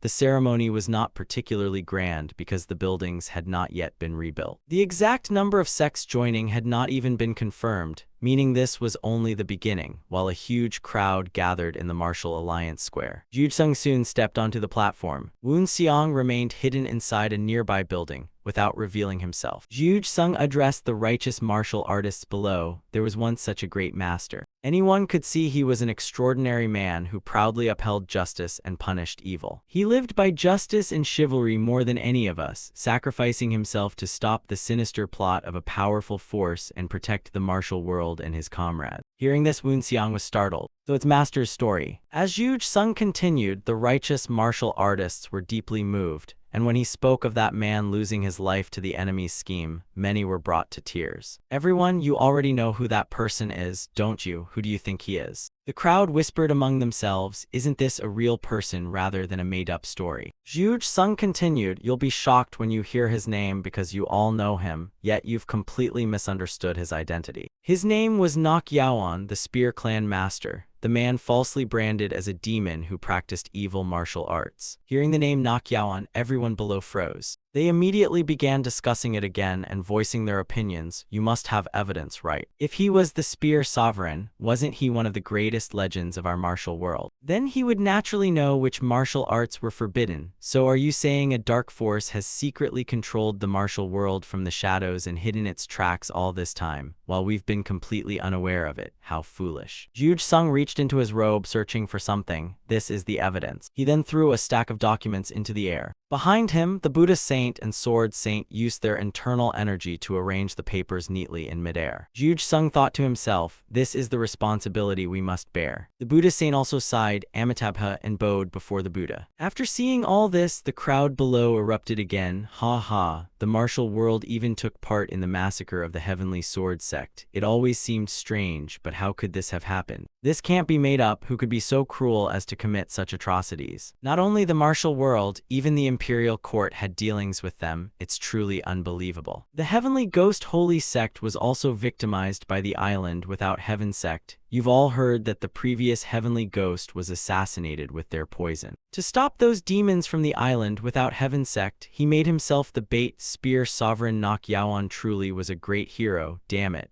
I'm angry at myself for believing the Martial Alliance's lies and insulting someone as honorable as him. Unable to hold back his emotions, Woon Seong collapsed to his knees inside the room. Master, you can finally rest in peace. On the stage, Zhuge Sung spoke again. We cannot allow something like this to happen again, nor can we allow such a tragedy to repeat itself. Therefore, we will no longer be a martial world serving the Island Without Heaven sect. We must build a new alliance. Loud cheers of approval immediately erupted from the crowd. Zhuge Sung continued loudly, this new alliance is the Justice Alliance, created to uphold justice. Those who approve of this new name, raise your hands. The Buddha Saint and the Spear Saint were the first to do so. Soon people below began raising their hands in support. More and more people raised their hands. Zhuge Sung nodded in satisfaction. Together with everyone here, I shall bow before heaven and earth. We take pride in the righteous path and will never let the people suffer again. Instead, we gather here to correct the mistakes that helped create the chaos caused by the Island Without Heaven sect. We bow before heaven and earth. Right after announcing the Justice Alliance's founding, the Jincheng Prince's estate also made a public declaration. The current emperor was declared the one fully responsible for everything. Since the entire imperial court had been involved with the Island Without Heaven sect, the Jincheng Prince's estate took control to restore order and protect the throne. They also revealed that the Heavenly Ghost Holy Sect's army had actually come to stop the Island Without Heaven sect, something previously discussed at the Jincheng Prince's estate. The Heavenly Ghost Holy Sect lost its ghost god to the Island Without Heaven sect, so they returned to Zhongyuan to avenge that loss, and since they shared the same enemy as Zhongyuan's martial world, they formed an alliance with the Jincheng Prince's estate. As soon as it was announced, the news quickly spread everywhere. Everywhere people discussed the shocking news. Those arrogant people actually cooperated with such a force. Dirty water really stays dirty. It's not just the Hebei Peng clan from the Phoenix Pavilion, Crimson Stream Sword sect, Graceful Wave Blade sect, the 9 great sects, and the 5 great clans. While not every force can be shut down, every major sect involved deserves punishment, because they claim to be the righteous side. Sitting in a tavern, one man listened to the discussions and cursed inwardly, damn it. Has the Hebei Peng clan's reputation really become this bad? After returning, he angrily smashed a table. What exactly did that Dajiol do to make things end up like this? The people opposite stammered. He was killed by the Heavenly Ghost. The man roared again and smashed more furniture. How could this happen?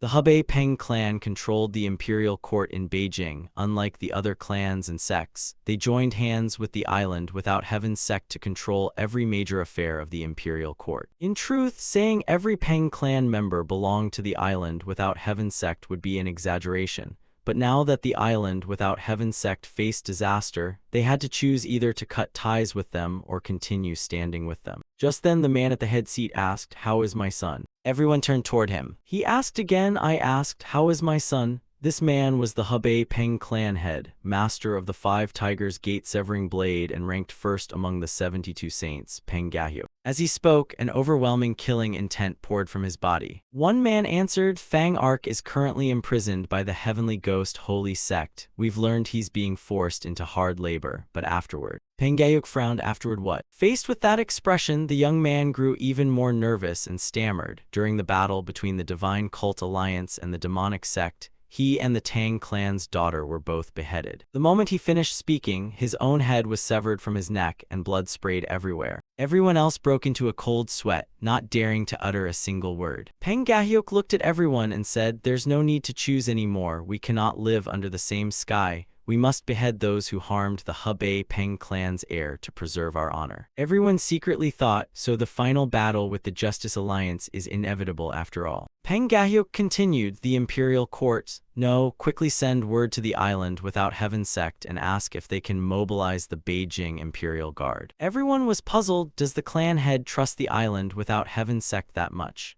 Do they really control the Beijing Imperial Guard? If the evidence of the imperial court's ties to the island without Heaven Sect has been exposed, then who will the Beijing Imperial Guard obey? Just then, a voice came from outside, clan head. An imperial envoy has arrived to see you. Peng Gahyuk immediately waved his hand. Soon a man in imperial robes entered. The preparations to mobilize the Beijing Imperial Guard are complete, so there's no need to worry. By His Majesty's order, gather all forces back to the imperial palace. After the Justice Alliance was founded, the Heavenly Ghost Holy Sect joined them, forming a coalition between the Alliance and the demonic sect. And the campaign continued while the Martial Alliance had already collapsed and the Justice Alliance had only just been established. No force stood in the coalition's way, with the Heavenly Ghost Holy Sect fighting alongside them. They advanced without facing a truly difficult battle, while the clans and martial sects wisely withdrew. Even so, there were a few minor clashes with the armies defending the cities. Once Jin Chang Prince declared the imperial court illegitimate, the army under his command also became a rebel force. But the conflicts remained limited because Jin Chang Prince possessed remarkable political vision and was widely respected, attracting countless talented people. Jin Chang Prince personally persuaded the generals guarding each city. Of course, some willingly opened the way for him, while others shut their gates and chose to resist. In those places, the Heavenly Ghost Holy Sect's assassins infiltrated and eliminated the city lords and military commanders. With their commanders gone, those cities had no choice but to open their gates and welcome the coalition. Divine King Wang Gak has completed the Heavenly Ghost's order and has come to report to you. Jin Chang Prince praised him. Every one of your subordinates is exceptional, Sect Master. He thought to himself, this truly shows the Heavenly Ghost Holy Sect's overwhelming strength,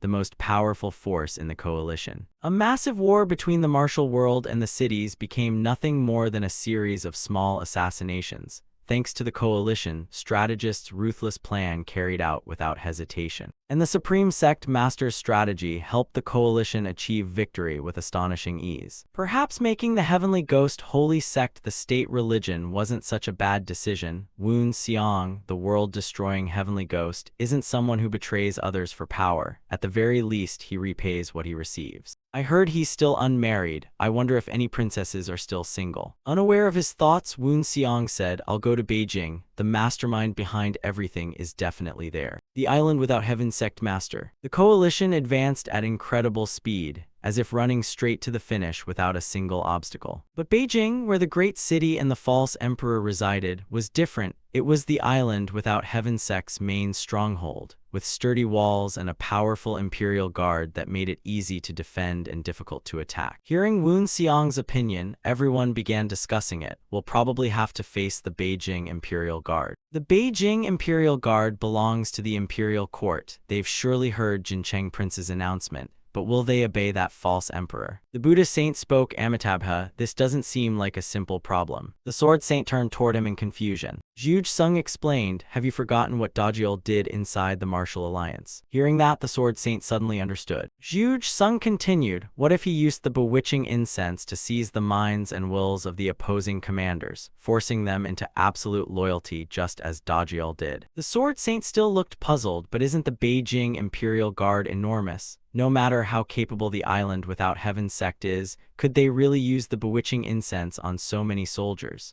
Guanchuk then said it's impossible for them to use it on every soldier. But the army is a highly disciplined organization. Soldiers only obey orders from their commanders, unlike martial sects, and Zhuge Sung agreed. Exactly, controlling only the key generals would be enough to command the entire army. The sword saint broke into a cold sweat. Then this is serious. The Beijing Imperial Guard is the finest elite army in the land. How are we supposed to fight such a massive, well-trained force? Guanchuk spoke again. That's why I said earlier we must avoid fighting at the city gates if possible. Even if we win against such elite troops, we'll suffer enormous losses. And Ji Gal Chung nodded. But we can't enter the Imperial Palace without breaking through the gates or defeating the Imperial Guard. If only there were a way to enter the Imperial Palace directly without a frontal assault and with only a small group. Just then, someone rushed in with an urgent report.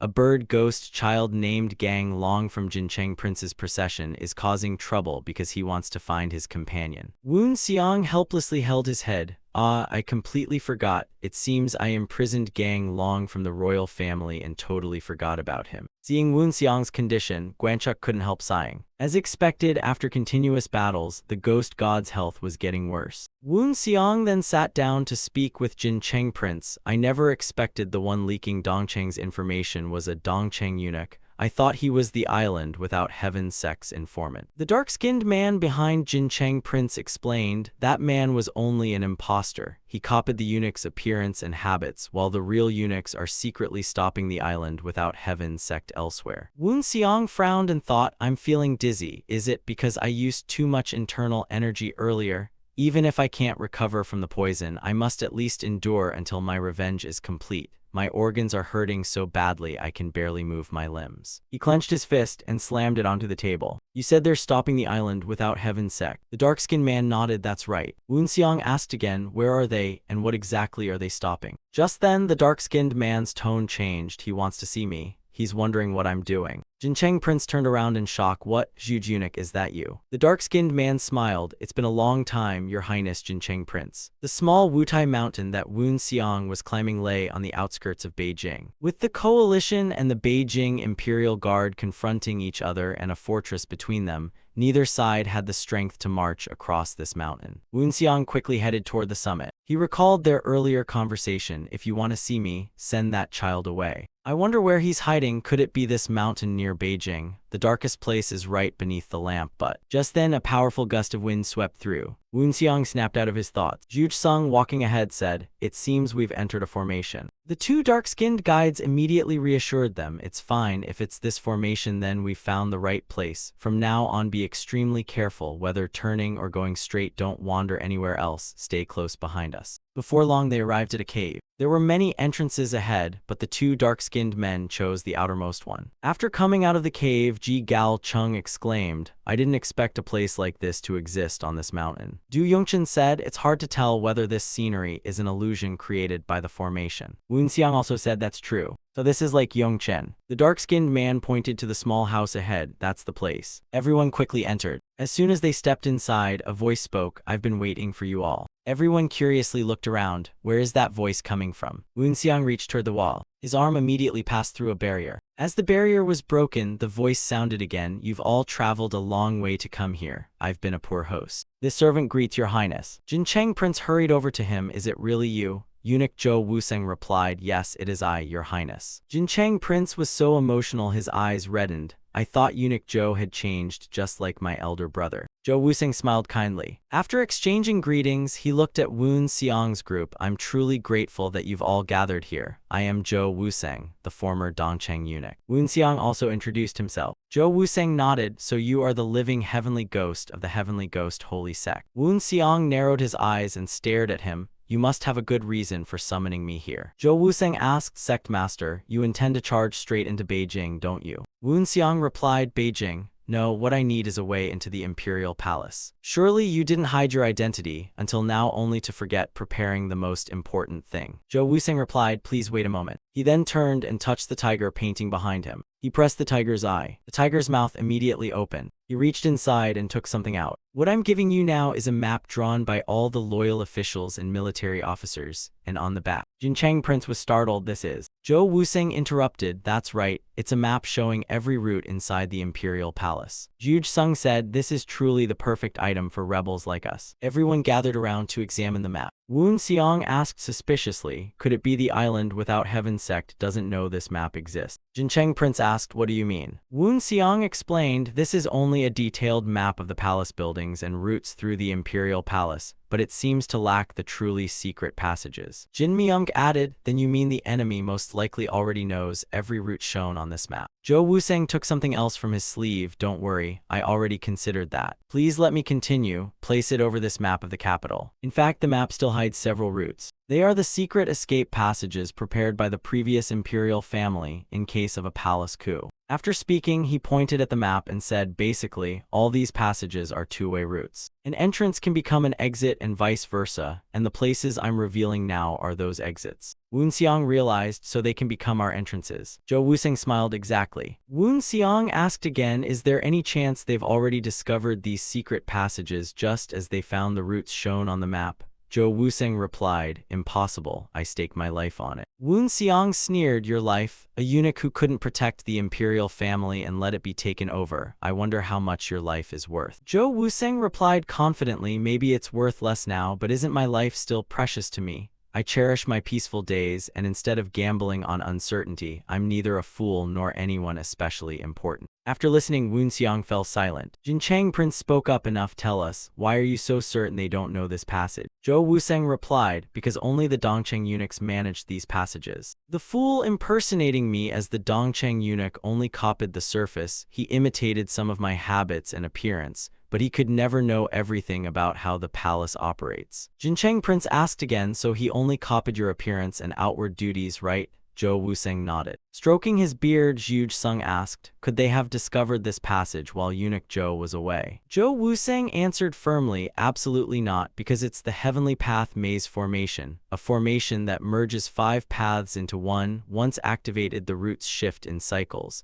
and anyone unaware of this formation can never find them. Jincheng Prince asked again, the roots shift in cycles? What do you mean? Zhou Wuseng explained, the entrances to these passages are among those exits. By our standards, only one location remains fixed. Jincheng Prince asked again, then what about the entrance? Zhou Wuseng replied, the entrances inside the imperial palace constantly change. Although there are as many entrances as exits, I can't tell which entrance leads to which exit because they keep shifting. Jincheng Prince thought, so even he doesn't know which entrance to take. Does that mean we'll have to split up and enter through every entrance? Zhou Wuseng continued, pointing at the map. The exits connected to the outside entrances are these locations. Jincheng Prince realized, so there are also 2 exits near the emperor's sleeping quarters. Zhou Wuseng smiled, that's right. These secret passages were originally built to help the emperor escape during emergencies. Jincheng Prince said again, then we must capture the fake emperor from the 2 exits near the sleeping quarters, but what should those coming out from the other 3 routes do? Zhuge Sung spoke up, could you tell us how many people each passage can accommodate? Zhou Wuseng shook his head, each passage will collapse if the weight exceeds its limit. At most 5 people can pass through one route, but for safety, it's better to send only 3. Those emerging from the passages near the sleeping quarters will have plenty to do. You should try to capture the fake emperor because that's just as important as defeating the palace defenders. The first priority is to find and eliminate every member of the island without Heaven Sect, so I hope you'll carefully study these routes. Jincheng Prince said, one leads to Hongbin's room inside the palace, the next is Di Yongban's office. Both are rarely visited. Wu Xiang was startled, Di Yongban.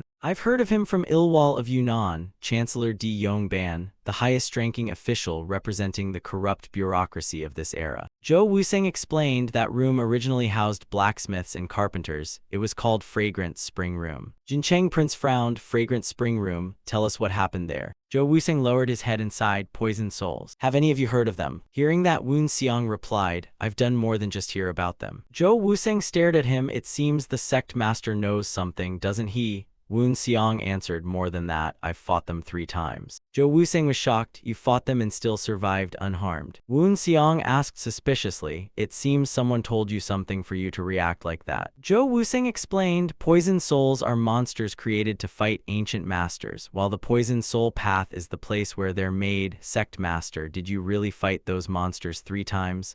How are you still alive? Wu Xiang frowned, I don't know who told you what, but you seem to underestimate the divine realm. I'm a divine realm master just like the martial artists of ancient times. How could those mindless puppets possibly stand against me? The Buddha Saint and Sword Saint also exclaimed, so the martial alliance really blamed everything on us. Zhou Wuseng turned toward them in shock, have you 2 also encountered them? The Sword Saint replied, we only fought them once, but we defeated them. Zhou Wuseng was inwardly stunned. The twin stars and one demon truly are the strongest in the martial world. Yet those poisoned souls are no ordinary foes. Just how powerful are these people? The Buddha Saint reassured him, Benefactor Zhou, just as you've done your part, you needn't worry. Those monsters are indeed terrifying enough to defy heaven, but they cannot threaten divine realm masters like us. The Sword Saint smiled, we might have trouble facing 2 of them at once, but Zhou Wuseng's face suddenly turned extremely grim. Seeing him suddenly lower his head in despair, Jincheng Prince asked, what's wrong now? Zhou Wuseng replied, poisoned souls are here, you must destroy them. I don't know who will emerge from that exit, but once you get out you must head straight for the poisoned soul path here and completely destroy it.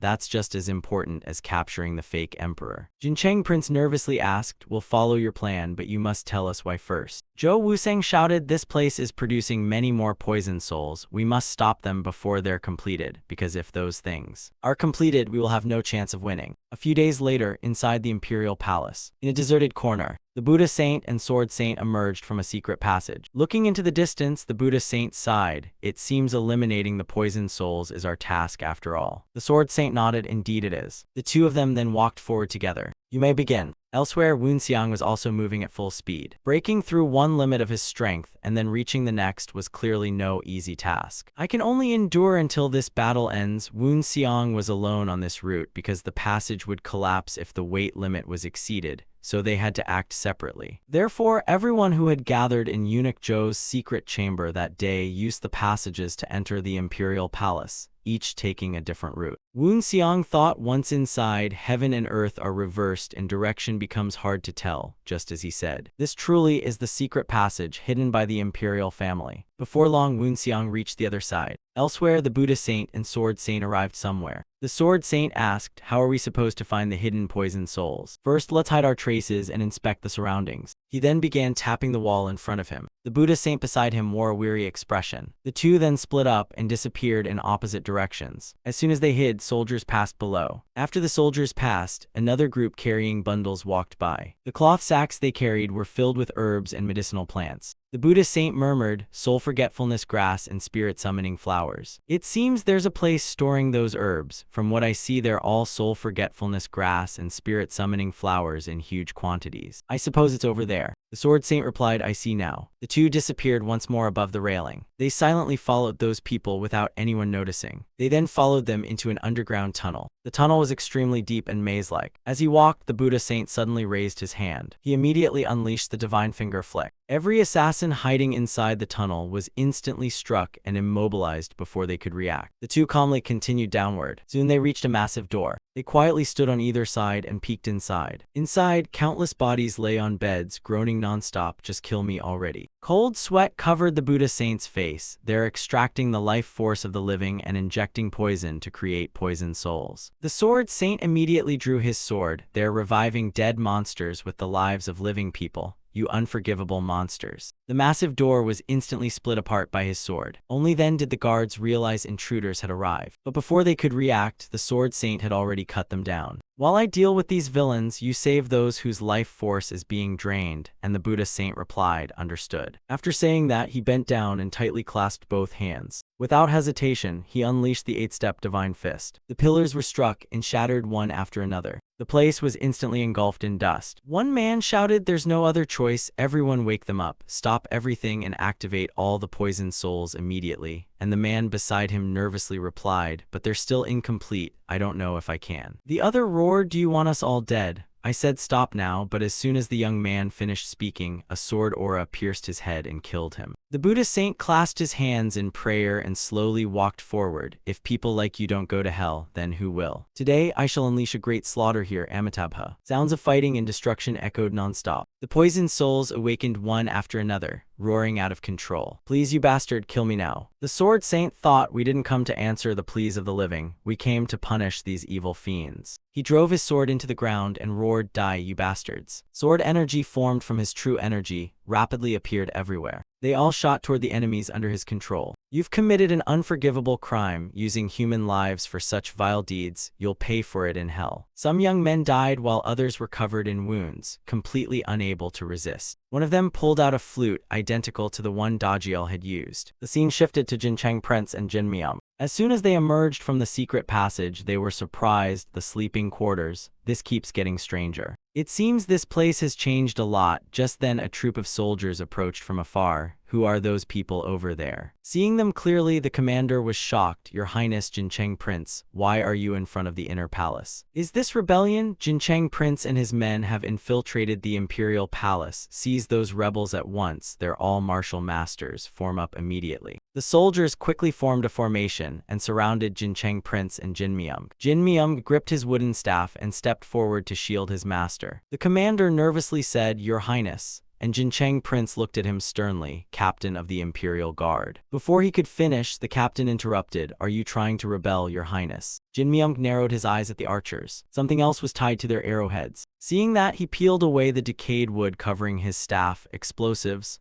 I wonder how many of those I can withstand." Jincheng Prince explained, "This isn't rebellion, I only intend to correct what's wrong," and the captain asked in confusion, "If overthrowing the emperor isn't rebellion, then what is?" Both men narrowed their eyes. They stared at each other. Jincheng Prince sighed, "Do you truly not know the one sitting on the throne is an impostor?" The captain waved his hand, "I only follow orders. The one holding the imperial seal is the legitimate emperor. Are you saying His Majesty isn't the true emperor, your highness, Jincheng Prince?" Jincheng Prince thought, "So you knew all along, captain, yet you're still an honest man," and the more he thought about it, the sadder he became that things had come to this. The captain continued, "Since it has come to this, I must still fulfill my duty, your highness." Jincheng Prince said, "Today I'll take the fake emperor's head," and the captain replied without backing down, "Then I will stop you." Jincheng Prince sighed, "Didn't I already say I only want to correct what's wrong?" The captain clenched his fist, "If that's your intention, you'll have to step over my corpse first." Jincheng Prince remained resolute. "Very well, it seems there won't be an easy way through," and the captain stepped closer and asked, "There are only two of you. What do you intend to do?" Jincheng Prince said seriously, "A martial artist should have both strength and the wisdom to know right from wrong," and the captain replied, "Then let me experience that martial strength myself." Jincheng Prince suddenly turned around and faced away from him. He and Jin Myung stood back to back. "It seems this won't be an easy battle after all," and Jin Myung replied, "You're going to capture the fake son of heaven. How could this possibly be easy?" Jincheng Prince laughed, "I truly have an outstanding subordinate." Both sides stared at each other with guarded eyes. The captain of the Imperial Guard raised his hand and clenched his fist. Jincheng Prince said, "It seems they're about to attack. We should begin as well." Countless arrows were quickly fired at Jincheng Prince and Jin Myung. Even as the arrow storm flew toward them, the two remained fearless. The scene returned to the Sword Saints group. A blood-covered young man from the island without Heaven's sect struggled as he looked ahead. Only 3 are left. 3 poisoned souls stood before him. The Sword Saint laughed loudly, "Ha ha, so in the end these are all mine to destroy." The Buddha Saint also spoke, "How could they possibly bear such sins? Amitabha. They must pay for their sins with their own lives." The 3 poisoned souls immediately charged at them together. The Sword Saint shouted, "Master, be careful." The Buddha Saint smiled, "Ho ho, then don't lose focus yourself." As soon as he finished speaking, he rushed forward and sent 1 poisoned soul flying with a punch. The Sword Saint likewise swung his sword at the remaining 2. Although his sword energy was incredibly powerful, it only managed to cut a little of their skin. They were like cursed monsters, unbelievably tough. While he was distracted, another one seized the chance to attack from behind. It slashed its monster-like claws toward him. Fortunately, the Buddha Saint arrived in time and blocked the strike with a palm. "I told you not to lose focus." Golden light immediately radiated from the Buddha Saint's body. The Sword Saint raised his sword and laughed, as expected of the immovable diamond body. Sword energy soared into the sky from his body. He then swung down with a single slash. The terrifying sword energy instantly crushed the poisoned soul. It was slammed flat onto the ground, unable to move. The Buddha Saint's golden light blazed even brighter. He then struck the poisoned soul, pinned to the ground with another palm. When the attack ended, the poisoned soul lay motionless in a pool of blood. The atmosphere instantly became incomparably grim. The surviving young men of the island without Heaven's sect standing behind the poisoned souls began trembling in fear. How can they suppress them so overwhelmingly? The Sword Saint raised his sword again as killing intent erupted. "None of you will die peacefully." Before long, all the poisoned souls had been eliminated by the 2 of them. Leaning against the wall and covered in blood, the young man from the island without Heaven's sect shouted, "This isn't over.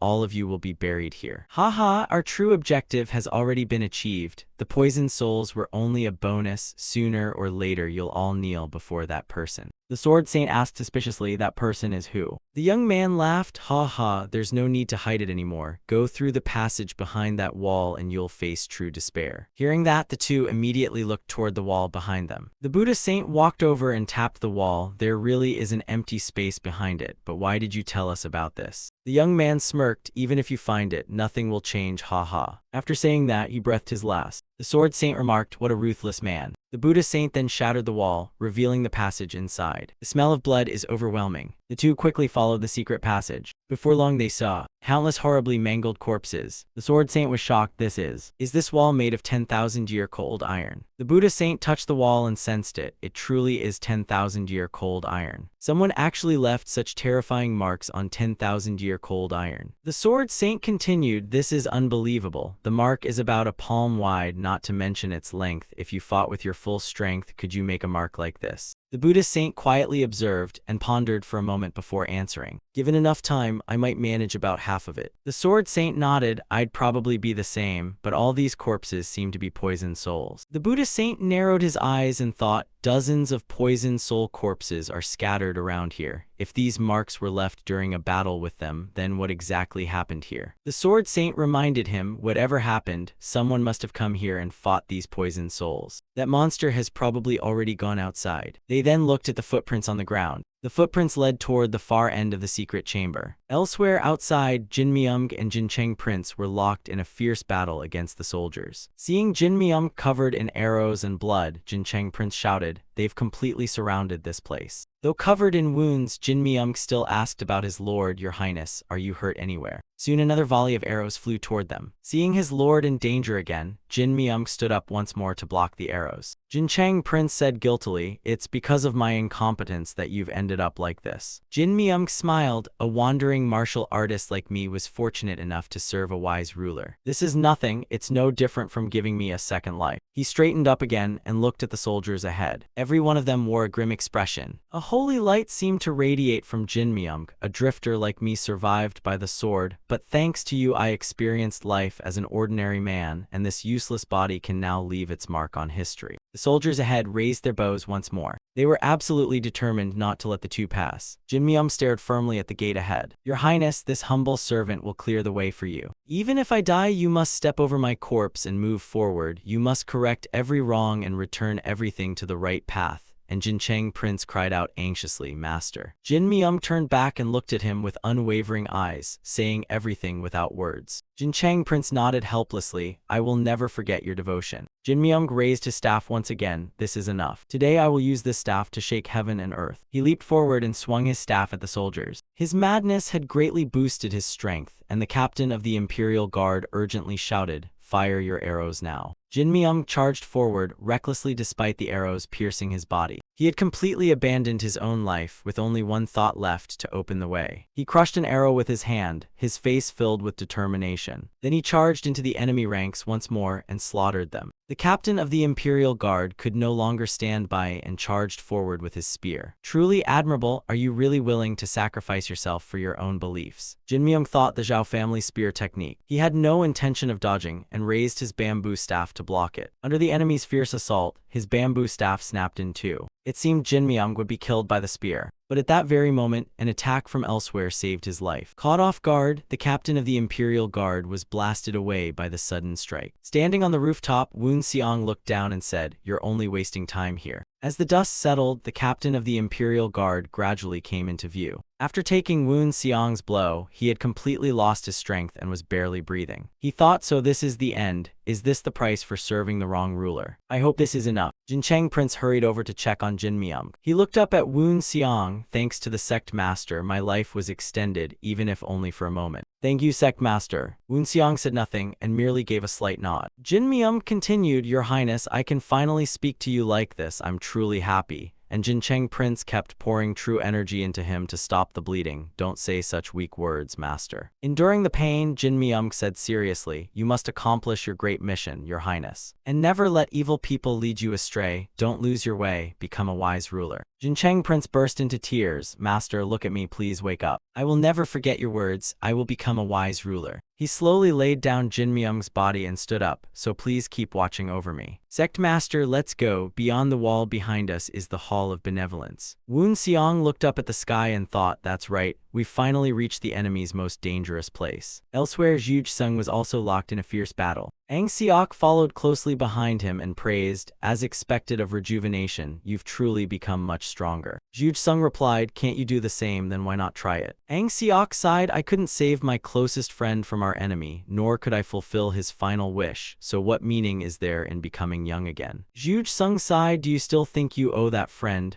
Ang Seok did not deny it. Yes, it's a burden I'll carry for the rest of my life. As he spoke, he swung his blade. The enemies before him were instantly cut down one after another. Juge Sung praised, "You've truly mastered the purple glow sword art's 24 forms." Ang Seok nodded, "I only achieved this recently." Juge Sung thought, "After wandering for 50 years, I've finally met someone who can wield sword aura." As the two stepped into the main corridor, they encountered an even larger group of soldiers. "Brothers, charge and stop those intruders." Ang Seok raised his blade. "They're all followers of the island without heaven's sect." The young men charging in confidently froze in shock after seeing their comrades cut down by Ang Seok in an instant. Juge Sung reminded him, "Don't overexert yourself." The two advanced while continuously cutting down their enemies. Ang Seok remained completely calm. "This is still easy." While trying to withstand the assault of the two great masters, the island without Heaven Sect members also had to deal with the collapsing roof. Ang Seok used sword energy to bring the roof crashing down onto them. After wiping them out, the two stood there catching their breath. "Not bad. I think I could defeat them no matter how many there are." Just then another voice echoed, "Do you really think so?" A figure suddenly appeared before them. An overwhelming blood aura poured from his body. His crimson eyes looked terrifying. The bloody glow radiating from him dimmed everything around him. All the corpses lying on the ground suddenly opened glowing red eyes. They picked up their weapons and rose from the dead once again. "You worthless trash, look at yourselves. How can so many of you fail to deal with just two intruders?" They kept repeating those words as they crawled out from the rubble. The leader laughed. "So what happened to the secret passage?" The blood aura erupted from his body once again with tremendous force. "It's huge, isn't it?" Juge Sung sneered. "I'd say it's quite a lot." Jambium suddenly understood. "I see. But it doesn't matter with the army I've created. No matter how many enemies there are, I'll wipe them all out." Ang Seok asked suspiciously, "There are only a dozen of you. Do you really think that's enough to stop us?" Jambium burst into laughter. "Ha, you're still so naive." As soon as he finished speaking, countless more people appeared on the ceiling above them. Countless others also emerged from every direction. Their numbers had already reached several hundred. Jambium continued, "You think this is everyone?" Juge Sung exclaimed tensely, "The entire Imperial Guard." Ang Seok raised his blade and stared at his opponent. The two sides immediately clashed in a fierce battle. After fighting for some time, Ang Seok and Juge Sung were both covered in blood and wounds, barely holding on.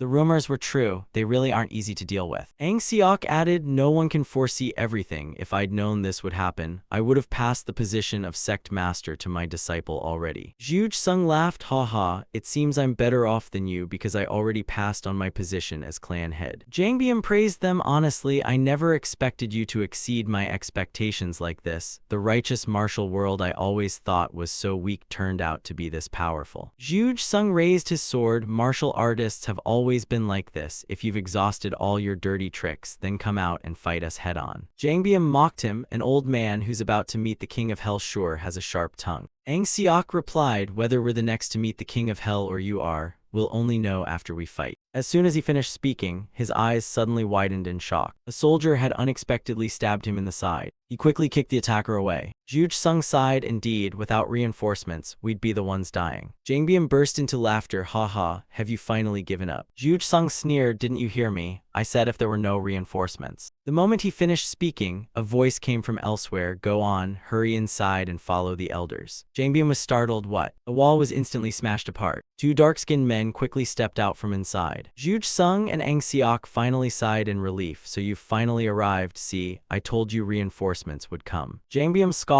"Just two dark-skinned men. Do you think they can accomplish anything?" Just then, a head rolled out from the tunnel as a voice asked, "What if those two aren't all of us?" A severed head rolled across the ground, and no one knew whose it was. Jangbium glanced at it and exclaimed, "Eunuch Zhou." Zhou Wuseng walked out of the tunnel. "You knew he was a fake eunuch, didn't you?" "I am the real eunuch of Dongcheng." Ang Seok exclaimed, "The hidden secret division of Dongcheng." Zhou Wuseng glanced at them and smiled. "Sorry for being late. I needed time to gather all of Dongcheng, though a few are still missing." "But that face looks familiar." Jangbium exclaimed in shock. "Eunuch Zhou is really alive." Zhou Wuseng replied, "As you can see, my fate isn't so easy to end." And Jangbium nodded. "That's true. In the end, your body was never found." Zhou Wuseng smiled. "Because you didn't search thoroughly for this old man, I survived, and now I've come to take your life." The fiend remained perfectly calm. "Those are some angry words." Veins bulged across Zhou Wuseng's face. "Of course, the owner of the skin you're wearing was my friend." Jangbium snorted. A Dongcheng eunuch being Jangbium's close friend? That's truly ridiculous. Zhou Wusang's aura erupted as he roared, "There are many unbelievable things in this world, though we lived in the shadows that let us understand each other better than anyone else. To me, Jangbium was such a friend." After saying that, he unleashed his internal energy and blasted a barrage of rocks at his opponent. Jangbium snorted, "They're nothing but empty words." He blocked the attack by controlling several Imperial guards to stand in front of him. The controlled men were instantly battered bloody by the flying rocks. Jangbium charged forward, "So now you're trying to play out some petty revenge. Let's see how long you can keep talking so boldly." Zhou Wusang shouted back without yielding, "Show them, swordsmen of Dongcheng, from this moment on unleash your full strength. Follow the orders of this old eunuch." Hearing that, the Dongcheng warriors charged forward all at once. Their target was the Imperial guards surrounding Ang Seok and Zhuge Sung. Jangbium shouted angrily, "You vermin, I'll kill every last one of you." Zhou Wusang snorted, "This martial world isn't as easy as you think. I'll prove I fled not because I lack strength." A moment later, he smiled at Ang Seok and Zhuge Sung, "But I'm glad you're both safe." Ang Seok replied, "You truly arrived at the most critical moment. We're grateful you came in time." And Zhou Wusang explained, "On my way here I saw flames rising from the cannon emplacements.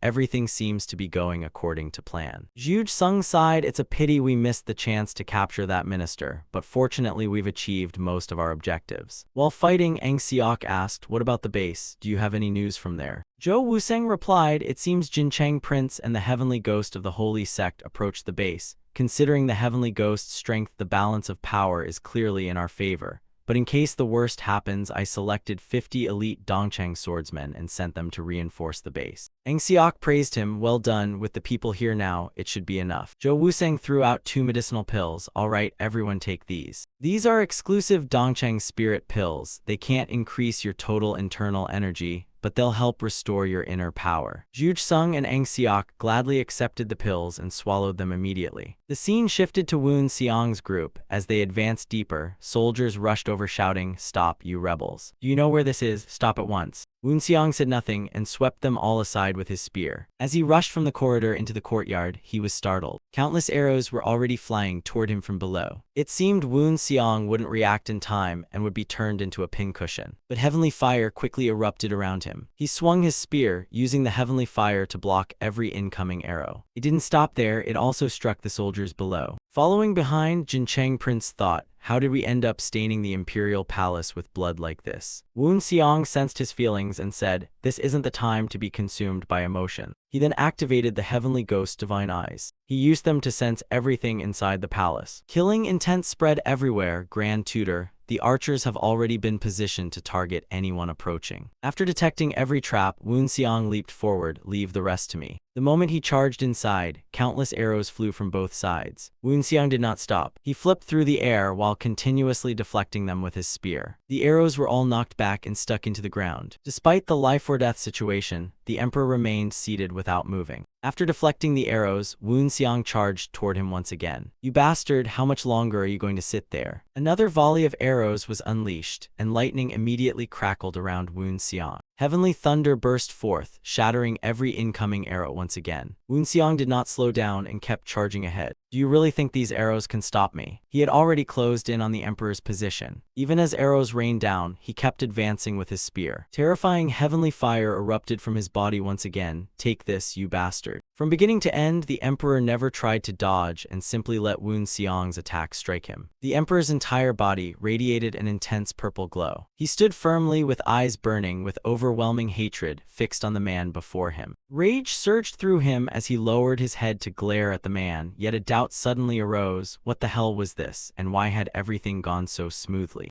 At that moment, another figure suddenly appeared outside. Inside, he remained frozen in place, still unable to believe everything had ended so easily. Suddenly, he was startled and wondered, "What is that? Where is that unimaginable power coming from?" A terrifying explosion erupted, shattering the solid wall into countless pieces. Jincheng, standing outside, witnessed the shocking scene with his own eyes. Unable to hide his shock, he blurted out, "What the hell was that just now?" Under the overwhelming force of the blast, he instinctively raised his arm to shield his face when something suddenly caught his attention. Not far away, the silhouette of someone was slowly approaching. It was a man dressed in pure white with silver hair, calmly raising his hand to examine it. In complete contrast to his appearance, his crimson eyes emitted a cold, blood-red glow as he stared emotionlessly at the man. Instantly, those murderous eyes looked straight ahead as if they had already locked onto their target. A bizarre grin slowly spread across his face from ear to ear. The gaze from his scarlet pupils made the man's mind spin uncontrollably. Following closely behind him was a group of people. One of them asked, "Heavenly Demon, what happened to that devil?" "That's the head of the Peng family of Hebei, whose family attacked the Overlord ghost-slaying squad." Filled with confusion, Jincheng trembled in fear and shouted, "Why you? Who are you?" Tilting his head, he smiled meaningfully and replied, "How rude. Little brother, don't you recognize your elder brother?" Hearing those words, the man trembled in terror and stammered, "See, could it be?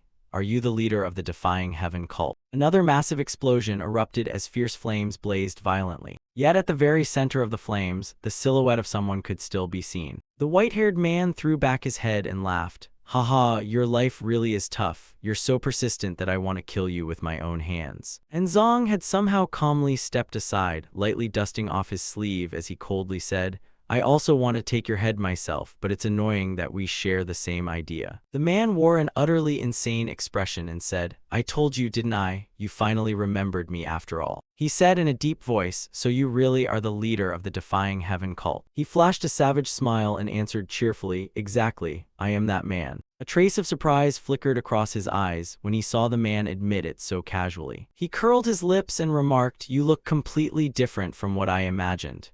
Hearing this, the subordinate behind him angrily shouted, "Heavenly Demon, that brat." The man roared furiously, What have you done to my son?" He narrowed his eyes, searching his memory for who the man was, then muttered, "Your son." Then he suddenly asked, "So you're the head of the Peng family? You seem terribly worried about your worthless son." The man angrily shouted, "That's right, you dared to capture my son as a prisoner, you've got some nerve." He sneered and calmly replied, "Oh, it seems all communication between the Tang clan and the Peng clan has been completely cut off. No wonder you still know nothing about your son's whereabouts." Hearing that, the man flew into a rage and screamed, "Shut up. If you dare lay even a finger on my son, I'll tear every one of you into 100 pieces myself." He let out a scornful sigh and said, "Just a finger? Too bad he was beheaded long ago. By now, only his skull is probably left." Hearing that, the man completely lost control and roared, "What's you?" before immediately charging at him with his weapon. Facing the fierce assault, and Zong remained completely calm and slowly drew his spear. The two instantly charged at each other, engaging in a brutal close-quarters battle. Blasted backward by his attack, the flames of hatred inside the man burned even more fiercely. He widened his eyes and shouted in fury, "You damn bastard." Suddenly, a hand stopped him with a warning, "Stop right there." The next instant, his entire body froze as if completely controlled by some unseen force. Fear filled his face as cold sweat poured down, while behind him the man's eyes blazed with killing intent. He narrowed his eyes and said coldly, "I gave you another chance, so at least know your place and understand the situation. You're no match for him." He casually walked forward and added, "I warned you from the start. You should only deal with weaker opponents." Elsewhere, the soldiers had already formed ranks, ready for battle. The man standing there softly said, "Oh, you've arrived." The captain of the soldiers behind him bowed respectfully and reported, "Your Highness the Crown Prince, we were ordered to come and reinforce you." The white-haired man immediately ordered him, "They came at the perfect time, go deal with them." The surrounding crowd fell silent before he suddenly froze in shock, his eyes wide open. Suppressing his pain and burning rage, he gritted his teeth and replied, "Fine, leave it to me." The man placed a hand on his head and smiled, "That's right, that's how it should be." His face was drenched in sweat, his heart trembling with overwhelming fear. Suddenly, a dissatisfied voice rang out, "What is this? Who's that rude bastard?" A dark crimson aura surged around the man's entire body. He slightly turned his head and calmly ordered, "All right, go now." After saying that, he shifted his target toward the group standing not far away. He burned with anger, thinking, even if he's the mastermind behind everything, we're not his subordinates. This is only a business deal. That bastard is far too arrogant. But the very next second, he broke into a cold sweat and trembled, thinking, no, it can't be. Isn't the divine realm the stage where one sheds mortality and steps into godhood? He was horrified as he guessed that if it were true, that white-haired monster had surpassed even the realm of gods and become something far more terrifying. Thinking of this, he hurriedly tightened his grip on the ultimate weapon in his hand. He muttered to himself, no matter what happens, we must never disobey him. The people around him had no idea what had happened and could only exchange confused looks. He himself was drowning in overwhelming fear. That man was clearly no longer human. Perhaps he had already. The more he thought about it, the greater his terror became. Had he reached the divine transformation realm? Peng Gahyok firmly gripped his weapon and said, "According to what they said, our target is the newly emerged Eastern Depot." Carrying a massive guardian blade on his shoulder, he stood boldly at the front of the army. He let out a weary sigh and said, "So these insignificant fools are our opponents after all." Jin Cheng decisively drew his sword and replied coldly, "Insignificant fools? What an arrogant fool who doesn't know your own limits." Peng Gahyok asked, "Can you handle this?" He confidently replied, "It's nothing, of course I can." Tightening his grip on his weapon, he declared, "I'm furious right now, so the punishment I'll give that traitor won't be merciful." Jin Cheng pointed his sword forward with contempt and said coldly, "A traitor? I just lost the most important person in my life. I was looking for the real traitor to vent my rage on. I never expected it to be the Peng clan lord." A foot slammed onto the ground with a thunderous impact. He exclaimed, "The Eastern Depot's secret swordsmanship, as expected of warriors trained to perfection. Even serving the royal court, their killing intent is incredibly sharp." Jin Cheng immediately continued, "In truth, Eunuch Zhou is always extremely meticulous when making plans." He immediately growled threateningly, "With this tiny force, do you really think you can stop me and the Peng clan's elite army?" Suddenly, an unfamiliar voice interrupted, "Do you really believe something so naive?" At that moment, 3 more figures slowly walked out from inside. Peng Gahyok exclaimed in shock, "Zhuge Fulong, the Sword Immortal, and even Eunuch Zhou. All 3 appeared here after completely wiping out the horrifying zombies over there." The area inside was now nothing but ruins, stained crimson with horrifying streaks of fresh blood. Jin Cheng turned and asked, "Perfect timing, is your condition still all right?" Amseok laughed and replied, "Haha, I'm a little tired, but we still have to finish the mission, don't we?" Jin Cheng continued, "What about the Immortal and the Sword Saint?" He explained, "Earlier they destroyed the core weapon used to create the martial god. However, amid the chaos, the divine general managed to escape." He looked across and asked, "Didn't those 2 go after someone?"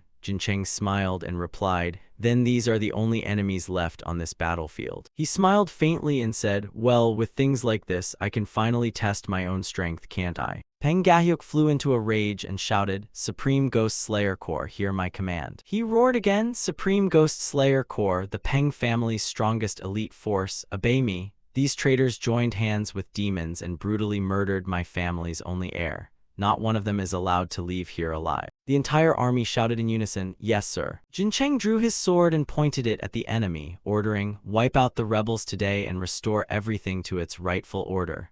The army immediately roared, "Yes, your highness, true martial emperor." The clash of weapons rang nonstop as both sides charged, beginning a brutal battle. The white-haired man looked up, staring intently at something high above. Suddenly, a bizarre and terrifying smile spread across his face. Wu Xiang demanded, "Why are you laughing? Everything you've prepared has turned to nothing. Have you gone mad because of that?" He turned around with a twisted grin and replied, "Turned to nothing? Do you really think it's that simple?" Hearing that, he was stunned. "What?" He laughed proudly. "Power, justice, and lofty goals are all the same in the end, aren't they? As long as the objective is achieved, allies and enemies alike are just resources to be spent.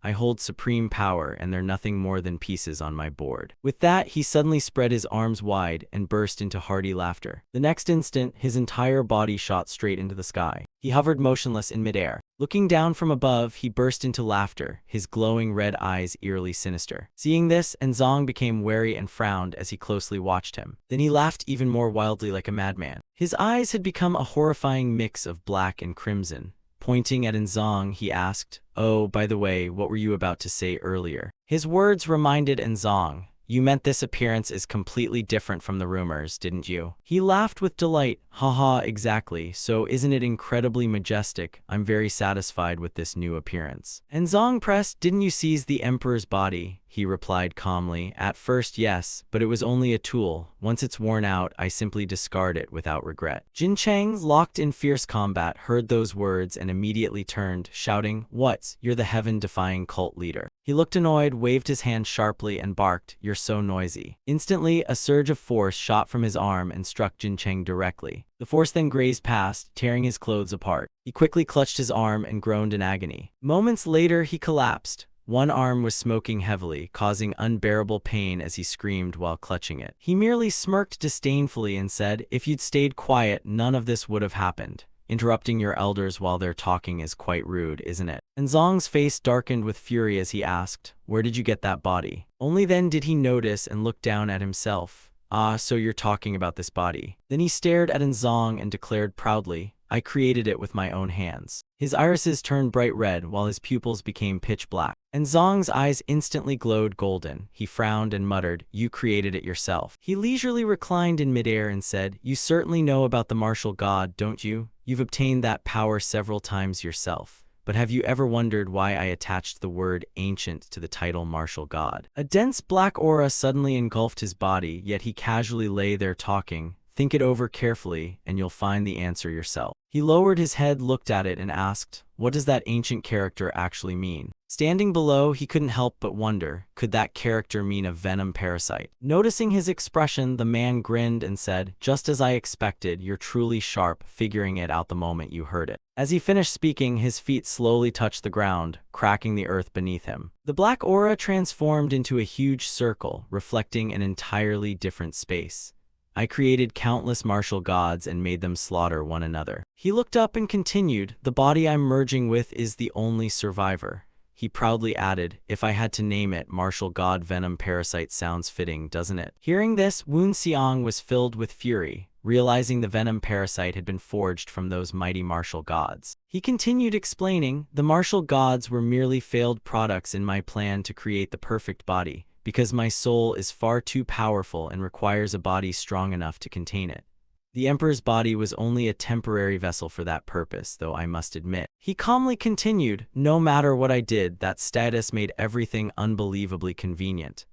After hearing this, Jin Cheng trembled with rage and let out a scornful laugh. His anger blazed fiercely, leaving him with no patience to hear another word of nonsense. Yet the man merely laughed and continued, "But you." Suddenly he turned to face him and asked, "Why are your body and soul completely mismatched?" That unexpected question left him utterly stunned. Woon Seong immediately turned and snapped, "What the hell did you just say?" He burst into laughter and said, "So that's how it is. You inherited not only the will of the first heavenly demon but also the heavens above. No ordinary mortal could ever achieve such a miracle." Wearing a sinister smile, he asked, "You're living your second life, aren't you?" Suddenly, a surging wave of force shot straight toward him. Yet Zong stood firm, his mind completely unmoved by those words. He spoke again suspiciously, "What method did you use? Impossible. No matter what, it shouldn't be possible, especially for someone who's not even a descendant of our cult." He stared as though trying to see through his very soul. To him, Zong appeared as an entirely new and fascinating existence, stirring immense curiosity. He flashed a bizarre smile and said, "Oh, so you possess something rather interesting." Seeing through the necklace he wore, he declared, "The sacred relic of our cult. I never expected it to be in your hands." Memories resurfaced. It was the sacred relic Hunchin had entrusted to Chin before crossing the boundary. Even I never truly knew its appearance or origin. The object hanging from his necklace instantly came to mind. Could the power that granted me a new life really be hidden within this necklace? He stared at the man and thought, Hunchin had always defied common sense long before planning to oppose the defying heaven cult. If this necklace truly is that sacred relic, then not only my strange experiences but everything related to the Supreme Heaven sect fits together perfectly. The man seemed to lose control, hatred blazing in his eyes as his fists slowly clenched. He turned around and said, trembling, "No matter what, it's just an object with no further use, but since it's our sect's sacred relic, I must reclaim it." The moment he finished speaking, he immediately reached out and used his energy to seize the necklace. The overwhelming torrent of power surged straight toward him. He narrowed his eyes and resisted with all his strength. Even if what he said was true and this ring was Hunchin's sacred relic, it was also the greatest treasure of the Supreme Heaven sect and the last keepsake left by Master Supreme Heaven. Gripping his weapon firmly, he declared, "I will never let it be taken so easily." The instant the full-powered attack swept in, he swiftly dodged it by the narrowest margin. Without giving him time to breathe, the man unleashed another relentless barrage straight at him. Woon Seong reacted with incredible speed and dodged the next deadly strike. Every place struck by his force was devastated, leaving enormous craters in the ground. He looked briefly bewildered and let out a puzzled grunt, unable to understand what had happened. Then he narrowed his eyes, smiled strangely, and said, "How troublesome. It seems I can't settle this with just one hand." Instantly, he unleashed an overwhelming burst of power at Zong, determined to seize the relic as quickly as possible. Meanwhile, elsewhere, a tree branch was firmly planted into the sandy ground. An old man walking behind slowly spoke, Amitabha. His companion irritably blurted out, "Where the hell is that guy hiding?"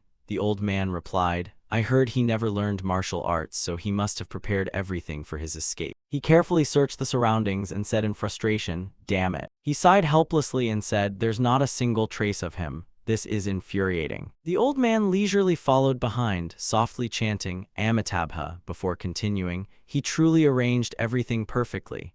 He replied, "Exactly. He had already allied with the heaven-defying cult before they revealed themselves, so he prepared this escape with extreme care." As they walked, they kept discussing the matter. "Perhaps we should stop the pursuit for now and return to the palace. There are still countless important matters waiting to be handled, aren't there?" Suddenly, he noticed something unusual, stopped, and asked suspiciously, "HMPH, did it really have to come to this?" Far away, a terrifying surge of energy was engulfing the entire area. That strange aura instantly drew both of their attention. A black and red demonic aura filled with overwhelming killing intent covered the sky. Both were utterly confused, unable to understand what was happening. "What on earth is that? Amitabha, we must get there immediately." Standing atop a steep cliff, they looked into the distance and saw the sinister aura densely gathering around another mountain. On the battlefield, the dark black aura emitted a horrifying pull, lifting countless objects into the air. The white-haired man relentlessly charged at him with a furious assault. Wuxiang struggled desperately to withstand the storm of attacks. One deadly technique after another relentlessly bombarded him. He still dodged swiftly, but the situation was far from simple. Suddenly, his opponent stretched out one hand. It came crashing down like lightning, shattering and caving in the ground, but he barely managed to evade it. He collapsed to the ground in utter exhaustion, drenched in sweat. Gasping for breath, he looked up and bitterly thought, "Is the gap in strength really this overwhelming?" He quickly forced himself back up. His opponent had used no special technique or martial art, only simple arm swings that unleashed terrifying power. His whole body ached from exhaustion as sweat poured down, yet he could find no way to counter those simple movements. The white-haired man slowly lowered his hands. He ground his teeth in overwhelming fury. The man sneered mockingly, "HMPH, your reflexes are pretty quick." Standing still, he thought bitterly, "He's treating me like nothing more than an insect, casually toying with me. Did I really come all this way only to fail against such ordinary attacks? After enduring endless years of harsh training, is this pathetic end all I deserve? I fought so hard only to end in disgrace." Thinking that, he tightened his grip on his spear, his eyes blazing with resolve, and swore, "Absolutely not." Before he could recover, the man stretched out both arms again and charged straight at him. He began calmly analyzing the situation. "It seems I valued my own life too much in this fight to the death. As the leader of the heavenly demon cult, the mighty force ruling half the world, I was always afraid of losing everything I had built over the years. I once lost my resolve just to preserve my worthless life, enduring everything only to seek revenge, yet I still ended up like this. Now I have only one goal left, to pour every last bit of my strength into defeating the enemy before me." He strode forward with energy surging through his body, ignoring the hand attacking him as he unleashed heaven and earth body protection. Pure Yang secret art, dark blossom crimson heart, light crossing art, void spirit technique, sacred flame, demonic night divine spear, and heaven-shattering body art in succession. Holding his weapon, he activated divine dragon flowing water together with divine eagle emerges. Then an image appeared of a man standing firmly upon a giant rock as towering waves raged around him and the sea churned violently. "I will merge every martial art secret I have mastered into one." The water vortex grew stronger and stronger, as if ready to sweep away everything around it. Wuxiang stood silently, unmoving amid life's endless current. Then the raging waves began crashing over him. His entire body was swallowed by the boundless sea. His golden eyes suddenly became incredibly sharp as he observed everything. He fused every source of power and energy together, determined to unite the 990 and the 9 veins into one. After clearing his mind, he gripped his weapon and charged forward, unleashing the One Heaven battle path. Zong glared straight at that man. The moment the giant hand tried to strike him, he activated his technique to counter it. An immense surge of force erupted from his position. He wounded the man's hand until blood splattered, making him snort in surprise. Woon Seong's eyes widened with even greater resolve as he relentlessly poured all his power into attacking. A terrifying wave of power burst forth, striking directly at him with overwhelming force. Caught off guard, he was blasted away before he could react. His eyes glowed crimson with fury and irritation. He tightened his grip on the spear and thrust fiercely at him. His eyes burned with overwhelming hatred. He quickly dodged those devastating attacks. A massive wave of purple energy shot forward and struck him head-on. The attack split the ground apart, leaving deep craters as eerie black energy rose from them. The two clashed in an extremely fierce battle. Suddenly, a circle formed from the black energy, with the red-eyed man immersed in something strange at its center. Woon Seong continuously unleashed attacks with all of his immense inner power. As the black energy slowly faded, the white-haired man appeared with a horrifying smile. He sneered, "Interesting, do you have any other tricks?" Then he burst into mad laughter, and the savage sound sent chills down his spine. Watching from the cliff above, the two decided to jump down. They both rushed toward the source of the black energy. They quickly reached the location. From nearby, they could clearly see Zong and the other man. The old man hurriedly said, "But you're safe, thank goodness, cult leader. I sensed a powerful and unsettling aura, so I came immediately. Do you know who released this evil energy?" But then they witnessed an unbelievable sight, and Zong had been completely defeated and was under his control. The black energy rapidly formed into a massive mass, binding him tightly and suspending him in the air. The two were utterly shocked. What on earth is happening? The black energy rose higher and gradually engulfed Woon Seong's entire body. His body was covered in countless wounds and blood. He had resisted with everything he had, but now he was completely exhausted and hung helplessly in the air. Soon, the black energy completely swallowed his body. Yet he showed no sign of resistance, as if he had accepted his fate. Then suddenly, something seemed to tighten around his body more and more. He appeared to have completely lost consciousness, leaving himself at the man's mercy. After that, the black energy slowly descended from the sky. The two immediately rushed over to see what had happened. A massive crater had formed where he stood, as though it had been struck by an overwhelmingly powerful attack. His body was surrounded by white energy as he lifted himself into the air. At the bottom of the deep crater, Zong lay unconscious, showing no sign of awareness. Seeing the scene, the old man was terrified. Amitabha. Suddenly, he keenly sensed that someone else was still present here. He immediately turned around, flashed a sinister smile, and let out a challenging "huh." Narrowing his eyes, he chuckled and muttered, "Another new toy has arrived." The sky was pitch black and the gloomy atmosphere made everything even more unsettling. It seemed to be deep inside a dark cave, lit only by a faint glow from the entrance. Faintly, someone could be seen frantically searching for something in great haste. It was a ragged boy sitting on the damp ground, desperately searching for leftover food.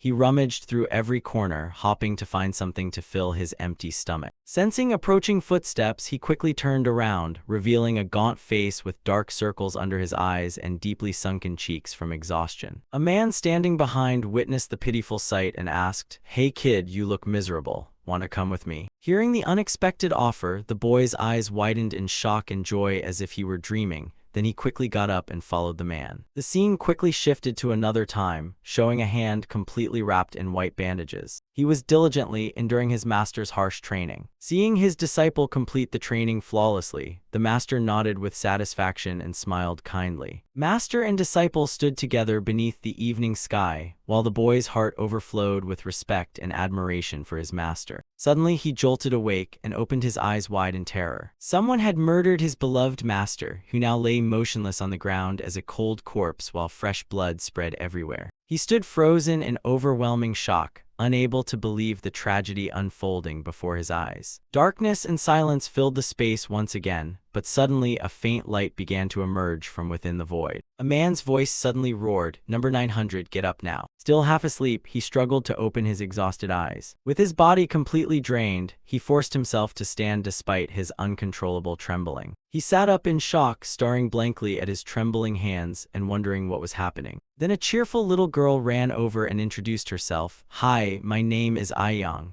Hearing her voice, he slowly looked up at her. Without stopping, the girl curiously asked, Are you number 900? Then he suddenly woke from the nightmare again, drenched in sweat from head to toe. Seeing his expression, the man beside him asked, "Did you have another nightmare?" He let out a quiet sigh and replied, "My mind wandered for a moment. I'm truly sorry." The man smiled gently and said, "It's all right. Let's end today's training here." But he firmly replied, "I will continue training." Yet the very next moment, he saw the painful illusion of the man coughing up blood before collapsing. Soon afterward, the man's body turned completely cold, with no trace of life remaining. He stared in horror and agony, his eyes so wide that blood vessels bulged crimson. Then his entire body was overwhelmed by unbearable agony as one arm and one leg were torn away. At that moment, a pitch-black aura enveloped his entire body, forming a massive sphere. He looked up in utter despair and asked himself, "What have I accomplished all this time?" He lay motionless on the ground with only a faint trace of consciousness remaining. "That's right.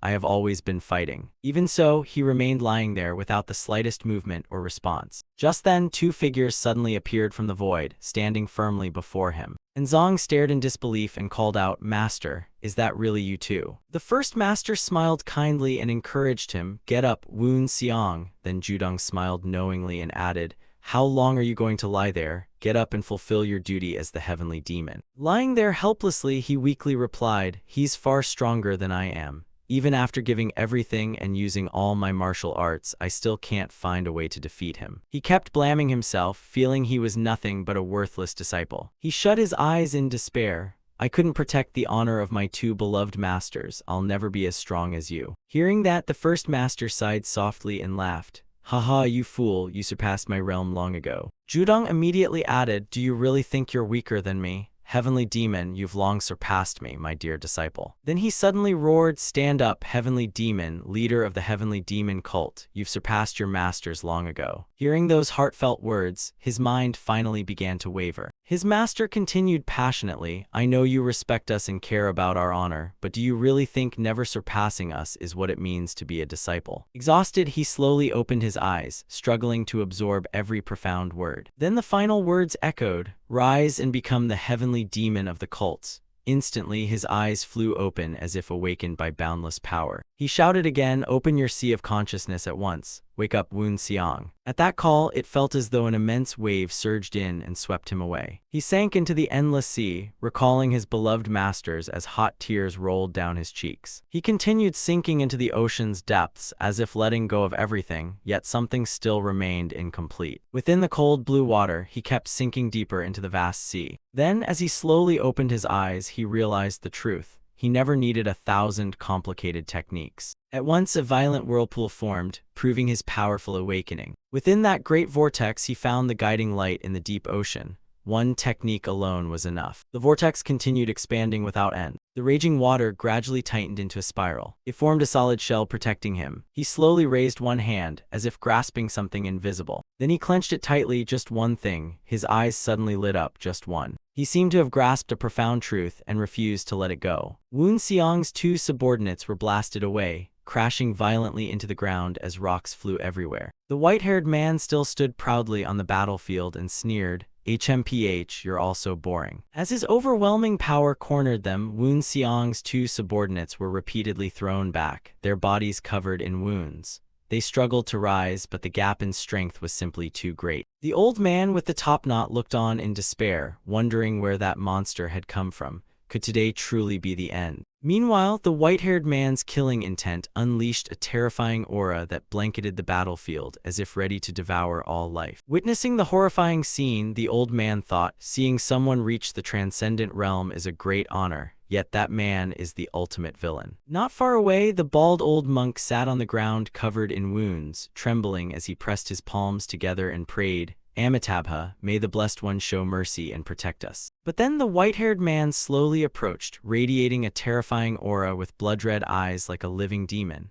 He coldly lifted his leg and unleashed a devastating kick at the bald old monk. In that horrifying instant, the old monk's eyes widened in terror as he took the full blow. Blood burst from his mouth, staining his white beard red. His pupils shrank as he stood utterly helpless before the enemy's overwhelming power. The white-haired man bent over him, smiling wickedly as he mocked, "Does the Buddha really exist? If so, would someone like me still be roaming free?" The bald old monk was gravely wounded, his eyes tightly shut and face twisted in pain as weak groans escaped his lips. He was completely exhausted and unable to resist, his weary eyes reflecting the white-haired man's absolute dominance. The white-haired man looked down proudly, wearing a sinister smile while his crimson eyes gleamed with excitement as he tormented his prey. A deathly silence fell as if the whole world had sunk into thought. Then a quiet voice broke the silence. "Yes, perhaps that's true." Hearing the unexpected voice, the white-haired man's expression changed slightly. Startled, he immediately turned toward the source of the voice. With a quick glance behind him, his crimson eyes flashed with utter shock. Instantly, the aura around him erupted violently, swirling as dark energy flooded the battlefield. Behind him, the bald old monk could barely force one eye open to watch. The white-haired man's crimson eyes widened as if he had witnessed something unbelievable. Both the top-knotted old man and the bald old monk looked into the distance, their faces filled with confusion and anxiety as they clung to one last faint hope. The three of them could hardly believe their eyes and shouted in unison, their cries echoing across the entire battlefield. The demonic cult leader Woon Seong stood firmly in the distance. Though his body bore some wounds, the pressure radiating from the raging whirlwind around him was terrifying. His icy, expressionless face looked utterly frightening. The white-haired man stood frozen for about 5 seconds, his eyes filled with disbelief at what he was seeing. At the same time, Zong's face turned grim, his righteous eyes blazing with surging power. The atmosphere instantly became suffocating. The white-haired man clenched his fists, his trembling lips barely moving. "You." From afar, Zong slowly walked forward as violent winds swirled around him, shaking the ground with every step. The white-haired man hastily attacked, crossing both hands as he unleashed overwhelming killing intent and shouted, "You." A mighty palm force slammed into Woon Seong, creating a huge dent in his body as he was blasted away at incredible speed, sending dirt and rocks flying everywhere. The white-haired man withdrew his hands, a flash of panic crossing his eyes before his usual cold expression returned. From the distance, a calm voice quietly replied. Though struck head-on, Zong still stood proudly on the battlefield as black energy surged more violently from his body. The white-haired man grew fearful because the wound on Woon Seong's chest had completely healed as if it had never existed. Staring at Woon Seong's resolute face, the white-haired man sank into thought. The heaven-defying poison that had been eating away at my body was expelled by the power of nature. A sudden thought flashed through his mind. Could this be a second body rebirth? The white-haired man realized Woon Seong had reached an entirely new level. Roaring in fury, he charged forward with blazing wrath in his eyes. He swung his powerful arm with all his might, unleashing a deadly strike as violent waves of force erupted around him. In contrast, Zong's eyes remained perfectly calm. He slowly raised one hand, where dark purple energy gathered into a swirling sphere. The two terrifying powers collided head-on, causing a heaven-shaking explosion whose shockwaves swept everything away. The white-haired man was struck by the overwhelming impact and blasted high into the air, screaming in shock and despair. Watching from afar, Zong smirked mockingly. "HMPH, your pathetic state is quite entertaining." The white-haired man crashed to the ground, trembling violently as rage and humiliation filled his eyes.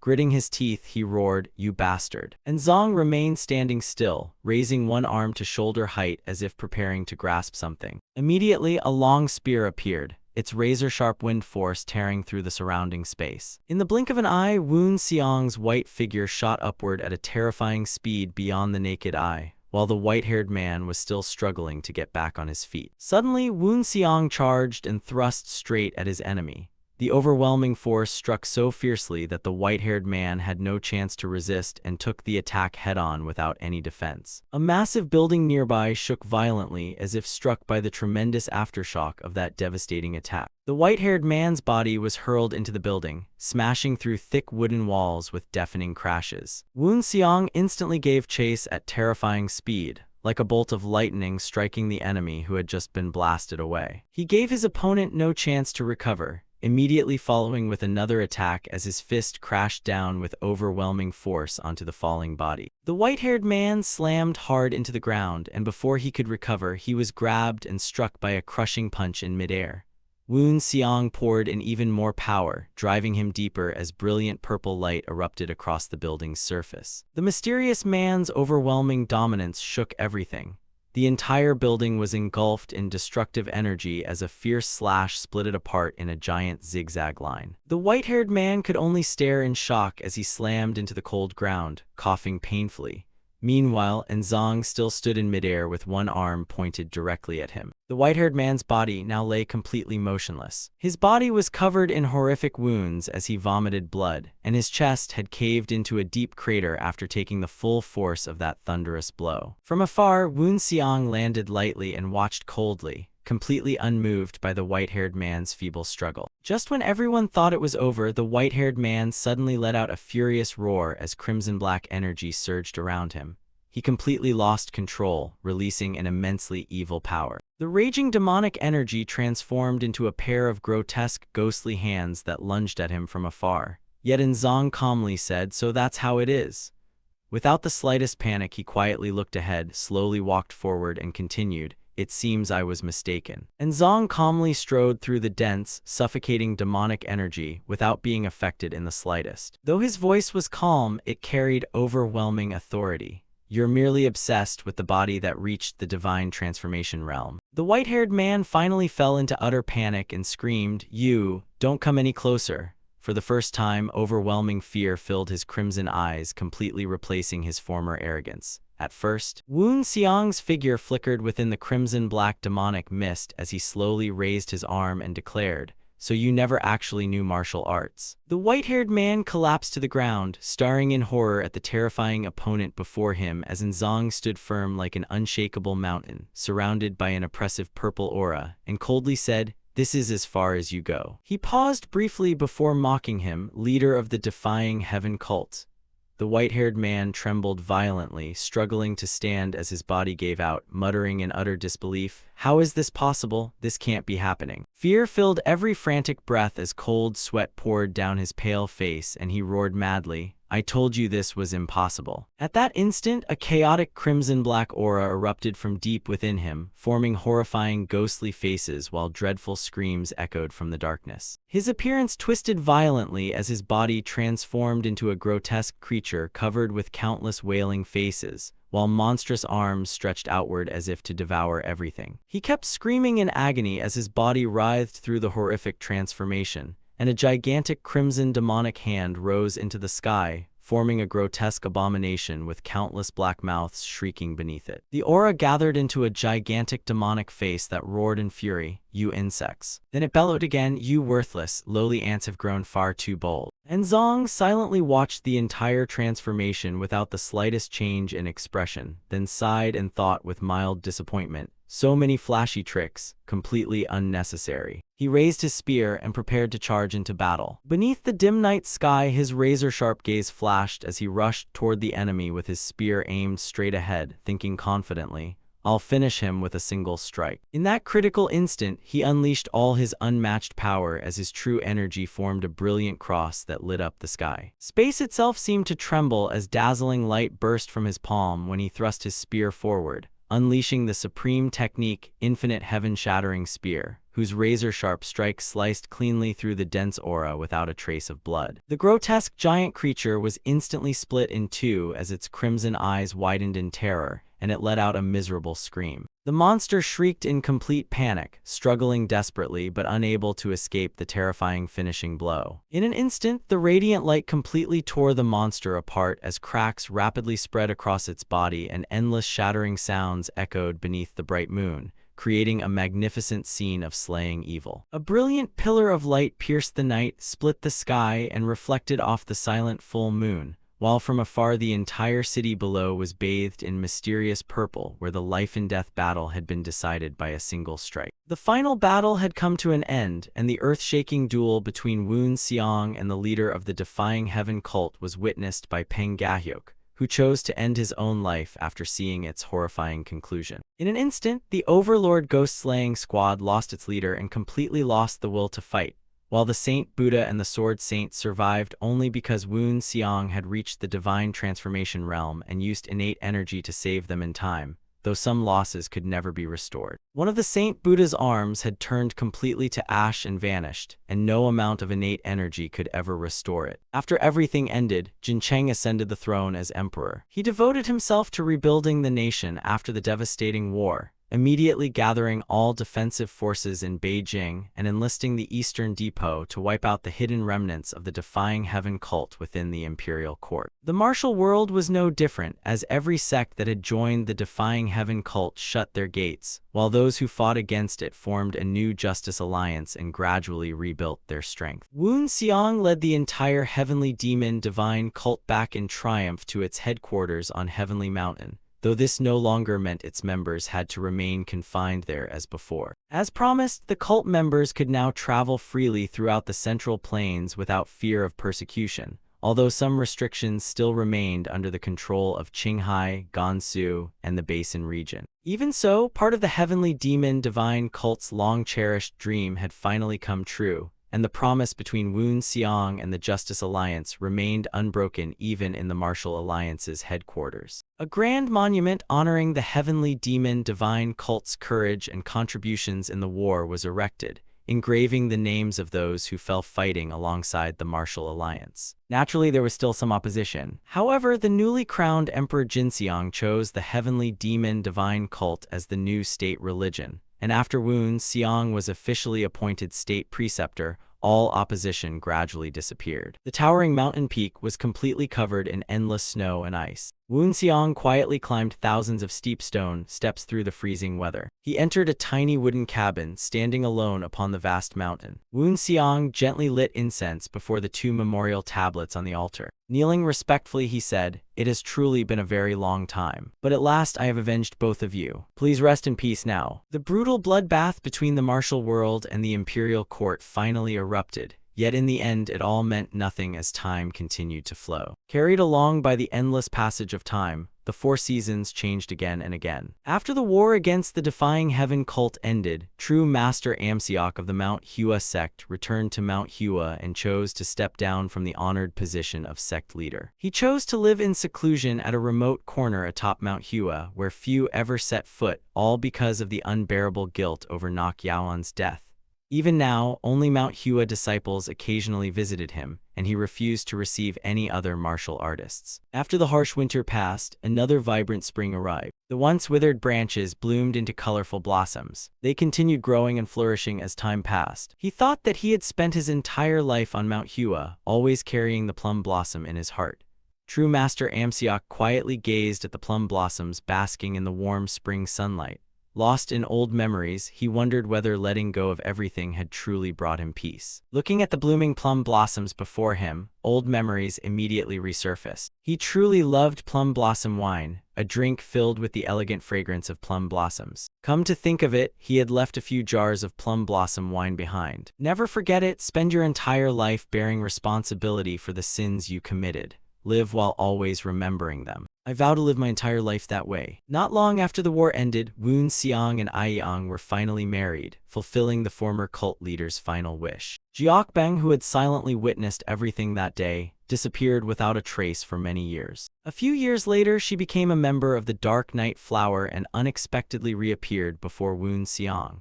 Though her love was only a silent, one-sided devotion from afar, she still chose to remain by his side despite the endless pain in her heart. Wu Xiang looked toward the person hiding behind the door and said, "Come out, I already know you're there." A figure slowly emerged from the shadows. It was none other than Aiyang, who had now officially become his wife. She smiled gently and said softly, "Greetings, cult leader." Wu Xiang had never been good at interacting with women, so married life was not easy for him. Fortunately, Aiyang was naturally open-minded and understanding.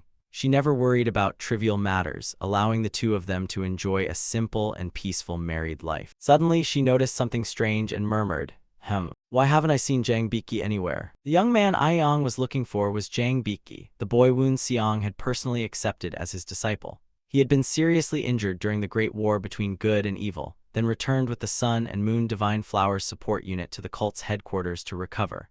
After the war ended, Zhang Biki began training directly under Wu Xiang. Hearing Aiyang ask, he quietly replied, I allowed my disciple to leave the mountain. She was shocked and asked, he already left. You mean that child who's not even 20 yet? Woon Seong gently replied, 18 is already adulthood for a man, isn't it?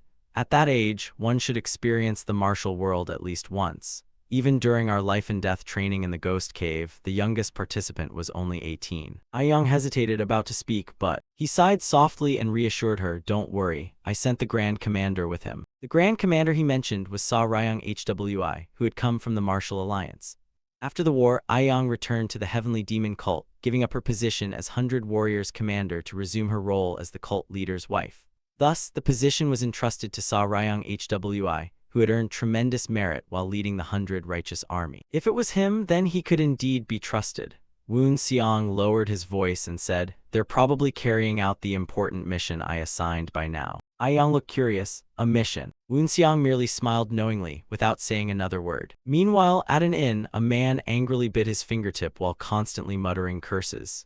Damn it. He sat gloomily by the inn window, restlessly fidgeting. Damn it all. He kept complaining bitterly, why the hell am I stuck in this backwater? I should be relaxing with a fine drink before making my move. He continued cursing loudly, those damn bastards. If the heaven-defying cult leader hadn't been defeated back then, I wouldn't be suffering like this. Suddenly someone outside knocked twice on the in-room door. Knock, knock. The man inside immediately turned around and shouted cautiously, what is it? A voice came from outside, sir, it's me. He frowned in annoyance and growled, didn't I make it clear that no one was allowed in until I called? The person outside quickly explained, sir, someone has come to see you. Hearing that, he frowned and asked, what? Someone came looking for me. As soon as he finished speaking, he aggressively strode over and yanked the door open.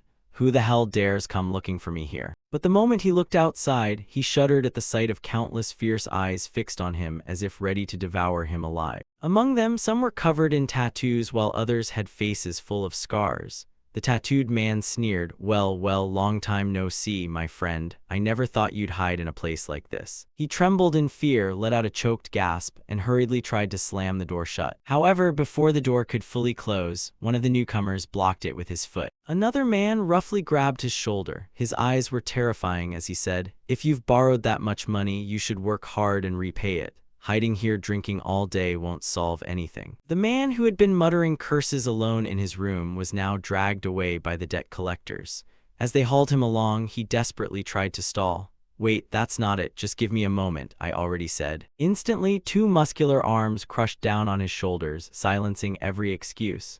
Save your explanations for somewhere else. Even with sweat pouring down his terrified face, he kept shouting, do you people even know who you're messing with? The man behind him replied impatiently, enough nonsense. Have you prepared yourself to be sold as a slave? If not, maybe being sold as livestock is a better option. They escorted him away while laughing. Take your time choosing on the way, though if your face looked a little better, selling you to repay the debt would have been much easier. Hearing that, he was terrified out of his wits and screamed, no, wait, you guys. He struggled desperately to break free. Let go of me and talk properly. But no matter how hoarse he screamed, the ruthless men kept dragging him without stopping. Hey, can't we stop and negotiate? His miserable screams echoed through the quiet night. Help, somebody help. He was taken to a grand estate with an enormous, luxurious courtyard. Right before his eyes stood a plain-looking gate that gave off a suffocatingly gloomy atmosphere. The debt collectors dragged him over and violently threw him onto the hard ground. The painful fall made him grit his teeth as pitiful groans escaped his mouth. The place he had been dragged to was the sacred headquarters of the Black Bull sect, a force of the evil underworld. The moment he looked up and saw the imposing figure standing above, his fear reached its peak, and his face turned deathly pale. The man above wore a large hat, squatted calmly on the stone steps, and mockingly called out,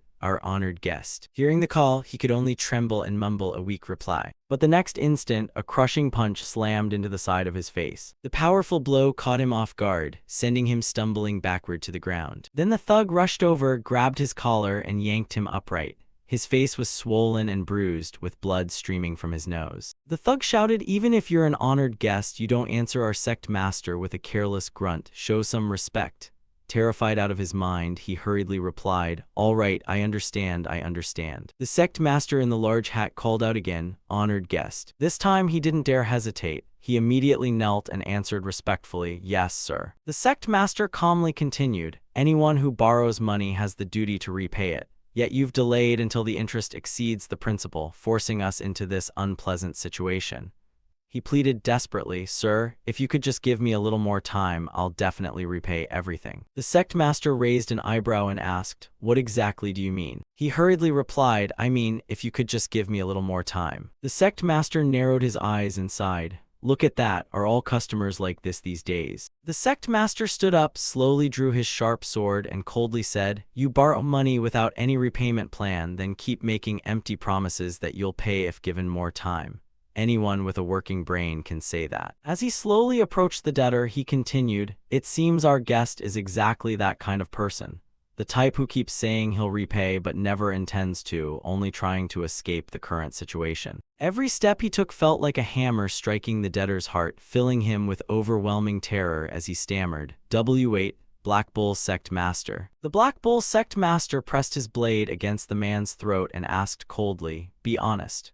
Do you truly have the means or intention to repay?" Facing the blade, the debtor could only tremble and answer weakly, "I really can repay it, I mean it." Hearing that, the sect master frowned and asked, "Then what exactly are you trying to say?" The Black Bull Sect Master frowned again and said, "We're all busy people, so don't waste my time. I still have others to collect from. To repay this debt, you'd have to sell everything you own. But besides your body, what else do you have? So what should we do?" Every cold word made the debtor tremble in fear. "Now choose, do you want to be sold as a slave or sold as a draft animal?" Suddenly, a proud, commanding voice echoed through the air, "You dare traffic slaves within the territory of the great new faith? These outlaw scum truly overestimate themselves." Hearing the strange voice, the surrounding subordinates panicked. What was that? Where did that voice come from? Moments later, one subordinate was struck in the head by a stone and collapsed without a sound. Chaos instantly erupted as someone shouted in panic, "Hey, who's there?" They looked toward the rooftop behind them and saw a tall figure standing firmly above. The sect leader roared in fury, "Who dares use the demonic cult's name to interfere with the affairs of the Great Black Bull Sect? You've got some nerve. Get out here now." The man on the roof calmly folded his arms and repeated, "The demonic cult." The mysterious man standing on the rooftop coldly called down, "While committing crimes forbidden by the nation's laws, you still dare call the new faith the demonic cult. You people must have a death wish." He looked utterly confused and asked, "What?" At that moment, a figure leaped down from above with tremendous force. A sharp blade sliced through the air at incredible speed before the figure landed lightly on the ground. One man in black angrily shouted, "You dare attack while people are talking? Filthy dogs of the demonic cults." The dark figure instantly appeared behind him and whispered, "A dog, lowering yourself enough to die at a dog's hands, how pathetic." Before he could even turn around, his head was already severed. The man continuously swung his sword, unleashing one powerful slash after another. Two dark figures flashed past each other like lightning. A black-clad man wearing a hood rushed forward and shouted, "Black Feather Slash." He raised one arm to shield himself while drawing his sword back with the other. Before he could release the technique, his sword shattered in half, and even his hood was blown away as the other man casually broke the blade with a single spear strike. His hair fluttered gently in the night breeze while his golden eyes gleamed brilliantly in the darkness. The spearhead tore through the air as it shot forward at incredible speed. The man widened his eyes in horror. Before he could even understand what had happened, his head fell to the ground. His eyes rolled white as all life left his body, and he collapsed lifelessly. A man with a bruised face and bloodshot eyes filled with terror came into view. He sat trembling on the ground amid the corpses of those who had been slain. Corpses were scattered everywhere, and blood stained the floor. Trembling in fear, he stammered, I don't know who you are, but thank you for saving my life." He then asked Hongbin, "Right, but how do you know me?" The dark figure beside him coldly replied, "So it really is you." The man wore a sinister smile and declared, "Your crimes are as follows." The man smiling faintly was the Grand Chief of the 100 Institutes, Sa Ryang Hwi. The one speaking clearly was Jang Biki, successor of the Supreme Spear Sect. First crime, using your wealth to weaken the nation. He continued exposing him. Second crime, secretly colluding with the Sun Heaven cult to turn the world into a living hell. In my authority as Chancellor, I have come to punish you on behalf of the people. W8, please spare me. A decisive sword thrust drove down, spraying fresh blood everywhere. When the cold blade was pulled back out, its tip was covered in bright red blood. The man then asked, "What should we do with the filthy wealth they amassed? It all belonged to the people in the first place, so returning it to them is only right." Sa Ryang Hwi immediately bowed and replied, "Understood. I will carry out your instructions at once, Taoist. Zhang Biki turned around and slowly continued, but Grand Chief Sa, are you still troubled by the meaning of a hero among demons? He lowered his head and hesitantly replied, to be honest, I still haven't truly understood it. Ryung Hwi looked up with a faint smile. But after seeing the Taoist master and the cult leader with my own eyes, I feel that the title hero among demons is far from an empty name. Far away among the towering mountains, a small campfire burned brightly in the darkness of the night. Although this cult originally came from an evil sect and was even despised as the demon cult, no one dared object to calling the supreme heavenly demon the martial god. Moreover, every member of the heavenly demon cult revered him as the true demon supreme, the unrivaled one who had reached the ultimate realm of the demonic path. Future generations would surely combine one character from martial god and one from demon supreme to respectfully honor him with the title divine demon.